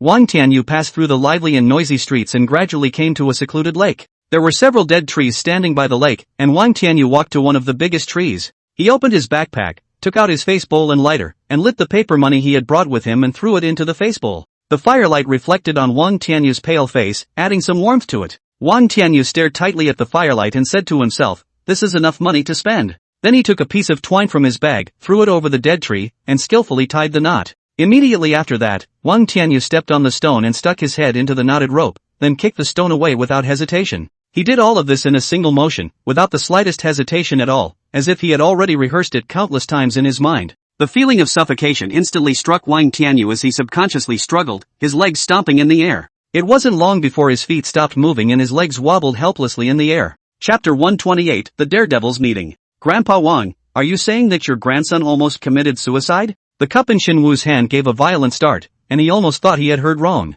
At a little after 1 in the morning, Grandpa Wang knocked on Shinwu's door. I didn't realize that when Grandpa Wang sat down, he opened his mouth with the shocking news. Shinwu even thought that Grandpa Wang was joking, because Grandpa Wang's expression did not look sad at all, but instead showed some helplessness. "How is the person now?" Shen asked with concern. Grandpa Wang shook his head. "People are fine. That kid was burning paper money next to him before he hung himself, and it just so happened that someone was fishing by that lake. People see a fire and walk over to check it out, only to find my grandson hanging from a tree, terrified. It's good that people are fine." Shinwana let out a sigh of relief. He knew that Grandpa Wang must love his grandson very much. In case something really happened, Shinwan was worried that Grandpa Wang couldn't bear the heavy blow. Grandpa Wang, then why did he kill himself? Grandpa Wang sighed. "His parents died in an accident when he was still young. I watched him grow up. He has a stuffy nature, and he has everything hidden in his heart and refuses to say it, but I estimate that he is because of the matter of the test of boldness grand meeting." Shen keenly captured the key words, trying the boldness conference?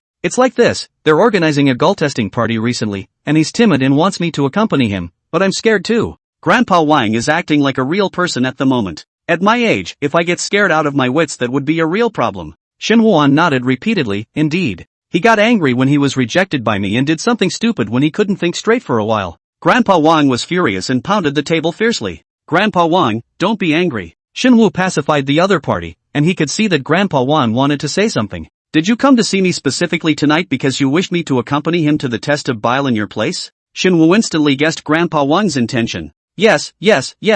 I'm not looking for you to interpret this kind of subject matter every day. You're definitely not afraid. Grandpa Wang held Shinwoo's hand tightly. I'm relieved to have you accompany him. And my grandson will have face if you are there. Shinwoo felt that Grandpa Wang's hand was cold, and couldn't help but worry about the other party's physical condition. No problem, I will go. Grandpa Wang, you have to take care of your health, worry less, and if something happens, don't hesitate to come and find me. Grandpa Wang gave Shinwoo a lot of help, and would usually do his makeup for free, completely refusing to take money. Shinwoo had long wanted to find an opportunity to repay Grandpa Wang. Grandpa Wang's heart warmed. He had the illusion that he was still a living person every time he was beside Shinwoo. After that, Grandpa Wang and Shinwoo chatted for a while before getting up to leave. Shen sent Grandpa Wang downstairs before turning back. After simply washing up, Shinwoo laid down on the bed and went to sleep. Grandpa Wang, who seemed to have left, was still sitting in the dimly lit living room. The person sitting across from him changed from Shinwoo to Su Xinghao. Say, how do you want to toss your grandson again? Su Xinghao had always noticed that Grandpa Wang kept looking at the guitar intentionally or unintentionally when he was chatting with Shinwoo. What words? The warmth Grandpa Wang had just received from Shinwoo was instantly extinguished by Su Xinghao's indifference. Grandpa Wang looked around. Where did that girl Cici go? She didn't stay home in the middle of the night. She went to the house across the street to cook, saying that she could save some money on the electricity bill. Su Xinghao took out a red candle and handed it to Grandpa Wang. Grandpa Wang put it in his mouth and gnawed on it. Naturally, after being a ghost, he had no connection with the delicacies of the young world. Su Xinghao played with the red candle in his hand. Elder Wang, why exactly did your grandson commit suicide? I think it must have been because he couldn't stand the fact that you asked for money in your dreams every day. Nonsense. Grandpa Wang blew out his beard in anger. He really did kill himself just because I wasn't willing to accompany him to the audacity trial. Su Xinghao smiled, yet there was a hint of coolness under his eyes. If you keep talking nonsense like that, I'll ask you out. Grandpa Wang's temper was also stubborn as hell, and he directly disliked him back. How arrogant, is this your home? After the words were said, Grandpa Wang regretted it, not that he was afraid of hurting the other party, but that he was afraid of being destroyed by the other party. Su Xinghao smiled again. I don't have a home. I see that the house in your netherworld is good. Why don't we change the owner? How? Grandpa Wang instantly felt an oppressive aura spreading from Su Xinghao's body, and immediately wimped out. This is your house alright, don't be red-eyed. End of dislike, back to business. Grandpa Wang let out a long sigh. That boy Tianyu wants to prove to others that ghosts exist. Su Xinghao had heard old man Wang talk about his grandson's special physique and his ability to see ghosts more than once. But other ordinary people can't see it, which tends to make him an anomaly in the crowd. Alien. Su Xinghao knew this feeling well. He was also an alien in the eyes of others when he was born. Is he trying to commit suicide to become a ghost? Su Xinghao surmised the truth at once. That's right. Grandpa Wang was so angry that his 5 senses shifted. It's just that he won't listen even after I've said everything. Su Xinghao said, then you want Shinwoo to act as a medium and then show up in public? He even forced himself to die, so I could only agree. In fact, what Tianyu wanted was a friend who could understand him. I pondered that if Shinwoo could become friends with him, he wouldn't always try to find a way out. Grandpa Wang thought he was simply great with this solution. Su Xinghao asked, so what do you need me to do? Hey, come all the way here, make a live broadcast to earn some money, and with you helping with the atmosphere, the popularity will be even higher. Grandpa Wang's calculations were excellent. Su Xinghao raised his eyebrows slightly. Wouldn't you just let Shinwoo do this kind of thing directly? He's a professional, and I'm sure he'd be happy to do you this favor. No.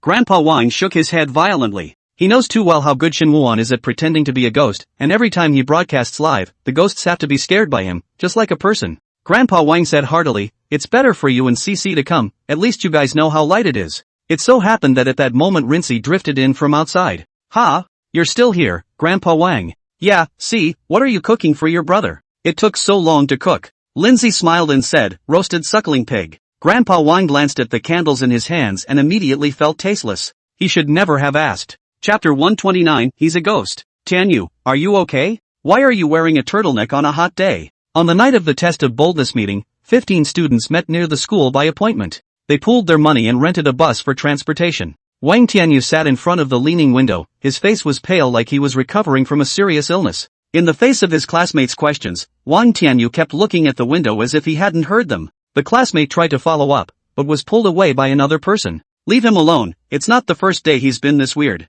He can see ghosts if you speak to offend him, he'll let the ghosts take you away. Wang Tianyu looked outside with an expressionless face, seemingly completely unaffected by their words. Seeing Wang Tianyu's uninteresting look, the students didn't bother with him anymore and started chatting about other topics. The hand at Wang Tianyu's side had long been unconsciously squeezed tight. The truth is that Wang Tianyu was super concerned, and originally he was going to seek death after waking up from the hospital. But Grandpa Wang appears and promises to help him prove the existence of ghosts to his classmates. It doesn't matter if Grandpa doesn't show up, Wang Tianyu thought with a wooden face. Anyway, he bought a new hemp rope to put in his school bag. The experience of bumping into ghosts since childhood has made Wang Tianyu blur the line between life and death long ago. As opposed to others, he wasn't afraid of ghosts or death at all. At that moment a slightly built boy walked up from the bus. "Tianyu, why didn't you reply when I sent you a message?" the fat boy said, and intended to sit next to Wang Tianyu. "Don't sit down." Wang Tianyu's voice carried a hint of coldness and a strong hint of warning. The fat boy's eyes stopped directly in mid-air. "What's wrong?"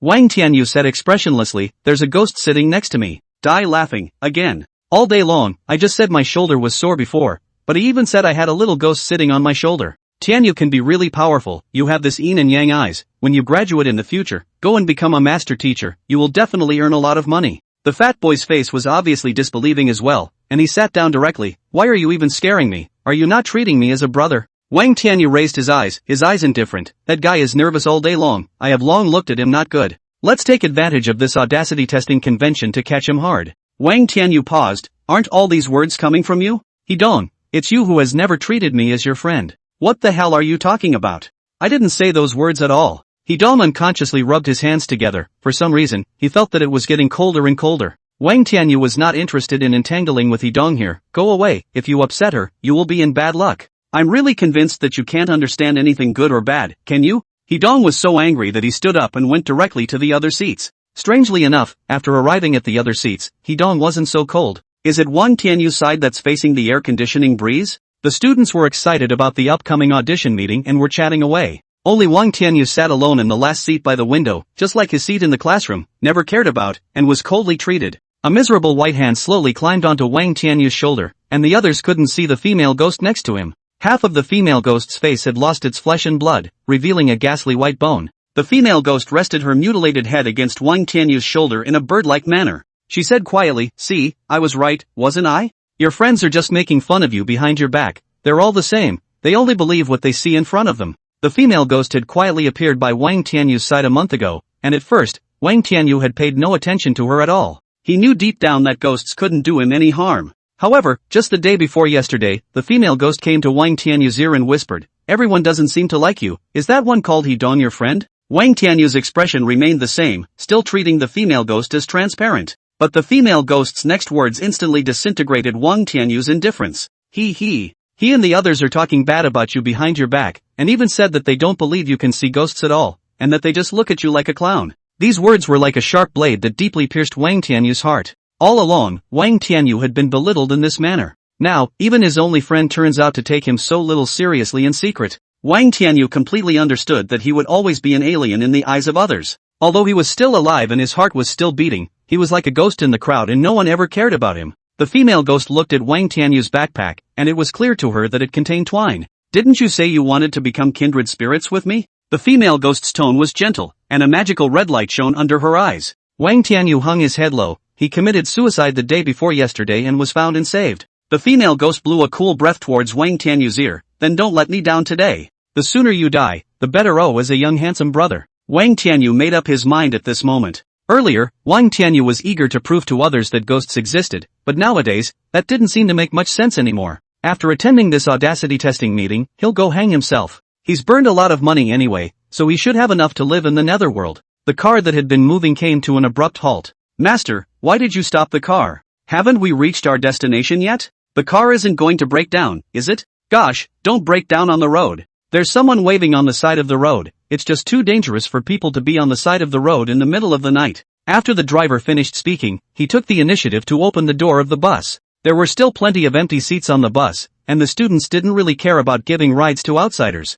Wang Tianyu surveyed the man waving outside through the car window, and suddenly, his complexion changed dramatically as he stood up excitedly and shouted, "Close the door. Don't let him in." This sudden roar from Wang Tianyu caused everyone to freeze and look back at him in unison. "What's wrong? Do you know him?" a student asked in disbelief. "He is a ghost." Wang Tianyu clearly saw the back of the man's hand beckoning outward. What else could it be if not a ghost? Chapter 130, Don't be mean to my brother. When Wang Tianyu said this, everyone laughed, even the driver shook his head helplessly. "Tianyu, you said it's even if you can see it yourself, but now we can all see ghosts? So I also have the potential to become a top-tier heavenly master." "Never." Wang Tianyu was dumbfounded for a moment, and he didn't know why everyone could suddenly see that ghost. At that moment, he remembered that his grandfather had said that ordinary people could not normally see ghosts, unless a great death is approaching, or a ghost is powerful enough to break through the boundaries of yin and yang. Either way, the situation is critical at this point, but no one wants to believe him. Why are you in such a hurry? Isn't it good for everyone to go on the road together neatly? The female ghost giggled next to her. You shut up. Although Wang Tianyu had a desire to die, he didn't want others to die. He hurried in the direction of the front of the car, trying to close the door back before the ghost came up. However, Wang Tianyu was still a step too late, and the ghost slowly got into the car. Everyone looked at Wang Tianyu's appearance and thought of laughing at his timidity, but when they saw the appearance of the man who walked up to the car, their talking unconsciously stopped. The man's head was bowed, his slightly long bangs covering his eyes. The man's complexion was a few shades whiter than normal, the kind of bleak white without a hint of blood, and he actually had a coil of twine around his neck. Students who happened to be sitting against the front of the car were able to clearly see deep purple strangulation marks on the man's neck. Oh my, he's... Wang Tianyu heard the female ghost beside him cry out in shock. Is it a being that even female ghosts are afraid of? Surely it's a much more powerful stern ghost. Wang Tianyu felt incomparably appalled. He had previously seen numerous severe ghosts, and had witnessed all kinds of horrible deaths. However, there was none like this man in front of him, causing him to develop an extremely strong urge to escape. The other students on the bus all froze the moment they saw the man's bizarre appearance. In this deathly silence, only the driver held back his fear and spoke out, Sir, why do you look like this? Do you want to go to the audition? A smile appeared on the man's pale face. Yeah, I'm here to play the game with you guys. The driver was just slightly relieved to hear the man's words, but suddenly the man's head lolled. Ka. At this moment, everyone heard a sound like bones breaking. Seeing this scene, Wang Tianyu instantly understood, and he pointed at the man and shouted, he's a hanged man. These words were like a boulder thrown into the water, instantly exploding into a fierce wave. A scream erupted from the carriage. The driver sat straight up in shock. The students tried to escape, but the car door was blocked by the man. They swarmed to the back of the car, cowering and shivering. The male ghost with a creepy smile took a step towards them. At that moment, the male ghost's footsteps stopped. In front of him was Wang Tianyu, who stopped him with open hands. Wang Tianyu stared tightly at the male ghost. Don't hurt them. If you just want your life, I'll give you mine. Tianyu, I'm sorry, you're the real hero. I misunderstood you before. I should have believed what you said. I don't want to die. Woo, the students cried and sobbed. Wang Tianyu's heart surged with a sourness and an indescribable sense of satisfaction. Everyone finally believed what he was saying, except that the moment seemed to come a little too late. Wang Tianyu watched as the male ghost extended his hand. He slowly closed his eyes and quietly waited for death to come. Then his shoulders were pressed. You're Tianyu, your grandfather was right. You're a very brave man, huh? My grandfather? Wang Tianyu's eyes snapped open. He saw that the female ghost had actually climbed on top of the male ghost, but the male ghost was oblivious. Shenwana I'm your fan. The female ghost let out an almost maniacal scream. Shenwana? Wang Tianyu felt as if he had heard this name somewhere before. It's me. Shenwu gently stroked the bangs that somewhat covered his eyes, revealing a pair of eyes with a smile. Is Shenwuan the same Shenwuan that's been so hot lately? Behind them, the students walked up boldly at the sound of the name. After carefully sizing them up, they said in surprise, it's really Shenwanabe from the Psychic Live broadcast. Shenwuan could be described as an explosive presence in the student circle after participating in the Psychic Live broadcast of the Chen Guide. After all, students at this age are quite revered for exciting paranormal things. Shenwana, I'm your fan. Sign me up. Me too. Everyone began to line up in an orderly fashion, one by one, to get Shenwana to sign. Wang Tianyu was shocked to see that the female ghost was actually holding a whiteboard in her hand and was gleefully at the end of the line. Why are you following the line? You're a ghost. Wang Tianyu had never watched a live paranormal broadcast. After all, he managed to run into ghosts on a daily basis. In his opinion, those psychic live broadcasts are nothing more than a show. However, Shenwuan's appearance of pretending to be a ghost just now had really startled Wang Tianyu. Did Grandpa intend for Shenwuan to pretend to be a ghost to scare people? Wang Tianyu, who was treated so perfunctorily, was very angry. If it is not at this moment in the bus, Wang Tianyu really wanted to directly put the bag of hemp rope to the neck set, go to hang himself. One by one, everyone received their autographs and returned to their seats satisfied. At this time, a classmate said to Wang Tianyu, Tianyu, why didn't you ever say anything when you knew Shenwuan? That's right, not only hiding it, but also purposely letting Shenwuan pretend to be a ghost to scare people, so he wants to see us make a fool of ourselves, right? Wang Tianyu tried to explain, I really don't know him, he was asked to come by my grandfather. Hey, taking your grandpa out again. If I were your grandpa, I would definitely dream of giving you two big mouths. I was fooled by your defiant look just now. So you have Shenwuan teaching you to act. Tianyu, sign me up too, you have this acting skill, sooner or later you'll be on fire. Seeing that it was useless to explain, Wang Tianyu stopped arguing with them. It was not the first time he had experienced the yin and yang of his classmates for a long time. After signing everyone's names, Xinwu walked over to Wang Tianyu and sat down. The bus then continued on its way. What do you think of my acting just now? Xinwu was very enthusiastic in striking up a conversation with Wang Tianyu. Wang Tianyu didn't want to talk to Xinwu and disliked him slightly mockingly. You're acting like a ghost. Xinwu smiled, thanks for the compliment. Wang Tianyu turned his head incredulously. He wasn't the one who was praising. Wang Tianyu had a feeling of powerlessness as if his fist was hitting cotton. However, no matter how well I acted, it wasn't as good as the true feelings you showed just now. Xinwu did not mince words of praise. The way you protected your classmates just now was really super cool. It was the first time Wang Tianyu had heard someone praise himself like this, and his cheeks couldn't help but burn. He lowered his head in an attempt to cover it up. What's the use? They don't believe me at all. Xinwu gazed at him. There are some things that may not be answered at the moment, but with the passage of time, everything will be verified. Then how long will it take? Wang Tianyu raised his head, clearly questioning in tone, but his complexion carried a sadness that was hard to hide. No one has been able to understand me since I was born, and I have no patience to wait any longer. Xinwu couldn't see the female ghost next to him who had been starry-eyed, which meant that the other party wasn't even the same kind of person as him. This made Wang Tianyu feel extraordinarily lonely. Xinwu mentioned his grandfather. I'm afraid he heard someone else spit on him. Shen understood that no matter what was said at this time, Wang Tianyu would not be able to listen to it. He took the backpack that Wang Tianyu had placed at his feet. Wang Tianyu was full of surprise. What are you doing with my backpack? This backpack still has some weight to it. Since you're out to have fun, let your brother carry your bag for you. Shenwu smiled and touched Wang Tianyu's head. Don't you touch me. Les claimed to be my brother. Just as Wang Tianyu's words were finished, he felt a coolness coming from his scalp. He slowly looked up to see a doll's face, permeated with death, staring at him in death. Lin Cixi stared tightly at Wang Tianyu and said angrily, don't you dare to be mean to my brother. Wang Tianyu? Good news. Grandpa really yelled at the nightmare to come. Bad news, he seems to have offended the nightmare. Chapter 131, You're already on the way to death. Lin Cixi disappeared without a trace after saying those words. However, Wang Tianyu could clearly feel that the gloomy sight seemed to linger around like a shadow. Shen keenly noticed that Wang Tianyu, who was originally full of hostility towards him, suddenly became unusually quiet. Concerned, he asked, why don't you say anything? Is it the neck injury that's making you uncomfortable? If it's uncomfortable, pull the collar down a bit. Shenwu pointed to the strangulation marks on his neck and continued, we're the same. It was only at this point that Wang Tianyu came to a realization and understood why Xinwu was in a hanged man's shape. It turned out that Xinwu was considering that the injury on his neck would spark debate if it was seen, so he had deliberately dressed up like this. Wang Tianyu slowly lowered his head. He had long been used to the neglect, coldness, and even malice of others. But when confronted with kindness, he felt incredibly rushed. In the end, Wang Tianyu just dryly returned, I'm fine. It's good that it's okay. Xinwu revealed a warm smile to Wang Tianyu, and then he did not say anything more so as not to disturb the other party. For the students, it was such a bragging point to have a celebrity riding in the car with them. They secretly photographed Xinwu and later posted the photos online. Originally no one asked for a circle of friends, in this moment was instantly wildly liked, and there are people privately pursued. Geez, is that Xinwu? Is someone imitating him? Who can imitate Xinwu? Who can imitate this ghostly flavor? Is Xinwu going into a drama to shoot a movie? Which drama's makeup is it? Soon after, the student who posted the message replied below in the comments section, detailing the audacity testing convention.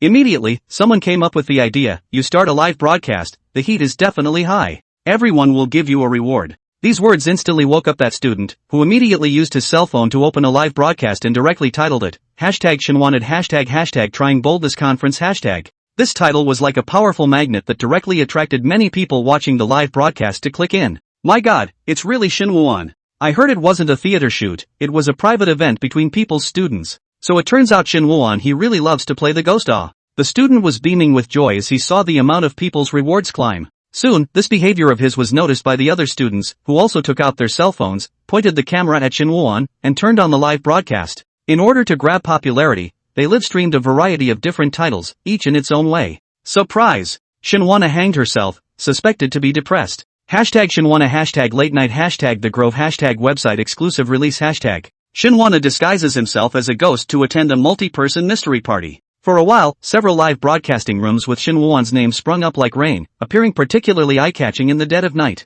Xinwu turned his head and realized that half of the students were holding their cell phones right at him. Xinwu can be a bit socially intimidated in crowded places, but he seems quite natural in the face of being photographed. After all, that's what happens when you're filming a movie. He smiled and waved. but realized they didn't seem to be taking pictures and inquired, "Is it live?" The students who were asked were a little embarrassed. "Can I record it?" "That's fine, but let's all go back to our seats so we don't fall over now that the vehicle is moving." Shinwoo's tone was very gentle, and just by listening to his voice, he gave people a feeling of no oppression. His makeup, however, is frightening. Even though the students wanted to pretend they didn't hear it, they obediently went back to their seats when they met Shinwoo's red eyes with pupils. Shinwoo gazed at the direction the vehicle was traveling, and the more he looked, the more familiar he felt. "Isn't this the same venue he used during the filming of True or False Divas? I didn't realize that the location of the bile trials would be chosen here, which was quite appropriate. This place is like stepping into another world once you step into the dead of night. It's a natural horror movie mecca." The car stopped at the entrance to the mountain forest, which was so thick that the car could not enter.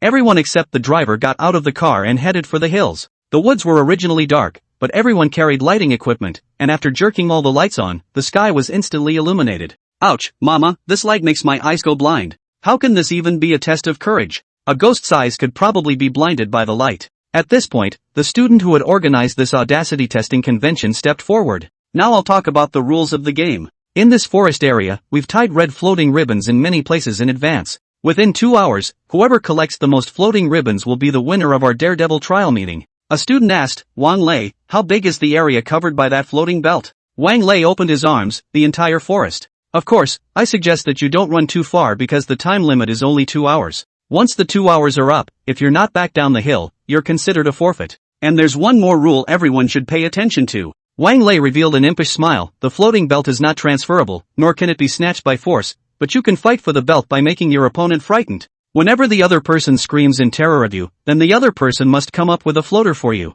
Oops, good guy, this test of guts turns out to be people scaring people. I think it's kind of fun, though. The students were already on guard with each other. "Don't try to scare me. If you jump out of nowhere, I'll just slap you right across the face. You need me to scare you with your cowardly appearance? I'm afraid you'll piss yourself if you hear the slightest sound." Wang Lei clapped his hands. Everyone set the time on their cell phones, and then they can leave any time they want, forming their own teams. Wang Tianyu frowned. He had been scared by ghosts so many times since he was young that he had long been numb. For this kind of game, he just felt tasteless. Just then, Wang Tianyu unintentionally glanced at Shinwoo beside him, but was startled by the other party's expression. The corners of Shinwoo's mouth rose slightly, revealing a smile of unknown meaning. His eyes were exceptionally bright in the light of the illuminations. Not only did Wang Tianyu see it, at this time, the 7 or 8 cameras also clearly captured Shinwoo's expression. "Oops, good lord, Shinwoo is totally excited about this. You've already got a way to die. Still too young, you have no idea what you will experience next. Game on." For a time, everyone did not act, but instead turned their gazes in unison toward Shinwoo. "Brother Shin, where are you going? Let's move together. I'm a little scared yet. I want to be in your group. I'm super good. We'll definitely win if we both work together." Shinwoo waved his hand and refused. "Sorry, I'm going to group with Tianyu." He turned his head, only to find that Tianyu had unexpectedly disappeared. Shinwoo no longer paid attention to the others, but instead walked in the direction where Wang Tianyu might have gone. The other students had long forgotten their purpose of coming to the Test the Bile conference. They now only wanted to make some money through this live broadcast, so they all followed Shinwoo closely. However, what they didn't expect was that they were obviously following so closely, but with just one turn, they lost the person. "Where's Shinwoo? I don't know. Why did he disappear in the blink of an eye? Go find it quickly. I'll leave if Shinwoo isn't there." "I just rewarded you and you lost him? I'll give you your money back." The students watched as the live stream numbers plummeted and their hearts raced. They knew deep down that Shinwoo would definitely choose to avoid them, so they no longer acted together. They spread out and each went about their search by luck. Lin Cece sat leisurely on the tree, swaying her legs every now and then. She clapped her hands happily as she looked at the anxious faces of the people underneath. "Keep a good eye on them, don't let them interfere with brother." As soon as the words fell, many little ghosts floated out from behind Lin Cece. "Sister Cece, can we scare the living?" "Yes, it's rare that brother Shinwoo opens the door for us, so let's have some fun." Lin Cece nodded. "It's okay, but absolutely no harming the living, otherwise you'll have to live for them once they die." The word seemed fine at first, but a look of fear appeared in unison on the faces of all the brats. They don't want to be alive at all. Chapter 132, Don't Come In. Wang Tianyu was purely pushed away by the swarming crowd. He looked at Shinwoo, who was surrounded by the crowd, and silently turned to leave. The goodwill that Shinwoo released towards Wang Tianyu made him feel extremely uncomfortable. Walking alone in the dark forest, Wang Tianyu felt much more comfortable instead. He saw a red fluttering ribbon on a branch not far away and walked up to it. Wang Tianyu reached out and grabbed the floating belt, yet the touch in his hand was wet and cold, and his face instantly changed.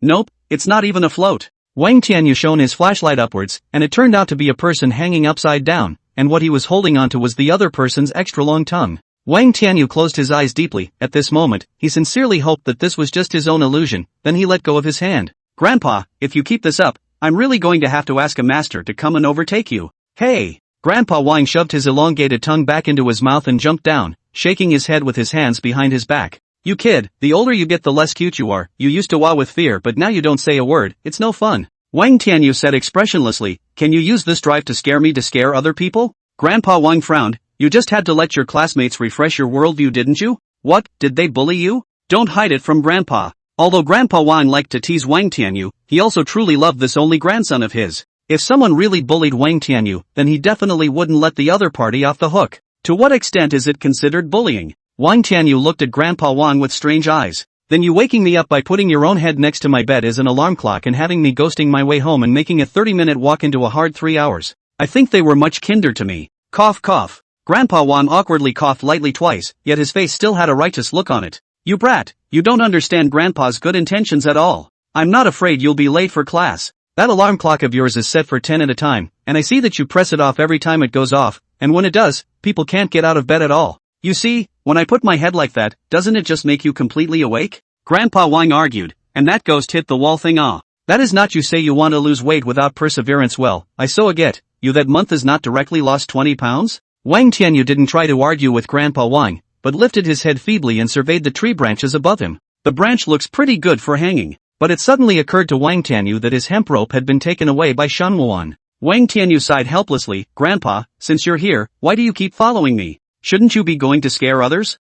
Don't worry, I've called quite a few severe ghosts over to help me this time, so I'm sure I can make tonight's test of guts a hell on earth. Grandpa Wang said these chilling words in a chatty tone. But well, hey, good grandson, you have to do Grandpa a favor Grandpa Wang smiled a treacherous smile. Wang Tianyu instinctively wanted to refuse, but Grandpa Wang was the last of his relatives he could see, and he couldn't refuse the other party's request after all. What is it? Grandpa Wang said, you go and follow Shen Wandering, then broadcast the whole thing live. I'm going to connect the live broadcast from the netherworld on my side. Wang Tianyu didn't know about such things as lifters and live rooms, but he wasn't stupid and understood Grandpa Wang's purpose after hearing it. Are you trying to make money in the netherworld? Aren't those plutonium coins I usually burn for you enough for you to spend? Grandpa Wang didn't dare to say that he spent money like water, and said stiffly, look at you, you're still too young, and you're still looking for death day after day just like that. There's never enough money to spend, not even when you're dead. Grandpa Wang had already sensed that Shenhuan was approaching and hurriedly said, Shenhuan is coming, hurry up and turn on the live broadcast.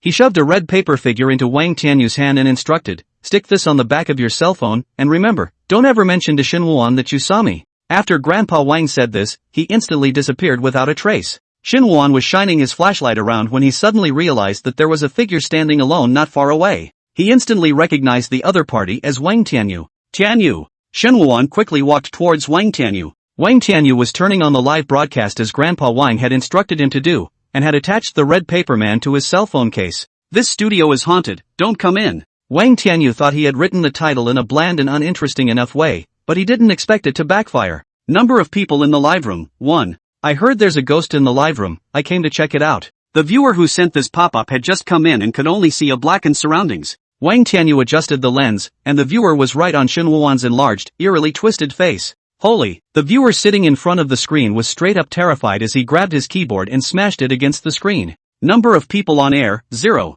Wang Tianyu saw that the original 1 viewer in the live broadcast room had become 0 again. He had just breathed a sigh of relief, only to find that the number of people in the room had suddenly skyrocketed, rising to 500 in less than 10 seconds. Coming! Old Wang installed a live broadcast grinding for half a day, waiting for me to pull out all my hair. Wow, is that Hangman Shenwana today? I like this look. Who's there? Yank the rope around Shenwana's neck and send him down. Wang Tianyu's heart was violently cold. All of these pop-ups are now ghosts. Chapter 133, he's so lucky. Shen glanced at Wang Tianyu holding his cell phone, so he curiously approached him, you're also on a live broadcast? It's Shenhuan. Every day I look forward to Shenhuan's death. Can you give me the rope around my neck as a fan benefit? I'd like to hang myself with it, too. Ghost's attention. Underworld Store has shelved Shenhuana's same hanging hemp rope. Interested can quickly order yo here to support the seller. Show positive feedback cash backet. Who's that living person next to you? I'm sick of looking at you. Get lost. When Wang Tianyu saw this pop up, he hurriedly dodged out of the way, leaving the camera completely open for Shenhuan. However, Shen reached out his hand and wrapped it around Wang Tianyu's neck, pulling him to his side. When the two entered the camera together, Shen Wuan slightly raised the corners of his mouth, revealing a smile, and said, "Hello everyone, I'm the actor Shen Wuan, and beside me is my younger brother Tianyu. Tonight we join together to participate in his classmates' test of courage party, where we have to pretend to be ghosts and scares to compete for the floating belt and bravely win the final championship. I hope everyone can watch and enjoy." So it's the younger brother that Shen Wuan knows, and he's quite well behaved and cute. Whoa. Dressing up as a ghost. This is my favorite show. Every day, first go to the violent beating of human traffickers' hut to have some fun, followed by watching Shen Wuan's live broadcast. This day is really getting more and more promising. Wang Tianyu looked at those outrageous pop-ups and turned to start carefully examining Shen Wuan's complexion. Not only did Shen Wu not feel the slightest bit scared, but instead he was extraordinarily cheerful and actively interacted with the pop-ups. Wang Tianyu recalled the words his grandfather had instructed him to say, and although he didn't dare to tell the truth that they were actually ghosts, he couldn't help but ask, "Don't you think they're talking a bit too much? All expecting you to die, is that right? Oh, this is the first time you've seen it, right?" Shen Wu was able to understand Wang Tianyu's surprise and explained with a smile, "I've recently appeared in many live broadcasts with spiritual themes, so it's normal for them to talk a bit eerily." Wang Tianyu's eyes widened, "But they're cursing you to death. Hey, do you really not care at all?" "Of course I don't care, I can really feel their kindness towards me." Shen Wuan looked around and then said, "It's really too dark in this neighborhood, and the roads are rugged, so it's quite dangerous to look for the floating belt, so why don't we just take the floating belt from the other students?" "Wang Tianyu? Is it really taking rather than grabbing? Wang Lei, just reveal to me where all the floating belts are tied? When we get back, I'll send you game skins." A resourceful student did not rush to find the floating belt in the first place, but directly pestered Wang Lei, wanting to make a private PY deal. Wang Lei blankly glanced at him and pressed on, not wanting to bother with him. After all, Wang Lei was the organizer of the Test of Guts grand meeting, so naturally he was not qualified to participate in the game. Seeing that his classmate kept pestering him, Wang Lei had no choice but to say, "The road is narrow." The student was puzzled. "What does that mean?" "Think about it, even if I marked the location for you, but this is a huge forest, when do you have to find your way there?" Wang Lei hemmed and hawed and said rather smugly, "The real way to play this game is of course to snatch the floating belt from someone else's hand." You don't say. Indeed, where is Shunyata faster than Shunyata? A classmate realized, right, but does it really scare them? I guess they're all guarded and have flashlights. Wang Lei didn't say anything again at this time. He carried his hands behind his back and looked up at the sky. "Alas, new skins have recently come out, but I'm shy." My classmate hurriedly urged, "Send it all. Tell me quickly, you must have an idea." The audience of Wang Lei's live broadcast is also full of curiosity, and they have rewarded him to hurry up and say, "Thank you bosses." Wang Lei glanced at his classmate and said, "Count yourself lucky, follow me." Wang Lei led his classmates towards a small path. After walking for 3 or 4 minutes, his classmate saw a green light not far away. He walked quickly over to it and realized it was a woven bag. "What's in this?" Wang Lei held up his cell phone. "You won't know if you open it." The classmate stood up straight at this time and looked at Wang Lei with some caution. "You're not planning to scare me, are you? Damn you." Wang Lei raised his hand to hit someone, and his classmate dodged away with a quick hand. "Are you nuts? I'm not in the game, and you don't have a floatai, so why am I scaring you? Who knows if your crazy ass will have no limits for the sake of a live variety show." His classmate spat in a low voice, then bent down to unwrap the bag. At the sight of what was inside, the classmate sat on his butt in shock, his face full of shock. What was inside the bag turned out to be a corpse. Ha ha ha ha ha. Wang Lei laughed so hard that he couldn't even straighten his back. The camera of the live cell phone feed also shook violently as he laughed maniacally. Wang Lei glanced at the surging pop-ups and said triumphantly, "Thanks for providing the variety effect." The classmate was all too angry at this point, and with a face full of horror, he pursued, "Where did this body come from? How could you ask such a stupid question? It's a mannequin I bought from Spelling Yum Yum." Wang Lei originally only held the purpose of scaring the other party, but he didn't expect to be able to scare the other party like this. "I say, you really should get a pair of glasses." "What mannequin? That's simply a dead man." The students' voices were trembling. Wang Lei pursed his lips and said impatiently, "I'm really convinced that you're as timid as a rat." Wang Lei walked directly to the bag and put his hand inside, wanting to pull the mannequin out for the other party to have a good look. However, just as the hand reached in, it was gripped tightly, and a cold, soft touch came instantly. Wang Lei lowered his head to look and met a miserable and gloomy face. The red eyes of that face were like a pool of bright red blood, as if they would drag a person in and make them sink deeper. The corpse cocked its head and asked Wang Lei, "How much am I worth on Spelling Yushu?" Wang Lei erupted into a shrill scream, and his live-streaming cell phone fell to the ground. He couldn't be bothered to pick up his cell phone and just tried to run away. As Wang Lei moved, the corpse was also pulled out. OMG! The classmate screamed loudly in fear at the sight, dying. "Why did you drag the body out? Wang Lei hurriedly and desperately shook off the corpse's hand. The two then ran off in a huff. Wang Lei's cell phone was lying alone on the ground, and surprisingly, it was still live. The audience saw that same frightening scene, and a portion of them were so scared that they just turned their cell phones upside down and dared to listen only to the sound. Where's the anchor? We haven't gotten on the bus yet. Don't go. Don't put us with the ghosts. At this time, the viewers of the live broadcast suddenly saw that the camera was covered by a ghastly white hand. The audience was stunned into silence, and they didn't even dare to send out pop-ups. As the camera slowly moved, Shin Woo-won's pale, paper-like face was gradually revealed. This cell phone is also doing a live broadcast. Shin Woo-won glanced at the live broadcast title, I Can Scare 10 Like Shin Woo-won. The audience in the live broadcast room were all rushing in to watch the live broadcast with this title, and now being read out by Shin Woo-won in a calm and watery tone, it is really too social to die. Shin Woo-won smiled and greeted the audience in the live broadcast room. Hello everyone, the owner of the cell phone currently doesn't know where he's run off to, so I'll keep it for him for now. I'm going to turn off the live feed on my end so I don't waste his phone's battery. Don't Shin Woo, I want to see you live. Shinwana, I'm your fan, please. The pop-ups were filled with words of dismay. Don't worry everyone, I'm live in another room as well. Shin Woo waved towards Wang Tianyu who was not far away. Wang Tianyu slowly walked out from under the tree with a complex expression, and after coming next to Shin Woo-won, he informed the audience of the room number. Then, Shin Woo-won closed Wang Lei's live broadcast. Wang Tianyu, who was on the side, had extremely complicated feelings. He had just seen how his classmates were scared and panicked. He had expected to gloat, yet for some reason, all that welled up in him was sympathy. Shin Woo-won saw Wang Lei's live broadcast on his cell phone and took an early detour to find the bag. Wang Tianyu didn't even know how Shin Woo-won actually managed to walk freely in this intricate, dark and deep forest, as if this was his own home. Shen unwrapped the bag and understood Wang Lei's plan the moment he saw the mannequin.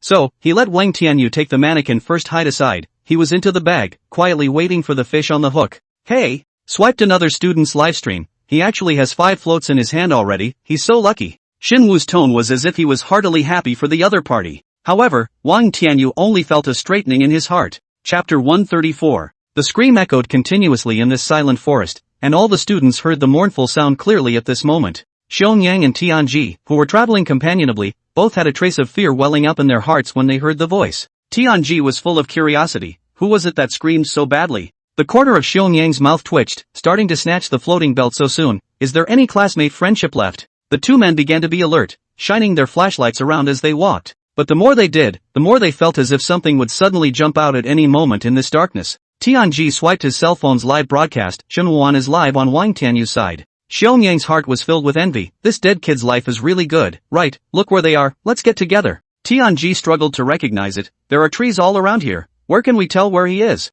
Hey, wait. Tianji suddenly frowned and stared tightly at the screen. We just walked by the place where Shin Woo-won passed by. Just now, I was afraid of getting lost, so I carved a 5-pointed star on top of the tree. Xiaoyang was excited when he heard this, so Shinwana is very close to us. Tianji nodded. I think so, let's head back and take a look. The two of them immediately walked back in excitement. The wind began to pick up in the night, blowing the trees and resounding with a whimpering sound, as if someone was whispering in his ear. Gradually, the two stopped talking, and they began to get nervous by the horror. I have to say that young people nowadays are just bold. If it were me, I would not have come to this deep forest even if I were killed. Being reasonable, I'm not afraid of ghosts, but I'm really afraid of snakes. Wait, is there someone up ahead? Tianji stopped. Xiaoyang picked up the flashlight and shone it into the distance, and he saw that under a tree, there was a person hanging from the tree, his body swaying gently with the wind. Holy! The horrific image caused the two to cling to each other at once. Tianji quickly reacted, pointing ahead with some emotion and said, It's Shin Woo-won. Do you remember that Shin Woo-won had a rope around his neck? It must be him. Xiaoyang also reacted, yeah. It's absolutely brilliant. I really almost screamed out of fear just now. Come on, let's go over there now and show the audience what it means to be truly brave. The two men took a 6-parent step at once, with a great deal of energy. However, as it got closer, their pace began to gradually slow. They noticed that the hanging man was short and completely different from Shin Woo-won. At 5 paces away, they stopped. At this point, the pop-ups swiped up in unison. Let's go. I'm coming. The audience had asked for this, and they couldn't afford to turn around and leave. It's okay, we all know he's going to scare us, there's nothing to be scared of. Xiaoyang's lips had been trembling, and after saying this he walked forward stiffly. Just say it, don't drag me alone. Tianji was forced to follow along closer. At that moment, a gust of wind came violently, and they subconsciously raised their hands to cover themselves. That wind blew the man hanging from it in a swaying motion and the man turned slowly. At that moment, in the light of the lamp, they could clearly see that the person hanging there was a boy who didn't look too old. The boy spat out his tongue, his eyes had no whites in them, they were like black holes, and he was staring them dead in the face. The two men were directly scared by this shocking scene and their brains went down, standing still. Asterisk asterisk asterisk asterisk. Xiong Yang let out a nationalistic cry, calling back the souls of the two who had drifted away. They ran backwards at once, dragging their weakened legs. Xiong Yang tripped over his left leg directly with his right foot and his whole body rolled straight down. Old Xiong. Tianji hurriedly ran down and looked at Xiong Yang lying on the ground and hurriedly helped him up. Is everything okay? Xiong Yang patted the dust on his body. It's fine. Are you really okay? Tianji suspected that Xiong Yang was trying to be brave. After all, the ground was full of stones and branches. Again, everyone is wearing short sleeves and shorts because it's summer and they can get hurt easily. It's really nothing. Xiong Yang scratched his head, feeling quite strange himself. He didn't feel uncomfortable anywhere at all, not even a single scratch on his body. What they didn't realize in the slightest was that they each had a little kid clinging to them, shielding them from all the damage they could have suffered. Tianji couldn't help but give a thumbs up and heartily exclaimed, worthy of being a sports student, what a thick skin. Asterisk asterisk asterisk asterisk off. I'm possessed by a god, do you understand? Don't kneel down and worship your father yet. Xiong Yang raised his chin, his face full of smugness. Tianji said with a disgusted look on his face, get lost. The little kid holding Bearjan cocked his head and asked suspiciously, what's a deity? The little kid holding Tianji shook his head, I don't get it. Xiong Yang and Tianji didn't dare to go back to check again, and they obeyed the rules by taking out a floating belt and tying it to the tree before leaving. The fluttering ribbons tied to the tree unraveled of their own accord and fluttered slowly in the wind. As if it possessed life, the ribbon automatically floated into one hand. Su Xinghao sat on a tree, holding his guitar in his other hand. He handed the fluttering ribbon in his hand to the little kid hanging from the tree. Thank you, brother Su. The little ghost completely used his corpse as a swing and shook it vigorously. The wind was blowing Su Xinghao's hair, and he happened to have recently made up a new piece of music. Su Xinghao began to play, and strange tunes flowed out from the strings and into everyone's ears. Who plays music outside in the middle of the night? Have you no sense of decency? Why does that sound so weird? You can't have no lower limits just to scare people, can you? It's over, this tune is so brainwashing. I've covered my ears. Why do I feel like the music is still ringing in my head? Wang Tianyu likewise heard the music and he stopped. At his side, Xin Wuan saw this and asked, what's wrong? Wang Tianyu clearly felt his heart beating rapidly. This music makes people feel a bit uncomfortable. He had an inexplicable sense of foreboding, which he clearly hadn't even felt while hanging himself. Would it? I do think the music is pretty good. Xin Wuan felt that the style of the music was a bit like the background music that he had once listened to when he participated in Director Qian's Truthfulness before. It's my favorite style, and it's definitely twice as effective to scare people with this music. Wang Tianyu was even a bit skeptical of whether Xin Wuan was a human or a ghost at this time. Xin Wuan was really full of thoughts about how to scare people. This look was comparable to his grandfather. Chapter 135, Ghosts Don't Like to See. Gradually, more and more students are beginning to realize the inefficiency of looking around cluelessly for a float. And, it might be taken by someone else at some point. So, they had the bright idea to get on the ground, smearing dirt from the ground on their faces and bodies and messing up their hair. Then, they started pretending to be ghosts to scare people. Although they have a more one-dimensional way of scaring people, which is nothing more than jumping out of nowhere and screaming while someone is off guard, this method is tried and true. Subsequently, the frightened students were disconcerted and followed suit. Soon, the screams of the students continued to resound in the otherwise silent valley, one after another. At the same time, there is an eerie musical ensemble. Ah! Stop scaring me, I surrender. After hearing the scream from the classmate who was holding the tree, Shen put away that gloomy expression and received the floating belt handed over by the trembling hands of his classmate with a smile. Thanks, want me to help you down? No no no. All his classmate wanted to do at the moment was to hug the tree tightly because it was the only thing that would give him a sense of security. In just a short while, Xin Wuan had already gotten 15 floating ribbons from the students. Wang Tianyu followed Xin Wuan closely, witnessing along the way how he scared his classmates into begging for mercy. At this point, he no longer had the same obsessive thoughts about proving to his classmates that there were ghosts in the world. Wang Tianyu knew very well in his heart that after this night, his classmates would feel that Xin Wuan was scarier than a ghost. There's one way to put it, and I think it's safer to always be separated from Xin Wuan. I love Xin Wu, but I really don't have the money to go back to diapers. That stuff is really expensive. Those living people try even harder. They will always be new recruits in front of Xin Wuan. Hey, there's a new living person. Xin Wu completely stopped seeing himself as a human at this point. As soon as he saw the person, a hunting gaze like that of a wild animal sprang from his eyes. Immediately afterward, Xin Wuan instantly turned from an originally normal walking person into a crawling animal, rapidly crawling forward in an extremely twisted posture. Ah! Don't you come over here! Wang Tianyu fought to catch up, but surprisingly, he still lost the crawling Xin Wuan. No way, how can you climb so fast?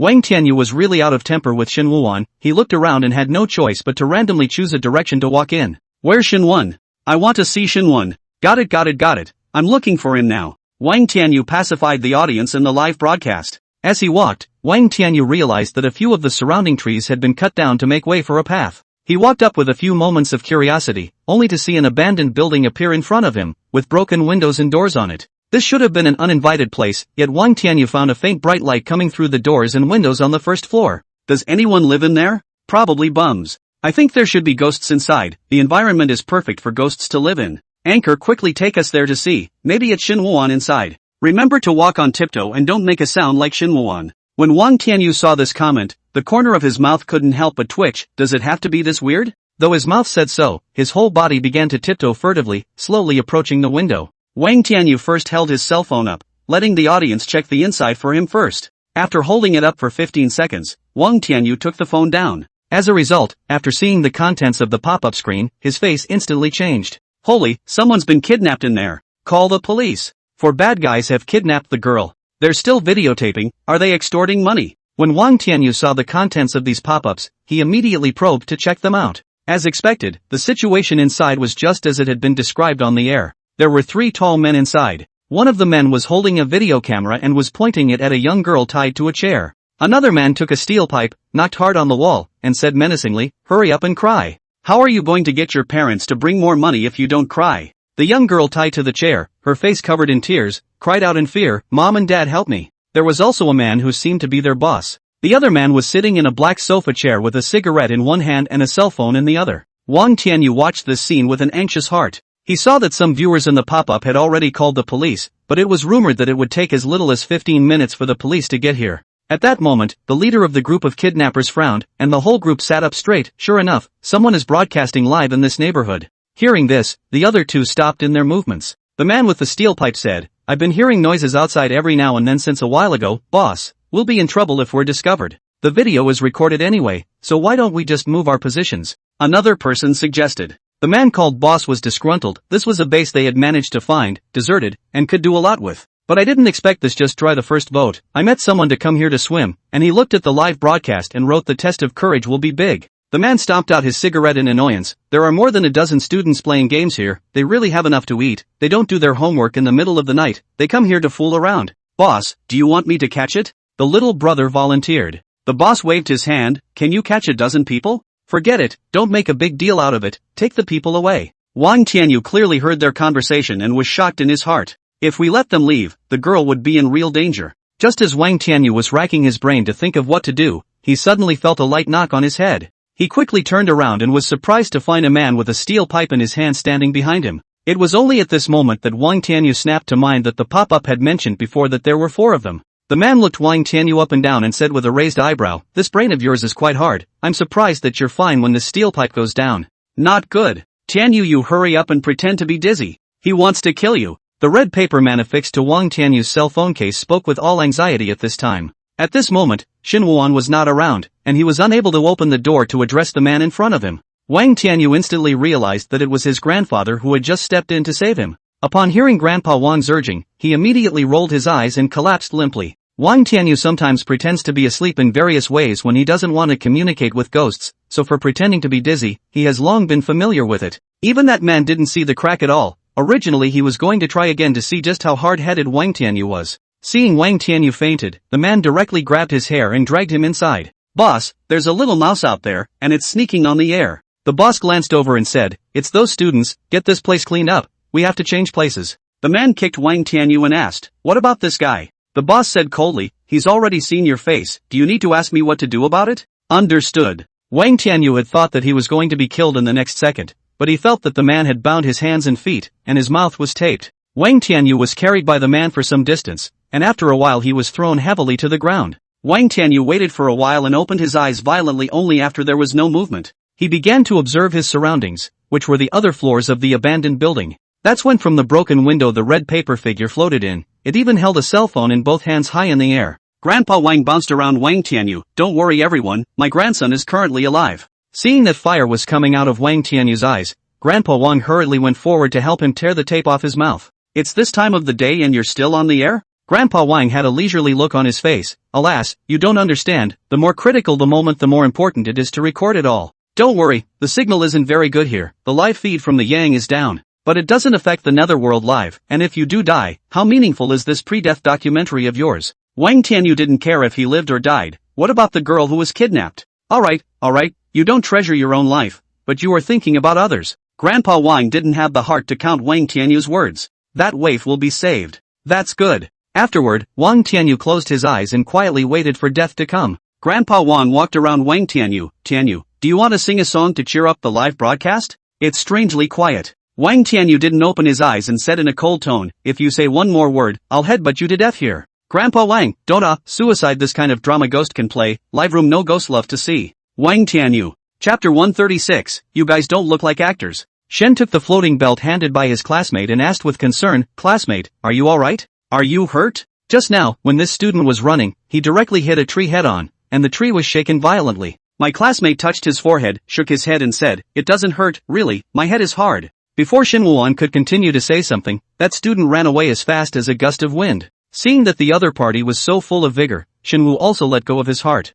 There had been so many floating ribbons in his hands that it was difficult to hold them. It was a good thing that Xinwuan was still carrying Wang Tianyu's bag. Xinwuan stuffed the floating belt in a brain, only to realize that Wang Tianyu had disappeared when he turned around. He immediately took out his cell phone and dialed it, however there was no answer after a long wait. So, Xinwuan began to walk back. Rinci had already found out from the other brats that someone had been kidnapped. She doesn't really care particularly about the living or dead, but the mention of kidnapping always reminds her of the living. Lin Cc instructed the little kid who came to tell the news, you must protect your brother well, I'll go and kill all the bad guys. Just leave it to me and don't worry. Sister Cc, promise to complete the mission. That brat saluted towards Lin Cc. Lin Cc nodded slightly and rushed towards the abandoned building. As she floated to the abandoned building, she saw the kidnappers carrying several barrels. The perimeter of the abandoned building is full of debris and cardboard. The bound girl's body twitched every now and then, her face full of lingering tears. Seeing the young girl in this state, many of Lin Cc's bad memories came out like a tidal wave, stimulating her eyes to turn scarlet.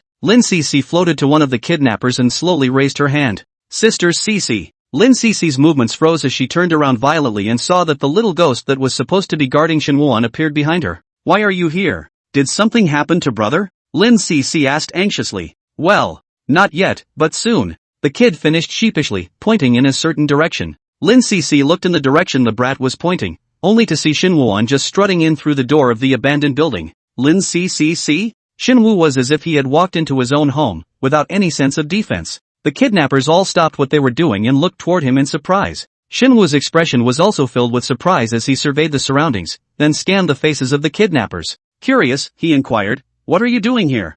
I'll tell you what we're doing. One of the kidnappers had already gotten up the urge to kill and was about to walk over to subdue Xinwuan. At that moment, another person pretended to hook up with him, but in fact, in order to stop him, don't you have any eyesight? He's a star. A star? The other kidnappers were instantly alert. If they kill the star, then the fallout from the incident will grow and it's over for them. The kidnapper who originally had a ferocious face changed his expression at this time and approached Xinwuan with a smile. You are Xinwuan, I didn't expect that you would come to participate in the Bile Trial Grand Meeting. Xinwuan asked with a puzzled face, what about you guys? What are you guys doing here? The kidnappers made an excuse, oh, we're shooting a movie. Shen brightened up, but you don't have any filming equipment here? The kidnapper laughed and explained, that's because this is a small production for us, so we had to come here first to rehearse and get a feel for it. Xinwuan nodded, I see, then I won't bother you, I'll leave first. Okay, I'll see you off. One of the resourceful kidnappers even personally walked over to send Xinwuan away, actually spying on him. The other three kidnappers watched the people leave and were finally relieved.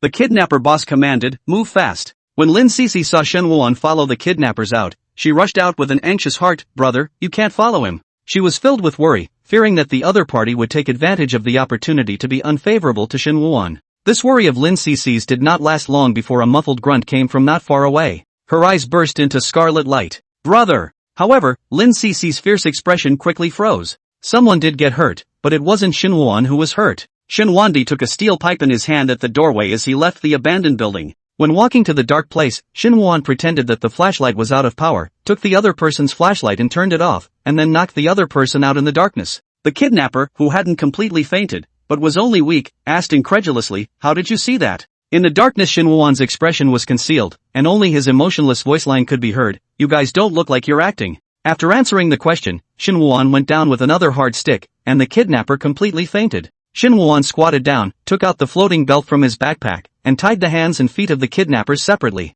After doing all this, Shin Wandering retraced his steps quickly towards the abandoned building. Lin Cici's eyes sparkled as she circled around Shin Woo-won. Brother is so handsome, I love it. The bound young girl's heart was completely desperate at this point. Wang Tianyu was arrested and Shin Woo-won left, which completely cut off her hopes. Tears once again welled up on the young girl's face. She didn't dare to cry too loudly for fear of angering the kidnappers. She could only cry in a small voice. Just then, the young girl saw a dark shadow suddenly appear on the broken window in front of her. Hope welled up in the young girl's heart. Great! It's someone coming to rescue me. But in the next moment, the young girl could see that it was a ghastly white hand. With a snake-like stance, the black shadow quietly drilled in through the opening of the broken window. When the young girl met the eyes that were so eerily red in the darkness, her heart seemed to fall into an endless abyss. It's over. It's a ghost. I'm hopeless. Chapter 137 Action. The young girl watched as the night ghost flew closer, the coldest to the core aura striking her. Terrified, she subconsciously closed her eyes tightly, waiting desperately for death to come.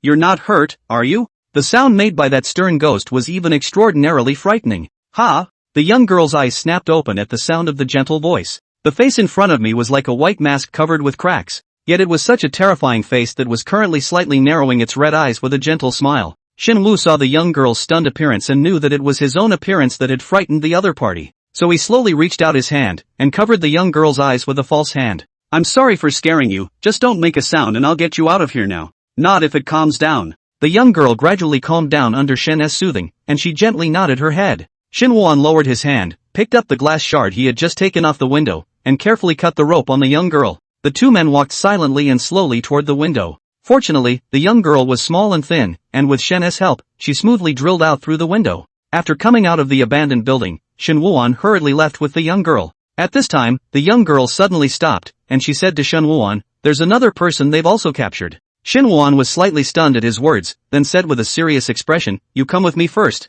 Shin Woo picked up the young girl under a large tree nearby and signaled her to climb the tree. The trees here were all leafy and with the cover of darkness, no one would notice anyone in the trees. Stay here and keep quiet, I'll get the man out soon and take you away. Shen turned to leave after instructing. Are you a police officer? The young girl inquired of Shin Woo-won. Shin Woo turned his head and showed a bright smile towards the young girl. Thank you for giving me a good role in the script. The young girl did not understand the meaning of Shin Woo-won's words, and at this time Shin Woo-won had already left. The kidnappers had taken care of everything and were about to leave with the young girl when they saw the empty room and the broken rope. Boss, it's bad. The fat goat got away. Damn it, let's go. The kidnappers hurried out of the abandoned building. At this point, one of the kidnappers pulled out a lighter, lit it and threw it into the building. As the lighter hit the ground, flames instantly blazed through the building. Watching the fire ignite successfully, the kidnappers quickly ran towards the outside, having long known their way around the forest. Lin Cici looked at the backs of the kidnappers as they fled, her long hair fluttering automatically in an invisible manner, her eyes filled with a sinister and resentful gaze.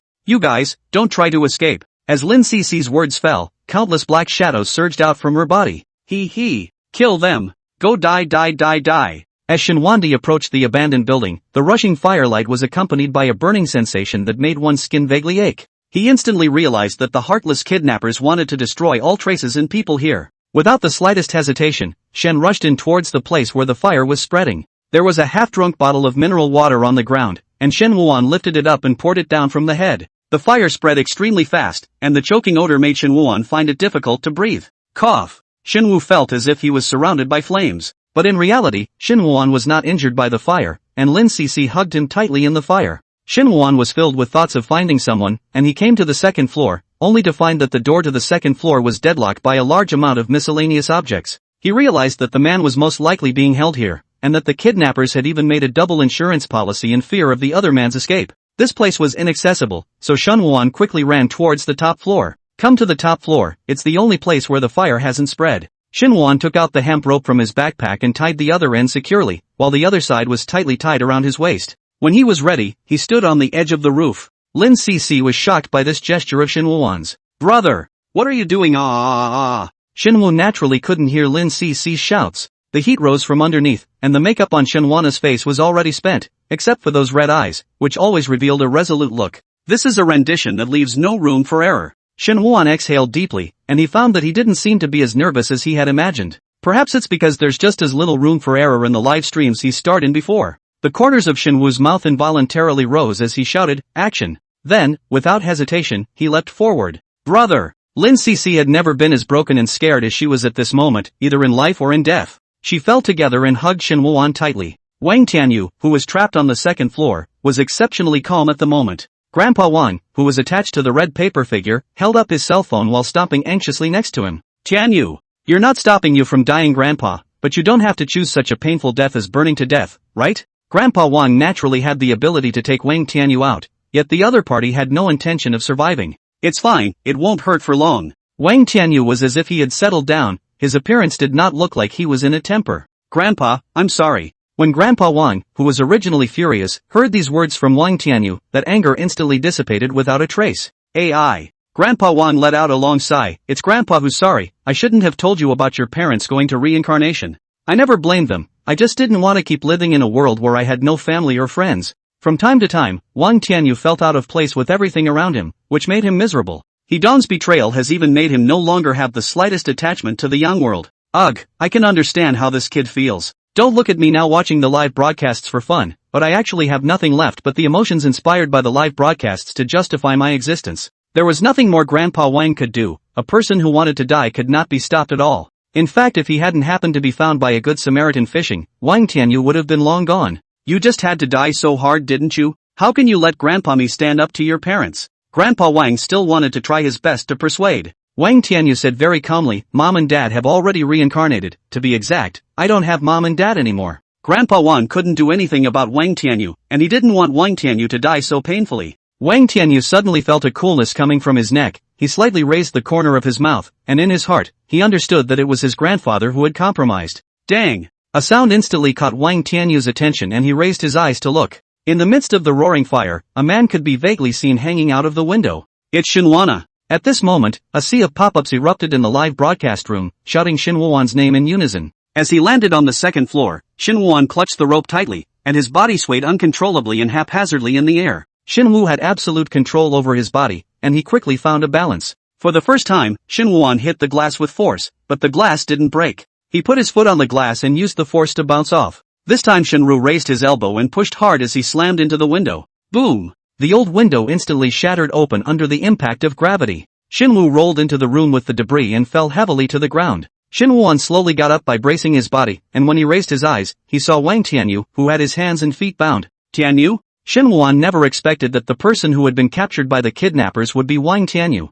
He rushed over and used the shard to cut the rope on Wang Tianyu. Wang Tianyu was completely stunned and stared at Shin Woo-won in a daze. Shin Woo thought that Wang Tianyu was frightened because he had encountered this series of changes, so he revealed a smile to him and said, "It's alright, I'll take you away." The makeup on Shin Woo's face was like a mixed color painting plate, and it clearly looked very funny, but Wang Tianyu couldn't laugh at the moment. Shin Woo simply did not give Wang Tianyu the right to say no and directly carried him up with one hand, striding out. Walking over to the window, Shen tied the rope to Wang Tianyu's body and took the lead in throwing him out. Wang Tianyu never expected this kind of rough rescue, and was so scared that he shouted randomly in mid-air. Fortunately, there was the assistance of Grandpa Wang and Lin Cece, otherwise with Shin Woo-won's such a rough rescue technique, Wang Tianyu would have ended up half-disabled even if he could survive. Shin Woo-won then grabbed the hemp rope and slid down. Luckily it was only the second floor away and he landed safely. At the same instant Shin Woo-won fell, the flames burned through the hemp rope. Wang Tianyu looked at the broken twine in a daze. This rope. Shen heard the words, "This is the rope you used to hang yourself. Didn't expect it, did you? It's really useful when it matters. If I didn't have this rope, I'd have to take those floats and tie them into a rope, but that would be very time-consuming." Shin Woo-won was still talking there, while Wang Tianyu always gazed at the twine. He had wanted to use this rope to end his life, but in Shin Woo-won's hands, it became a link to continue his life. Chapter 138, Malice is Everywhere. Those who were equally shocked were not just Wang Tianyu, the knights in the live broadcast room were also stunned. If I could have had friends like Shin Woo-won when I was alive, I probably wouldn't have slit my wrists. Finished, this fire rescue, even for a straight man I can't stand it, simply to fall in love with Shen. He doesn't even know it's an act. Can you guys understand the gold in this? Shen brought Wang Tianyu to the place where the young girl was and instructed, "You wait here for the police to arrive." Hearing this, Wang Tianyu anxiously inquired, "Brother Shen, where are you going?" Shin Woo said with a serious look, "We can't just let the kidnappers leave easily." Just now, Shin Woo-won had judged the direction the kidnappers had left through the footprints. Even if he could only catch one, he had to do it or there would be more victims. Wang Tianyu was startled by Shin Woo-won's intention. "Brother Shin, they are a group of vicious thugs. What if you get hurt?" "Yeah, don't go." The young girl similarly persuaded Shin Woo-won, although she hoped that the group of people would all die, she was also afraid that her rescuer would be injured as a result. I'll be careful. Shen Wuan smiled faintly at them before taking the steel pipe and walking away. Shen held a flashlight on the ground and tracked it all the way. He noticed that the footprints corresponded to 4 separate men. Gradually, Shen Wuan realized that their pace was becoming more and more chaotic, and after walking for a while, they actually scattered. Shen Wuan observed carefully, and from the footprints, he could tell that they had fled in extreme panic. Why is that? Shen Wuan's heart was filled with doubts, and he had to choose one of the footprints to continue tracking down. One of the kidnappers darted through the forest, having long ago lost his way in this dark forest. He. Do you think you can escape? A voice like a child's prank rang in the kidnapper's ears, and an eerie piece of music followed. The kidnapper was clearly in the middle of a breakneck run, but he was so cold that his lips couldn't stop quivering. The 4 of them were still running wildly in the direction they had left. Who would have thought that suddenly there were 4 or 5 hanging children dangling from a tree? They were new to kidnapping, but among the people they had victimized were many who were still young. They were instantly scared out of their wits by the image. By the time the kidnappers reacted, they had already scattered in all directions. Why are you following me? I didn't want to harm you guys. It's all the boss's orders. The kidnapper shouted loudly as he ran, yet the cold, terrifying eyes were always behind him like a shadow, not disappearing. Right at this moment, he suddenly felt an empty space under his feet, and his entire body directly fell down. The kidnapper kept tumbling down the steep slope when he saw a surprisingly thick tree root with a sharpened tip at the bottom. The kidnappers tried to grip the ground, their fingers bleeding from the sand that had diffused into them. He tried everything he could to get his body to stop, but no matter how hard he tried he couldn't. Just then, the kidnapper's eyes widened. The kidnappers saw that there were 3 not-so-young children who were pushing themselves with outstretched, ghastly white hands. They had innocent and cruel smiles on their faces as if they were pushing a snowball. He. Don't. As the kidnapper screamed piteously, he was eventually pushed down. The thick branch pierced right through his body. The kidnapper's expression froze, his body convulsed, and his breath was soon cut off. However, death is not the end. The little ghosts have been dragging out the souls of the kidnappers as if they were parting beasts. Aha! The kidnappers were still screaming and struggling. His soul was crippled by the bite, and the pain was 100 or 1,000 times more intense than the physical pain. Rincy stood chilling and instructed the brats, remember to save half of it. I happen to want to start a new excursion at the lodge these days. Yes, Sister C. The little kid with a mouthful of blood came up to Lin Cece and asked curiously, Sister Cece, why aren't you by Brother Shen Wuan's side to protect him? Lin Cece glanced at the kidnapper's mutilated soul and said, getting rid of all these scum is the greatest protection for brother. Once Lin Cece was trapped in that tiny rented house, she thought for a while that Lu Fu and Shen Lan were the worst people in the world. However, after Shen Wuan saved her, she finally gained her freedom and gradually realized that this was not the case. Malice is everywhere and the bad guys can never be wiped clean.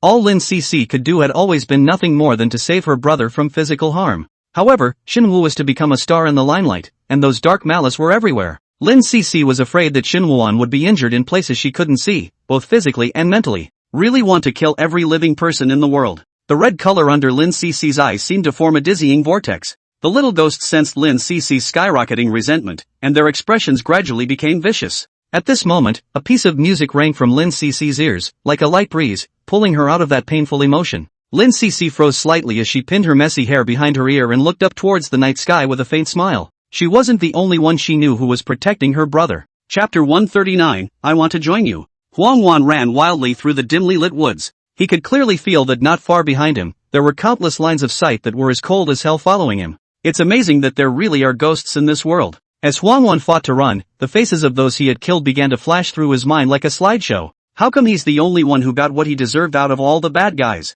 Huang Wan only felt unlucky. Just then, an alarm sounded, and Huang Wan's heart snapped. Is it surprising that the police came so quickly? As Huang Wan was running wildly, a black shadow suddenly appeared in front of him, and he couldn't collect his momentum enough to crash directly into it. Ouch! The opponent was knocked straight to the ground by Huang Wan. Huang Wan's body swayed slightly, and he quickly gained his footing. He quickly took out his flashlight and shined it on the person who had been knocked down, who was very young and looked like a student. That's just great! Now it's all about sneak attacks, isn't it? He Dong covered his head. He didn't even realize that there was light here just now. Your flashlight is shining into my eyes. He Dong uttered a complaint, raising his hand to shield his opponent from the harsh light shining over. When the light moved away, He Dong looked up and was met with a fierce face. Shen Wuan didn't randomly pick someone to chase after. He realized through observation that only the direction one of the footprints took was the way to leave. Anyone who can keep a clear head and flee the scene in such an emergency must be the head of the kidnappers. Shen tracked along the footprints all the way, and suddenly, his complexion changed slightly.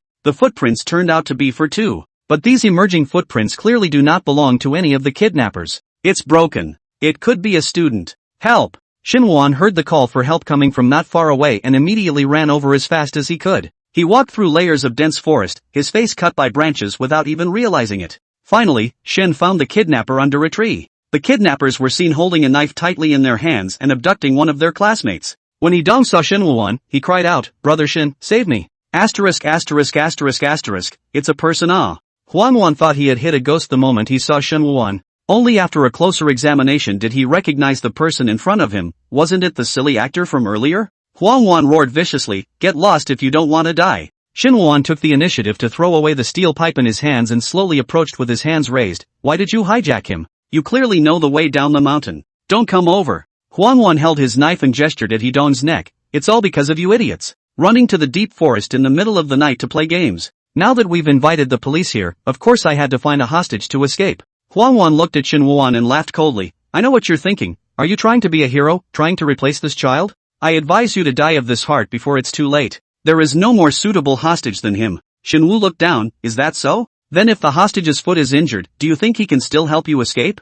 Huangwan sniffed, subconsciously lowered his head to check, quickly raised his head again and said, "He didn't even have it." Before he could finish his sentence, he saw Xinhuan throw over an object. A rock hit Hidong's foot. Hidong paused for 2 seconds and immediately let out a sharp popping sound. "Ah! It hurts, I'm going to die." Hidong immediately collapsed to the ground, holding his legs as he rolled around and screamed. "Ambulance! Call an ambulance! Get thee up, or I'll kill you!" Huangwan tugged at Hidong's clothes. However, Hidong looked like he was in unbearable pain and didn't care about Huangwan's threats. Huangwan knew that this man was completely useless, and he couldn't wait to immediately stab the culprit, Xinhuan, to death. Xinhuan, however, as if he could not feel the killing intent in Huangwan's eyes at all, calmly said, "You merely want to go down the mountain, I'll just take you away." "I shucks. You would be so kind?" Huangwan felt that Xinhuan was unusually calm. "You probably don't know me, I'm not some famous star." Xinwu gave a slight beat, revealing a self-deprecating smile. "Otherwise, I would be here in the middle of the night playing games with this group of children? I've long been bored to death." Xinwu glanced at Yidong on the ground, and that look was as if he was looking at a pile of garbage. Huangwan could see that Xinhuan's disgust did not seem to be faked. "Then what exactly do you mean?" "I want to join you. In my opinion, among the four of you, you have the most brains." Xinhuan raised his hands high in the air, giving off an image of no offensive power. "I don't have much of a reputation, but I do have die-hard fans. It's easier for me to just call out any one of them than for you guys to go through all this trouble to kidnap them." Huangwan was half convinced. "You want to work with us? The police are almost here. What choice do you have? Mind you, it wouldn't be a bad choice for me to hand you over to the police and then receive a banner." Xinwu turned around and looked like he was about to leave. Huangwan's heart was in turmoil at this time. If he were to do it normally, he would be able to calmly analyze all of this. However, the sirens at the bottom of the hill, and the eerie music that kept ringing in his ears, made it completely impossible for him to quiet his thoughts. Huangwan carefully sized up Xinhuan. This person's temperament did not look like a good person, and it did look like they were along for the ride. So he rushed after him. "Wait, brother." Xinhuan stopped and looked at Huangwan with cold eyes. "What? Believe me now? Brother, you know, it's normal to be vigilant in our line of work." Although Huangwan was polite on his face, the knife in his hand was tightly gripped at all times. "But it doesn't look like the path you took is heading down the mountain." While Huangwan said this, the tip of the knife was already aimed at Xinhuan's back waist. Xinhuan looked at him like a little cutie. Like looking at Huangwan. "Are you alright? Wouldn't you just get caught if you went down the mountain at this time?" Huangwan felt like his mind was indeed spinning at this point. "So? Head for the hills, of course. I know a place that's well hidden, where you can hide for a few days. As soon as the police conclude that you have escaped after a fruitless search, it will naturally close ranks." Huangwan still had doubts in his heart, yet at this moment he really had no better choice but to choose to follow Xinhuan. Xinhuan led Huangwan around the center of the mountain forest and turned west, and in the end, he actually came to an extremely special building. Only that the building seemed to have experienced a violent explosion, and most of it had collapsed and broken, presenting an image of disrepair. Huangwan asked in surprise, "Where is this place?" Xinhuan stood quietly, his demeanor calm and indifferent. "This used to be my turf, and then when it was exposed, I blew it up." He kept recalling Xiao Zhe's demeanor and posture in his mind, and began to imitate the rendition between his words and actions. Chapter 140, "Don't you want him to come down and stay with you?" Huangwan's heart was full of shock. He carefully measured Xinhuan. At this moment, the other party seemed to be shrouded in a mysterious veil. Huangwan was able to tell that Xinhuan wasn't lying. The aura Xinwu emitted at this moment, he had only seen it on those big brothers. Xinwu pointed to a spot and ordered, "You move the stone there." Huangwan subconsciously obeyed the order and took a big step towards that side. After moving the rocks blocking the way, a narrow entrance did appear. "You can go in here." Huang Wan naturally did not feel comfortable leaving his back to Shen Wuan, so he pretended to be respectful and sidestepped. Shen Wu did not say anything and directly crossed over Huang Wan, taking a step forward. Huang Wan walked in right behind Shen Wuan. Inside, it was pitch black, no fingers could be seen, and even with a flashlight shining, visibility was still extremely low. There was also a heavy smell of dust in the air. Why is this passage so long? Huang Wan was getting a little impatient, the surroundings were just too quiet. If you don't speak, it's as if the person has disappeared. Shen Wu walked ahead without speaking. After walking for a while, Huang Wan felt himself entering a wide field. He lifted his flashlight and shone it around, finding the place cluttered. The most unusual of these is a bizarre statue of Buddha. Huang Wan was taken aback when he scanned over at first glance. What kind of Buddha is this? This is not a Buddha, this is a half-faced ghost statue that I worship. Shen Wuan faced the ghost statue and worshipped with his hands folded with incomparable devotion. Huang Wan took a step forward and felt a kick at something, so he shone his flashlight toward the ground. The floor turned out to be an urn. Huang Wan was startled, and he once again took a closer look at the ground and realized that there were a large number of urn fragments on the ground. At a cursory glance, there were dozens of them. Huang Wan loudly questioned, "What the hell is this place for?" Shen Wu glanced at the ground, the corners of his mouth rose slightly, with a mocking color under his eyes. "What, you haven't killed anyone before? Why are you so scared? There are probably hundreds of ashes here, I haven't broken it down." Huang Wan's feet kept trembling, he never expected that he would be standing in a pile of dead people. He felt like people were whispering on all sides, and the eerie music was always haunting his ears. Huang Wan's head was a bit groggy, and the more he looked at the half-faced ghost statue, the more dizzy he felt. The knife in Huang Wan's hand fell to the ground, he couldn't be bothered to pick it up and propped himself up against the wall and shook his head vigorously. His whole body was a little breathless. "No, gotta get out of here. Where are you going?" Shen Wan's grim voice came from behind him. "I want to leave this hellhole." Huang Wan realized that his voice was hoarse, and the words came out very weakly. "Since you're here, how can you not pay your respects?" Shen Wu's voice seemed to have become even colder. Huang Wan felt a sharp pain in his scalp, and his hair was grabbed tightly from behind. He tried to struggle, however a sudden sharp pain shot through his foot. "Ah!" Huang Wan howled miserably and directly fell to his knees. The flashlight fell to the ground and rolled in a few bone-crunching circles. The upper half of Shen Wan's body was completely lost in the shadows, with only those red eyes, which looked devoid of the slightest bit of humanity. "I've already given you a chance." Shen Wu found a thick wooden stick in the darkness and raised his hand without hesitation to break Huang Wan's other foot as well. "Ah!"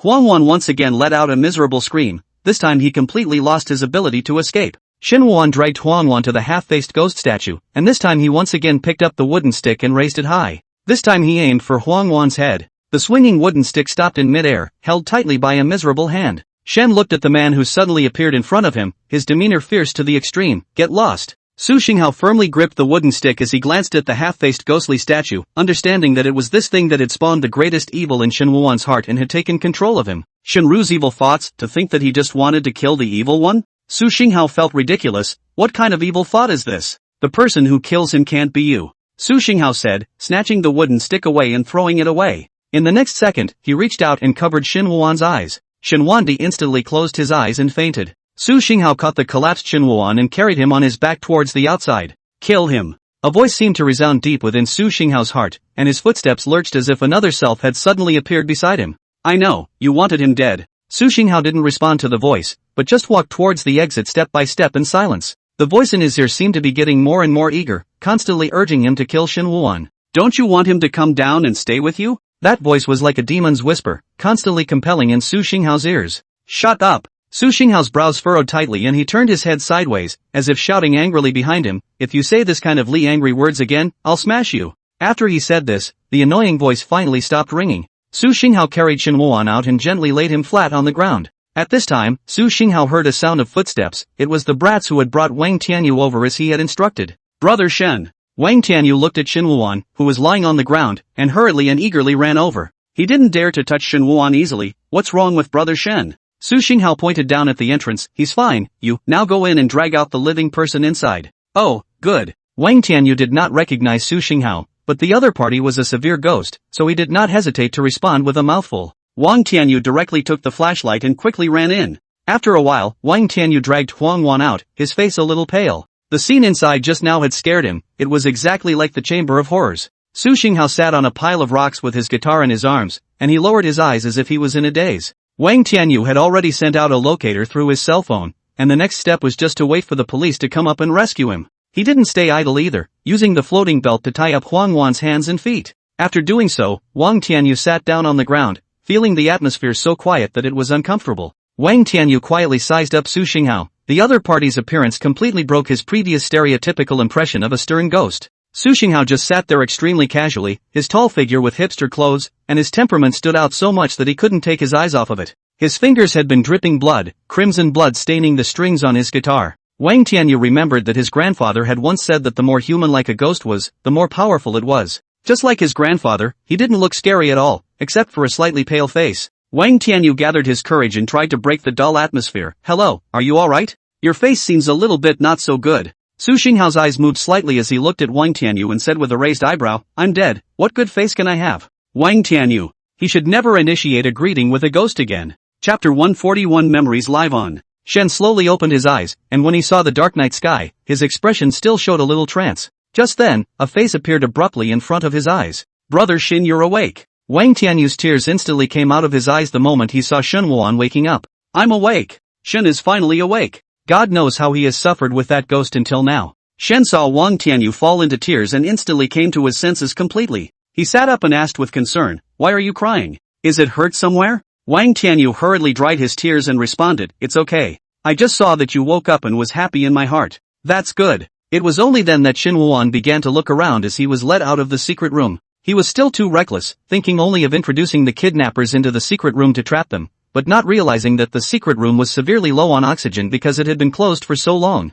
Shen Wuan hadn't entered the secret room for long at that time and lost consciousness. "Where is that kidnapper?" Shen stood up holding onto the tree. "Already caught by the police, don't worry brother Shen." When Wang Tianyu said these words, he deliberately moved the flashlight away from him, causing his entire face to be hidden in the darkness. In this way, Shen Wu could not find out that he was lying. The kidnapper was thrown directly onto the cliff, and the night ghost deliberately hung onto his breath, freezing the kidnapper so that he couldn't completely pass out even with the severe pain all over his body. Wang Tianyu was witnessing the ferocious methods of the night ghost at that time, and he was secretly glad that he didn't really die. Otherwise, I'm afraid that when I become a ghost, I won't be any better than being a human, and will still be discriminated against for being too weak. Shen Wu heard this and let go of his heart. Feeling that his condition had recovered, he said, "Let's go down the mountain." Shen led Wang Tianyu towards the path down the mountain. After descending the hill, they found police cars, fire trucks, and ambulances parked nearby. Not only that, but many journalists also arrived at the scene. The live streaming of the students' midnight trip up the mountain to play the Test Your Guts rally has already attracted a lot of attention.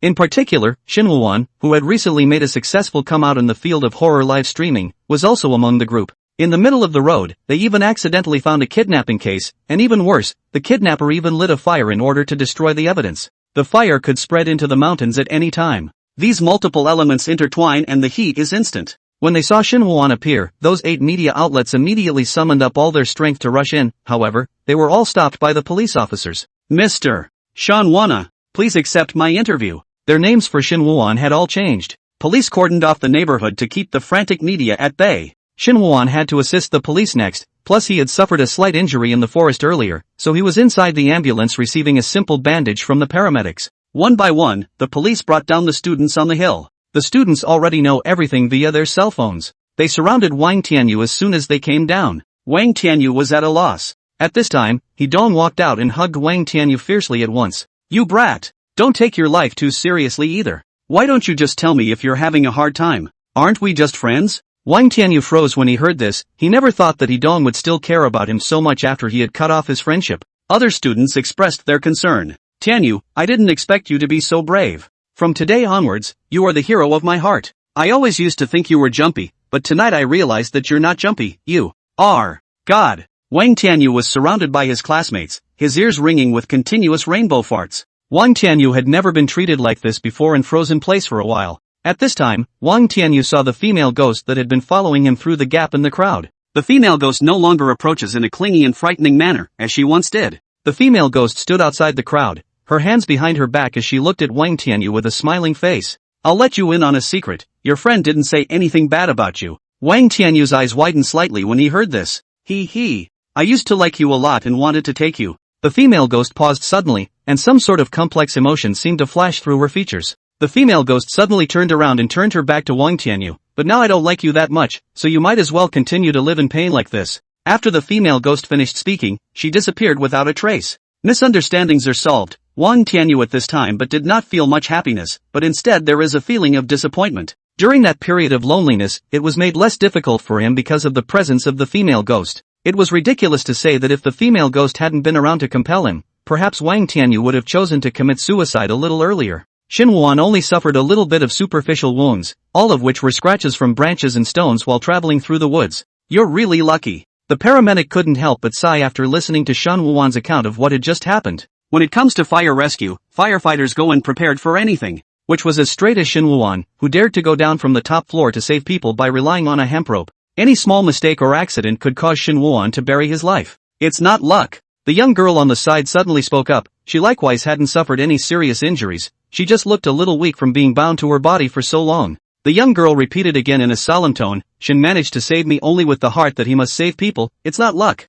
The paramedic froze for a moment, then nodded. Yes, I shouldn't call it luck, I should call it courage. It's good that they're all fine. Shen felt that in this small car, there were two people who praised him so hard, making him quite a bit at a loss for words. What about my home garden? Hearing the voice outside the car, when Yuan excitedly got down from the car. She looked at a couple not far away and her eyes instantly filled with tears. Dad. Mom. When that middle-aged couple saw when Yuan, they also rushed over and the three of them hugged each other tightly. Shinwana politely declined the paramedic's suggestion that he rest in the car. He got out of the car and saw when Yuan reunited with her family, and his heart was filled with gratitude. Luckily, she is not alone, and I am sure that with her family by her side, she will be able to come out of this kidnapping. Shinwan looked around at everyone around him, and his classmates had all come down safely. He suddenly frowned slightly before getting up and trying to walk up the hill. A police officer was guarding the entrance to the mountain, and when he saw Shinwan coming over, he inquired, "What's your business?" Shinwandi said with a straight face, "I want to join the search, there's still one person missing here." The officer took the situation very seriously. Is the student still missing one? Not a student, a man. Shinwan vaguely remembered seeing a person in the secret room at that time. Do you remember what he looked like? The constable inquired. Shinwu shook his head, and even he wasn't sure if that was what he had seen with his own eyes, or if he had merely dreamed a dream. He wanted to go to the mountains to make sure. These words happened to be heard by Wang Tianyu, who had come over to look for Shinwuan, and he immediately felt his scalp tingle. Wang Tianyu hurriedly went over and pulled Shinwuan aside. "Brother Shin, what are you talking about? Where is there anyone else?" Shinwu turned his head and asked, "Did you carry me out?" Wang Tianyu nodded repeatedly, "Yes." Shinwu raised his eyebrows slightly. "Tianyu, you know what? Your right eye keeps blinking when you lie." Wang Tianyu immediately covered his right eye, and it was then that he realized why the male ghost wanted him to lie in the dark. It turned out that Shinwana was actually able to easily dismantle other people's lies. Wang Tianyu felt a cold line of sight behind him, and he didn't even need to think about it to know who was glaring at him fiercely. "Brother Shin, it's not that I want to lie to you, it's that the other party doesn't want me to talk. He left after saving you, saying that he still had things to do and didn't want to be brought to the police station for half a day of tossing." Wang Tianyu's words were indeed true, only hiding part of the matter. "So it's like this?" Shinwan asked again, "Then did you leave the other party's contact information? I want to get in touch with the other party to express my gratitude." "No." Wang Tianyu didn't dare to say anything more at all. "Teacher Shin, were any students injured this time? The media are still persistent in their pursuit." Hearing this, Shinwan took the initiative to walk up and reply, "Don't worry, media teachers, no students were injured." Wang Tianyu was relieved when he saw Shinwan go to the media side for an interview. He looked toward a tree not far away at this point. The male ghost who looked like he was playing rock and roll was just silent as he set his gaze on Shinwan. The male ghost did not look like an eerie and terrifying ghost at this time, but more like a forlorn person. Wang Tianyu inexplicably felt that it shouldn't be like this. A male ghost in this outfit should be standing on a dazzling stage, wantonly dashing and debonair, enjoying the love and the applause to the fullest. Instead of being like this, he can only stand in the shadows and watch Shinwana, who stood in the light. This scene made Wang Tianyu's heart a little sad at this time. "Mr. Shen, take a picture and look my way." Just then, Wang Tianyu saw the male ghost suddenly move. Su Xinghao came to Shinwuan's side and took him by the shoulder, similarly smiling at the camera. "So crafty. I want to take a picture with brother too." A crisp voice rang out. Wang Tianyu followed the voice and looked. It was the fierce-looking female ghost from before. She was not at all like her previous horrible appearance at this time, revealing a face that was originally very sweet and cute-looking. Lin Cece affectionately wrapped her arms around Shinwuan's neck, comparing a scissor hand shape. "What? A picture with the benefactor? I'll come too." Grandpa Wang drifted over with a speed as fast as a rocket, thanks to turning into a ghost. Otherwise at his age he really wouldn't have been able to catch up with this group photo. Wang Tianyu's eyes widened. "Grandpa you. Let's take a picture, hee hee. It's fun." Many more voices rang out one after another. Numerous stern ghosts had gathered around Shinwuan. Those stern ghosts that should have been terrifying and vicious in Wang Tianyu's impression were all smiling exceptionally happily at this moment. Tianyu, why are you standing and gawking? Come over here. He dong pulled Wang Tianyu over and made him stand in the middle of his classmates. You're the winner of our first ever boldness trial convention, come on, let's take a picture together. Wang Tianyu looked at the smiling faces of his classmates and suddenly realized that what he had once lost was indeed lost forever. But there is always some good that keeps happening in the present and in the future. Shout together, cheese. Cheese. Lin Cece grinned broadly as she suddenly thought of a question and twisted her head to ask, Brother Su, can pictures of living people take pictures of us? I can't, but you'll remember all of this today, won't you? Su Xinghao smiled as he raised his hand high in the air and made a peculiar gesture. Memories last forever. The knights shouted in silence at this moment, memories live forever. Long live brother. Lin Cece's distinctive voice was interspersed with it, and it even seemed to fit. Chapter 142 Lunar Mall. Hashtag Shenhuan saves a man from a fire. Hashtag Shenhuan subdues a kidnapper. Hashtag Shenhuan is injured saving a student. Hashtag Shenhua to help homeless people to find their families. Of the hot search has just gone down a few days. This moment he himself again strong on the hot search. The netizens were in an uproar. Good lord, does Shenhuan usually save people besides acting? Does he have some special status? You don't have to tell me. Actors in horror movies just don't draw the same way as other actors. Just for what Shenhuan has done, we have to vote for him in the forum. Under the active call of netizens, Shenhuan jumped directly to the first place on the list of forum votes. The netizens have been on the internet to 8 Qian Guide, shouting him to open the live broadcast quickly, they cannot wait. At this time, Director Qian had no time to pay attention to the netizens. He was sitting in a hotel box with 3 business tycoons sitting in front of him. Director Qian, did I hear you right? You want to borrow our mall for a live broadcast? One of the bosses was filled with surprise after hearing Director Qian's request. I hear you're in the psychic live streaming business, right? Director Qian nodded. Yes, bosses, let's open up the windows and say the truth. Although you have tried your best to spend money to suppress the matter of the mall being haunted, there is no impermeable wall in the world, and it's all haunted with a human life, so it's not something that can be suppressed just because you want to.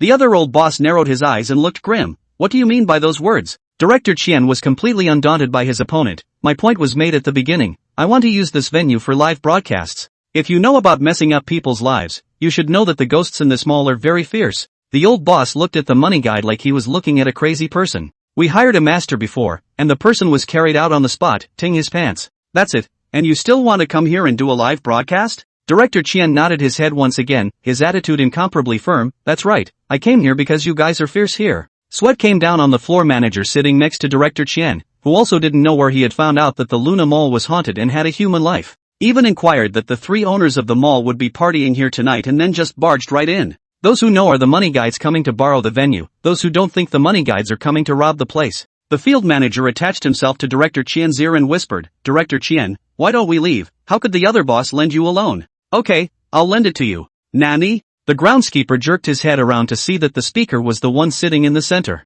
He looked like the man of the hour, and when he spoke, the others raised no further objections. The man spoke, but I have a condition. Director Qian said politely, go ahead. We're sending someone from our side to participate in the live broadcast with your people. The man took out his cigar, and the old boss next to him hurriedly took out a lighter to light his cigarette. Director Qian thought they were trying to stuff a few artists under their own entertainment company and asked curiously, which artists are they? Not entertainers, we invited 3 masters through their respective contacts to come to the mall to exorcise the evil spirits. There was a hint of playfulness in the bottom of the man's eyes. Since you want to do a live broadcast, let's play a big game and directly broadcast the exorcism and see which master gets rid of that evil spirit. Director Qian's eyes lit up when he heard this, and he immediately tapped the table and stood up. Good. No problem. This kind of live collision between a real celestial master and a real ghost is exactly what Director Qian has been longing for. Shenhuan's presence allowed Director Qian to see hope for a time. He was sure that this live broadcast would reach an unprecedented level of heat. Chapter 143, Shenhuan is dead.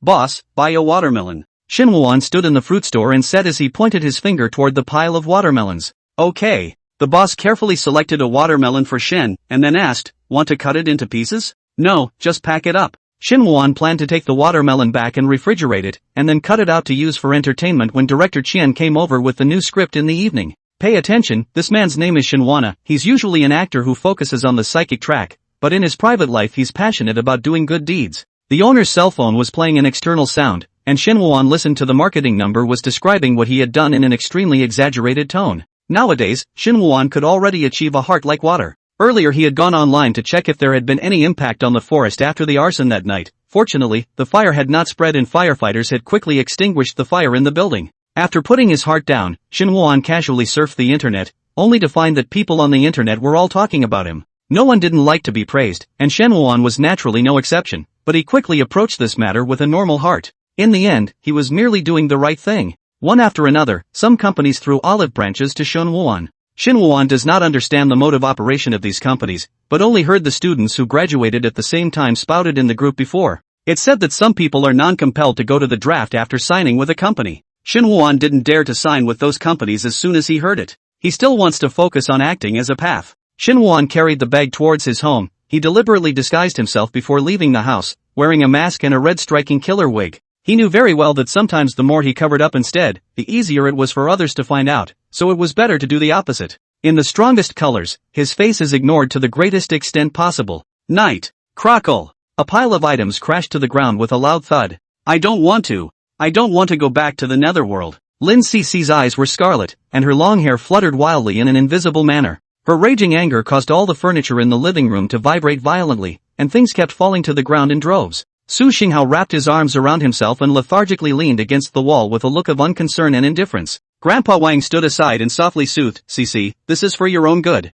You've stayed in the Yang world for too long, you can't go on like this. Night ghosts are not allowed to stay on Earth for a long time, or else they will gradually dilute their feelings and lose their sanity, and then kill the living. I don't want to leave, brother. Lin Cece instantly transformed into a desktop cleaning master as she spoke. She swept all the teapots and teacups on the table to the ground with a violent and large wave of her hand. Without me cooking for my brother, how much suffering must my brother suffer? Lin Cece directly jumped on the table and rolled around in protest. Hearing this, Su Xinghao pinched the bridge of his nose and said somewhat helplessly, I think it's better for Shin Woo-an to eat less of your cooking. He's put on 3 pounds in this period of time, and his face is a bit round. If you keep giving him all that meat and tonic stuff every day, do you think a round guy will still be able to hang out at the psychic track? Who can he scare? Lin Cece's movements gave a start, as if she thought of that image, her eyes popped up with stars. How cute that would be. A round brother. Grandpa Wang nodded his head quite approvingly from the side. Indeed, fatter babies are blessed. The corner of Su Xinghao's mouth twitched, directly giving up on reasoning with Lin Cece. At this time, several strings appeared out of thin air. Lin Cece was caught off guard and was directly bound.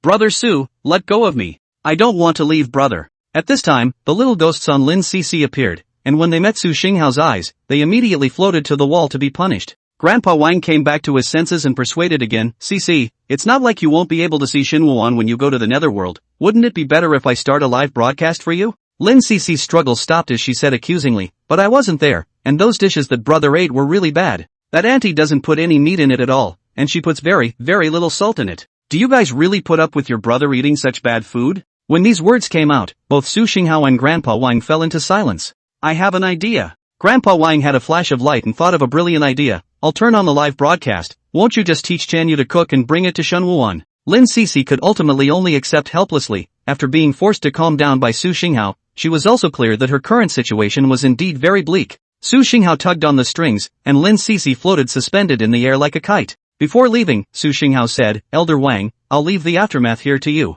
After saying that, Su Xinghao, Lin Cece and a group of brats disappeared without a trace. Grandpa Wang looked around. The whole living room was full of broken items. I'm a stern ghost and not a god. How am I supposed to make amends? It's not like it's Shin Woo-an's home. Go go go. Grandpa Wang swaggered and floated away. Wu Sheng dragged his sore legs back from working overtime as he picked up the vegan lunchbox that was sitting on the doorstep. As usual, he took out his key and opened the door, but there was a mess in front of him. Wu Sheng rubbed his eyes and thought he was hallucinating from working too much overtime. Fixing his eyes, he was completely dumbfounded. An earthquake in the house? Meanwhile, Director Qian followed the address given by Shin Woo-an and came to the floor of his house. Director Qian looked at the obsolete old building in front of him and couldn't help but sigh. The stagehand on the side was filled with disbelief. Shin Woo-an lives here? Hasn't he started to catch fire recently? And you know he's only recently caught fire. That's just an orgy for the netizens. Shingai did know Shin Woo-an's current situation like the back of his hand. He's not signing with a company and he's not answering those messy ads, so of course he's not going to reap any real benefits. The field agent still expressed his inability to understand, but it couldn't be worse for him to live in a house like this. Renting a house with an elevator and a slightly better environment should be doable for him, right? Director Qian gave him a blank look. Don't blather on, he's him, you're you, don't force your standards on others. The two men walked slowly toward the building, the light bulb overhead flickering on and off. Suddenly, the lights went out and darkness fell over the surroundings. The field manager was taken aback. Good lord, Shin Woo-an here is perfectly capable of filming a live horror broadcast. Director Qian, on the other hand, was quite pleased with the setting. This is the kind of atmosphere a psychic movie should have. They took out their cell phones and continued on by the faint light. Finding the door to Shinwana's room, Chengai bent down and fished out the key from under the carpet. Before they came, Shinwan had already sent a message to Qianguan, saying that he had gone to buy some small dishes and asked them to come in first and sit down for a while. Director Qian has been in and out of all kinds of restaurants and has experienced all kinds of grand hospitality. However, he favored Shinwuan, so he was very receptive to this hospitality from Shinwuan. Director Qian said while opening the door, "Alas, look at Shinwuan, I said no need to be so polite, simply get some food on the line." At the moment of opening the door, after seeing 2 rows of wreaths inside the house, Shen and the field director were instantly petrified on the spot. Reacting, the groundskeeper began to wonder if he was in the wrong place. "No, are we in the wrong house? Isn't this the spirit house?" Director Qian tried to calm himself down. It should be that Shinwuan recently had a loved one pass away. Really, he didn't say anything, making us unprepared. The two walked inside and the groundskeeper saw a grey picture frame in the middle of the wreath. He was a bit curious as to which of Shinwana's relatives had passed away, so he approached to take a look. It turned out that the person in that black and white photo frame was actually Shinwuan, who was smiling brightly. "Aha!" The groundskeeper screamed as he sat on the floor in terror. "Shinwana is dead." Chapter 144, Are you willing to take your life? "I'm sorry, let you be frightened." Shinwuan apologized with an apologetic face and handed a cup of hot water to the field agent in front of him. "No, it's fine," said the field agent, still in shock.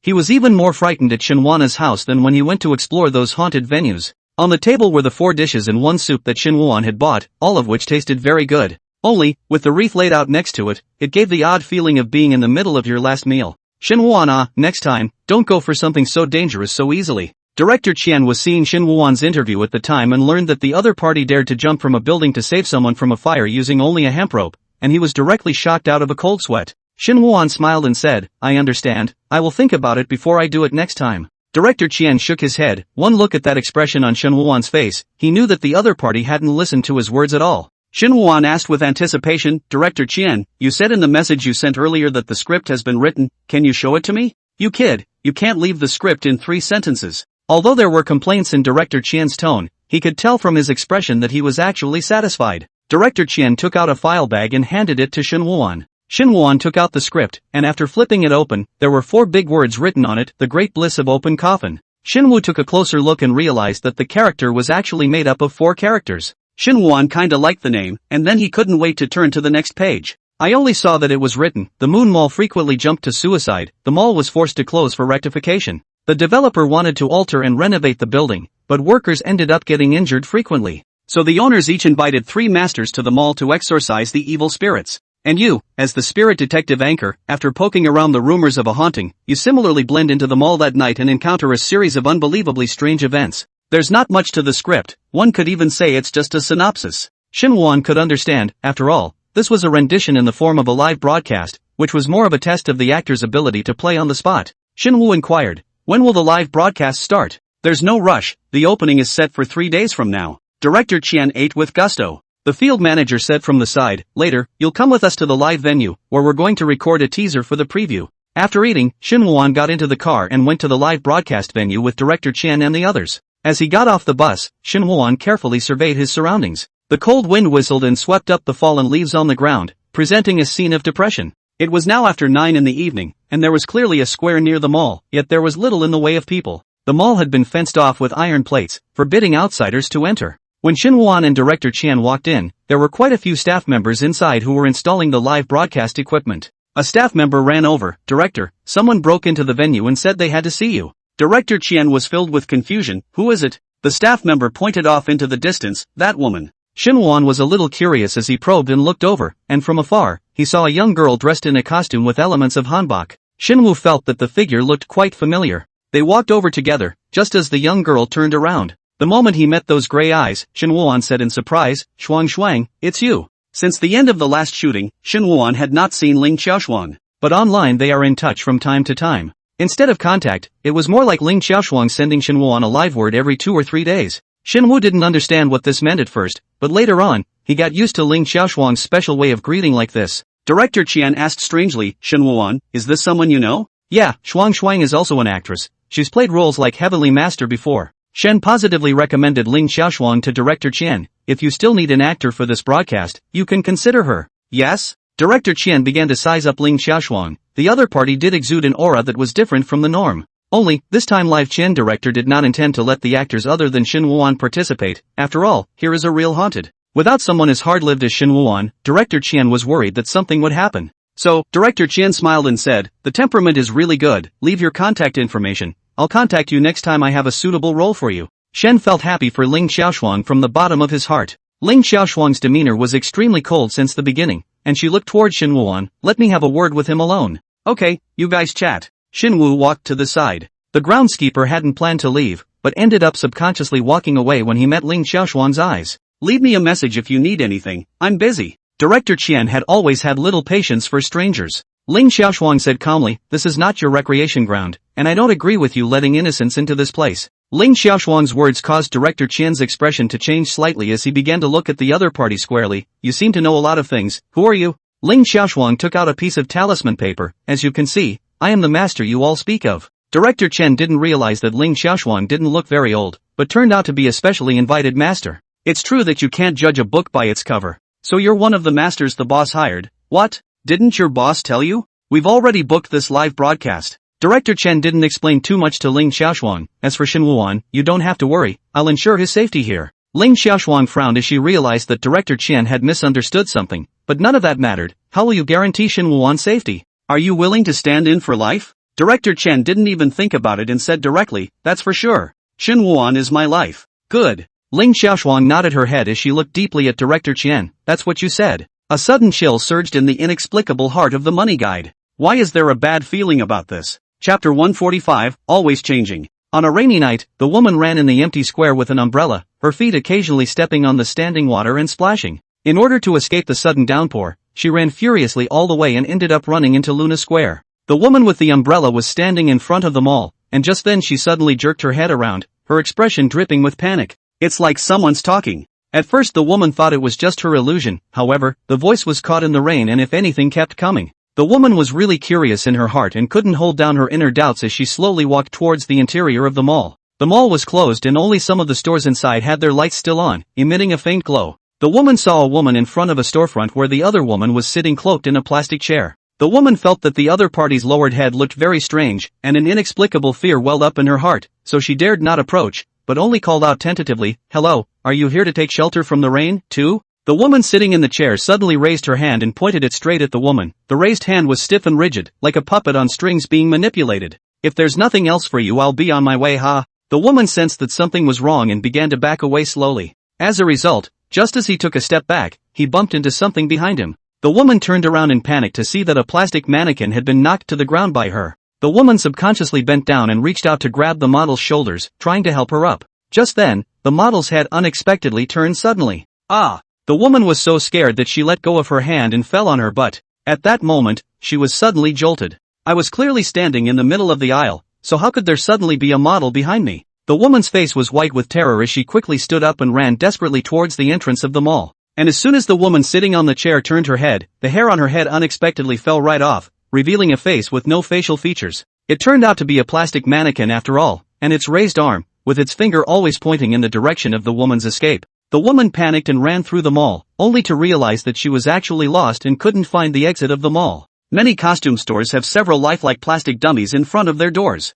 After the woman passed by in a hurry, they actually raised their arms in unison, pointing at the woman in unison, as if they were pointing the way for someone. The woman was oblivious to this and just ran as hard as she could regardless. Gradually, the woman was startled to realize that there was a footstep behind her at some point. The woman was extremely scared, but she stopped and turned to look, but behind her there was only darkness that promised no end. "Is anyone there?" The woman called out in a trembling voice, but received no response. Helplessly, the woman ran forward again, while that footstep sounded again. Don't!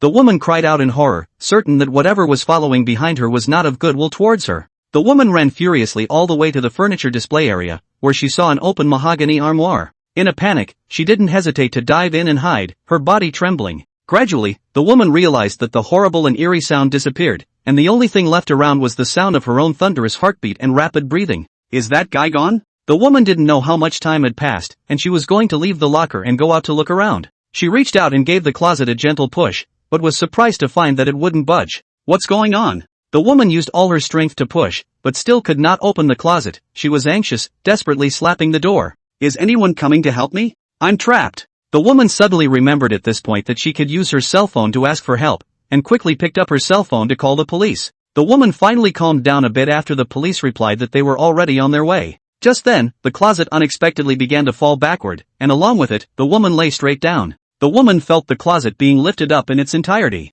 Who's out there? Just open the door. Let me out. Help. Help me. Viewers with a god's eye view witnessed the camera switching. The mahogany closet was lifted high by 4 plastic mannequins, as if carrying a coffin, slowly taking the woman to that unknown mysterious darkness. Shinwoo, on the other hand, stood quietly in the depths of the darkness, and only the corners of his mouth could be seen to rise slightly, revealing an eerie smile. Just then, the title, The Great Bliss of Open Casket, was shown on the screen. At this moment, the number of comments in the comments section has broken 1,000. Look at this trailer, Shinwoo is playing the ghost again. The money director feels like he's made a big deal out of it this time. He's even got a trailer for the movie. I'm familiar with this place, the Luna Mall under my house, recently closed for remodeling. I heard it's for renovation. Refurbished? You believe that? The mall's only been open for 3 years. What part of the mall needs renovation? I have a relative who owns a clothing store in there, and I heard that it's the mall that's always dying, so I invited a master to exorcise the evil spirits. I heard about this too. Didn't someone make a video?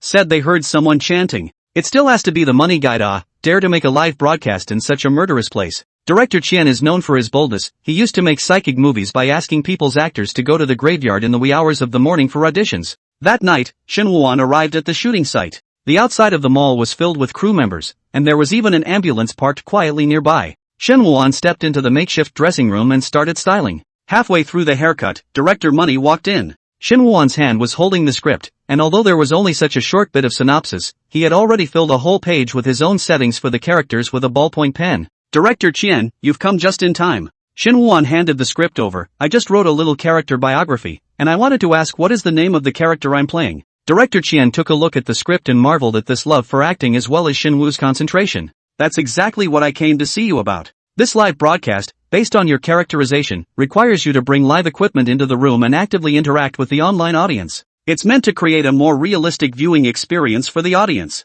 Shinwoo instantly grasped the meaning of the money guide, so I'm going to use my real name, right? The character's personality you've already portrayed is extremely full. Director Chien returned the script to him. The reason why I didn't give you too much in terms of characterization as well as makeup is because when you get into it, with the things you see, you'll naturally understand how this story should be interpreted. Director Chien said with a solemn look, you're the main character in this. Shinwoo could deeply feel the importance that Director Chien attached to him, and this time the importance was even more solemn than ever. Shinwoo nodded, I will try my best. I know. Director Chien patted Shinwoo on shoulder, also, be sure to be safe. Shinwoo, okay. Shinwoo simply did a hairstyle, with a white t-shirt inside, a light blue shirt over it, and torn jeans as well as white sneakers underneath. He was carrying a black book bag over one shoulder and holding a selfie stick and live streaming device. Shen walked out of the dressing room and saw that Ling Xiaoshuang was already standing there at the entrance of the mall. Ling Xiaoshuang's look tonight was very different from before. She wore a black cheongsam on top with a dragon embroidered with red silk threads, her waist was cinched with a wide black belt, and her lower body was a pair of black practicing pants. Ling Xiaoshuang's overall appearance appeared very cute, yet her standing posture was extremely straight, standing there like an incomparably sharp sword. Shinwoo walked forward, and when he met Ling Xiaoshuang's gray eyes, he felt that the other party was like a sharp blade that hit its edge. Shinwoo curiously asked, is your role tonight still that of a heavenly master? I can feel that you are different from before. I think you're different too. Ling Xiaoshuang saw through her eyes that the yin qi on Shinwoo's body was heavier than before, which indicated that he had come into contact with more ghosts. Shinwoo laughed, I seem to have said a nonsense, we are actors, of course we are always changing. Teachers, we're ready to roll. Action. Chapter 146, the death buff is simply stacked. The live broadcast had just begun, and a large number of viewers came in like a tidal wave. First. What first place? You're ranked outside of 100. Ha? How come there's a live view with a black screen? The live broadcast used multiple viewpoints to switch freely, and viewers soon realized that one of the viewpoints was on a black screen. It couldn't help but get their intense attention and they clicked in. Right at this moment, the black screen suddenly restored the picture, and what came into view was Shinwoo's bright smiling face. Hello everyone, I'm Spirit Detective Anchor Shinwoo, and I'm currently in the Lunar Mall. Tonight, I will lead you all to explore if there are unknown secrets hidden here. What's going on? Wow! Surprisingly, there's a first-person view of Shin wandering. It does seem more immersive to look at it that way. I don't want to hit a ghost. I don't want to hit a ghost. I'll just use God's perspective. Ha ha, In order to watch Shinwana live, I've long been prepared and bought a box of diapers. I feel so sorry for all of you who are fans of Shinwuan. Shen turned the camera to Ling Xiaoshuang. Ling Xiaoshuang had her back to Shinwuan and was looking around at her surroundings with full concentration. She looked grave. She had been here before, and at that time, there was still an extremely heavy yin qi here. However, tonight, it had all disappeared. However, the coldness brought about by the yin qi was still present. The anchor has gone overboard. Spirit questing with such a cute young girl. Can this still be called an adventure? Is this girl a vegetarian? How come I've never seen her before? A portion of the audience actively substitutes for Shinwu's present-day character and interacts with him. This young lady is not an ordinary person. She is a very, very powerful heavenly master. Shinwuan introduced with a smile on his face. This time, this place we came to is exceptionally treacherous. In order to ensure safety, I purposely asked her to come along. You guys don't want to watch a live broadcast and see the anchor suddenly die, do you? Shinwu's live broadcast equipment had long been quietly labeled with red paper figures. Right at this moment, fans of the Netherworld entered the live broadcast room and happened to see the words uttered by Shinwuan. Laughing out loud with excitement, and this is a good thing? Really? Anchor die.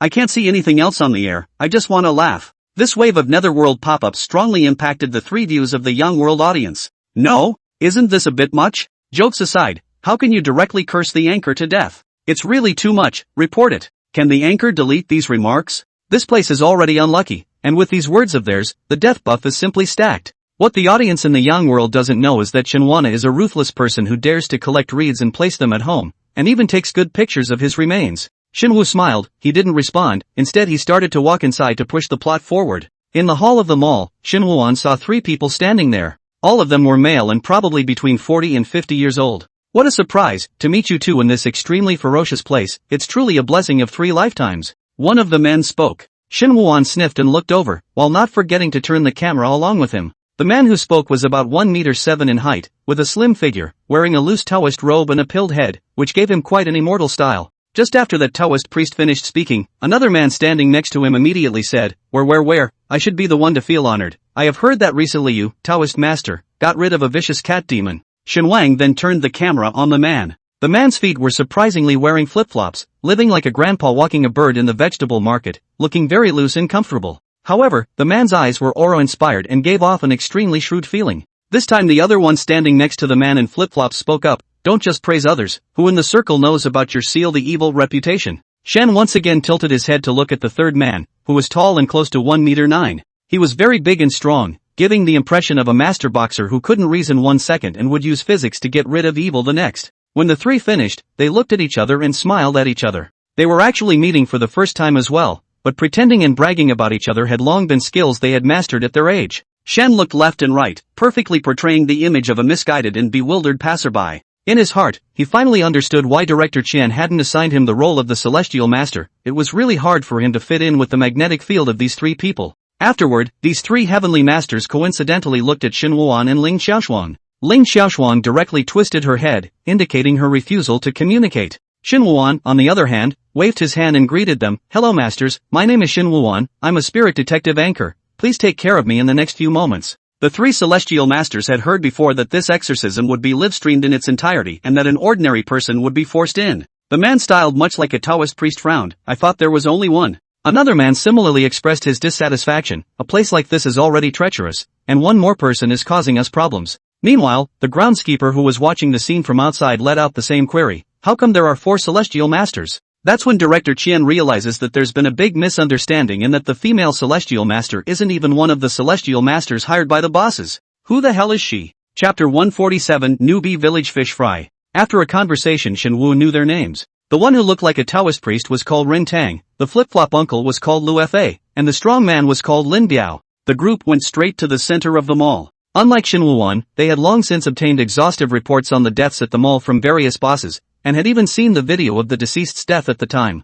The deceased is a woman, only 23 years old, from the 7th floor of the mall jumped down, according to the investigation is due to emotional disputes and choose to commit suicide. Runtang slowly crouched down, reached out and gently touched the tiles on the ground. The palms of his hands suddenly felt a piece of cold bone piercing. She was no longer human when she fell, and in the end, she had to use a shovel to clean up her body. Lifa clasped his hands together and mouthed the words over and over. Lin Biao slightly shrugged his nose and suddenly sucked in a breath of cool air, saying, "This tile isn't new, and I'm surprised it wasn't replaced after the accident at the time." Lin Biao was able to smell a faint aura of blood faintly emanating from this tile. It's really convincing to the living. It's not like urinating and defecating anywhere. How can you just mop it up and leave it alone? Then again, I haven't seen any ghosts since I entered this mall just now, so it's hard not to think that Shinwana will have to carry the flag alone this time? That's not so bad, just love to see Shinwan pretending to be a ghost. I want to see a real ghost looking in the mirror on the line. Identification complete. All upstairs are Shinwan's Ashes fans. In the middle of the previous live broadcast, the strange comments of the Shinwan Netherworld fans had been made into a compilation. Everyone jokingly called them Shinwana's Ashes fans, simply because their words were too netherworldly. Seeing that they had been staring intently at the tiles, Shinwan himself began to scrutinize them, and then said, "There's nothing Masters, what exactly are you looking at?" This careless remark of Shinwu's succeeded in causing the three masters to lose face. If placed in normal times, they could have shown their skills and ruthlessly slapped Shinwan in the face. However, nowadays, they did notice that there was something weird about this mall, so much so that they didn't dare to act rashly. Rundong stood up. Indeed, there is nothing to be found. Lifa raised a possibility. Could it be that they knew we were coming and hid ahead of time? Highly likely. Lin Biao hammered the palm of his left hand with his right fist. The stern ghost looks really cunning. At that moment they suddenly heard a bang. The crowd hurriedly turned to look, and saw Shinwan did not know where to find a shovel, is against the tiles of the gap hard knocking. Wait! What are you doing? Lin Biao hurriedly raised his voice to stop it. Shinwu's movements gave a slight lurch. I want to turn this brick over and take a look. Shinwu was different from them. He was looking at all this with an acting mindset. He's the anchor who leads the audience on the spirit quest, and since someone died here and the tile wasn't replaced, there must be something wrong with the tile. And the backpack came with its own shovel, which was a disguised hint to Shenwuan. Ran Tang slowly shook his head, although he did not say anything. The contempt under his eyes was undisguised. Leifa was a bit puzzled by Shenwuan's behavior, and secretly said in his heart, did he do this on purpose for the live broadcast effect? Lin Biao spoke, let's just search around carefully. Just as they were about to leave, Shenwuan's side pried this tile open. At the same time, other than Shenwuan, the other people's complexions suddenly changed drastically. They simultaneously felt a strong yin qi surging and overflowing. Don't look! Ling Xiaoshuang immediately rushed in front of Shenwuan, wanting to block his line of sight. However, she was too short to block Shenwuan's line of sight. Shenwuan, as well as the viewers of the live broadcast, clearly saw the tiles fall backward, revealing the other side. Surprisingly, there was a human face on it, which was spread over the surface of the tiles, even with its features intact. The closed eyes on the tiles suddenly opened and opened their mouths to shout, help, help! Ling Xiaoshuang immediately threw the talisman over, and it immediately exploded as it hit the piece of human face. The tiles were shattered to pieces, and the face was actually crawling slowly on the floor, screaming for help over and over again. The three celestial masters were shocked by Ling Xiaoshuang's wave of explosive maneuvers, but they didn't watch from the sidelines. Instead, they took out their own skills. Run Tang held the peachwood sword and swung it violently into the air. The human face immediately let out a mournful scream, and a bloodstain was suddenly added to his face. Lak Fa sat cross-legged on the ground, his eyes closed tightly, and his mouth kept chanting unintelligible scriptures. And Lin Biao stretched out his thick arm, grabbed the human face and threw it hard on the ground, followed by a mess of punches. On the side, Shenwuan's eyes flashed with excitement. Usually he saw this kind of scene in movies or TV dramas. Being able to watch it up close and personal at this moment made his heart thrill with excitement. Shenwuan did not forget his current status as an anchor, and he constantly moved his position to bring dynamic and full dribbling effects to the camera, striving to present every wonderful moment perfectly to the audience.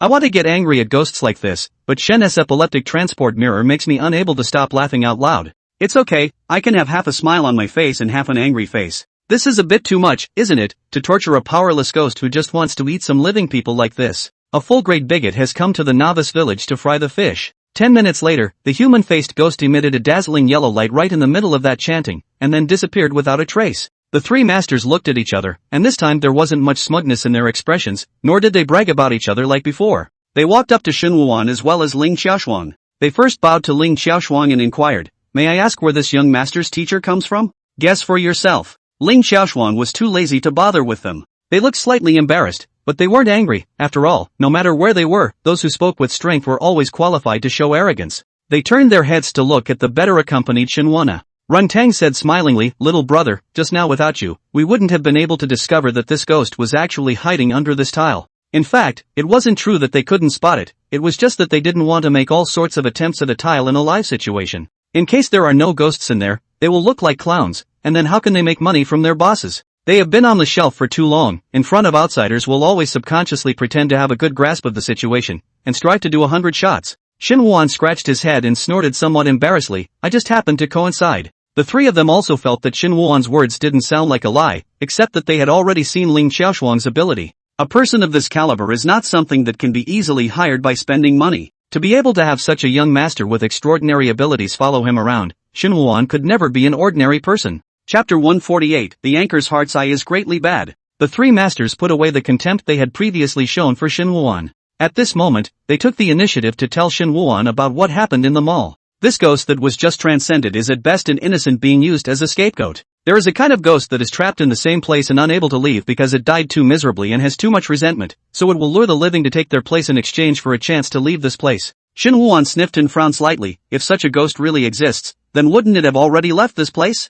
Rendang nodded. Generally speaking, this is true, but the feng shui and construction of this piece of land, Luna Mall, forms a closed loop, and there is no way for a ghost to leave this place. Lin Biao concurred. That's right, and once night comes, this place will become a paradise for scapegoats, which will lure innocent living people in and kill them. Like right now, it's obviously summer, but this mall isn't sweltering at all, because it's a natural place of extreme shade. Things are indeed grim. After Shin Wuan understood the general plot, he said with a straight face, in order for no one else to be persecuted by the scapegoat, we must catch it tonight. Luefei observed Shin Wuan's expression and secretly thought in his heart, sure enough, Shin Wuan has unconsciously exposed his identity. Shin Wuan's lack of fear in the face of ghosts could still be interpreted as boldness, but after witnessing them destroy the ghosts, there was no admiration in his eyes, which was enough to show one thing: Shin Wuan was a peer. It turns out that the so-called ordinary people don't exist at all, and the place has become a fighting ground for the five. Whoever comes out on top tonight will make a complete name for themselves in the biz, fame and fortune. They did not choose to split up. The gurus were well into middle age and had a wealth of experience.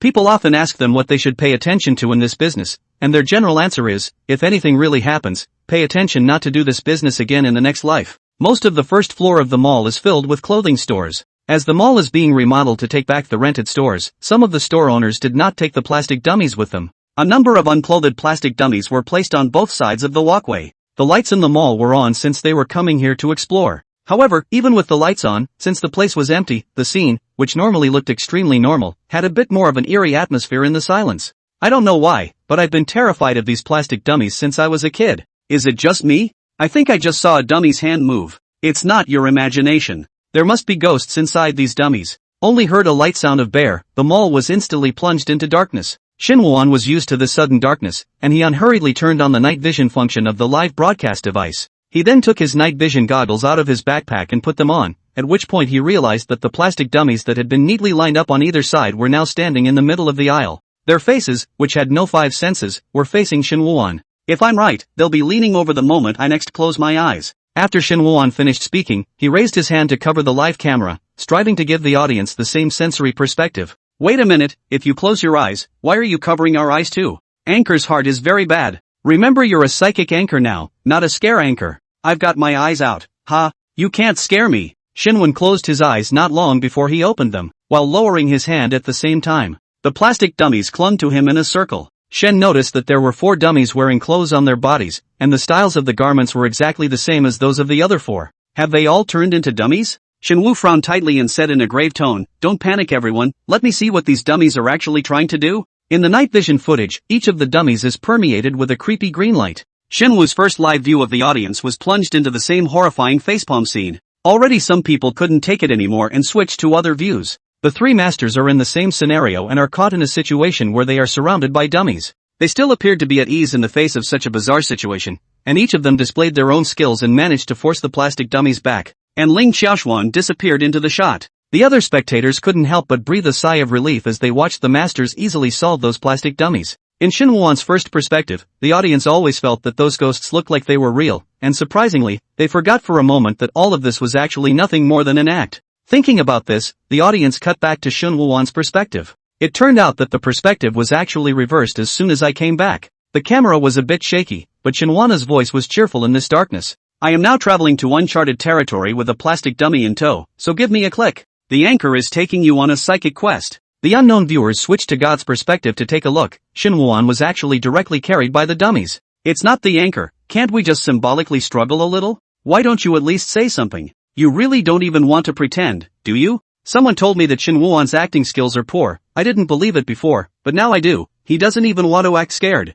Just now my mom came in and yelled at me for turning up the volume on the video too much. I didn't dare to say that it was all me screaming. As they walked, suddenly, the legs of the lead plastic dummy suddenly broke off and the whole dummy fell straight down. The chain reaction also caused the several plastic dummies behind them to have no way to carry Shinwoo on any longer, and they all fell to the ground, falling apart. Shinwoo was caught off guard and fell on his butt to the ground. His hand remained raised high in the air, and he breathed a sigh of relief after making sure the live equipment was okay. Shen at this time looked down and surveyed the fake people scattered all over the place. They didn't move a muscle, as if the bizarre everything just now was just an illusion. What's going on? The dummy was killed by Shinwoo's ass? You don't say. At first I also thought it was my illusion. Has Shinwoo gained so much weight compared to before? It's kind of funny, those other living anchors are getting thinner and thinner every day, but Shinwoo is doing well, and he's even getting mellowed out. I'm going to stand here and watch. Brother looks good when he grows some meat. I'm going to stand here and watch. Who dares to say brother doesn't look good when he's fat? At that moment, the overhead lights came on, and the three masters and Ling Xiaoshuang who had disappeared earlier appeared unharmed at that moment.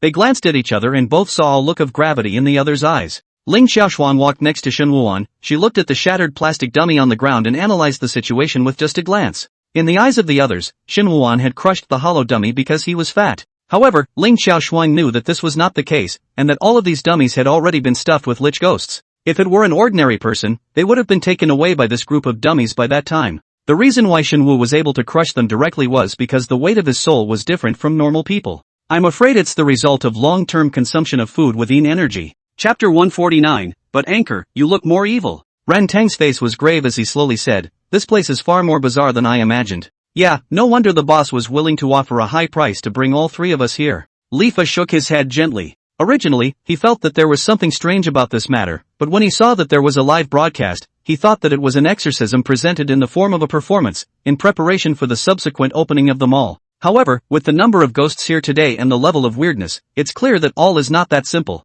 We just need to get rid of the most powerful ghost here. The other little ghosts shouldn't be able to harm anyone. Lin Biao uttered a rather pertinent sentence. After the three of them finished conferring, they turned around only to find that Shinwoo and Ling Xiaoshuang's figures had disappeared. Ling Xiaoshuang acted separately from Shinwoo after ascertaining that he would not encounter danger. Shinwoo held up the live broadcast device and walked forward. He had just noticed that the dummy seemed to want to take him to a specific place, so he traveled in that direction, trying to see just where he could reach. Anchor, the eyes of the dummy next to you just now moved. Shinwoo saw this pop up and then turned his head to look, and there was indeed a plastic dummy next to him. This dummy had eyes and lips painted with poor quality paint. Shinwoo had seen many dummies on the first floor, and this was the only one with painted eyes. Shinwoo came closer to take a closer look and instantly recognized it. Ugh, aren't you that human face just now? As soon as he spoke, a human face unexpectedly moved directly. The human-faced ghost stuck to Shinwoo's face at once, which was its way of possessing a living person. The human-faced ghost was on to them from the start. It was just that the other celestial masters it was not an opponent. Therefore, the human-faced ghost aimed at Shinwoo, who looked the most ordinary. Don't worry, I won't kill you, I'm just borrowing your body. The smug look on the human-faced ghost's face hadn't lasted more than a few seconds before his expression suddenly changed drastically. It felt as if it was stuck to a very smooth wall, and it couldn't even grasp it, and its whole face slid right down. Shen reached out and ripped the human-faced ghost off, scrutinizing it carefully, and he pondered that the props made by the program team were really quite creative. However, it looked like I had forgotten to apply the glue to the point where I couldn't match the performance myself. At this time, observing the human-faced ghost from a close distance, it was shocked to realize that the yin qi on Shinwoo's body was extremely strong, and cried out in horror, "Are you a ghost too?" The human-faced ghost is eating the loss of not watching the live broadcast. I have to say, you picked the most unattachable person. Of course I'm not a ghost. You seemed to be trying to sneak up on me just now, didn't you? When Shinwoo asked this, there was still a smile on his face, and not the slightest bit of aggressiveness was visible in his eyes. However, the human-faced ghost was uncontrollably afraid. No. I just want to say hello to you. If there is nothing else, I will leave first. The human-faced ghost seemed to turn into liquid and slipped out of Shinwoo's hands. Shinwoo, however, directly clenched tightly. The human-faced ghost let out a miserable scream, and its face instantly became as crumpled as paper. Sorry, you don't have hands, I really don't know what method to use to keep you. Shinwoo's tone was very polite, but the strength in his hand did not weaken at all. The human-faced ghost looked at Shinwoo with wide eyes, as if Shinwoo was the real evil ghost coming out of hell. What the hell do you want? You are an aboriginal of this mall, right? I want to learn about the situation here from you. Shinwoo found glue from his backpack and directly applied it to the back of the human-faced ghost. Then, Shen unapologetically stuck the human-faced ghost directly onto his head. Shinwoo deserves to be on the psychic track, and just watered down and put someone's face on his head. I wouldn't be so casual about putting someone else's face on my head, it might have something to do with my upbringing. Brother, really, not hygienic at all. That ghost must not have washed his face. Big sister upstairs, is that the point? The human-faced ghost couldn't leave even if it wanted to at this time, but it gradually realized that Shin Woo-won had no fear of it at all, and there wasn't even any hostility. This is the first time I've seen a living person like this. The human-faced ghost simply lay flat on top of Shin Woo-won's head and said, "Hey, in the beginning, I just wanted to die with a bang and let that scummy guy be condemned by morality. Who would have thought that after turning into a ghost, I would be trapped here, and I still can't go to reincarnation. We are also trapped here." Hearing the voice, Shin Woo-won turned his head to look, only to see a middle-aged man-like plastic dummy. And us. There's still us. Seemingly thinking that Shin Woo-won was a kindred spirit, the group of plastic dummies all came together. From their mouths, Shin Woo-won learned that all the ghosts had died during these 3 years and were then trapped here. It is said that often a man in a suit will show up late at night. The lich ghosts had tried to attack the man in the suit, however, the other party was so strong that they were no match for them combined. That's why you need to borrow people's bodies to fight against him. Shin Woo finally understood what the rumors of scapegoats that the other masters had mentioned earlier were about. Yes, but the living man we attached was killed directly by the man's men. I see. At this moment, Shin Woo-won had a piece of human face affixed to the top of his head, while he was surrounded by a multitude of plastic dummies with different looks and models. Shin Woo-won never forgets to actively interact with the pop-up viewers at all times. He looked at the camera and said, "Everyone understands what happened. This time we're going to fight against that evil man in a suit, and help the innocent ghosts escape." Really? But Anchor, you look more evil. There's one thing to say, isn't that too arbitrary? Can you believe this crap? It's not possible that people's celestial masters are good and then specialize in suppressing this group of severe ghosts here. I lolled, the living just love to engage in this kind of discrimination. What's wrong with ghosts? What's wrong with ghosts? What? You're not going to die, are you? Ghost is the kindest. They don't like to lie. It's you, the living, who slanders us every day with such derogatory terms as ghostly. Outside the mall, the field manager stared intently at the pop-ups, reaching out and pointing at several of them, saying, this one, and this one, ban all of these people. The staff was full of confusion. Brother, are you pointing at the wrong people? The ones who spoke more excessively should be the other ones, right? All of them have been scolded with their parents, and they have even counted down the 18 generations of their ancestors. The field agent huffed slightly. Don't you care? Listen to me, I'm doing them a favor. Despite the disbelief in the minds of the staff, they followed the words of the field agent. The field manager, on the other hand, completely ignored the letters of complaint that flew in like snowflakes, and reached up to wipe the cold sweat oozing from his forehead. In his heart, he thought to himself, today is also considered to be a good thing to do by default. Chapter 150, The Evil One. As soon as they heard that Shinwana was willing to help, more and more ghosts came. In the blink of an eye, the aisle was filled with more than 24 plastic dummies. Judging from what they revealed, the man in the suit was extremely powerful. Even if Shin Woo-won considered himself to be the protagonist, the chances of winning were still not great at the moment. At the end of the day, the role one plays is just an ordinary person. Shin Woo-won suddenly thought of the 3 heavenly masters and immediately brightened up. We can go seek the help of those 3 masters. Die laughing. The human-faced ghost couldn't help but laugh out loud when he heard Shin Woo-won's naive words. Have you forgotten how they treated me just now?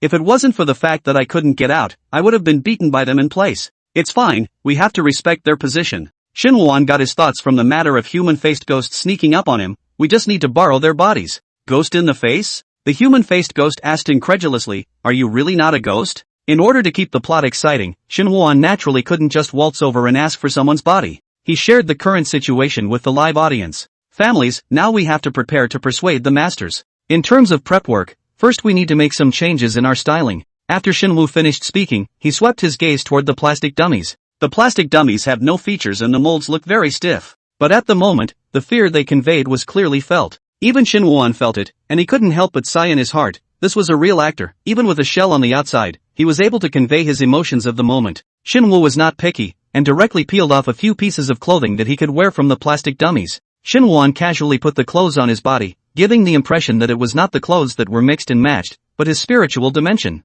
He even went so far as to explain to the audience of the live broadcast, people might not quite understand why I'm changing my costume, it's to avoid being recognized by the masters. And the more chaotic the costume is, the more it brings a sense of unnatural weirdness. It feels like the anchor is making some sense. I'd pee my pants if I saw someone walking toward me in the middle of the night dressed in a messy outfit. Is there really no one who cares? Will Shinwon still be able to go on the idol track in the future?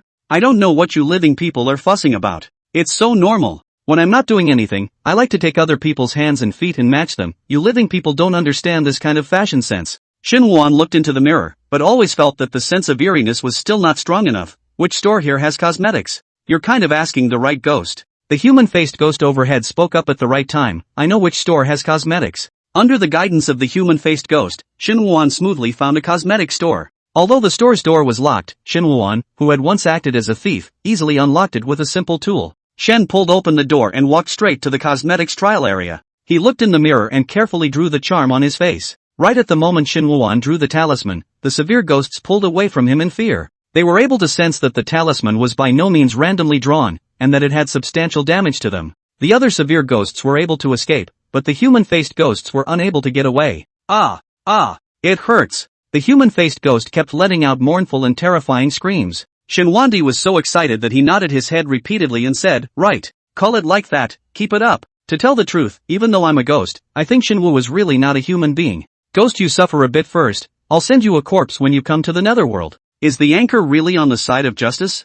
I'm a little scared. In the lobby of the mall, there is an area with a piano. Suddenly, one of the piano's keys moved slightly. Then, it was clear that no one was there to play, but the keys began to fly on their own. The notes drifted out with an eerie twang that filled the air. Where is the music coming from? Rentang stopped and listened carefully with his ears, yet he was unable to distinguish the source of the sound. Lifa frowned slightly. Something's not right, this music doesn't sound like it's being played by a human. I'm feeling all out of sorts right now. After Lin Biao finished speaking, he raised his fist and hammered it hard against the scroll door next to him, directly hitting a crater. Lin Biao had made such a loud noise, but none of the other two present had blamed him. Even they felt that such a noise was more pleasing to the ear than the music that kept coming at the moment. Suddenly, one of the distant lights dimmed, followed by another, as if the darkness was coming at them step by step. Run Tang held up his mahogany sword, his body tense as if he were an enemy. Something is coming. It was naturally impossible for the three to act like ordinary people and run away hastily out of fear. Leifa folded his hands together, a string of Buddha beads in his hands, and the scripture recited slowly from his lips, as if he was fighting against the eerie music. In less than 10 seconds, the color of blood faded from Leifa's face, and his closed eyes made it clear that he was in great pain at that moment. All the lights went out as fast as they could. Lin Biao felt something approaching, and he didn't hesitate to reach out his hand. A piercing coldness came from the palm of his hand. Lin Biao didn't let go, but held on tightly, and then he swung his fist over. Ah! A miserable scream suddenly rang out. Lin Biao thought that he had accurately found the evil ghost that was working in the darkness. However, in the next second, his complexion suddenly changed drastically. Ah! The scream resounded again, but the source was not in his hand. Runtang reminded in a loud voice, "Quickly open up the heavenly eyes, or else we'll be blind with our eyes open here." Lin Biao stretched out his two fingers and gently touched his eyes, and when he opened them again, he was shocked to realize that he was holding onto a plastic dummy. Dare I say that all of the maneuvers he had just made had all come to naught. Ah! The mournful screams paired with the eerie music brought a double sense of oppression. Rentang, who had opened his heavenly eyes, looked forward and there was a ghost standing on the walkway not far away. The yin qi on that ghost had already turned into substance, forming a black mist that spread out around it. The clothes that the ghost was wearing were extremely strange, both male and female, as if they had been pieced together by countless individuals. And it actually had two faces. The other face was making guttural screams at the top of its head. Brother Ren, look at the face of that ghost. Lin Biao instantly recognized that the talisman on the face of the stern ghost was none other than the Five Thunder Talisman. This was a charm to suppress ghosts and drive away evil spirits, indicating that the ghost had once been suppressed by a celestial master, yet it did not have any effect. Put! At that moment, Le Faz spat out a mouthful of blood, and the Buddha beads in his hand broke off and spilled all over the ground. With a pained expression, he said, "Go. We are no match for this ghost." Lin Biao picked up the injured Le Faz and the three of them turned around to leave. It turned out to be full of densely packed plastic dummies behind them, directly blocking the aisle. Bad. Run Tang didn't attack these plastic dummies right away, knowing that they were being manipulated by the terrifyingly stern ghost behind him. Run Tang took out a red talisman and handed it to Lin Biao. "Brother Lin, you are the only one who can get close to that stern ghost. This talisman has my heart's blood on it. If you stick the talisman on the stern ghost,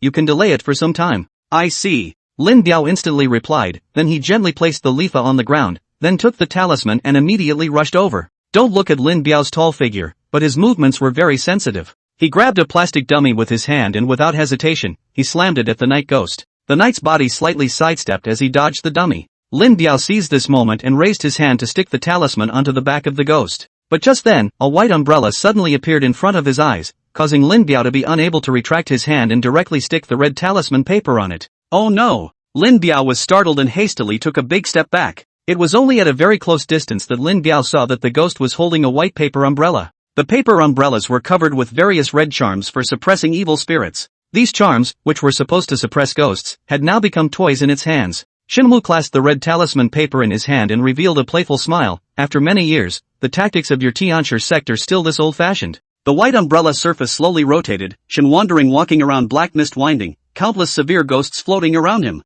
Evil is in the way, and now it's time for us to take charge of this world. Chapter 151, Martial Arts Actors. Shen Wu's severe ghost costume won the pop-ups. Can't spray, it's a real ghost. When the 100 Ghosts Night Parade is on, we should have Shen Wandering parade it. It feels like Director Chen should be sorry that he didn't meet such a ghostly actor as Shen Wuan earlier in the year. At this time, Director Chen didn't have so much as a mind to pay attention to the pop-up compliments. From the viewpoint of the audience, they couldn't see the black mist and the severe ghosts, and could only see the plastic dummies following Shen Wuan's actions. Viewers will just assume that those plastic dummies are being manipulated by the staff. But the money guide who has not done anything knows in his heart that this is a ghost appearing. At first, Mr. Shen thought that even if it was haunted, there were still 3 masters there, so they could definitely hold it. But it turned out that Shenwana was good, and directly let the ghosts go and snatch the bodies of the masters. When he heard those words from Shen Wuan, the sweat on the top of Director Qian's head rose like a spring, and he couldn't even wipe it off. He consoled himself in his heart. He was at least at the level of a master. How could he be possessed by Shen Wuan with a few little ghosts saying that he was possessed?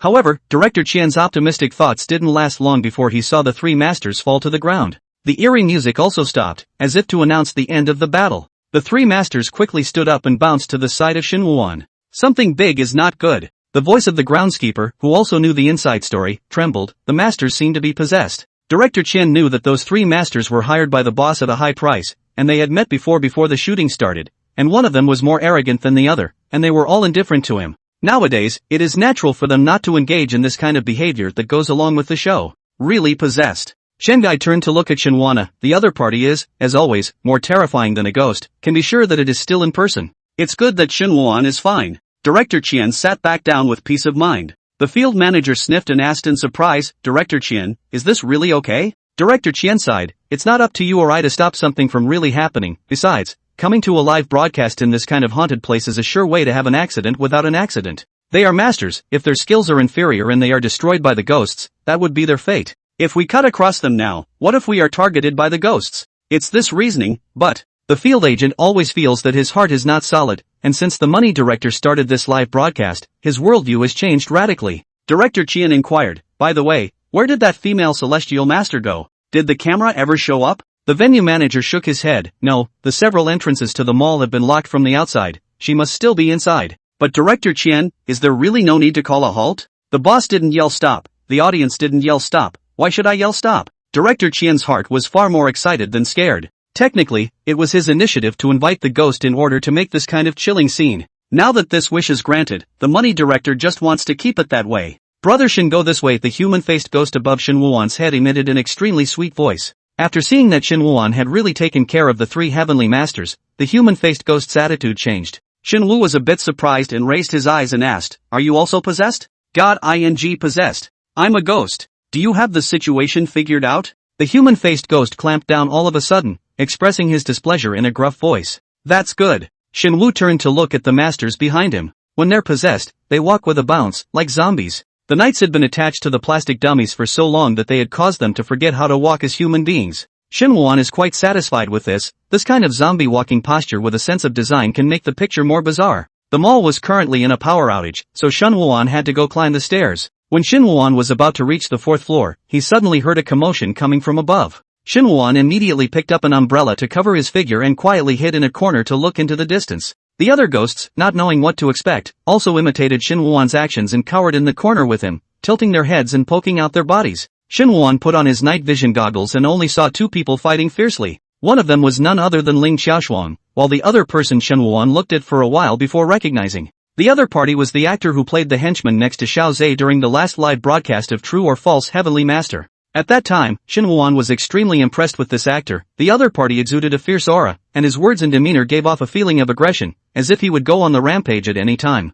However, what surprised Shin Wuan the most was Ling Xiaoshuang, not realizing that the other party was a martial arts actor. Ling Xiaoshuang's tiny body was surprisingly not at a disadvantage at all against the youth's ferocious fists. Neither of them had a weapon in their hands, and every punch and sparring session was a punch to the bone, and even the sound of the wind whistling from the fists could be heard. The youth bent down and grabbed the ground, stabilizing his falling body as he looked in shock at Ling Xiaoshuang, who was standing across from him. Ling Xiaoshuang stood on one foot, standing as upright as a green pine, followed by her lifting her hands for luck, her torso half squatting. Her gray eyes were like a sheathed blade, glowing with a harsh, cold light. You actually know martial arts? The youth had always thought that Ling Xiaoshuang, like his master, only knew the art of exorcism. For you evil people, I only speak with my fists. After Ling Xiaoshuang finished speaking, she initiated the onslaught. In terms of force, Ling Xiaoshuang was no match for the youth, but each of her strikes was very precise on the acupoints, causing the youth's own force to be removed by a few points. The youth was confident in his heart that he would be able to subdue Ling Xiaoshuang if he were to fight a protracted battle. However, his master's order was for him to kill Ling Xiaoshuang in the fastest time possible. As the two pulled away, the youth quietly took out a small knife laced with poison beforehand from his waist. Just as he was about to initiate the attack, he was suddenly knocked lightly on the head from behind. The knock was not heavy, even as if it were a greeting. The youth, completely unaware of anyone's approach, jerked around. At first glance the youth thought he had seen a ghost, but since he had just watched the live broadcast, he quickly recognized Shin Wuan. It's you! The youth immediately wanted to pull out a knife to kill Shin Wuan.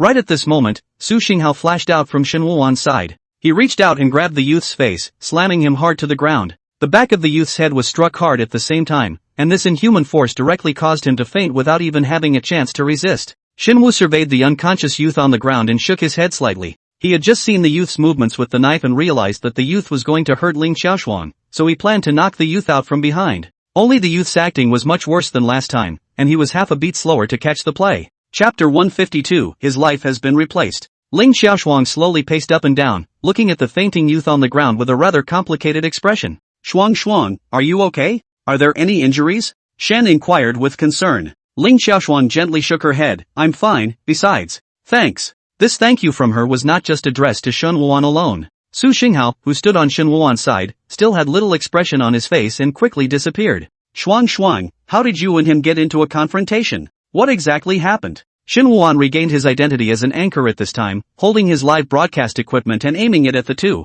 Do you remember Xiao Zhe? Seeing Shen Wuan nodding, Ling Xiaoshuang continued, the lunar mall was opened by him. Wait, who is Xiao Zhe? How come I don't have any impression at all? Is this a new character? Why don't you have a beginning and an end? You just have to remember that the other person is a living person who was very, very bad to ghosts. Outside the shopping center, when Ling Xiaoshuang named Xiao Zhe's name, the Qian guide's heartbeat suddenly accelerated, which was by no means heartwarming, but pure shock. He naturally knew Xiao Zhe, and it was the other party who had patted him on the back that night and agreed to do a live shoot. Even earlier, Director Qian had also seen Xiao Zhe during one of Shen Wuan's live broadcasts. Only, Director Qian originally thought that Xiao Zhe was just bringing in a playful nature for a guest role, which was not uncommon. Even on that night, Director Qian took the initiative to mention this matter to Xiao Zhe, and the other party even smiled faintly at him. However, upon seeing the female celestial master just so dryly tell Xiao Zhe off, Director Qian realized that this was by no means a line. The field manager also noticed this. Director Qian, that boss Xiao. This is really a big deal. Director Qian was still calm and didn't rashly call the police after realizing that Xiao Zhe had harmed countless people. If there is no evidence, it will only scare the snakes. Look again. The money guide's hands trembled restrainingly. Now this live broadcast of ours is not a horror broadcast, it's a crime broadcast. I'm afraid this is an event that can go down in the history books of live broadcasting. It's actually really Xiao Zhe? Shen Wuan hadn't expected that the works of different directors had actually created a linkage here as well. It seemed that Ling Xiaoshuang would show up here before and was invited by Director Qian. He's surprisingly fine and has become the mall owner instead. Shen Wu quickly rationalized the previous plot. It seems that the wrong souls here were killed by him again. That's right, I've been tracking him before. Ling Xiaoshuang had instantly understood at that time that it was a setup set up by Xiao Zhe when she learned that Shen Wuan was going to come to the mall to broadcast live. Ling Xiaoshuang had no way to stop Shen Wuan from coming to the play, and could only enter the game in the same way. Ling Xiaoshuang glanced at the possessed masters behind Shen Wuan. Since you have found helpers, then we will divide our forces into two. Xiao Zhe will be dealt with by me. These ghosts are trapped by the formation set up by Xiao Zhe, and they will take you to the center of the formation. Shen Wu did not say anything more, but nodded with a solemn expression. I understand, be careful. Ling Xiaoshuang's footsteps gave a slight lurch. Although it was clear that Shen Wuan was just treating this as an act, the other party's concern still made her feel a wave of warmth. She turned her back to Shen Wuan, holding a piece of talisman paper between her fingers. He won't be my match even if he practiced for another 500 years. After Shen Wuan watched Ling Xiaoshuang leave, he raised his eyes to the human-faced ghost and asked, where is the center of the formation? The human-faced ghost's voice rumbled mournfully. It's right there on the brick where I died. Ah? Shen Wuan showed a surprised look. Then why didn't you just say it outright at the beginning? The human-faced ghost resisted the urge to curse, and the corners of his mouth twitched a few times. Did you guys give me a chance to talk? Show your head for seconds. Ling Xiaoshuang tracked where Xiao Zhe was, and in such a huge mall, there were only a few cents of living people. These days, she had blown up all of Xiao Zhe's strongholds, directly and heavily hitting the other party's underpinnings that had been accumulated over the years.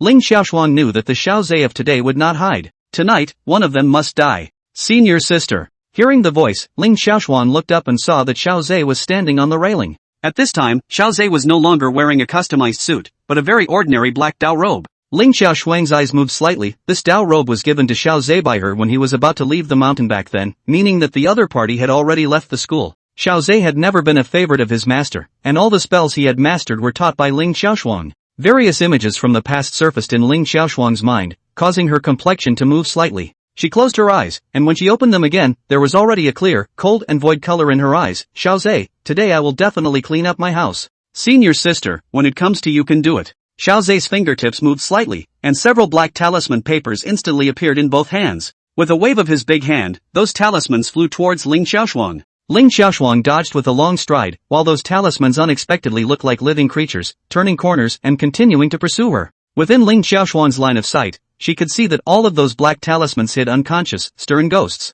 This was how Xiao Zhe trapped the souls of innocent people who had died in vain in place, and hardened them to be transformed into senseless spirits that only knew how to kill, and then made them into puppets. Ling Xiaoshuang's fingers of both hands formed seals quickly. Jin. The black talisman paper was directly and viciously smashed down by an unseen force, only to hear a burst of mournful screams ringing out. Xiao Zhe looked unsurprised as he slowly raised his hand and said, Senior sister, in order to kill you, I've taken out all the things in my suitcase. At this moment, black talisman paper floated in the sky behind Xiao Zhe, and with a flick of his hand, the black talisman paper fell like a downpour. Ling Xiaoshuang didn't choose to carry it hard, but quickly ran backwards. Just then, she saw the paper umbrella that Shen Wuan had left behind. Ling Xiaoshuang rushed over and grabbed it, and was about to make a seal on it, only to find that it was already filled with ghost-quelling talismans. Ling Xiaoshuang was only slightly stunned, then she borrowed the paper umbrella to block the roiling black talisman. Her other hand held the burning rune paper. Removing the paper umbrella, Ling Xiaoshuang blew towards the burning talisman paper. A flame instantly ignited the black talisman, turning it into ashes that fell to the ground in droves.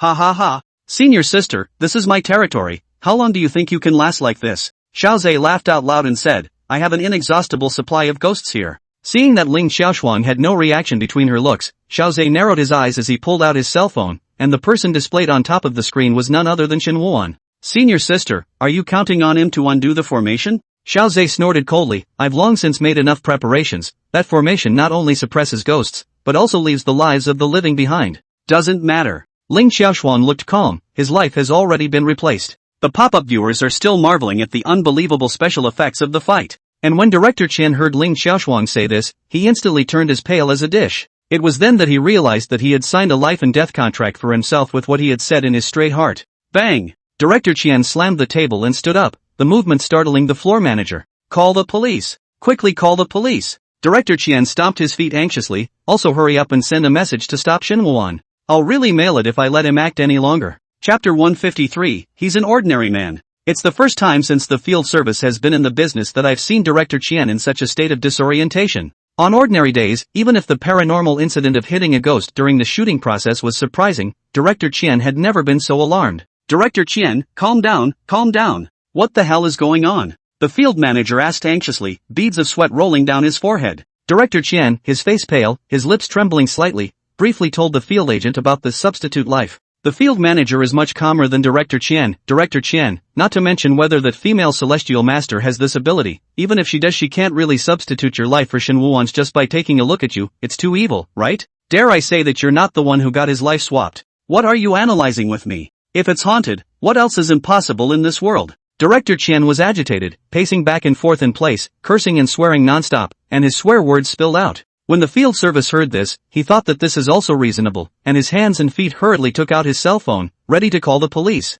Wait! Director Chen, whose complexion had calmed down a lot by now, raised his hand to stop the field service and said in a deep voice, don't call the police yet, and wait and see. You calmed down in this? The field manager couldn't help but admire in the bottom of his heart, worthy of being a great director specializing in horror films, he was able to stabilize his mind in such a short period of time even after such a big matter. Director Chen sat down on his butt, took a long breath, and said slowly, I've thought it over carefully, and if I really die, it doesn't seem like there's anything wrong with it. Ha! The field manager's eyes widened, thinking that he had misheard, and returned with a face full of shock, Director Chen, are you tired of living? What do you mean you're tired of living? Director Qian glanced across at the field agent and explained with a bitter smile, life taught me long ago that if you can't resist, then learn to enjoy it. To be honest, I'm really quite curious about what the world is like after turning into a ghost. The money director was considered to have completely thought it through, and a slight leap of faith even appeared on his face. Most of the fear of death stems from the unknown, but once the veil of mystery is lifted, it becomes a new and exciting field for the money guide.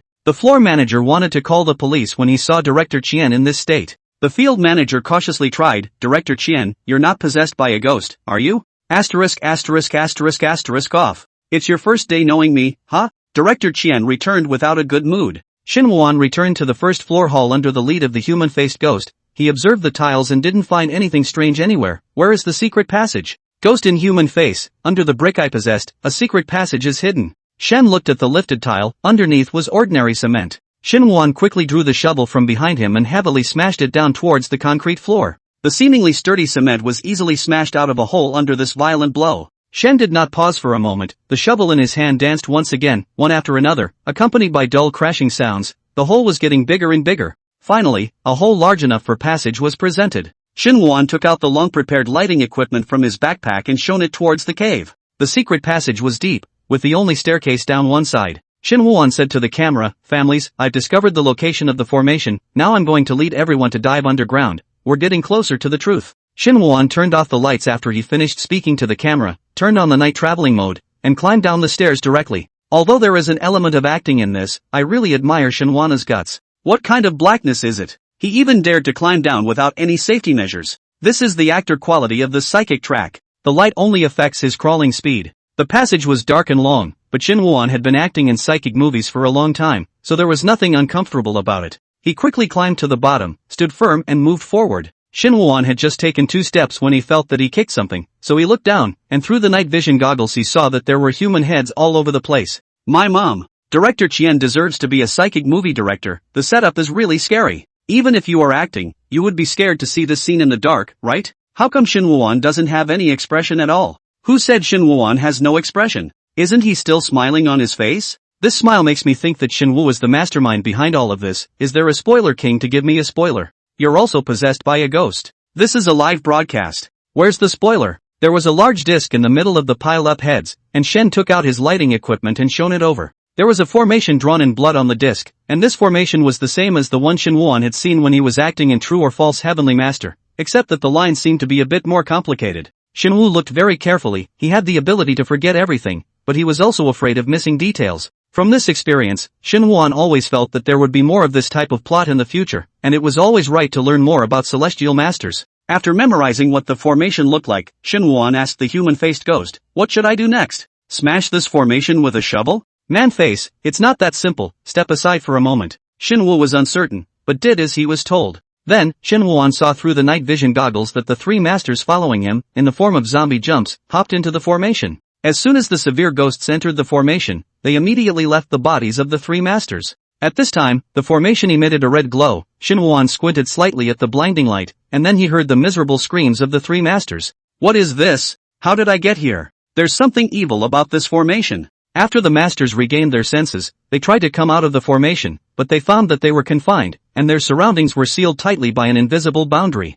The human-faced ghost said in an eerie tone, "If you want to survive, show all your skills." In the eyes of the 3 masters, they had previously been possessed and manipulated by a stern ghost, and had come to this deadly formation in a haphazard manner, and at the moment the stern ghost was still standing next to them, eyeing the situation. Runtang immediately turned white and exclaimed, "Bad, this is a sacrifice." Lok Fa immediately sat down on the ground, only to see him quickly take out a string of black beads, and his mouth began to recite the sutra. Lin Biao took out a golden bag and wrapped it around his hands in a circle, then swung his fist up and hit the formation hard, one by one. When Rintang saw that the others were starting to put their lives on the line, he no longer hit it, and he hurriedly took out many more sheets of red talisman paper and began to spread them out on the ground. Xinhuan stood outside the formation and quietly watched the 3 masters go about their business. He raised his eyes and inquired of the human-faced ghost, "Do I really not have to go over there and contribute? You can forget about it." Through this bout of getting along, the human-faced ghost realized that Xinhuan was only an ordinary person, and at most, his yin qi was a bit heavier. But then again, he doesn't seem like an ordinary person.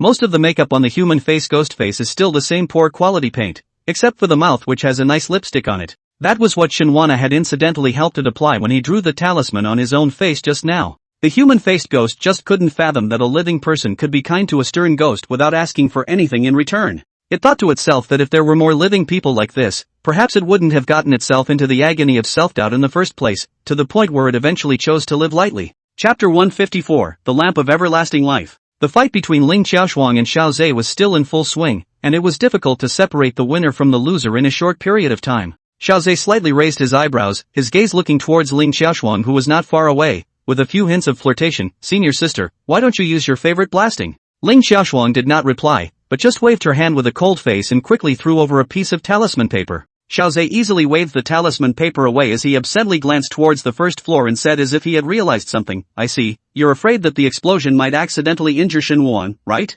Xiao Zhe's face, which was originally wearing a smile, instantly grimaced and became ferocious. "When you destroyed my turf at that time, you didn't think of leaving a life for my group of men." Xiao Zhe actually didn't care about the deaths of his men, he just wanted to use this to loosen Ling Xiaoshuang's Dao heart and thus look for a break. Only to his disappointment, Ling Xiaoshuang's expression remained unchanged. "Sooner or later, they all have to be reduced to a corpse when they work under your hand." Ling Xiaoshuang's expression was cold and her tone was icy. "I'm just sending them their retribution in advance." Good.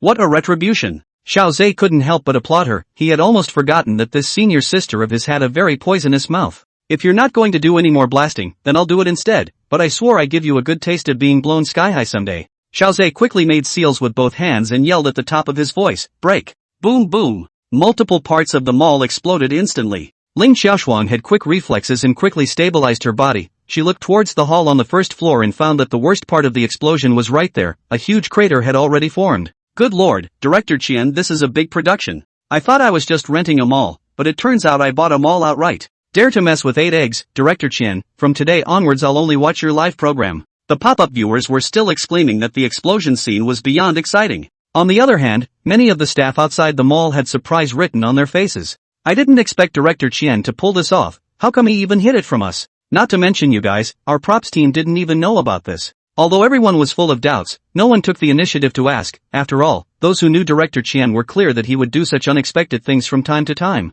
But they didn't realize that on Director Qian's side, the groundskeeper was pressing him in the middle of the man and shouting over and over, "Don't die, Director Qian. If you die, how can I clean up this mess alone?" At the moment of the explosion, Director Qian instantly felt as if his life had been taken away, his body lulled and he directly closed his eyes. The field agent thought that the Chen guide was really dead and was about to call for resuscitation. When the Chen guide opened his eyes violently, he touched his body and said in surprise, "I'm still alive? So Shen Wuan is fine?" Director Qian himself found it hard to believe that this came out of his mouth. Shen Wuan didn't know beforehand that Director Qian had set up the explosions, so when the explosions hit, he had absolutely no chance to dodge them. The darkness in the explosion made Shen Ru's head go blank at that moment. After a few seconds, the dizzying ringing in his ears disappeared before Shen Wuan opened his eyes, and he realized that he was surrounded by plastic dummies. They bent slightly and formed a protective zone, blocking the impact of the explosion and the rocks that splashed over for Shen Wuan. Seeing the mess all around, Shen Wuan anxiously inquired, "Are you guys okay? Is anyone hurt?" The dummies looked a little worse for wear, and they shook their heads very rhythmically.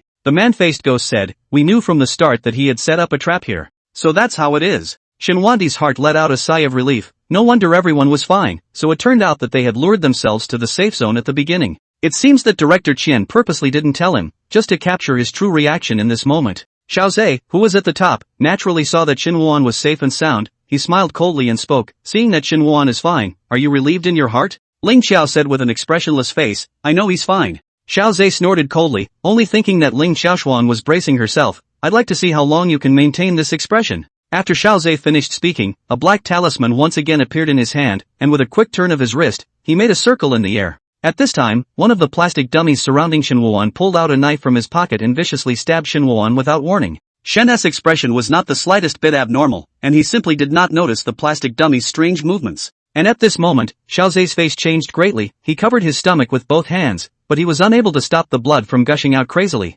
"How?" Xiao Zhe once again raised his eyes to Ling Xiaoshuang. Ling Xiaoshuang's eyes seemed to look at him with a few hints of sadness and compassion. "As I said, his life has been replaced." "Impossible." Xiao Zhe's face was full of incredulity. "How can you connect my life with his? I've never told anyone about my 8 characters. Yes, you have been without parents since you were young, and you never wanted to tell your botsy." Ling Xiaoshuang paused and continued, "That's why I once went down to the mountains and went through a lot of trouble before I learned your botsy from one of your distant relatives. It turns out that, senior sister, you have long been trying to count me. Xiao Zhe's body gradually lost its strength, and he couldn't control himself as he knelt on the ground. Ling Xiaoshuang said calmly, I used your 8 characters to light the longevity lamp for you. Xiao Zhe's expression instantly froze when he heard this. The longevity lamp was one of the sect's blessing spells, able to ward off disasters for the disciples who descended from the mountain. Xiao Zhe had never been treated well by others, and he had never imagined that he would still be able to light the longevity lamp. There's even a longevity lamp? The severe pain made Xiao Zhe's face pale, and cold sweat kept falling. Then why doesn't it work? Do you think you won't get retribution for the things you did? Ling Xiaoshuang's gray eyes reflected Xiao Zhe's wretched appearance. People do what they do, and the heavens watch. The only reason I came down the mountain was because I saw your longevity lamp go out. Ha ha. Xiao Zhe couldn't help but laugh, and cried out mournfully, Senior sister, do you think it's fun to be a human? When I become a ghost, I will kill all of you. The sadness and pity in Ling Xiao's eyes quickly disappeared, and she just watched with an expressionless face as Xiao Zhe gradually broke off. Ling Xiaoshuang was born with her heavenly eyes open, so she easily saw Xiao Zhe's soul floating out of his body. Xiao Zhe, your fruit as a human is over, but your karma as a night ghost is not. Xiao Zhe, who had transformed into a ghost, hadn't had time to say anything when several black ropes suddenly appeared and bound him tightly. But it made me wait. Pang Fangfang came out of the darkness, her long hair windless and her exposed arms covered in bruises. Behind her were all flying black ropes, each one binding a struggling ghost. I've been waiting for this moment. Pang Fangfang beckoned, and the black rope-tied Xiao Zhe automatically floated over to her side. Xiao Zhe struggled desperately and shouted, Senior sister, save me. Aren't you the one who hates the night ghosts the most? Do you want to watch me being tortured by the lich ghosts? Sister, senior sister, you've lit the longevity lamp for me. No matter how much Xiao Zhe shouted, what he saw was always Ling Xiaoshuang's gray, emotionless eyes. Soon, the black rope bound Xiao Zhe's entire body, and he could no longer make any sound.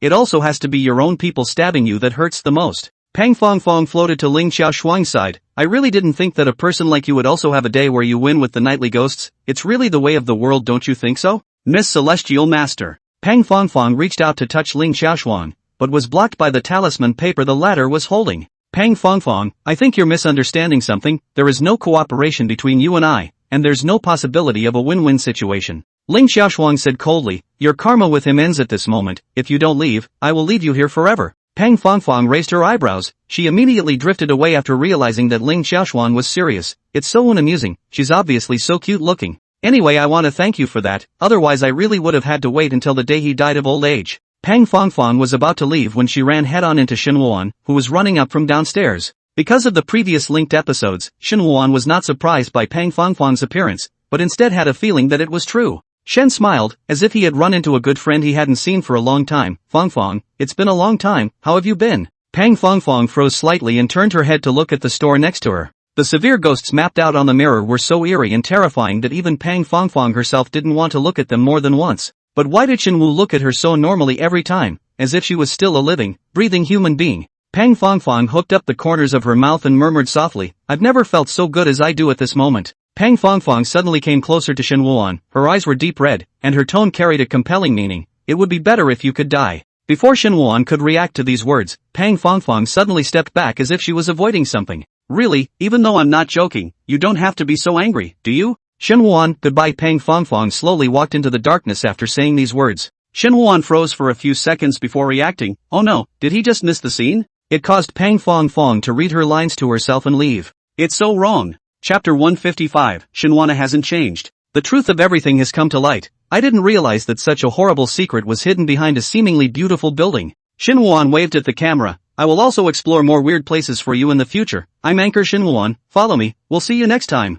After Shenwu finished speaking, he turned off the live broadcast. At the same time, the crew poured into the mall. Shenwuan. Director Qian rushed over at a brisk pace, looking Shenwuan up and down with a startled expression. You're not hurt, are you? Shenwuan smiled and responded, I'm fine, although the scene was thrilling, but the protective measures that you did in advance, Director Qian, were spot on. Chen Guide's heart was weak, and he really didn't have the face to admit that the only protection he had done was to pray silently for Shenwuan. Shenwuan still had those charms on his face, and Director Qian signaled him to go to the dressing room to remove his makeup and change his clothes. Seeing Shenwuan walk away, Chen Guide walked to Ling Xiaoshuang and piled up a pleasing smile. Master, it's me who has eyes but doesn't recognize him. The polite words are spared. Ling Xiaoshuang interrupted him. I know what you want to ask, but people can live better by being confused. I understand. Director Qian nodded his head repeatedly and didn't let the other staff members come closer as he looked at Xiao Zhe, who had collapsed motionless on the ground, and his heart couldn't help but tremble. And is he Really dead? I'll deal with the corpse and the fainted young man. Ling Xiaoshuan walked over to the railing and looked down. The three masters were lucky not to be dead, and the paramedics were carrying them out on stretchers. As for those three masters, you don't have to worry, they have their hearts in the right place and know what to say and what not to say. I understand. Director Qian had a stomach full of questions he wanted to ask, but when he met Ling Xiaoshuang's gray eyes, the words that came to his mouth were swallowed back. After Shen Wuan removed his makeup and changed back into his clothes, he walked out of the dressing room, but he didn't see the other actors, and asked the staff to realize that they had all left. So soon? Shen had some regrets. He had originally thought of inviting everyone to a late-night snack. Ling Xiaoshuang stood at the top of the mall, the wind whistling her wide sleeves. She'd seen so much in the time she'd been down there. Ling Xiaoshuang had made a bold statement, saying that when she came down from the mountain, she would destroy every evil spirit she saw. But it turned out that there were not many evil spirits to be seen, and instead, the evil ones were bullying the good people who could have had a smooth life. Ling Xiao held an extinguished lamp in both of her hands with Xiao Zhe's name written on it. People's hearts were unpredictable, and Master and his brothers had seen Xiao Zhe's mischievous intentions a long time ago. It was just that Ling Xiaoshuan was too conceited at that time and deluded herself into thinking that she could change Xiao Zhe. Now she realizes that no matter how hard she tries, a bowl of ink cannot be turned into fresh water. Ling Xiaoshuang threw away the longevity lamp. Shun! Ling Xiaoshuang heard the sound and looked downstairs. Shenwu turned around and saw Wang Tianyu walking towards him. Tianyu? Why did you come over so late? Wang Tianyu carried the lunchbox and panted, Brother Shen, I think you must be very hungry after you just finished filming. I cooked you abalone seafood porridge. In fact, Wang Tianyu had already fallen asleep, but was stiffly called up by his grandfather, and then cooked hot porridge and sent it over under Lin Cici's remote guidance. You this. Shen moved to be a little speechless, really hard for you. Wang Tianyu was originally a little opinionated when he was forced to do something, but after seeing Shen Wuan's dusty appearance, that little complaint in his heart disappeared. In a way, both he and Shen Wuan were already alone, but luckily they weren't. Shen took the lunchbox, put his arm around Wang Tianyu's shoulder, and said with a smile, Come on, let's go home and eat. I still have some small dishes left at home. Ha! Brother Shen, I won't go to your house. Wang Tianyu felt a bit unable to eat when he thought of the rows of wreaths at Shen Wuan's house. Shen Wu touched Wang Tianyu's head. Don't be polite to brother, let's go. At this time, a gust of wind blew over, and Shen Wuan huffed slightly. The weather seems to be getting cooler. Ling Xiaoshuan gazed at Shen Wuan. She could see through a lot of people, but Shen Wu she wasn't sure anymore. When a living person spends a lot of time with a severe ghost, their chi and heart will change over time, just like Xiao Zhe did. But Shenwana didn't change. Ghost shade could cover his eyes, but it did not cover Shen Wu's heart that was warmer than anyone else's. Ling Xiaoshuan looked up at the night sky. At this time, all those ghosts of the lunar mall that had been bound for a long time, all of them flew into the sky like meteors, falling towards a certain place. They all went home. Ling Xiaoshuang smiled slightly. The world is not that bad. Shen Wu arrived home and finished the hot porridge with Wang Tianyu. Shen looked at it. The time was already early in the morning. Tianyu, you can sleep at my house tonight and go back tomorrow. The moment these words came out, Wang Tianyu directly stood up, directly knocking over the chair he was sitting on. No need. Shen, I'd better go home. I recognize the bed better. It's too late now. If you really want to go back, then I'll give you a ride. Shen Wuan got up and was about to put his jacket on. At this time, Wang Tianyu involuntarily trembled, and he felt that there were icy cold lines of sight that almost transformed into actuality poking him in the back. He quickly said, No need. I'm a little sleepy right now. After saying this, Wang Tianyu immediately lay down on the sofa, directly closed his eyes, and snored in 3 seconds. Shen Wuan scratched his head as he watched Wang Tianyu's series of maneuvers last less than 10 seconds. Nowadays, young people are quite fit and fall asleep. Shen went to the bedroom cabinet and took the quilt and covered Wang Tianyu. He poured a cup of hot water, sat down on the dining table, and began to draw a formation on the paper with the vermilion sand he had been buying. Shen Wu wanted to memorize what the secret passageway formation looked like, not only in his brain, but also to practice until he was skilled at drawing formations. For the time in the interpretation of True or False Heavenly Master, Shen Wuan has always regretted that he did not show the audience the ability to set up a formation that a Heavenly Master should have. If he could have gone back to filming at this point, he would have done better. Shen Wu shook his head, which was naturally impossible. But he can summarize past mistakes to perform better in the future. Shen Wu was focused and kept drawing the formation, and in no time the dining table was stacked with a thick pile of paper. During that time he paused and wiped the sweat that had broken out on his forehead with the back of his hand. Is it because the windows are closed in the house? Why does it feel like it's getting warmer? And outside the door, Su Xinghao and Grandpa Wan were both squatting in the doorway. They were hardened by the formation drawn by Shen Wuan. It's better to stay in my house tonight. Grandpa Wang had a palpitating look on his face. It's fortunate that Shen Wuan doesn't have any talent, or else if he drew so many formations, we wouldn't have gone up in smoke on the spot. Su Xinghao was expressionless. I hate the Heavenly Master. Even though the Heavenly Master had once helped Su Xinghao, his instincts as a stern ghost still left him with no way to be kind to the heavenly master. Su Xinghao stood up and Grandpa Wang watched him move. Where are you going? I can't deal with Ling Xiaoshuan, so I'll beat up other heavenly masters to take out my anger. Su Xinghao looked gloomy and disappeared after saying that. Hey!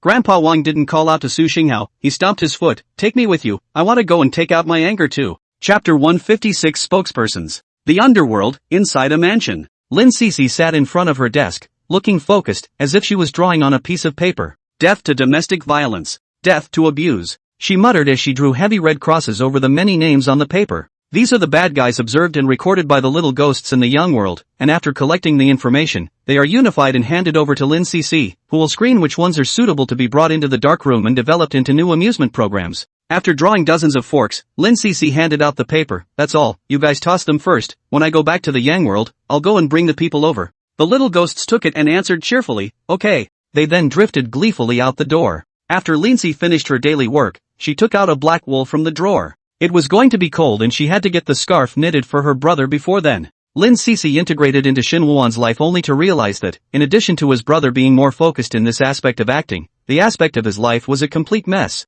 Not only do they eat casually, they even wear clothes that have been around for years. Now that she was there, it was natural that her brother could no longer be allowed to live so casually. Lin Cece pricked her finger, used the blood to dye the wool red, and knitted the word love on it. Peace and prosperity, all the best. Accompanied by a prayer from Lin Cece, a word of love of different sizes appeared on the scarf. Knock, knock, knock. The sound of knocking came from outside the door. Sister Cece, a guest is here. Guests? Lin Cece was puzzled. She spent most of her time in the netherworld in a house or a dark room and didn't know any other ghosts. Let him in. The door slowly pulled open and the male ghost that came was dressed in a British-style suit. It had blonde hair, a small round hat and a handsome face full of smiles. Lin Cece didn't like the smile on its face, as it seemed to carry full of malice. Lin Cece frowned and asked alertly, who are you? MS. Lin Cece, let me introduce myself. My name is Xia Pai. I am the owner of the Underworld Dollar Store. The male ghost owed his body slightly, his tone elegant. There's no ghost that doesn't know about the existence of the Underworld Plutonium Dollar Store as long as it's a ghost.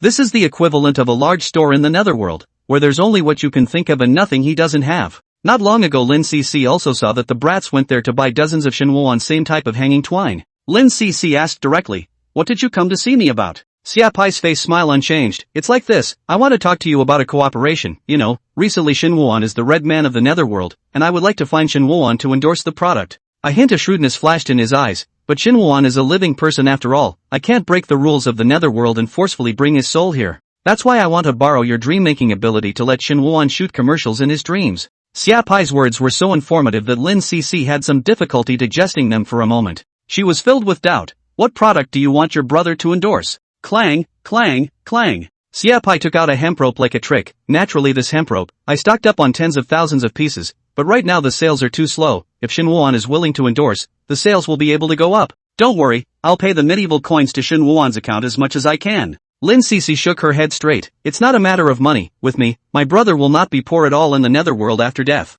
She was telling the truth, now that the Black Lodge project was being run with a bang, and she had taken half of the funds to buy off the bigwigs of the netherworld, the project was moving forward extraordinarily well. Since Xia Pai was able to find it, he obviously had the situation mapped out. He smiled and said, that's true, Shinwoo is too lucky to have such a capable sister like you. But according to his nature, I'm afraid he's unwilling to spend his sister's money, right? Besides, isn't making a name for himself in the netherworld what's most desperately needed for him right now? MS. Sensei, you're afraid you've forgotten what your brother has to face next, right? Lin Cece's complexion changed slightly. She often followed the Lifter livestream. How could she not know what Xia Pai was talking about? A live anchor who successfully survives a D-rated script opens up a live anchor PK tournament. The sponsor will pick an anchor of the same level to act out the script together, and the winning condition is not only to survive, but also to overwhelm the number of viewers in the live broadcast, or face the end of death. Lin Cece had known the rule, originally subconsciously feeling that her brother was ranked 10th in the popularity ranking of the lifters, and it was impossible for him to lose. Lin Cece's eyes narrowed slightly, her gaze transmitting coldness. Are you clear about who that living person is who is going to PK with your brother? Hey! You don't want to kill me, murdering a player before a match. This is a serious matter. Xia Pai was keenly aware of Lin Cece's thoughts and hurriedly advised, if you really want to do this, your brother will be dragged down by you. These words were like a pot of cold water, instantly bringing Lin Cece back to her senses. She realized that Sheppy's offer had to be considered. After all, her brother was the only one of the living anchors who didn't know the inside story. At this moment, the brothers' opponents may have long been using the Night Ghost to make a big publicity campaign in the netherworld, going to great lengths to raise their audience numbers. Although Lin Cc could accept the possibility of her brother's death, she never wanted to see him sad and frustrated. I see. Lin Cc raised her eyes to look at Xiapai, her tone firm. What should I do? Sheppy removed his round hat and curtsied gracefully. That was a wise decision on your part. Xiapai stepped out of Lin Cc's mansion, and a stern ghost, clutching a document, fluttered to follow him. Boss, are you really going to bet all your chips on Shen Wuan? Night Ghost asked in a voice. Sheppy had his signature smile on his face. What, you think I'm too adventurous? Shouldn't bet on this popular newcomer? No. There was a bit of fear between the words of the severe ghost. It's just the first time I've seen you tinkering with the periphery of the living, and I really don't see how Shen Wandering is any different from the other living people. Xiapai gave it a sidelong glance and kindly laughed. You've been in the netherworld for so long that you've forgotten what feelings are. Most of the living anchors have to pull in the nights for profit to survive the script in order to survive. Night Ghost was still confused. Shenwana isn't like that too? He's different, and as to why, you wouldn't understand. Sheppy waved his hand, impatiently. You'd better go to hell while you can. With feelings comes pain, and I don't want to be alive. Nightmare muttered, hugging the papers tighter and rushing to keep up with Sheppy again. Chapter 157. Do my fans like to see me hang myself? Mr. Shen, Mr. Shun. Shen Wuan slowly opened his eyes and was currently sitting in a white car. The driver sitting in the front row spoke. Teacher Shen, we're almost at our destination. Shen Wu shook off his head, only to feel that his head was groggy. Immediately afterward, the driver added, here it is.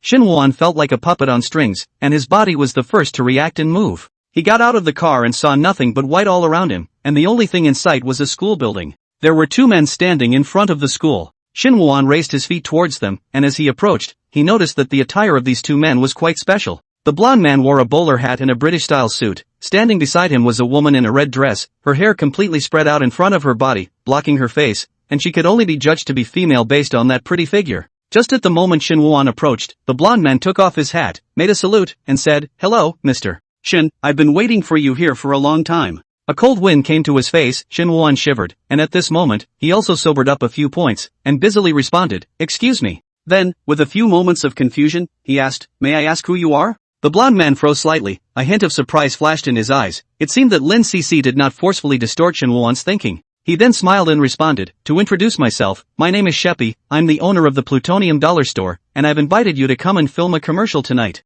Advertising? Shen Wuan was confused, his brain stopped spinning as if suddenly jammed, muttering, what product are you promoting? At that moment, the long-haired woman next to her silently took out a piece of hemp rope and said softly, we are promoting hemp rope this time. Sisal rope? Shen Wuan subconsciously cocked his head and looked skeptical. Can this really be sold? Don't worry, Mr. Shen. The corners of Xiapai's mouth rose up in a slight smile as he said confidently, our Plutonic Dollar Store stuff has never been slow to sell. Next, my assistant will take you to the dressing room and talk to you in detail about the shooting of the commercial. Shen Wuan did not ask anything more. Before there were some businessmen who wanted to find him to endorse their products, but he felt that those things were not too practical, and the money he currently had on hand was enough to maintain his living expenses. So he puts more time into improving his acting skills. But tonight Shen Wuan didn't turn down Sheppy's invitation, because the car that had put him down had disappeared, and he couldn't get a cab home now. Entering the dressing room, Shen Wuan's originally gray eyes instantly lit up and shouted, Grandpa Wang. Grandpa Wang waved his hand toward Shen Wuan, here you are.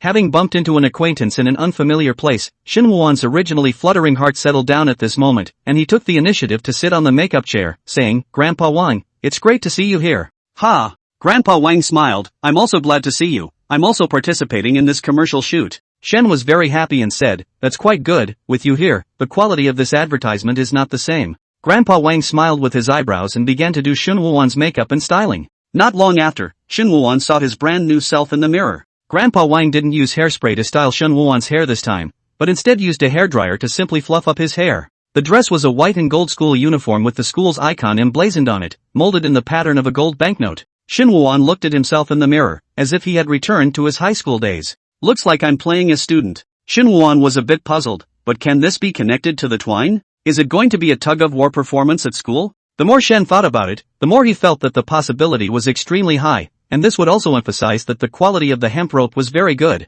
Knock, knock, knock. At that moment 4 knocks sounded on the dressing room door, after which the cloaked woman walked in. Holding the documents in her hands, she walked over to Shen Wuan and said, Mr. Shen, next, I'll communicate with you about the specific flow of the shooting. Oh, okay. Shen Wu hadn't filmed a commercial yet, and was a little nervous in her heart. The long-haired woman said, our tagline for this product is, hang on, I only recognize plutonium dollar stores. Okay, huh? Shin Woo-won suspected that he had misheard, and asked busily, can you show me the text version? The long-haired woman nodded slightly and handed over a piece of paper, and Shin Woo-won saw that it was indeed written in black and white on it. Hanging? No matter how big Shin Woo's heart is, he can't help but ask at this moment, is this a serious advertisement? It'll broadcast. The long-haired woman said. Shin Woo-won frowned. He really cannot accept acting and shooting advertisements that are two different things. Psychic movies, even if they are scary, are also geared towards adults. Whereas the advertisements are broadcasted in all directions and without any age limit. What if a child imitates and has an accident? I'm sorry, there's no way I can accept this kind of shooting content. Shin Woo himself didn't want to shoot commercials, and now that he had finished speaking, he stood up and prepared to leave. At this time, the long-haired woman stretched out her hand towards Shin Woo-won, but this hand was held in the air by Grandpa Wang. Grandpa Wang made a gesture to shake the woman's hand in a friendly manner and smiled as he met the long-haired woman's terrifying eyes hidden in her long hair. The long-haired woman tried to draw her hand back but found she couldn't, and she said sorrowfully, let go. Grandpa Wang's cheerful demeanor looked very kind. Young people are just impatient. Most of the severe ghosts had natural malice towards the living, and Grandpa Wang was clear about this before he specially came to the dressing room to protect Shin Woo-won. He knew Shin Woo-won too well. The other party looked honest and talkative, but in reality, his principles were very strong. Shen sensed the dark tide between them, stood up and said, Grandpa Wang, is it that I have made things difficult for you? Grandpa Wang shook his head, see what you're saying, but you're mistaken about the shooting of the advertisement. This advertisement will not be broadcasted on TV, but shot for your fans to see. Fans? Shin Woo always found this statement a bit strange. Do my fans like to see me hang myself? That's not true. Grandpa Wang didn't say this out loud, it's just for the sake of playing a stunt. Do you remember when you went to the Test Your Guts conference? Didn't you wear a hemp rope around your neck to pretend to be a ghost? They just especially like that look of yours, and no, Boss CA also seized the business opportunity and wanted to build it into your neighborhood. Your fans, love you. I see, I didn't even know about that. Shin Woo-won was a bit ashamed that someone was supporting him, yet he had never bothered to pay attention to this, and was not even clear about the needs of his fans. Shin Woo-won silently reflected, then said to the long-haired woman with a straight face, I'll shoot this advertisement. The long-haired woman nodded and turned her attention to Grandpa Wang. Grandpa Wang understood and immediately let go of his hand. Right at this moment, the long-haired woman was about to open her mouth when she turned her head, only to be met with Shin Woo-won's face as he approached. Shin Woo just vaguely saw that the long-haired woman's face hidden under her long hair was a bit strange. Your face doesn't seem to look like anyone else's. The moment his words came out, Grandpa Wang's expression instantly changed. Bad. Grandpa Wang knew the long-haired woman, and the other woman, who was a great beauty in life, was poured with highly concentrated sulfuric acid for refusing a suitor. She was resuscitated, but she had an emotional breakdown while looking in the mirror and ended up jumping to her death. A woman's face is the most taboo thing that can't be mentioned by the living. Yes? The long-haired woman violently lifted her hair to reveal the thoroughly corrupted face. Now, see? Shin Woo was slightly stunned. Seeing that the resentment on the long-haired woman's body was almost turning into substance, Shin Woo-won, however, opened his mouth and said, this face is so cool. The long-haired woman's movements froze momentarily. It took a long time to put on this special effects makeup, didn't it? It's so hard, it's awesome. Shin Woo-won turned to Grandpa Wang and said, can I try putting on makeup like hers? I especially like it. Grandpa Wang wiped the non-existent sweat and responded, well, if you have the chance, I'll definitely let you try it. The long-haired woman stared at Shin Woo-won dead in the face, and couldn't even find a trace of fear in his eyes. That means he's telling the truth. But he's alive? The long-haired woman had heard countless ghosts say this to her after her death, and it had caused her to find a sense of belonging and identity in the netherworld. But now, a living person could give her that same feeling. The long-haired woman suddenly understood a little bit why the boss was so optimistic about this living person. Chapter 158. This is not how the script is written. After making sure that he was going to shoot, Shin Woo-won sat down. The long-haired woman introduced herself to Shin Woo-won. Her surname was Lin, and everyone called her Sister Lin. Although it's an advertisement, we intend to make it into a small short drama, so we hope that Mr. Shin will cooperate in interpreting the plot. Sister Lin finished handing over a book. Shin Woo took it and flipped it open to see that it was actually a full page full of plot. He brightened up. Even though he had been shooting a lot lately, he hadn't come across this kind of serious script for a long time. Improvisation is fun, but if there was a script, Shin Woo-won would have a better idea of how to interpret it, thus giving the audience a better view. Shin Woo-won carefully reads the content of the script. Roughly his identity as a new student. The first day of transferring to a new school, he found himself out of place with other students, and it is difficult for him to fit in. The other students were hostile to him as a transfer student and would tease him from time to time. He hanged himself with a hemp rope in despair after being bullied. Shin Woo was full of doubts after reading the script story, which was sadly based on the subject of school bullying. Will the product actually sell after airing this way? Wait a minute, Shin Woo-won thought carefully. After watching such a sad drama, homeopathic can hang himself with a hemp rope. Outrageous with a hint of reasonable. Since the fans love it, let's act it out. Sister Lin said. Also, the entire filming process will be live-streamed this time. Shin Woo nodded. Okay. After Shin Woo-won memorized the content on the script, he got up and went to classroom 404. Sister Lin watched Shin Woo-won's back as he left, at which time Grandpa Wang walked up to her and said with a sigh of relief, if not, Siapai can be a big boss. The way to make money has all been taken by him. Siapai didn't just want to rely on Shin Woo-won to shoot commercials to sell hemp rope. After confirming Shin Woo-won's appearance, he posted the news in Shin Woo-won's Netherworld fan circle. Afterwards, an auction was held to offer the opportunity to experience the role of an idol in an up-close and personal way. This initiative triggered a frenzy among Shin Woo-won's fans, and just from this auction alone, Siapai had already earned back the cost of filming the advertisement. Not only that, Sheppy has to engage in live broadcasting, and the income from this live bounty will certainly not be small.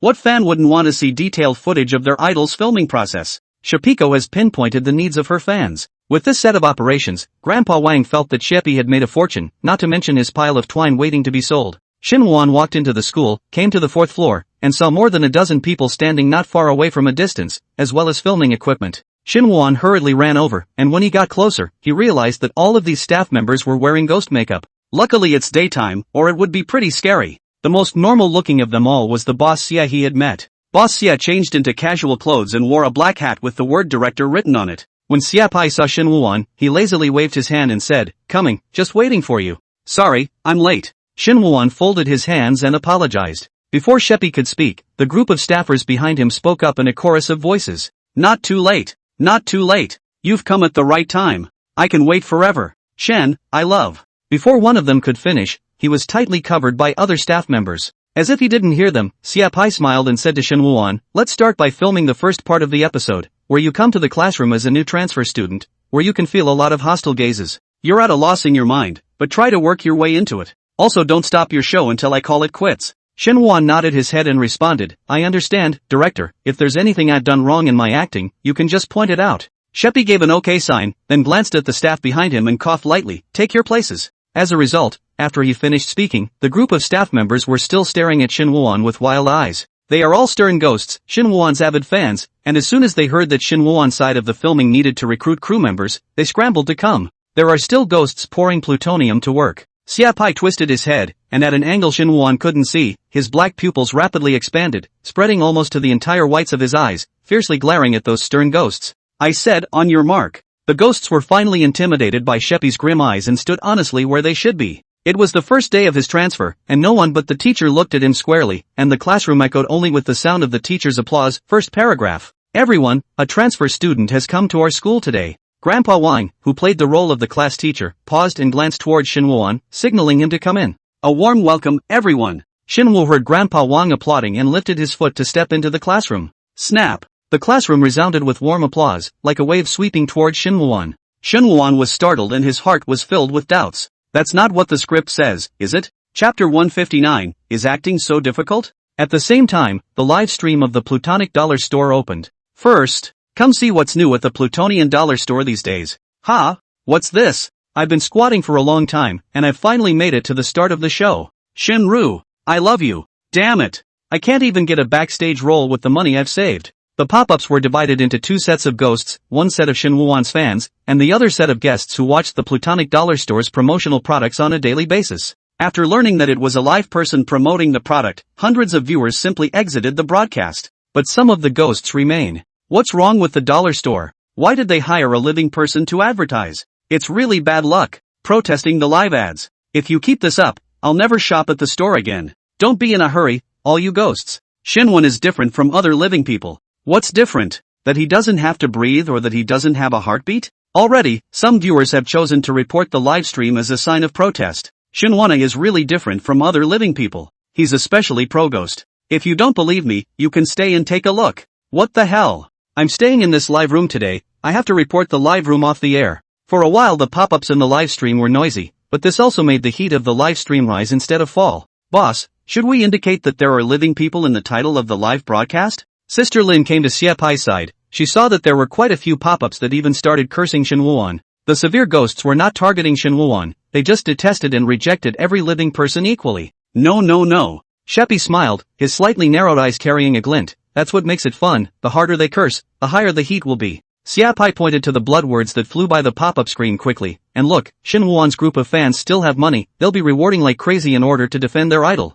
Xiapai was right, there were already ghosts buying gifts in the live broadcast room and using the special effects of the gift giving to keep sending out bloody red letters filled with confessions to Xinhuan. This also stirred up the desire to win among the other stern ghosts who loathed the living, and they too began to smash their gifts in return. For a moment the entire screen splattered with blood. Xinwu knew nothing about it. He quickly adjusted after being greeted with thunderous applause, and enacted a timely look of apprehension. Grandpa Wang handed over a piece of chalk. Class, you write your name on the blackboard. Good. Xinhuan took the chalk and turned to write his name on the blackboard. At the same time, Xinhuan heard the sound of click, click, click, click from behind him. Damn you. If I wasn't filming, I'd rip your head off and kick it as a ball. How was I supposed to know this new cell phone was so loud? All give me to speak quietly. Don't let Shen hear it. Shen. Xinhuan turned around after writing his name down and said in a mosquito-like volume voice, "Hello everyone. I'm Xinhuan, my interest is acting, and I hope to become friends with you all." This time there was no more applause, thanks to Grandpa Wang standing behind Xinhuan holding the script and signaling. The severe ghosts finally remembered the content of the script.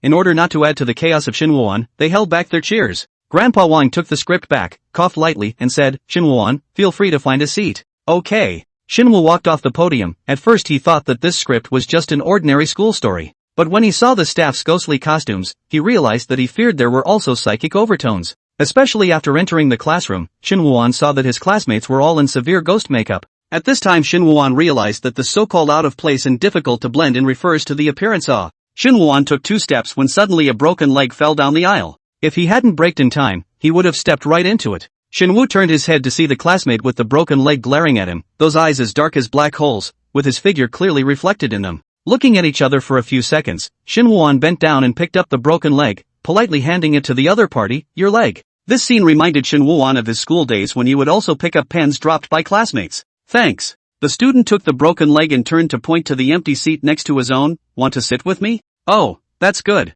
Xinhuan was about to agree, but then that originally empty seat suddenly flew over ahead. The head opened its mouth to reveal a row of sharp teeth and grimaced. "The seat's taken." "The seat's taken." The classmate who was holding the broken leg immediately turned his head in anger and cursed, "Asshole. What are you doing? This is not your place." The head stuck out its long tongue and made a face while repeating, "The seat is occupied. The seat is occupied." The broken-legged classmate immediately reached down and lifted that head up, throwing it hard into the distance. That head was smashed right into the wall and burst open like a watermelon. When the broken-legged classmate put away his own horrified expression and turned around with a smile on his face, he realized that Xinwu had already crossed over to it and walked backward long ago. "Aho, my idol." The broken-legged classmate reached right into his chest and crushed his heart. "Ouch. It hurts too much. I had to pay 200,000 plutonium to get a front-row seat to the role." Xinhuan's journey was not smooth, with the broken legs of the students in front as a demonstration. The ghosts have ripped off their body parts, pretending to accidentally fall on the ground. Shen picked up each one and handed them back properly. "Your broken hand. It's not my hand, that heart is mine. I'm sorry, I got it wrong. It's okay if you like it, my heart can be yours." The ghosts fought fiercely to be able to sit at the same table as Xinhuan. If they hadn't remembered that this was a movie, they'd have all just fought. Bang came from a loud noise, attracting Xinhuan's attention. He looked over. In the back seat there was a male student sitting by the window, a few strands of his hair done up in purple highlights and his school uniform with a few buttons open. The male student gave a strong sense of oppression by merely frowning. "It's noisy. Get out if you don't want to go to class." As soon as he said this, the other night ghosts were honest and picked up the broken limbs they had thrown on the ground. Shen walked quickly to the male classmate and asked with a smile, "Classmate, can I sit next to you?" Xinwu felt extraordinarily affectionate towards his male classmates because the other party was the only normal person dressed up like him inside the class, other than Grandpa Wang. Su Xinghao glanced at Xinhuan and quickly retracted his gaze. He knew that Xinhuan was slow in a certain aspect, but was frighteningly sharp in his acting skills. He was afraid his eyes would show emotions he shouldn't have. Su Xinghao propped his hand on his cheek and turned his face to look out the window, his tone cold and hard. "Whatever. Thanks." Shen sat next to Su Xinghao and lowered his voice to ask, "Classmate, what's your name?" "Surname Su." Su Xinghao was afraid of making more mistakes by saying more. "Oh." Seeing that the other party didn't really want to take care of himself, Xinhuan simply greeted, "Student Su, please take care of me next." Su Xinghao looked at the scenery outside the window, and the pen in his hand was turned into a stump. Is acting that hard? He's really kind of tense. Chapter 160, High and Low Must Be Tasted. Grandpa Wang tapped the book and said seriously, "We are now officially starting the class." Xinhuan pulled out a white book from his book bag, on which was written in blood, "How to Scare the Living to Death." The #1 best-selling book in the Underworld store has been reprinted. If you haven't purchased the book yet, please place your order as soon as possible, as quantities are limited and available on a first-come, first-served basis. There can't be anyone who hasn't bought this book yet, can there? I've turned it all over. There's a saying that the method written above is really quite practical, and even though my enemies can't see me, they've been successfully scared by me to the point that they've been hospitalized in a mental hospital. Last time the book sold out in a flash, I waited a long time, and it's finally been reprinted. I haven't read this book in a long time, and it's not as much fun to scare myself as it is to scare Shinwoo. You're just a brainless fan, aren't you? Where did you lose your brain to fan the living? Shinwoo flipped through the pages of the book and found that all the contents inside were instructions on how to utilize the weather, props, and even onomatopoeia to set up a scary atmosphere under different scenarios. It goes into even more detail on how to channel the minds of the living to take them step by step into the abyss of fear. The more Shinwoo looked at his eyes, the brighter they became, which was simply full of dry goods for him. He must ask the director to sell him the book when he's done filming. Everyone turn to page 44, and today we'll begin to explain how to make an ex-lover who betrayed you feel extreme fear. Grandpa Wang picked up the prepared textbook and wrote the key points one by one on the blackboard as he talked. These were lines that Sheppy had prepared for him ahead of time and demanded that he had to memorize them without missing a word. Whenever Grandpa Wang thought that Siepai had gone through all the ways of making money, the other party always managed to create a new one again. It's not enough for Siepai to promote Shinwoo's hemp rope, but he even inserted advertisements for other products in it, and even put shopping carts along the way to facilitate viewers' instant purchases. Grandpa Wang made up his mind that he must learn Siepai's money-making operation well, and then let Tianyu follow so. The way to make money in the netherworld is monopolized by Sheppy, so he'll go make money from the young people. The severe ghosts in the classroom didn't even care to finish listening to what Grandpa Wang said. They were all sneaking around looking at Shinwoo. Holding his book, Grandpa Wang began to descend from the podium and slowly made his way through the aisles. What we want to highlight in this scene is the horror of the death, so as to achieve the most exciting visual effect. When Grandpa Wang passed in front of one of the stern ghosts, he directly removed the 2 eyeballs attached to its back and threw them to the table. Grandpa Wang gave the night ghost a hard glare as a warning. The stern ghost, who was caught in the act, flattened his mouth and put his eyes back in their sockets, muttering in a low voice, "What's the matter? I've paid my money. Can't even look at my idol in a big way if I want to. Do you know you're acting? You're not only disrespecting the audience, you're also disrespecting Shinwoo. If you don't know how to act, I'll do it. I was a college student before I was born, so I'll play it straight. How long have you been dead and still haven't earned the money to be on stage with your idol? It's true that college students just can't save money." Grandpa Wang went through the book as it was written, and in essence he was correcting the restless spirits. While he was doing it, he was still trying to do it without leaving any traces for fear of being discovered by Shinwoo. However, Grandpa Wang soon realized that he was overthinking. Shinwoo was focused on the book and had completely immersed himself in the sea of knowledge and could not help himself. Ring ring ring. The bell for the end of class rang, directly interrupting Shinwoo's thoughts. Is class over so soon? Shinwoo certainly hadn't forgotten about the next episode. He could feel the hostile stares of his classmates and walked out of the classroom quickly after the class was over. What he didn't know at the moment was that the cafeteria was the beginning of the real nightmare. Paragraph 2. Shen stood up. He was still very reluctant to let go of the book, so he held the book with one hand and stood up to walk out. Watching out of the corner of his eye, he saw that his classmates had not risen, and that all of them were looking at him in unison. With scary ghost makeup, it's perfect for what the script calls for. Shinwoo didn't look further, but walked out of the classroom quickly. The next location was the cafeteria, and the money paid by the knights who played their classmates was confined to the classroom. After Shinwoo walked out of the classroom, the group of stern ghosts revealed their hideous demeanor and directly wrestled with each other. "You're the one. I can't get up close and personal with my idol.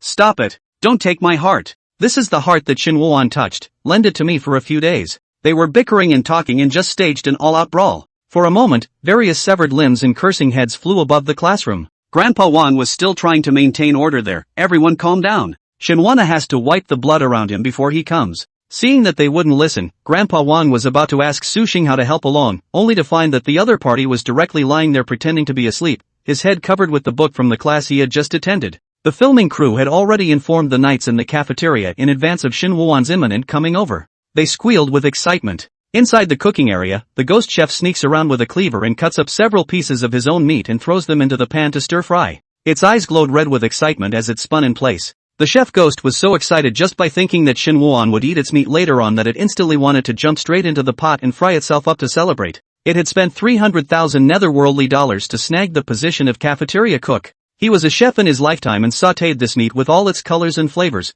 perfectly blending its meat with the rest of the dish. The ghost chef contentedly placed the large plate of fried meat in the meat section. He arrives at the cafeteria and finds the dishes on it to be very bizarre. Would a normal school make this kind of food? Paragraph 3. Shin Woo-won picked up the rice bowl and walked over, realizing that the dishes on it really weren't something that could be eaten in an ordinary school. The colors of each dish are all cool colors like green, blue and purple. The shape is even made to mimic various human organs. Popped eyeballs, brown sugar broken fingers, sour and spicy heart and liver. Shin Woo-won read out the names of several dishes one by one. The ghost chef looked at Shin Woo-won through the glass. It held a spoon and was ready to help Shin Woo-won serve the meat. It is purposely made to fit the appetite of the living for fried meat. Shin Woo, as a living person, definitely couldn't eat those weird things. Shin Woo spoke, "Hello, master." Coming. The ghost chef scoops up a full load of meat straight away. Popped eyeballs, brown sugar broken fingers and hot and sour hearts, please. Shin Woo was looking forward to it. He had never seen such a weird dish before, and he had to taste it high and low. Ghost chef?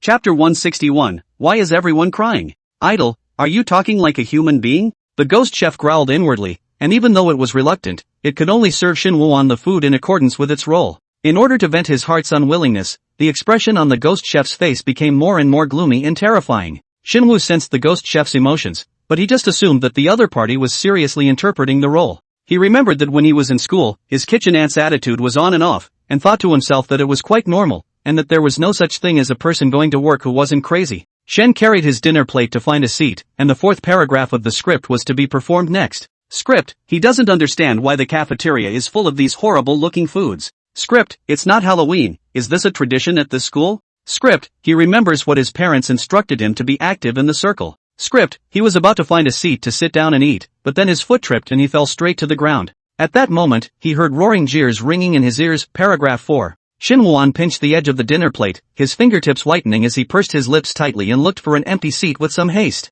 At a glance, it was surprising that all the seats were filled with students in ghost makeup. At some point, no one in the cafeteria spoke anymore, and hundreds of ghost students turned their faces and stared at him in unison. Even if Shin Woo-won had appeared in many psychic live broadcasts, at this moment, he also felt creeped out, and this visual impact was just too great. Similar to this kind of image, Shin Woo-won had still seen it in the Zombie Siege movie. I'm envious. I want to eat with Shin Woo-won too. Rational analysis of a wave, the cafeteria these rolls are group purchase price, it seems to be a good deal, but in fact, it is completely pit ghosts. After all, it's not like Shin Woo-won is going to go around to every ghost. So do any of the ghosts on the scene want to return their tickets? I'll pay double for it. Don't show this ghostly mind here. I kidnapped a ghost that bought a ticket before and chopped it into 200 pieces. It wouldn't even sell me the ticket. Shin Woo-won didn't walk by every table as the knights had expected. Since he was filming, he naturally didn't want drag and useless images. Thus, Shin Woo-won approached towards a dining table. Just when he was about to walk to the table, the sitting ghost directly tilted his body and fell to Shin Woo-won's feet in a very unintentional way.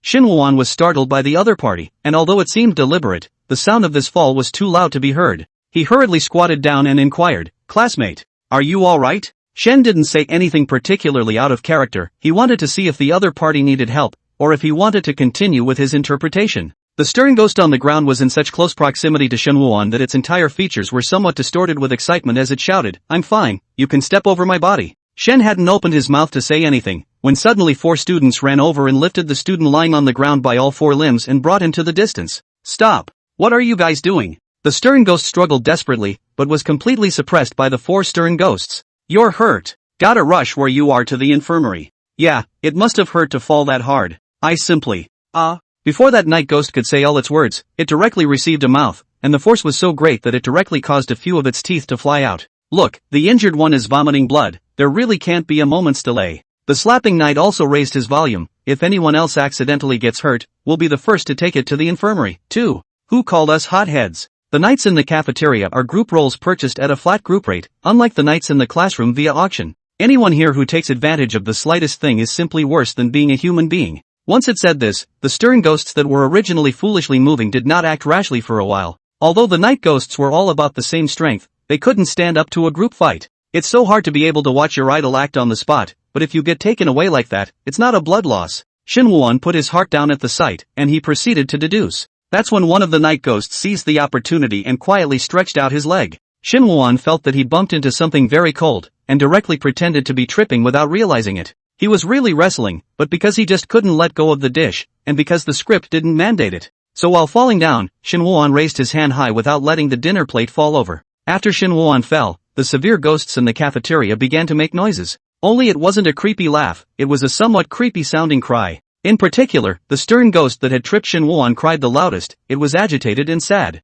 Excited to be up close and personal with your idol, sad to have your idol fall. Knight's tears were suddenly covered before he could get them out of his eyes. The 6 stern ghosts directly surrounded it, suppressing it to death. That's when one of the stern ghosts took out a saw, and the 2 stern ghosts, one on the left and one on the right, took the saw and aimed it at the leg that Shin Woo-on had touched. The knight's body is so fragile that the leg is sawed off in 3 or 2 strokes, and then the broken leg is snatched away. Ah!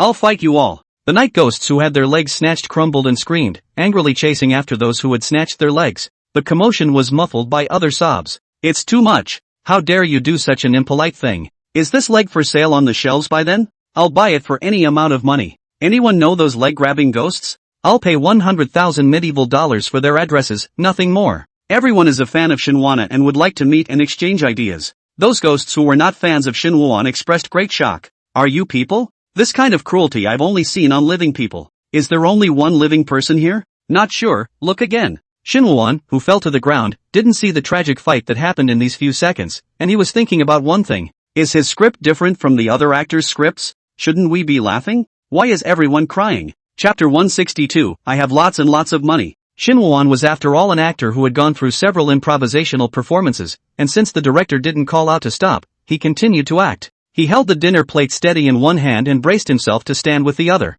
The table next to it had been full, but now it was empty, and it looked like the other students had left after eating. Shinwoo sat down, intending to interpret the 5th episode. Script, he didn't run away, because he knew very well that he couldn't let anyone else down on the first day of transfer because of his mistakes again. Script, the food in front of him is so frightening that he closes his eyes and shoves it directly into his mouth, and the fishy taste in his mouth makes him almost vomit. Script, for a moment, he suspected he was eating real eyes. Shinwoo's entire face turned red as he looked at the food in front of him, but the spoon cupped in his hand was slow to move. Finally, he exhaled softly, as if psyching himself up, and finally scooped up an eyeball, closed his eyes, and popped it into his mouth. The moment he chewed, Shinwoo's face changed. The physical stimulation made him want to vomit out on the spot, but he was forced to cover his mouth to hold back. Ghost Chef pasted on the glass, staring wide-eyed at Shinwoo, heartfelt admiration, really worthy of being an idol, acting as if he really ate the eyeballs. And the food that mimics the organs of the living is nothing more than desserts made by ghost chefs. Ka! The shoot ended and Sheppy and Lin walked over. Siapai patted Shinwoo's shoulder, gave a thumbs up, and said with a smile, "It's a good shot, perfect interpretation of the effect I want." Shinwoo smiled and said, "I'm relieved when you say so." While Shinwoo and Siapai were talking, Sister Lin warned the knights in the cafeteria with a stern look. Although the severe ghosts wanted to swarm around them, considering Sheppy's strength, in the end, they could only look at Shinwoo with bated breath. "Teacher Shin, let me introduce you." Siapai waved towards the ghost chef. After all, the other party had spent so many medieval coins, and was naturally treated differently from the other ghosts in the cafeteria. This actor who plays the ghost chef is pretty good, he made all that stuff you're eating. Shinwoo showed a look of amazement, reached out to shake hands with the ghost chef, and complimented, "You really did it so realistically. And the flavor is also very good." The ghost chef was still undeterred. "Teacher Shin, do you want to try the meat I fried? It tastes great." "Thank you for your kindness, no need." In the past, Shinwoo would not have refused someone else's kindness. But all this time he was so used to his aunt's cooking that he didn't want to eat outside meat. Oh. The ghost chef was lost in its heart, and it felt remorse in its heart when it saw that Shinwoo was still eating the eyeballs.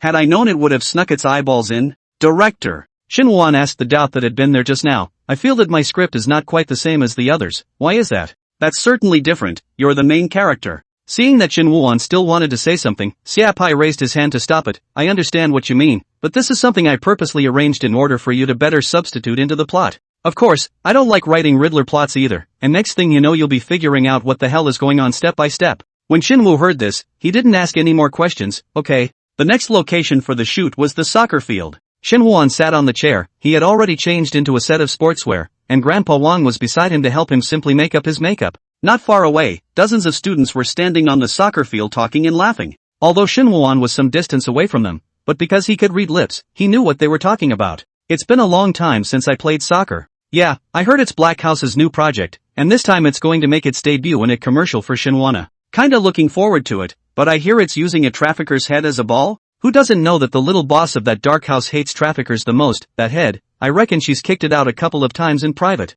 Shinwoo's expression didn't change a bit. He had gradually gotten used to the differences in his classmates' words and behavior. At this time, Sister Lin came over and handed the script in her hand to Shinwoo. "This is the plot to be interpreted next. You should take a look first." Shen took the script and quickly read the plot, which was followed by a cheerful soccer match between classmates. It's just that the character he plays is dragging him down and he can't catch the ball all the time. Shin Woo-won has a well-developed motor nerve and has played soccer before. This is the first time he has to play a character with a poor motor nerve, which makes him look forward to it in his heart. Noticing that Sister Lin was still standing next to him, Shen tilted his head and asked, "Sister Lin, is there anything else?" Sister Lin nodded and suddenly shoved a ball to Shin Woo-won. "This is the soccer ball you'll play later." Shen fixed his eyes and realized that the so-called soccer ball was a human head, made extremely realistic. Even with his eyes tightly closed, he could feel the panic that lingered on his face. Sister Lin reached out and slapped the head directly twice, and as if she had triggered a switch, the head snapped open its wide eyes and began to squeal. "Help! Help! Help me!" Shen picked up the human head and carefully examined it, and recognized this person. "Isn't this the actor who played Lu Fu? How did you make the head look like him?" "It's like this, it's a new program in the Black House called Kick the Traffickers." Sister Lin answered truthfully, "The project is about to open, so we're going to publicize it on the air." Shin Woo-won nodded, "So that's how it is." The actor who played Lu Fu's previous role in The Human Trafficker is really outrageous. I did not expect that there are businesses to seize this business opportunity, soccer, and punish the bad guys both fused into an entertainment project. The coolness of this experience is literally doubled several times over. Even Shin Woo-won at the moment hated to immediately pick up this incomparably realistic head and ruthlessly kick it into the goal. Grandpa Wang, who was on the side, had a shocked look on his face. Grandpa Wang pretended to go to the restroom and walked away before complaining to the sky, "CC, you girl child, why did you let Sia Pippi earn another implant advertising fee?" At this time, the clouds in the sky transformed into a line. "I want to see you advertise my dark room." Grandpa Wang shook his head and sighed, "Alas, that doesn't cost any money, you'll use the same method afterward. Create a dream and let Shin Woo-won cooperate with you to shoot it, won't it?"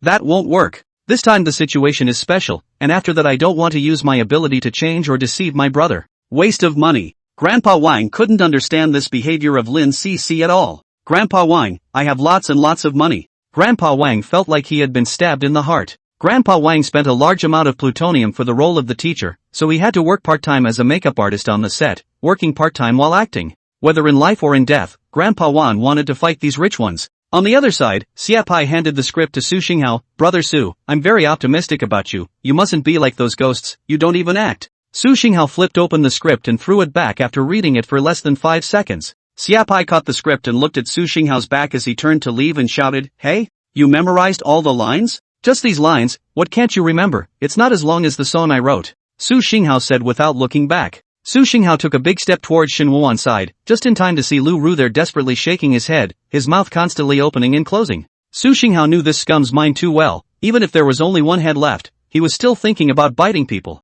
He reached straight out and snatched the head from Shin Woo-won's hand. Su Xinghao fiercely and forcefully grabbed Lu Fuzzy's hair and said viciously, "How does this head make its teeth so sharp? What if its foot gets hurt when it kicks?" His eyes narrowed slightly, and a cold smile pulled at the corner of his mouth. "I think it's better to pull them all out, it's safer." The word scared Lu Late ripped his throat and screamed loudly, although he was able to recover afterward as before, but at the moment this drilling pain is real can be experienced. "No, help! Help! Don't be like this." Shin Woo hurriedly stood up and directly grabbed Su Xinghao's hand. Immediately afterward, he handed over a hammer with a natural look. "It's easy to get hurt pulling them one by one, why don't you just smash them?" Lu Fu's plea for help ended abruptly. Chapter 163, The Evil Seniors. Lu Liao was full of shock. He naturally could see that Shin Woo-won was a living person. He was filled with a desire for this living man to carry him out of this purgatory. "But I didn't expect that Shin Woo-won took out a hammer and ruthlessly shattered Lu Di's fantasy." "Ah!" Lu Fu let out a miserable scream, his mouth wide open and dripping with blood. The teeth inside him were hardened and smashed by Su Xinghao,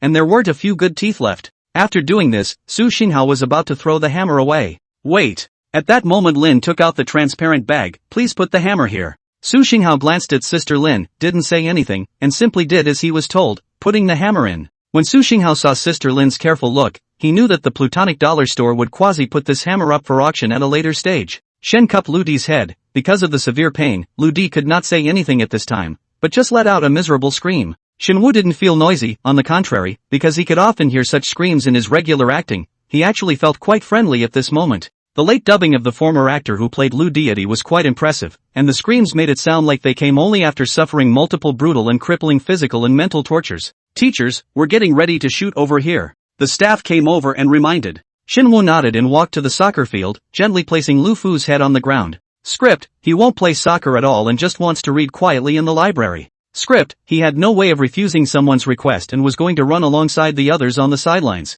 Script, what I didn't realize was that the soccer ball was a head that kept screaming. Script, why is this happening? The head is so realistic, but it's so fake. How can a chopped off head keep making grunting noises? Script, the fear on his face contrasted with the laughter of his classmates, and unable to bear it any longer, he ran straight off the field. Action! The moment the shooting started, Shin Woo-won's expression changed, his face turned pale, his right foot moved back, and his entire body froze in place as if it was being held in place. Shin Woo-won acts as if he's alive. I still like it when he plays ghosts, that's what's scary and exciting. Is this your favorite live actor? What's the difference between this and the other live actors? It's boring. At that moment, Sheppy, who was watching from outside the soccer field, sidled over and gave a wink to Sister Lin. Lin immediately shared this live stream to the sports channel. There is no less entertainment in the underworld than in the sun, if not more. Because of the fact that the feelings of the night ghosts fade away after death, they need to keep stimulating themselves so that they can retain the emotions they originally possessed. One of the popular channels is the sports channel. After all, everyone always looks for energy from sports. The soccer channel broadcasts Yangtze soccer games around the clock, stirring up endless anger in the soccer-loving night ghosts. At this time, the ghosts are frantically sending pop-up content such as RNM refund and if you don't score a goal tonight, I'll kick your head as a ball in the soccer channel. That's when they find a new share link popping up. Who can be the first to kick a trafficker in the head? The headline instantly attracted the knights who were watching the soccer game. Human traffickers have always been an abhorrent presence to both people and ghosts. The knights clicked in at once, but soon realized that the soccer game was very strange. The trafficker's head is seen. How come there are still living people? At this point, the knights took another closer look at the title and the merchandise window. Good man, living people shooting commercials and Black House promotional videos, that's one set of tricks for a medieval dollar store. Where did this living man get it? I think he's pissing himself at the scene. I'm tired of seeing that look on the sponsor's live broadcast. No, you've misunderstood, Shin Woo-won is acting. Of course I know he's acting, it's just that he's in character. Lu Deity was kicked violently as a ball, and all the severe ghosts were agitated at this moment.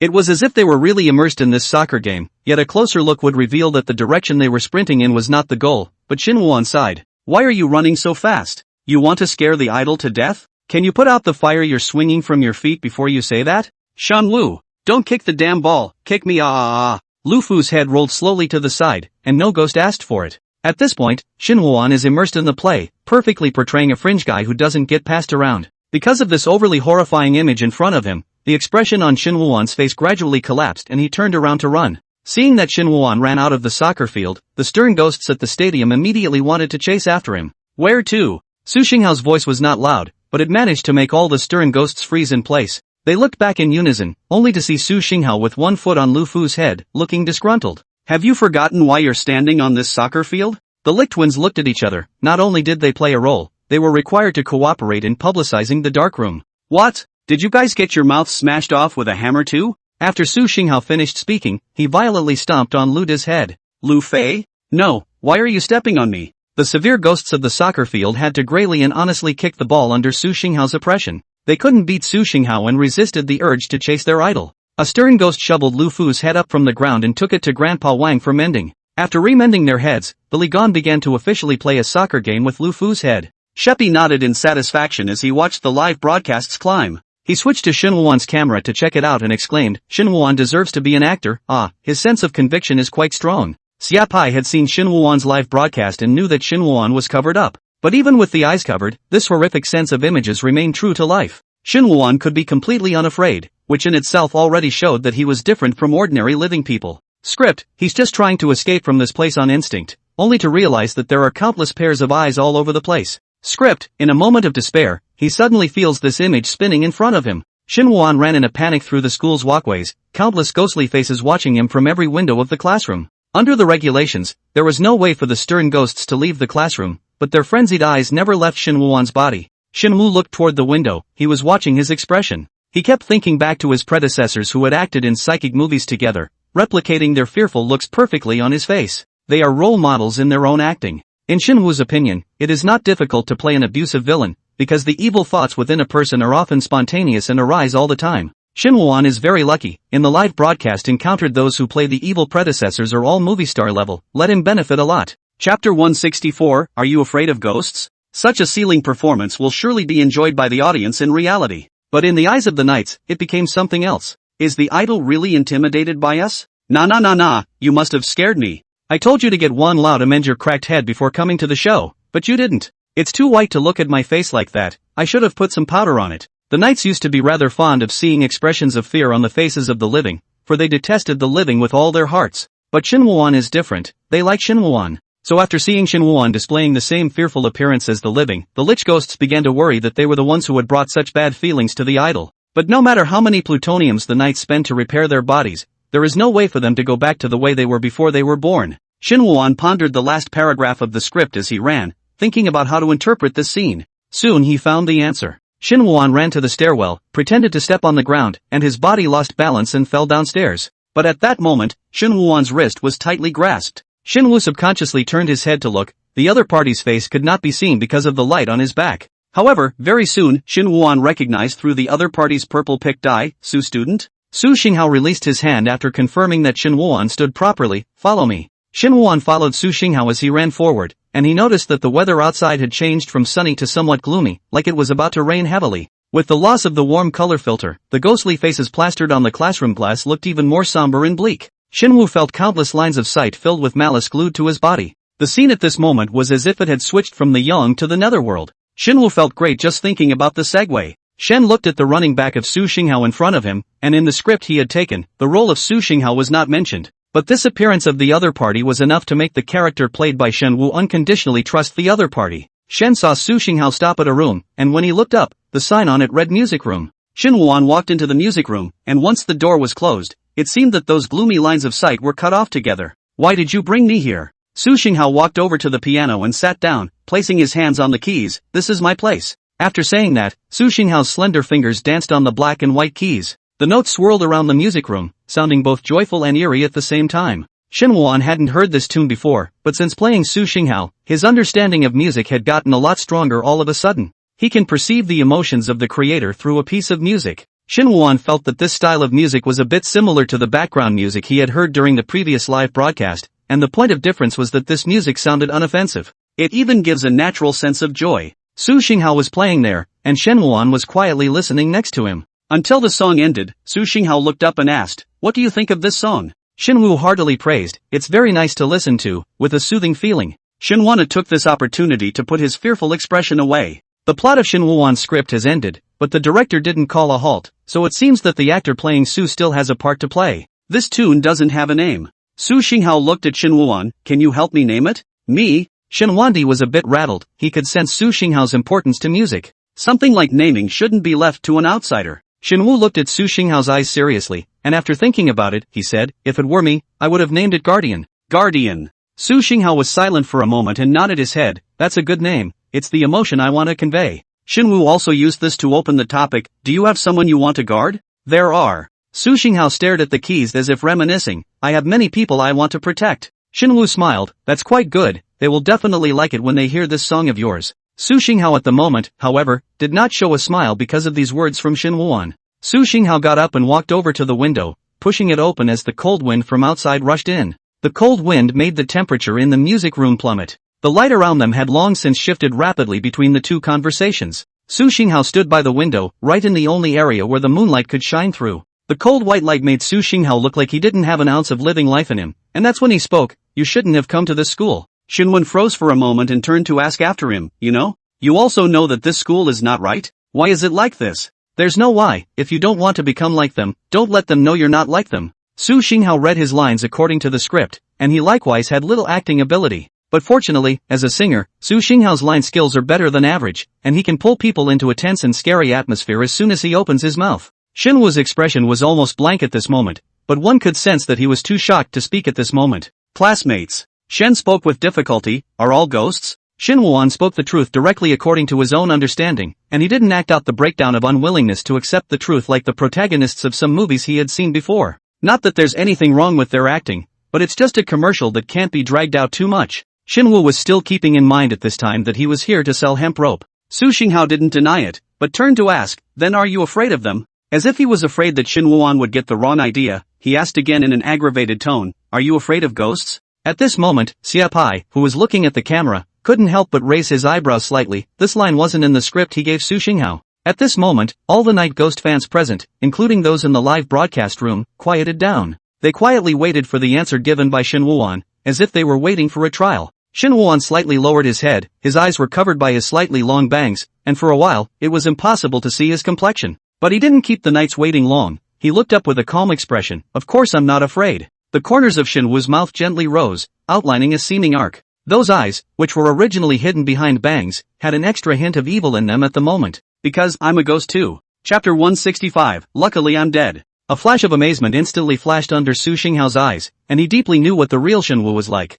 Thus, at such a close distance, witnessing Shin Woo as if he was a different person, at this moment, he truly felt the charm of the actor. What does Shin Woo mean by that? He's finally planning to kill himself? Of course not, don't forget, it's a movie. Su Xinghao's heart released, and he subconsciously regarded the living as objects in need of protection. But Shin Woo broke this perception of his. Shin Woo was by no means a weakling, and both physically and mentally, he was much tougher than other living people. At this moment, Su Xinghao no longer worried that Shin Woo would lose in the subsequent Anchor PK match. Peak on the Air is a battle of acting skills shrouded in the fear of death. What Shin Woo lacks the most is the passion for acting. As long as he can perform what he wants, he can be reckless, not afraid of injuries, even at the risk of his life. Su Xinghao smiled faintly and spat out softly, "Ka." Upon hearing the instruction, Shin Woo's expression returned to its normal state, and his face was puzzled. "I've killed the greenhouse." Su Xinghao walked towards Shin Woo, stopping as he brushed past him and patted Shin Woo's shoulder. "I'll rely on you for the next scene." "Killing?" Shin Woo was surprised. "How is it so fast?"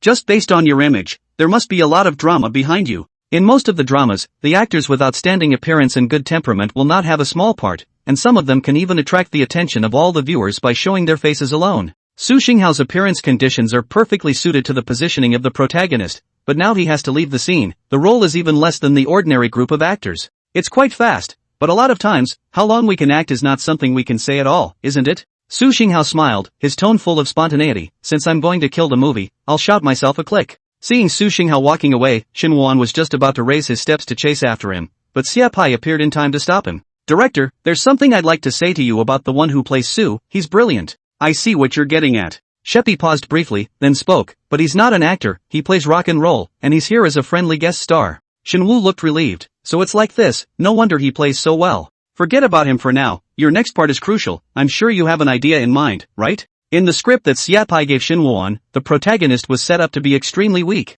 But Shin Woo did not follow Sheppy's expected rendition. "I'm really sorry, you didn't call for a stop at that time, so I acted according to my own understanding, and if there's anything wrong, it's fine for me to reshoot." "No need. I'm satisfied." Xia Pai, as a businessman, did not pay attention to the details of Shin Woo's acting. He was interested in profit, and Shin Woo's commercial value was higher than he expected. Xia Pai handed the hemp rope to Shin Woo. "The back is up to you. How you want to act is up to you. Don't worry, the group actors are all professionals and will definitely cooperate with you in the play." "Good." Shin Woo reached out and took the hemp rope, which was as if it had just been taken out of the ice cellar, and the coldness penetrated straight into his palm. Shin Woo tightly gripped the hemp rope, his tone firm. "I will do my best to act well." By now the school environment was in a state of nightfall. The school's aisles only had the cold white moonlight reflecting through them, and the whole thing had a grim tone to it. Inside the 404 dormitory, the three night ghosts who had smashed 400,000 medieval coins to auction off the role of Shin Woo's roommate were being overwhelmed with excitement. The atmosphere between them was more cordial compared to the other ghosts. For one thing, their strong financial strength made them value each other, and for another, the dormitory space was small, and they were there, so there was no need to scramble for the opportunity to get close to Shin Woo.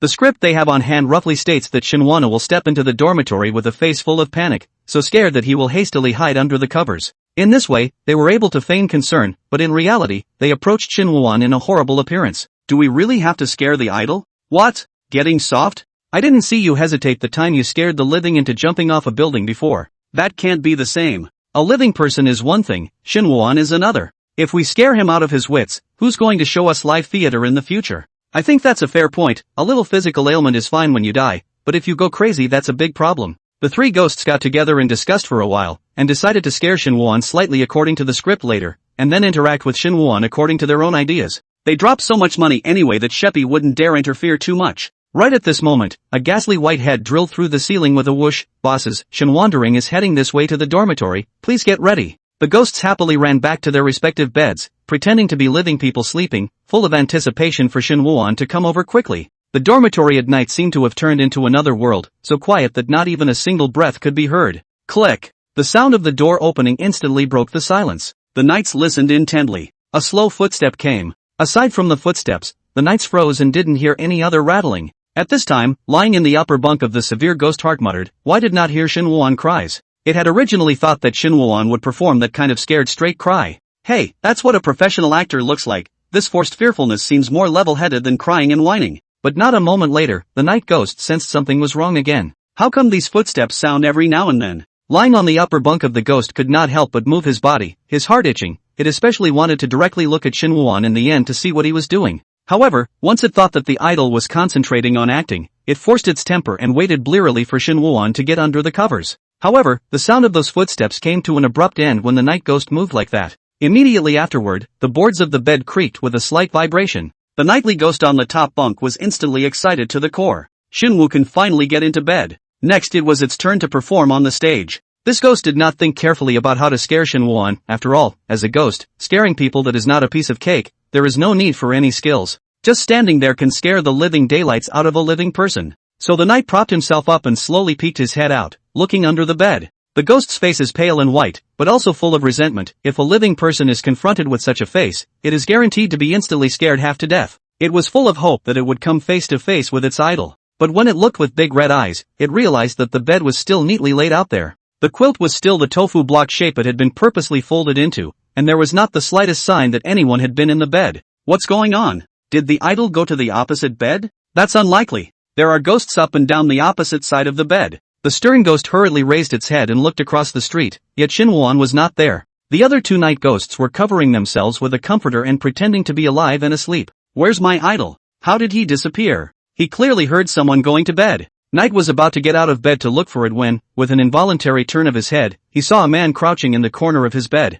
The eyes of the lich ghosts were different from those of the living, and in the darkness, they saw rather more clearly. Therefore, the night ghost could see at a glance that the person was Shin Wandering. But is that really Shin Wandering? The lifeless, cold look in his eyes instantly yanked the night ghost back into the memories of his life. It was killed. At this moment, the murderer's eyes and Shin Woo's eyes actually overlapped. The moment his eyes met, the corner of Shin Woo's mouth rose slightly. The stirring ghost was just about to open its mouth, and before the voice could emerge, it was tightly covered by Shin Woo-won's hand. Close at hand, the severe ghost stared wide-eyed, feeling more and more truly the coldness and cruelty of Shin Woo's demeanor and movements. Immediately afterward, Shin Woo-won leaned down and whispered close to his ear, "Don't be afraid, you're already dead." Oh. The knight was surprisingly quiet for a moment, disbelief written all over his face. It's actually really intimidated. If it wasn't for Shinwana's words, I'm afraid that it would still be deep in the terrible memories of its life and wouldn't be able to pull itself out. Yeah, good thing I'm dead, haha. Chapter 166, Caught You. No, what does this living person normally do in reality?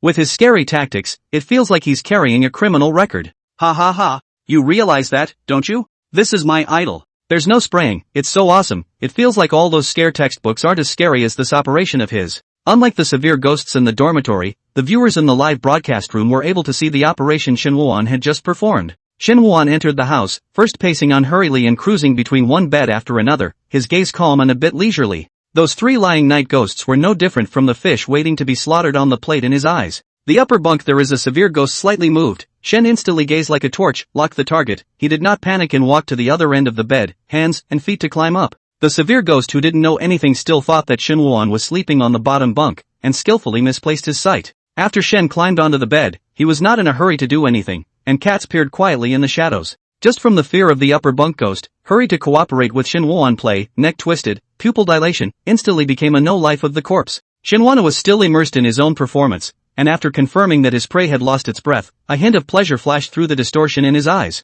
He then slowly got up and out of bed, heading towards the opposite bed. Not a moment later, the stern ghost in the bed across the room let out a scream of terror never before seen in death. Aha, don't you come over here. Why do I feel like I can't breathe? No, I ran out of breath a long time ago. Shin Woo-won finished solving these roommates, pulled open the door of the dormitory and walked out. Hearing the door slamming, the three stern ghosts breathed a sigh of relief at the same time. You looked at me, I looked at you. The terror in their eyes had not yet dissipated. But this horror was followed by oppressed ecstasy, a feeling never felt after death. Although the ghosts have seen Shin Woo-won pretending to be a ghost and scaring people before in the live broadcast, but that's not as exciting as this kind of personal experience now. One of the severe ghosts' voice trembled. I just now is not special wimp ah. Don't mention it, I couldn't believe that scream just now. I couldn't believe it was coming from me. I should have cut my windpipe before I came to play this one. I feel like I've come back to life with that one moment just now. They taste what it was like to once be alive after a long time. It was no longer mere disgust, but a complex feeling that was nostalgic and full of sourness and bitterness. The night ghosts staying in the restroom were oblivious to this encounter with the dormitory night ghosts. At the moment, it was still primping its look, holding a knife in one hand and drawing slashes into the top of its head, letting the blood flow and wet its hair. The toilet ghost checked the contents of the script over and over again, and it read, Shin Woo-won was frightened by his dormitory mates, and in the panic of fleeing, he woefully hid in the toilet cubicle. Next, it was its turn to shine. The toilet ghost was different from those severe ghosts that only wanted to interact with Shin Woo-won briefly. It had also been to Hingdian to run the show in its lifetime and harbored a dream of becoming an actor. After seeing Shin Woo-won's amazing performance in the live broadcast, it instantly became Shin Woo-won's fan, and it longed to be able to play with Shin Woo-won on the same stage and be recognized by Shin Woo-won, who was an actor. In order to do this, it had gone so far as to smash all the medieval coins it had accumulated into it, just in exchange for this opportunity to play alone with Shin Woo-won. It was planning to go to reincarnation after tonight anyway. No one in the young world remembered it anymore after all, and no one ever burned paper money for it anymore. Hearing a commotion coming from not far away, the toilet ghost immediately hid in the penultimate cubicle. The script was clearly written that Shin Woo-won would hide in the last compartment. When the time came, it would go through the partition and preemptively give Shin Woo-won a shock. Ta, ta. The subtle sound of footsteps reached the ears of the toilet ghost, followed by the clearly audible sound of the cubicle door closing. The toilet ghost was just about to raise his hand to knock on the door, but he didn't realize that he heard another footstep, followed by the sound of the door slamming again. What is the situation? The toilet ghost was full of questions and rushed to listen carefully. In the blink of an eye, the door to the cubicle to its left closed with a clang, and the sound of footsteps drew nearer. Only then did the toilet ghost react to the fact that Shin Woo-won hadn't drilled into the innermost compartment at all, but had closed the doors of the compartments in front of him one by one. What's Shin Wei up to? Just as he was thinking about it, Shin Woo-won's footsteps were nowhere to be seen. In the toilet, now only the door of the toilet ghost was closed, and it knew clearly in its heart that Shin Woo-won was standing outside the door at the moment, only separated by a door panel. The toilet ghost tensed his nerves and paid full attention to the movement, not even noticing that he had unconsciously retreated to the wall. Knock knock. The door panel in front of him shuddered gently. Who is in there? Shinwoo drifted in from outside with a hint of a smile and that frighteningly mischievous voice. What's going on here? In a panic, the toilet ghost pulled out the script and flipped it back and forth, but couldn't find the episode. Shinwoo doesn't follow the rules at all. What can we do? Honestly admit you're a ghost? That would be too much of a fall. Toilet ghost's little bit of pathetic acting experience, at this moment cannot take Shin Woo-won's scene at all, and his heart is straight to panic. There is no one inside. Shin Woo-won's voice was very light, as if he was mumbling. The toilet ghost had a mindful eye, and seeing that the door had been quiet, he expected that Shin Woo-won was still guarding the outside, waiting to scare it. Oof, idle, you wouldn't have guessed, would you? I've watched you live countless times, and I figured out your scary tricks a long time ago. With a turn of mind, the toilet ghost made up his mind and prepared to climb along the side partition to the next room and go out to scare Shin Woo-won back. It now forgets that he is a ghost, and in a trance he still thinks he is alive, still the small group of actors chasing their dreams. The toilet ghost's body stiffened, and it took a lot of effort not to make noise as he climbed. It was easy to turn over the partition, who expected the blood on the hands, slippery a moment did not grasp, directly off balance downward. The toilet ghost didn't fall to the ground, but was steadily caught. Gotcha. The toilet ghost raised his eyes in a panic, and what came into his eyes was Shin Woo-won's face with a smile. Only that smile didn't have the slightest bit of warmth, and was even a few degrees colder than its corpse. The smile on Shin Woo's face slowly spread out, and in his pupils, he reflected the toilet ghost's increasingly frightened appearance.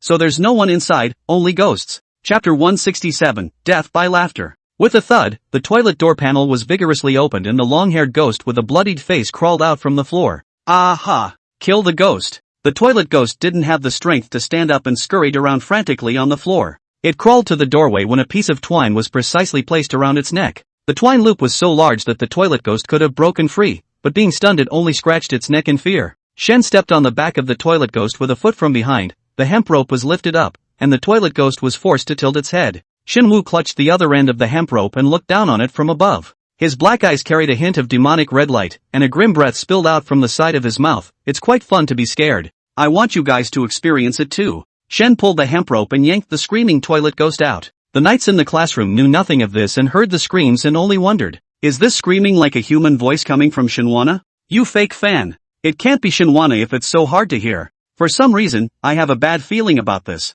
What could be so bad? If you're dead, you can die again. Bang, came the sound of shattering glass, and a hand reached out of the broken glass, grabbing a talking knight and pulling him to the window. The stern ghost twisted his head and met Shinwana's icy cold eyes. The chattering knights in the classroom were instantly quiet. Shinwan's hand was cut by the glass, but he seemed to be unable to notice the pain, and the blood-soaked hand covered the eyes of the stern ghost. The lich was suddenly plunged into a darkness that was both familiar and unfamiliar, and all of its attention was devoted solely to listening to the soft laughter that came from behind it. Catch a lucky one. Shen slowly reached his hand to the neck of the stern ghost, gently leaving a bloodstained mark on its neck with his bloodstained finger, and said softly, "Your life is mine now." After saying that, Shinwana withdrew his hand. As if petrified, the knight reached out and touched his neck after a long time. Then, it looked at the blood in its palm, and its originally empty eyes were instantly taken over by ecstasy. This mixture of fear and joy made Nighty want to take his head off and throw it into the sky in celebration. Shinwan hummed a strange tune and slowly walked towards the classroom. Through the window, the lich watched Shinwan's figure gradually walk to the classroom door.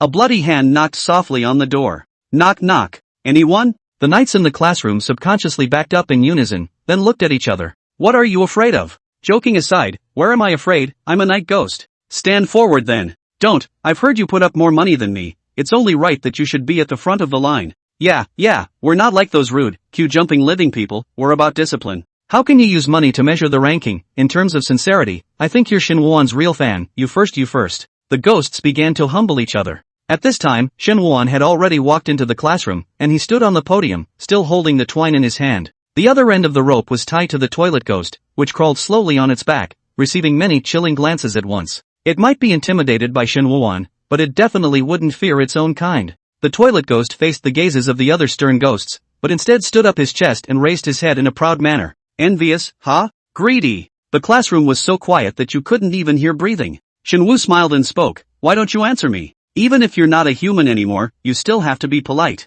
I know you guys want me to die, but I'm going to disappoint you. Shinwu lifted the hemp rope in his hand, and even the toilet ghost was yanked up by him. Shen looked at the agonized look of the toilet ghost struggling, and his eyes were filled with twisted pleasure. Next I will use this rope to give you a good taste of death. Shinwan untied the hemp rope from the toilet ghosts that had stopped struggling, then rushed towards the stern ghosts with great strides. Shinwan's grim eyes greatly stimulated the severe ghosts, and I don't know who shouted out, "Run!" Fear spread in an instant, and the knights couldn't help but step away and run towards the classroom door. Ah! Woohoo! Woohoo!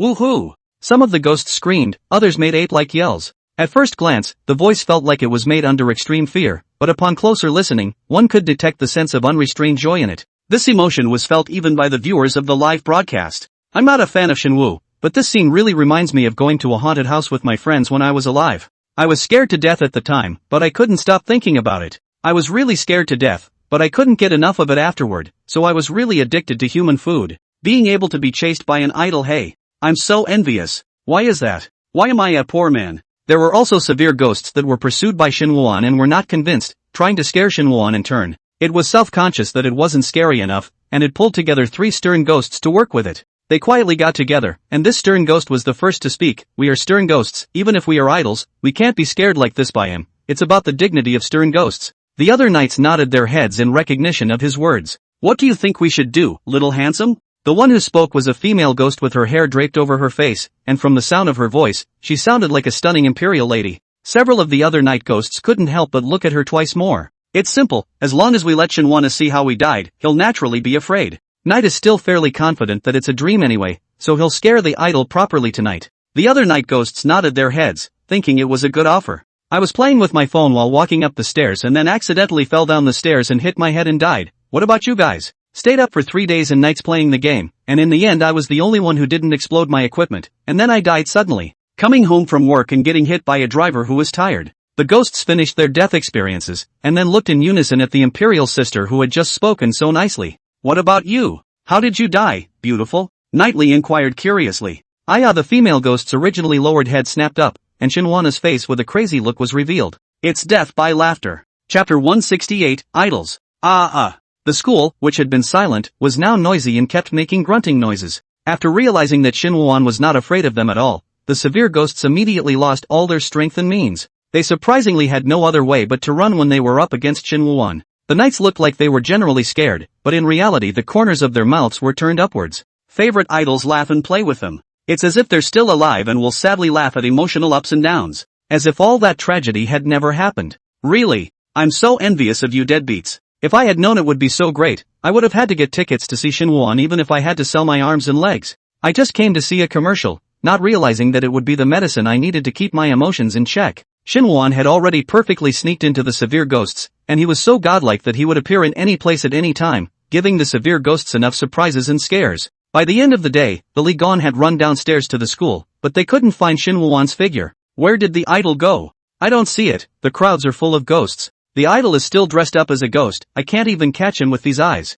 Guys! A cry attracted the attention of all the knights, and they looked up at the sound. At a window on the second floor, Shin Woo-won was there, smilingly looking at them. Shin Woo-won's hair at this moment was still draped with long hair that he didn't know which ghost's head he had gripped from. There was even residual blood that landed on his face. But this horrible look was utterly dear to the stern ghosts. Thank you for your continued support. Shin Woo-won naturally could see that the acting skills of this group of severe ghosts could be said to be completely lacking, and the gazes that looked at him were again extremely worshipful and fond of him. Plus what Grandpa Wang had said to him earlier. Shin Woo-won associated the group of actors here with the fans who had been supporting him all along. Seeing Shin Woo-won say this, the severe ghosts didn't pretend anymore, but shouted, "Idol! Remember to sign my autograph! Shinwana kill me to help the fun! Put the rope around my neck, I'm willing to be Shinwana's dog!" There was a lot of talk below, and for a while Shin Woo-won couldn't even hear what they were saying. Shin Woo turned around and walked over to that piano, recalling how that actor who played Sue's classmate looked when she sat there. He then sat down and raised his hands as if to play the piano.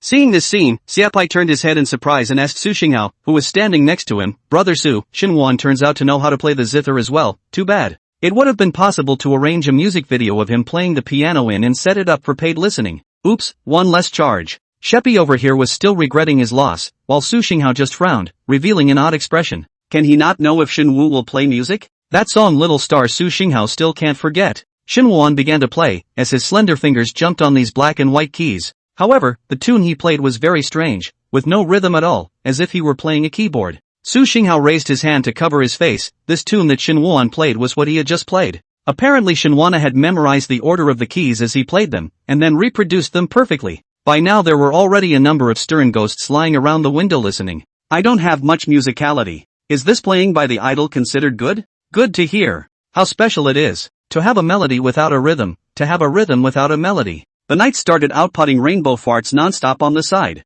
This music is heavenly. It's a rare thing on earth. Su Xinghao really couldn't listen to it anymore. He walked over in big steps and sat directly next to Shin Woo-won. When he pressed the first key, the knights had the sensation of their ears being cleansed. In Su Xinghao's hands, smooth and beautiful notes kept floating out. Shin Woo-won, who was sitting next to him, suddenly smiled heartily and continued to start playing. And at that moment, Su Xinghao's expression moved slightly. Shin Woo-won played very well this time, completely unlike his earlier appearance of a novice playing randomly. You played it that way on purpose. Why? I just think you should play this piece, but I don't know how I should communicate with you. Shin Woo-won's fingers didn't stop, yet he was still able to communicate normally with Su Xinghao, and it was obvious that his musical ability was already much better than normal people. But it's good to know that communication doesn't always have to come through the mouth, isn't it? With the two playing together, the piece becomes even more dynamic. Click, click. Grandpa Wang took his camera and frantically took pictures at different angles. Grandpa Wang intends to print the photos taken into an album, which will surely have many fans clamoring for it. In this moment, he went ahead of Sheppy. After the song was over, Shinwana asked the staff to move tables and chairs, and began to sign autographs for the knights one by one in the music room. The knights didn't expect this kind of benefit, and they lined up in a long line of excitement. They directly let Shinwana write on his body, intending to go back and directly tear off the skin to collect it forever. The severe ghosts that have always been in my way, at this time, are orderly waiting for Shin Woo-won to sign, thanks to Su Xinghao sitting next to Shin Woo-won. Shinwana wrote his signature on Knight's outstretched arm, then shook the other party's hand. Thank you for your support, I'll work hard. Way to go, idol. I'll be cheering for you on the next broadcast too. Go to hell if you're not happy. I'll wait for you forever. Okay, thanks for the favorites. Shin Woo did not find their words presumptuous. On the contrary, he felt they were all abstract players, which made for a very jovial atmosphere at this point. Shin Woo was not tired of signing, he did not feel tired. Soon, after several hundred of the night ghosts had all signed, Shin Woo-won stretched his back and said, "It's over." At this time, Xia Pai walked over. "Teacher Shin, it's really hard on you, this commercial shoot is really wonderful." "Thank you, director, thanks to you, I'm also happy that I can interact with my supportive fans this time. It's a win-win partnership." Sheppy said with a smile on his face, "The classroom dormitories are available for you to rest in, and the car will drive you back tomorrow when it arrives." Shin Woo nodded, "Okay." Xia Pai left after he finished speaking. He wanted to squeeze more benefits from Shin Woo-won while he was getting hot. Shin Woo walked out of the music room. He suddenly stopped and looked around. Behind him, Su Xinghao inquired, "What's wrong? I think I heard someone calling me." Shin Woo-won frowned slightly. The voice was very faint, but he still caught it. Shin Woo-won took a step and ran in the direction of the sound. "Idol. And then there's me." Shin Woo followed the voice as he stopped in the middle of the aisle. He looked down left and right but never noticed anyone nearby. Shen felt that the man's voice was a bit weak as he spoke, and inwardly worried if the other party was in trouble. "I'm coming, where are you?" "I'm here." Shinwon twisted his head over to meet a pair of eyes on the gray wall. He reached out and felt the wall in alarm. Why are you inside this wall? Shen didn't expect that in addition to the group show, there were people pretending to be walls here. I snuck in here. The plastic ghost was rather embarrassed. It had been working part-time at the Lifters Live recently, but it wasn't making anywhere near enough money to come here. The good thing is that it is extremely malleable. Tucked itself right into a crack in the wall and managed to become one with the wall. Plastic ghosts have been waiting for Shin Woo-won to pass by, but wait until the end of the shooting did not see the figure of Shin Woo-won, which is anxious to scream. So you didn't stay long? Will this performance suit not breathe? Shin Woo wanted to get the plasticized ghost out. No, it won't. My body is quite breathable. Plastic ghost whispered a request. Can that be signed? Oh, okay. Shin Woo took out the pen. What's your name? The plastic ghost froze. You don't have to write my name. I just want to idolize you. Good. Shin Woo-won wrote happy every day on the wall and then left his name next to it. Hey! The malleable ghost laughed with a contented look on his face. Shen saw that the plasticized ghost was happy, and the corners of his mouth also brought a smile. He turned around, and that's when he saw that Grandpa Wang, Lin Cece and Su Xinghao were standing in the aisle in front of him. Lin Cece revealed a smile and compared her hands to a love heart. Brother, have a good dream. Shin Woo-won was slightly stunned, and immediately afterward, he saw the scene in front of him begin to blur. Lin Cece, who sent Shin Woo-won back, seemed to have changed her face as she crossed her arms and beamed. Brother Su, how come you didn't help me ask for my brother's autograph? Su Xinghao shrugged. I didn't ask for it, it was Shin Woo-won who insisted on giving it to me. Damn it! You're clearly showing off. Give it to me. Lin Cece wanted to grab the card in Su Xinghao's hand, but was directly pressed by Su Xinghao's head. Su Xinghao turned his gaze to the card in his hand, and on it was a sentence that Shin Woo-won had left for him. Must become a big star. Gifted by Shin Wrecker, there's a smiley face drawn next to it. Su Xinghao smiled. When Shin Woo-won came to the netherworld, then it should be his turn to give Shin Woo-won an autograph. Mr. Shun. Mr. Shun. Shin Woo-won woke up in a daze. He was sitting in the car at the moment, patting his face before opening his mouth and inquiring, did I sleep for a long time? It was the makeup artist sitting on the passenger side who woke him up. You fell asleep as soon as you got in the car, and I just called you several times without waking up. Shin Woo apologized. I'm sorry, maybe I've been too tired lately. It's fine, but I assume you had some kind of good dream? The makeup artist smiled. It's the first time I've seen someone sleeping with a smile on their face. The makeup artist even handed Shin Woo-won his cell phone to look at. Shin Woo took the phone and looked at it. The photo was of him sleeping with his head against the car window with his eyes closed. Indeed, as the makeup artist said, with a hint of a smile on her face. I don't remember. Shin Woo could not recall the content of the dream, only vaguely remembering the mood in the dream. But, that was a good dream indeed. Chapter 169, is this guy really a star? After Shinwana's filming was over, he had planned to ride his bike home, as usual. However, one of the staff members strongly invited Shin Woo-won to ride back in his car on the grounds that the weather was starting to get cooler and that it was on the way. Shin Woo had been ignored in the crew before, and now that he was faced with the goodwill that others had unleashed on him, he was a bit overwhelmed for a moment. Shin Woo-won sat in the car and said,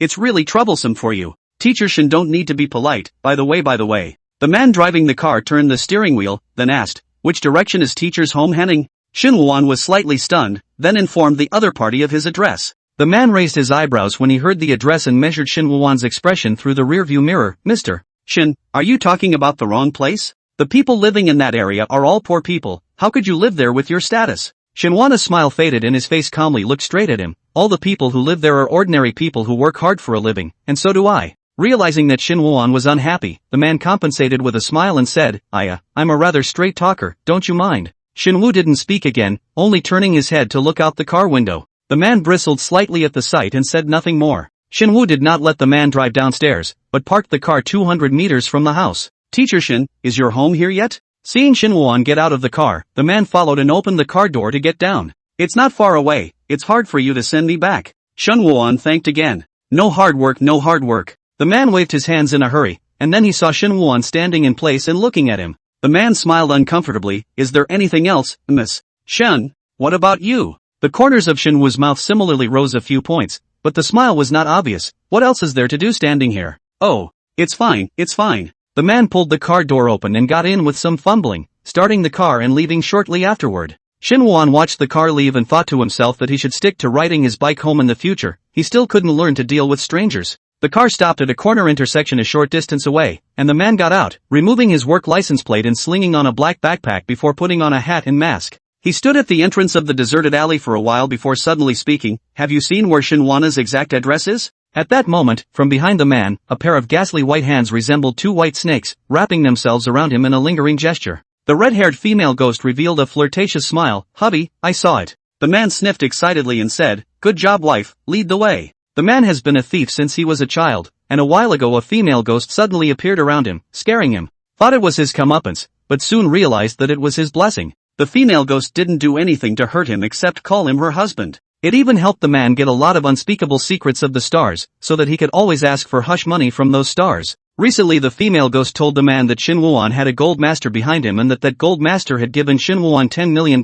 in cash. The man has always felt that Shin Woo-won, in addition to acting ghosts acting okay, other acting in general, so inexplicably fire, must be behind the scenes and people do a deal. This huge fortune has the man's heart in his mouth, and with the help of the female ghost, he can run away with the money and make a splash somewhere else. Under the guidance of the female ghost, the man walked into the building where Shin Woo-won lived. Just as he entered, the man noticed the overhead light bulb flickering on and off, and a few seconds later it went straight out. "How do you live in a Thai house like this?" So convinced. The man cursed and pulled out his cell phone, lighting his way up the stairs. The more he walked through the old, dark, dilapidated building, the more the man doubted what the female ghost was saying. Does he really have that much money? The female ghost circled the man's neck and said intimately, "Honey, how could I lie to you? I am very much in love with you." The tense-looking man suddenly felt a cold chill down his neck, but in his mind he was thinking of the many benefits the female ghost could bring him. So he didn't dare to show the slightest hint of displeasure on his face. Instead he forced a smile and said, "You're so nice, wife, I really can't do it without you." Then, they joked and laughed their way to the gloomy floor where Shin Woo-won was.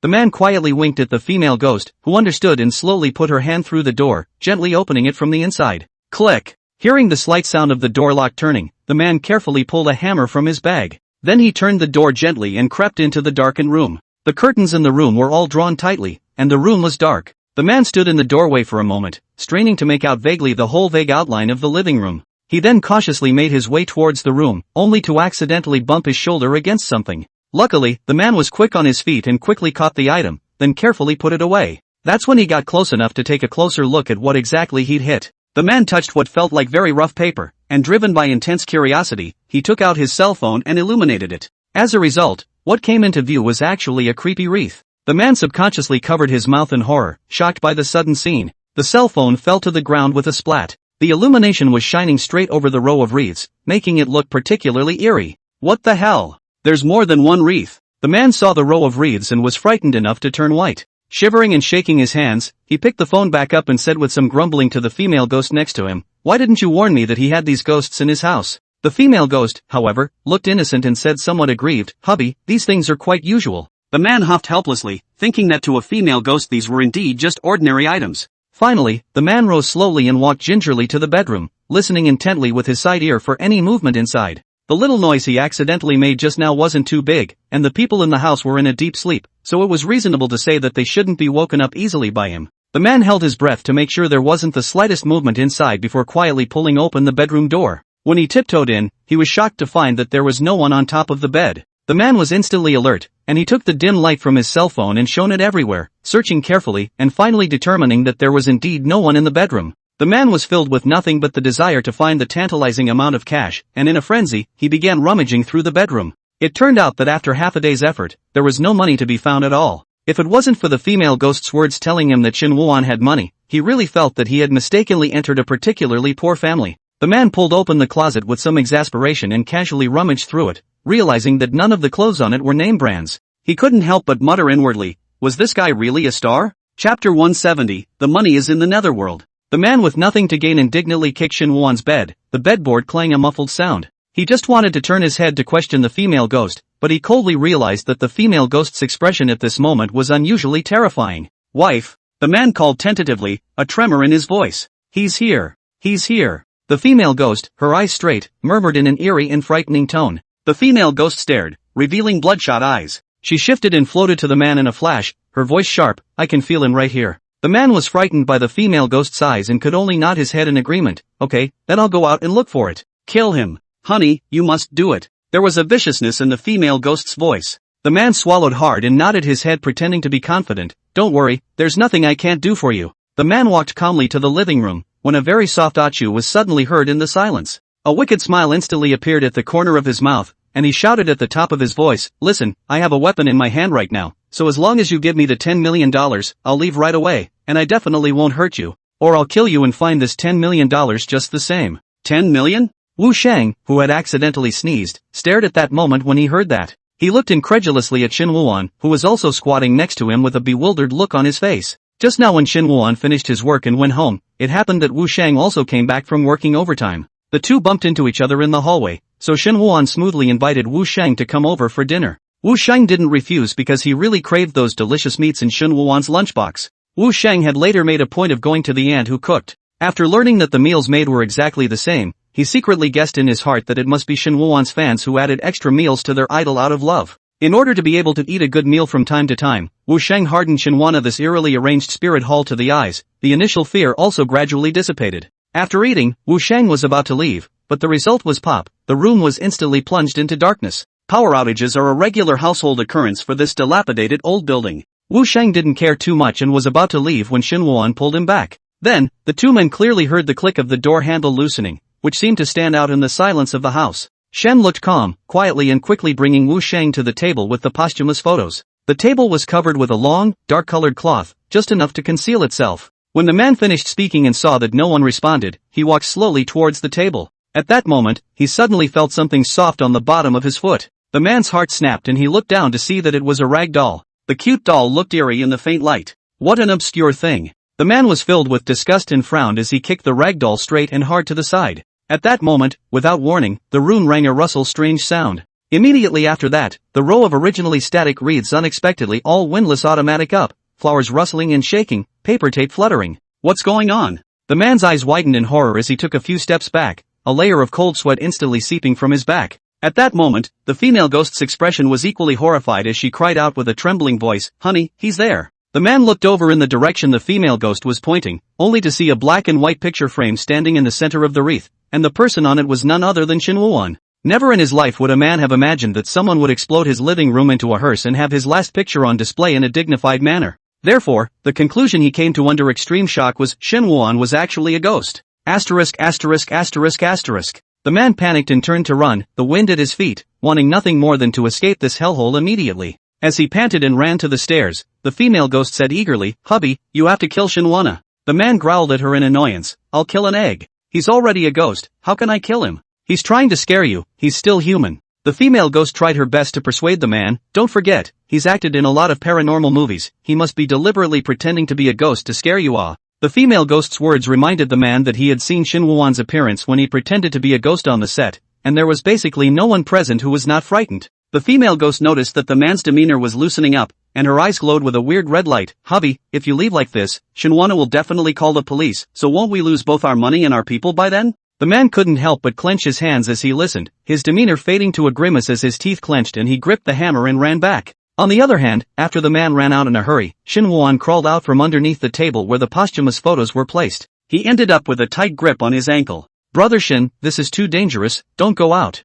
Wu Shang, who was also hiding under the table, advised anxiously. Shin Wuan wanted to just pull out his foot, but Wu Shang's grip turned out to be very tight. "Don't worry, I'll be fine." "How can I let go?" Wu Shang stubbornly refused to let go. "Don't take your own life for granted, I've already called the police, just wait for them to handle it." Wu Shang had long regarded Shin Wuan as his only relative in this city through these days together. Shen Wu looked grave and said squarely, "Xiao Wu, let go of your hand." Meeting Shin Wuan's serious gaze, Wu Shang's heart trembled and he finally let go of his hand. He was a reporter, but at the moment his awareness was not as high as Shin Wuan's. The other side has returned. Shin Wu's ear has always been sensitive, coupled with the surrounding quiet, has long heard the man's rough and hurried footsteps approaching. "Ha!" Before Wu Shang could react, Shin Wuan recovered the long cloth. Shin Wu's figure turned around, and then he directly faced the man who walked into the house with a hostile face. "Not bad for pretending to be Ghostfire, I can't believe you really scared me." The man squeezed out a small smile in annoyance, the muscles in his face twitching slightly with rage as he hefted the hammer in his hand. "Say, where did you put that $10 million in cash?" The man's eyes widened, the greed in his eyes nearly overflowing. Shen sank his face and said with a hint of mockery, "All that money is in the netherworld, you go get it." Chapter 171, Come with me. Damn it. The man's emotions were completely filled with tyranny at this moment, his eyes were red, and the veins on his forehead were bulging. He hissed and directly rushed over like a madman, raised the hammer in his hand, and without the slightest hesitation, viciously smashed it straight over towards Shin Wuan's head. In the man's cognition, the lean Shin Wuan was a soft persimmon for him to pinch at will. However, Shin Wuan did not choose to flee in a sorry state as he expected, but took a step backward calmly. He moved with agility and precision, the hammer carrying a strong wind that managed to sweep past his bangs. In the next moment, Shinwon violently rotated his feet, turned around and raised his knees, followed by a high jumping kick in place. The explosive force of his entire body instantly converged like a tidal wave into the back of his taut foot, viciously kicking the man's wrist that was holding the hammer. Ah! The man let out a sudden scream, the sharp pain coming from his wrist causing his features to twist. The hammer in his hand fell out of his hand uncontrollably and hit the ground with a clang. Shinwon immediately took a big step forward, and his fist, from bottom to top, swiftly and incomparably struck the man directly on his chin. The man only felt his head buzzed, in front of the eyes of the sky instantly rotating, legs soft, all of a sudden fell straight to the ground, issued a boom sound muffled. The whole process was over in less than a minute. Shinwoo's expression was calm from the beginning to the end, except for the need for emotions when acting. He usually did not have too many emotional fluctuations on weekdays. Wu Shang, who was hiding under the table, had long since lifted the tablecloth by now and witnessed everything with wide eyes. He hurriedly climbed out on his hands and knees, looking at the man lying on the ground with a face full of shock, and then turned his gaze back to Shinwon, his mouth opened wide as he marveled, "Brother Shin, you actually know martial arts, ah?" "It's nothing, when I was a martial arts substitute before, I just learned some flowery fists after my teacher." What Shinwoo said was indeed the truth, and he knew in his heart that these moves he had learned from his teacher were far more ornamental than practical. Previously, when interpreting the true or false heavenly master, Shinwon had already deeply felt what a true life and death duel was from that professional actor in the dueling arena. That aura of solemnity and practical combat skills was not comparable to his own three-legged kung fu. Because of this, if he had not determined in advance that the man's hands were average, Shinwon would never have been so reckless as to go straight to the other side. Shen turned around and familiarly took out a bundle of hemp rope from the drawer, which was still left over from the last test of courage meeting, and did not expect it to come in handy so soon. He bound the man's hands and feet tightly in 3 straight strokes. "That's not enough." Wu Shang was so excited that he danced with his hands, his little face reddened. "That roundhouse kick was really too cool, it directly dazzled me. Brother Shin, you're simply deep in hiding." Shinwon was a little embarrassed by Wu Shang's exaggerated reaction, scratched his head, a coy smile appeared on his face, and said, "It's really nothing, the teachers all know it, and what I've learned is merely the most basic introductory kung fu." After a short while, several police officers arrived in a hurry and took the man away. By now, the man had awakened, but his speech was still slurred. As he rounded the corner of the stairs, the man suddenly began to struggle violently. Although the man shouted vaguely and his voice was intermittent, Shinwon still keenly heard that he shouted, "Wife, save me." The man kept looking left and right, his eyes scanning every corner of the surroundings in a panic, but he never saw the slightest trace of the female ghost. Shinwoo frowned slightly with a puzzled expression. All he had heard since the beginning was the panicked footsteps of the man alone, and it was common sense that he could not have had an accomplice. Wu Shang, who was standing beside Shinwon, was also full of suspicion. He carefully looked at the man and felt that this person was a bit strange. He couldn't be trying to feign madness to escape the punishment, right? It looks like a veteran. This acting is quite realistic. Shinwon shook his head somewhat helplessly and said softly, "The police will handle this matter. Xiao Wu, don't report on this matter. I don't want to be in the hot seat because of this." "Oh, okay." Wu Shang scratched his head. He had really had this intention. After all, if this matter was reported out, it would be able to create a wave of eyeballs and increase some popularity for Shinwon. However, seeing that Shin was unwilling, he didn't force himself any further. The man arrives at the police station and is held in the interrogation room with the extravagant hope that the female ghost will suddenly appear and save him. A serious-looking police officer with a torchlight gaze stared at the man and opened his mouth to inquire, "Lin Ben, why do you think Shinwon has $10 million in cash at home?" Lin Ben's emotions were on the verge of collapse at this point, and the inexplicable disappearance of the female ghost had messed him up big time. He gripped his head tightly with both hands, his fingers pulling and tugging at his hair so hard that several strands of it came out hard. "My wife told me," Lin Ben shouted hoarsely, the veins on his neck bulging. "Your wife?" The police officer quickly flipped through the information in his hand, which clearly showed that Lin Ben was not married, and could not help but raise his voice in confusion. "Who is your wife? What's her name?" "I don't know what her name is, she's a ghost, a ghost." Lin Ben's eyes widened, his eyes filled with terror, his body trembled uncontrollably, and his mouth repeatedly chanted, "You guys let me out of here, or else my wife will come looking for you at night." Lin Ben hissed frantically. "See Lin Ben talk crazy look." Let the police helplessly shook his head, did not continue to ask, just silently in the book to record something. Lamphun was detained in accordance with the law, pending further psychiatric evaluation. In the detention room, only Lin Ben was left alone. And at that moment, he suddenly shivered violently, his teeth were clenched, and his face was as white as paper. He clearly felt a cold, piercing aura fill the room from the corner of the room. Lin Ben's face instantly blossomed with an expression of extreme excitement. He sprang to his feet and looked eagerly in all directions, shouting excitedly, "Wife, you're here, aren't you?" Lin Ben couldn't be more familiar with this familiar eerie aura. At that moment, he only felt a blackness in front of his eyes, and a pair of cold hands quickly covered his eyes. Immediately afterward, there was a sound of talking in his ears. Guess who I am? The speaker's voice was extremely crisp, as if it came out in a clipped voice. Wife, quick, get me out of here. Lin Ben had just finished speaking when he felt a sharp stabbing pain in his eyes. Ah! Lin Ben let out a scream, then covered his eyes with both hands as blood oozed out of his fingers. The grim breath whispered in Rimoto's ear, guessed wrong. Oh. Who are you? Lin Ben turned around violently, but his eyes had been completely poked out. Who am I? You're stepping on me so much it hurts. And calling me an obscure thing. Lin Ben was instantly reminded of that creepy doll, and it was only then that he was startled to realize what kind of hideous existence he had invoked. He knelt on the ground, folded his hands, and begged bitterly, please let me go. I won't dare to steal anymore. Okay, oh, I know, you won't go stealing again. Really? The hope in Lin Ben's eyes was instantly fixed. He felt a hard pinch on his throat, making it harder and harder to breathe. Lin Ben subconsciously scratched his neck desperately, scratching out several striking blood marks. Lin Cece slowly raised her hand and watched the man gradually lose his breath. When you become a ghost, you will never have the chance to do bad things again. After confirming that the man had broken his breath, Lin Cece gently lowered her hand at this point, and several little kids appeared behind her, chattering and yelling around her. Sissy, that's a big bad one. Take him apart into parts and play with him. Lin Cece said coldly with an expressionless face, take him down. Okay.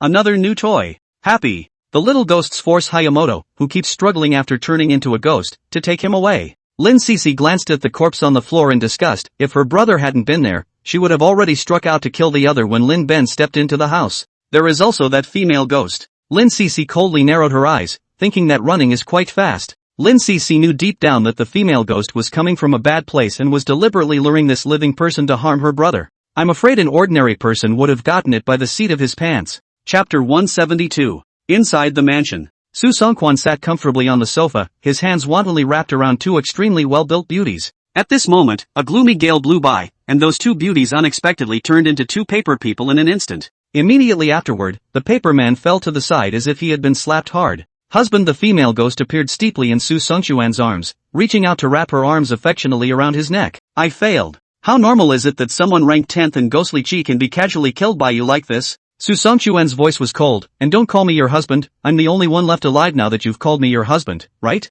The female ghost let out an eerie laugh, hee, hubby, I just love the way you look like you have a hard life and don't recognize your fate. Since you went to him, what do you think of the ghost abilities around him? Su Songkwan didn't think he would lose in the next anchor PK, but it was clear to him that anyone who could survive the live broadcast was accompanied by a stern ghost. The lifter wouldn't care if Su Songkwan would be killed by the evil spirits around Shinwuan after the performance. The female ghost tilted her head and thought carefully, it's just a little girl, she feels quite fierce, but head to head I'm confident I won't lose. That's good. Su Songkwan dashingly picked up the red wine and drank it all in one go. When we win, I'll be relying on you to protect me. Don't worry, hubby. Don't call me husband, it sounds creepy. At this time, Su Songkwan felt his cell phone vibrate violently. He took it out and the corners of his mouth rose slightly. It's coming. At the same time, Shinwuan's cell phone, which was arranging the wreath, also vibrated, and he took it out to see the message sent by the sponsor. Lifter, hello, actor Shinwana. Lifter, next you'll need to participate in an Anchor Advancement PK tournament, and by winning this tournament, you'll be able to access higher level scripts that will allow you to perform even more exciting character stories. Shinwan didn't quite understand what the so-called Anchor Advancement PK tournament actually meant, but the words behind the lifter made his eyes light up steeply. Shinwana, yes, I will win. Lifter, okay, at midnight tonight, a special car will come to pick you up and drop you off. Makeup needs to be properly done in advance by yourself. The lifter then sent a picture of the same succinct script synopsis. Advancement script, blackmail. Script synopsis, Gao Jiafu, played by Shinwuan, is a college student. His younger brother Gao Jiaming suddenly falls seriously ill and is hospitalized. In order to take good care of his sick brother, Gao Jiafu resolutely chose to take a break from school. One day, Gao Jiafu was shocked to realize that the old man suffering from cancer in the next bed was able to get out of bed and walk overnight. At the same time, his brother's condition deteriorated dramatically and he died that day in a bizarre way. Gao Jiafu is grief-stricken and accidentally discovers a coin carefully wrapped in a red string while sorting through his brother's belongings. Gao Jiafu sets out to investigate the origin of the coins, but is thus involved in a bizarre and horrifying conspiracy of enormous proportions. It feels very interesting. Shinwu felt his heart leap out of his chest whenever he saw the script, and his soul seemed to burn with it.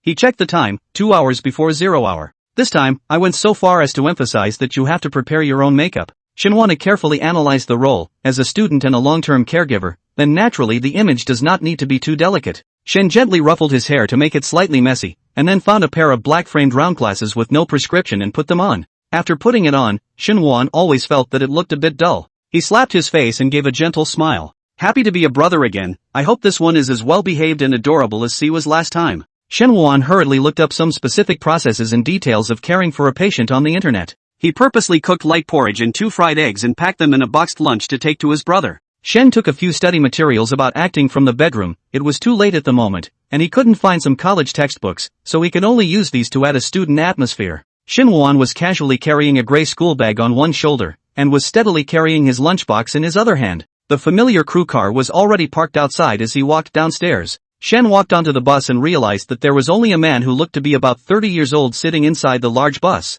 Hello, Shen Wuan. The man waved his hand and called out Shen's name straight away. Hello. Shen Wu sat down on the chair on the other side of the aisle. Are you an actor in the cast of Blackmail? Su Songquan nodded his head. Yeah, my name is Su Songquan, and I'm the anchor who's going to PK with you this time. So that's how it is, then please teach me more. Being able to play with someone on the same stage, Shen Wuan secretly jumped at the chance in his heart. In fact, there is no shortage of excellent actors and actresses who have acted together before, but this time the official point of acting PK, so that Shen Wuan more and more full of fighting spirit. I can't say that I can teach you. Anyway, you won't be able to see me after this performance. Su Songsuan looked at Shen Wuan with a hint of pity and sympathy in his eyes. He knew that very few living people survived the lifters, and none of them had it easy. It's just that everyone is trying to survive, and all that sympathy and sentimentality type stuff has long since disappeared. Su Songquan sometimes feel that he lives like a ghost. Ah? Shen Wuan revealed a surprised look. He somewhat did not quite understand the meaning of Su Songquan's words. After pondering for a few seconds he said, Do you intend to treat this drama as your last work, senpai? Su Songquan? Good guy. Shen Wuan looks quite a weak appearance. I did not expect that the mouth is like smeared with poison. Chapter 173, That Kid's Nerves. In Su Songquan's eyes, Shen Wuan's harsh words directly tore apart the hypocritical atmosphere between the two. Neither of them spoke again for the rest of the ride. Shen Wu was oblivious to the fact that he was left alone a lot of the time. He took out the actor's self-mastery from his book bag and looked at it carefully. Su Songquan only wanted to laugh when he saw the title of that book. What's wrong with someone doing it on the fly? It's only when they're about to go into the theater that they start learning to act. Su Songquan had some contempt for Shen Wuan in his heart, but he didn't dare to completely despise the other party. He had already learned through the female ghost that he was at number 13 on the lifters live leaderboard. And Shen Wuan is surprisingly in 10th place. This guy, how the hell did he survive this long? Is it because of his face? Su Songquan wasn't sure for a moment. After all, the aesthetics of ghosts were radically different from those of the living. Here we are. The driver spoke.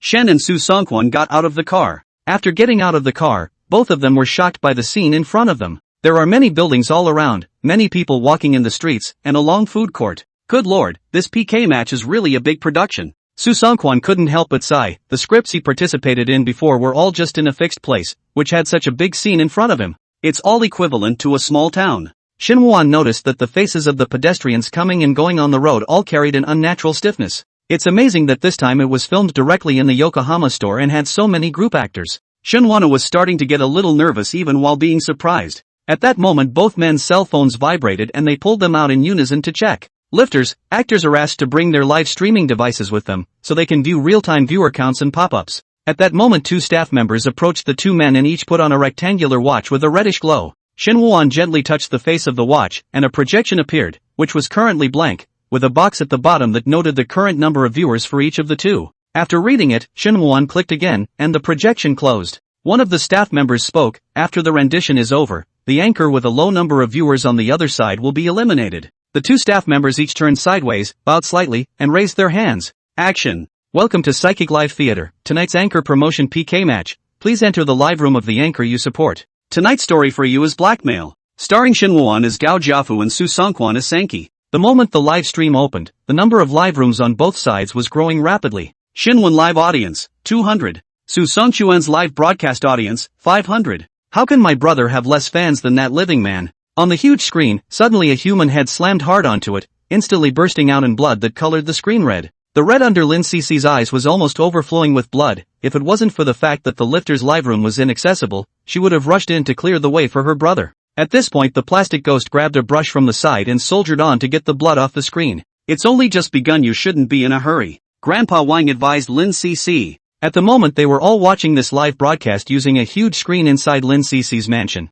How can I not be anxious? Why is this district living person more than double the audience of my brother when he is clearly ranked 13th? Lin Cece was so angry that she copied a few more bad guys' heads and ruthlessly smashed them at Su Songquan on the screen. Hey! Oi. Plastic Ghost looked at his freshly brushed screen getting dirty again and helplessly lifted the brush again. CC is right. Su Xinghao sat on the sofa, his brows furrowed. This audience count isn't right. There's no way Shenwu has so few fans. Su Songquan didn't turn off the live projection, and the corners of his mouth couldn't restrain themselves from rising high when he saw the number of viewers he had. He greeted the audience warmly. Hello everyone, I get to show you another cool show tonight. Good. I love to see Su beating up the living. It makes me feel so good. Doesn't this live broadcast win in minutes? That being said, can Brother Su storm the bad guys while killing that anchor you piked with? Su Songquan noticed the pop-up, which was actually what he had in mind. He put his finger against his mouth, revealing a meaningful smile. Shoo. Well, everyone just stay in the live room and look forward to it. Su Songquan noticed that Shin Wuan's popularity value rose particularly slowly, and he was secretly pleased with himself, turning his head to see Shin Wuan's shocked and confused face. As a result, Shin Wuan had long since hurriedly and quickly walked towards the hospital. Su Songquan hurriedly ran over. He had to see how much longer Shin Wuan could pretend. Shin Wuan's face carried a deep exhaustion and heaviness, completely contrasting with his naive appearance just now. Su Songquan snickered inwardly. It seems that Shin Wuan was disheveled and depressed by the difference in the number of viewers between the two. He sighted down and realized that the watch Shin Wuan was wearing wasn't even turned on. Su Songquan? This guy, is he not going to live? Such a good opportunity to pull popularity. Completely do not want awe? Shin Wuan had absolutely no intention of turning on the pop-ups. He just wanted to focus on interpreting his character with all his heart. The hospital was not quiet even late at night, and every now and then someone quietly walked in and out. Even the wind was a few shades cooler than outside. There was little whispering in the place, yet there was a persistent, suppressed, muffled grunt from the patient. Even though the sound is not loud, it rings in one's heart and makes it difficult to sleep. The ward that Gao Jiaming was staying in was 404, and Shin Wuan steadily walked towards the elevator. As he approached the elevator, Shin Wuan noticed that there were already 6 people standing inside. He walked in, followed closely by Su Songquan. The elevator was about to close, when a man came running in a big hurry. Wait! Su Songquan not only did not press the door open button, but instead repeatedly pressed hard to close the door. Shen noticed that it was written above the elevator that there was a limit of 8 people, so he didn't say anything to stop it. But the man didn't give up just because the elevator was about to close and close. Instead he forced his hand to reach out so that the elevator wouldn't close. He took a step forward and stepped right into the elevator recklessly. Before the other foot could enter, the elevator sounded a shrill warning. Drip drip. The elevator is overloaded. The elevator is overloaded. Instead of withdrawing immediately, the man went to brutally squeezing the man inside with his shoulder. The others were staring hard at the man with disgruntled eyes, but the man was very frank, and looked as if he had settled here. Hey, it's full, why are you still squeezing in? Someone inside the elevator couldn't help but accuse. I'm in a hurry, you can go down and wait for the next one. The man wrapped his arms around himself. The elevator doors aren't completely closed, so why not let me in? Others are completely helpless with men. Living people are like that, no patience at all. I'm not even as monkey as he is when I'm reincarnated. Getting him killed is honest. Brother Su should be able to blow a man's head off with an elevator this time, right? Su Songquan did intend to go up to the man and finish him off hard, as the underworld fan had predicted. He survived the broadcast by the exciting spectacle of lifting his hand and killing someone. Su Songquan was just about to leave when he saw Shin Wuan reach out and gently pat the man's shoulder. The man glanced at it, scoffed at Shin Wuan's nerdy appearance, and snorted coldly, "Kid, you have something to do?" Shen raised his hand and pushed his glasses unhurriedly. "Hello big brother, are you in a hurry?" "Sure, why don't you get out?" The man thought that Shin Wuan was the one who looked the best to hold here. "Good." Shin Wu agreed readily. Then in the next second, Shin Wuan bent down and his hands directly and steadily wrapped around the man's waist. That 1-meter-8 adult man was even directly carried by Shin Wuan in such a sharp manner. Asterisk asterisk asterisk asterisk. The man let out a nationalistic cry, his body leaning forward unbalanced, his head bumping right into the elevator door. With a wave of dizziness, the man was carried by Shen and quickly ran out. Everyone in the elevator, including Su Songquan, was stunned. The man could still be heard roaring angrily there from a long distance away, as well as Shin Wuan's calm voice that formed a strong contrast. The harsh beeping of the elevator had died down and the doors slowly closed. Asterisk asterisk asterisk asterisk. Su Songquan came back to his senses. That kid is nervous. Chapter 174. Su Songquan eagerly tried to chase out, but the elevator was already going up. He looked at the pop-up at this point and realized that the viewer count had changed. Xiao Song Chuan's live broadcast has 800 viewers. Shinwen's live broadcast has 600 viewers. The gap in audience numbers is closing at a very fast pace. No, I'm going to be laughed out of the room. How can you take someone away in such a funny way? It's kind of funny how other people hug their waists to show love and he hugs his waist to do good. You don't say. This kind of operation can't be done by anyone. If I were alive I should have ended up at the moment of hugging my waist. I can't hold it. I can't hold it at all. When Su Songkwan saw that the audience had all been pulled away from Shin Woo-won's attention in a swarm, he inwardly gritted his teeth in hatred. His mouth was quick to say, "It's breathtaking, the kind of person who constantly cuts in line and affects others, and he's saved like that. If he hadn't been carried off, I'd have had his head separated long ago, and it would have been better to rush off to the afterlife in such a hurry." Su Songkwan really pulled the audience's attention back to him after saying this. But by this time, his back had long been quietly dipping in cold sweat. Shin Woo pulled 200 viewers directly from him for this insane behavior. This made Su Songkwan realize that Shin Woo-won definitely did not rely on luck to climb up to this top 10. On the other hand, Shin Woo-won easily carried the man steadily running. He would insist on bringing his weights for a long run every day, rain or shine, which allowed him to run up to the first floor without taking a breath. Instead, the man was screaming violently, "Stop, stop, stop. It's here. It's here." Shen put the man down and politely inquired, "Big brother, is it the first floor you're coming to?" After realizing Shin Woo-won's infinite strength, the man did not dare to be as arrogant and domineering as he had been in the elevator earlier, but instead, he slightly lowered his head in a somewhat vain manner, not daring to look directly into Shin Woo-won's eyes. "Ah, no, I need to go to the bathroom." The man backed up slowly on one foot, ready to run. "No wonder you're in such a hurry, then I'll wait for you at the door of the restroom." Shin Woo laughed, "I'm young and have all the strength and means." As soon as the man heard the spot, his shoulders collapsed. "I was wrong, brother. You're the one who's my big brother. I'll never squeeze the elevator again." He was a big man who had carried too many strange gazes on his back when he was carried up by Shin Woo-won just now. Though men receive such stares all the time, there is no difference at all between the two. Shin Woo-won could confirm that the man was telling the truth. "Big brother, don't do this next time, not everyone is as kind as me." He had just seen Su Songchuan's eyes containing a murderous aura, which was why he chose to personally take the man away. The man looked incredulous. "Just you? Kind?" Shin Woo turned around and walked towards the stairs without slowing down. He felt that climbing the stairs was actually much faster than taking the elevator. After all, there are so many people in the hospital and only one elevator. Shen came to the 4th floor of the hospital and steadily found room 404 by following the number above. The number 4 would rarely be found in an ordinary hospital if there were no psychic elements. Although I believe in science, sometimes when human beings can't save them, they start to believe in metaphysics. Shen walked into the ward, which had a total of 8 beds, each of which had a patient and a family member taking good care of them. In the hospital bed of 4-to-1 lay a slightly thin man, who took the initiative to enthusiastically shout when he saw Shin Woo-won come in. "Brother, why did you just come?" Shin Woo-won walked over and gently placed the lunchbox on the cabinet next to the bed, opening it while saying, "Someone had some trouble getting up the stairs just now, so I'm going to lend a hand." Xiao Fu was just warm-hearted. The 4-to-2 patient's family member, a kind-faced grandmother, said with a big smile on her face, "I'll be sure to introduce my granddaughter to you someday." At this time, Gao Jiaming pretended to be unhappy and said, "Grandma Chen, you're being too biased, I don't have a girlfriend either." "Hee, I only have one granddaughter, there's no way I can introduce you to both brothers at the same time." "Ah," Grandma Chen slowly said with a happy face. Shin Woo reached out and gently flicked Gao Jiaming's forehead, revealing some gentle smiles under his eyes. "Get your body well and go find a girlfriend yourself, don't steal from me. You've taken all the good things." Gao Jiaming muttered in a small voice, then honestly lowered his head to drink kanji.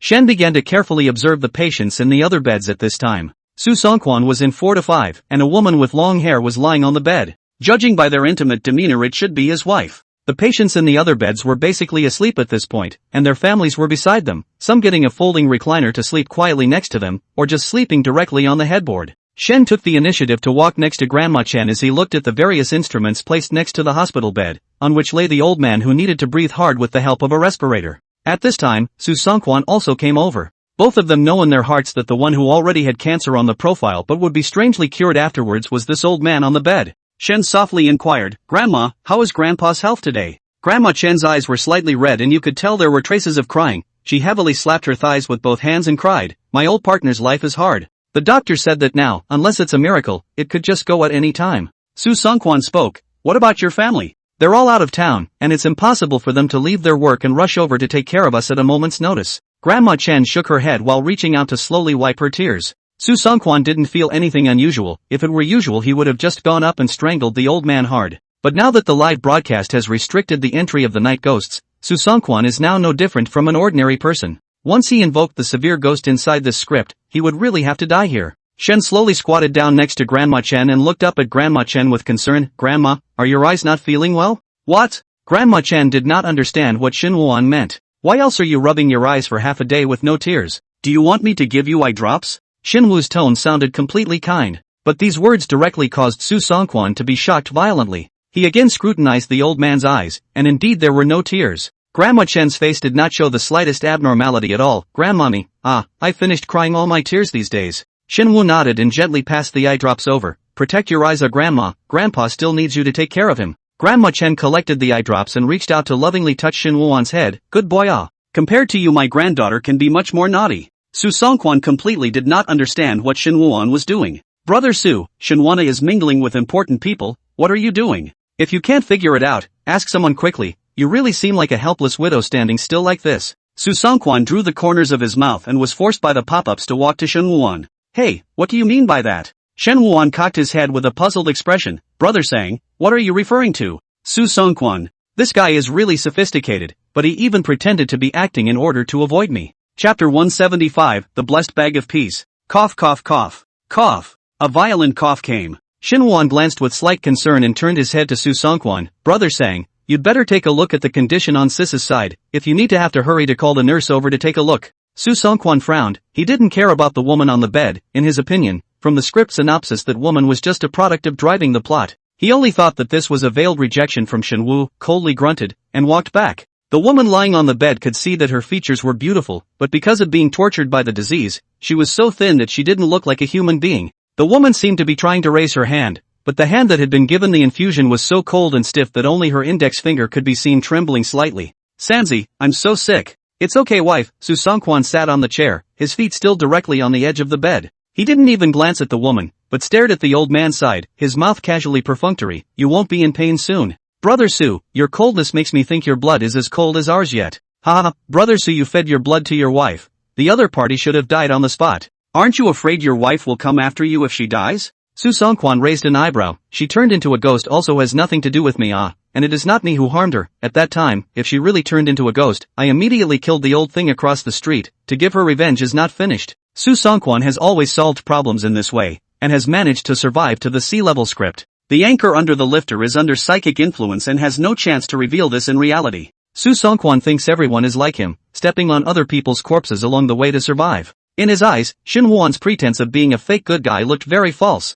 Noticing Su Songchuan's total disregard for his wife, Shinwoo silently pushed up his glasses and thought to himself that the characterization the other party had gotten appeared to be the bad guy. Gao Jiaming muttered softly as he lay in bed, it's so noisy. Shinwoo saw that his brother could not sleep well even if he went on like this, and there was no call button set up here, so he hurriedly got up and went out with the intention of calling the nurse to have a look. Shen walked out of the hospital room. The hospital aisle had been a cold wind blowing slowly from the end. The lights had been turned off at some point, and there was only a dim green light coming through the far side of the security exit. There are folding beds on either side of the aisle with patient family members sleeping on them. Halfway there, Shinwoo noticed that one person had just used a simple paper box to lay on the ground, and then lay curled up on it. It's cold, you can catch a cold sleeping directly on the floor like that. Shinwoo was wearing a long down jacket when he arrived, and he immediately took it off. He gently covered the other man, making sure he hadn't woken him up, and then moved on. Soon Shen reached the nurse's station, where a nurse happened to be standing. In the white light, the nurse's face looked white, her eyes bloodshot, and she stood there like a lifeless statue. Shinwoo was not surprised by this, but instead, he greatly admired the medical staff. The wages they get are not much different from the average laborer, but the effort they have to put in is unimaginably hard for others. They also have the mission of saving lives on their shoulders. The nurse slowly turned her head to look at Shinwoo. Shinwoo said softly, hello, the patient in room 404 is a bit uncomfortable. 404? The nurse's head suddenly tilted, as if in slow thought. Shinwoo nodded, yes, the person has been coughing. 404. 404. The nurse kept repeating, the doctor is in 404. Shinwoo was full of doubts, just now he had walked all the way and did not see anyone go over. Yes, the doctor is in 404, the nurse said and sat down with a determined refusal to communicate. Shinwoo immediately ran back. Su Songkwan keenly noticed that Shinwoo's expression was somewhat different and immediately stood up to inquire, what's wrong? The nurse said the doctor is in 404, Shinwoo eagerly inquired, saying, did a doctor come over just now? Su Songkwan also when Shinwoo went out and encountered something shocking, the result is this? He sat down with a look of extreme impatience. No. Shinwoo didn't think the nurse was being perfunctory, and he shouldn't be thinking in his normal mind. A rather chilling possibility soon occurred to him. Is the doctor one of the patients lying here? Shen pretended to walk slowly and casually through the ward as he began to scrutinize the patients in each bed one by one. After looking at a few of the beds, the only difference he noticed was the 4-4 beds. Only 4-4 are without family members around to take care of them. Lying on top of it was a young man who, apart from his skin being a little pale, was outstandingly handsome and not quite like the rest of the group.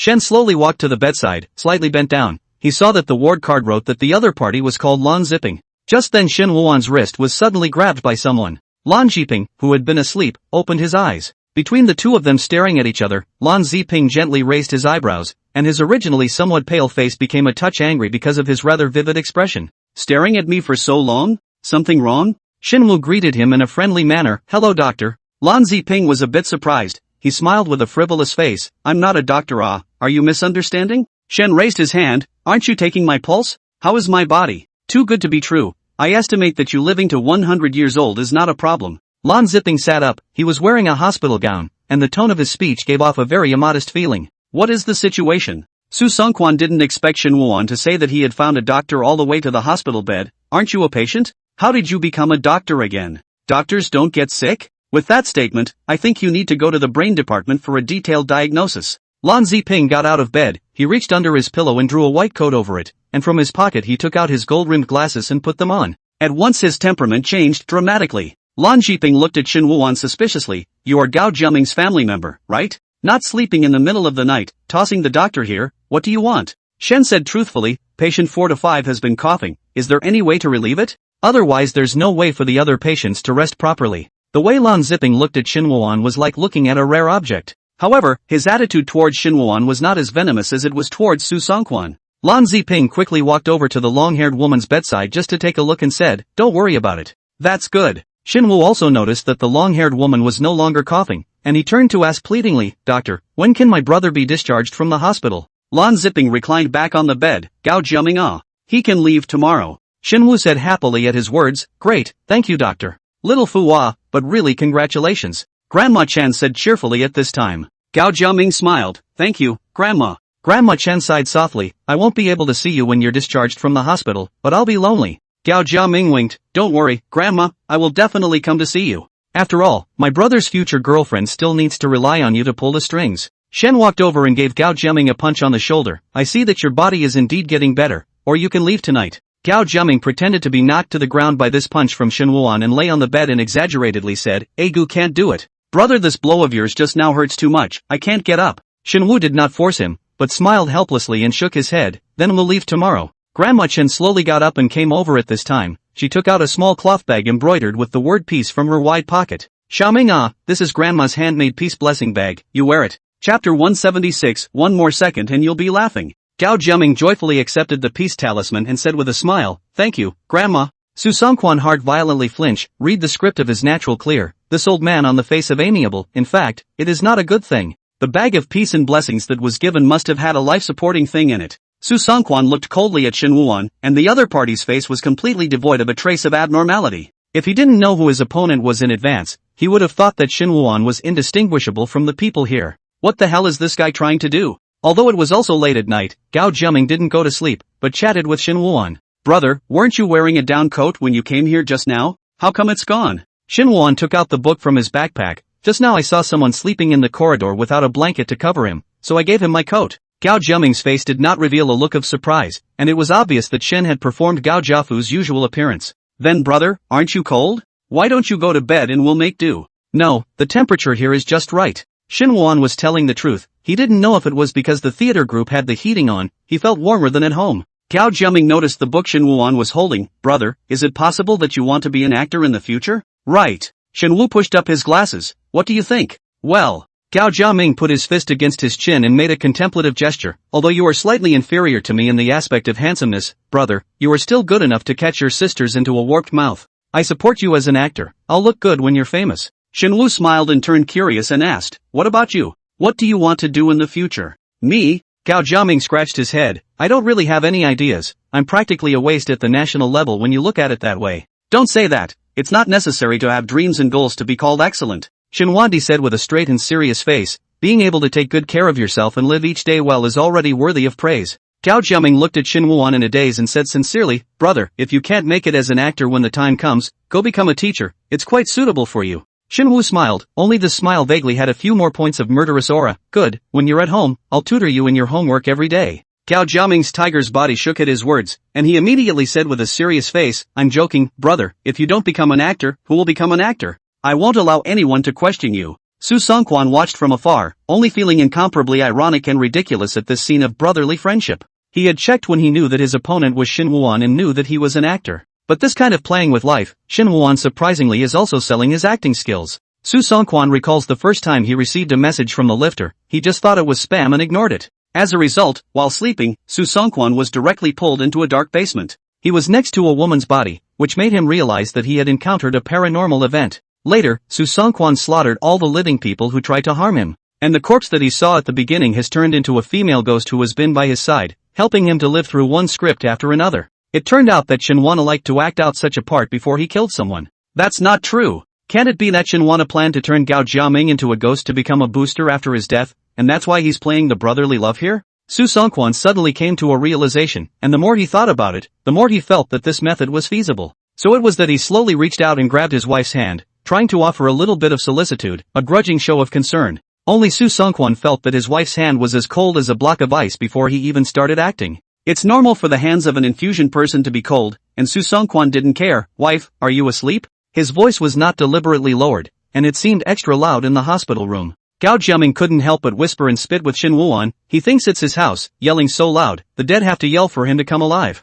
Shin Woo just shook his head slightly and didn't say anything else. However, in his heart, he felt that Su Songkwan had played the obnoxious role to perfection. Brother Su, you're not thinking of killing your own wife, are you? As expected of Su, he even made a point of waking up the living before killing them. Has anyone counted how many living people Sui has killed so far in the show? Haven't done the math, hey, but by the law of the living he'd have to take 100 bullets. What are you guys talking about? I'm expressing my sincere concern for my wife right now. Su Songkwan saw the woman on the bed with her head on her side, half a day without moving. He was so upset that he just got up and heavily slapped the woman's face. Wife? Su Songkwan just tapped it, and his wife's face turned around. A pair of dead eyes were just presented in front of Su Songkwan. Asterisk asterisk asterisk asterisk. Su Songkwan took 2 steps backward. He had killed too many people. With just one glance he was sure the woman was dead. When exactly did the woman die? Didn't you just cough? Didn't the doctor look at it? That's right, doctor. Su Songkwan took a big step forward and ripped Lan Zipping up. His strength was great, directly dragging Lan Zipping to the bedside.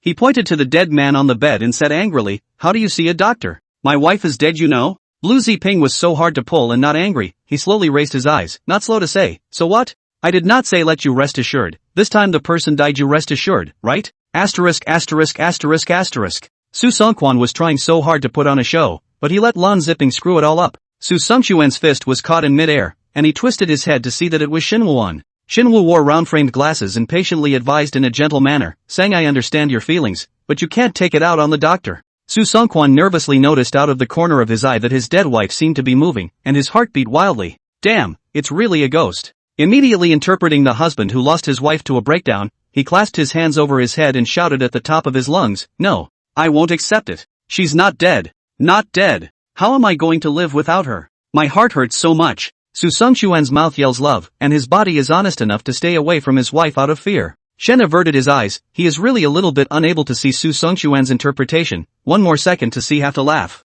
It seems like Seo Songkwan should be playing villains more often. When he plays a good guy it's just too fake. Shin Woo instantly thought of himself, as if he also had this problem. In this way Shin Woo-won suddenly had a few more feelings of empathy for Su Songkwan. Chapter 177 Helplessness and Helplessness. Brother Su, you're making an abstraction, aren't you? Those who know are acting, those who don't think you're having a seizure?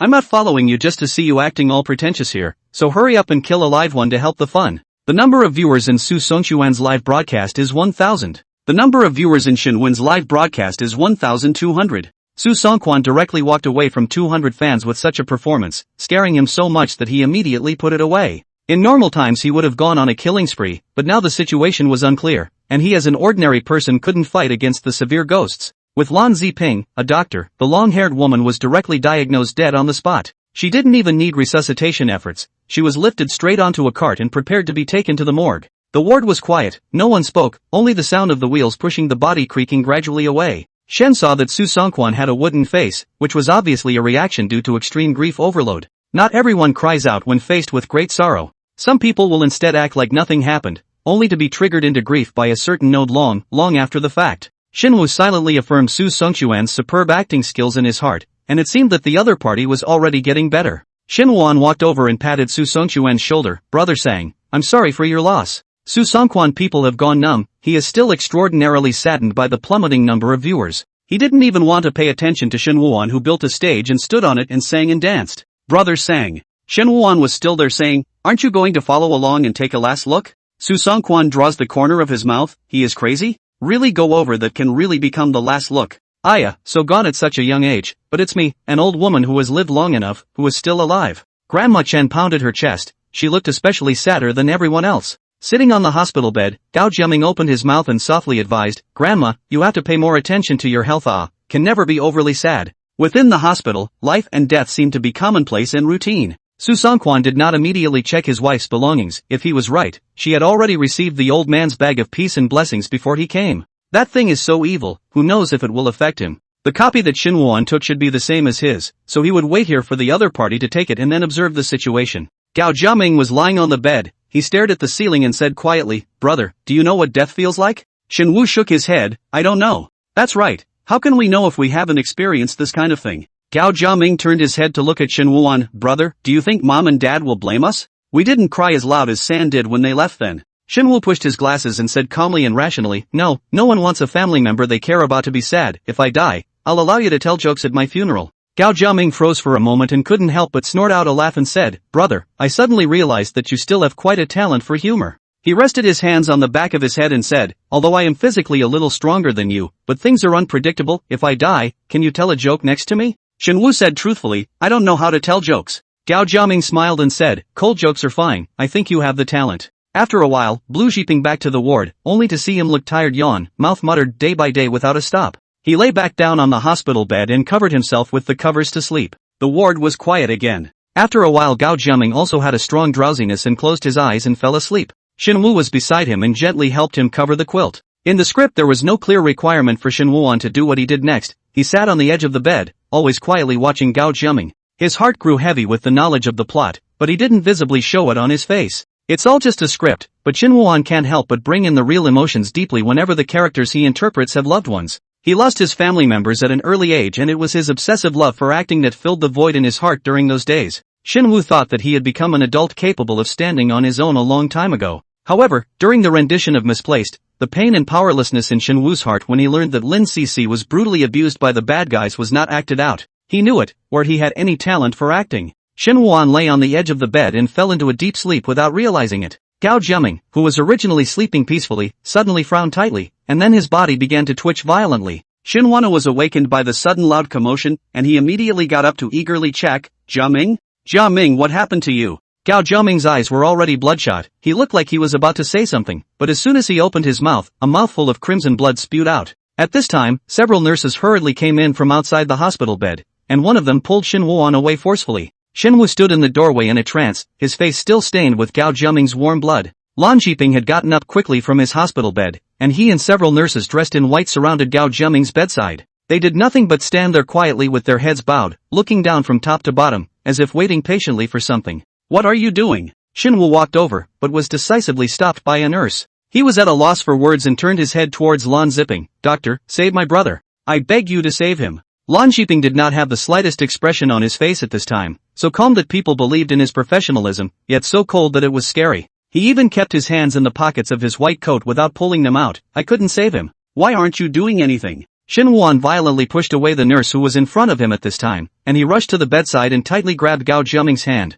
"Jiaming, don't be afraid, brother is here." Gao Jiaming, while violently twitching his body, his eyes rustling down tears at this moment. He seemed to have 1,000 words, but in the end he said nothing and slowly closed his eyes. Eventually Gao Jiaming's body and his heartbeat, together, fell into silence forever. "Jiaming?" Shin Woo's expression grew more and more alarmed as he climbed onto the bed to give Gao Jiaming CPR. But to no avail, Gao's chest never heard the echo of life. Gradually Shin Woo-won's movements slowed down, and he sat helplessly on the hospital bed. He kept his head down and all he could see was the blood on his face sliding down to his chin like a tear. Soo Sung-kwan was standing next to him, and he had looked dumbfounded. His look at this moment was like in his pants pocket, full of extreme helplessness and hopelessness. "I don't have the same script as him? It's not in the script to go this far, is it?" Just as stunned as Soo Sung-kwan were the viewers of the live broadcast. "I actually cried, god damn it. I'm remembering memories that I never wanted to remember in my life. I don't dare to think that my family is as grief-stricken as Shin Woo-won's when they saw the scene of my tragic death. I can't watch anymore, brother, so I'll withdraw first. Next time I'll come back to watch your live broadcast." Not. Susang Kwanfa finally came back to his senses as he watched the audience count surprisingly drop by 400 after Shin Wooon's rendition. Don't go. I can. If you guys are going away, how can I have a next time? Chapter 178 Miracles. Don't Lin Cece stuck to the screen and kept crying, brother, don't do this. The plastic ghost on the side held a box of tissues intending to rush over to comfort Lin Cece. You haven't even cried this hard for me. No crying. Lin Cece was quite unwilling, feeling as if her brother's love had been inexplicably shared by someone else. The plastic ghost sniffed and silently eased out a couple of tissues to wipe his bleeding eyes. Gao Jiaming was then also put onto the stroller, and it was Shin Wooon who personally carried him up. He followed the nurse step by step toward the morgue. Su Songkwan saw the situation and followed up. He could not kill anyone, but he could not inexplicably be a wimp compared to Shin Wooon at the critical time, otherwise he would really have to wait for death. Shen followed along and pushed the cart slowly forward, and after walking for a while, at the end, he saw a door with mortuary written on it. The door of the morgue automatically opened slowly at this moment, and a cold and piercing aura spread from inside. Su Songkwan involuntarily trembled slightly, the horror on his face completely unconcealable. He had spent a long time with the female ghost, where he didn't know that the cloudy wind must be haunted. Su Songkwan turned his head to quietly observe Shin Wooon's expression, and the other party still had the same crying look of a dead parent. Su Songkwan hated and secretly gritted his teeth, thinking that Shin Wooon is really capable of acting. How come he hasn't gotten a movie star so far? Inside the morgue there were more than 10 beds with bodies lying on them and covered with a layer of white cloth. Seeing that the nurses were going to move Gao Jiaming's body, Shen immediately stepped forward and said, I'll do it. He then picked up Gao Jiaming's body and carefully placed it on the bed. Shin Wooon did it himself, gently covering the white cloth over Gao Jiaming's body. Shin Wooon saw that there was still residual blood on Gao Jiaming's face, so he reached out and slowly wiped it. But instead of being wiped clean, the blood is getting more and more. Shin Wooon's trembling hand was suddenly grabbed, and he turned his head to see that it was Lan Zipping. Lan Zipping calmly whispered, enough, let him rest. With just this sentence, the anger in Shin Wooon's heart instantly dispersed. One must look forward. Lan Zipping saw Shin Wooon's disheartened heart and reminded, you still have to take care of his afterlife. Shin Wooon lowered his head and didn't say anything. At this time, Su Songkwan no longer had time to look at Shin Wooon's acting, and he suddenly noticed that one of the corpses was moving. The corpse's hand hung down, a woman's hand, the slender, beautiful wrist still wearing a jade bracelet. Su Songkwan recognized it as his wife's body at a glance.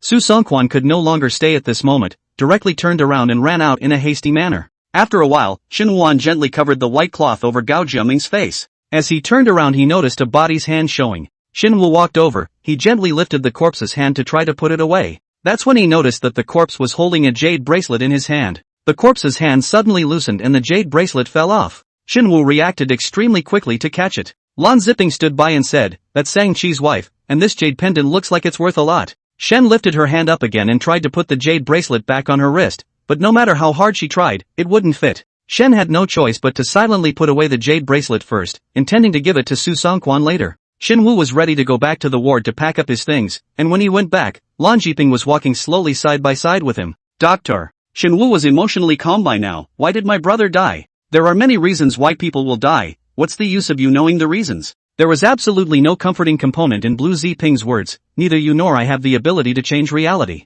Shin Woo was speechless as he turned and added, but you said he could leave tomorrow. Lan Ziping spread his hands. I did misjudge on that point. He's not leaving tomorrow. He's leaving tonight. Shin Woo's hand at his side unconsciously clenched into a fist. He really wanted to ruthlessly swing his fist and punch Lan Zipping. When Shin Wooon walked to the front of the ward, he heard faint cries coming from inside, and he thought that someone had died again. He walked in quickly and saw that it was Grandma Chen who was crying. And what makes Shin Wooon feel incomparably surprised is that the old grandfather lying on the bed at this time even pulled out all the tubes on his body and directly got off the bed to walk around. You old thing, I thought you were going to leave me behind. The grandmother punched the old man gently. Her cry was full of heartfelt joy and incredulity. How could I leave you behind? The old man patted Grandma Chen's back and softly soothed her. The other patients did not react to the deaths of the first two, but the sudden return to health of the old man suffering from cancer caused them to gasp in awe. Oh my God! I didn't realize such a miracle could happen. I hope I can recover my health like Mr. Chun. They are also praying that they too will receive this miracle.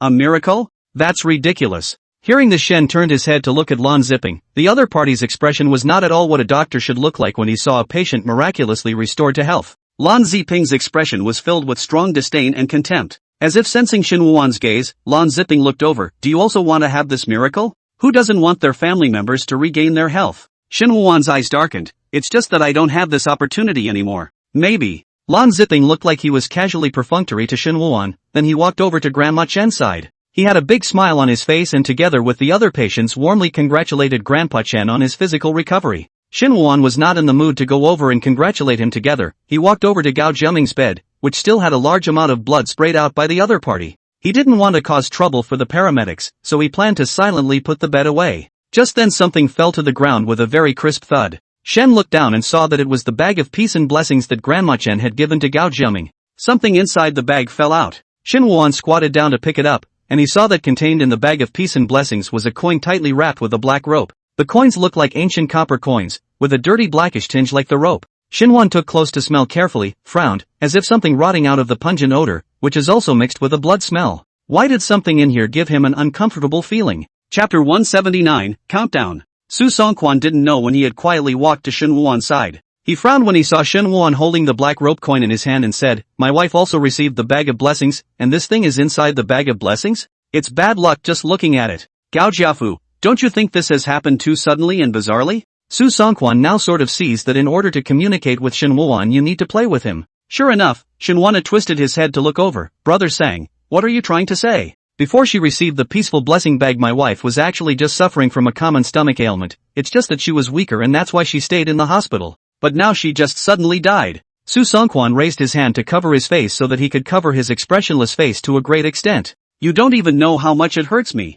There's no empathy in this world." After Shen heard this, he unconsciously looked at Gao Jiaming's bloodied bed. Su Songkwan followed Shin Woo-won's gaze and said after a moment of silence, "Of course, this statement does not represent you and me. Just now, your brother was obviously so normal chatting and joking with you, but just after collecting the lucky bags he suddenly vomited blood and died, is that right?" While Shen and Su Songkwan were talking, their eyes were firmly fixed on Grandma Chen's side. There was no incredulity or confusion in his eyes, there was just an inscrutable depth of thought. If he hadn't seen that weird coin, Shin Woo-won might still have been torn up about it. "Sang, it's just our guess anyway." "Guess?" Su Songkwan was in a hurry, he felt that he had already made huge progress by being able to say so many lines. Every now and then he looked at the number of viewers on the live stream, and it was good to see that the number was now rising steadily. It seemed as if the number of fans had been steadily increasing as long as they were around Shin Woo-won. Surely that group of knights would still like to see the anchors in the same PK and against each other. Su Songkwan wrapped his arms around himself and said rather impatiently, "Isn't this analysis of mine enough?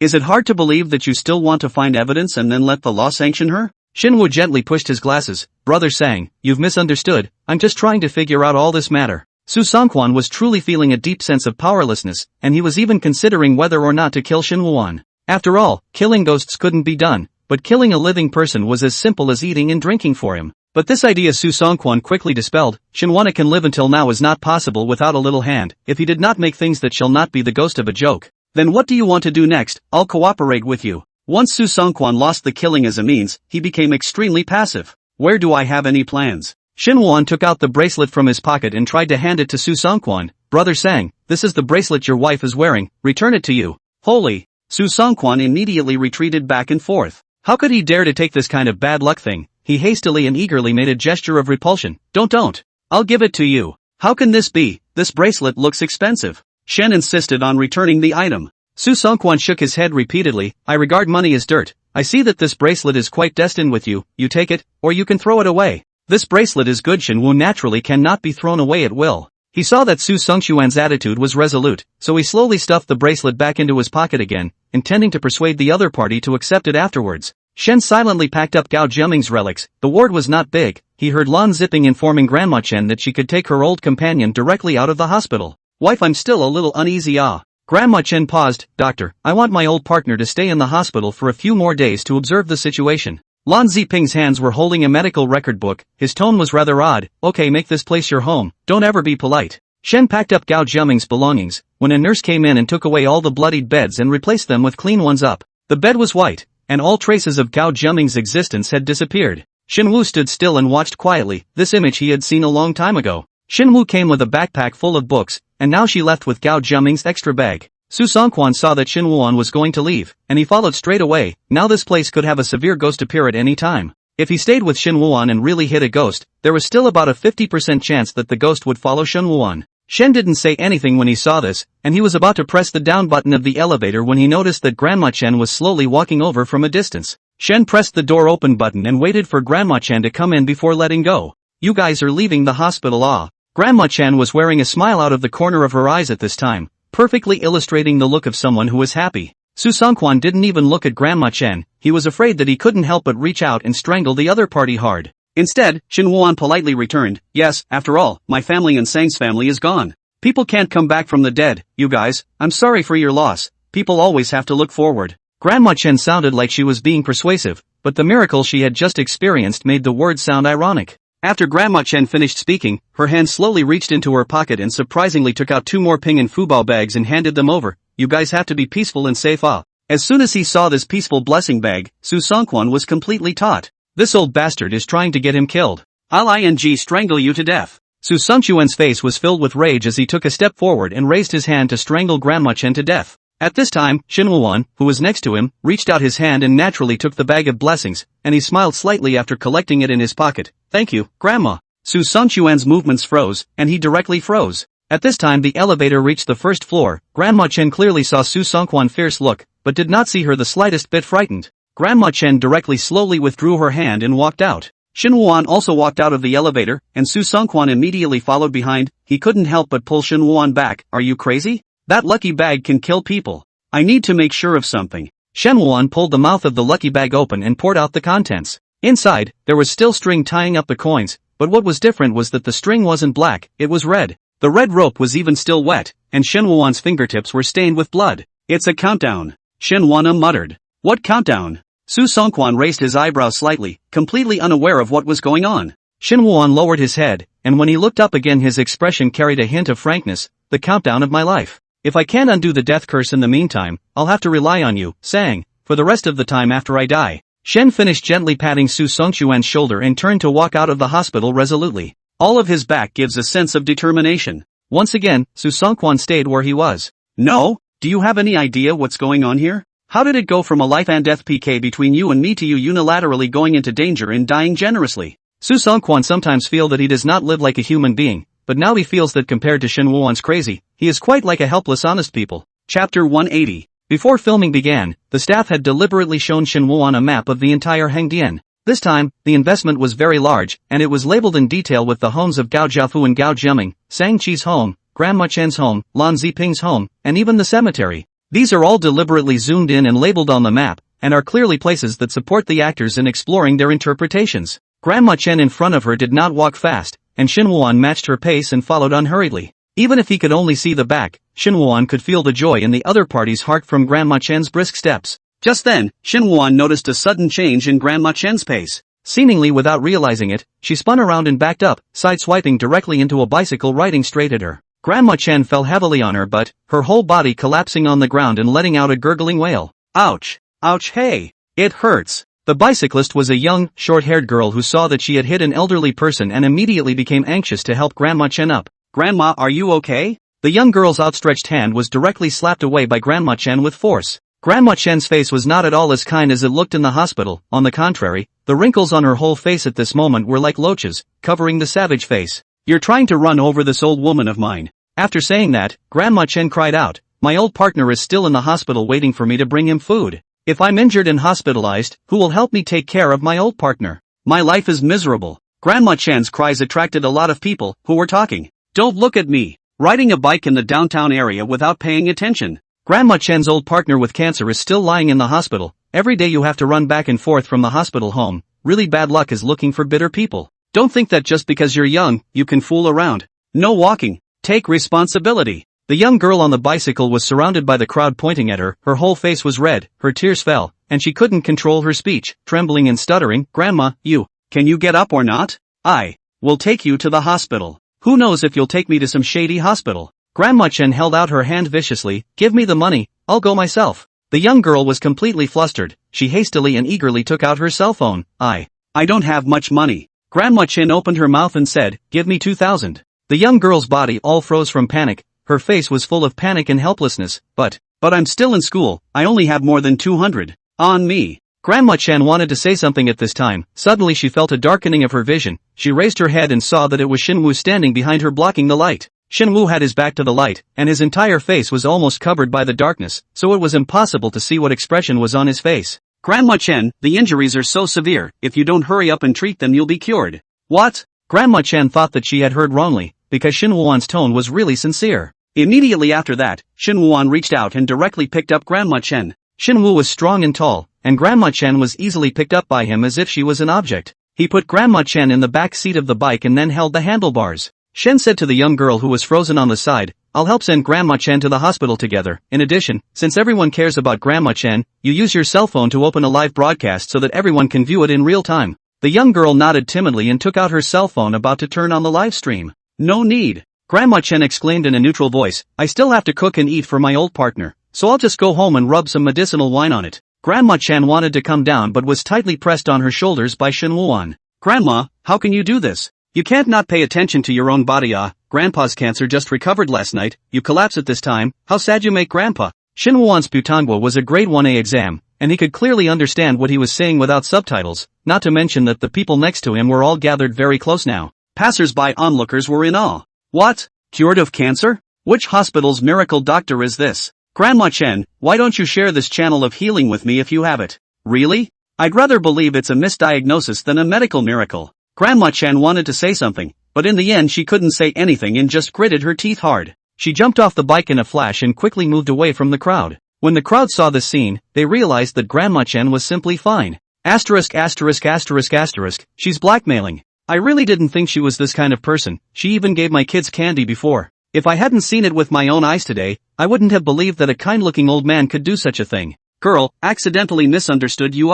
That's when passers-by began to comfort the young girl on the bike. That young girl didn't pay attention to the crowd, she instead pulled the car to catch up with Shin Wuan who was walking away. "Little brother, wait." Shin Wuan stopped, he still needed to continue following Grandma Chen, so he directly asked, "Is something wrong?" The young girl froze for a moment when she met the indifference in Shin Wuan's eyes, and quickly bowed and said, "Thank you. It's fine." Shin Wu noticed the young girl's look of desire to speak. "You still have something to do?" The young girl gripped her cell phone and pursed her lips before speaking. "I didn't ride out of the non-motorized lane. I rode very, very slowly, and it was that grandma who suddenly crashed into me." The young girl's voice suddenly choked. "I do follow the rules of the road." Shin Wu calmly looked at the young girl. "I know that the fault does not lie with you." The young girl looked up in a daze. She could see that there wasn't the slightest bit of pretense or contempt in Shin Wu's eyes. "I'm going to supervise the bad guys." Shin Wu said this in a joking tone, then waved his hand at the young girl and turned to leave quickly. The young girl watched Shin Wuan's distant figure. She suddenly spread a smile, but her pretty face gradually began to appear several cracks.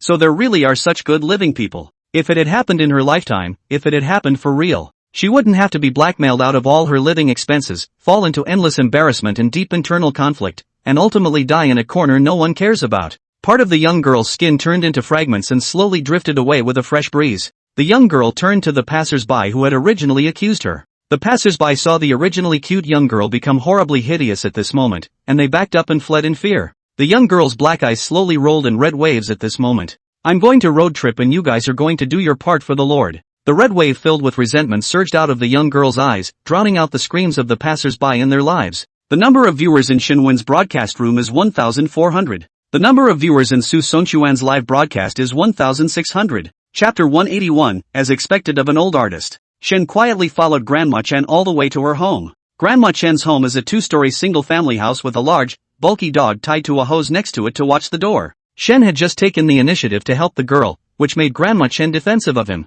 He couldn't pretend to be a guest at Grandma Chen's house nowadays. Shin Wuan intended to sneak in. He looked at the house and saw the lights on the first floor. Shen twisted his head to look at the watchdog tied to the side. What he needed to do now was to make the dog quiet, lest he let the people in the neighborhood or Grandma Chen notice the abnormality. Everything was too sudden, or Shin Wuan could have prepared a piece of meat laced with sleeping effect and fed it to the dog. Shin Wu stayed near the house for too long and it caught the dog's attention. Hiss! The dog showed its teeth and let out a low growl of warning to Shin Wuan. Soon after, the dog suddenly got down and made a whimpering sound as if he was frightened. Shin Wuan was slightly stunned as he looked around and realized that no one was around. At that moment he noticed that the light on the second floor of Grandma Chen's house was on, so now was a good time. He didn't bother with the dog. Shin Wuan walked to the front door, and with a natural demeanor, he took out a thin wire from his pocket, bent down slightly, and easily got the door open. He pulled the door open as if he were returning to his own home, then gently closed it behind him. Previously chatting with Grandma Chen has revealed that her family is out of town, so at this time there is only Grandma Chen in the house.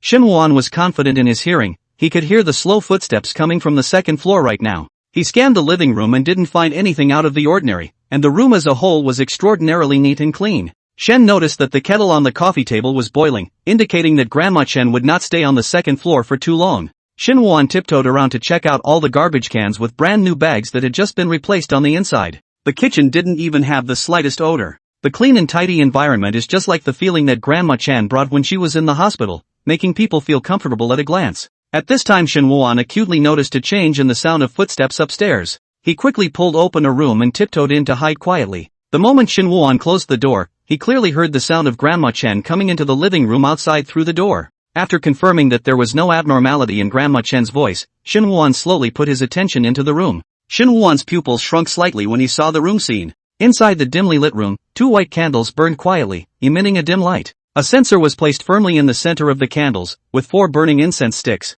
Right in the middle of it was a coffin. It looks like a well-decorated hearth for someone. Shen softly and slowly walked over. Behind the incense burner there was a picture frame that had been flattened. He gently picked it up to see that the old man on the last photo was none other than Grandma Chen's old partner. The incense sticks left behind after burning inside the incense burner were so plentiful that the air was filled with a strong sandalwood fragrance. Shen wanted to quietly check whether the coffin contained a person or not, but Grandma Chen was in the living room, only separated by a door, so there was no way to open the coffin without making a sound. The funeral hall is very well arranged. Usually when an old man is about to pass away, there are cases where the aftermath is carefully prepared in advance. Not to mention that Grandma Chen's partner was originally suffering from cancer. But the frame was closed tightly in front of me. The incense burning in the incense burner was still very long, indicating that Grandma Chen had just come in and lit it. It's just that people usually worship either 3, 6, or 9 roots, and 4 is a very special case. At this time, Shen's ears slightly twitched, and he fiercely and quickly turned back. Grandma Chen's footsteps slowly came toward this room. Zilla dash. The door was slowly pushed open, and Grandma Chen stood in the doorway with her back to the light, and the light from the living room infused the hearth with some light. The snowy white light did not add any semblance of warmth to the hearth. Grandma Chen's face took on a slightly grayish blush in this grim filter. She walked slowly and quietly into the hearth and paid her respects. Long life 100 years, Grandma Chen recited in a very odd, long accent. Ka. An extremely subtle sound rang out. Grandma Chen turned around but didn't notice anything unusual around her. Grandma Chen headed for the door, stopping as she passed the coffin. The coffin was steadily erected on 3 benches with plenty of hiding space underneath. Grandma Chen's face suddenly appeared underneath the coffin, and she stared wide-eyed, her eyes swiveling around warily. But there's no one down there. Looks like there are mice in the house. Grandma Chen murmured softly. What Grandma Chen didn't realize was that the mouse she thought was there was standing behind the door quietly peering at her. Xinhuan had previously thought about hiding under the coffin, but having acted in a psychic movie, he knew that this place would 100% be discovered by Grandma Chen. He knew all too well that that spot was a perfect spot for a scare. The moment Grandma Chen opened the door, Xinhuan skillfully stuck the viewpoint to hide behind the door. His movements were natural and fluid, and not a single subtle sound came out. This is thanks to Xinhuan in order to play a good thief that period of time under a lot of hard work. Shen, in order to ensure that he would not be detected and discovered by Grandma Chen, gently threw a fine stone under the coffin. Grandma Chen was really attracted to the coffin, and she stopped in front of it. Grandma Chen's lower body didn't move, but her upper body was poking sideways towards the bottom of the coffin at an extremely weird and scary angle. Xinhuan felt quite creepy even standing on the side. For a moment he really wanted to rush straight up and take Grandma Chen under control, forcing her to ask her what was going on with the lucky bag. However, Xinhuan soon came to his senses and reacted that he was now acting. Shen silently memorized the scene that Grandma Chen had enacted. Worthy of an old artist, acting horror theater himself is currently really not qualified. Xinhuan silently and quickly slipped out of the room and headed for the second floor at a very fast speed. When you get to the second floor, the layout up there is very different from the first floor. It was only half furnished up there and the living room was empty without any furniture. In this kind of spacious and open space, Xinhuan heard a subtle faint whimpering sound, like the sound made by an animal. Xinhuan followed the sound to the door of the room. He gently turned the door handle and pulled the door open. The moment the door opened, a pungent, unpleasant odor poured out from inside. Xinhuan frowned. If he hadn't worked part-time at a funeral parlor before, I'm afraid he would have had to vomit on the spot when he smelled this odor. Unlike the cleanliness and neatness of the rest of the space, it's like a shady place where the sun doesn't shine. The floor tiles, the walls were strikingly marked by dried blood, and long thin black hairs stuck to them. Inside sat 5 or 6 rusty, worn cages, each with a black dog lying on its back. Some of them don't move anymore. Xinhuan noticed that one of them would still faintly move. In addition to these cages with dogs in them, there was a large black water tank next to them. That's where the strong stench was coming from. Shen went forward and lifted the lid of the water tank, which was full of thick black blood. This smell of blood. Shen instantly recalled the swimming pool filled with black dog blood in the filming of The Invitation. Shin Woo-won saw something floating in this vat of blood, so he reached out and carefully fished for it. As a result, Shin fished out several thin ropes that were drenched red with blood. Just the surface so casually fished out more than 10, this tank if all of them are made into a lucky bag to give away. At this moment Shin Woo-won felt a creepy feeling in his heart. Shin Woo-won almost got things clear at this moment. Grandma Chen must have used evil magic to keep her loved ones alive. She got Gao Jiaming and other innocents killed. Shin Woo-won gently opened the cage and carefully carried out the injured dog, intending to take it along with him. Just then he heard Grandma Chen's footsteps coming up the stairs. Shin Woo-won narrowed his eyes slightly. He had already let the audience clearly see the truly cruel side of Grandma Chen. As the protagonist, he can't just hide next. Oh. At this time, the injured dog suddenly jumped down from Shin Woo-won's arms with vigor. The black dog trudged forward dragging his injured body, leaving a trail of striking bloody footprints on the ground. Where are you going? Shin Woo lowered his voice as he eagerly walked over to pick up the injured black dog. The black dog ran to the wall, and surprisingly, scurried right through the black wall at speed. Shen reached out and touched it to discover that it was a black cloth that led to an unknown space.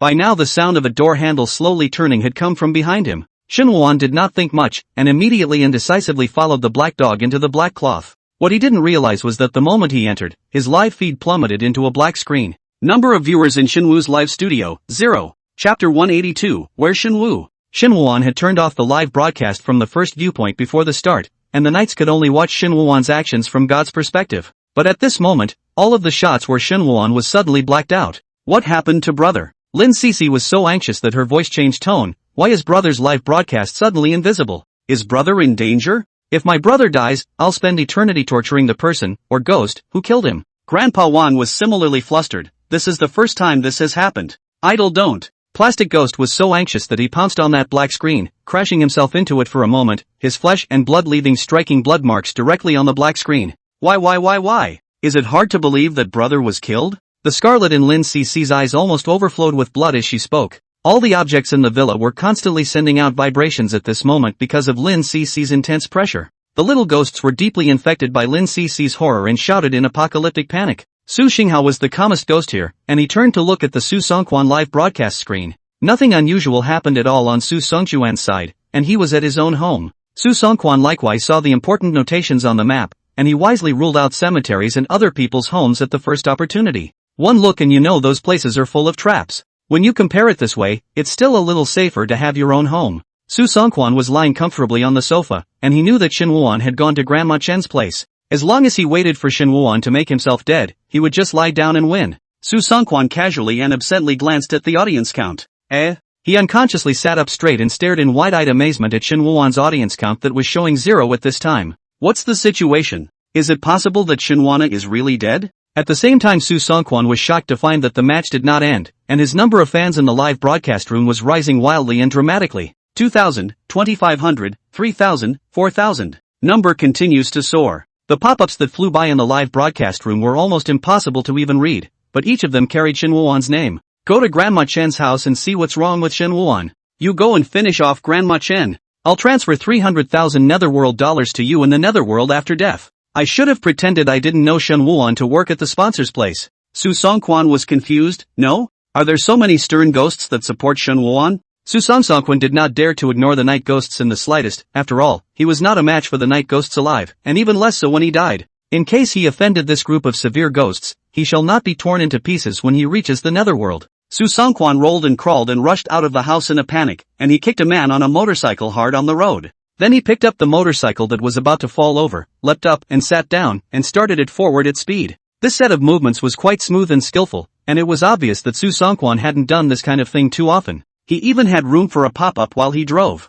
How are we going to greet Shin Woo-won if he really dies? Oh my god, I wasn't even prepared for Shin Woo-won to die. Don't worry, we're now offering a one-stop store to welcome guests to the netherworld. With a ready-made venue and a welcome team, you can make your idol feel the top treatment for only 990,000 netherworld dollars, and we support group purchases. How many more medals are you going to weed out of me, mister? See? You don't have to worry, we've already prepared for Shin Woo-won's arrival in the netherworld. Su Xinghao's gaze hadn't left the pop-up screen, and that's when he keenly captured it. He sent out a pop-up. Pong fong fong, you can't help it? Oops. I'm anonymous, but you're still the one who figured it out. You can't just take it out on me. I didn't force the other ghosts. We all spontaneously hoped that Shin Woo-won could be one of a kind. Su Xinghao knew that Pang Fongfong was surrounded by more and more ghosts who followed her after acquiring the black rope. But at this moment, he realized that what the severe ghosts were following was not the strong power that Pang Fong possessed, but the belief that supported Shen Wuan to become one of a kind. For the sake of this belief, the severe ghosts would stop at nothing, even if it would hurt Shen Wuan. Su Xingho doesn't think they're wrong. Or the moment they become a ghost, there is no right or wrong in their eyes. Then you did what's happening to Shen Wuan now? I'm not powerful enough to sway the lifter's livestream, I'm waiting for Shen Wuan at the entrance to the netherworld now. Pang Fong held a bouquet of paper flowers that had been carefully cut into a bouquet as she and a group of other stern ghosts waited patiently. It only stood for a few moments, and all that came in were stern ghosts with unfamiliar faces. Pang Fong's face became increasingly gloomy, and at this moment, the black rope behind her quickly grabbed a stern ghost that had just drifted in. The stern ghost was tied to Pang Fong by the black rope, and she coldly asked, "Have you seen Shen Wuan? Who is Shen Wandering?" As soon as the stern ghost's words fell, the binding black rope tightened violently and sharply. Its soul's out after a scream. Pang Fong's ruthless behavior had just begun as her red eyes turned fiercely on the other stern ghosts that had just arrived in the netherworld.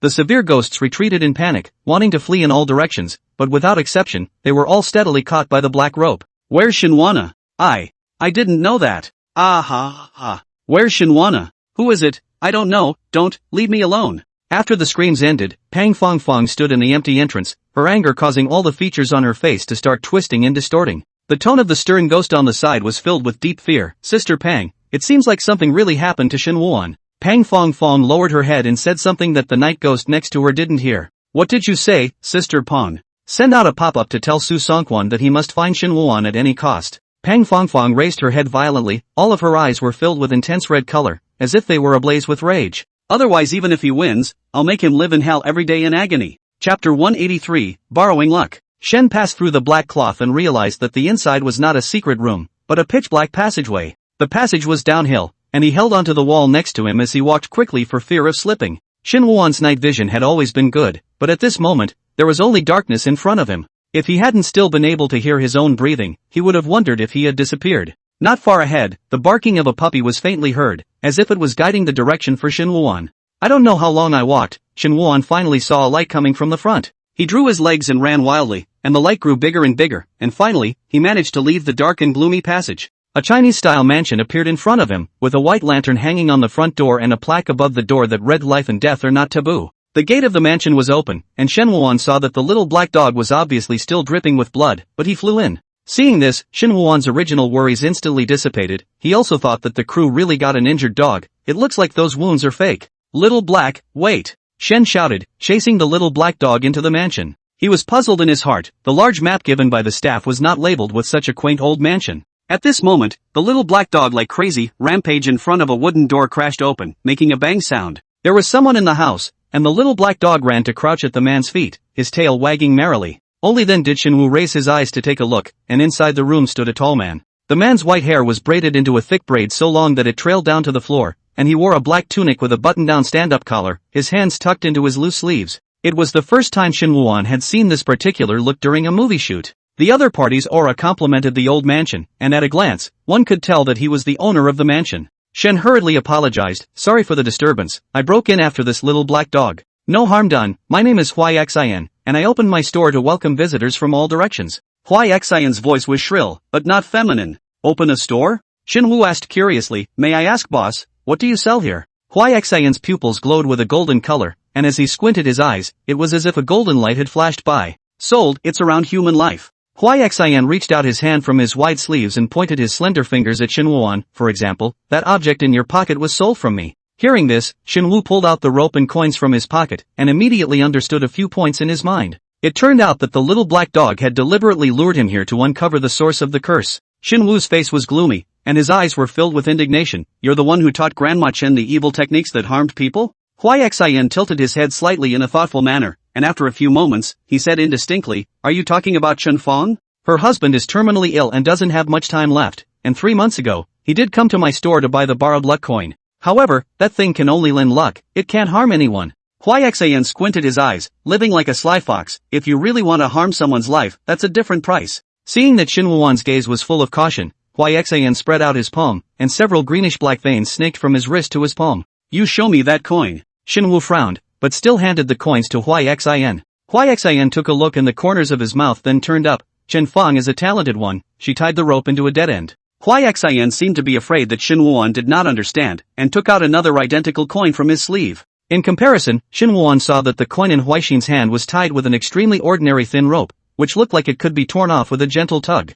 Huai Xian said meaningfully, "Have you ever had this feeling that sometimes, your luck inexplicably turns bad? Perhaps the fortune has been borrowed by a bystander while you were unaware of it. The so-called borrowing luck is actually stealing the luck of others." Huai Xian unhurriedly put the things away, tucked his hands back into his sleeves, and spoke leisurely. "Originally this rope is only used to bind luck for a short period of time. You borrowed it for that period of time. The loose rope will return the luck to the original owner as it is." But Chen Fong tied the rope into a dead knot and soaked it in black dog blood, which the stern ghosts fear the most. In this case, not only is the life of the person whose luck has been borrowed in question, even his soul will be trapped after death, and he will not be able to reincarnate for eternity. Huai Xian shook his head slightly, quite emotional, and his tone was even mixed with a trace of imperceptible appreciation. "Rather than borrowing a life, it's more like blackmailing a life nah." When Shin Wuan heard this, his pupils suddenly shrunk, and his voice trembled as he asked, "Then is there any chance for the person whose life has been borrowed to be resurrected?" Huai Xian tucked his hands in, eyes slightly lowered, and sighed softly, "People can't be brought back to life when they die nah."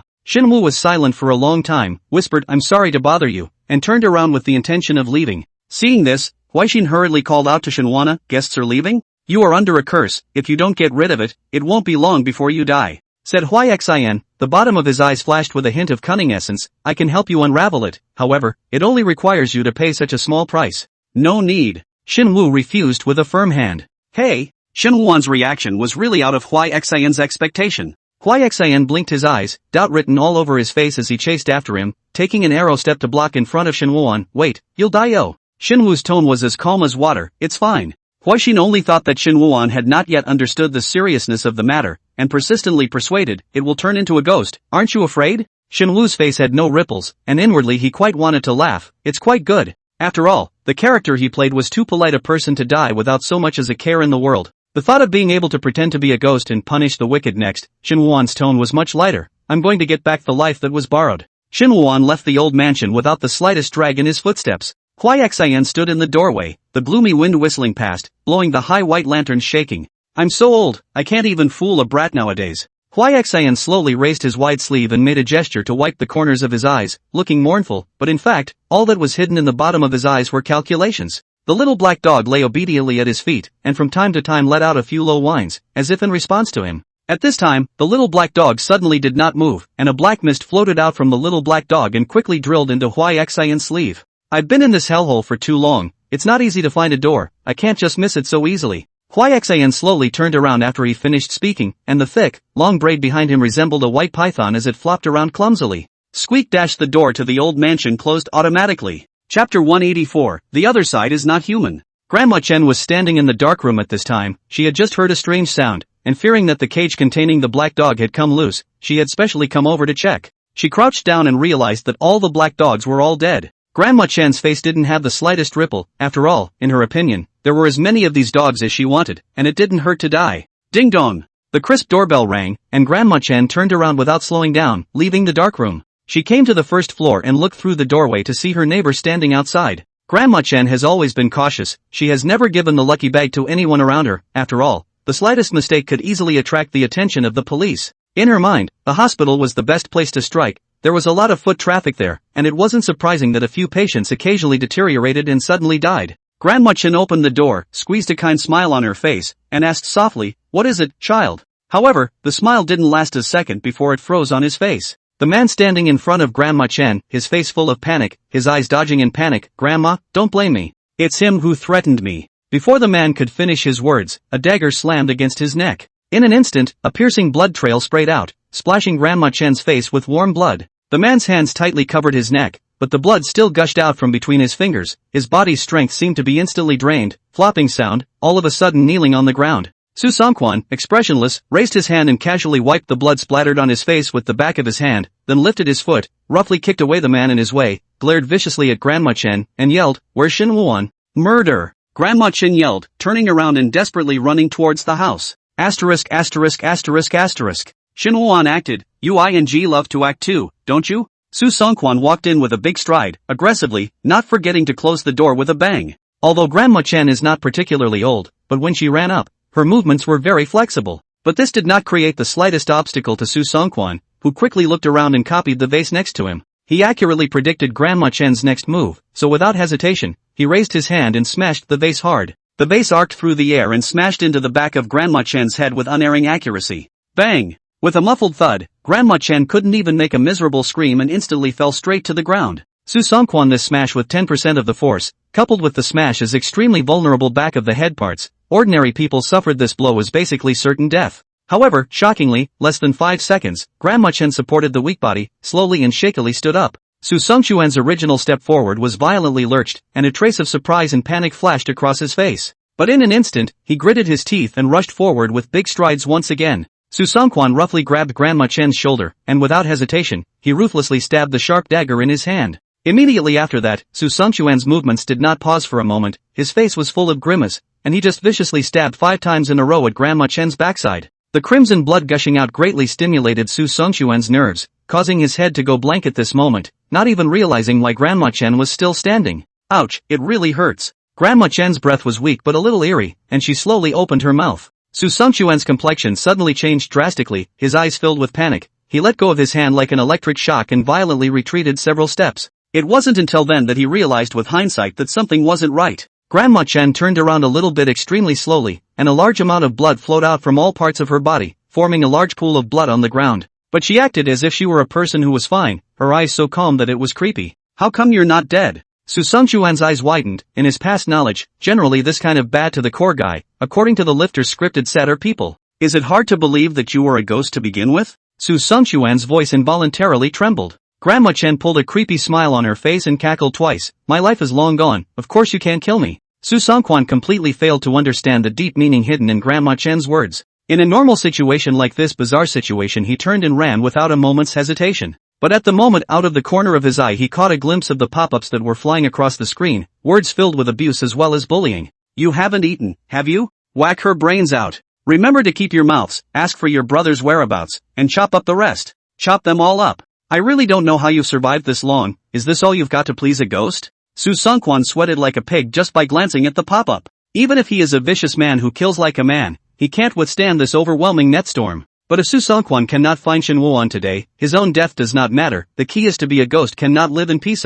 Su Songkwan held up the blood-stained dagger, pointed it straight at Grandma Chen, and roared, "You old undead! If you don't hand over Shen Wuan today, I'll make your life worse than death." Saying that, Su Songkwan violently rushed over and directly flew up and viciously kicked Grandma Chen to the wall. He stepped forward and grabbed Grandma Chen's hair with a ferocious look on his face and asked viciously, "Speak! Where exactly has Shen been hidden by you?" At this time, Grandma Chen's face had already swollen to a high level, but the corners of her mouth still wore a heartbreaking smile. I originally thought that you had come to seek revenge on me because of what happened to your wife, but it turned out that you were chasing after irrelevant people one after the other. You know! Su Songkwan became infuriated and took the dagger and ruthlessly stabbed Grandma Chen's palm twice. Shen, are you going to say it or not? Where the hell did you get Shen Wu? Grandma Chen threw back her head and laughed out loud. He received my bag of blessings, so naturally he's going to enjoy his blessings, only he's going to hell, ha. Zip! Suddenly, the lights in the room began to flicker on and off as if there was a fault in the wiring. Thud, thud, thud. The dull ringing sound was like a heavy hammer hitting the heart one by one, bringing a strong sense of discomfort.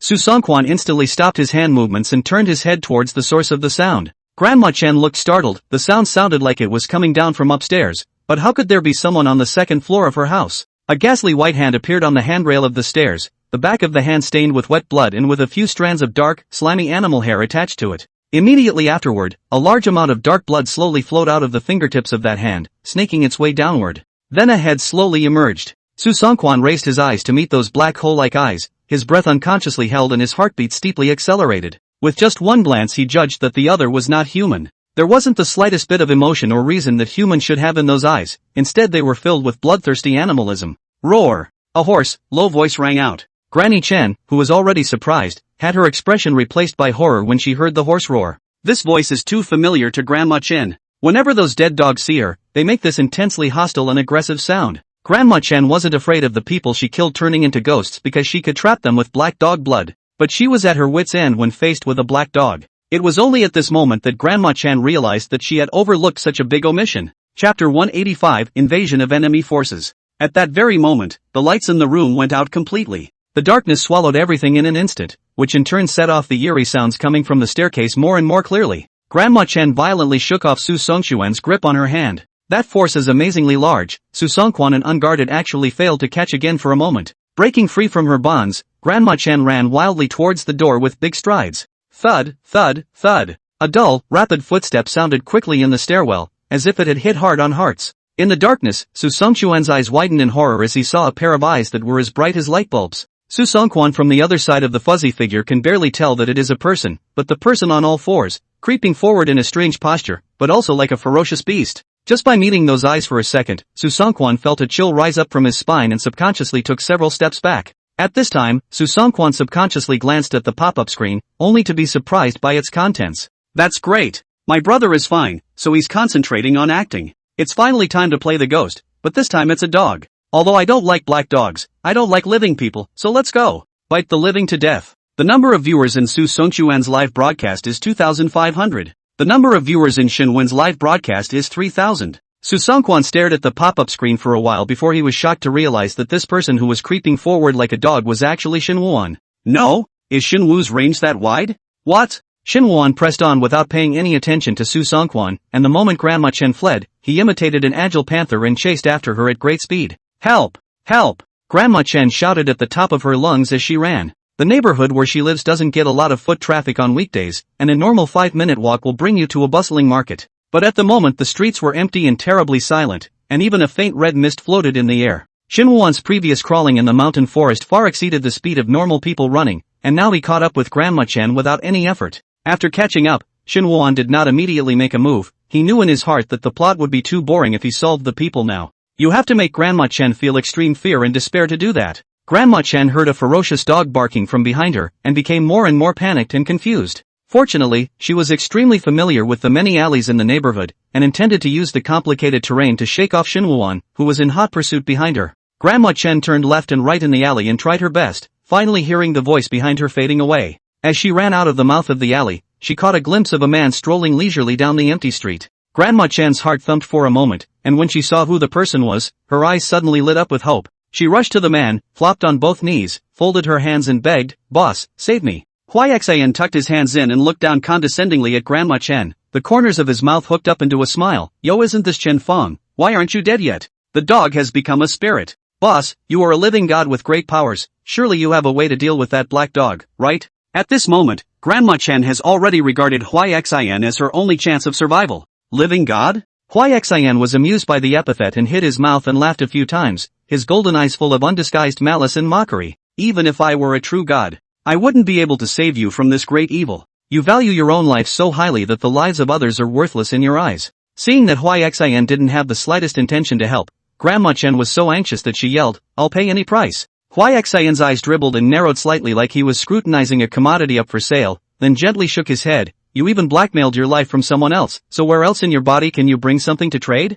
I can trade the lives of my children." At this critical moment, Grandma Chen couldn't care less. There was no hesitation in her heart, and she even took it for granted. In her mind, the children were born and raised by her, as if they were her personal belongings, and it was only natural to take them back. The smirk under Huixian's eyes grew thicker. "It's fine, but you have to settle other people's accounts first before coming to me to make a deal." Grandma Chen was full of doubts. What account? Just then, a gust of wind whistled past. Grandma Chen instinctively closed her eyes to avoid, and when she opened her eyes again, Huixin had already disappeared. Several small, round-shaped black shadows appeared before his eyes, their forms quickly changing to animals. At this time, Shen came over on the trail of Grandma Chen, and he saw Grandma Chen standing in the street. It seems that Grandma Chen thought she had lost him and was waiting for him there on purpose. Seeing that the timing was just right, Shinwan ran over, made a flying leap, and gently grabbed Grandma Chen's shoulders with both hands. Shinwan did not dare to use brute force to pounce on the actor playing Grandma Chen, after all, older for fear of really hurting each other. But what Shinwan didn't expect was that the old artist instantly comprehended his meaning and instantly fell to the ground.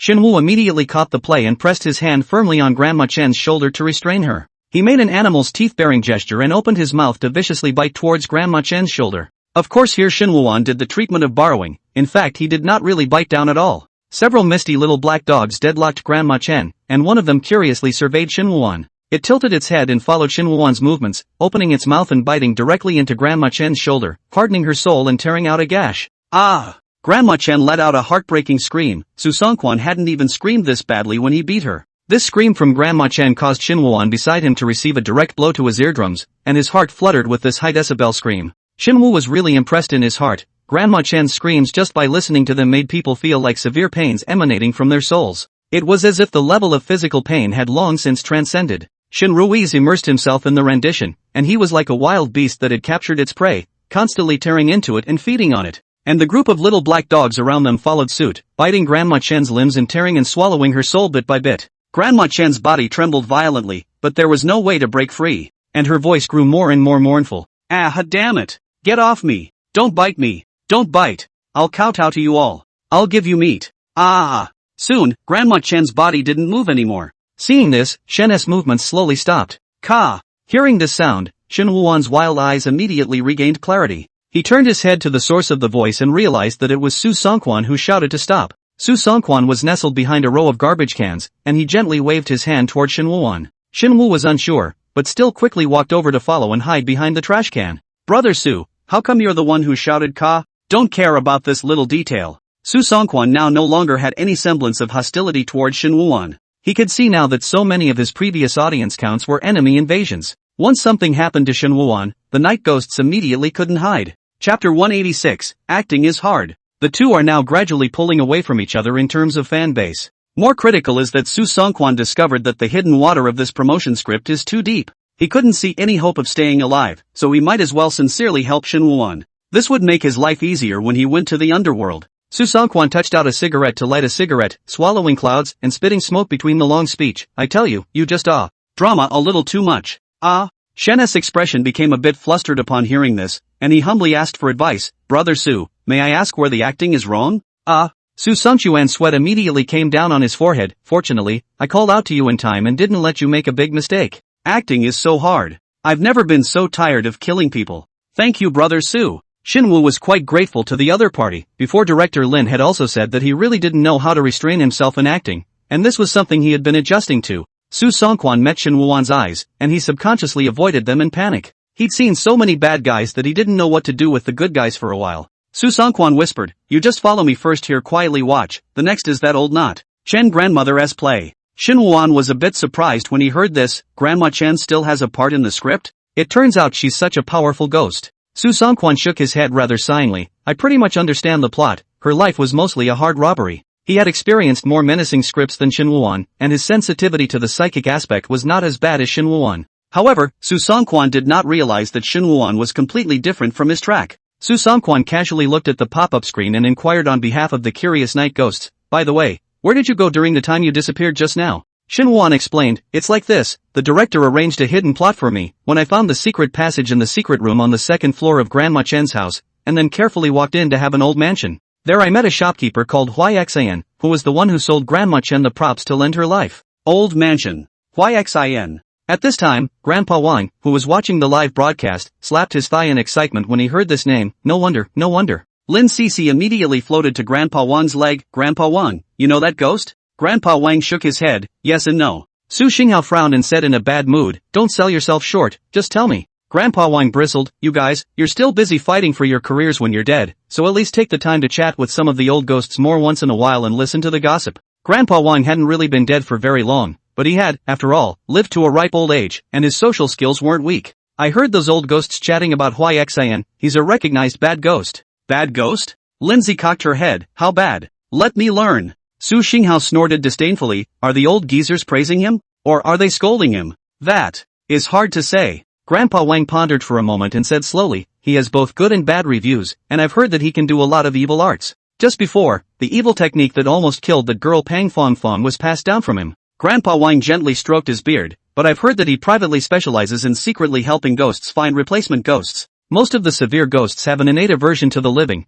and their aversion has reached such an extreme that they are not even willing to be reincarnated as human beings, preferring to go straight to the animal path. But there are some ghosts who want to be neither human nor animal. They just want to live long and hard as night ghosts. But it's not up to them. Once you don't have the medals, you'll be forced to be reincarnated by the enforcers of the netherworld if you stay there too long. Those stern ghosts who worked hard in the queue were merely spending a lot of plutonium waiting to be reincarnated into the stomachs of some rich people. Money is always hard currency, no matter where you are. So the desperate poor ghosts, at this time, if they can find Huixin, they can make each other find a substitute living ghost. so that they can take over the identity to reincarnate. After listening to Grandpa Wang's narration, the plasticized ghost on the side silently lowered his head and looked forlorn. It just doesn't have any more relatives in the Yangwang world and doesn't want to go to reincarnation, so it can only honestly work in the lifter's live room. But there are very few knights willing to work. After all, in the eyes of the knights, there was no shortage of work when they were alive, so how come they still have to work when they're dead? That's why the night ghosts would rather be a poor ghost than work again. So powerful. Lin Cc was a bit curious. Why haven't I heard of this person? Grandpa Wang pondered for a moment. It is said that Huaixian had gone too far in the netherworld before and was driven away by the netherworld's law enforcers, and I'm afraid that he's now fixated on Shen. Lin Cece's face changed, her long hair moving without wind. Could it be that he wants to capture his brother as a scapegoat? Calm down. Su Xinghao patted Lin Cece's head, signaling her not to storm out. All the objects in the house were already shattered on the floor, and the roof was going to collapse if Lin Cece got angry again. If he wanted to do that, then Xin Wuan would have died a long time ago. Su Xinghao said in an old-fashioned manner. He probably wanted to use Xin Wuan to go to the Yang world. Upon hearing that Xin Wuan would not be in danger, Lin Cece immediately quieted down. That's great. As long as brother is fine. On the other hand, Xin Wuan and Su Songquan hid behind the pungent odor emanating garbage cans together, watching Grandma Chen not far away. A moment later, Xin Wuan sensed that Grandma Chen's blood-stained body was trembling, only to see Grandma Chen struggling to get up. Her posture was crooked, giving the impression that she would break at any moment.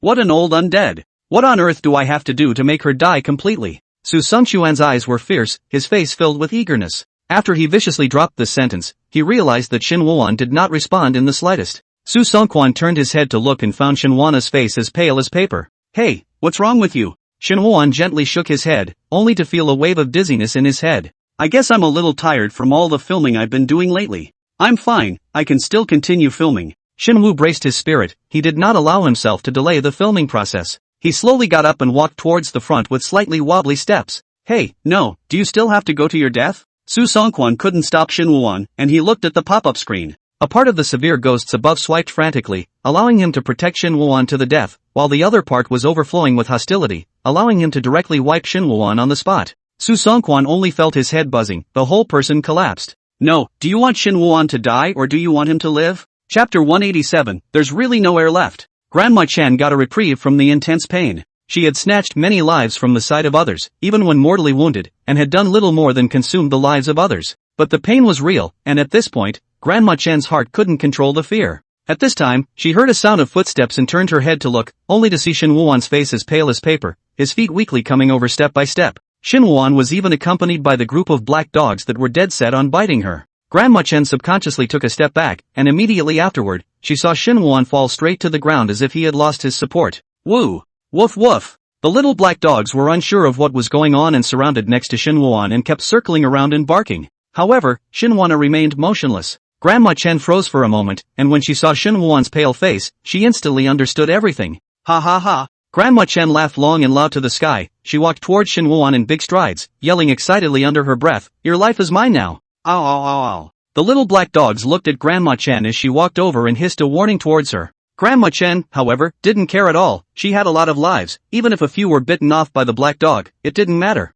She could sense that Shenru's soul was different from others, so she had to get it. Just then, a slate flew over, hitting Grandma Chen directly in the head. Grandma Chen was instantly smashed to the head, and her whole body fell straight to the ground. Su Songquan took the opportunity to run to Xin Wuan, reached out and probed Xin Wuan's nostrils after his face instantly changed. It's over. It's really out of gas. Su Songquan was so angry that he even slapped Xin Wuan's back and complained, "That broken bag you just had to take. Now it's good. You've really made a fool of yourself. Even if you die, can I still live? Shenwana is really dead? Woo woo. I'm so happy. I still prefer that Xin Wuan passed away peacefully rather than dying at the hands of the living. It's okay when the live broadcast is over. We'll form a group and destroy this old thing. Count me in. Surname Su, hurry up and protect your brother's body. If it's missing anywhere, I want you to make up for a double." Su Songquan is now really do not want to see the pop-up see once a heart chills once. Where are his supporters? How come we haven't found any of them? When Su Songquan saw that Grandma Chen's body was already showing signs of recovery, he immediately carried Shenwan up and ran.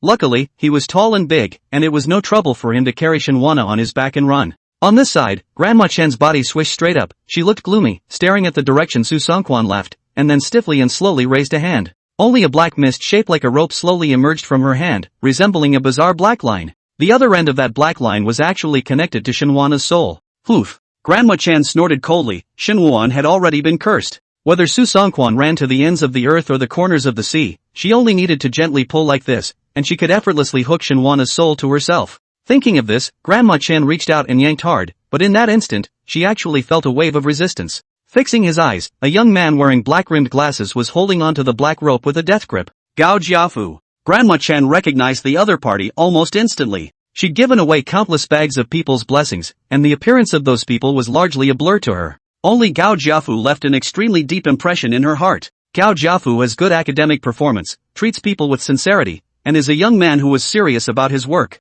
In the beginning, Grandma Chen was sure that Gao Jiafu would have a bright future after just a few days in the hospital. At that time, she sincerely wanted to introduce her own granddaughter to Gao Jiafu. But all that kind of thinking went out the window when Grandma Chen was diagnosed with the same cancer as her partner. At this moment, Gao Jiafu's bleak and bloodless hand was tightly tugging on the black rope. The black dog's blood soaked in that black rope was continuously corroding the flesh and blood on his hands. Drops of blood splattered on the ground, and large chunks of flesh and blood fell off, and in the blink of an eye, the palm of the hand revealed a ghastly white bone. But even so, Gao Jiafu never let go of that hand since the beginning. Little Fuwa, do you think that with just your measly life, you can pull my rope? A sneer appeared on Grandma Chen's face, only to feel incomparably ridiculous. Not to mention that the rope was coated with black dog blood that frightened the stern ghosts, but just the fact that Grandma Chen herself had piled on the lives she had taken from others, the weight of her soul was already extraordinary. With just a gentle tug from her, Gao Jiafu's meager strength could not prevent her from obtaining Shin Wuwan's life. The smug smile on Grandma Chen's face hadn't lasted more than a few seconds before it suddenly froze.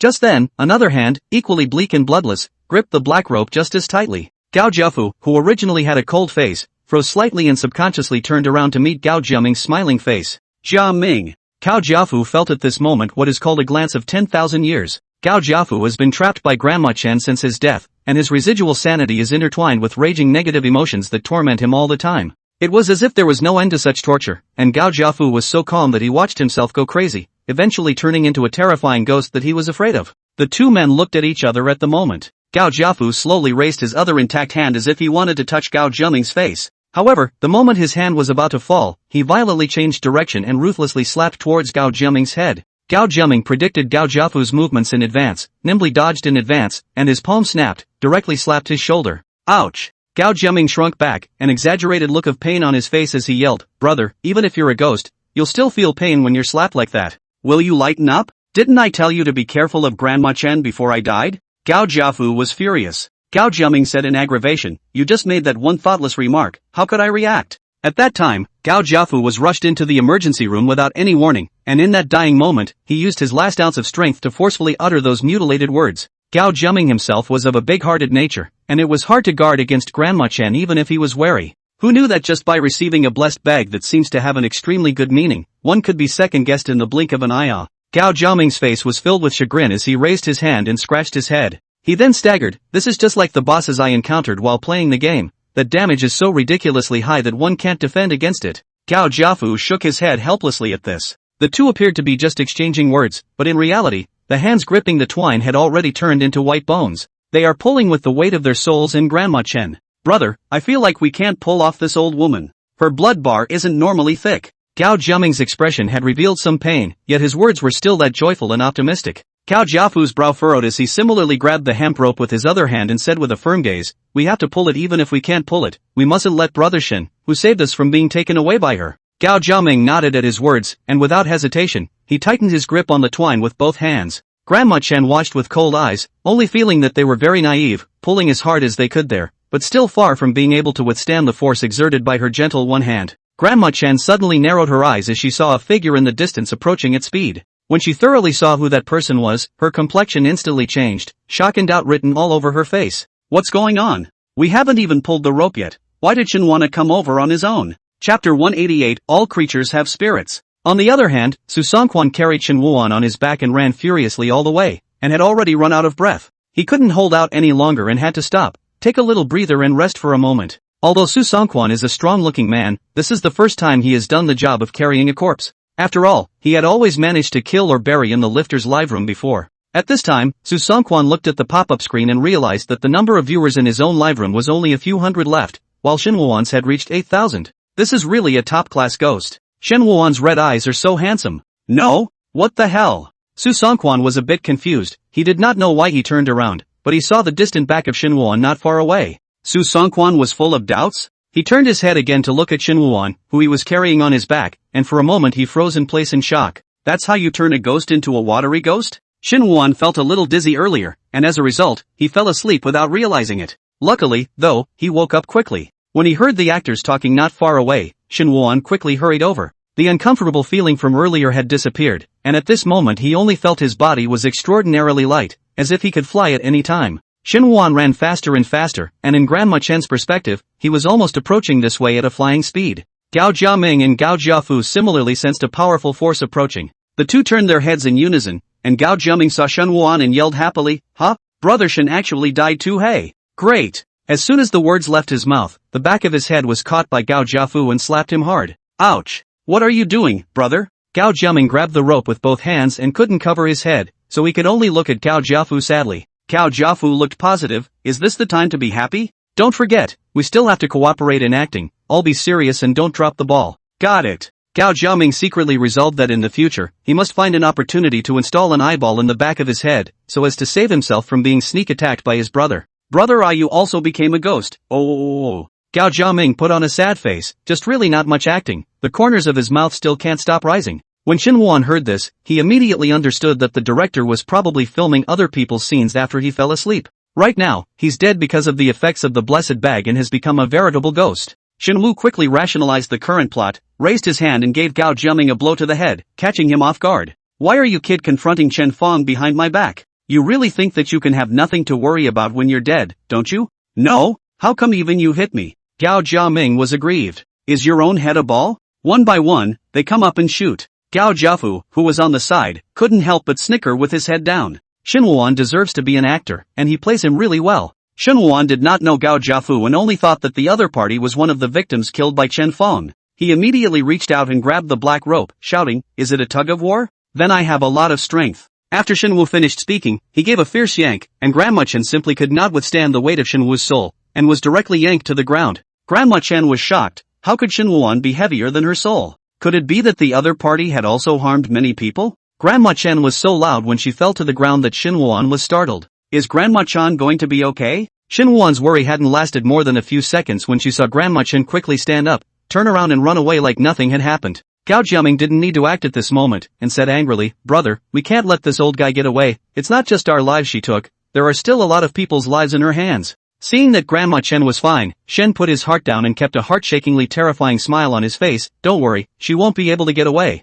Woof woof! Woof woof! At this time, 5 small black dogs ran towards Shin Woo-won, and one of them even excitedly leaped up and directly pounced on Shin Woo-won. Shin Woo was surprised and hugged the dogs. He loved these cute and humane dogs. The plot develops more and more interestingly as well, and with everything in its place, how are people the only ones in need of justice? The other dogs surrounded Shin Woo-won, wagging their tails and whirling around. Gao Jiaming and Gao Jiafu stood beside Shin Woo-won, one on the left and one on the right. The scarlet in Shin Woo-won's eyes was permeated with an inextricable resentment. "Chen Fong, the debt you owe, I will demand it back with interest." As he looked at the dog, Shin Woo looked gentle and said softly, "Go." Woof woof! The dogs growled excitedly and ran directly forward quickly, tracking Grandma Chen's location. 2 of the dogs were the first to chase Grandma Chen. Grandma Chen was not afraid of these black dogs, however, the moment they pounced on her and bit her arm, she screamed out on the spot. Ah! Her arm was actually bitten off alive by the black dog. Grandma Chen was in so much pain that she could barely stand up, staring at her broken arm in shock. The black dog surprisingly bit not the soul this time, but her body. What Grandma Chen didn't know was that Shin Woo-won had already opened the door to real revenge for these wronged souls who had died in vain. Now Grandma Chen is completely scared. Life is gone can still go to rob others, but the body suffered damage cannot be restored. If his body was crippled by the bite, what was the difference between his own appearance and that of a ghost? Grandma Chen tried desperately to shake off the pack of black dogs. The black dogs, which originally looked cute and adorable, had their mouths filled with blood and their eyes flashed with a bloodthirsty and tyrannical red light. Shen ran forward with a black dog in his arms, and when he saw the other little black dogs desperately chasing after Grandma Chen, he deliberately slowed down his speed, with the intention of giving more shots to the dogs. After a while, Shen Woo-won saw Grandma Chen. Only for a while, Grandma Chen had completely changed her appearance. Her right arm was broken and the rest of her body was covered with mutilated wounds from the beast's bite. Shen was not surprised that the crew could make such realistic special effects makeup,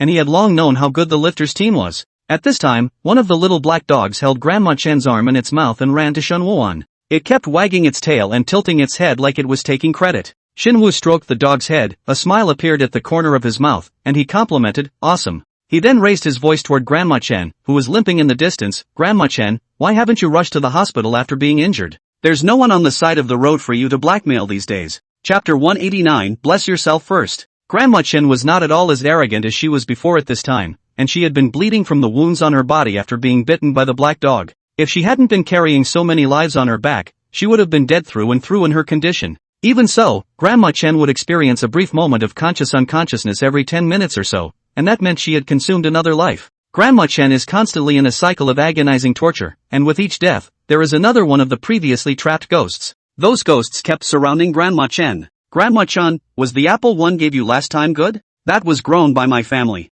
Grandma Chen, has Grandpa gotten better? Every time I see you I feel like I'm seeing my deceased grandmother, extraordinarily affectionate. Grandma Chen, I'm keeping the peaceful blessing you gave me close to my body, and I feel much better." With the words of these severe ghosts, Grandma Chen actually kept recalling memories of her time with them. These knights were all good children without exception, and Grandma Chen knew this very well in her heart, but she did not feel guilty because her target was originally this group of good children. But anyone else with a bad attitude would just not even look at her. Who could blame her? She could only blame fate, and she didn't want to do anything so drastic. God didn't give her a life, so don't blame her for not giving others a life. "Grandma knows she's wrong, so please let me go." Grandma Chen begged for mercy. Grandma Chen was now truly afraid, and as she continued to die, she could feel less and less soul in her body. If she continued to consume like this, she would really die. When the lich ghosts heard her words, their complexion turned livid all of a sudden. "Spare you? Then why haven't you spared me? How could you do this to me when I genuinely cared for you as if you were my own grandmother? I will torture you slowly. Not just you, your whole family, I will kill them all. Don't worry, before I kill them, I'll tell them that you're the one who created the sin." The ghosts reached out their hands toward Grandma Chen, swarming like wild animals to tear a piece of flesh from her body. "Ah-ha! Ah-ah-ah!" Grandma Chen kept letting out miserable screams and then collapsed to the ground. She, once again, died. The ghosts did not continue to pester Grandma Chen, they subconsciously obeyed the rules, and after killing Grandma Chen, they retreated in an orderly and silent manner, leaving an empty space for the next ghost to make a move. They would have been peaceful people in life, just unleashing kindness on strangers, thinking they got an equally kind response, only to die. The ghosts did not go mad after being freed, and from the beginning, they only wanted to get the justice they deserved. The severe ghosts came to Shinwoo's side. They knew in their hearts that without Shinwoo, this justice might come sooner or later, but they didn't know whether they would still have the sanity to witness this moment when that day came. "Thank you. It's fine, it's fine. I didn't do anything." Shinwoo was flattered. He was self-conscious that he really didn't do anything and couldn't afford this gratitude. One of the knights said, "But I don't know what else to give you but thanks." The spirits nodded their heads. They had essentially lost everything and really couldn't take anything in return for their benefactor. At this time, one of the severe ghosts that had just been liberated immediately connected to the net of the netherworld, and it discovered the rules of the contest in which Shinwoo was involved in this live broadcast, and immediately shared it for the other severe ghosts to see. It dawned on the knights that Shinwoo was participating in the competition. That must be supported. Thus, the severe ghosts joined Shinwoo's live broadcast. They noticed that the ghosts watching Shinwoo's live broadcast were already far ahead. One of the night ghosts suggested uneasily, "Why don't we just go and kill our benefactor's opponent later?" The other knights nodded in support. Shinwoo didn't pay attention to what the night ghosts were whispering. He was focusing on acting and tracking down Grandma Chen. He realized that Grandma Chen ended up running to the hospital. It seems that Grandma Chen subconsciously feels in her heart that the hospital is the place that can give her the most sense of security. Only that this place, which Grandma Chen once thought was like heaven, is now feared to be her hell. Grandma Chen ran into the hospital, and at this point the injuries on her body were too serious. She expects to find someone at the hospital to borrow her life. Unlike the streets outside, which were covered in red mist, it was business as usual inside the hospital. But the moment Grandma Chen ran in, the crowd saw her appearance and let out a scream in unison, then scattered in all directions. "Go-saw!" Grandma Chen froze, turned her head to look at the glass, which half of herself at this moment is still human. Each of the ghosts had scraped away a piece of flesh from Grandma Chen's body, causing several parts of her body to reveal white bones, and now it looked like a skeleton dragging a few small pieces of flesh around. Even Grandma Chen herself was frightened by the ghostly appearance, not to mention the bystanders. The hospital was filled with screams, even the hospital security guards ran away. I can't blame the security guards for this. Grandma Chen's appearance today is more intimidating than a prisoner with a gun. Grandma Chen frantically chased after the crowd, pulling out several lucky bags from her pockets and clutching them in her hands, shouting as she chased after them, "My child, accept my lucky bag, it will bless you with peace." At this time, the youth being chased by Grandma Chen, because of the bicycle fell and injured his leg is still wearing a plaster cast, originally on crutches. The results of the first time I saw Grandma Chen chased, scared even the crutches are lost, and run for their lives as fast as they can. This youth is not only physically strong, but his mouth attack is even stronger. Are you kidding me? With this look on you, bless yourself first. Grandma Chen was angry enough by the youth's words, thanks to not catching up. If you catch up, it is estimated that the peace blessing bag can be all smashed on the youth. Grandma Chen quickly targeted a little girl. The little girl seems to have been separated from her parents in the confusion earlier. At the moment, the little girl stood in the hall, sizing up Grandma Chen with wide-eyed curiosity. She didn't seem to understand what Grandma Chen's look meant. As Grandma Chen approached, the girl asked in a milky voice, "Grandma, are you in pain?" Grandma Chen narrowed her eyes and squeezed out a smile that she had practiced over and over again, a smile that was supposed to be the most effective at lowering one's defenses. But she had forgotten what she looked like now, and with that smile, the flesh on her face clattered down. The girl who witnessed the scene was directly shocked and cried out, "Mom!" Naturally, Grandma Chen would not let the girl go, and she reached out to grab her by the hand, but at that moment, her consciousness was suddenly interrupted. When Grandma Chen opened her eyes again, she was already in a wheelchair, being pushed through the quiet hospital corridors. "Grandma Chen, you're awake? Don't move, your body is seriously injured right now." The voice was unfamiliar to Grandma Chen, and she wanted to turn around to see who it was, but she realized that her eyes were seeing very blurry. Those nights hurt her eye. Chapter 190, I've never been a doctor. Are you a doctor? Grandma Chen asked. Who else could I be if not a doctor? The doctor spoke in a calm tone. Everyone was so freaked out by your appearance that they thought it was haunted. The doctor didn't seem to be afraid of Grandma Chen's appearance at all, and even his tone was very grave. Grandma Chen, how did you get so badly injured? Got into an accident. Grandma Chen casually excused herself as she let the doctor lead her away. Since the other party was a doctor, he could at least slightly treat her wounds and slow down the death. Grandma Chen thought of her old partner. Doctor, my old partner lives in room 404, 4-2. May I ask how is her condition now? The doctor said, don't worry, Grandpa, he is currently recovering well and can be discharged at any time. Instead of feeling relieved at the words, Grandma Chen's heart grew intensely unwilling. Why should that old man be the sole recipient of her favors and not be subjected to the same pain she was? Grandma Chen had a plan in mind to get her old partner to help her share the fire. Aren't those ghosts just debt collectors anyway? Go ask her old lady for it. Grandma Chen was wheeled to the operating room. The doctor lifted Grandma Chen onto the operating table, moving very carefully, as if he was afraid that Grandma Chen's old bones would not be able to withstand it. Grandma Chen was still thinking about how to get rid of those annoying ghosts. It was just a stupid thought as she glanced at the doctor next to her out of the corner of her eye.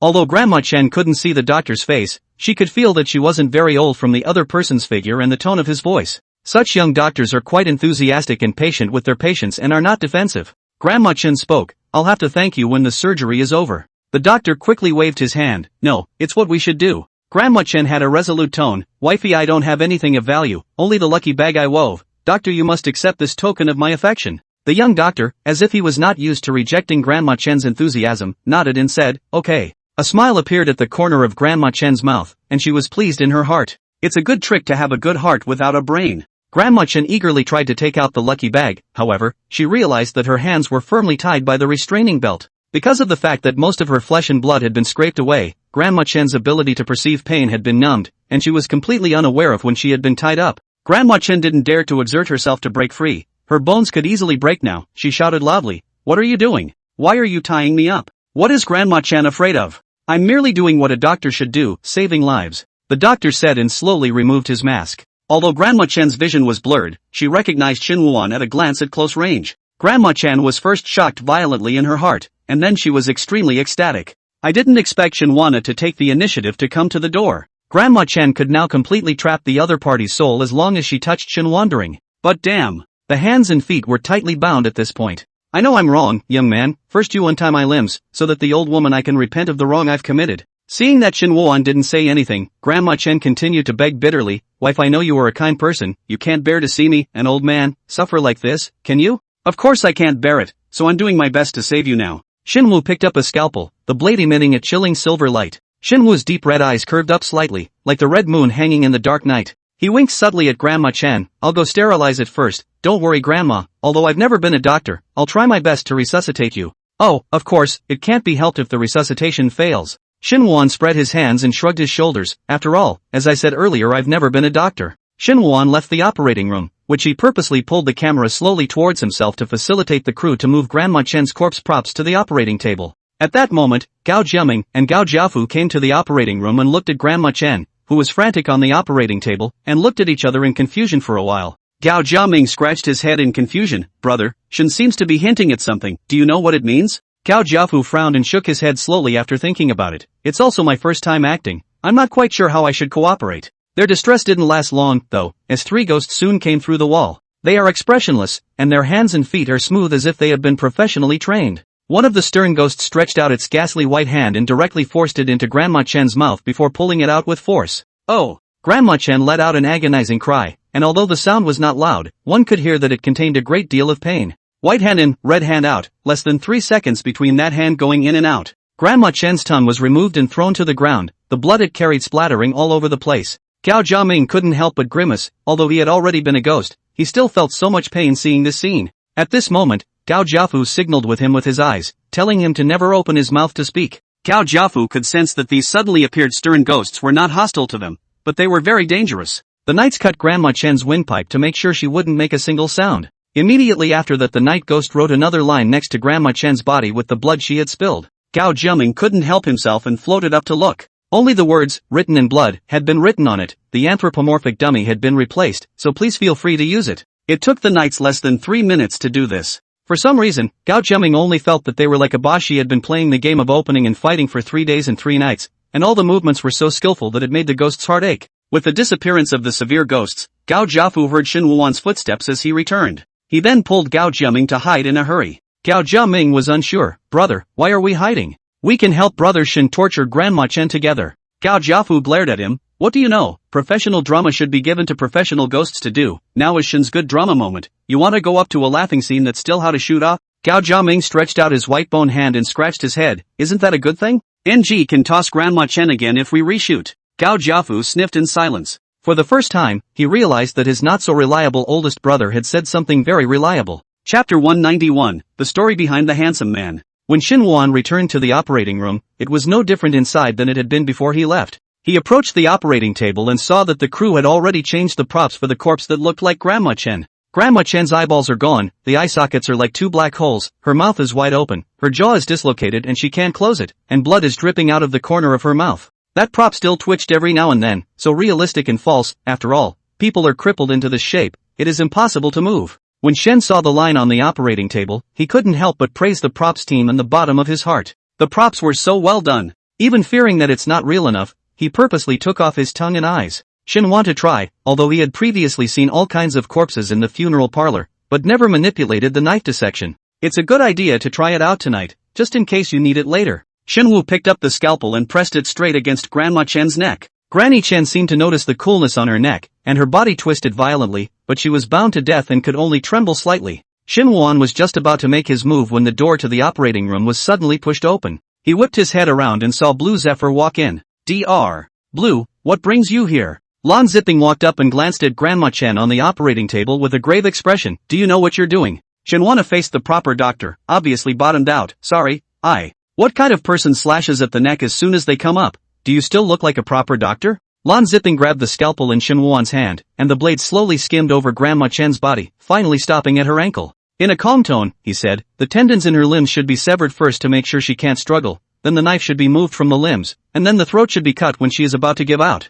I can't spray here, doctor. Dr. Blue, can you please come and treat my enemy? What is professionalism? This is it, which have come up to give the enemy a pain in the ass. Shen Wuan's road to learning medicine is still long. The more Shen Wuan listened, the brighter his eyes became, and in the end, the way he looked at Lan Zipping was no different from a scholar looking at an authoritative professor, full of admiration and respect. Gao Jiaming, who was hiding on the sidelines to peek at the scene, came to Gao Jiafu's side and said quietly, Brother, is this play a serious one? Why are these two people wearing white coats but doing the work of killers? Gao Jiafu pushed up his glasses, and his tone carried a bit of uncertainty. Maybe this is a feature of the Netherworld live broadcast? Not too sure, look again. Next, Lan Jiping personally operated the knife, cutting while explaining to Shen Wuan where to cut the knife to kill the most. Where to cut the knife can make people seriously injured, but when examined will only be judged as a light injury. Lan Zipping's original tone was permeated with reason and calmness, however gradually, Shen Wuan detected that his tone was tinted with intense hatred. Lan Jiping's hand was still steady, but it was getting faster and faster, and with each cut, the wound was getting deeper and deeper.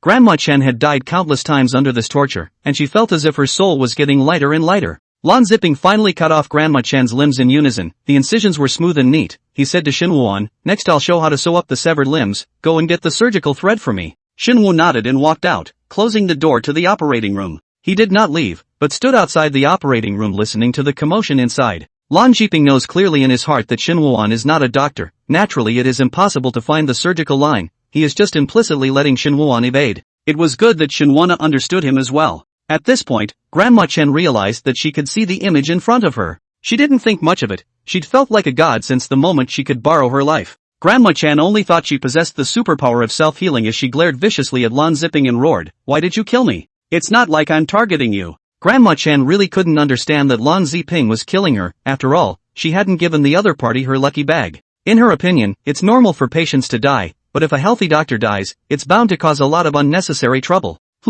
Blue Ziping raised his eyebrows and suddenly came closer, saying in a joking tone, "You don't remember me?" Chen grandmother subconsciously trembled. Blue Ziping face although with a smile, but the bottom of the eye is as cold as the scalpel in his hands. Grandma Chen yelled with some devastation, "Who the hell are you?" Lan Ziping put the scalpel away, placed his right hand on his left chest, and slightly owed his body. "Introduce myself, my name is Lan Ziping, and currently, I am a hospital intern." As he spoke, Lan Ziping's hair began to turn white from the roots, and in an instant, in the end, only a few strands of black hair remained at the end of his hair. His black eyes seemed to be dripping with blood, haloing into a pool of blood in an instant. "I have to thank you though." Lan Ziping raised his scalpel. "I've realized that I do prefer killing people to saving them." The hand rose and the scalpel plunged straight into Grandma Chen's head. "Ah!"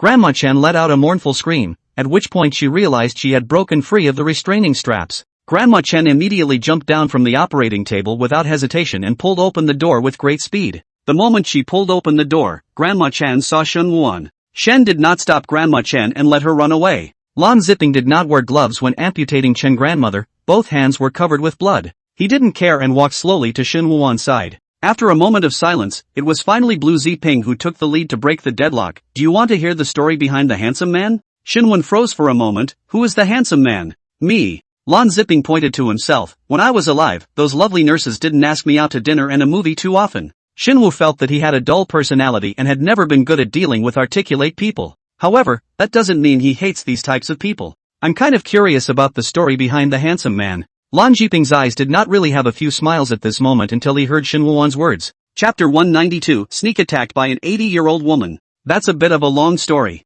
Blue Ziping said with a shrug after a pause, "but I'm not much of a fixer-upper, so I'll just give it to you briefly. Handsome's parents, who are also handsome doctors, were blackmailed by Grandma Chen when they helped her up on an unsupervised hospital hallway on a normal day. At that time, things were in a frenzy, plus Grandma Chen was particularly able to pretend, so public opinion was lopsided at the time. The handsome man's parents suffered from cyber violence and were eventually forced to quit their jobs and leave the hospital. At that time they were EMTs, and after years of working around the clock, their bodies had long been overloaded. Handsome thought to himself that it would be good for them to take a break, but he didn't realize that it would be a huge blow to them instead. Later, they all passed away. When Lan Ziping said this, his tone was slightly stuttered, and he pushed his glasses to block the color of his eyes. What about the handsome guy? He studied medicine as well because he admired his parents. Then he became an intern and ran into Grandma Chen on his first day at the hospital. When Shinwoo heard this, his heart violently felt like it was gripped in a gust. He knew what was coming next. The old thing had a pretty good memory at the time, and recognized me on the spot, and confessed to me with a snotty face.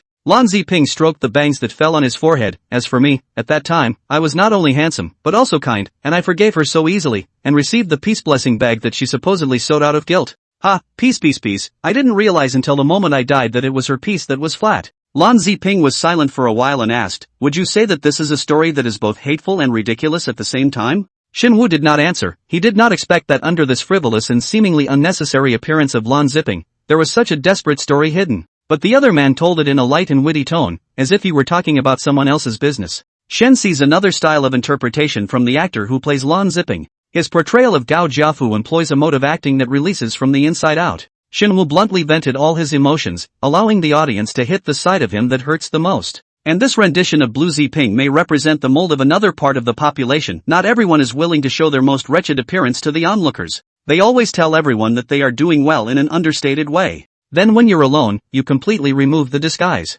In every late night, the empty cup in their hearts is filled with tears. At this moment, Shinwoo understood that no matter what was said, it could not soothe the hurt in Lan Ziping's heart. Having experienced the loss of a loved one himself, he knows that it is not something that time can easily heal. Lan Shiping was dead, and this hurt rotted in his heart, turning into a wound that would never heal. What Shenwu didn't know was that this pain was exactly what the severe ghosts needed. It is only because of this pain that they are able to retain some emotion and maintain some sanity. Grandma Chen ran desperately, all the way to Ward 404, and rushed straight to bed 4-2. She was bent on taking her old partner's life to renew it. But when Grandma Chen pounced on the past, but surprised to see the old companion a face of horror, mouth wide open, has long been dead for a long time. Ah! Grandma Chen shivered in fear, but she quickly came back to her senses and understood what was going on. The old companion has been blue zipping care, discharge from the hospital is impossible, only funeral. Asterisk.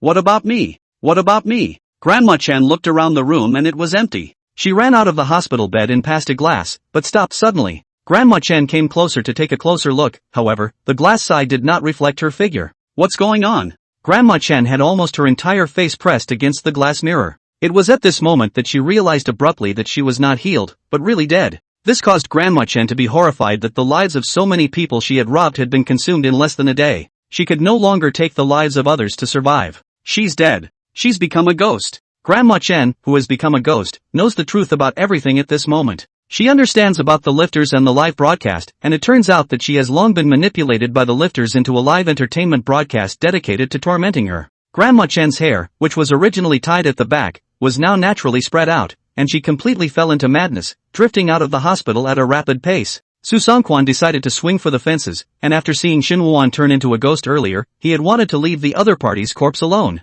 However, the pop-up stern ghost orders Su Songquan to protect Shin Wuan's body. He couldn't just leave Shin Wuan on the side of the road, so he had no choice but to carry him directly back home. Su Songquan placed Shin Wuan on the bed, then walked to the side of the sofa, opened 5 or 6 cans of cold beer, and threw back his head and pounded it. He also made a point of asking in the pop-up if he couldn't drink at all after becoming a ghost. After receiving an affirmative answer from the knights, he opened his belly to drink. At that moment, a pair of miserable white and wrinkled hands violently grabbed Su Songquan's neck from behind. Ka ka ka. The sound of bones breaking rang out. Su Songquan didn't even have time to react before his neck was snapped hard. The beer can fell from his hand and the bubbly liquid dripped all over the floor. After killing Su Songquan, Grandma Chen's eyes turned eerily to Shin Wuan, who was lying on the bed. She knew that Shin Wuan was merely in a state where his soul had left his body at the moment. Grandma Chen was determined to kill Shin Wuan completely, only in this way could the unwillingness in her heart be relieved. If you like acting as a ghost so much, then become a real ghost and act it out. Grandma Chen swooped over, and just as she was about to touch Shin Wuan, she was violently bounced off by a green barrier.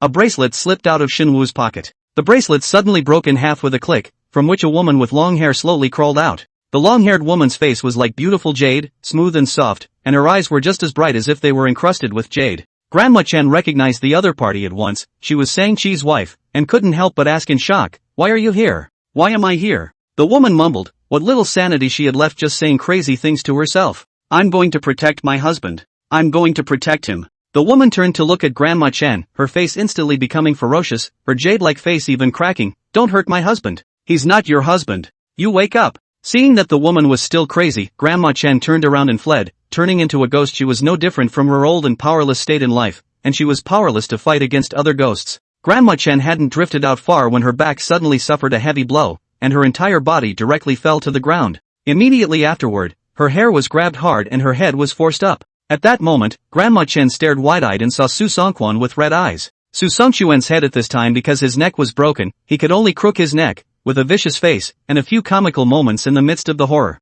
"You old thing, you want to run away after killing me?" Su Songquan was furious. Although he originally wanted to die, he never wanted to be killed by this old woman. How will that get him in the netherworld? When the time comes, the knights get together to brag, one by one showing off how awesome and hunted they are for dying. It's his turn here, to be sneaked up on by an 80-year-old woman. I'll it up. Su Songquan hated to go straight to reincarnation just thinking about it. Chapter 193, Carving a Monument. "No, don't kill me." Grandma Chen kept begging for mercy. "I can teach you the spell of borrowing life, you can live. Packed alive." Until this moment, she still presumed to deceive Su Songquan. If it were any other ghost, it might have been moved, but it turned out that Su Songquan was originally a person destined to die. Su Songquan knew in his heart that Grandma Chen was lying to him. Even if he could really be resurrected, that group of ghosts would have to line up to kill him, so this kind of temptation was equal to 0 for him. Just as Su Songquan was about to tear apart Grandma Chen's soul, he glimpsed a pop-up screen out of the corner of his eye. "Don't let her die so painfully, open a live stream and torture her slowly, love it.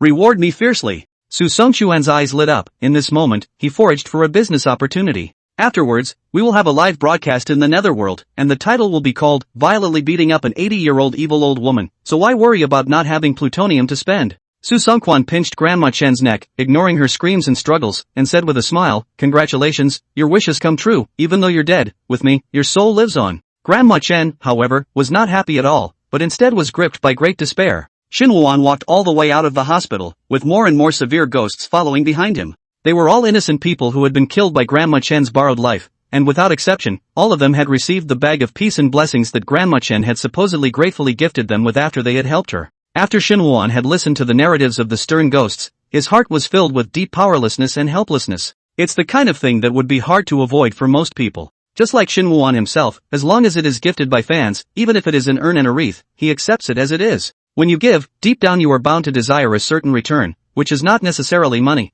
but perhaps just a humble thank you. The Lee ghosts knew that Shin Wuan was broadcasting live, and thought that he would lead them to search for Grandma Chen in order to make the plot more exciting. They all rubbed their fists and tried to take out their skills to torment Grandma Chen. But what the severe ghosts didn't expect was that Shin Wuan came to the cemetery. Not to mention that this is a life and death competition. Even in the Yang world, people usually don't come to the cemetery if they are not here to see their deceased family members. Apparently, even the lifters didn't expect the living to come here of their own accord. There were rows of tombstones standing there, but they were all blank and the scene setting seemed very rough. Shin Wu did not know the truth, and when he just saw that none of these tombstones were engraved, he had an idea in his mind. He turned his head towards Lan Zipping and extended his hand. Dr. Lan, can you lend me your scalpel? Lan Shiping wasn't sure what Shin Wuan was going to do, but he handed him the scalpel anyway. Shen took the scalpel and actually used it to directly carve words on the tombstone. The tombstone was so hard that even a scalpel, as sharp as it was, couldn't make a deep mark on it. But Shin Wuan's patience is excellent, so little by little hard carving, time for him as if stagnant. Finally, under Shin Wuan's efforts, the 3 words Lan Zipping appeared on the tombstone, although the font was a bit twisted, but also seemed quite neat. Shin Wu turned his head and asked with a smile, Dr. Lan, how do you think I carved it? Lan Ziping felt like his heart had been hit hard at this time, and he didn't understand what this unfamiliar emotion was. He had been a ghost for a long time and had shed too many emotions, and in the end, the only thing left was full of anger and hatred. And at this moment, Shin Wu conferred on him another kind of feelings that he had once possessed and lost. The corners of Lan Ziping's mouth rose, his smile carried a wave of cozy and relaxation. He seriously surveyed some after commenting, this word currently also shows 1/10 of my handsome. Or you want to help me to refine a little more? Before Shinwen could say anything, Lan Ziping was directly squeezed to the side by the severe ghosts behind him. Everyone yelled, I want one too. I want the tombstone engraving too. At that moment, Gao Jiaming raised his hands high and shouted, all be quiet. Quiet. Is it your turn? I should go first. I'm his own brother. He's my brother. Gao Jiaming hooked his arm around Shin Wuan's neck. Brother, you'll help me carve characters, right?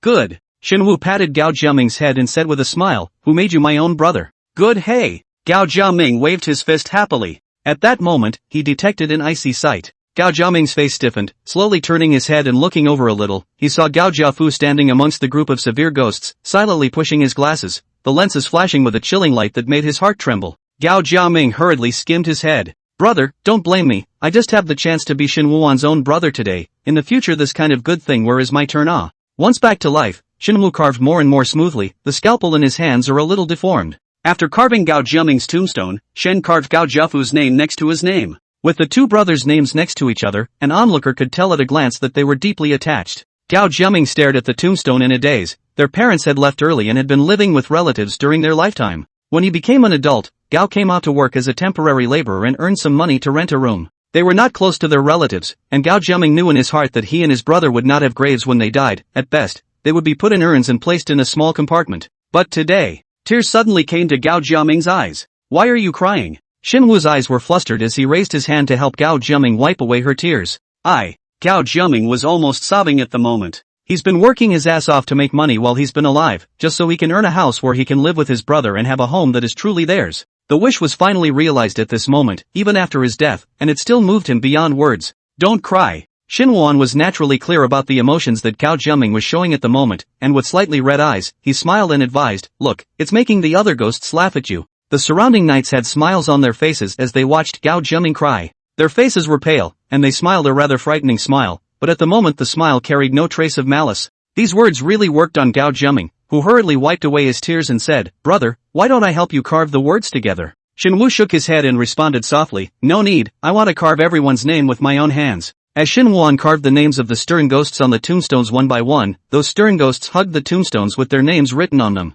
In this moment, it is as if their hearts have found solace in home. Only, at this time, the knights did not realize that the audience in the live broadcast room had long been gnashing their teeth in jealousy. For the ghosts, this is simply an upgraded version of the idol autographs. Usually they are begging for it. God damn it. Why? My brother didn't even carve on my tombstone. I'm pissed off. Ha! Laugh. Laugh while you guys can. After the broadcast is over, I'm going to steal all your tombstones. Count me in, I want a piece too. The dollar store is looking for temporary workers. Chapter 194. Shin Won learned things extremely fast, and before long, he became comfortable with it, and didn't even feel tired. In the blink of an eye, all the tombstones on the graveyard were inscribed by him. There were so many severe ghosts that had died in vain under Grandma Chen that in the end, Shin Won could only carve a few more people's names on some of the tombstones. Shin Woo knew in his heart that no one would continue to watch his live broadcast if he did this, but he didn't care. In fact, for this PK, Shin Won never thought of winning from the beginning to the end, but he just wanted to play the drama seriously. Right at this moment, Shin Won felt the watch in his hand emit a vibration, and at the same time, the projection of the watch opened automatically.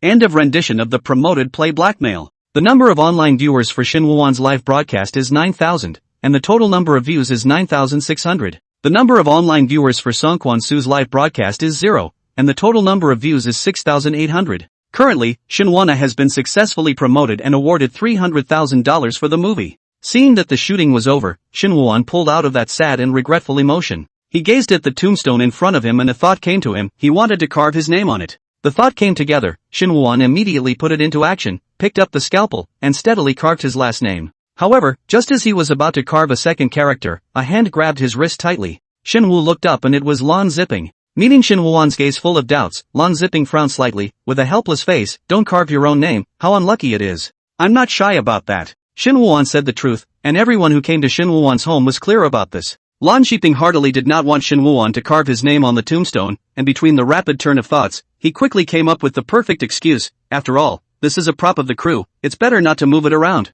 Upon hearing this, Shin Won hurriedly put down the scalpel in his hand and said with a slight apology, "Thank you for reminding me, or else I've really caused trouble for people again." Shin Won stood up, but just as he got up, his head buzzed, his eyes instantly went black, and the whole person fainted. Lon Zipping caught Shin Won steadily, and the expression on his face did not have the slightest surprise. At that moment, the original smiles on the faces of all the severe ghosts present instantly faded, and they all turned their heads in unison to look in the same direction. At the top, Xin stood in an upright posture atop one of the tombstones. His hands were tucked leisurely in his sleeves, and he was dressed in a Chinese-style garment, standing without any sense of incongruity in this cluster of tombstones. There was no need for too many words to be exchanged between the severe ghosts. With a mere glance at each other, they understood and knew Xian's special identity. Gao Jiafu tilted his head and shouted at the top of his voice, "Boss Hui, we want to make a deal with you." The corners of Xian's mouth rose slightly, outlining a meaningful arc as he spoke leisurely. "It seems like this is a big deal. Tell me, what do you want me to do?" Lon Zipping looked at the closed eyes of Shin Won. If it was him who met Shin Won in his lifetime, what would happen?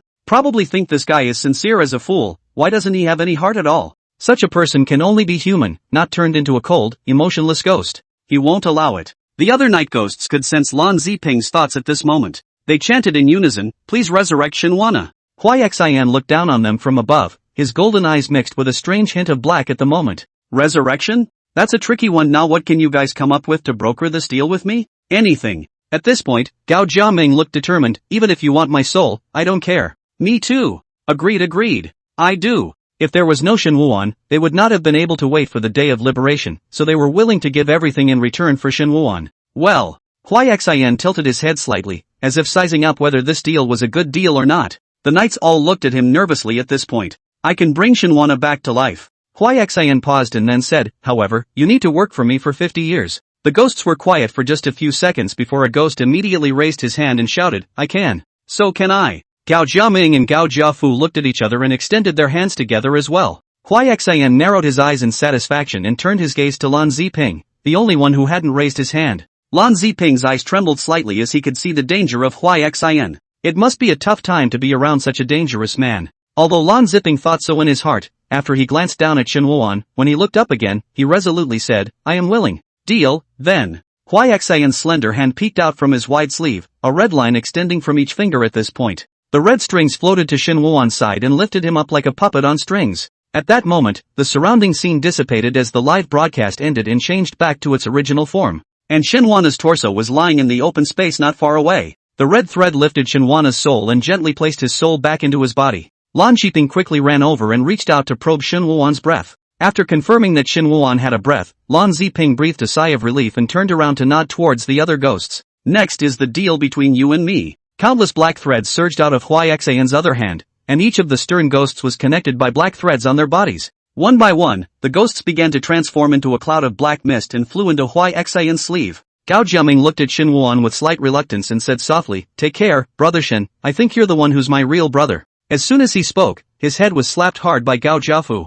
Before Gao Jiaming could make a sound of complaint, they drifted away in a black mist. Lan Shiping placed the scalpel that had been carved until it was bent into Shinwuan's hand, and then also disappeared into black mist. After pocketing all of the severe ghosts, Huaixan waved his sleeve, followed by that rather respectful-looking tweaker look. At that moment, he raised his hands to cover half of his face, and an eerie laugh came out of his mouth. Hee, doing bad things is just fun nah. In fact, even without the pleas of this group of severe ghosts, Huaixan himself had come here in order to resurrect Shinwana. Shinwana only alive can be called a complete door. He needs this door. I didn't expect to not only get the door fixed today, but also reap the benefits of so much labor. Huaixan thought Shinwu was really a good luck charm, and good things came one after another after meeting him. Chapter 195, It's over. This ghost is after me. Doctor, please, how am I doing? Shinwuan directly fainted twice during his last acting performance. As an actor, the physical quality cannot be poor, so after realizing that his body out of condition, Shinwuan immediately came to the hospital to do a checkup. The doctor sitting on the opposite side of the table took Shinwuan's examination report and carefully examined it. After reading it, he said, "There's no big problem. Do you usually have insomnia when you sleep?"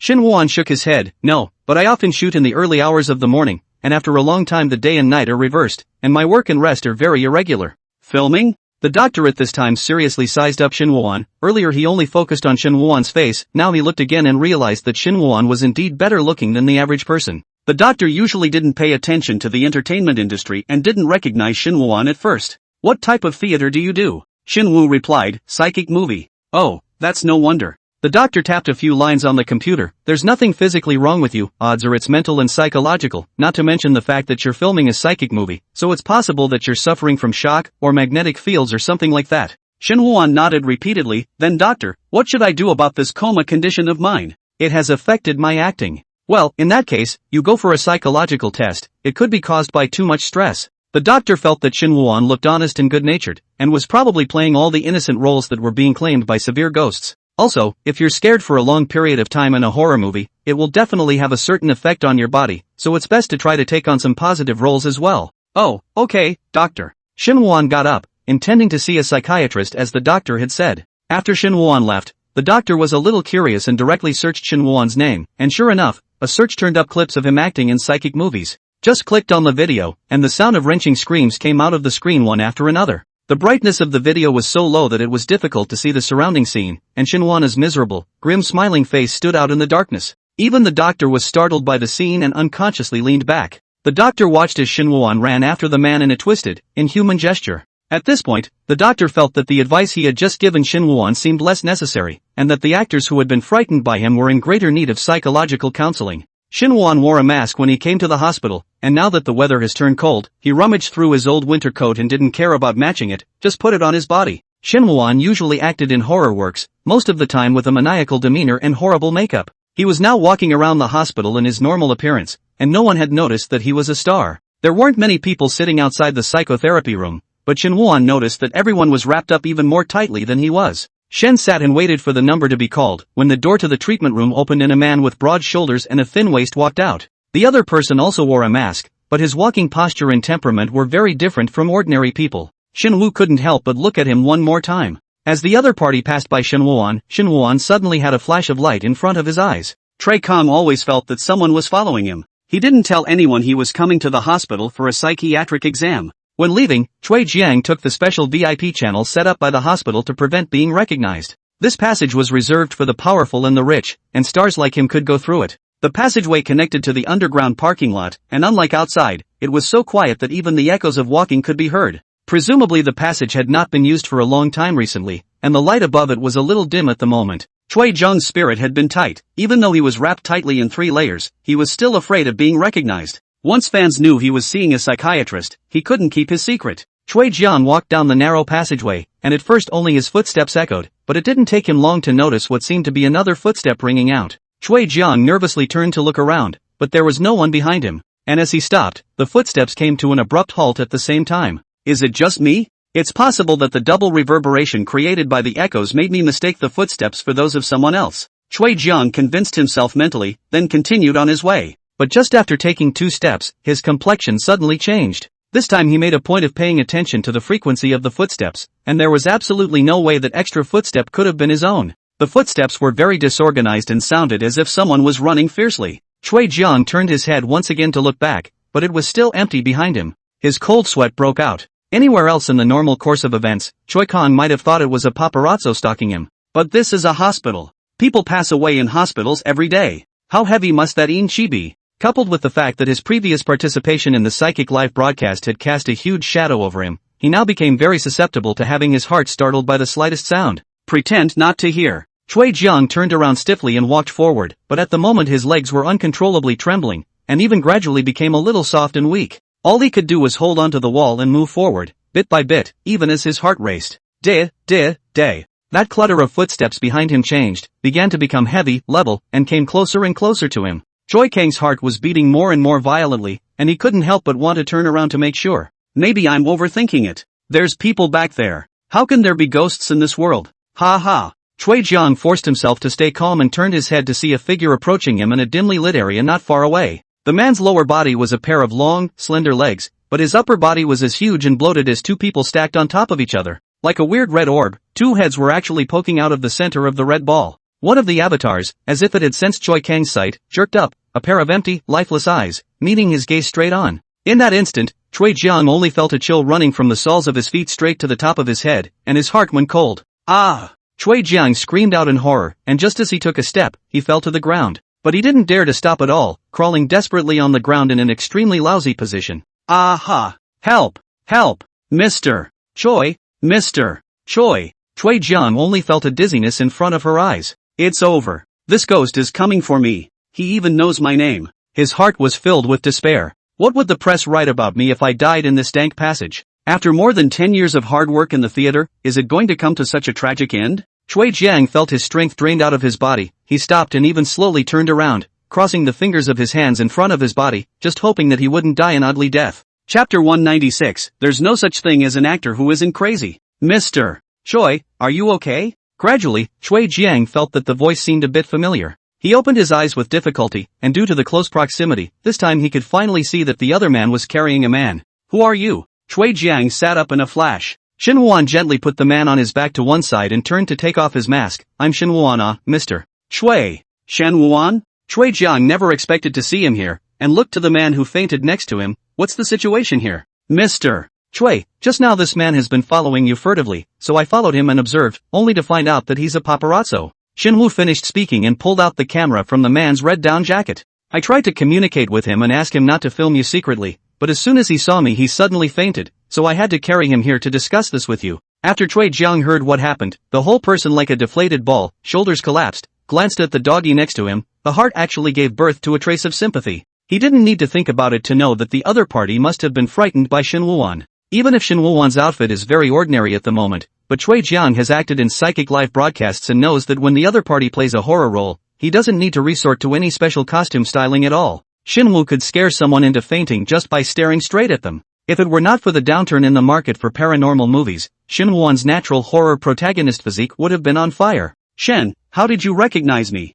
Chui Jiang was certain that his costume was perfect, and even if he was photographed, as long as he didn't admit it, no one could insist that it was him. Shin Wuan smiled. I didn't actually recognize it, but I recognized the sound of your footsteps. Footsteps? Chui Jiang looked surprised, but any other person said so. He felt that the other party was bragging. But for Shin Wuan, after that game of truthfulness he had played earlier, he thought that Shin Wuan was a person who could not lie. After that, Chui Jiang called the hospital side and informed the doggy that he was in the secret passage. Then he took out the negatives of the doggy's camera and left through the passage with Shin Wuan. The two of them walked to the parking lot and Choi Kong said, "Thank you so much. If you hadn't helped me out, it would have been a problem if he had filmed me coming to the psychiatrist for a visit. But why are you at the hospital?" Shin Wuan honestly replied, "I fainted twice before filming, so I came to the hospital to take a look, and the doctor said that there was nothing physically wrong with me, but I might have a bit of a psychological problem, so I came to line up for a checkup." Shin Wu was so honest, which in turn made the veiled Chui Jiang feel a bit pretentious. Let's not talk about it first. Did you drive over here?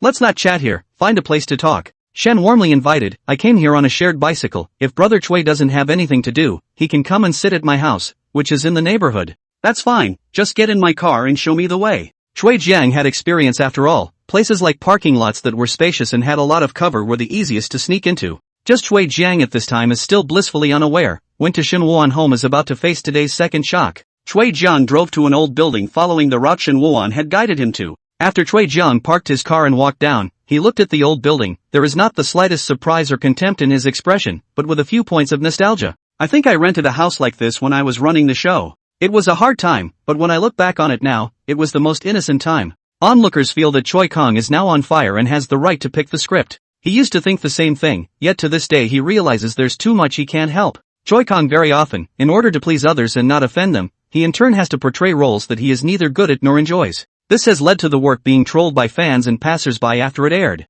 Choi Kong never tried to justify it, because he himself felt that it had become this way. Shenwu led Chui Jiang upstairs, and on the way, he remembered the last time when the Qian guide and the others came to the house as guests and were frightened. So he purposely reminded, Brother Chui, my home is filled with gifts from previous fans. There are some wreaths as well as urns. You don't want to be shocked when you go in later. Chui Jiang looked breezy, smiled and said, that's normal, you're in a horror movie after all. I'm telling you, I've gotten hair, razor blades, and even threats of bombs from fans before, but of course, those were just little toys. Shenwu was relieved to hear him say this. Chui is different from the others, a senior who has experienced great storms. Shenwu walked to the door and took out the key to open the door. As soon as the door was opened, Chui Jiang felt the gloomy cold wind pounding on his face. That wind penetrated through the thick clothes and drilled straight into one's pores. He couldn't help but shiver and wondered, what kind of person's home is colder than the outside in the middle of winter? Shen, didn't you close the window before you left the house? Shenwuan was used to the cold temperature inside the house and did not notice anything unusual, responding with a blank face.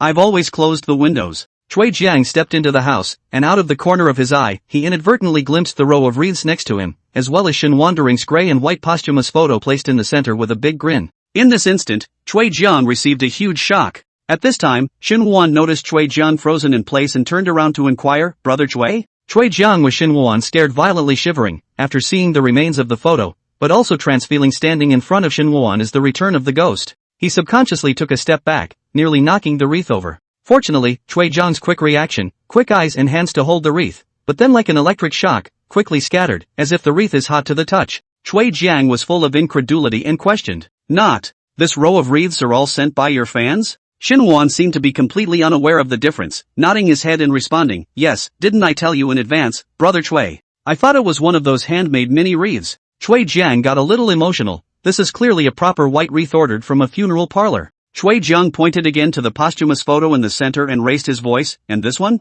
It can't be that a fan photoshopped it for you too, can it? Oh, that's not true. I was just thinking that with the wreath and urn, it would look better with a posthumous photo. Shenwu said, and even raised his hand to scratch his head, smiling slightly coyly. Where exactly is this smooth? Chui Jiang felt like he was becoming a spitting professional at the moment. Choi Kong took a deep breath and tried to compose himself, admonishing himself never to lose his poise. Calm down, there's no actor who isn't crazy, just like he doesn't have an unspeakable secret. Chapter 197, I love her too much. Shenwu noticed that Chui Jian was depressed and hurriedly poured a cup of warm water and handed it over. Trey, why are you seeing a psychiatrist? If it's not convenient to talk about it, let's talk about something else. Shenwuan also had some problems with his acting skills and was trying to ask Chui Jian for humble advice. Chui Jiang actually hard especially want to find someone to talk about it, but he this difficult to talk about the secret not many people know. Shenwu happens to be one of the few people in the know. It's that file of mine. Chui Jiang slightly lowered his head, some swallowed. My girlfriend broke up with me again, just because I accidentally deformed her panties. She was so angry.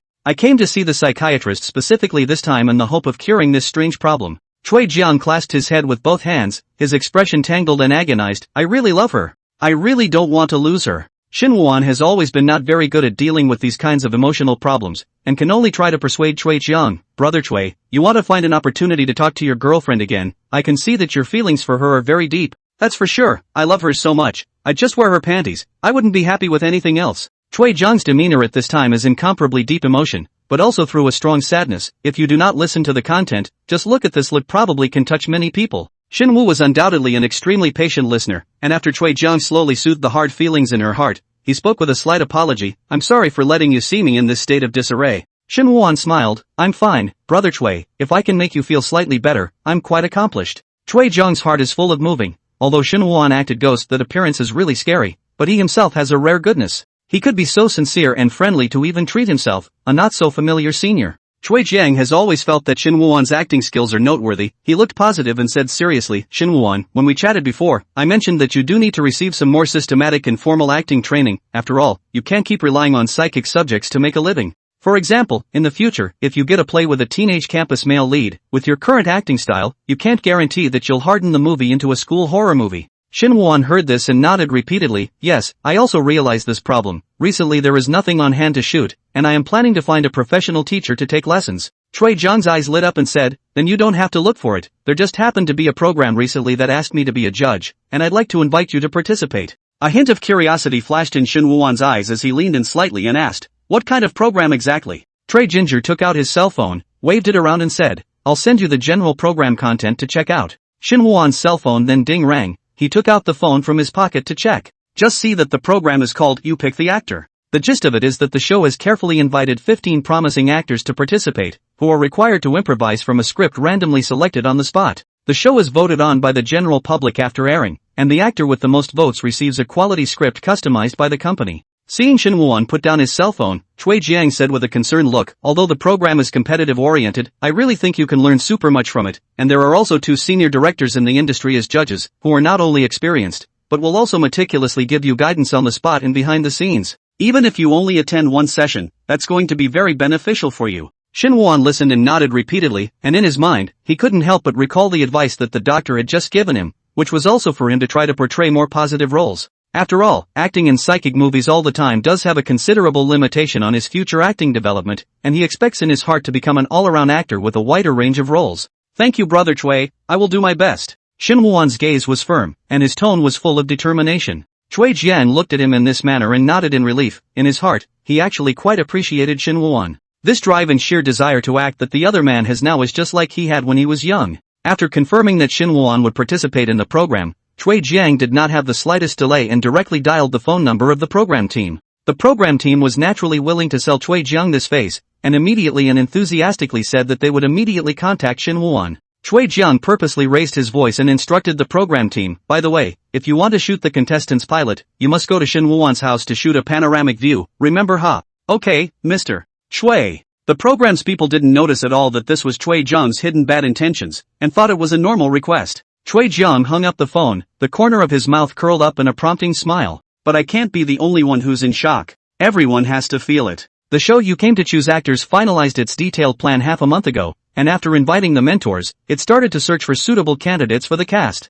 Once all the cast members had been successfully invited, the show went ahead and contacted the actors to shoot their individual pilot films. Shin Woo was naturally among the invitees. Shin Woo-won specially suggested location shooting to the program considering the setup of his home. But I didn't expect the program team's attitude is exceptionally resolute, insisting on filming in Shin Woo-won's home, but also said that they want to film the actor at the moment the most real, the most genuine state. Shin Woo instantly stood in awe of the program team, and this attitude of pursuing truthfulness made him feel good. Shin Woo tilted his head slightly and carefully surveyed his own living room. He hadn't even paid much attention to his surroundings before. Now that I have quieted down and taken a closer look, I actually find that the lights in his house don't seem to be as bright as they were earlier. Since the show is coming to film, it's good to have the house picked up and open. The ghosts of the netherworld did not know about Shin Woo-won's participation in this program, and they were all busy with their own affairs these days. Lin Cece, on the other hand, was forcibly ordered by Su Xinghao not to come to the Yang world. Lin Cece had recently felt clearly that her own resentment had eased a lot.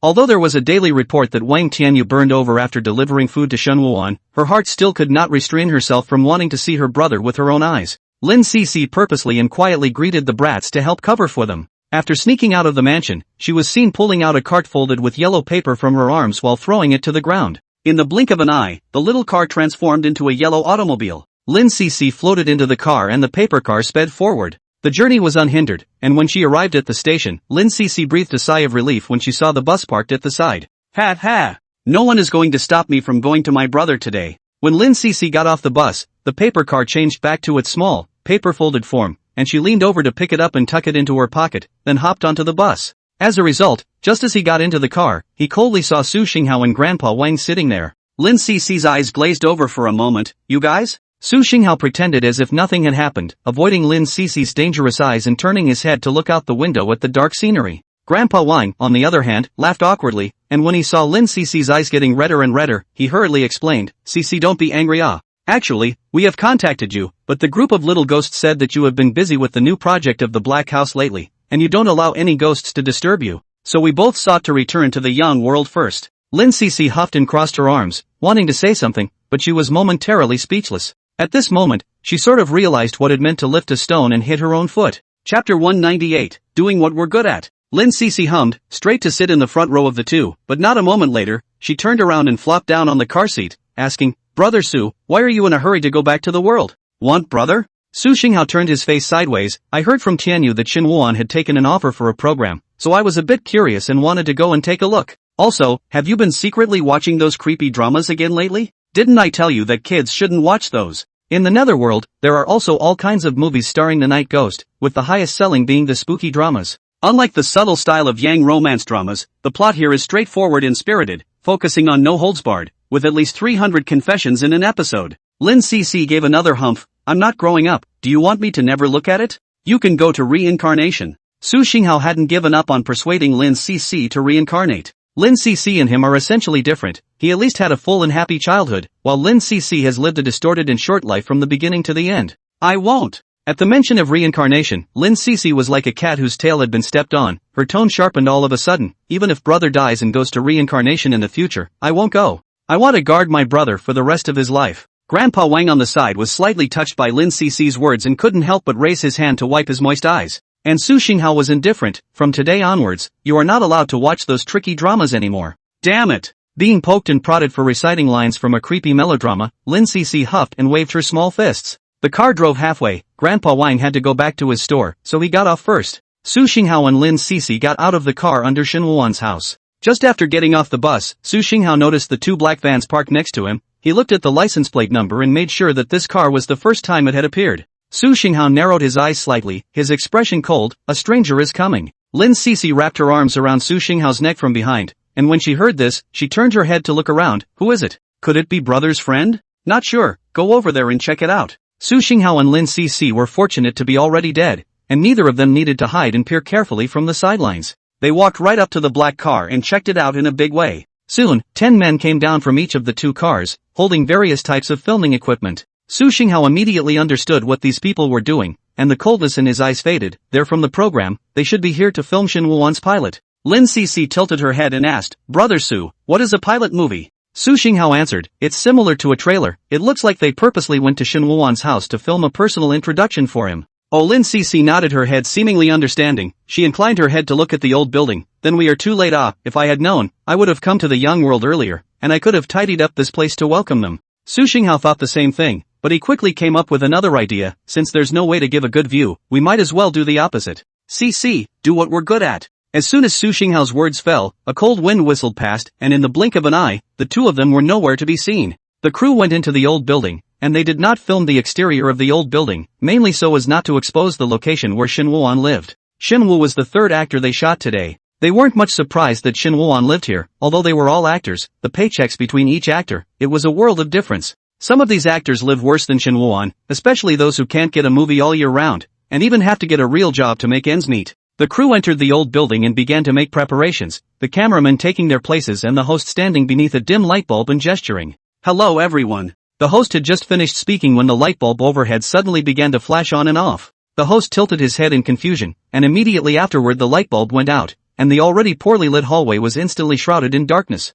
The host turned on his cell phone's own lighting function at this point and asked, "Is it a power outage?" He took out his cell phone to send a message to Xin Wuan, wanting to confirm the situation. If the power really went out, it would be inconvenient to go to Xin Wuan's house to shoot. Shen quickly replied to the host with a message. "Shen, there's no blackout, it should be the light bulb in the hallway that's broken again. I'll come down and get you." Moderator, no.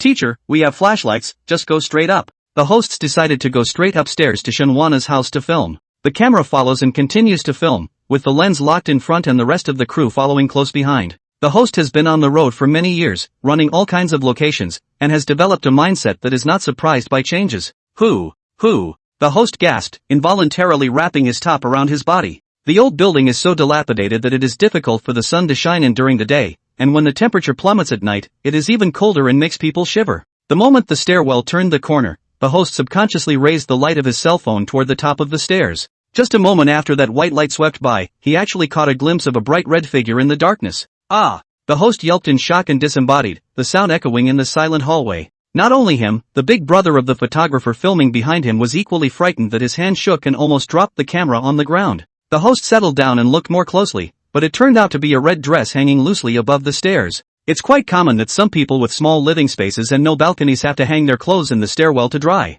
This is the middle of the night, hanging a red dress in the hallway, really not afraid to scare people to death. The staff member who was also frightened had palpitations and couldn't help but spit out a sentence in a whisper. The host took a few deep breaths to calm down, then cleared his throat and said, "It's mainly because the light bulb in this hallway is broken and dimly lit, otherwise this dress is plain and looks nothing scary." They continued up the stairs. However, after all the staff had moved up, the red dress that had been hanging without wind slowly turned in the direction they had left. Chapter 199, Did you guys go for a midnight snack? The facilitator continued to move forward, only at an unconsciously more and more sluggish pace. He couldn't help but have that bright red dress from earlier floating in his mind, and his heartbeat couldn't help but speed up a few points. Old Chen. The host jerked to a halt and turned to ask, "Is your camera still on?" The hosts don't want that embarrassment from earlier to be caught on camera. The one called Old Chen, a big man carrying a camera, responded, "It's on, but what are you afraid of? The post-production will definitely cut out your part. Also." The host then dropped his heart and said in a loud voice, "Everyone, it's not officially time to get to work yet, so feel free to chat."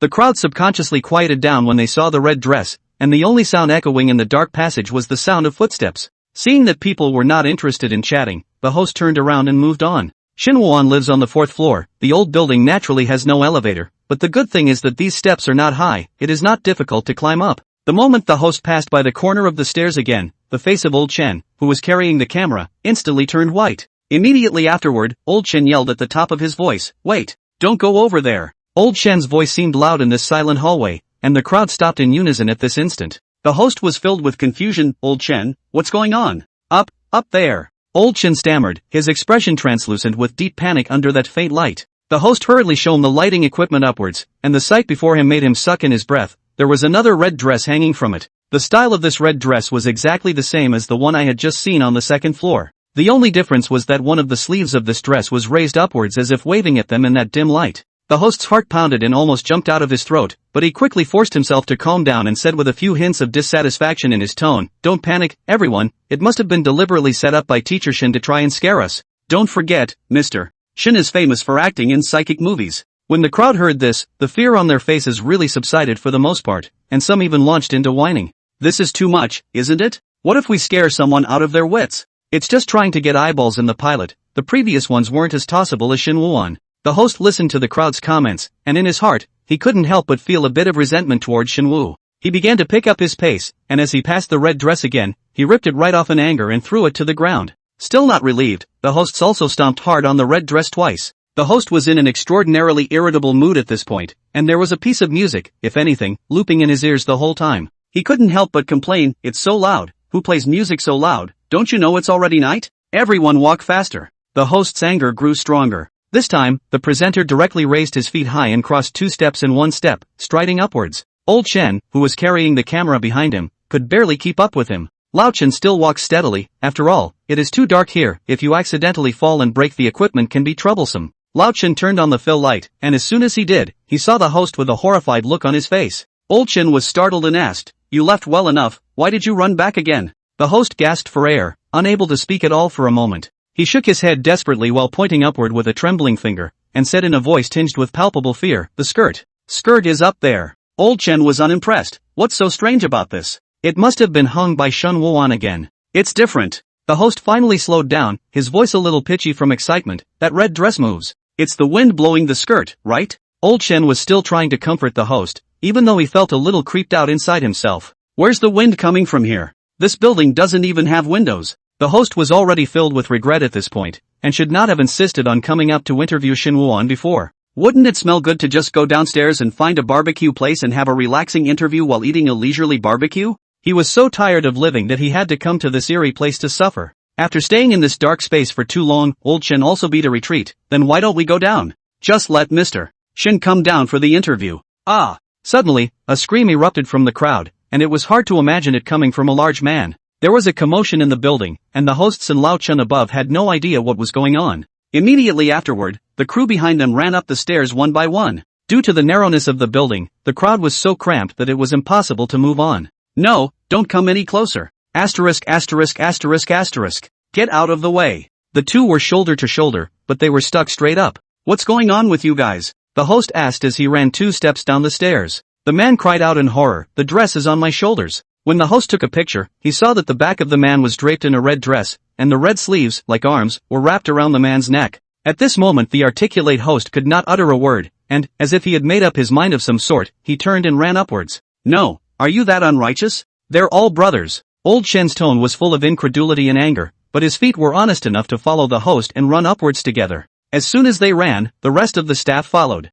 A group of people ran in unison between the darkened hallways as if there was no end to them. The host stopped after running until he was exhausted, at which point he had no idea what level he was on. He felt like he'd been running for a long time, but he'd seen the building before he came in, and it was only 6 or 7 floors at most. And the staff member who had gotten caught up in the red skirt finally shook it off her back at that moment. But he didn't dare to throw it away as roughly as the host had done, but carefully folded the skirt squarely and put it in the corner. After the man did this, he folded his hands, his face full of fear, and his mouth kept muttering, wrong wrong wrong. In this tense and depressing atmosphere, his voice, though not loud, was clearly audible. But at this point, not a single person on the scene laughed at him for acting like this. Some people even went over to join him and kept bowing and apologizing to the red dress. Old Shen turned his gaze to the tense host and suggested out of kindness, do you want to go over and apologize as well? The host blanched. He had just been the only one who had stepped on a skirt, and in paranormal movies, such behavior often resulted in the worst deaths. At this time, the host took out his cell phone and wanted to send a message to Shin Wuan, but in the end, he took it out and saw that Shin Wuan had already sent him several messages.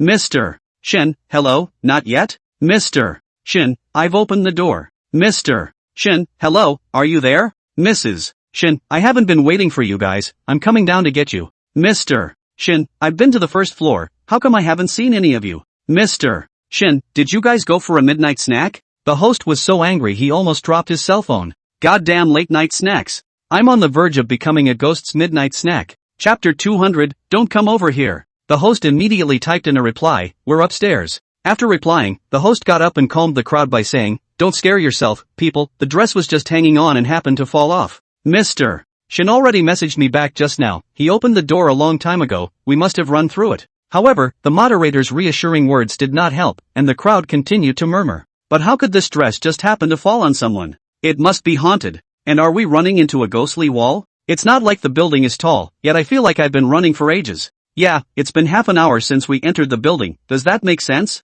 The host raised his volume, his voice echoing through the hallway with a firmness, wake up, you guys. If it's really haunted, can we still stand here unharmed? Don't worry, if anything happens, I'll be the first to suffer, not you. As soon as the words left his mouth, the host felt something light and cool fall on his head. In a flash, his eyes went black. Amidst the horrified gazes of the crowd, a skirt as crimson as blood fell straight over the host's head like that. Ghosts! The moderator has been killed. Ayaha! Help! Help! A shriek of terror echoed through the building. The presenter who was covered by the red dress was still in a daze and didn't react at all before he was directly pushed and shoved by the staff members who ran over in a panic, staggering their bodies and almost falling down. The host hurriedly stretched out a hand to hold onto the wall as he used his other hand to rip off the dress covering his head in a panic, then hastily grabbed his cell phone to take a picture of it, which made it clear that it was a red dress. Ah! The host shrieked in horror and reflexively threw the red dress far away directly before spreading her legs and chasing after the crowd. You guys wait for me. Don't leave me here alone. At this point, the crowd started to run down again. They couldn't think of anything but to hurry and escape from this haunted old building.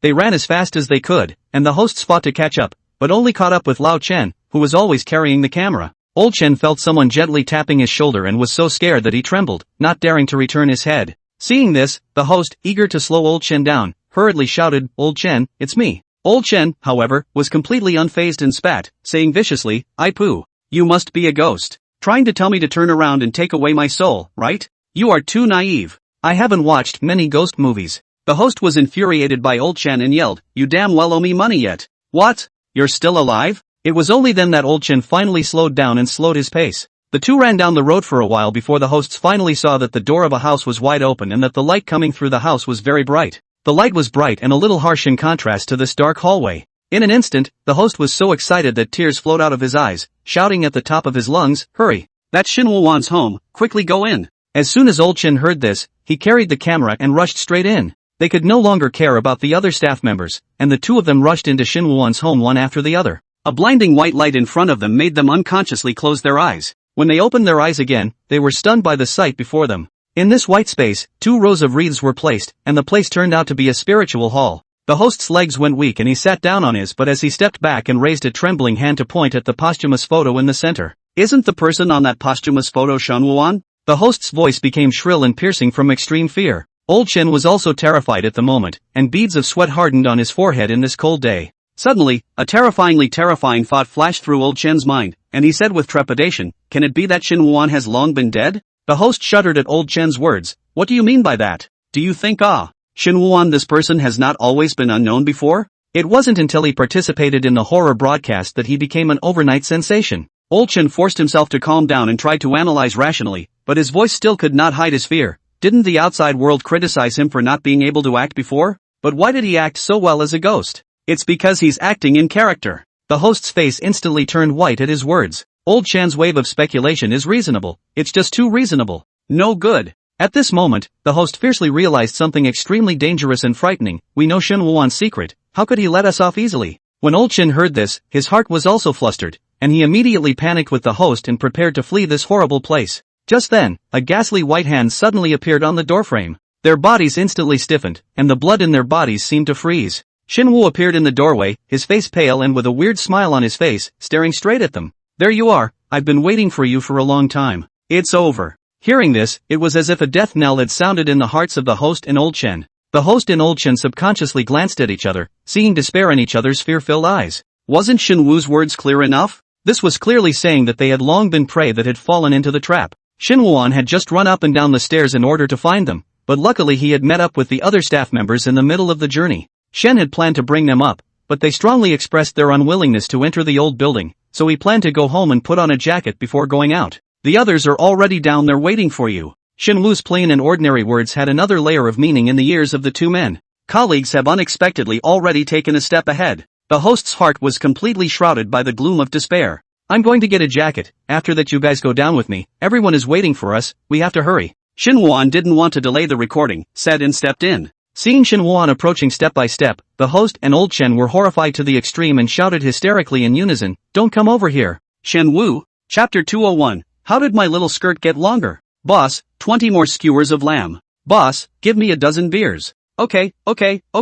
Wait a minute. The barbecue store owner turned the meat skewers in his hand with one hand, the other hand evenly sprinkled the condiments onto the meat skewers. The sound of oil on the skewers is appetizing. It was late at night and the grill was full of customers. For these guests, eating barbecue as a late-night snack is as delicious as it gets. However, a number of customers at this time cast their eyes on the two tables in the store from time to time. There was something strange about the customers sitting there, not a single one of them moved their chopsticks when the table was clearly filled with kebabs. They all looked a little dumbfounded, and there were even some who twitched every now and then. The owner has run over to them all several times, asking if the heat wasn't turned up enough. Shinwoo sat among them and likewise did not speak. If he was usually in a filming environment, Shin Woo-won's state would be more natural, because everyone was doing their own thing and there wouldn't be too many eyes on him. Plus, his mind was focused on acting, so even Shin Woo-won himself had forgotten that he was sociopathic. And at this moment, Shin Woo-won was already a bit at a loss for words. He was tempted to pick up the barbecue and eat it, but when he saw that no one had moved their chopsticks, he could only silently hold the hot tea and take a sip or two every now and then. The awkwardness didn't last long because the host just couldn't help himself. Livening up the atmosphere and breaking up awkward situations is supposed to be what he does in his profession. Don't sit dry, I'll eat up. Just now is just a false alarm, The host laughed dryly, look at you scared, if this is spread by peers will not be laughed to death, all of them are big and thick old men. As the host said this, Old Shin couldn't help but glance at him. If it wasn't for the fact that Lao Chen had just seen the host keep a tight grip on Shin Woo-won and not let go, and walk downstairs before he was willing to let go of his hand, he really believed the other party's words. Mr. Shin, is your home really not haunted? A staff member just couldn't hold it in and asked directly. Shin Wana, who had also previously heard the host recount what happened, shook his head and said, of course it can't be haunted, I've lived there for a long time and have never noticed anything unusual. Shin Woo's words put the staff at ease. Only the host and Old Chen had been to Shin Woo-won's house, and when they heard this, they couldn't help but spit in their hearts. Of course you can't spot the anomaly, because you yourself are the biggest anomaly of all. It was good to see that the crowd was gradually getting over their panic and starting to enjoy the food.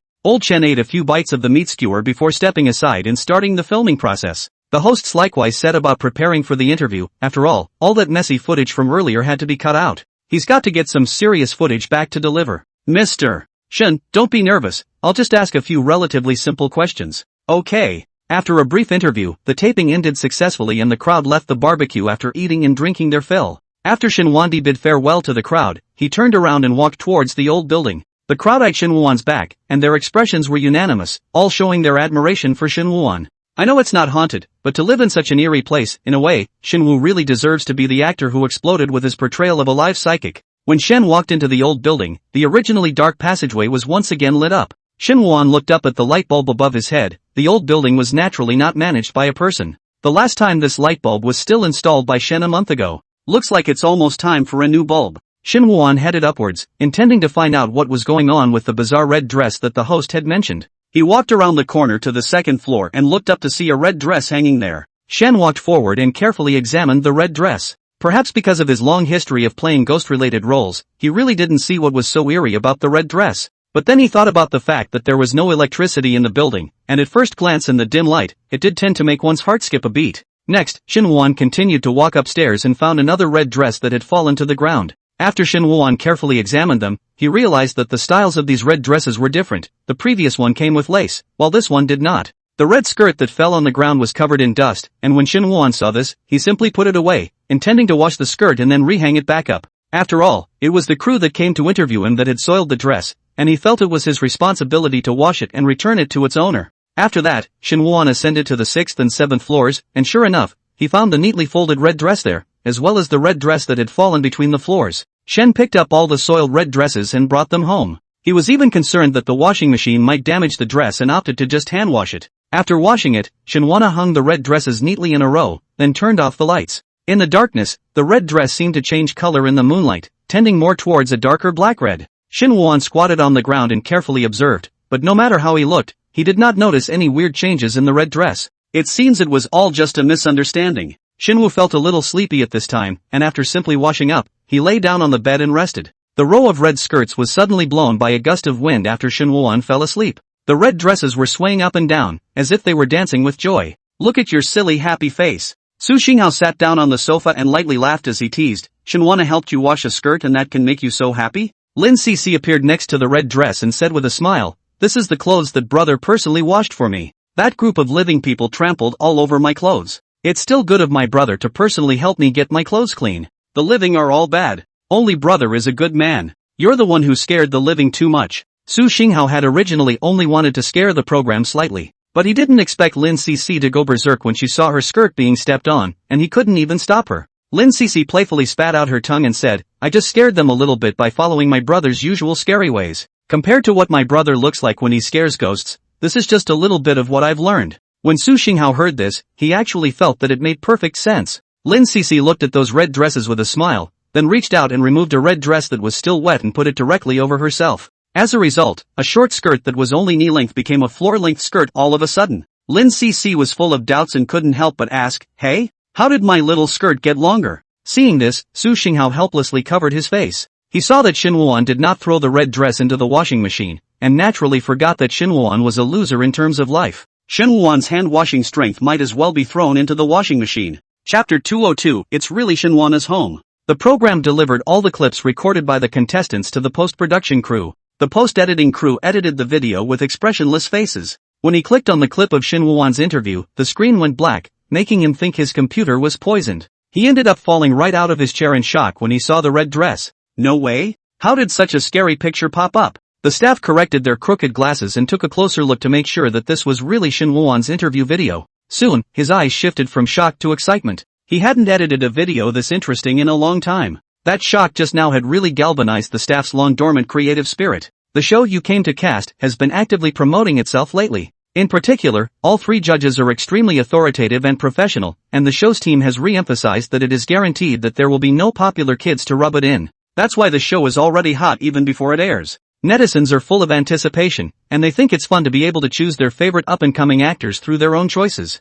And today, the official public website released all the players' personal information films in one go. Good lord, officially this is a scuttling rarefied teaser. Satisfied. Satisfied. The baby's really full. Looking from one to the next, I'm really curious about what kind of actors will be officially selected for the show. It is true that the show has brought in new and unknown actors and actresses, or actors who have been in show business for a few years, but still lack resources. There were quite a few handsome men and women among them, as well as some ordinary-looking people, some of whom seemed to have lively personalities, while others appeared to be calm and introverted. Netizens are commenting on these actors like they are choosing a princess, and their hearts are getting more and more excited to see what they will do when they debut on the show. Just then, a portion of the internet clicked into a contestant's video with a black title cover. Unlike other contestants' videos that begin with a screen showing their introductions, this one opens with a black screen. Netizens even thought there was something wrong with their phones, and just as they were about to click on the screen, they heard a voice coming from it. Power outage? No, it's a broken light bulb. Then do we still have to go to Mr. Shin's house? At that moment, another man's voice rang out. Definitely go for it. As the brief conversation between the two ended, a faint light came on. Netizens recognized the person who lit up the surrounding area with a lighting tool as the host of this show who was in charge of interviewing the actors. What's going on? Did you forget to edit it in post? Just when the netizens are going to go to the program group to leave a message to troll the screen, that weak light reflection actually appeared a red dress. The scene jolted the netizens, and at the same time, the camera began to shake violently. No, where is the program team at this point? Did they go to an actor's house or to a haunted house? That's when the presenter in the video quickly calmed the crowd and led them onward. It turns out they actually found another red dress on the previous floor of the hallway. Unlike those slightly panicked people on the screen, netizens were unable to visualize the kind of fear and despair that the staff felt at the time when they were plunged into the darkness because they were separated from the screen. Many netizens have said that this is a little too much acting. However, despite what they said, none of them exited the video, but they all continued to watch it. When netizens saw the host lose his temper and stomp on the red dress a few times, someone instantly posted a pop-up comment. It's a bit much, if this really isn't acting. Isn't this the equivalent of stepping on someone else's dress? The dress is really nice, please link to it. Upstairs now, is this the time to link? If all this is true, then his behavior of stepping on the skirt right now is simply a big death. As this netizen said, the next weird situation brought about by the red dress did not go away. They found spooky red dresses on every floor. Netizens were finally taken aback when a staff member appeared on camera in the dark with a red dress draped over his back. At this point, netizens could actually feel the eerie atmosphere that was transmitted across the screen. Netizens have sent pop-up comments. If this staff member is acting, then his acting skills are good enough to qualify for this program, I think. The host was so shocked by the scene that he ran away, and his run triggered a chain reaction as the crowd followed in unison in a frenzy. The camera shakes like crazy, yet it's precisely this shaky feeling that in turn makes the whole scene seem more real. The editing was actually done in post here to cut the half hour spent in the stairwell down to just a few minutes. So to netizens, the crowd in the video looked like a brainstorm to run up to about 6 or 7 floors. Just as the host was exhorting everyone again, a bizarre red dress floated down from above and covered the host's head like a red cap. In an instant, the deafening screams resumed. At this point, one of the pop-ups with the highest number of likes was, "Is that host still alive?" Some enthusiastic netizens even directly quit the video, ran to the host's microblogging to check, and then quickly came back to report to everyone, "Good news. The host also tweeted today and is still alive." Netizens couldn't tell whether they were happy or disappointed for a moment, while the video continued to play. The video was synchronized from Lao Chen's point of view, with the host's voice coming out over the shaky footage. The conversation between them amused the netizens to a great extent and slightly diluted the fear that pervaded their hearts. Just then, an open door appears in the shot, and the light reflected from within it is like a hopeful ray illuminating the abyss of horror. The host of the video shouted out in excitement, followed by a blinding white light accompanied by a frantic shaking of the camera. Netizens were caught off guard and blinded. After the brightness of the screen returned to normal, netizens finally got a good look at the scene in front of them. No, they're traveling to a different dimension? This is actually a spirit house. Honestly, the hearth arrangement itself isn't that scary, but the build-up in front of it is just so on point. Who the hell is directing this show? Let this man be the chief director of this show. As the camera moved, netizens got a good look at the posthumous photo of Shin Woo-an in the middle of the hearth. Accompanied by the host and Lao Chen's panic-filled dialogue, netizens could not help but feel creeped out as they were subbed in despite knowing that it was staged. That's when the camera goes in, but a pair of ghastly white hands appear in the doorway. Immediately afterward, Shin Woo-an appeared in the camera with that shadowy and terrifying smile, and as if he was a stern ghost demanding his life, he threatened to take away the host in them. As the host and Chen shouted, "Don't come over here," in desperation, the video was plunged into darkness once again. In the last 30 seconds, the screen turns and a coyly smiling Shin Woo-an appears in front of the camera, in sharp contrast to his earlier horrible appearance. "Mr. Shin, please introduce yourself." "Hello everyone, I'm the actor Shin Woo-an." The video ends here. The video is only 8 minutes long, yet it has more plays and comments than all of the contestants' video data combined. Isn't Shin Woo-an the royal male lead of director Chien's horror broadcast? He's also here for this program? I don't really care if Shin Woo-won participates in this program, I just want to ask, is this really Shin Woo-won's home? It feels like the program team is a bit biased towards Shin Woo-won, directly creating a movie-level trailer for him. It does look good, but isn't it unfair to the other contestants to do this? Netizens were abuzz, but soon an official statement was released saying that this was not a deliberate arrangement, but all the actual footage of the program team going to Shin Woo-won's house. As for the editing to piece together the footage, it's because Shin Woo-won's interview was not long enough and he had to make up for it with the previous footage. This official statement not only didn't stop the netizens from discussing it, but it pushed the heat of the topic to the top. This statement is tantamount to indirectly telling netizens that the old building that is like a haunted house, where the living room exploded into a spiritual hall, is really Shin Woo-won's home. Chapter 203, Shin Woo's Black Fans. Late at night, the business of the barbecue store was still good, and the owner was grilling skewers when he saw two men come into the store. They looked 30 years old at the most, carried bags and were dusty, giving the impression that they weren't from around here. Welcome, there are still seats inside, you can see what you want to eat first. The owner warmly entertained. The two men didn't take the first opportunity to find a seat, but looked around. One of the fat guys with glasses pointed to a table and said, "That's it, exactly like in the video." The skinny guy next to him took out his cell phone and nodded after comparing. Indeed, it looks like this is the one. At this time, the fat man walked up to the boss and asked, "Boss, did Shin Woo-won come to your store to do an interview that day?" "Who is Shin Woo-won?" the boss asked suspiciously. Fatty directly took out a video and pulled it to the end where Shin Woo-won's face appeared, then handed it to the boss to look at and said, "This is the man." The owner faces all kinds of customers every day, and he's seen a lot of good-looking ones, but it just so happened that it wasn't too long ago that day, and there were several people with video cameras, so naturally the owner noticed.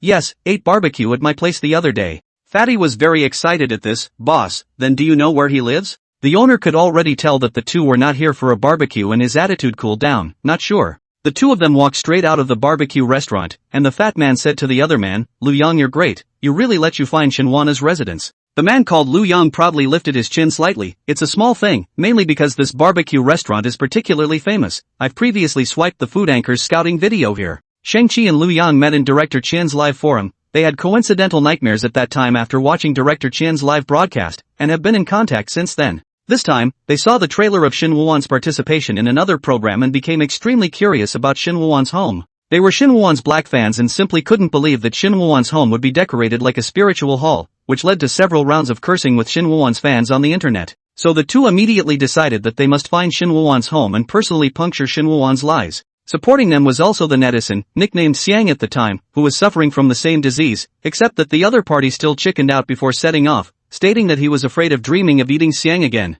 So only Shang-Chi and Lu Yang came all the way here. The neighborhood is full of old, dilapidated buildings. The hosts in the video weren't filming exteriors at the time, so Lu Yang and Shang-Chi had to walk through each building. When they came to the last building, Lu Yang looked up and counted and said, "This building has 7 floors, and judging from that video, it's pretty close." The two walked into the building, and just then the overhead light bulb began to flicker on and off. Immediately afterward, to the slightly horrified looks of the two men, the light bulb went out, and the surrounding area was instantly plunged into darkness. "Oops." Shang-Chi let out an exclamation, his voice carrying more surprise. "There's no escape. This is the building from the video." Lu Yang also said excitedly, "Indeed, as soon as you come in, the lights go out. This place is really a bit of a doorway. Since we've found it, let's hurry up and start the live broadcast." Shang-Chi took out the live broadcasting equipment from his backpack and immediately turned on the live broadcast, which was titled, "We came to Shin Woo-won's home." Recently, Shin Woo-won's heat was very high, and as soon as Shang-Chi had just set the title, he immediately attracted several hundred netizens into the live broadcast room.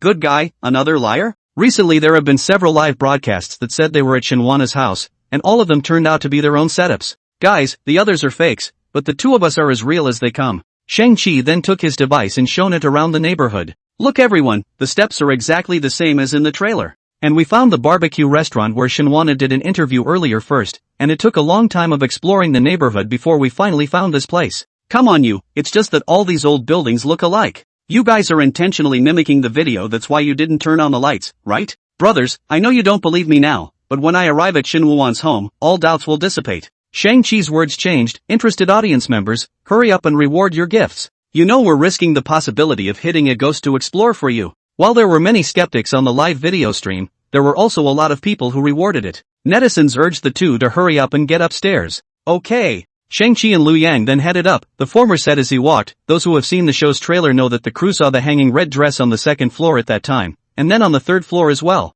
After that, the crowd of the program started to fall into chaos and ran through several floors in one breath. I was carefully analyzing through the video and Shin Woo-won's home could only be on the 4th or 5th floor. When we get up there, we'll knock on the door and find out what's going on. The netizens saw that Shang-Chi was talking a lot, and for a while, the broadcast volume of the live broadcast began to climb. Shang-Chi laughed his ass off when he noticed that Liu Yang next to him hadn't spoken for a long time, so he turned his head and asked, "Why aren't you saying anything?" Liu Yang's face was a bit ugly at this time. He rubbed his hands together and said, "Have you noticed that this building is colder than outside?" Shang-Chi wore more clothes and had enough chi and blood to feel it all. "Are you wearing too little?" Before Liu Yang could reply, he suddenly looked horrified and pointed upwards. "Look." Shang-Chi hurriedly turned his head to look over, only to see that there was indeed a red dress hanging above. At this time, the pop-ups in the live broadcast also began to scroll rapidly. "Are you kidding me? You really found Shinwana's house? I'm going. This red dress looks like it really looks exactly like the one in the video." The anchor can be so attentive, he bought a strip of the same style as the video online.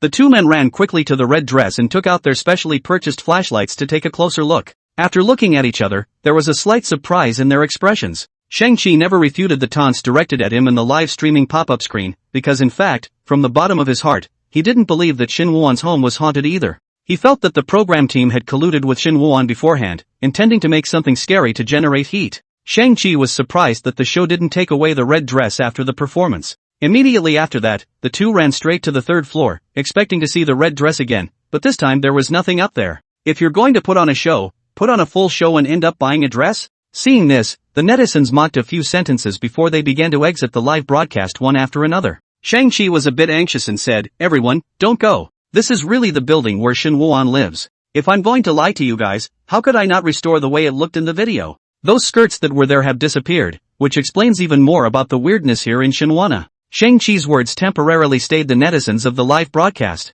Then, the two quickly ran upstairs, only to find that except for the red dress scene on the 2nd floor, the red dresses in other places were all gone. When he was wondering, Shang-Chi saw that a big brother in the live broadcast room had smashed a gift of $500. He immediately expressed his gratitude. "Thank you, boss, for the gift." The netizen who was smashing gifts sent out a pop-up, "Anchor, go and take that red dress from the 2nd floor. As long as you can do it, I will continue to smash gifts." The pop-up was supported by other netizens, who asked Shang-Chi to go get that red dress. Running up and down this darkened hallway, Shang-Chi and Liu Yang had long since lost all semblance of fear in their hearts. When he saw this pop-up, Shang-Chi was straight up full of it. Anyway, this wave could both prove that Shin Woo-won's house was not haunted and earn some gifts, and the purpose of their trip had been achieved. Shang-Chi interacted with the pop-ups in the livestream while talking and laughing with Liu Yang, and soon arrived at the 2nd floor. At that moment, Shang-Chi shone the flashlight to the place where the red dress was originally located, only to see an empty hanger. The red dress was surprisingly gone. Chapter 204, To listen to the audience lords.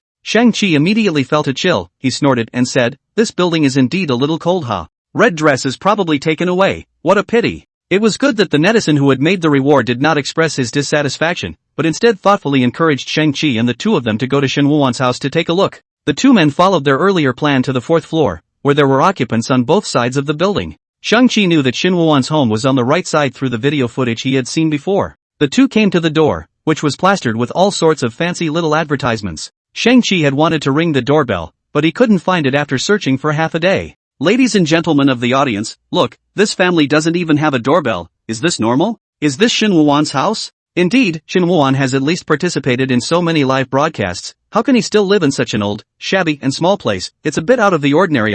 It's not easy to say. Shin Woo-won seems to be on fire, but he didn't take endorsements and advertisements, and the proceeds of the live broadcast go to the money director's side. The most he can do is have a few thousand or tens of thousands of dollars of income. Then that's enough money for him to live in a slightly better house, isn't it? Shang-Chi was satisfied as he watched the audience finally begin to agree with him, and then raised his hand to knock on the door. Knock knock. Is anyone there? Shang-Chi finished and resumed knocking on the door, making up his mind to keep knocking. Click. The sound of the door opening came from the door. The door opened from the inside and it was opened by a sweet-looking girl. "What's the matter with you guys?" the girl asked with a puzzled look on her face. Shang-Chi was dumbfounded. The girl's cuteness could simply be compared to his wives in the 2nd dimension. He was suddenly a bit nervous. I'm here to find Shin Woo-won. May I ask if this is Shin Woo-won's home?" "Here to see your brother, huh? Please come in." The girl sidled up and warmly invited them in. Shang-Chi was a lowly controller, and at this moment, he couldn't even care about interacting with the viewers in the pop-ups, and went straight inside. Liu Yang also followed in. The house was well lit, much more comfortable than staying outside in the gloom.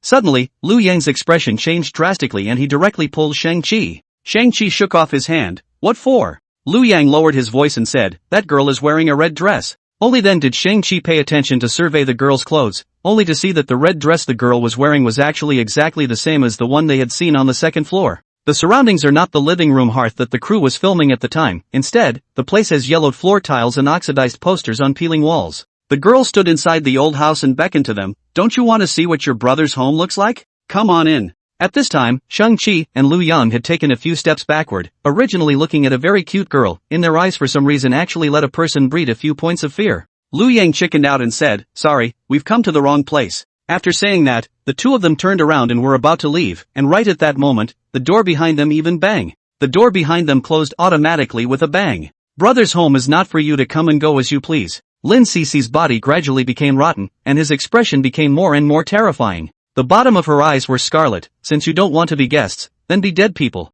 Shang-Chi and Liu Yang quickly stepped back as they desperately kicked the door, but they were never able to get it open. At this moment, Shang-Chi wanted to ask for help from the audience in the live broadcast room, but the result of this glance directly made him despair. The live feed changed at some point. The pop-ups on it had turned into one blood-red font at some point. Go die die die die die die die die die. Lin Cece's originally sweet voice seemed to echo in their ears at this moment. To listen to the audience lord's awe. The barbecue restaurant remained full until the early hours of the morning, and a number of new dining establishments opened in the neighborhood along with it. Here, the night is conversely the liveliest time. Beyond this food court, however, is the old residential neighborhood. At this time, there were not many homes in the residential area with lights on, and it looked as if it was deserted. Ling Xiaoshuang was clad in a thick cloak. She had practiced martial arts since she was young and her body was more resistant to cold than the average person. At the moment she was standing in a residential area, she could feel a chilly wind penetrating her clothes and piercing her skin. If it was an ordinary person, they would only think that it was due to the cooling down of the night, but Ling Xiaoshuang knew very well that there were powerful and severe ghosts here.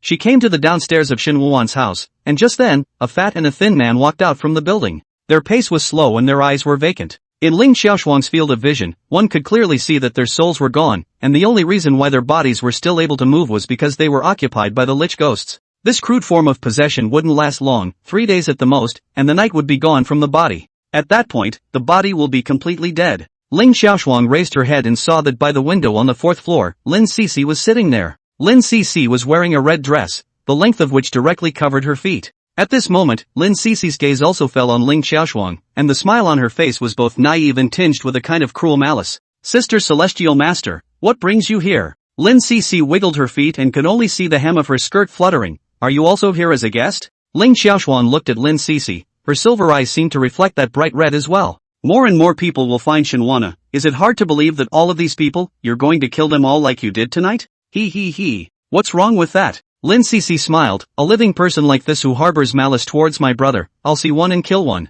Chapter 205, Vertigo Formation. Ling Xiaoshuang calmly locked eyes with Lin Cece. Lin Cece looked at Ling Xiaoshuang's eyes with disgust. The other party was different from her brother. Ling Xiaoshuang's eyes were temperatureless and empty. In her eyes, she seemed as if she was transparent air, not existing at all. Even if Ling Xiaoshuang had once made a move to help her brother, what could that do? Anyone who gets in the way of her trying to take out the bad guys is no different than those bad guys in her eyes. At this moment, the wind on all sides suddenly stopped, the surrounding air seemed to instantly freeze, and a sense of oppression like substance filled the air. Ling Xiaoshuang's eyes narrowed slightly as she sensed the unusualness. Sure enough, she and Knightley could never be on the same page. Sooner or later, something would go wrong if such an emotionally unstable stern ghost stayed by Shin Wuwan's side. This residential area nowadays people are gradually moving away. I am afraid that it is the Lin Cece in front of me who is doing this deliberately. Ling Xiaoshuang slightly bent over, her body tensed, already ready to confront Lin Cece. Just in the nick of time, the two men's expressions changed slightly at the same time.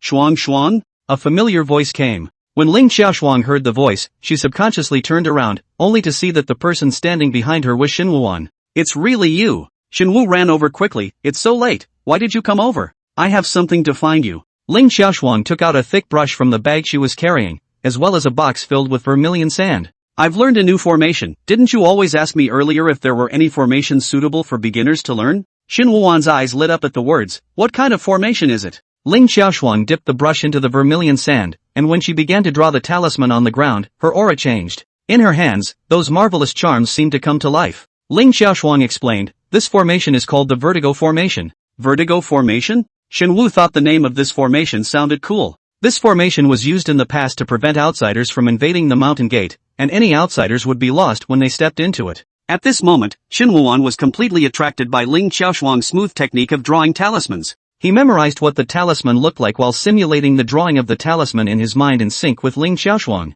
Unlike drawing talismans on yellow paper, Ling Xiaoshuang took a brush and drew around the entire building for a full hour this time. The box of vermilion in her hand seemed inexhaustible. Those curved charms lay on the ground, and in a trance they looked extremely much like crawling red snakes. After finishing the drawing, Ling Xiaoshuang stood up and noticed that Shin Woo-won beside her had a cold sweat on his forehead, so she immediately asked, "Are you alright?" Shin Woo-won reacted after a few seconds. Although his face was pale and sweating, his eyes were exceptionally bright. "Shuang shuang, this formation design is really fantastic. The technique of each and every ripple is different. I don't even know how to describe it." Shin Woo was so excited that his hands kept gesturing the look of the talisman. "It really gives a very subtle feeling. Is this the scene you've been shooting recently?" Ling Xiaoshuang nodded. "Yes, but you shouldn't have the chance to see that drama aired." Shin Woo-won froze for a moment, then asked, "Is it a problem with auditing?" Ling Xiaoshuang nodded silently. Shin Woo-won didn't know how to comfort him, and in fact the auditing department was indeed very strict in terms of metaphysical spirituality. Even he himself, today, has a number of productions in which he has acted that still do not see a finished product. Shin Woo was even prepared to never see it. "It's really too bad. This technique of yours in drawing talismans would have been marveled at if the audience had seen it." Ling Xiaoshuang looked indifferent. "It doesn't matter at all if it will be seen, as long as you do what you want to do." Shin Woo nodded in agreement. "I think so too." Shin Woo-won squatted down to admire the formation, and also took out his cell phone to keep shooting. Ling Xiaoshuang looked up at the sky, and Lin Cc was still sitting by the window. At this moment, the wind blew once again, and Lin Cc's long hair behind her fluttered with the wind strand by strand. At this time, Lin Cc was no longer as murderous as before. If it weren't for her overly pale face and bloodshot eyes, she would have looked like nothing more than a pretty and slightly mischievous girl. Lin Cc always focused her gaze on Shin Woo-won. Ling Xiaoshuang saw for the first time that the murderous night ghost could have such gentle eyes. Perhaps it was not just Lin Cc, those ghosts that had stayed by Shin Woo-won's side for a long time seemed to be different from the vicious and brutal ghosts that Ling Xiaoshuang had met before. However, even with this difference, it could not change the cold fact that in their nature, the severe ghosts would brutally kill the living. Even so, Ling Xiaoshuang had long decided in her heart that she would not disclose the cruel truth hidden behind all this to Shin Woo-won. Ling Xiaoshuang would not force Shin Woo-won to completely subvert his original inherent worldview simply because she felt that he had a special physique. She knew deep down that Shin Woo-won was a serious person who lived seriously, and expected the other party to continue to live peacefully and contentedly like this. It is only natural that professionalism should be left to the professionals. Once upon a time, Ling Xiaoshuang's master and senior brothers did just that. Today, she does the same. Shin Woo-won, I should go. Ling Xiaoshuang came here tonight because she saw on the internet that many people were live streaming to find Shin Woo-won's home, so she specially rushed here to draw the vertigo formation. This formation, Ling Xiaoshuang had deliberately improved it so that only those with malicious intentions would get lost in it. Shin Woo stood up at his words. "Aren't you going to go up and sit down?" "No need." Ling Xiaoshuang remembered the netherworld-style decor of Shin Woo-won's home and a hint of helplessness passed through her expression, but she did not say much. Anyway, the group of ghosts in Shin Woo-won's house wouldn't let the living be scared to death directly there, so she didn't feel the need to remind anything else. After saying goodbye, Ling Xiaoshuang headed out. The residential area here is too remote and old, and the 2 rows of lights along the road have long since fallen into disrepair. Ling Xiaoshuang walked on the dark road, her face not showing the slightest bit of fear. Like Shin Woo-won, she had long been accustomed to walking in the dark. But just then, the street lights on both sides suddenly lit up in sequence from near to far. The color of the bright light wasn't the usual warm color, it was an eerie greenish glow. Ling Xiaoshuang's footsteps lurched, her silver eyes covered in another layer of other colors under the green light. The road was illuminated, but it looked like a path that no regular person would ever go toward. Ling Xiaoshuang looked at the road in front of her and suddenly smiled slightly. She raised her right hand high in the air at this point and waved it as if saying goodbye. Ling Xiaoshuang stepped onto the silent and dark road alone, her figure gradually fading away. Chapter 206 Drawing of Groups. The next day, Shin Woo-won received a call from the program team. He walked downstairs and saw the host who was in charge of interviewing him that day. "Brother Zhou, I'm really sorry to keep you waiting," Shin Woo said politely. Where? It's us who came early." Brother Zhou's attitude was even more respectful than Shin Woo-won's. Since he had seen Shin Woo-won's home, in his eyes Shin Woo-won had long been no ordinary person. That's a tough guy who dares to toss his own house. Sooner or later a man like that will make it. It was always right to have a good relationship with Shin Woo-won now. Shin Woo had met with Zhou before after all, and now that they had met again, they were no longer as rushed as they had been when they first met. The two made small talk as they hurried along, and soon arrived at the recording location. The recording location is in a huge building that is normally used for stage shows and is now rented outright by the show. Shin Woo said through the car window, "I've been here before." Thinking that the opportunity to kiss ass had come, Zhou hurriedly said, which stage play has Mr. Shen acted in here before? Shen Wuan scratched his head. I've done odd jobs backstage. Show took the liberty. After getting out of the car, Shen Wuan followed Zhou inside when his cell phone rang. Shen saw that it was Cui Zhang's number, so he directly picked it up. Brother Cui. Shenwana, have you arrived at the recording site yet? Just arrived. Good. Cui Zhang didn't say any more and simply hung up the phone. Shen Wuan soon saw Cui Zhang walking quickly from the other end of the aisle. Mr. Cui. Zhou greeted, then seeing that the two had something to say, he consciously made an excuse. I still have to go and arrange the staff's flow on my side, you guys chat. Cui Zhang smiled and nodded at Zhou, and when Zhou left, he looked at Shen Wuan and said with a slight apology, are you alright? Recently, I've seen that many people on the internet want to go over to your side of the family. Cui Jiang had only held a mischievous mindset before, letting the program team go to Shen Wuan's house, but he didn't expect the program team to be so big-headed, directly broadcasting Shen Wuan's house's appearance. This leads to the fact that until now, there are still some anchors looking for Shen Wuan's home, which makes Cui Jiang feel very guilty. Why don't you move out? I've got some good and cheap houses in good locations here. Shen Wuan shook his head and said with a smile, no need, brother Cui. I'm all used to living there, and my place is so remote that they won't be able to find it. Once Cui Jiang heard this, he was not at all reassured. It's not a matter of whether it's remote or not. You don't understand those netizens. They're sometimes better than the ones who do forensics and can analyze a picture's pupil to find out the other person's home address. Thanks, really no need. Shen Wu still refused.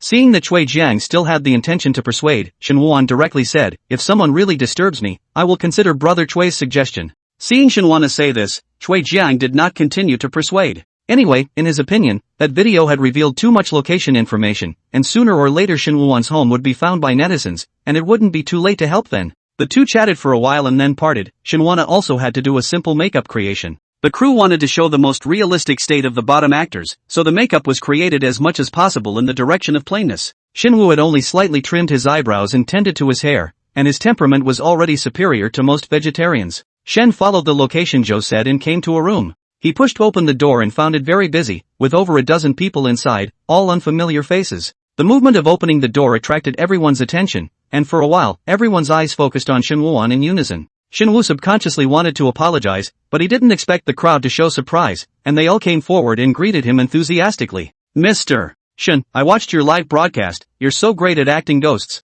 I hope I can perform with you on the same stage. Mr. Shen, can I have your autograph? Shen Wuan was a bit at a loss for words. In fact, he understood that he was already different from the bottom actors. He really shouldn't have come to this show and recorded with these contestants who were trying to get a chance if he didn't have the idea of learning and getting better. You're all too kind, I'm just lucky. My desire to improve is the same as everyone else's, and I'll work hard afterward to improve with you all. Shen Wu's humble attitude won the favor of the crowd. At first, people speculated whether Shen Wuan's character would not be too easy to get along with. For a while, all the people in the house chatted happily. At that moment, the door to the room was opened again, and Shou walked in with the other three judges. Cui Jiang was also among them, but Shen Wuan focused more on the other two. The two, a man and a woman, were both around 40 years old. Shen Wu was no stranger to them. The man was a director who had directed many famous movies and won many awards. The other was a veteran actress who had won a posthumous award. Shen Wu was very excited. He knew that with these three judges, his acting skills would definitely be well improved.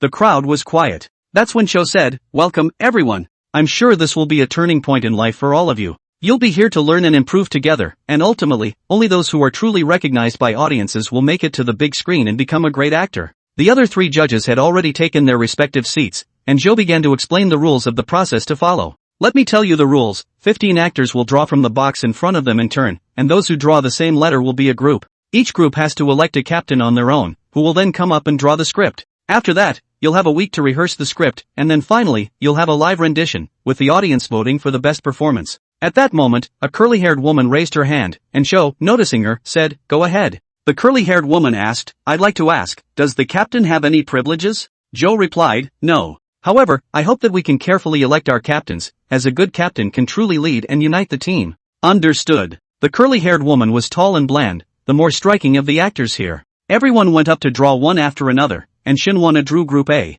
He walked straight to his spot in Group A, next to 4 other chairs. Shen Wuan peeked out with anticipation, wanting to see who his fellow actors were. Soon, Shen Wuan saw the curly-haired woman walking in this direction. She walked up to Shen Wuan, extended her hand and said, Brother Shen, please teach me more afterward. My name is Yu Langjin, usually just call me Langjin. Shen Wuan shook hands with Yu Langjin and responded, okay, work together. Then another girl and 2 boys came one after another. The three groups were drawn, with 3 men and 2 women in Group A, 4 men and 1 woman in Group B, and 3 men and 2 women in Group C. At this point, a man in Group B closed his eyes helplessly when he saw such a male-to-female ratio. He seems to be a witty character and actually sings the line directly, "I dare not open my eyes, I hope it's my illusion." After the song he added, "Now we can only pray that the script we drew isn't too outrageous, or else someone will have to be a man dressed as a woman." Chapter 207, It's like making a paranormal movie. Freshman actors like them tend to do well in one role, and immediately afterward scripts for similar roles keep being handed out.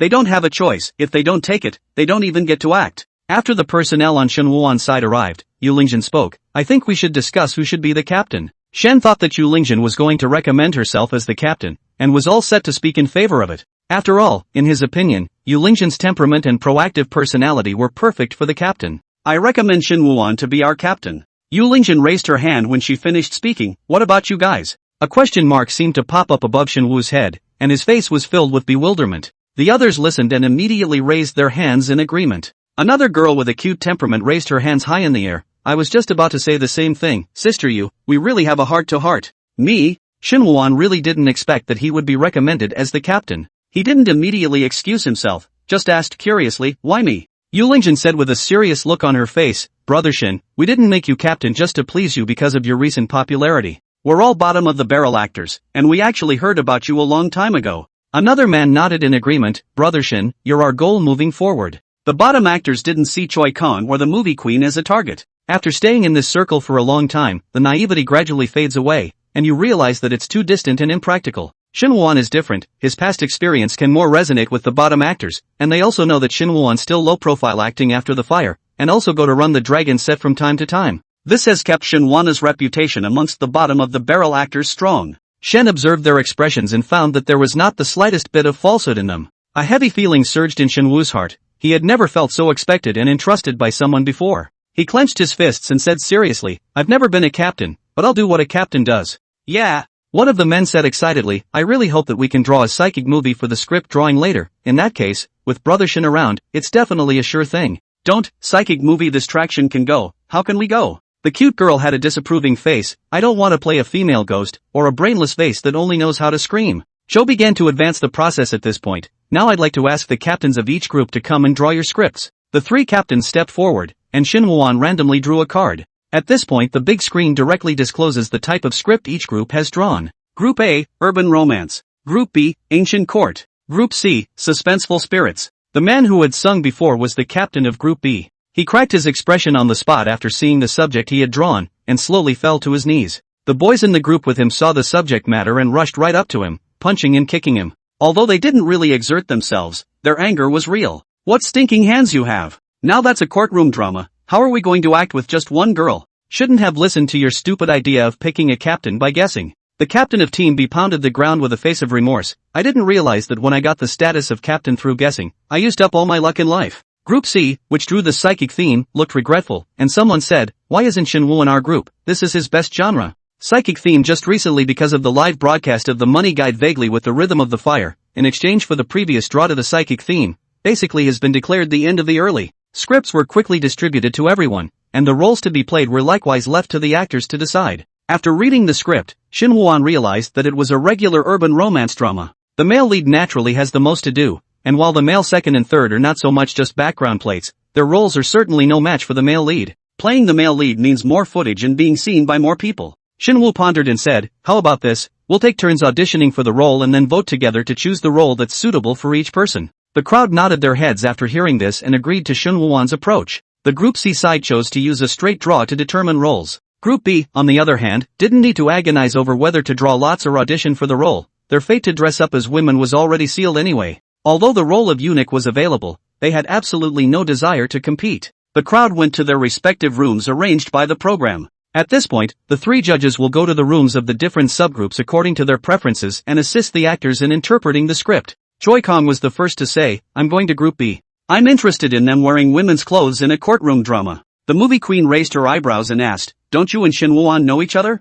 Why don't you go to his side to help?" Choi Jiang quickly shook his head. "I can't help with Shen Wuan's problem, otherwise I wouldn't have recommended him to the program." The Queen of Shadows raised her eyebrows. "I'm interested when you say that, then I'll go over to Shen Wuan's side." Seeing that they had all made their decision, the director didn't say anything more and simply claimed Group C. On the other hand, Shin Woo-won and the others were already in the room, ready to start acting out the plot. The first plot of the script is that the heroine is working overtime at her company, when she is the only one left in the company, and the hero, who is the president, appears and starts a conversation with the heroine. This conversation sprouts a hint of ambiguity between the two. Taking the lead in this scene are Yu Lingjun and Shinwana. Yu Lingjun is confident that she can portray the role of an urban heroine. Although this was just an audition, being able to act opposite Shin Woo-won gave her the feeling that she was really playing the female lead in a drama at the moment. In terms of physical qualities, the two of them are undoubtedly suitable to play the male and female leads. But Yu Lingjun didn't think that was enough, and she decided to pull out all the stops for her rendition. Shin Woo-won's side is also eager to try. The previous live broadcasts were all for him to directly carry out live interpretation, and he simply did not have the opportunity to properly ponder the characterization.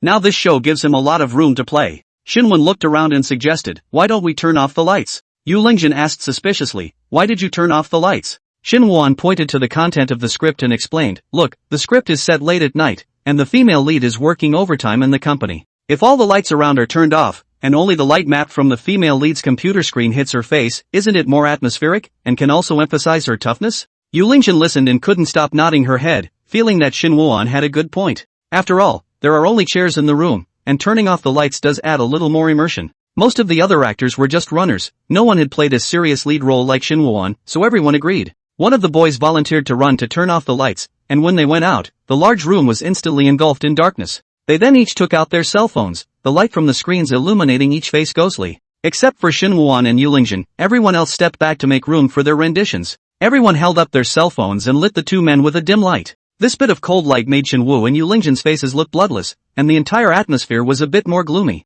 At this time, someone muttered in a low voice, "This light shines.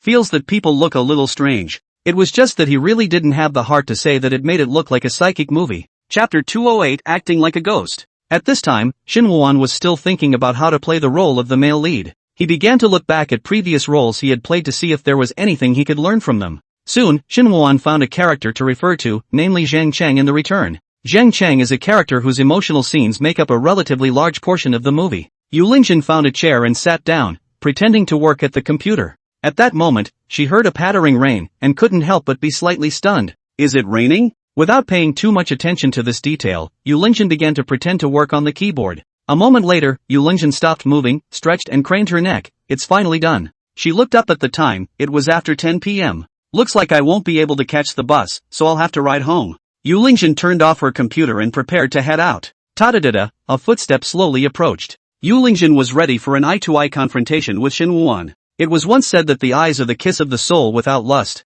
Especially in emotional dramas, the emotions conveyed by the eyes are very important. Yu Lingjun adjusted her emotions and prepared to act out the eye scene the moment she saw Shin Woo-won. But when she saw the person who slowly stepped out of the darkness, her mind instantly went blank. "Is this man in front of you Shin Woo-won?" The other man looked somber, with creepy, complex emotions in his eyes. Yu Lingjun felt as if her entire body was being dragged into a whirlpool, making it difficult to break free. She caught the intense love and almost crazy possessiveness in Shin Woo-won's eyes, as well as the hidden depths, such as the dark current of reluctance and resentment. Under the impact of this powerful emotion, Yu Lingjun's lips trembled slightly without control. It took her a great deal of effort to get the lines out of her dry throat with difficulty. "Boss, what do you want to do?" The original line should have been, "Boss, are you working overtime too?" However, Yu Lingjun was scared out of her wits by Shin Woo-won's terrifying eyes. She actually completely forgot her original lines and blurted out her innermost fears directly. However, Shin Woo-won did not stop his rendition just because Yu Lingjun mispronounced her lines. After all, he had experienced many live broadcasts, and had long been able to cope with this sudden situation. "I've been watching you." Shin Woo lowered his voice, striving to convey deep-seated emotions through his voice. "Do you realize that you and the others are different in my eyes?" Shin Woo recited the original line methodically. But this original words with a little ambiguity, in the situation at this time, but let Yu Lingjun's face expression, little by little was completely replaced by panic. Yu Lingjun's eyes rolled up in surprise as she suddenly remembered a horrible past event. Although Yu Lingjun is an actress, she dances live on the internet in order to make money due to lack of resources. During that time, one viewer came and rewarded her every day and always chatted with her privately for information about her reality. Yu Lingjun kept beating a dead horse to muddle through. Until one day, Yu Lingjun went home at night and saw a strange man squatting in front of his house. It was then that she got scared and called the police, who later informed her that the man was the very same internet user who watched her live every night. The man, being overly fond of Yu Lingjun, found her address through various online means and technical analysis. Although the man has always claimed that he does not mean any harm, just want to talk to you Lingjun face to face, but this incident is still in the heart of Lingjun left an indelible shadow. At this moment, Yu Lingjun looked at Shin Wuan's face with a smile, and in a trance, this face actually overlapped with the fan who pestered her. Let's go, I'll see you off. Shin Wu finished his lines and took a step forward. Seeing this, Yu Lingjun backed up. Previously, due to the use of cell phone lighting, the light was dim, and Shin Wuan did not see the fear on Yu Lingjun's face. But at the moment he saw it clearly and couldn't help but be surprised at why Lingjun was showing such a scared expression. Yu Lingjun shook her head repeatedly. No, don't. She raised her cell phone to Shin Wuan, as if it was a weapon of defense, and warned in a stern voice, don't you come over. Shin Wuan was not sure how Yu Lingjun intended to interpret it, so he withdrew his previous expression, intending to see Yu Lingjun's next move before proceeding with the act. In Yu Lingjun's eyes, Shin Wuan had been showing a creepy smile, but at this moment, he suddenly looked at her expressionlessly. What does it mean when dangerous people suddenly stop smiling? It means that the opponent has lost interest in teasing his prey and a real crisis is coming. Ah! Yu Lingjun let out a piercing scream, then panicked and ran in the other direction. Since this was an unfamiliar environment, once the lights were turned off and the surroundings were pitch black, she couldn't find the exit door for a while. Yu Lingjun's hands groped the wall in panic, and everyone present could see her body trembling slightly. No, what's wrong with Sister Yu? The others did not notice how horrible Shin Wuan's expression was due to the distance and the weak light. In their opinion, Shin Wuan's performance was normal, but on the contrary, it was Yu Lingjun who not only mispronounced her lines, but also acted as if she had bumped into a ghost. Shin Wuan had just been a little confused by Yu Lingjun's scream, and by now he had realized that Yu Lingjun had acted out. So, he ran towards Yu Lingjun's direction, wanting to recommunicate with her about the plot. Yu Lingjun heard the footsteps behind her, and her heart grew more and more flustered. She finally touched the doorknob of her room and jerked it open as if grabbing the last straw. At this time, the Shadow Queen had just arrived, and before she had time to knock on the door, she only saw the door open automatically, and then she saw Yu Lingjun, who was in a state of panic. After Yu Lingjun saw the shadow, the tears that had been stored in her eyes for a long time instantly came out of her eyes, and she shouted hoarsely, help! Call the police! The movie queen was startled by Yu Lingjun's appearance, and before she had time to inquire about the situation, she saw Shin Wuan chasing over from behind. Behind the door was dark, and under the faint light, Shin Wuan's pale face was filled with grimness, and his gaze was filled with bloodthirsty madness. The Shadow Queen was startled. She's in the wrong room? Isn't this an urban romantic drama? Chapter 209, The Fourth Knock. The lights in the room came on, dispelling all the darkness, and by now everyone was sitting in their chairs. Yu Lingjun's eyes were still red, and a look of shock remained on her face. Shen stood up at this time and said, Lingjun, I'm sorry, it's my problem, I didn't grasp the role well and scared you. Hearing this, Yu Lingjun quickly stood up and responded, no, it's my problem, I'm too timid. Don't you guys apologize to each other. The Queen of Film spoke up as she looked at Shin Wuan, your interpretation is too problematic, you're practically marinated in horror movies. The movie queen originally thought that there was no major problem with Shin Wuan's interpretation, but her thoughts changed when she saw the script. In the script, an introverted and reticent president who hides his emotions deep in his heart is hardened by Shin Wu as a dangerous man who represses his emotions. It's no exaggeration to say that when Shin Wuan chased out just now, the movie queen thought he was playing the pervert who couldn't get enough of the female lead and then spawned a desire for destruction. Seeing Shin Wuan lowering his head in shame, the Queen of Shadows rubbed her temples with some headache. She understood at this moment why Cui Jiang said that there was no way to help Shin Wuan. Although the movie queen felt a headache, she actually still had great expectations for Shin Wuan. Because in her opinion, the most important thing for an actor is to have drama in his eyes and full of emotion, rather than having two eyes that are lifeless and can only rely on his five senses to express themselves with force, which results in distorting a handsome face. The movie queen believed that with careful guidance, Shin Wuan should be able to act well. It's just that now it's not in one-on-one instruction, and it's impossible for the movie queen to focus on Shin Wuan alone, and besides, the rehearsal time is only 1 week. The movie queen finally decided to cast Shin Wuan as the male third. Shin Wuan had no objections to this result, and he was still deeply remorseful for scaring Yu Lingjun at the moment. During the intermission, Shin Wuan sat in the corner and studied the script. The Queen of Shadows walked over to him and sat down.